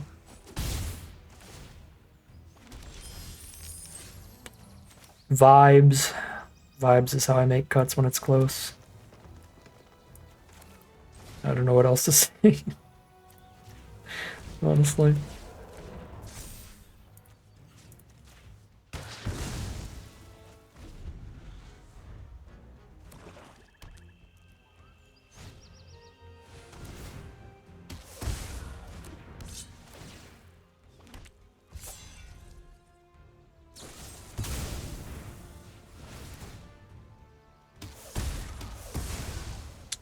Double Vanille is going so ham this game, it's ridiculous. Because now I'm just going to Vanille back this Behemoth, and they're just having a miserable time.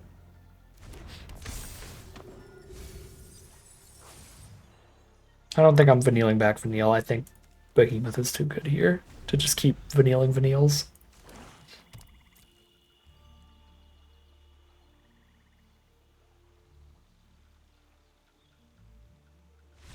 We're so far ahead in cards. Oh my god. We were playing against Grixis and we ended up way ahead in cards. Alright. We're Diamond Tier 1. Again. But we've got that loss of breathing room without getting knocked out of Tier 1 here. So that's good.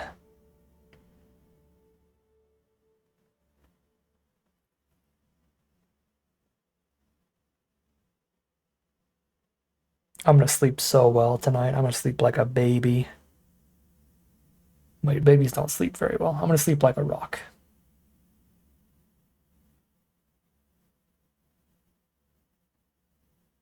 There's 16 hours of magic.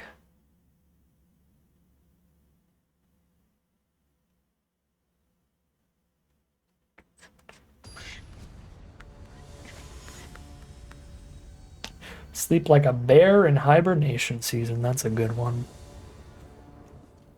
We don't want that in the hand. We want to mill that with Vanille. Tragedy. This is still a really good hand. If I mulled the 6 and kept these 6 cards, I would be a big fan. So we keep. Playing against Boros, they're on the play. Sketchy, but they don't have a 2-drop. So, don't have to worry about that early aggro.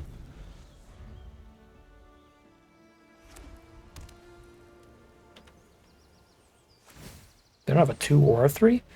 They could just be Boros waiting for the turn 6 dude at this point. This hand doesn't really care about ramping to 5, it cares about ramping to 9, so I don't need to Wanderings till much later. I'll play to the board for now, because I can just go 2, 3, 4 curve Wanderings on turn 5. Now I care a little bit more about ramping a little bit earlier.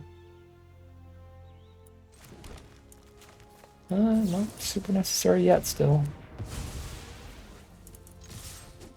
Barrett had negative 9,995.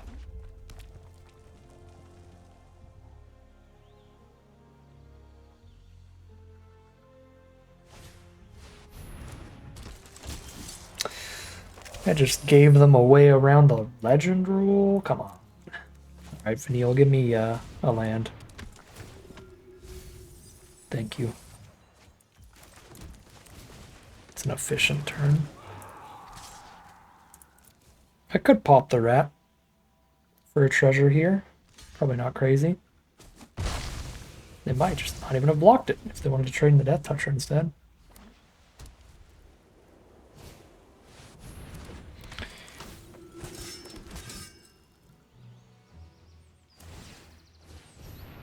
Oh, Dion. You are a ridiculously stupid card. They're all in the sky, so I have no blocks anyway.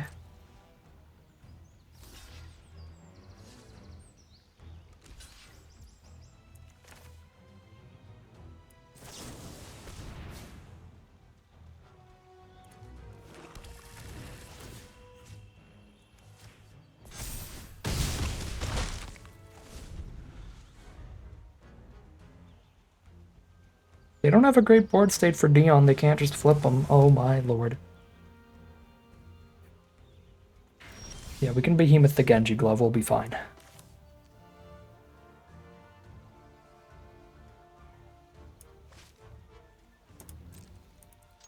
Pop my rat, please. They say no. Okay. Well.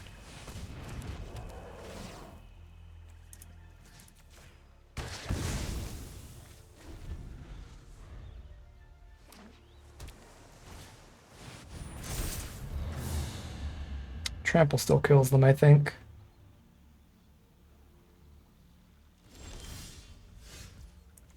Definitely with a Chocobo kick.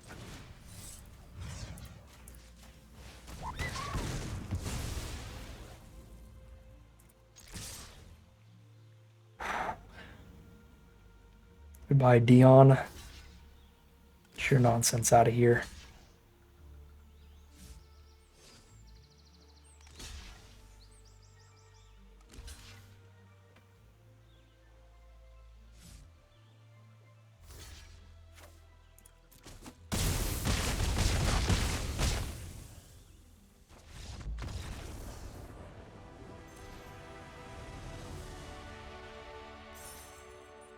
I'm in tier 1.1.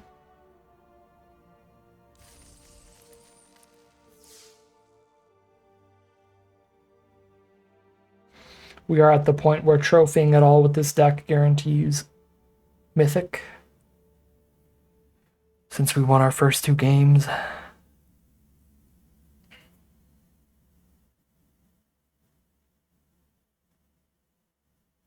Four more years? God, no. Just keep going 3-3. That would be miserable. No plays till turn 4, we have to mulligan. Slightly faster, but it's not great.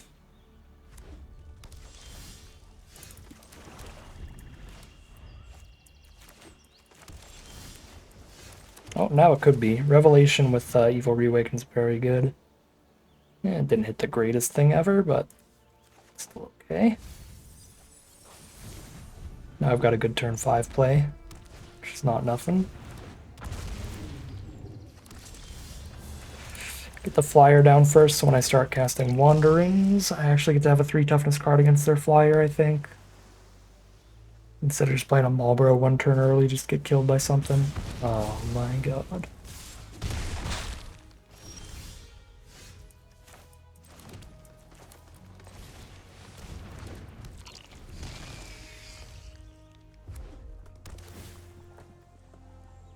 This is like our 3-3 deck if it actually drew well.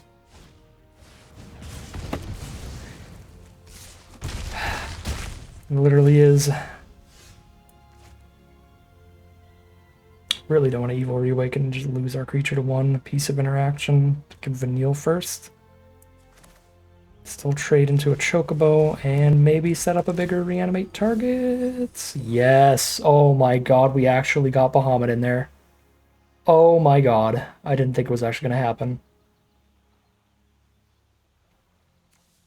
Okay, well, we're just spending 5 and picking up Bahamut next turn then.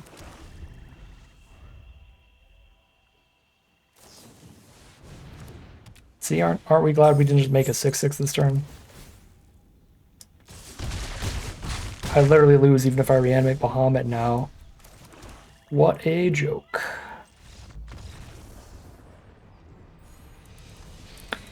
Double Choco Comet openers can do that to you.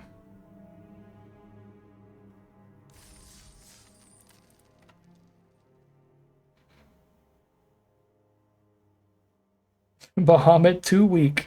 Bahamut an actual joke.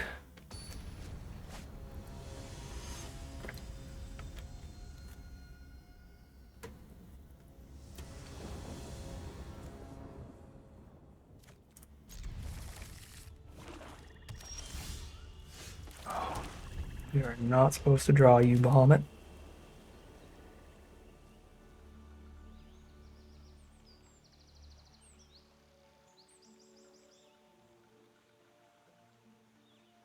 Arden does still kind of win there. Arden's really, really stupid.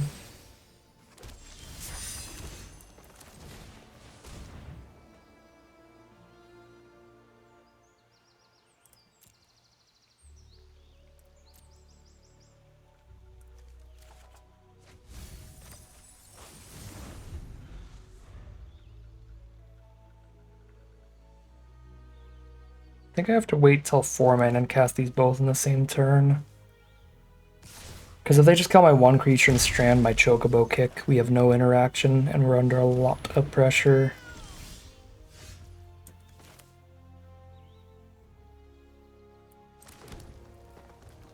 I was just gonna have a stupid big flyer though. It's like if they just play an equipment this turn. God, this sucks either way.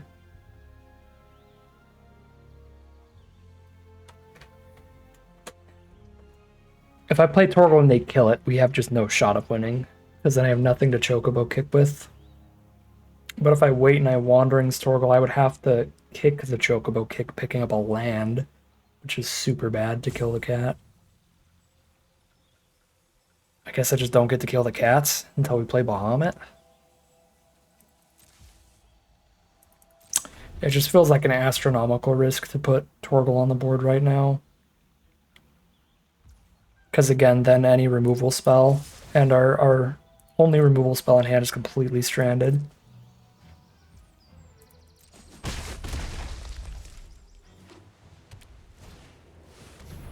Oh, come on. 2, 3, 4 curve out into checked.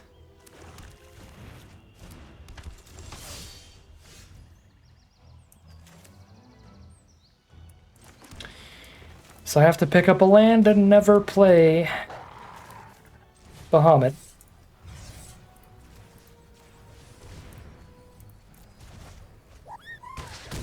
Because checked is completely unbeatable if he flips.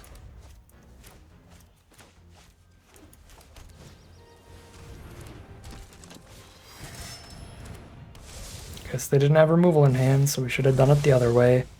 But if we did it the other way, with the way the games have been going, they would have had removal. Instead of Ject, or the judge.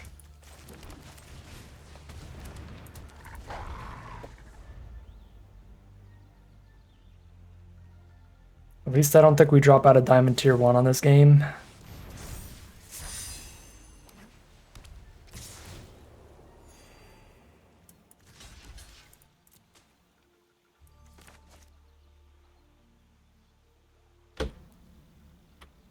Do I have outs? 7 go to 5? No, I don't.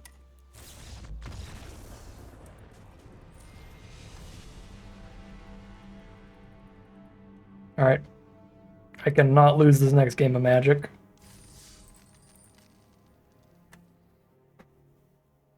Dropping out of Diamond Tier 1 again would be devastating.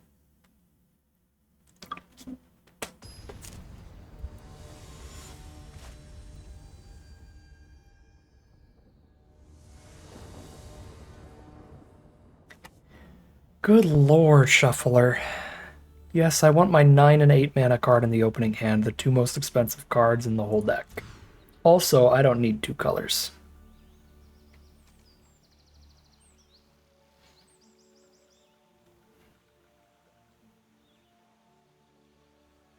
If I mulligan to 5, I would keep Swamp, Forest, Ochu, Torgal, so this is our 5-card Swamp, Forest, Ochu, Torgal hand.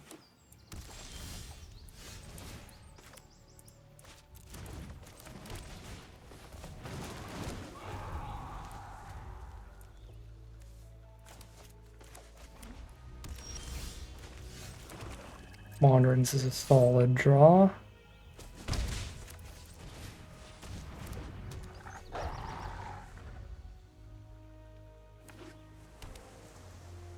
Esper from our opponent, catch a fish. That's the play.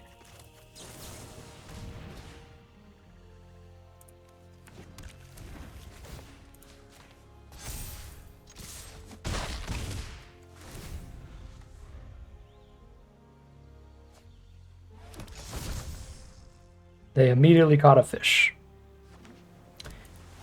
Pretty great luck. And then they have Lionheart for Torgal. Vanille for Torgal here. Good draw. So we get to play to the board and then still be playing more threats. Although Behemoth. 5 mana this turn. I'm 2 turns away from playing Behemoth.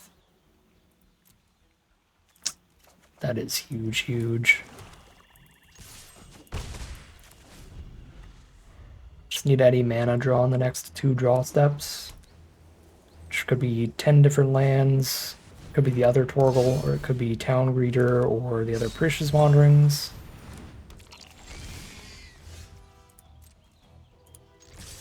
At 13 here, we jam. It's a trade with Vanille that is fantastic. Let's go.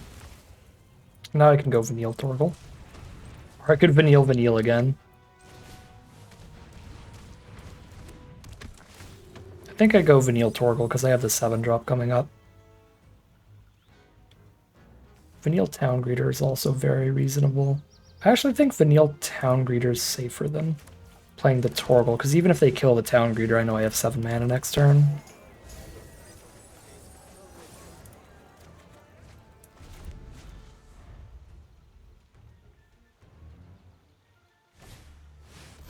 Draw 4, play no threats. There's the 8th mana towards Bahamut. Cool. I think I don't care about their equipment enough to not just draw the card here.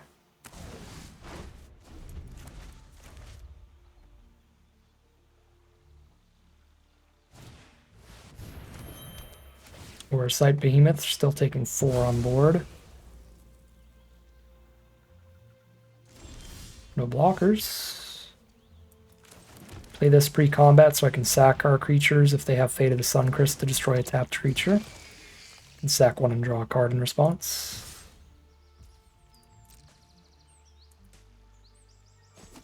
Alright, they're probably just eating the food then.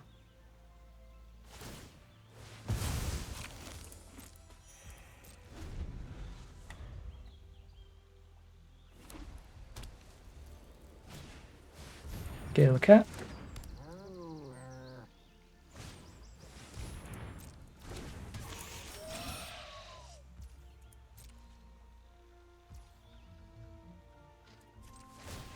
We're really in the market for land 9, so I'm going to draw towards it, sacking the 1/1. The 1/1 doesn't get any attacks in any way. Beautiful.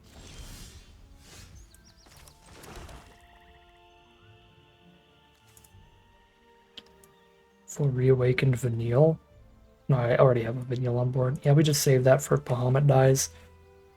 They have Syncopate on Bahamut. That's absolutely tragic. So is it better to just Chocobo kick the cat? Attack both? No, I'm just going to play this.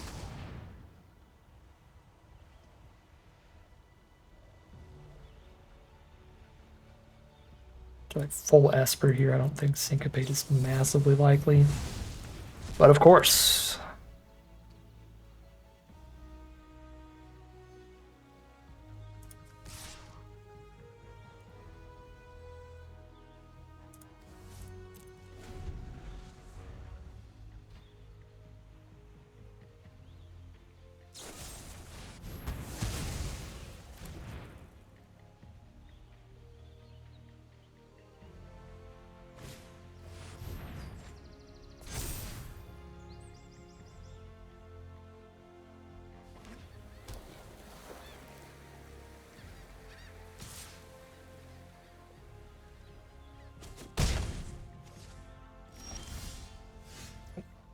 When 8/8 is good. I would say that's a reasonable stat line.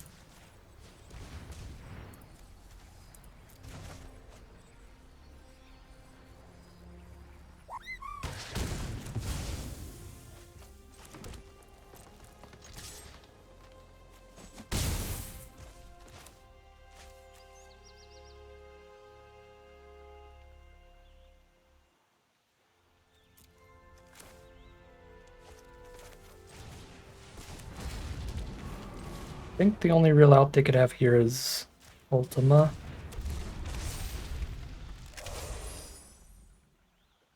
Ultima would give me back the Colosseum Behemoth though, so they'd still lose.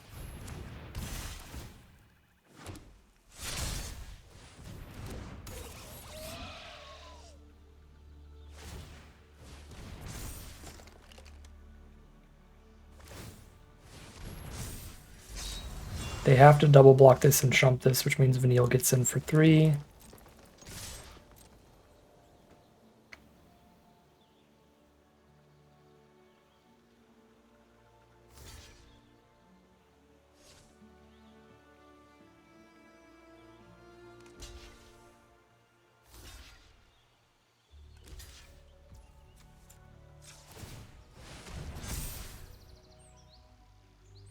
Oh, I guess I shouldn't have done that. Because I already had the kill. And then now I'm not drawing a card. That was a punt. But they're playing off the top. We're probably fine.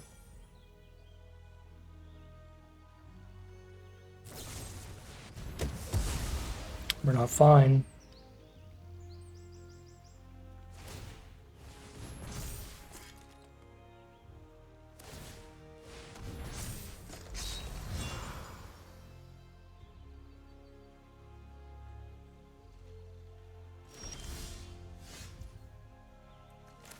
Closer to fine now.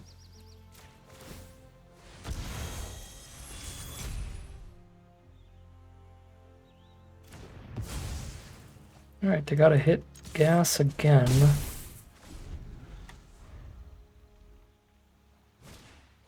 They did not. The trader, in fact, just kills them off casting it. Saved ourselves from dropping a tier with that win. The very, very important one. Now we're 3-3 at least with this deck, up in Diamond Tier 1. Would normally be a pretty good record, but we are desperate to make it up into Mythic here, so we are really, really fighting to win some more games with this deck.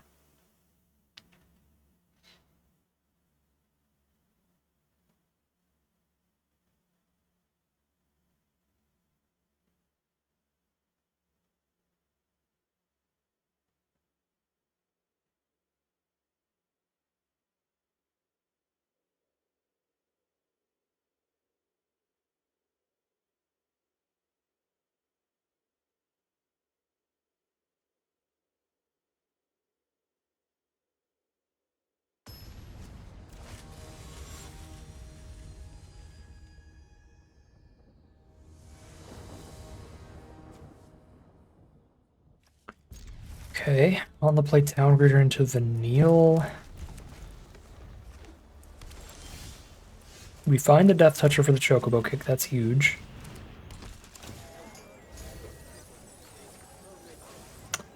Esper Origins as a mill is really nice. Just get the curve into that on turn 4. Crystal Fragments with no creatures on board. I get to boot for 1. This will be our first game we get to pop off with Esper Origins. That should be pretty strong.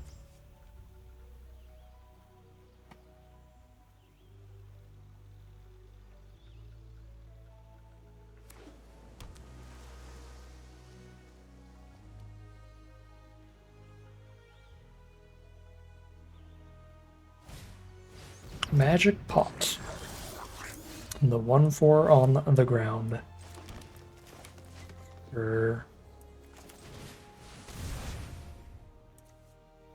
I will definitely draw a Diamond Weapon here. Should be getting pretty cheap. 6 mana right now. And it's only getting cheaper.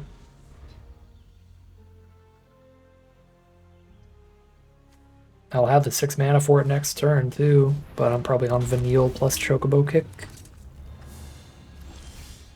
Clearing stuff out of the way here. Can't Marlboro plus Kick, but I can Vanille plus Kick. I guess giving the whole board Trample does really make you want an 8/8, doesn't it? Giving an 8/8 +2/+2 Trample. Absurd amounts of damage. If I Vanille first, is it possible to get enough permanents engraved to play Weapon as well? No. Interesting.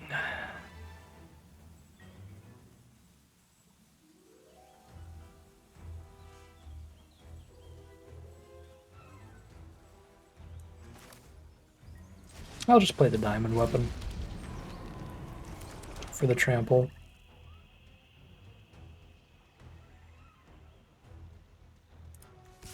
I think I still attack with this. They have to triple block, and then I still just kill the Wyvern and the token. And get in for 2 at the same time. Okay.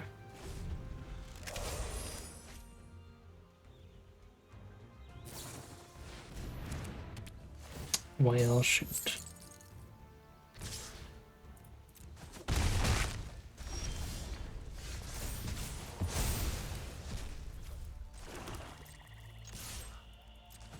Can't say we didn't try the Diamond Weapon thing.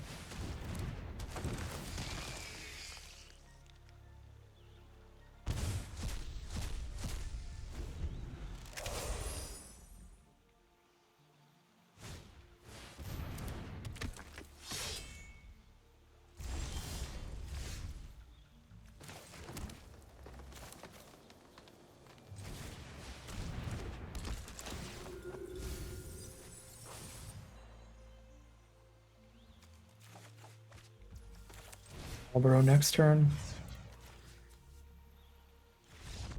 Alright, concession from our opponent. Alright, this is getting real. Back to those 3 wins away again. And we're up 1 pip even if we lose this next game. So for the start of next draft, we're at 4 pips away from Mythic. At worst, we go first. I love those 3 words.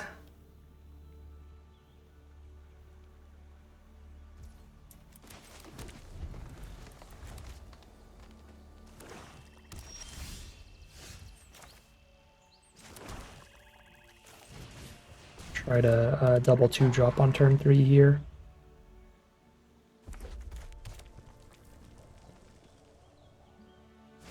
Alright, they've got the Torgal removal, fair enough. Play a single spell then.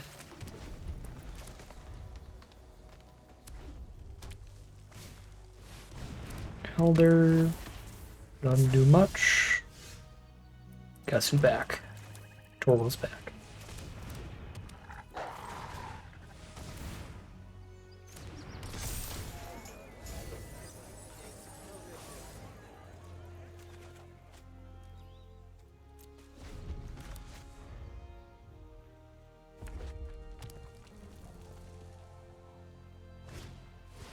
No removal for Torgal this time, but they play Kuja, one of the best bombers in the whole set, and it insta-flips. Because of their Elder.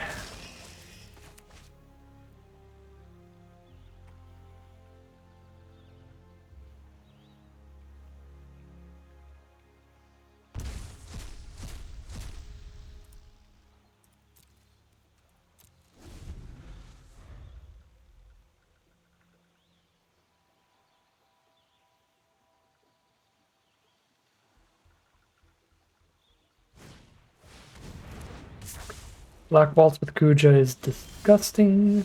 The deal 4. And I just can't attack. The 6 toughness is ridiculous.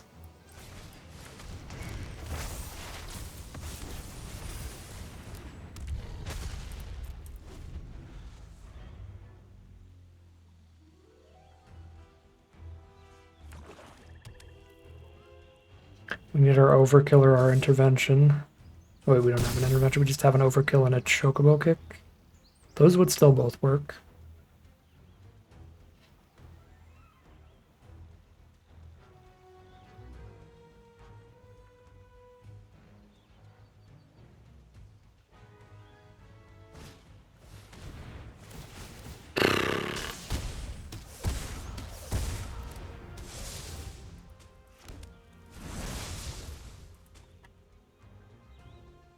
Yeah, Kuja turns a light breeze into lethal. Turns a flint and steel into a flamethrower. Cute. Okay, well, we are at Diamond Tier 1+1 for this next draft.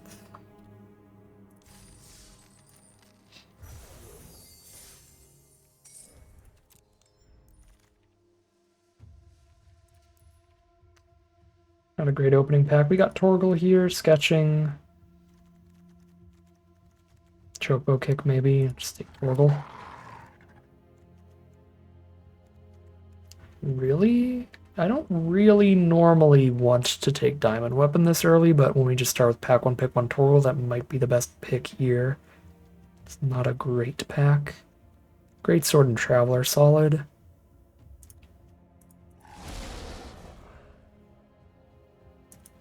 T-Rex are Thunder Magic is pretty huge here.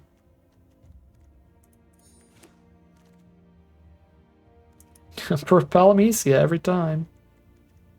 I wonder if we've had a single draft where we didn't see an Emperor Palamecia. Suplex.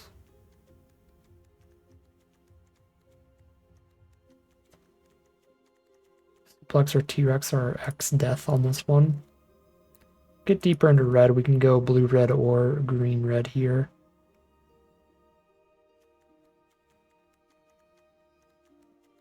Warrior Sword's kind of only good for the blue-red deck.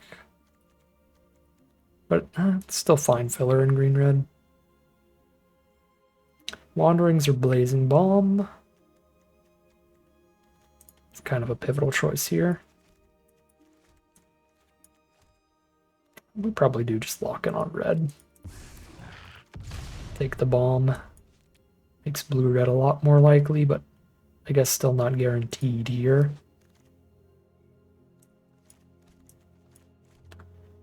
All of the warrior swords.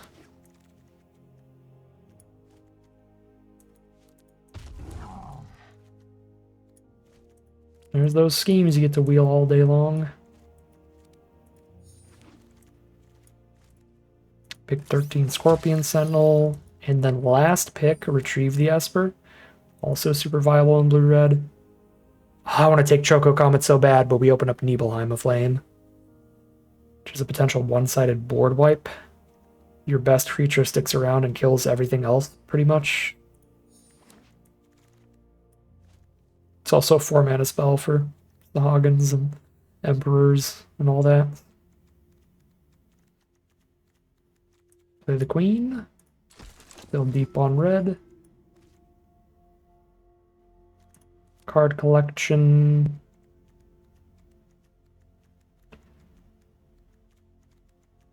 Could be a treachery here. Probably not.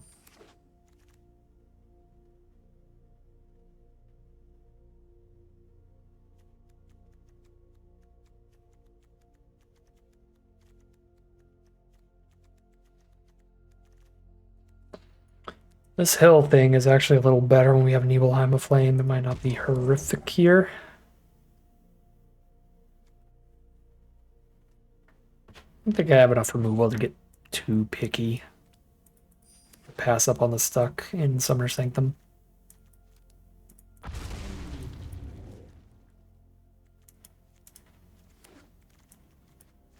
I would definitely take Chocobo Comet over Sahagin if it were here.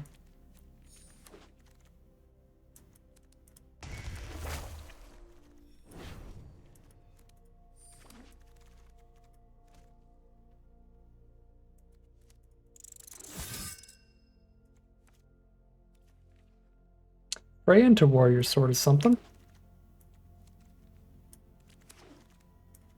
Alright, pack 3. Therian. Triple Warrior Sword. I'm not going to have infinite equipment here in blue-red instead of white-red, but it still looks really good. Probably worth passing up on Sahagin. Oh, God.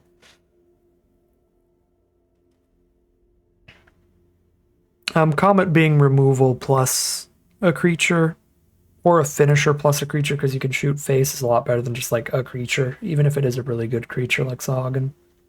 Is why I would take Comet first there. I'm maybe supposed to take Sahagin over Therian, because the other problem is we have a lot of 4-drops here, so we might actually want to cut some swords. And Therian makes it so it's like we just cannot cut any swords at all. And our Monk's Fist isn't that good, so it's really just the 3 swords. I'm going to go Sahagin.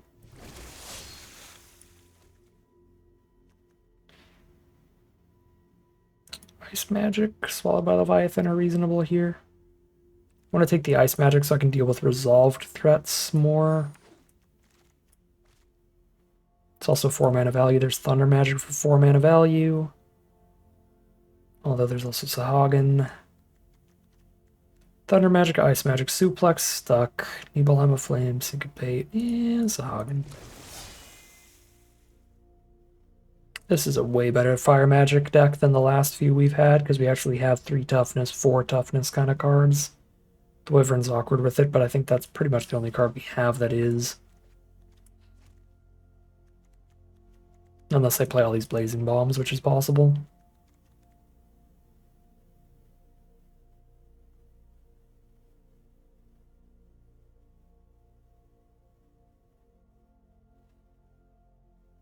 Probably not. That could go flying. Yeah, more Nibelheim of Flame beef.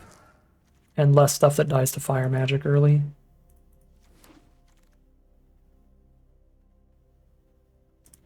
Still take another Queen, though.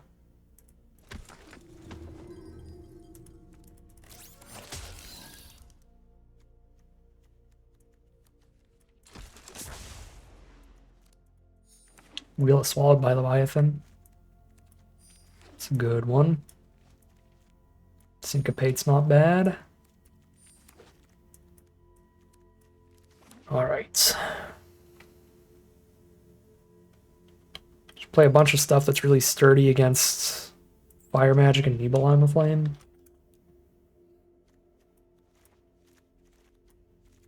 Could cut like all this stuff. And then only play the sturdy creatures and removal.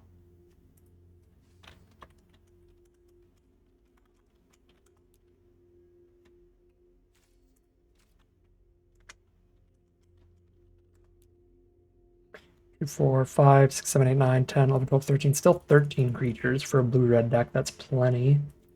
Probably can still cut some of these warrior swords. Maybe just 2 of them and call it a deck. I don't actually like Damper much in here, though. We've got a bunch of just full-on counter spells can use instead later. We'll cut a Damper and a sword. Double check. 13 blue, 11 red. But I need double red for Nibelheim of Flame. I don't need double blue until Flan. Yeah, we'll go 9-8. Another solid blue-red deck, but they all look solid in these quick draft pods. Let's see how it plays out for us.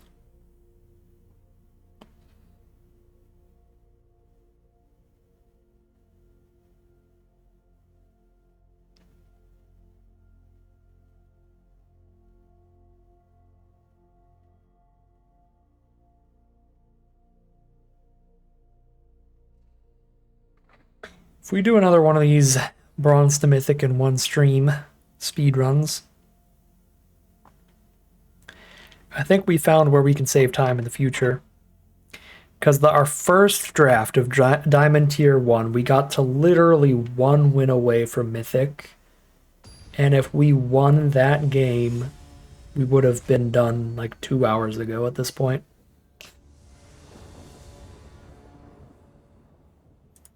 But we just found the wrong time to lose the game. It was rough.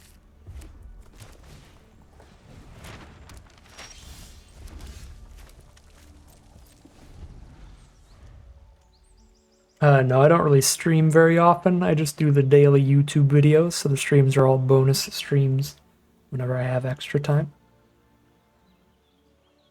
Hey, thanks, SCTYD, for the energy from Australia. I will need it. This last tier has been super, super rough.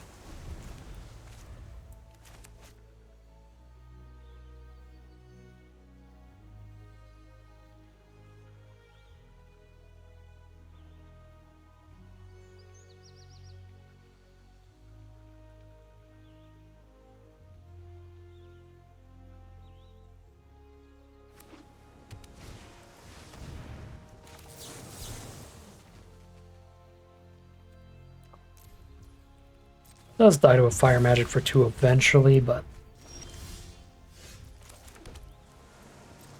just syncopating while I'm definitely getting something countered with that. And I can swallow and then surveil. So they're not doing anything, and I'm setting up my draw here. Get something relevant. These are both actually solid draws.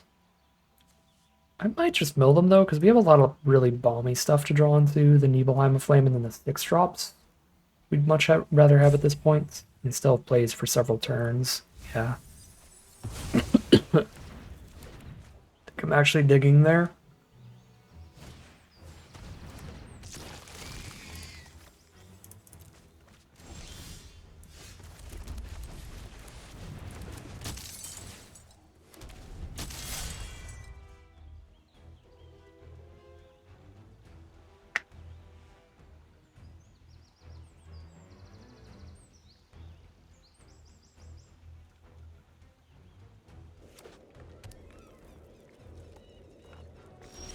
Cast nothing this turn.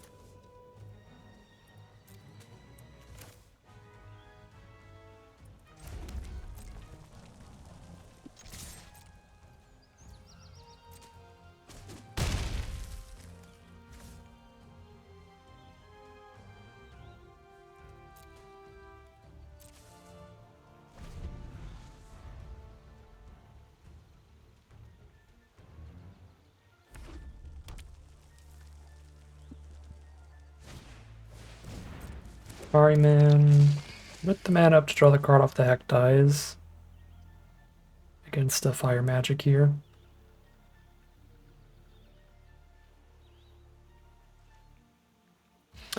It's kind of rough, but we can tap them out here and kill the Ariman.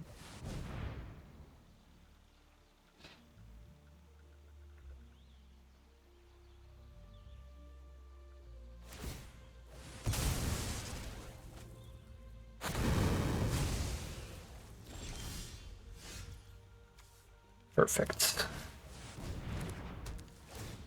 That will be the flyer.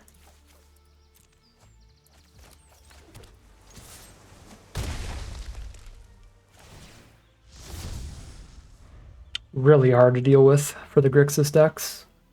Unless they have exactly suplex.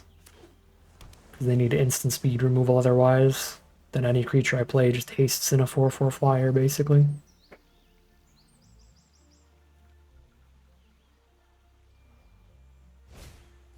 Retrieve the Esper, 3/3 on the ground. Another Warrior Sword here.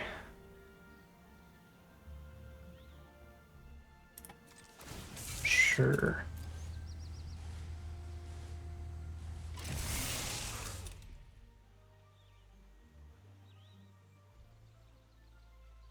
They have Overkill? That's the only removal I could have for 3 or less that works. It's uncommon only, no commons would. I guess I could Ice Magic this back in my hand, but that'd be really good for me. So I don't think they want to do that.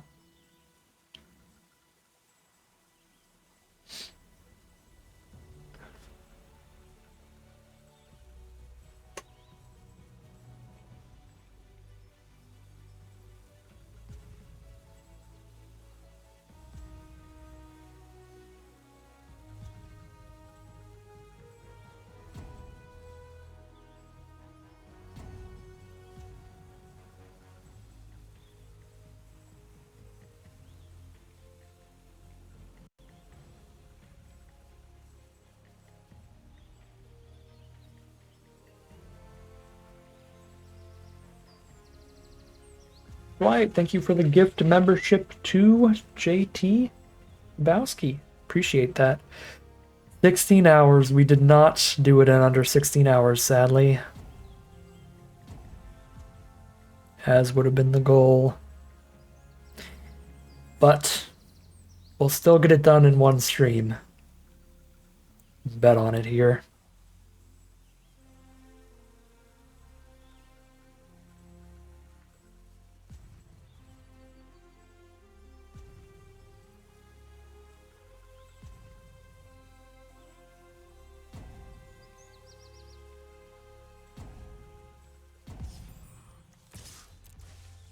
Yeah, this looks like a victory for this game. Our opponent is timed out.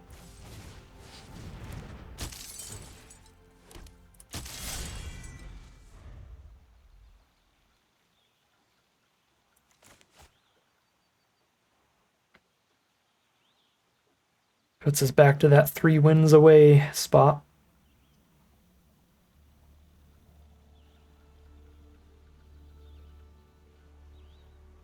Do we have any data on what your current win-loss record is for this session? I can check. On 17 lands. 88 wins, 38 losses. That is 69.8% win rate.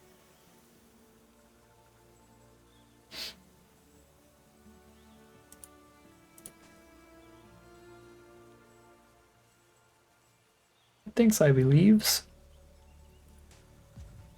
Thank you for the kind words. I'm glad you enjoy the videos.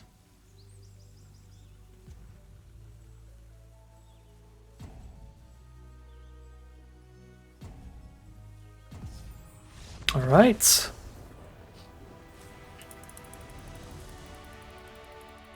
Yeah, 3 wins away if we go undefeated. I don't think that's as likely for this deck. But if we can just win more games than we lose, that sets our next draft up to be the final one pretty easily. So that's my goal with this one. 4-3 or better on this draft, hopefully. How many drafts total? You hope it's still on screen. 17. We're on draft 17 right now. God, I need to hit the red source here to be really happy, but I have all the interaction without it. Turn 1 blazing bomb.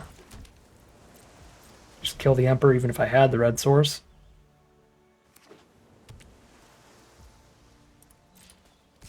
Alright, mirror match, but they have the correct mana. That's already sketchy. Okay, Sahagin can get syncopated.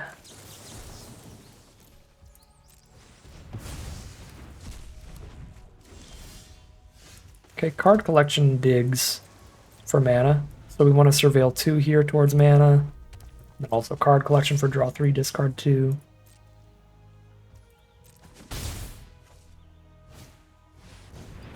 Yeah, I don't really care too much about this merchant. This is more about hitting the land than anything.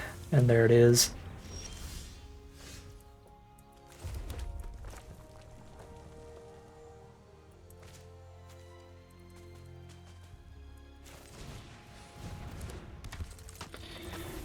I don't think it'd be crazy to ice magic our own Emperor if they target it with something here.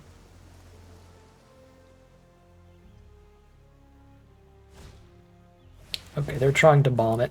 Perfect. Exactly what we wanted to see. Because now it sticks around on the board for us to cast the 4-drop. So Schemes is a good draw.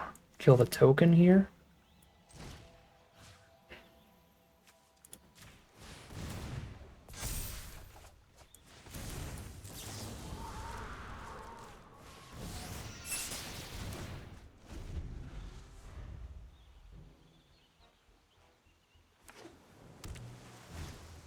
Blazing Bomb is back. And they stuck on Summoner Sanctum. Well, we'll need to ice magic our own Emperor again later, I suppose. 6, 7 cards in grave here.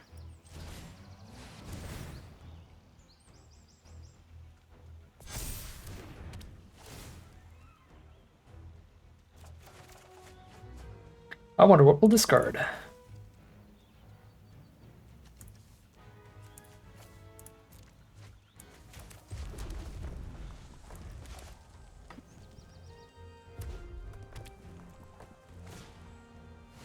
The Prima Vista. Can stick that in the Summoner's Sanctum.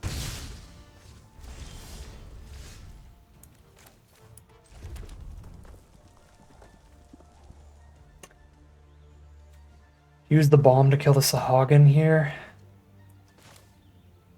It's not the end of the world for us. It's another card in grave for the side quest to flip next turn. If they do that, and then obviously the 3/3 is not on the board, beating us down anymore.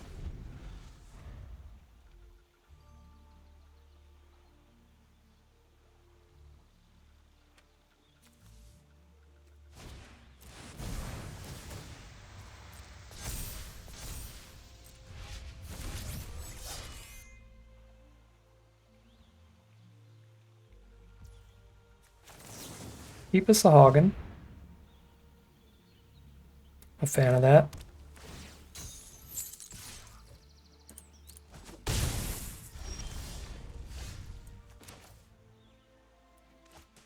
If I don't Schemes this turn, then Sahagin's not going to be out of reach of the Blazing Bomb. So it feels kind of important just go like Schemes Ice Magic here. Oh, the auto tapper, dude.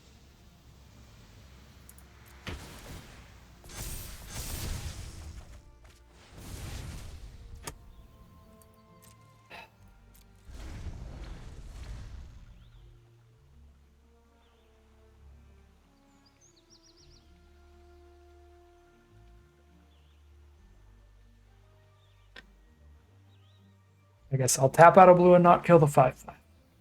Thanks, Arena. Very cool. I'm literally going to lose to that from the auto tapper because now I take 9 this turn instead of 4. Well, it wasn't even like how I tapped. I'm just like, we had only blue spells in hand. Why would they ever hold red up? I just assumed. Auto tapper wouldn't be a complete idiot.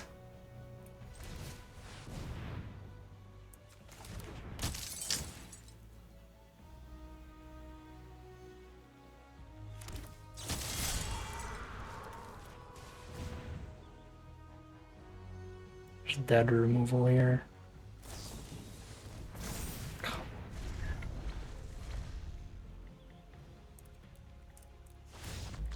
I'm gonna strangle the auto tapper.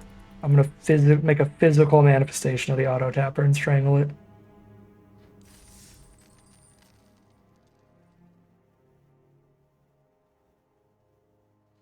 I'm gonna make a device like the butter spreader in Rick and Morty. What is your purpose? You're the auto tapper. And I'm gonna break it.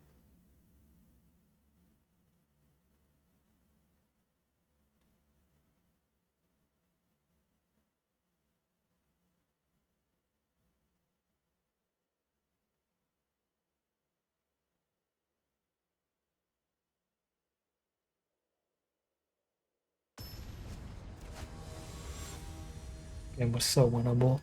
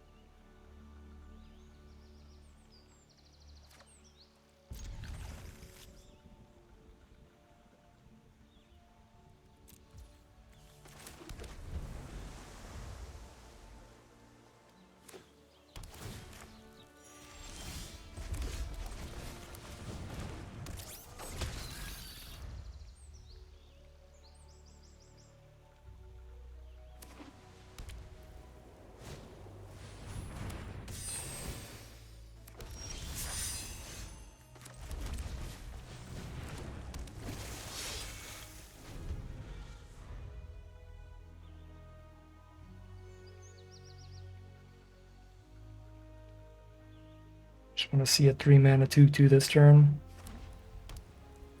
Or a 3-mana 3/2. Nothing?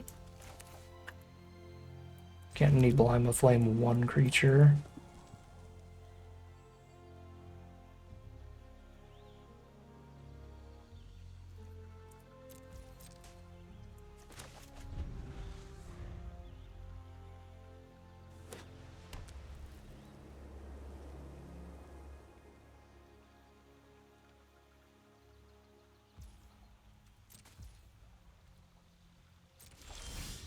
Guess we're just working our way towards a 4/4 Sentinel. Flaming for 4.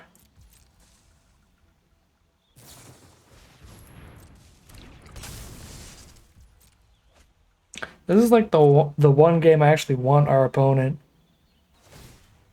to like have all their colors and curve out well.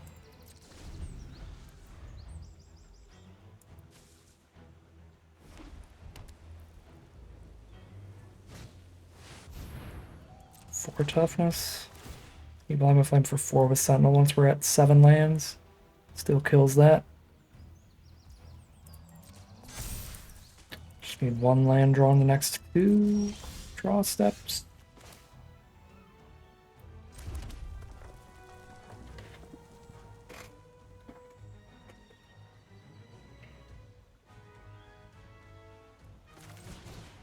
This is a little awkward. Because this will die to Nibelheim of Flame, but Sahagin will not. Sahagin will be 5 toughness because Nibelheim of Flame is a 4-mana play. So 5 toughness against the 4 damage Sentinel.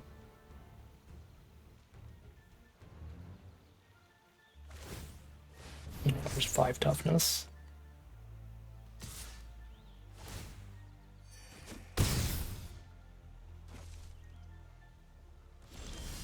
Man, they are just absolutely stuck over there.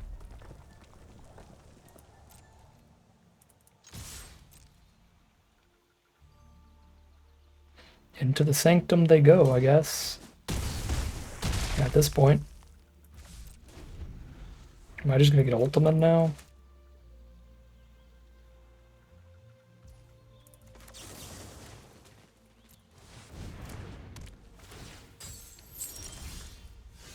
Oh, they just have literally nothing. They must be stuck off of a color. This adventure's in feeling real bad for them right now.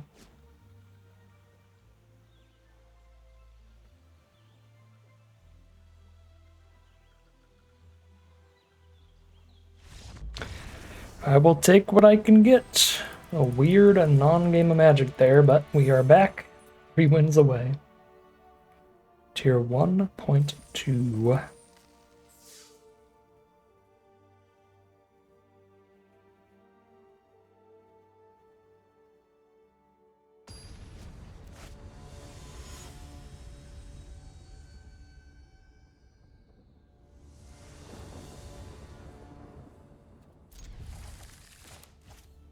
Damage, Nibelheim of Flame with the Sentinel in the late game again. I say again, but we didn't even do it last time, but I could. Quick draft is a lot faster.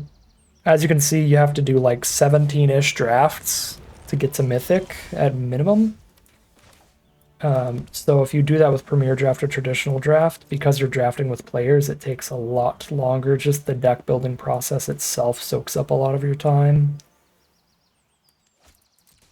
I don't actually think the 1/4 body on board is that impactful. Just hold up a Syncopate in case.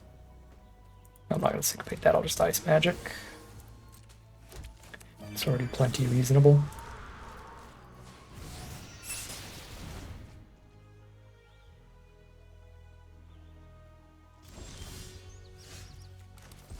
Schemes and Ice Magic back for later. And just hold up a Syncopate.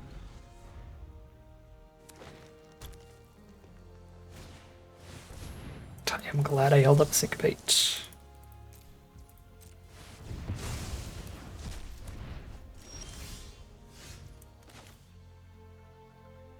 Trying to hit 7 lands here, so we'll card collection towards them. Don't need Fire Magic, it's just the little cousin of Nibelheim of Flame, and I definitely don't need the 6-drop feature. Wow, these draws are bad.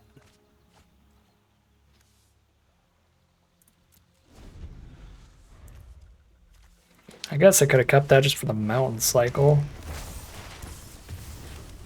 Second Fat Chocobo, disgusting.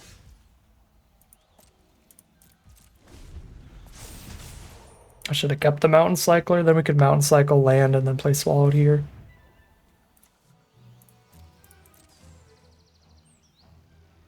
This card's insanely good against counter spells that don't exile it. I think if I counter it when it flashbacks, it doesn't stay in exile, right? Cast it and then exile it. Yeah, but if it doesn't resolve, it doesn't get exiled. Nasty. I still have to just slow it down. Get my land here. Oh, no, it does? It still gets exiled? Thank goodness.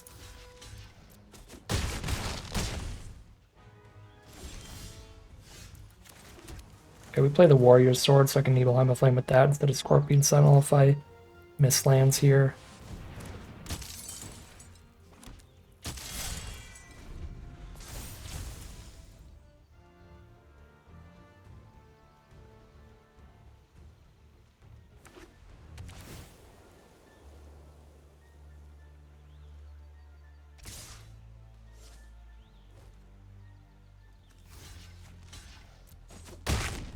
Go to 11.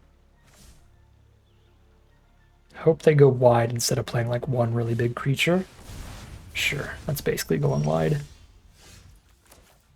Nibelheim is a flame.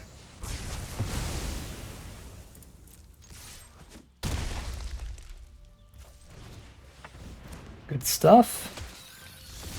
Ooh, we flipped a magic card too.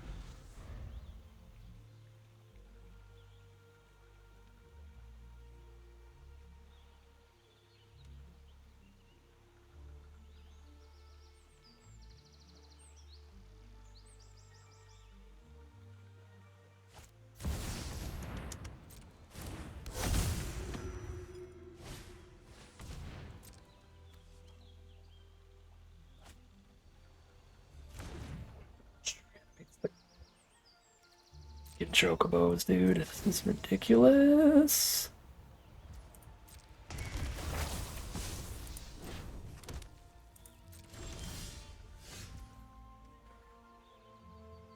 Oh, Jesus. Just have to Nibelheim a Flame literally every turn for the rest of eternity.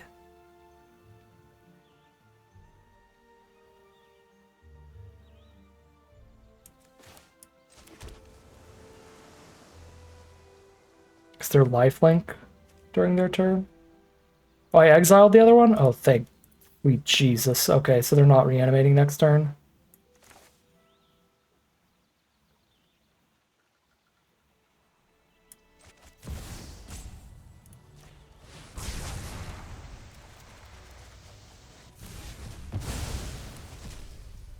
Those are real draws.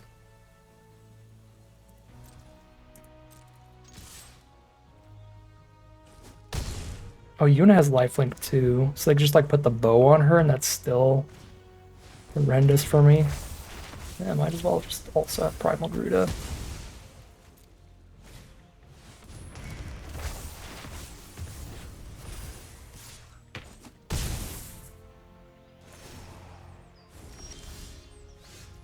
If I kill these, they're just coming back with Yuna.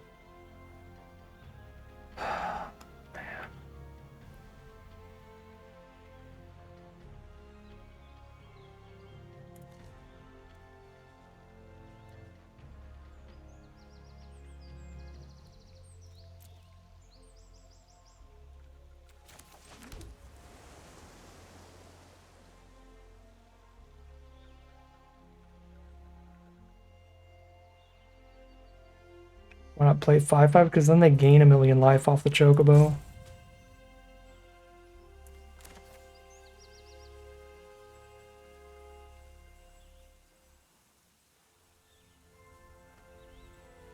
In theory, if they didn't just double creature me again this turn, we have schemes for Nibelheim of Flame again in the future. So I was just trying to prevent the immediate damage there.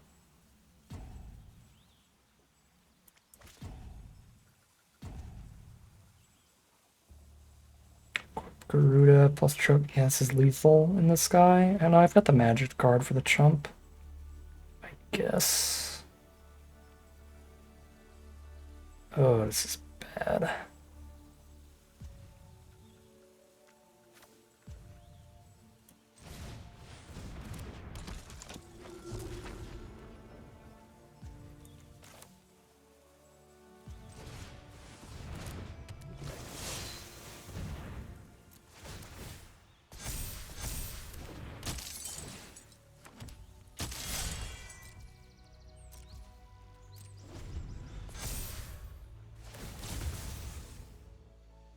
Oh, right, they just Garuda for double flyers, so we're just out of it there.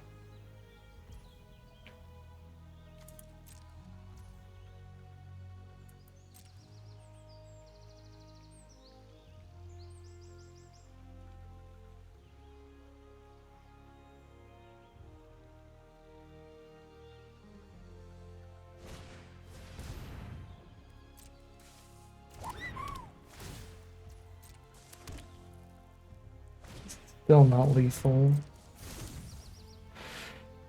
But it is bad.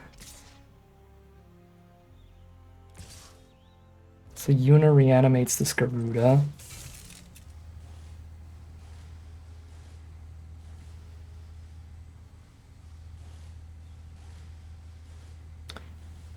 Schemes for the Emperor trigger.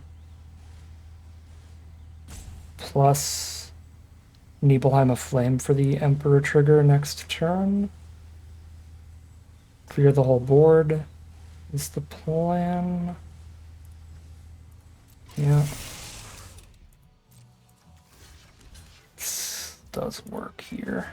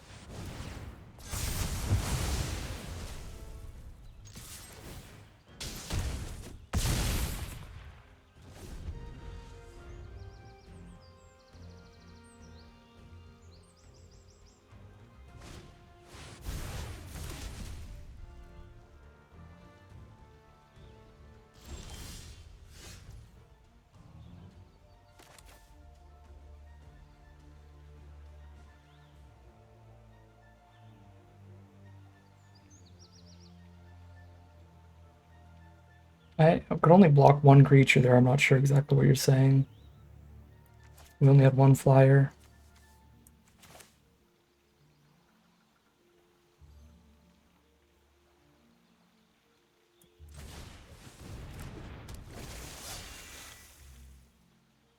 This is a draw 4.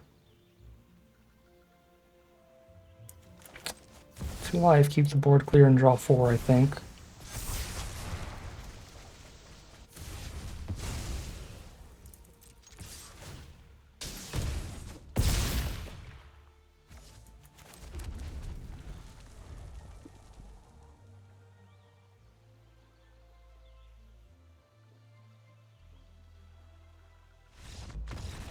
They both had flying trample, so it's the same damage wherever we're blocking. Alright. 3 out of 5.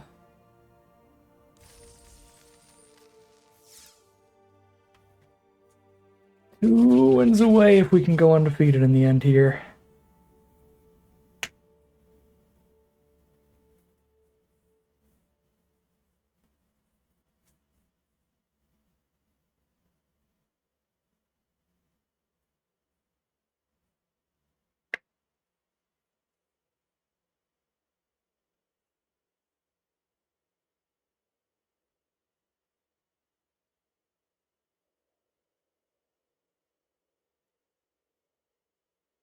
Please get Mythic so you can start making dinner. I'm trying. I promise you I'm trying.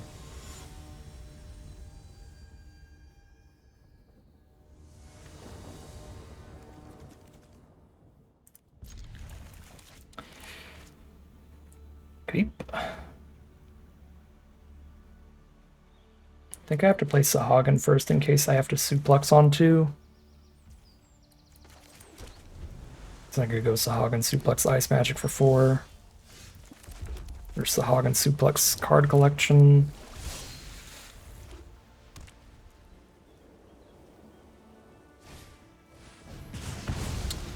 Yeah, I would rather the Sentinel die to removal than Sahagin.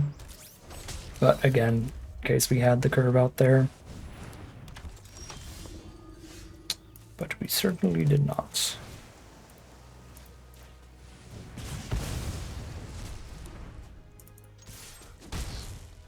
Playing against Boros should be a decent Nibelheim of Flame matchup. Do not want to let this queen start getting any triggers though. So I'm not waiting for Nibelheim of Flame for that. Opponent did mulligan, which is nice. I really want to stuck in Summoner's Sanctum, something this small. I can flame on a 3/3 soon enough. Hold up Ice Magic. Or if they play a 4 toughness card, I'll stick it in.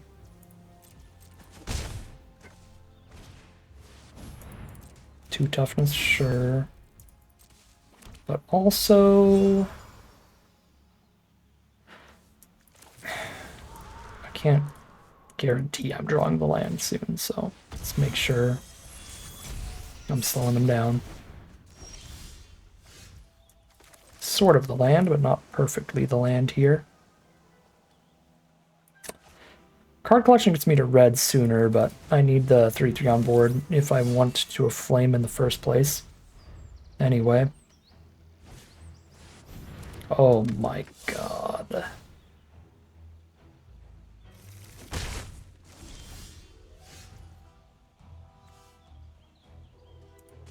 Stuck in Summoner's Sanctum sure doesn't do anything about that. Triggered ability. Mountain, please. Thank you. So next turn... God, I don't even have enough cards engraved to crew anyway.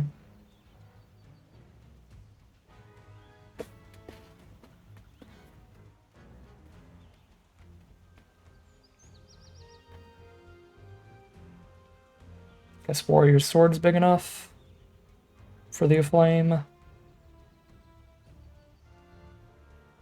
It's probably just playing Warrior Sword next turn. Could play Sahag and hold up Swallowed by Leviathan. I think it's just casting Warrior Sword next turn for 4 to everybody. 2 turns from now.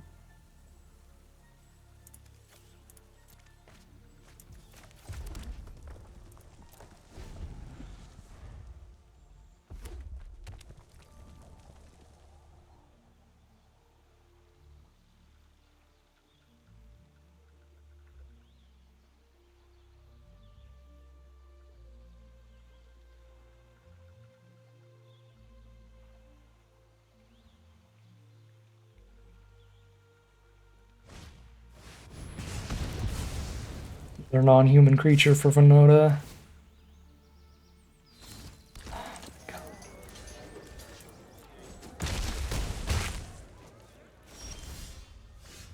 Really silly card.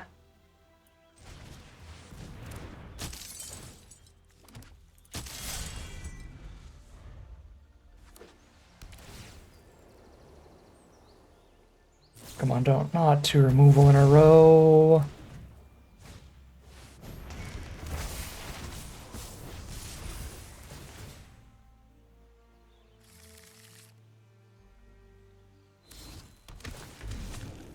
Winota into Zidane. I love this bonus sheet. It's super fun. Okay. 3 wins away again.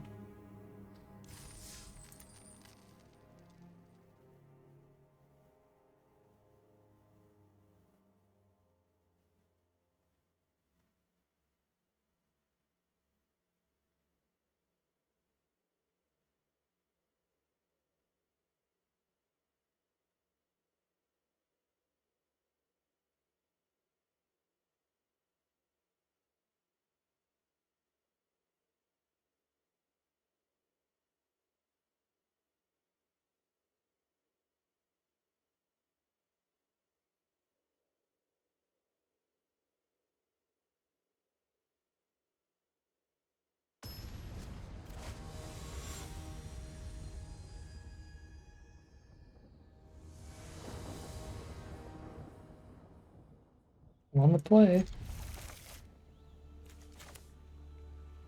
Good colors. Sahagin just cast counters for the rest of the game.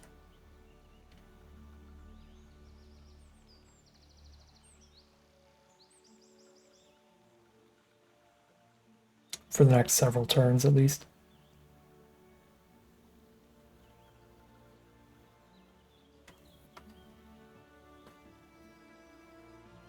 Build yourself out with a final parting deck. Oof.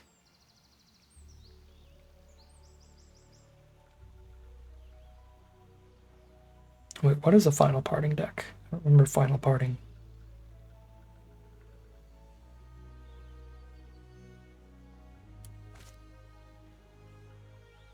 Is our opponent here?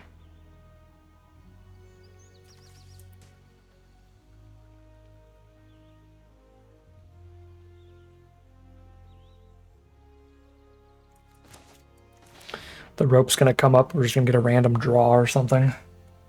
Just wait. Nope. There you go.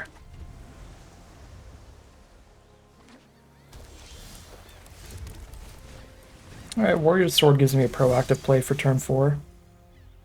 Flashback mech. Oh, right, yeah. The X2/2's very nice.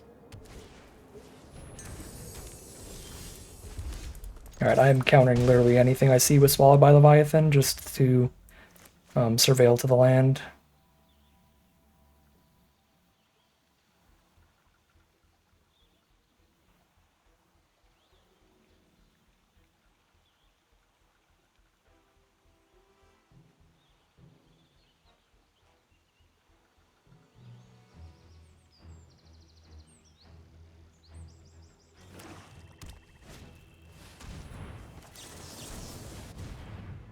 These are not the land. Goodbye, you two.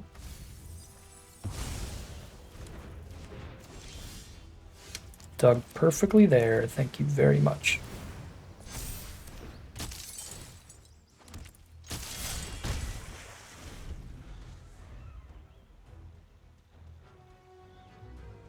Turn 4 reinforcements and fight on to recast them.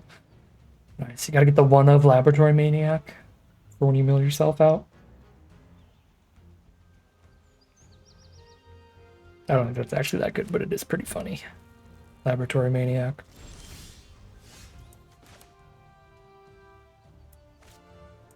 Keep the pressure on.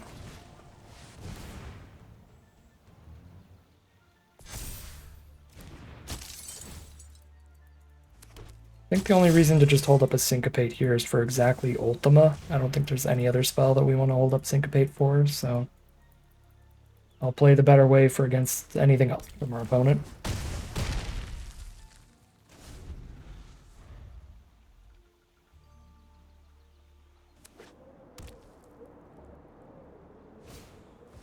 That is not an Ultima.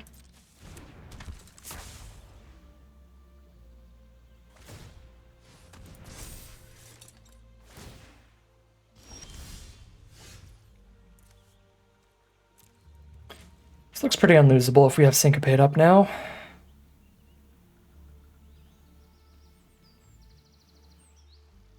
But maybe we'll find a way.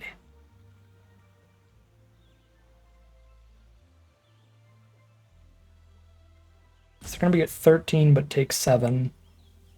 So we get 6.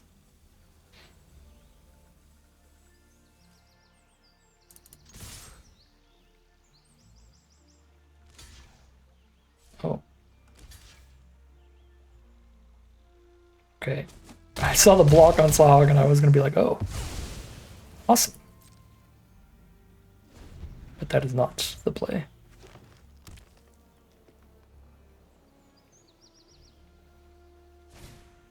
Alright, sadly that does not beat a Syncopate for our opponent, so that should be game. 8 power on the board. That is game. 2 wins away again.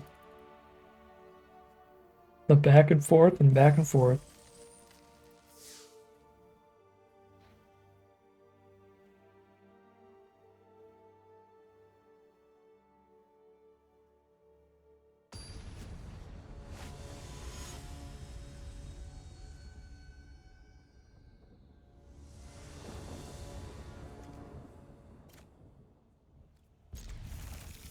Depends what our opponent's playing here, but if they are aggressive, this fire magic could be incredible, but they're green-blue, so probably not.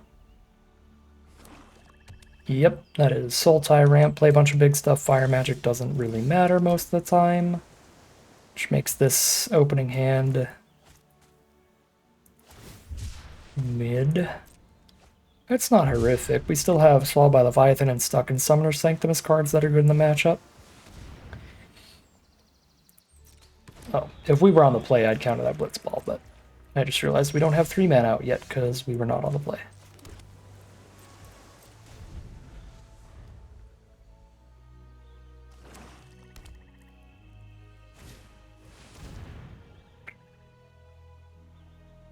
Of course, that gets around Swallowed by Leviathan here.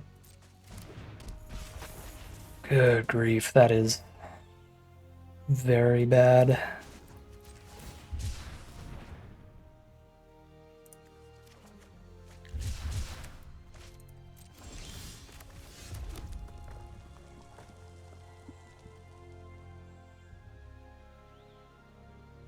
Skip their next turn to replay it at least. Yeah, we can make it so they can't immediately draw a card off her here. If I wait till they untap, then they can respond with an instant that costs 4. They have 1 in hand, and that'd be pretty bad. We'll just time walk them here.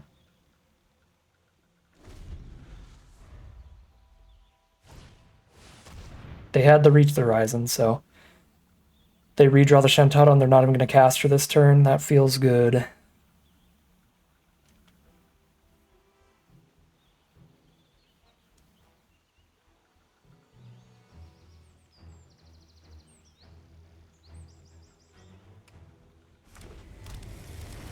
Two cards engraved, so we can counter unless they pay 4.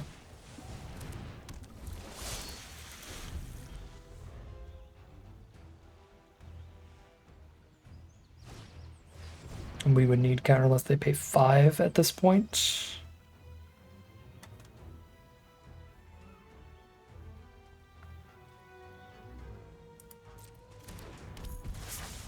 But I could tap them out of drawing the card this turn if I went for that. Alright, I guess we still just shut her down. They'll still draw the cards, but they won't ever hit with her or block with her here.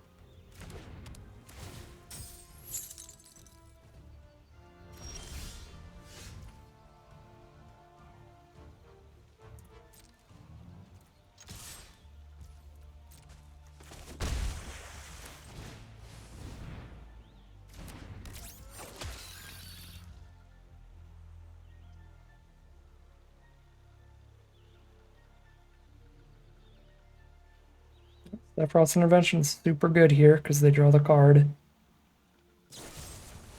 Oh, Airship Crash. They do not draw the card off of Airship Crash.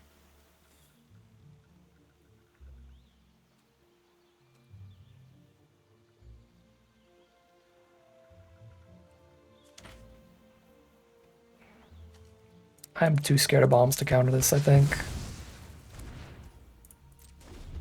Because again, I'm more scared about the card draw than the power of Shantado here. Although I guess with the Blitz Ball on board, they get to crack it and draw 2 if Shantado hits. Schemes. 3 cards in grave. Count unless they pay 5. Jesus, Schemes is good. They're gonna Schemes reach their highs. They have to draw another card, get another mana.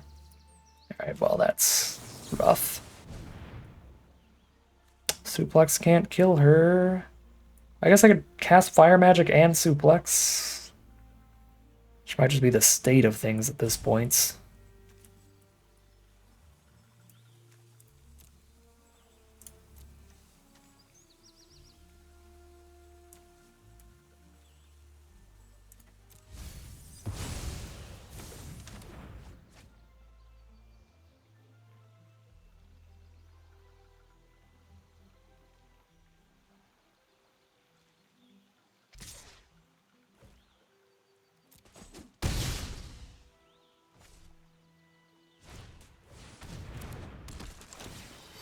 Oh, just such a dumb card, sadly.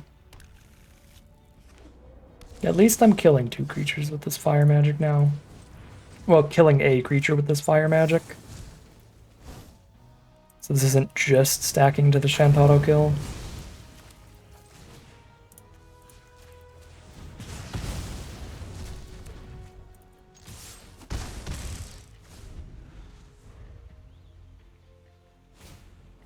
Blazing Bomb. On the mark.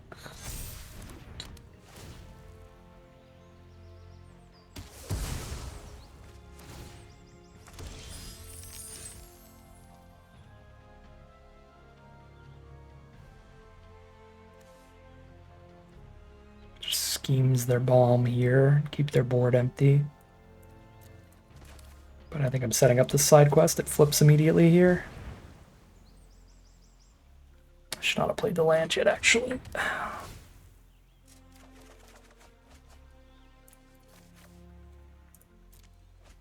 Alright, didn't matter. The discards stay the same there, I think.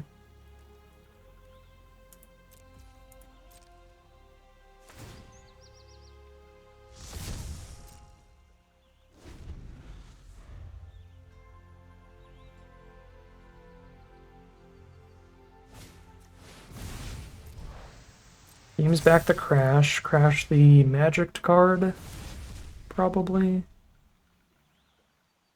Could be Sentinel.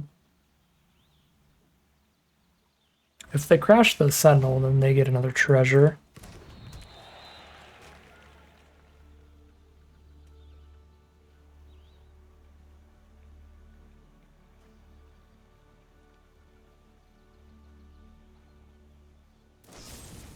Sentinel it is.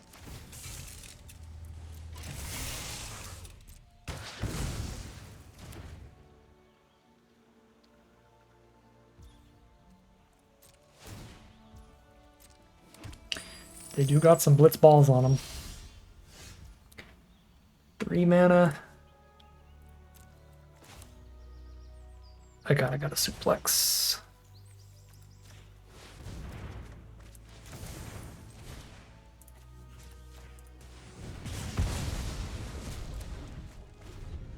I like our hand, but our opponent likely has a bunch of very live draws at this point.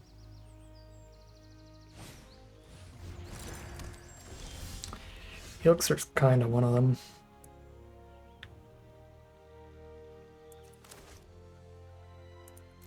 I'm basically hasting even with Retrieve the Esper, and then I get to hold up a little miniature Thunder Magic, because I get to haste in with the card here. It's just 1 less damage than the hill, and it's much better against removal from our opponent. They just kill a 3/3 instead of a 5/4 trample.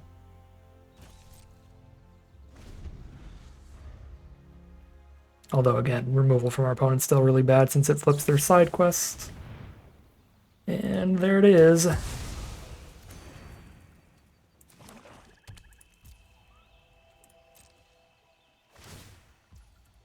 Gain 1,000,000 life off this elixir. I'm gonna get domed by an elixir.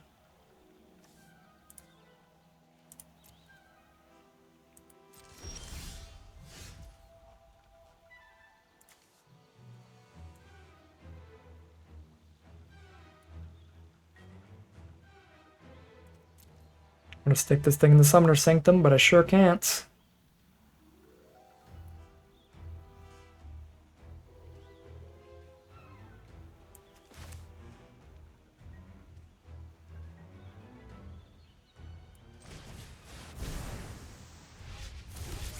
They draw 4 off these blitz balls.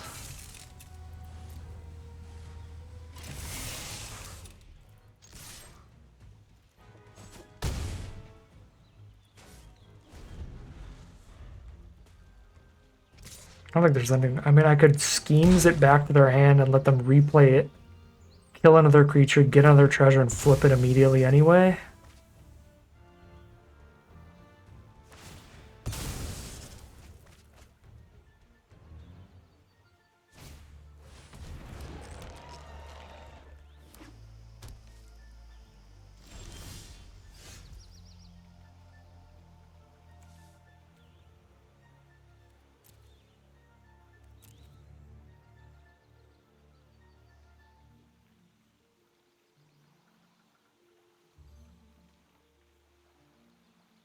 Yeah, I guess they couldn't kill a creature immediately, but then I just can't play creatures.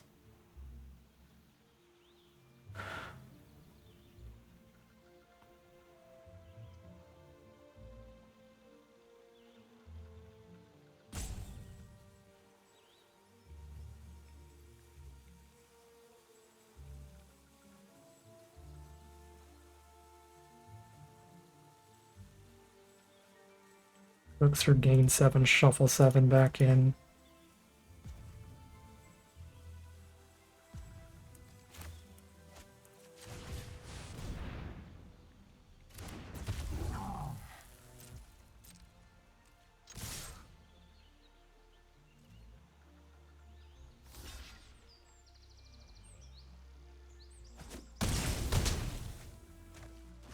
$13 here.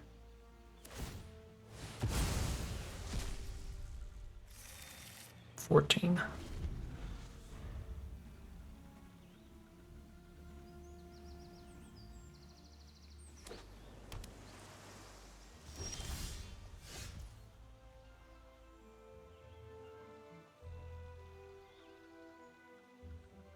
All these treasures, I don't think these syncopates are doing anything for us whatsoever.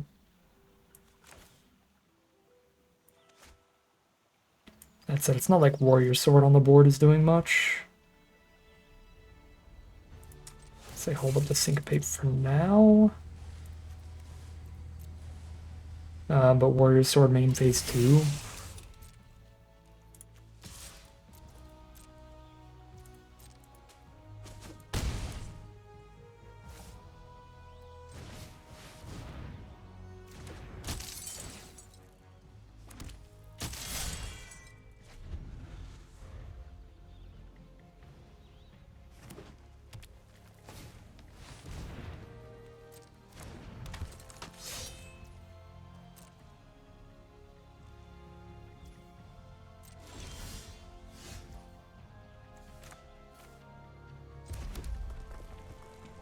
Duplex does exile, but it's 3 damage and it exiles what it targets.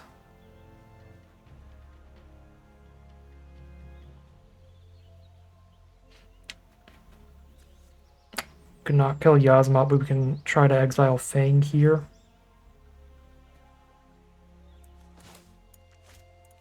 Cast a 3 mana or less. Probably is just suplex. Schemes Thunder into suplex. I mean, this thing just has indestructible if I ever kill it. If you're talking about killing Yawgmoth.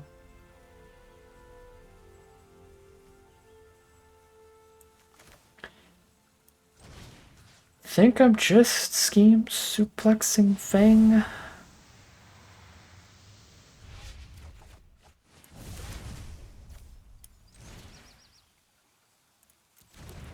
Don't let the auto tapper be really stupid again. We'll hold up Thunder Magic just in case.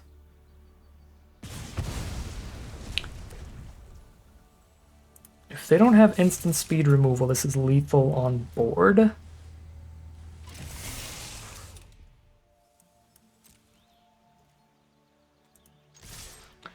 They probably have it.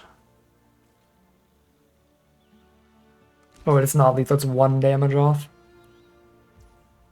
Suplex does not get around indestructible. It's still damage that's killing Yasmat, not the exile ability. It's if it would die this turn to the damage, then exile it instead. That's how it works. Can kill 1 treasure token with this Thunder Magic. I don't think that's worth it.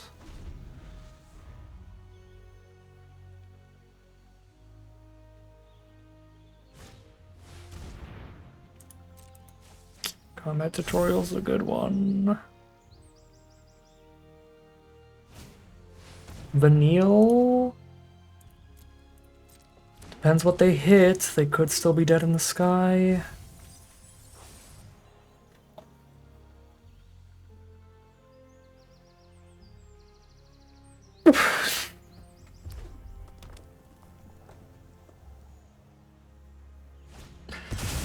It's my best friend. It's the first Arden we've seen today. Come on.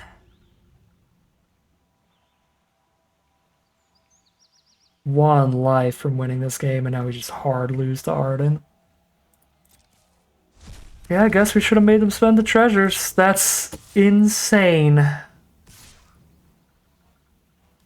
Actually insane we get punished for that, but that's just how the Diamond Tier 1's going. The odds are so astronomically low. There's some weird combination of cards that they need mana 15, 16, 17. Oh my god, dude. I'm tilting off the planet.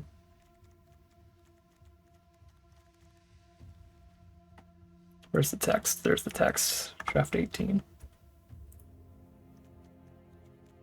I do not like this opening pack. Edgar's narrow. Can be good when you are blue and have a ton of artifacts. It doesn't happen super incredibly often. Rather just take a more flexible card normally, like Magitech Infantry, but the way the bots have been drafting, Magitech Infantry has looked awful. Still looks maybe best out of this pack. Infantry, Tutorial, or Greeter. Yeah.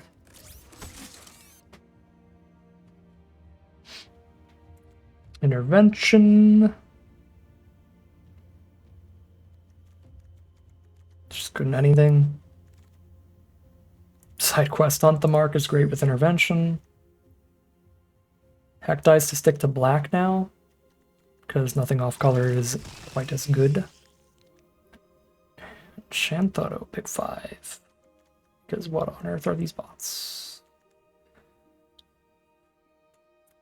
I don't think I end up blue-red unless I'm going 3 color. I would really prefer not to. I don't mind Evil Reawakened. It has a lot of great synergies in the set. I'm going to go for that on color. Marlboro is one of the great synergies for it. There's good blue cards here, so we'll keep that in mind. Blue is looking open so far. Stick into black. There's a Syncopate. Speculating towards blue. Blue-black duel speculating towards blue.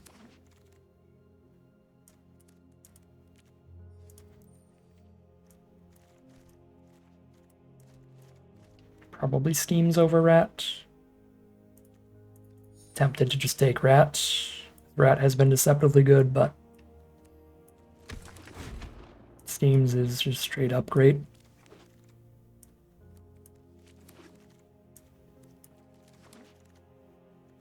Emmet Selk blue-black, I guess.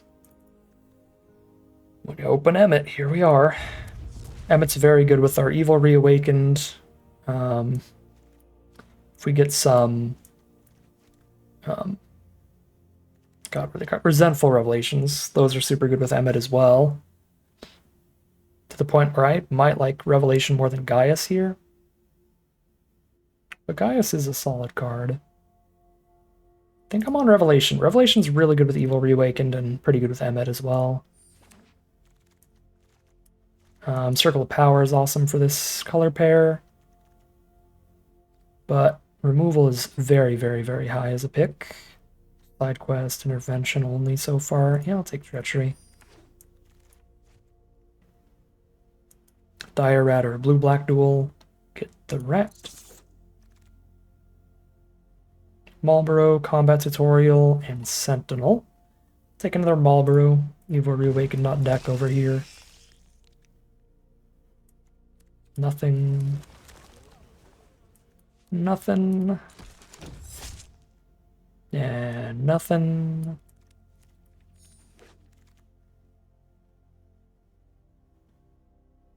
Damper for Emmets.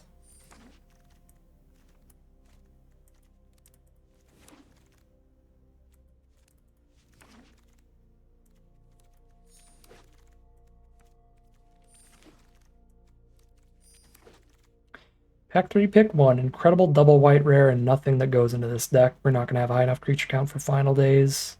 Just take Combat Tutorial. Sorta goes here. Rum Sketching sorta goes here. Honestly, in this deck, without cards that care about mana value 4 or greater, Combat Tutorial could just be better.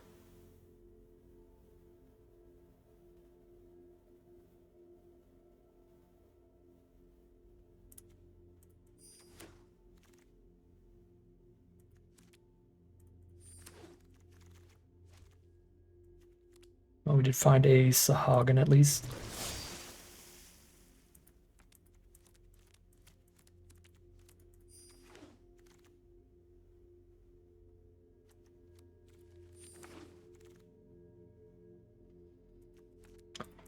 That ups Realm Sketching in the pick order now.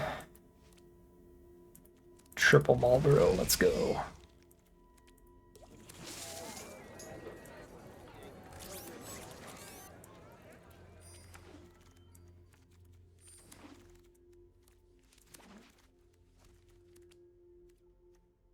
Anything I'm cutting here for this one for? Dueliths. Alright, come on in, Merchant. I did already have one in the sideboard, but it's the only thing in the sideboard that is playable at this point, unless I'm splashing in Sorceress' Schemes, which I don't think I am. I don't think it'd be super unreasonable too, though. We have a Trader, a Hunt the Mark, and a blue-red duel. I like it as is. Double check the mana base though. 14 black cards, 10 blue. Perfectly even split. No double blue cards in this deck. I'm gonna go heavier on black. Well, we have 3 Marlboro. Actually, yeah, no. Even split with 3 Marlboro is fine. The Marlboro get us farther towards black.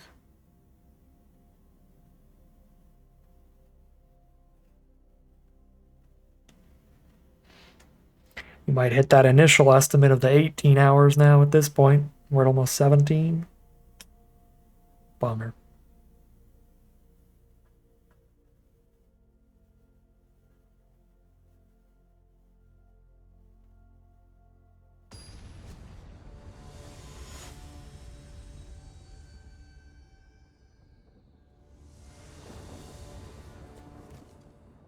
On the draw for this one.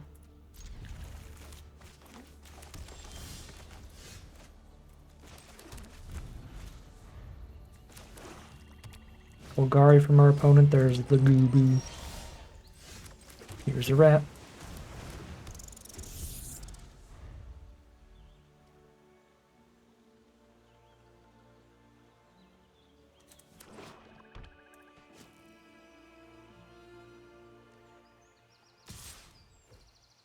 Combat Ship, my token producer? In a Wandering Seer? Sure.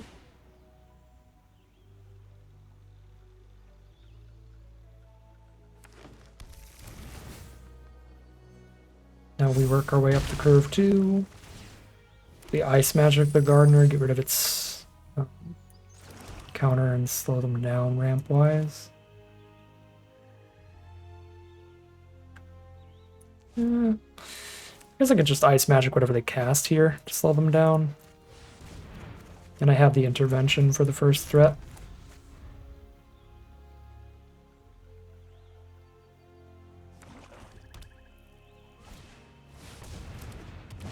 Marlboro, welcome.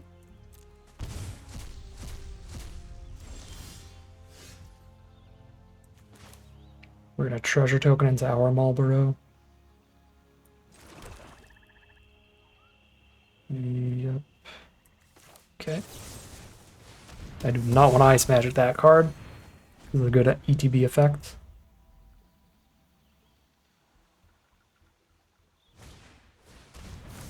Play a greens. Poke for 2.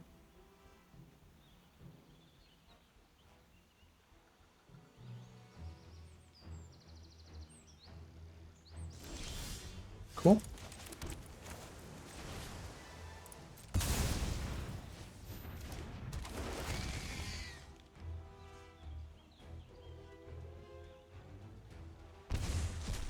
Discard a foray or mill 3.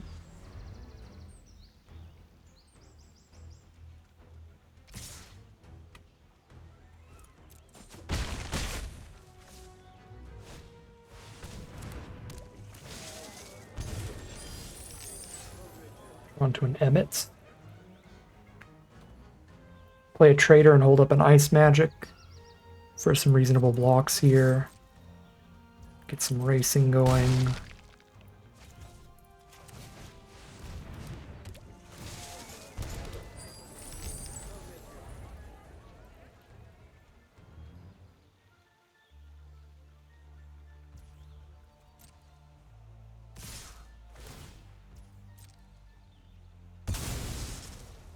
Surveil 2.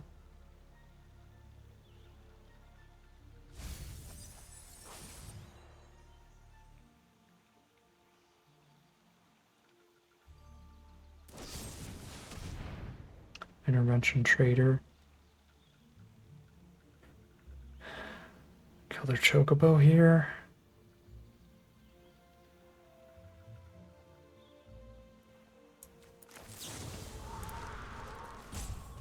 One more damage, but get a permanent kill instead of just a bounce.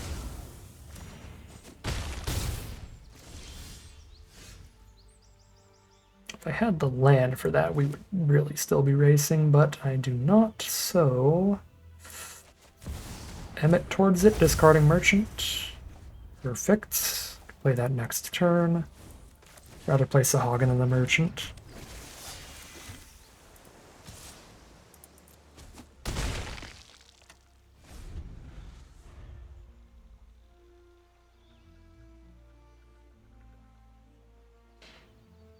So I already have Emmet doing all the drawn discard if they don't kill him.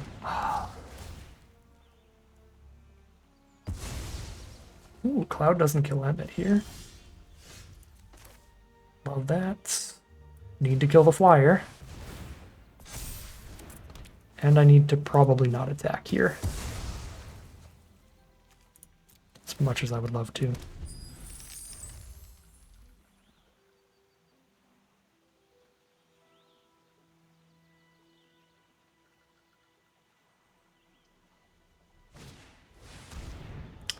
Big yikes. Big yikes.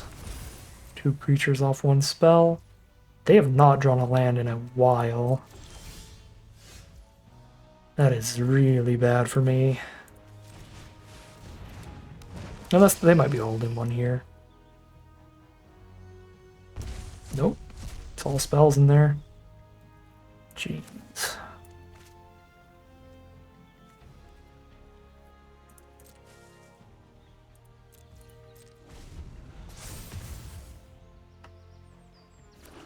Everybody's got trample now. That's a second Cloud of Darkness? Incredible. Goodbye, Emmet.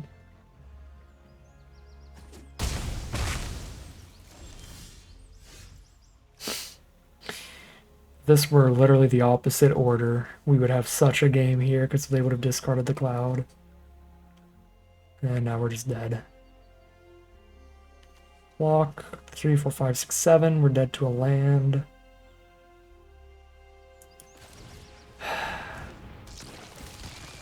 Unless I chump with Tech dies.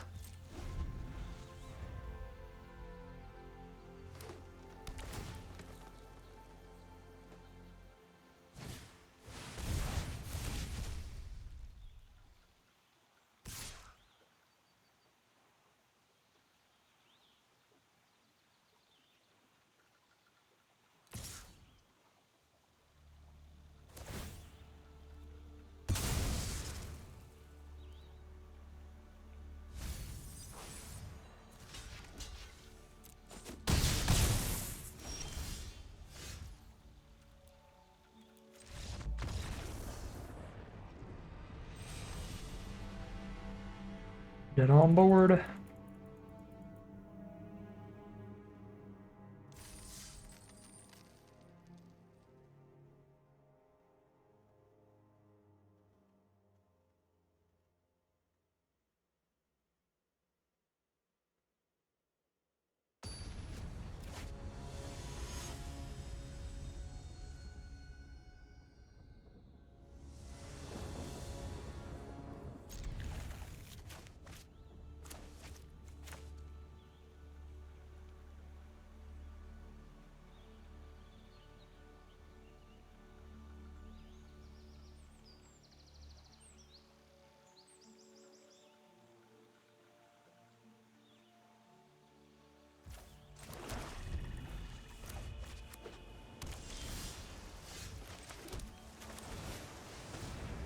Find some threats here.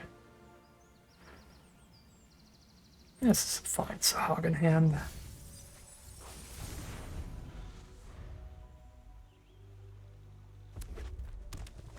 Blue-red.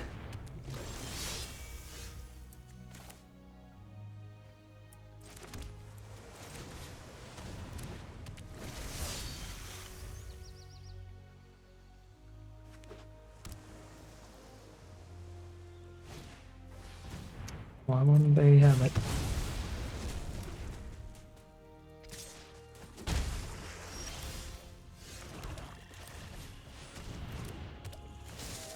Three, four in the treasure for the hunt the mark.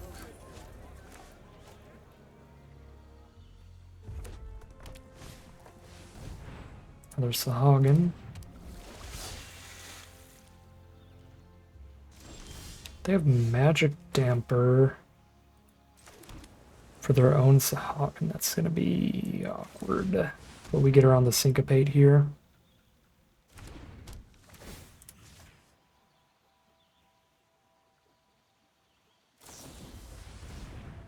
Ice magic is not the end of the world.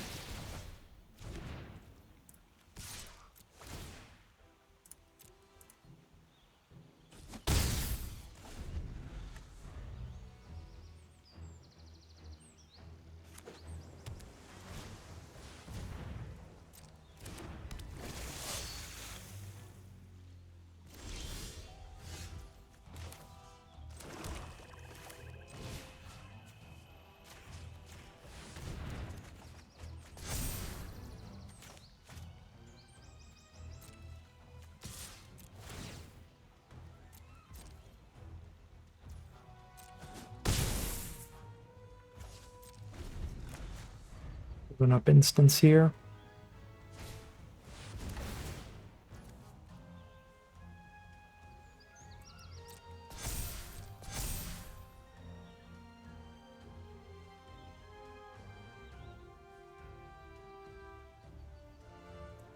Sure. Counter both halves because it's exiles and stop them from getting a land for turn.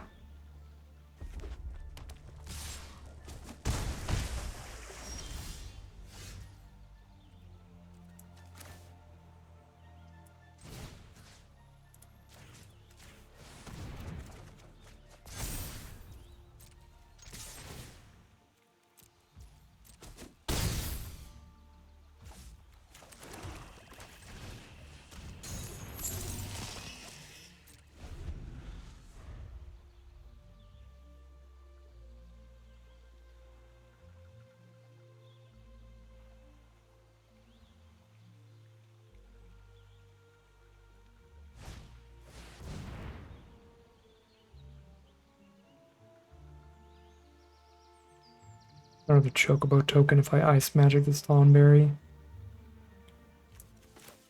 Sure.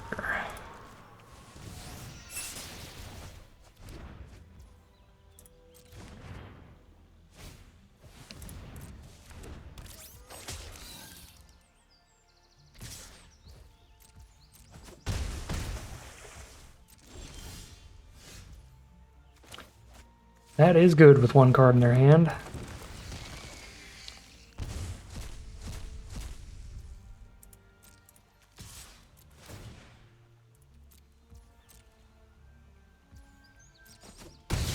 Go to one, they say.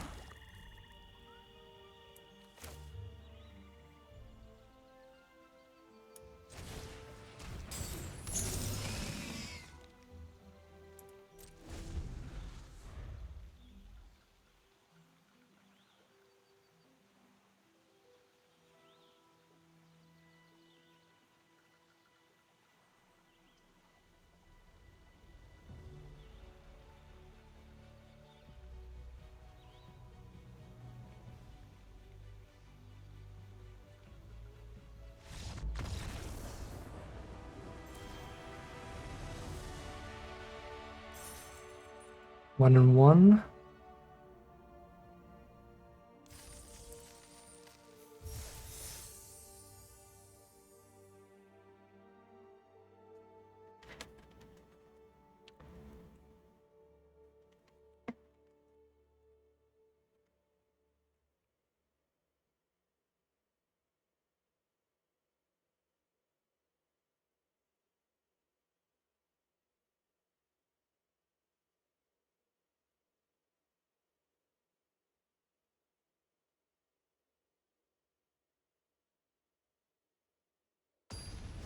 I am from the United States. It is 4 a.m. now.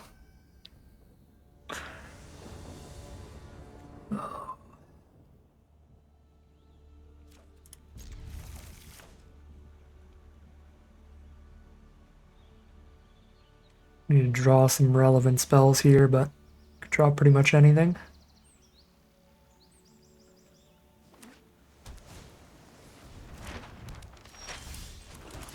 Yeah, this deck is not great, but we can scrap with it.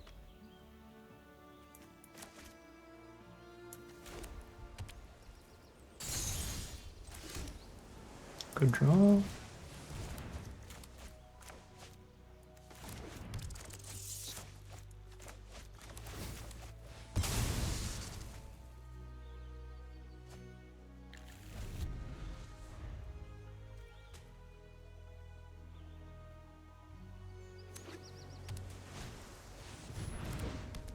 Cat.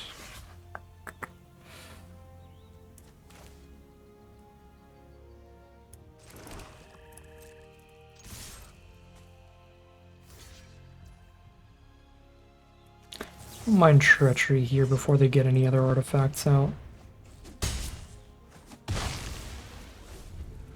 I can Reno hold up Syncopate for 1 next turn. Sid. Should have held it up sooner. We got the Marlboro Evil Reawakened combo, that'll be sick.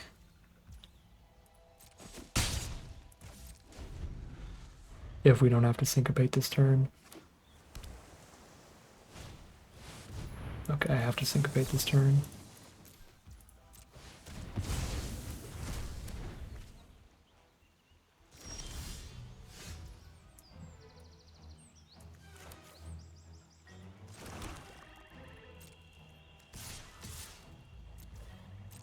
Get something relevant out of their deck and sack the rat to cast it. Island is not relevant. I will not sack anything to cast that.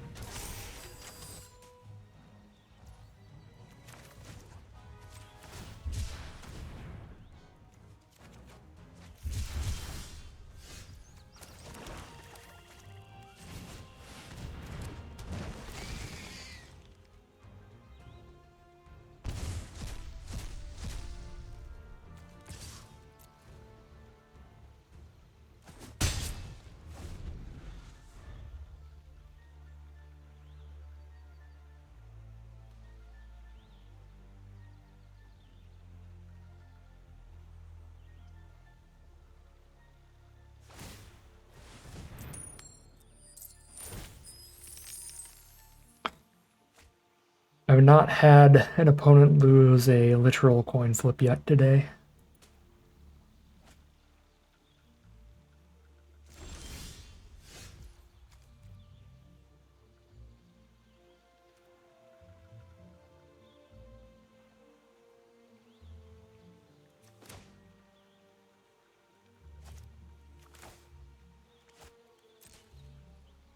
They have an instant up here.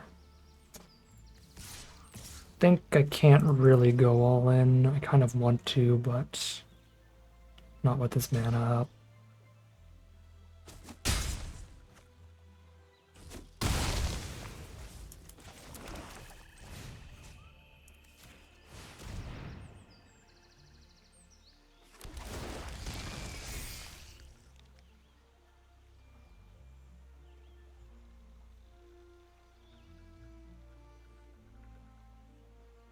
Turn over in bronze tomorrow? Jesus, no. Their hand has to be insane. They ditch a fight on, they add the treasure for it.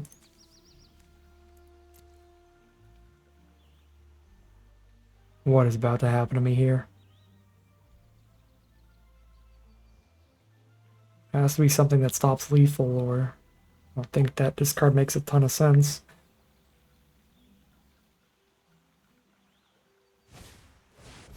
Oh, it's Edgar?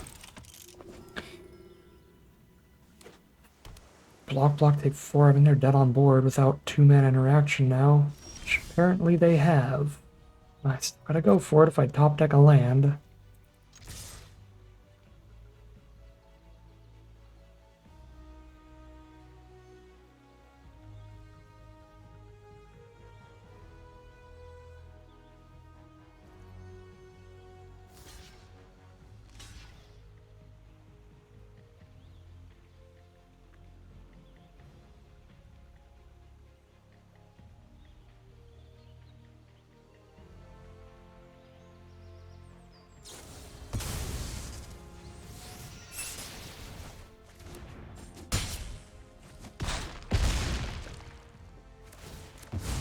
So I've got a 6/6, a Menacer, and another. All 3 of these are lethal threats, and one of them has Menace.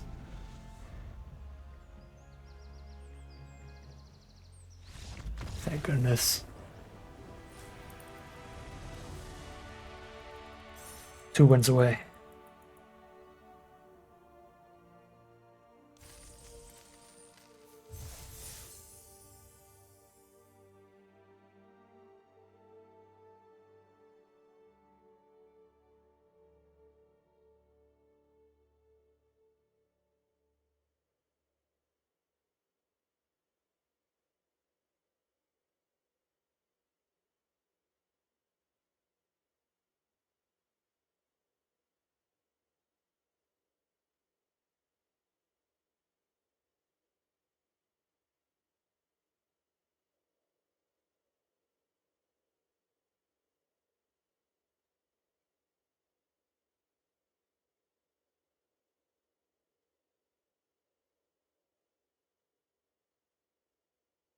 Just made Mythic, congrats, Ian.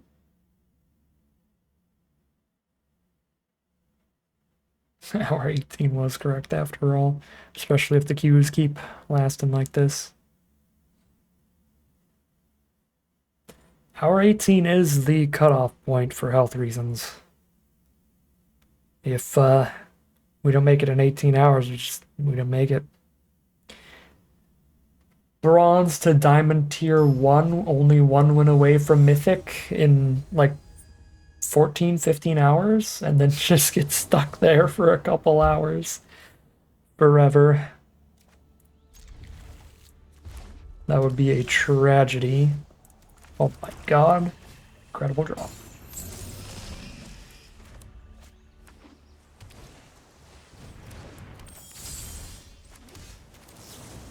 And that's solid too.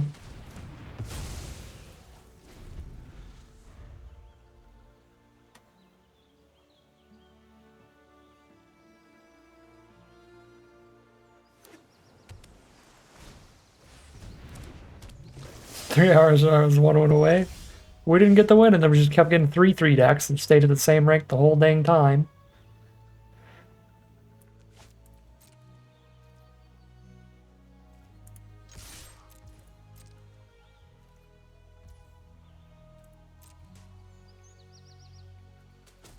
Yeah, I know, right? I am tired.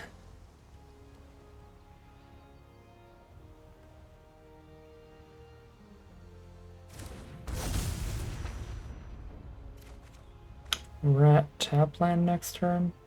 I guess I've got double black and double blue. Just go all on tap mana in case I draw something that needs it untapped.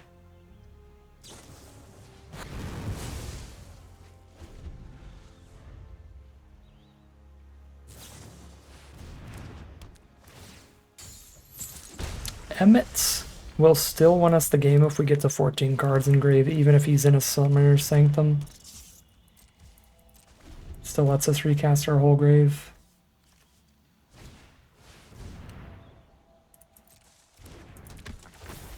That feels like one of those commanders that might just be like too busted to where it's just like, well, everybody's just gonna kill him and you can't really build a deck around him. I don't know. I guess there's a lot of commanders like that people still build. They just run a ton of counter spells and protection. Ooh, baby, we flooding. But our opponent's stuck, so, you know, two ends of the spectrum. They get to syncopate us pretty hard here. I need to keep hitting a lot of lands to get around to syncopate here, so let's just go for it.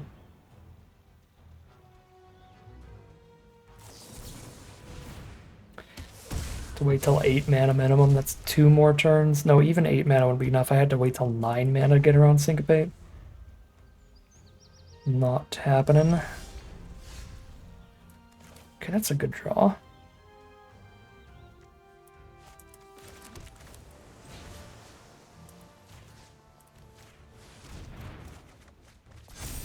Ooh, Heck dies while they're sitting on a bunch of spells. Also good.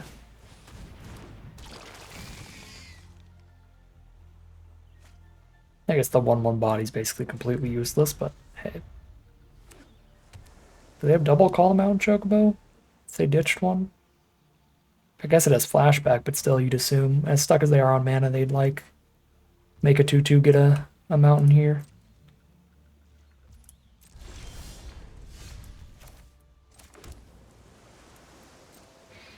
I do not like these draws very much.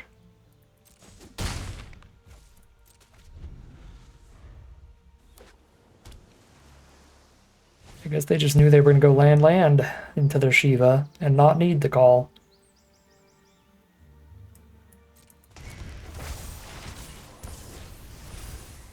Stun the Heck dies. Okay.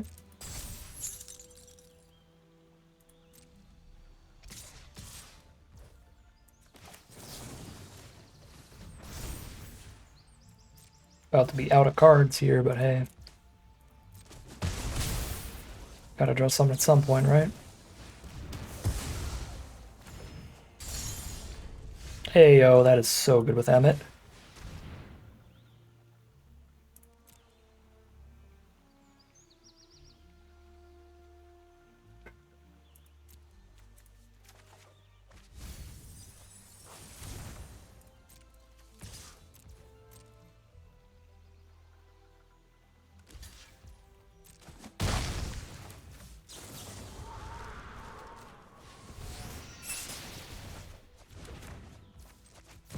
$11 cards in grave.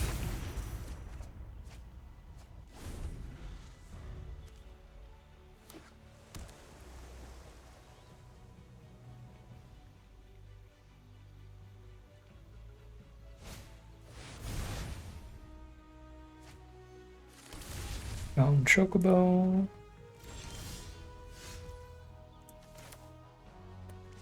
If I rev, I exile that, but put two other cards in the grave. That's 12, it's 13. It's not going to be 14, however I play it. So let's draw a discard and see if we find something better. We do. We do.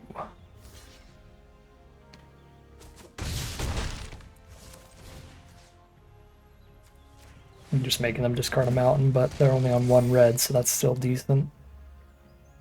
Stops Chocobo Comet. Oh, so they discard schemes, yeah.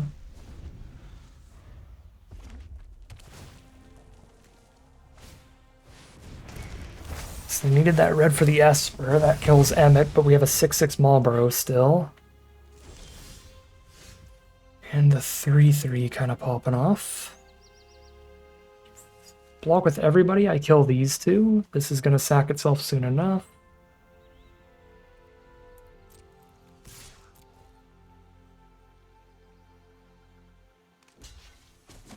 Chump it is. I think I'm going to play Sahagin because I have the unblockable spell for it for next turn.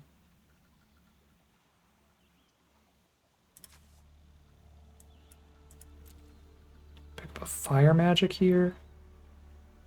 They won't have the mana to do it for 3 until my Sahagins already 4 toughness.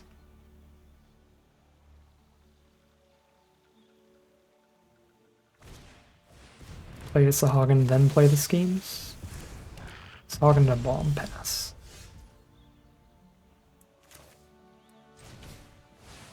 Revelation and sneak in some damage.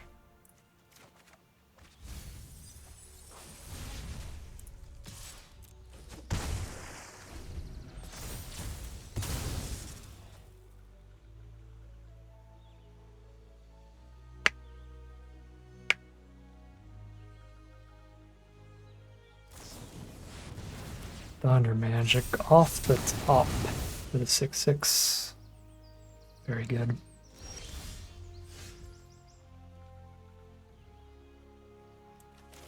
Make a 4/4 rat. Oh, side quest. Let's go. Unblockable Sahagin. They double block rat. We kill both those.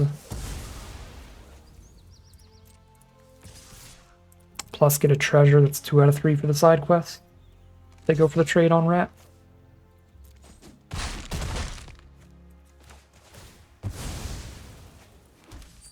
Probably could have gotten a damage in with the heck dies there. I don't think they were in a great spot to just block that with a 2/2 and chump the rat instead. Schemes for Thunder Magic. Land, that doesn't kill Sahagin, those that are dead. Only kills heck dies. It's too high toughness. We're 1 win away. We're 1 win away again. We've been here before. Don't get too excited.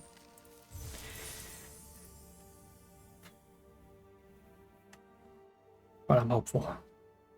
It's possible. There is a light at the end of the tunnel if we don't get dragged away again at 4:25 in the morning.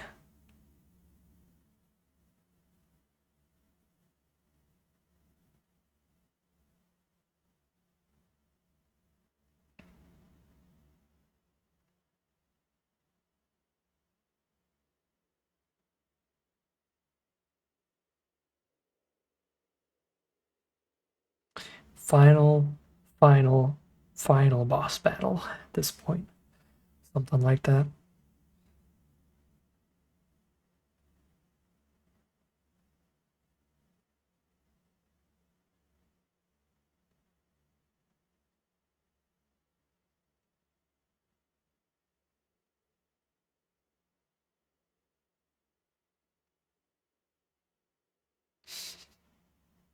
Doesn't count if you don't do it twice?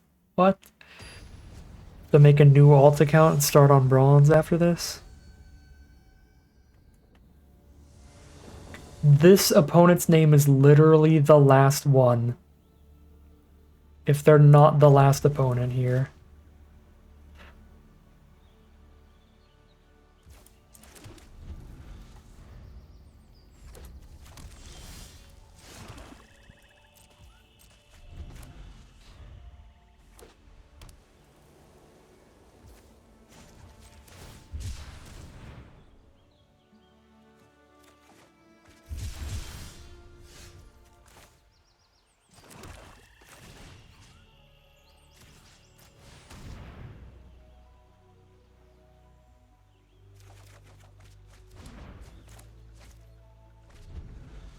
Load double blue on sketching. Awkward. Joshua. Yay. Hi, friends. Good to see you. Combat tutorial plus treachery next turn for all 5 mana. I'm gonna get to 6 on Marlboro. Could ditch Damper, but I think I could just use all of these cards, honestly. I'd probably still ditch Damper. And I'm drawing another 2. Yeah, ditch land as well, because I'm really likely to draw another within the next 2 off of that, plus draw step.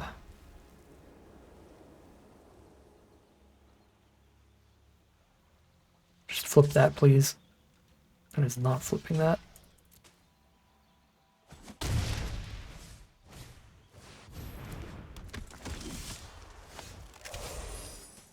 Heyo.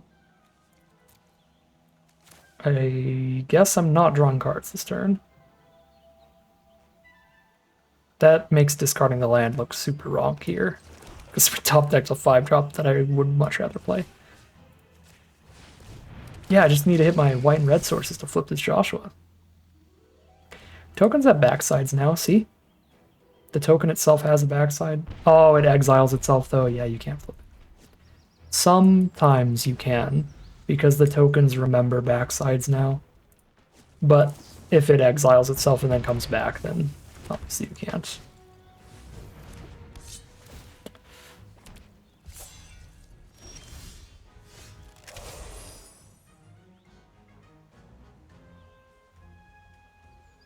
Well, they give me the token for this treachery, that's good.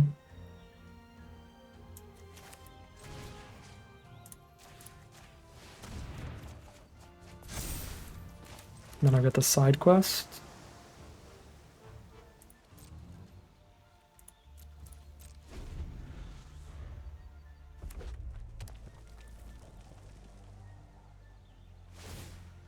Goodbye, all your mana. All your mana are belong to me.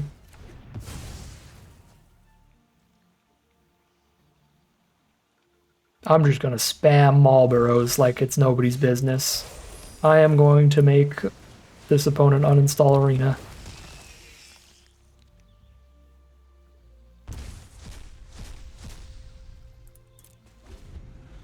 The Marlboros will continue until morale improves.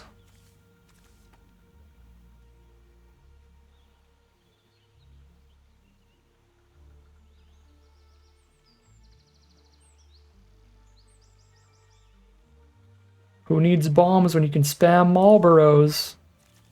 Remember when chat was talking about how this deck seems pretty bad? Doing way better than our really, really good looking decks. It might be the last one.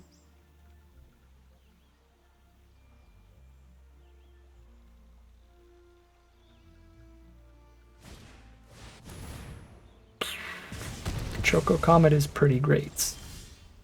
There's that. Here goes your last card in hand, though.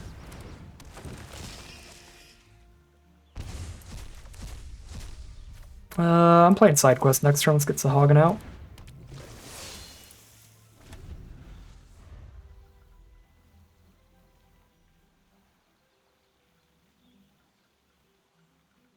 We might be free. Hold. Hold.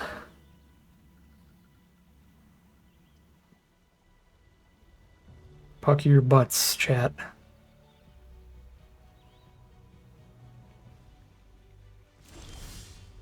This could be it.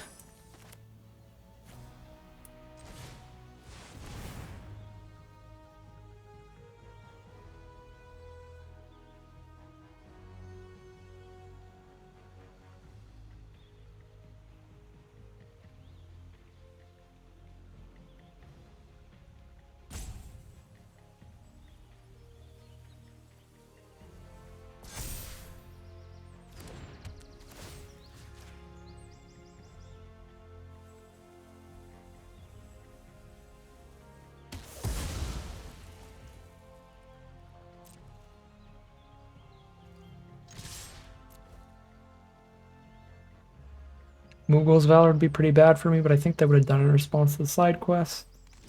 I'm jamming.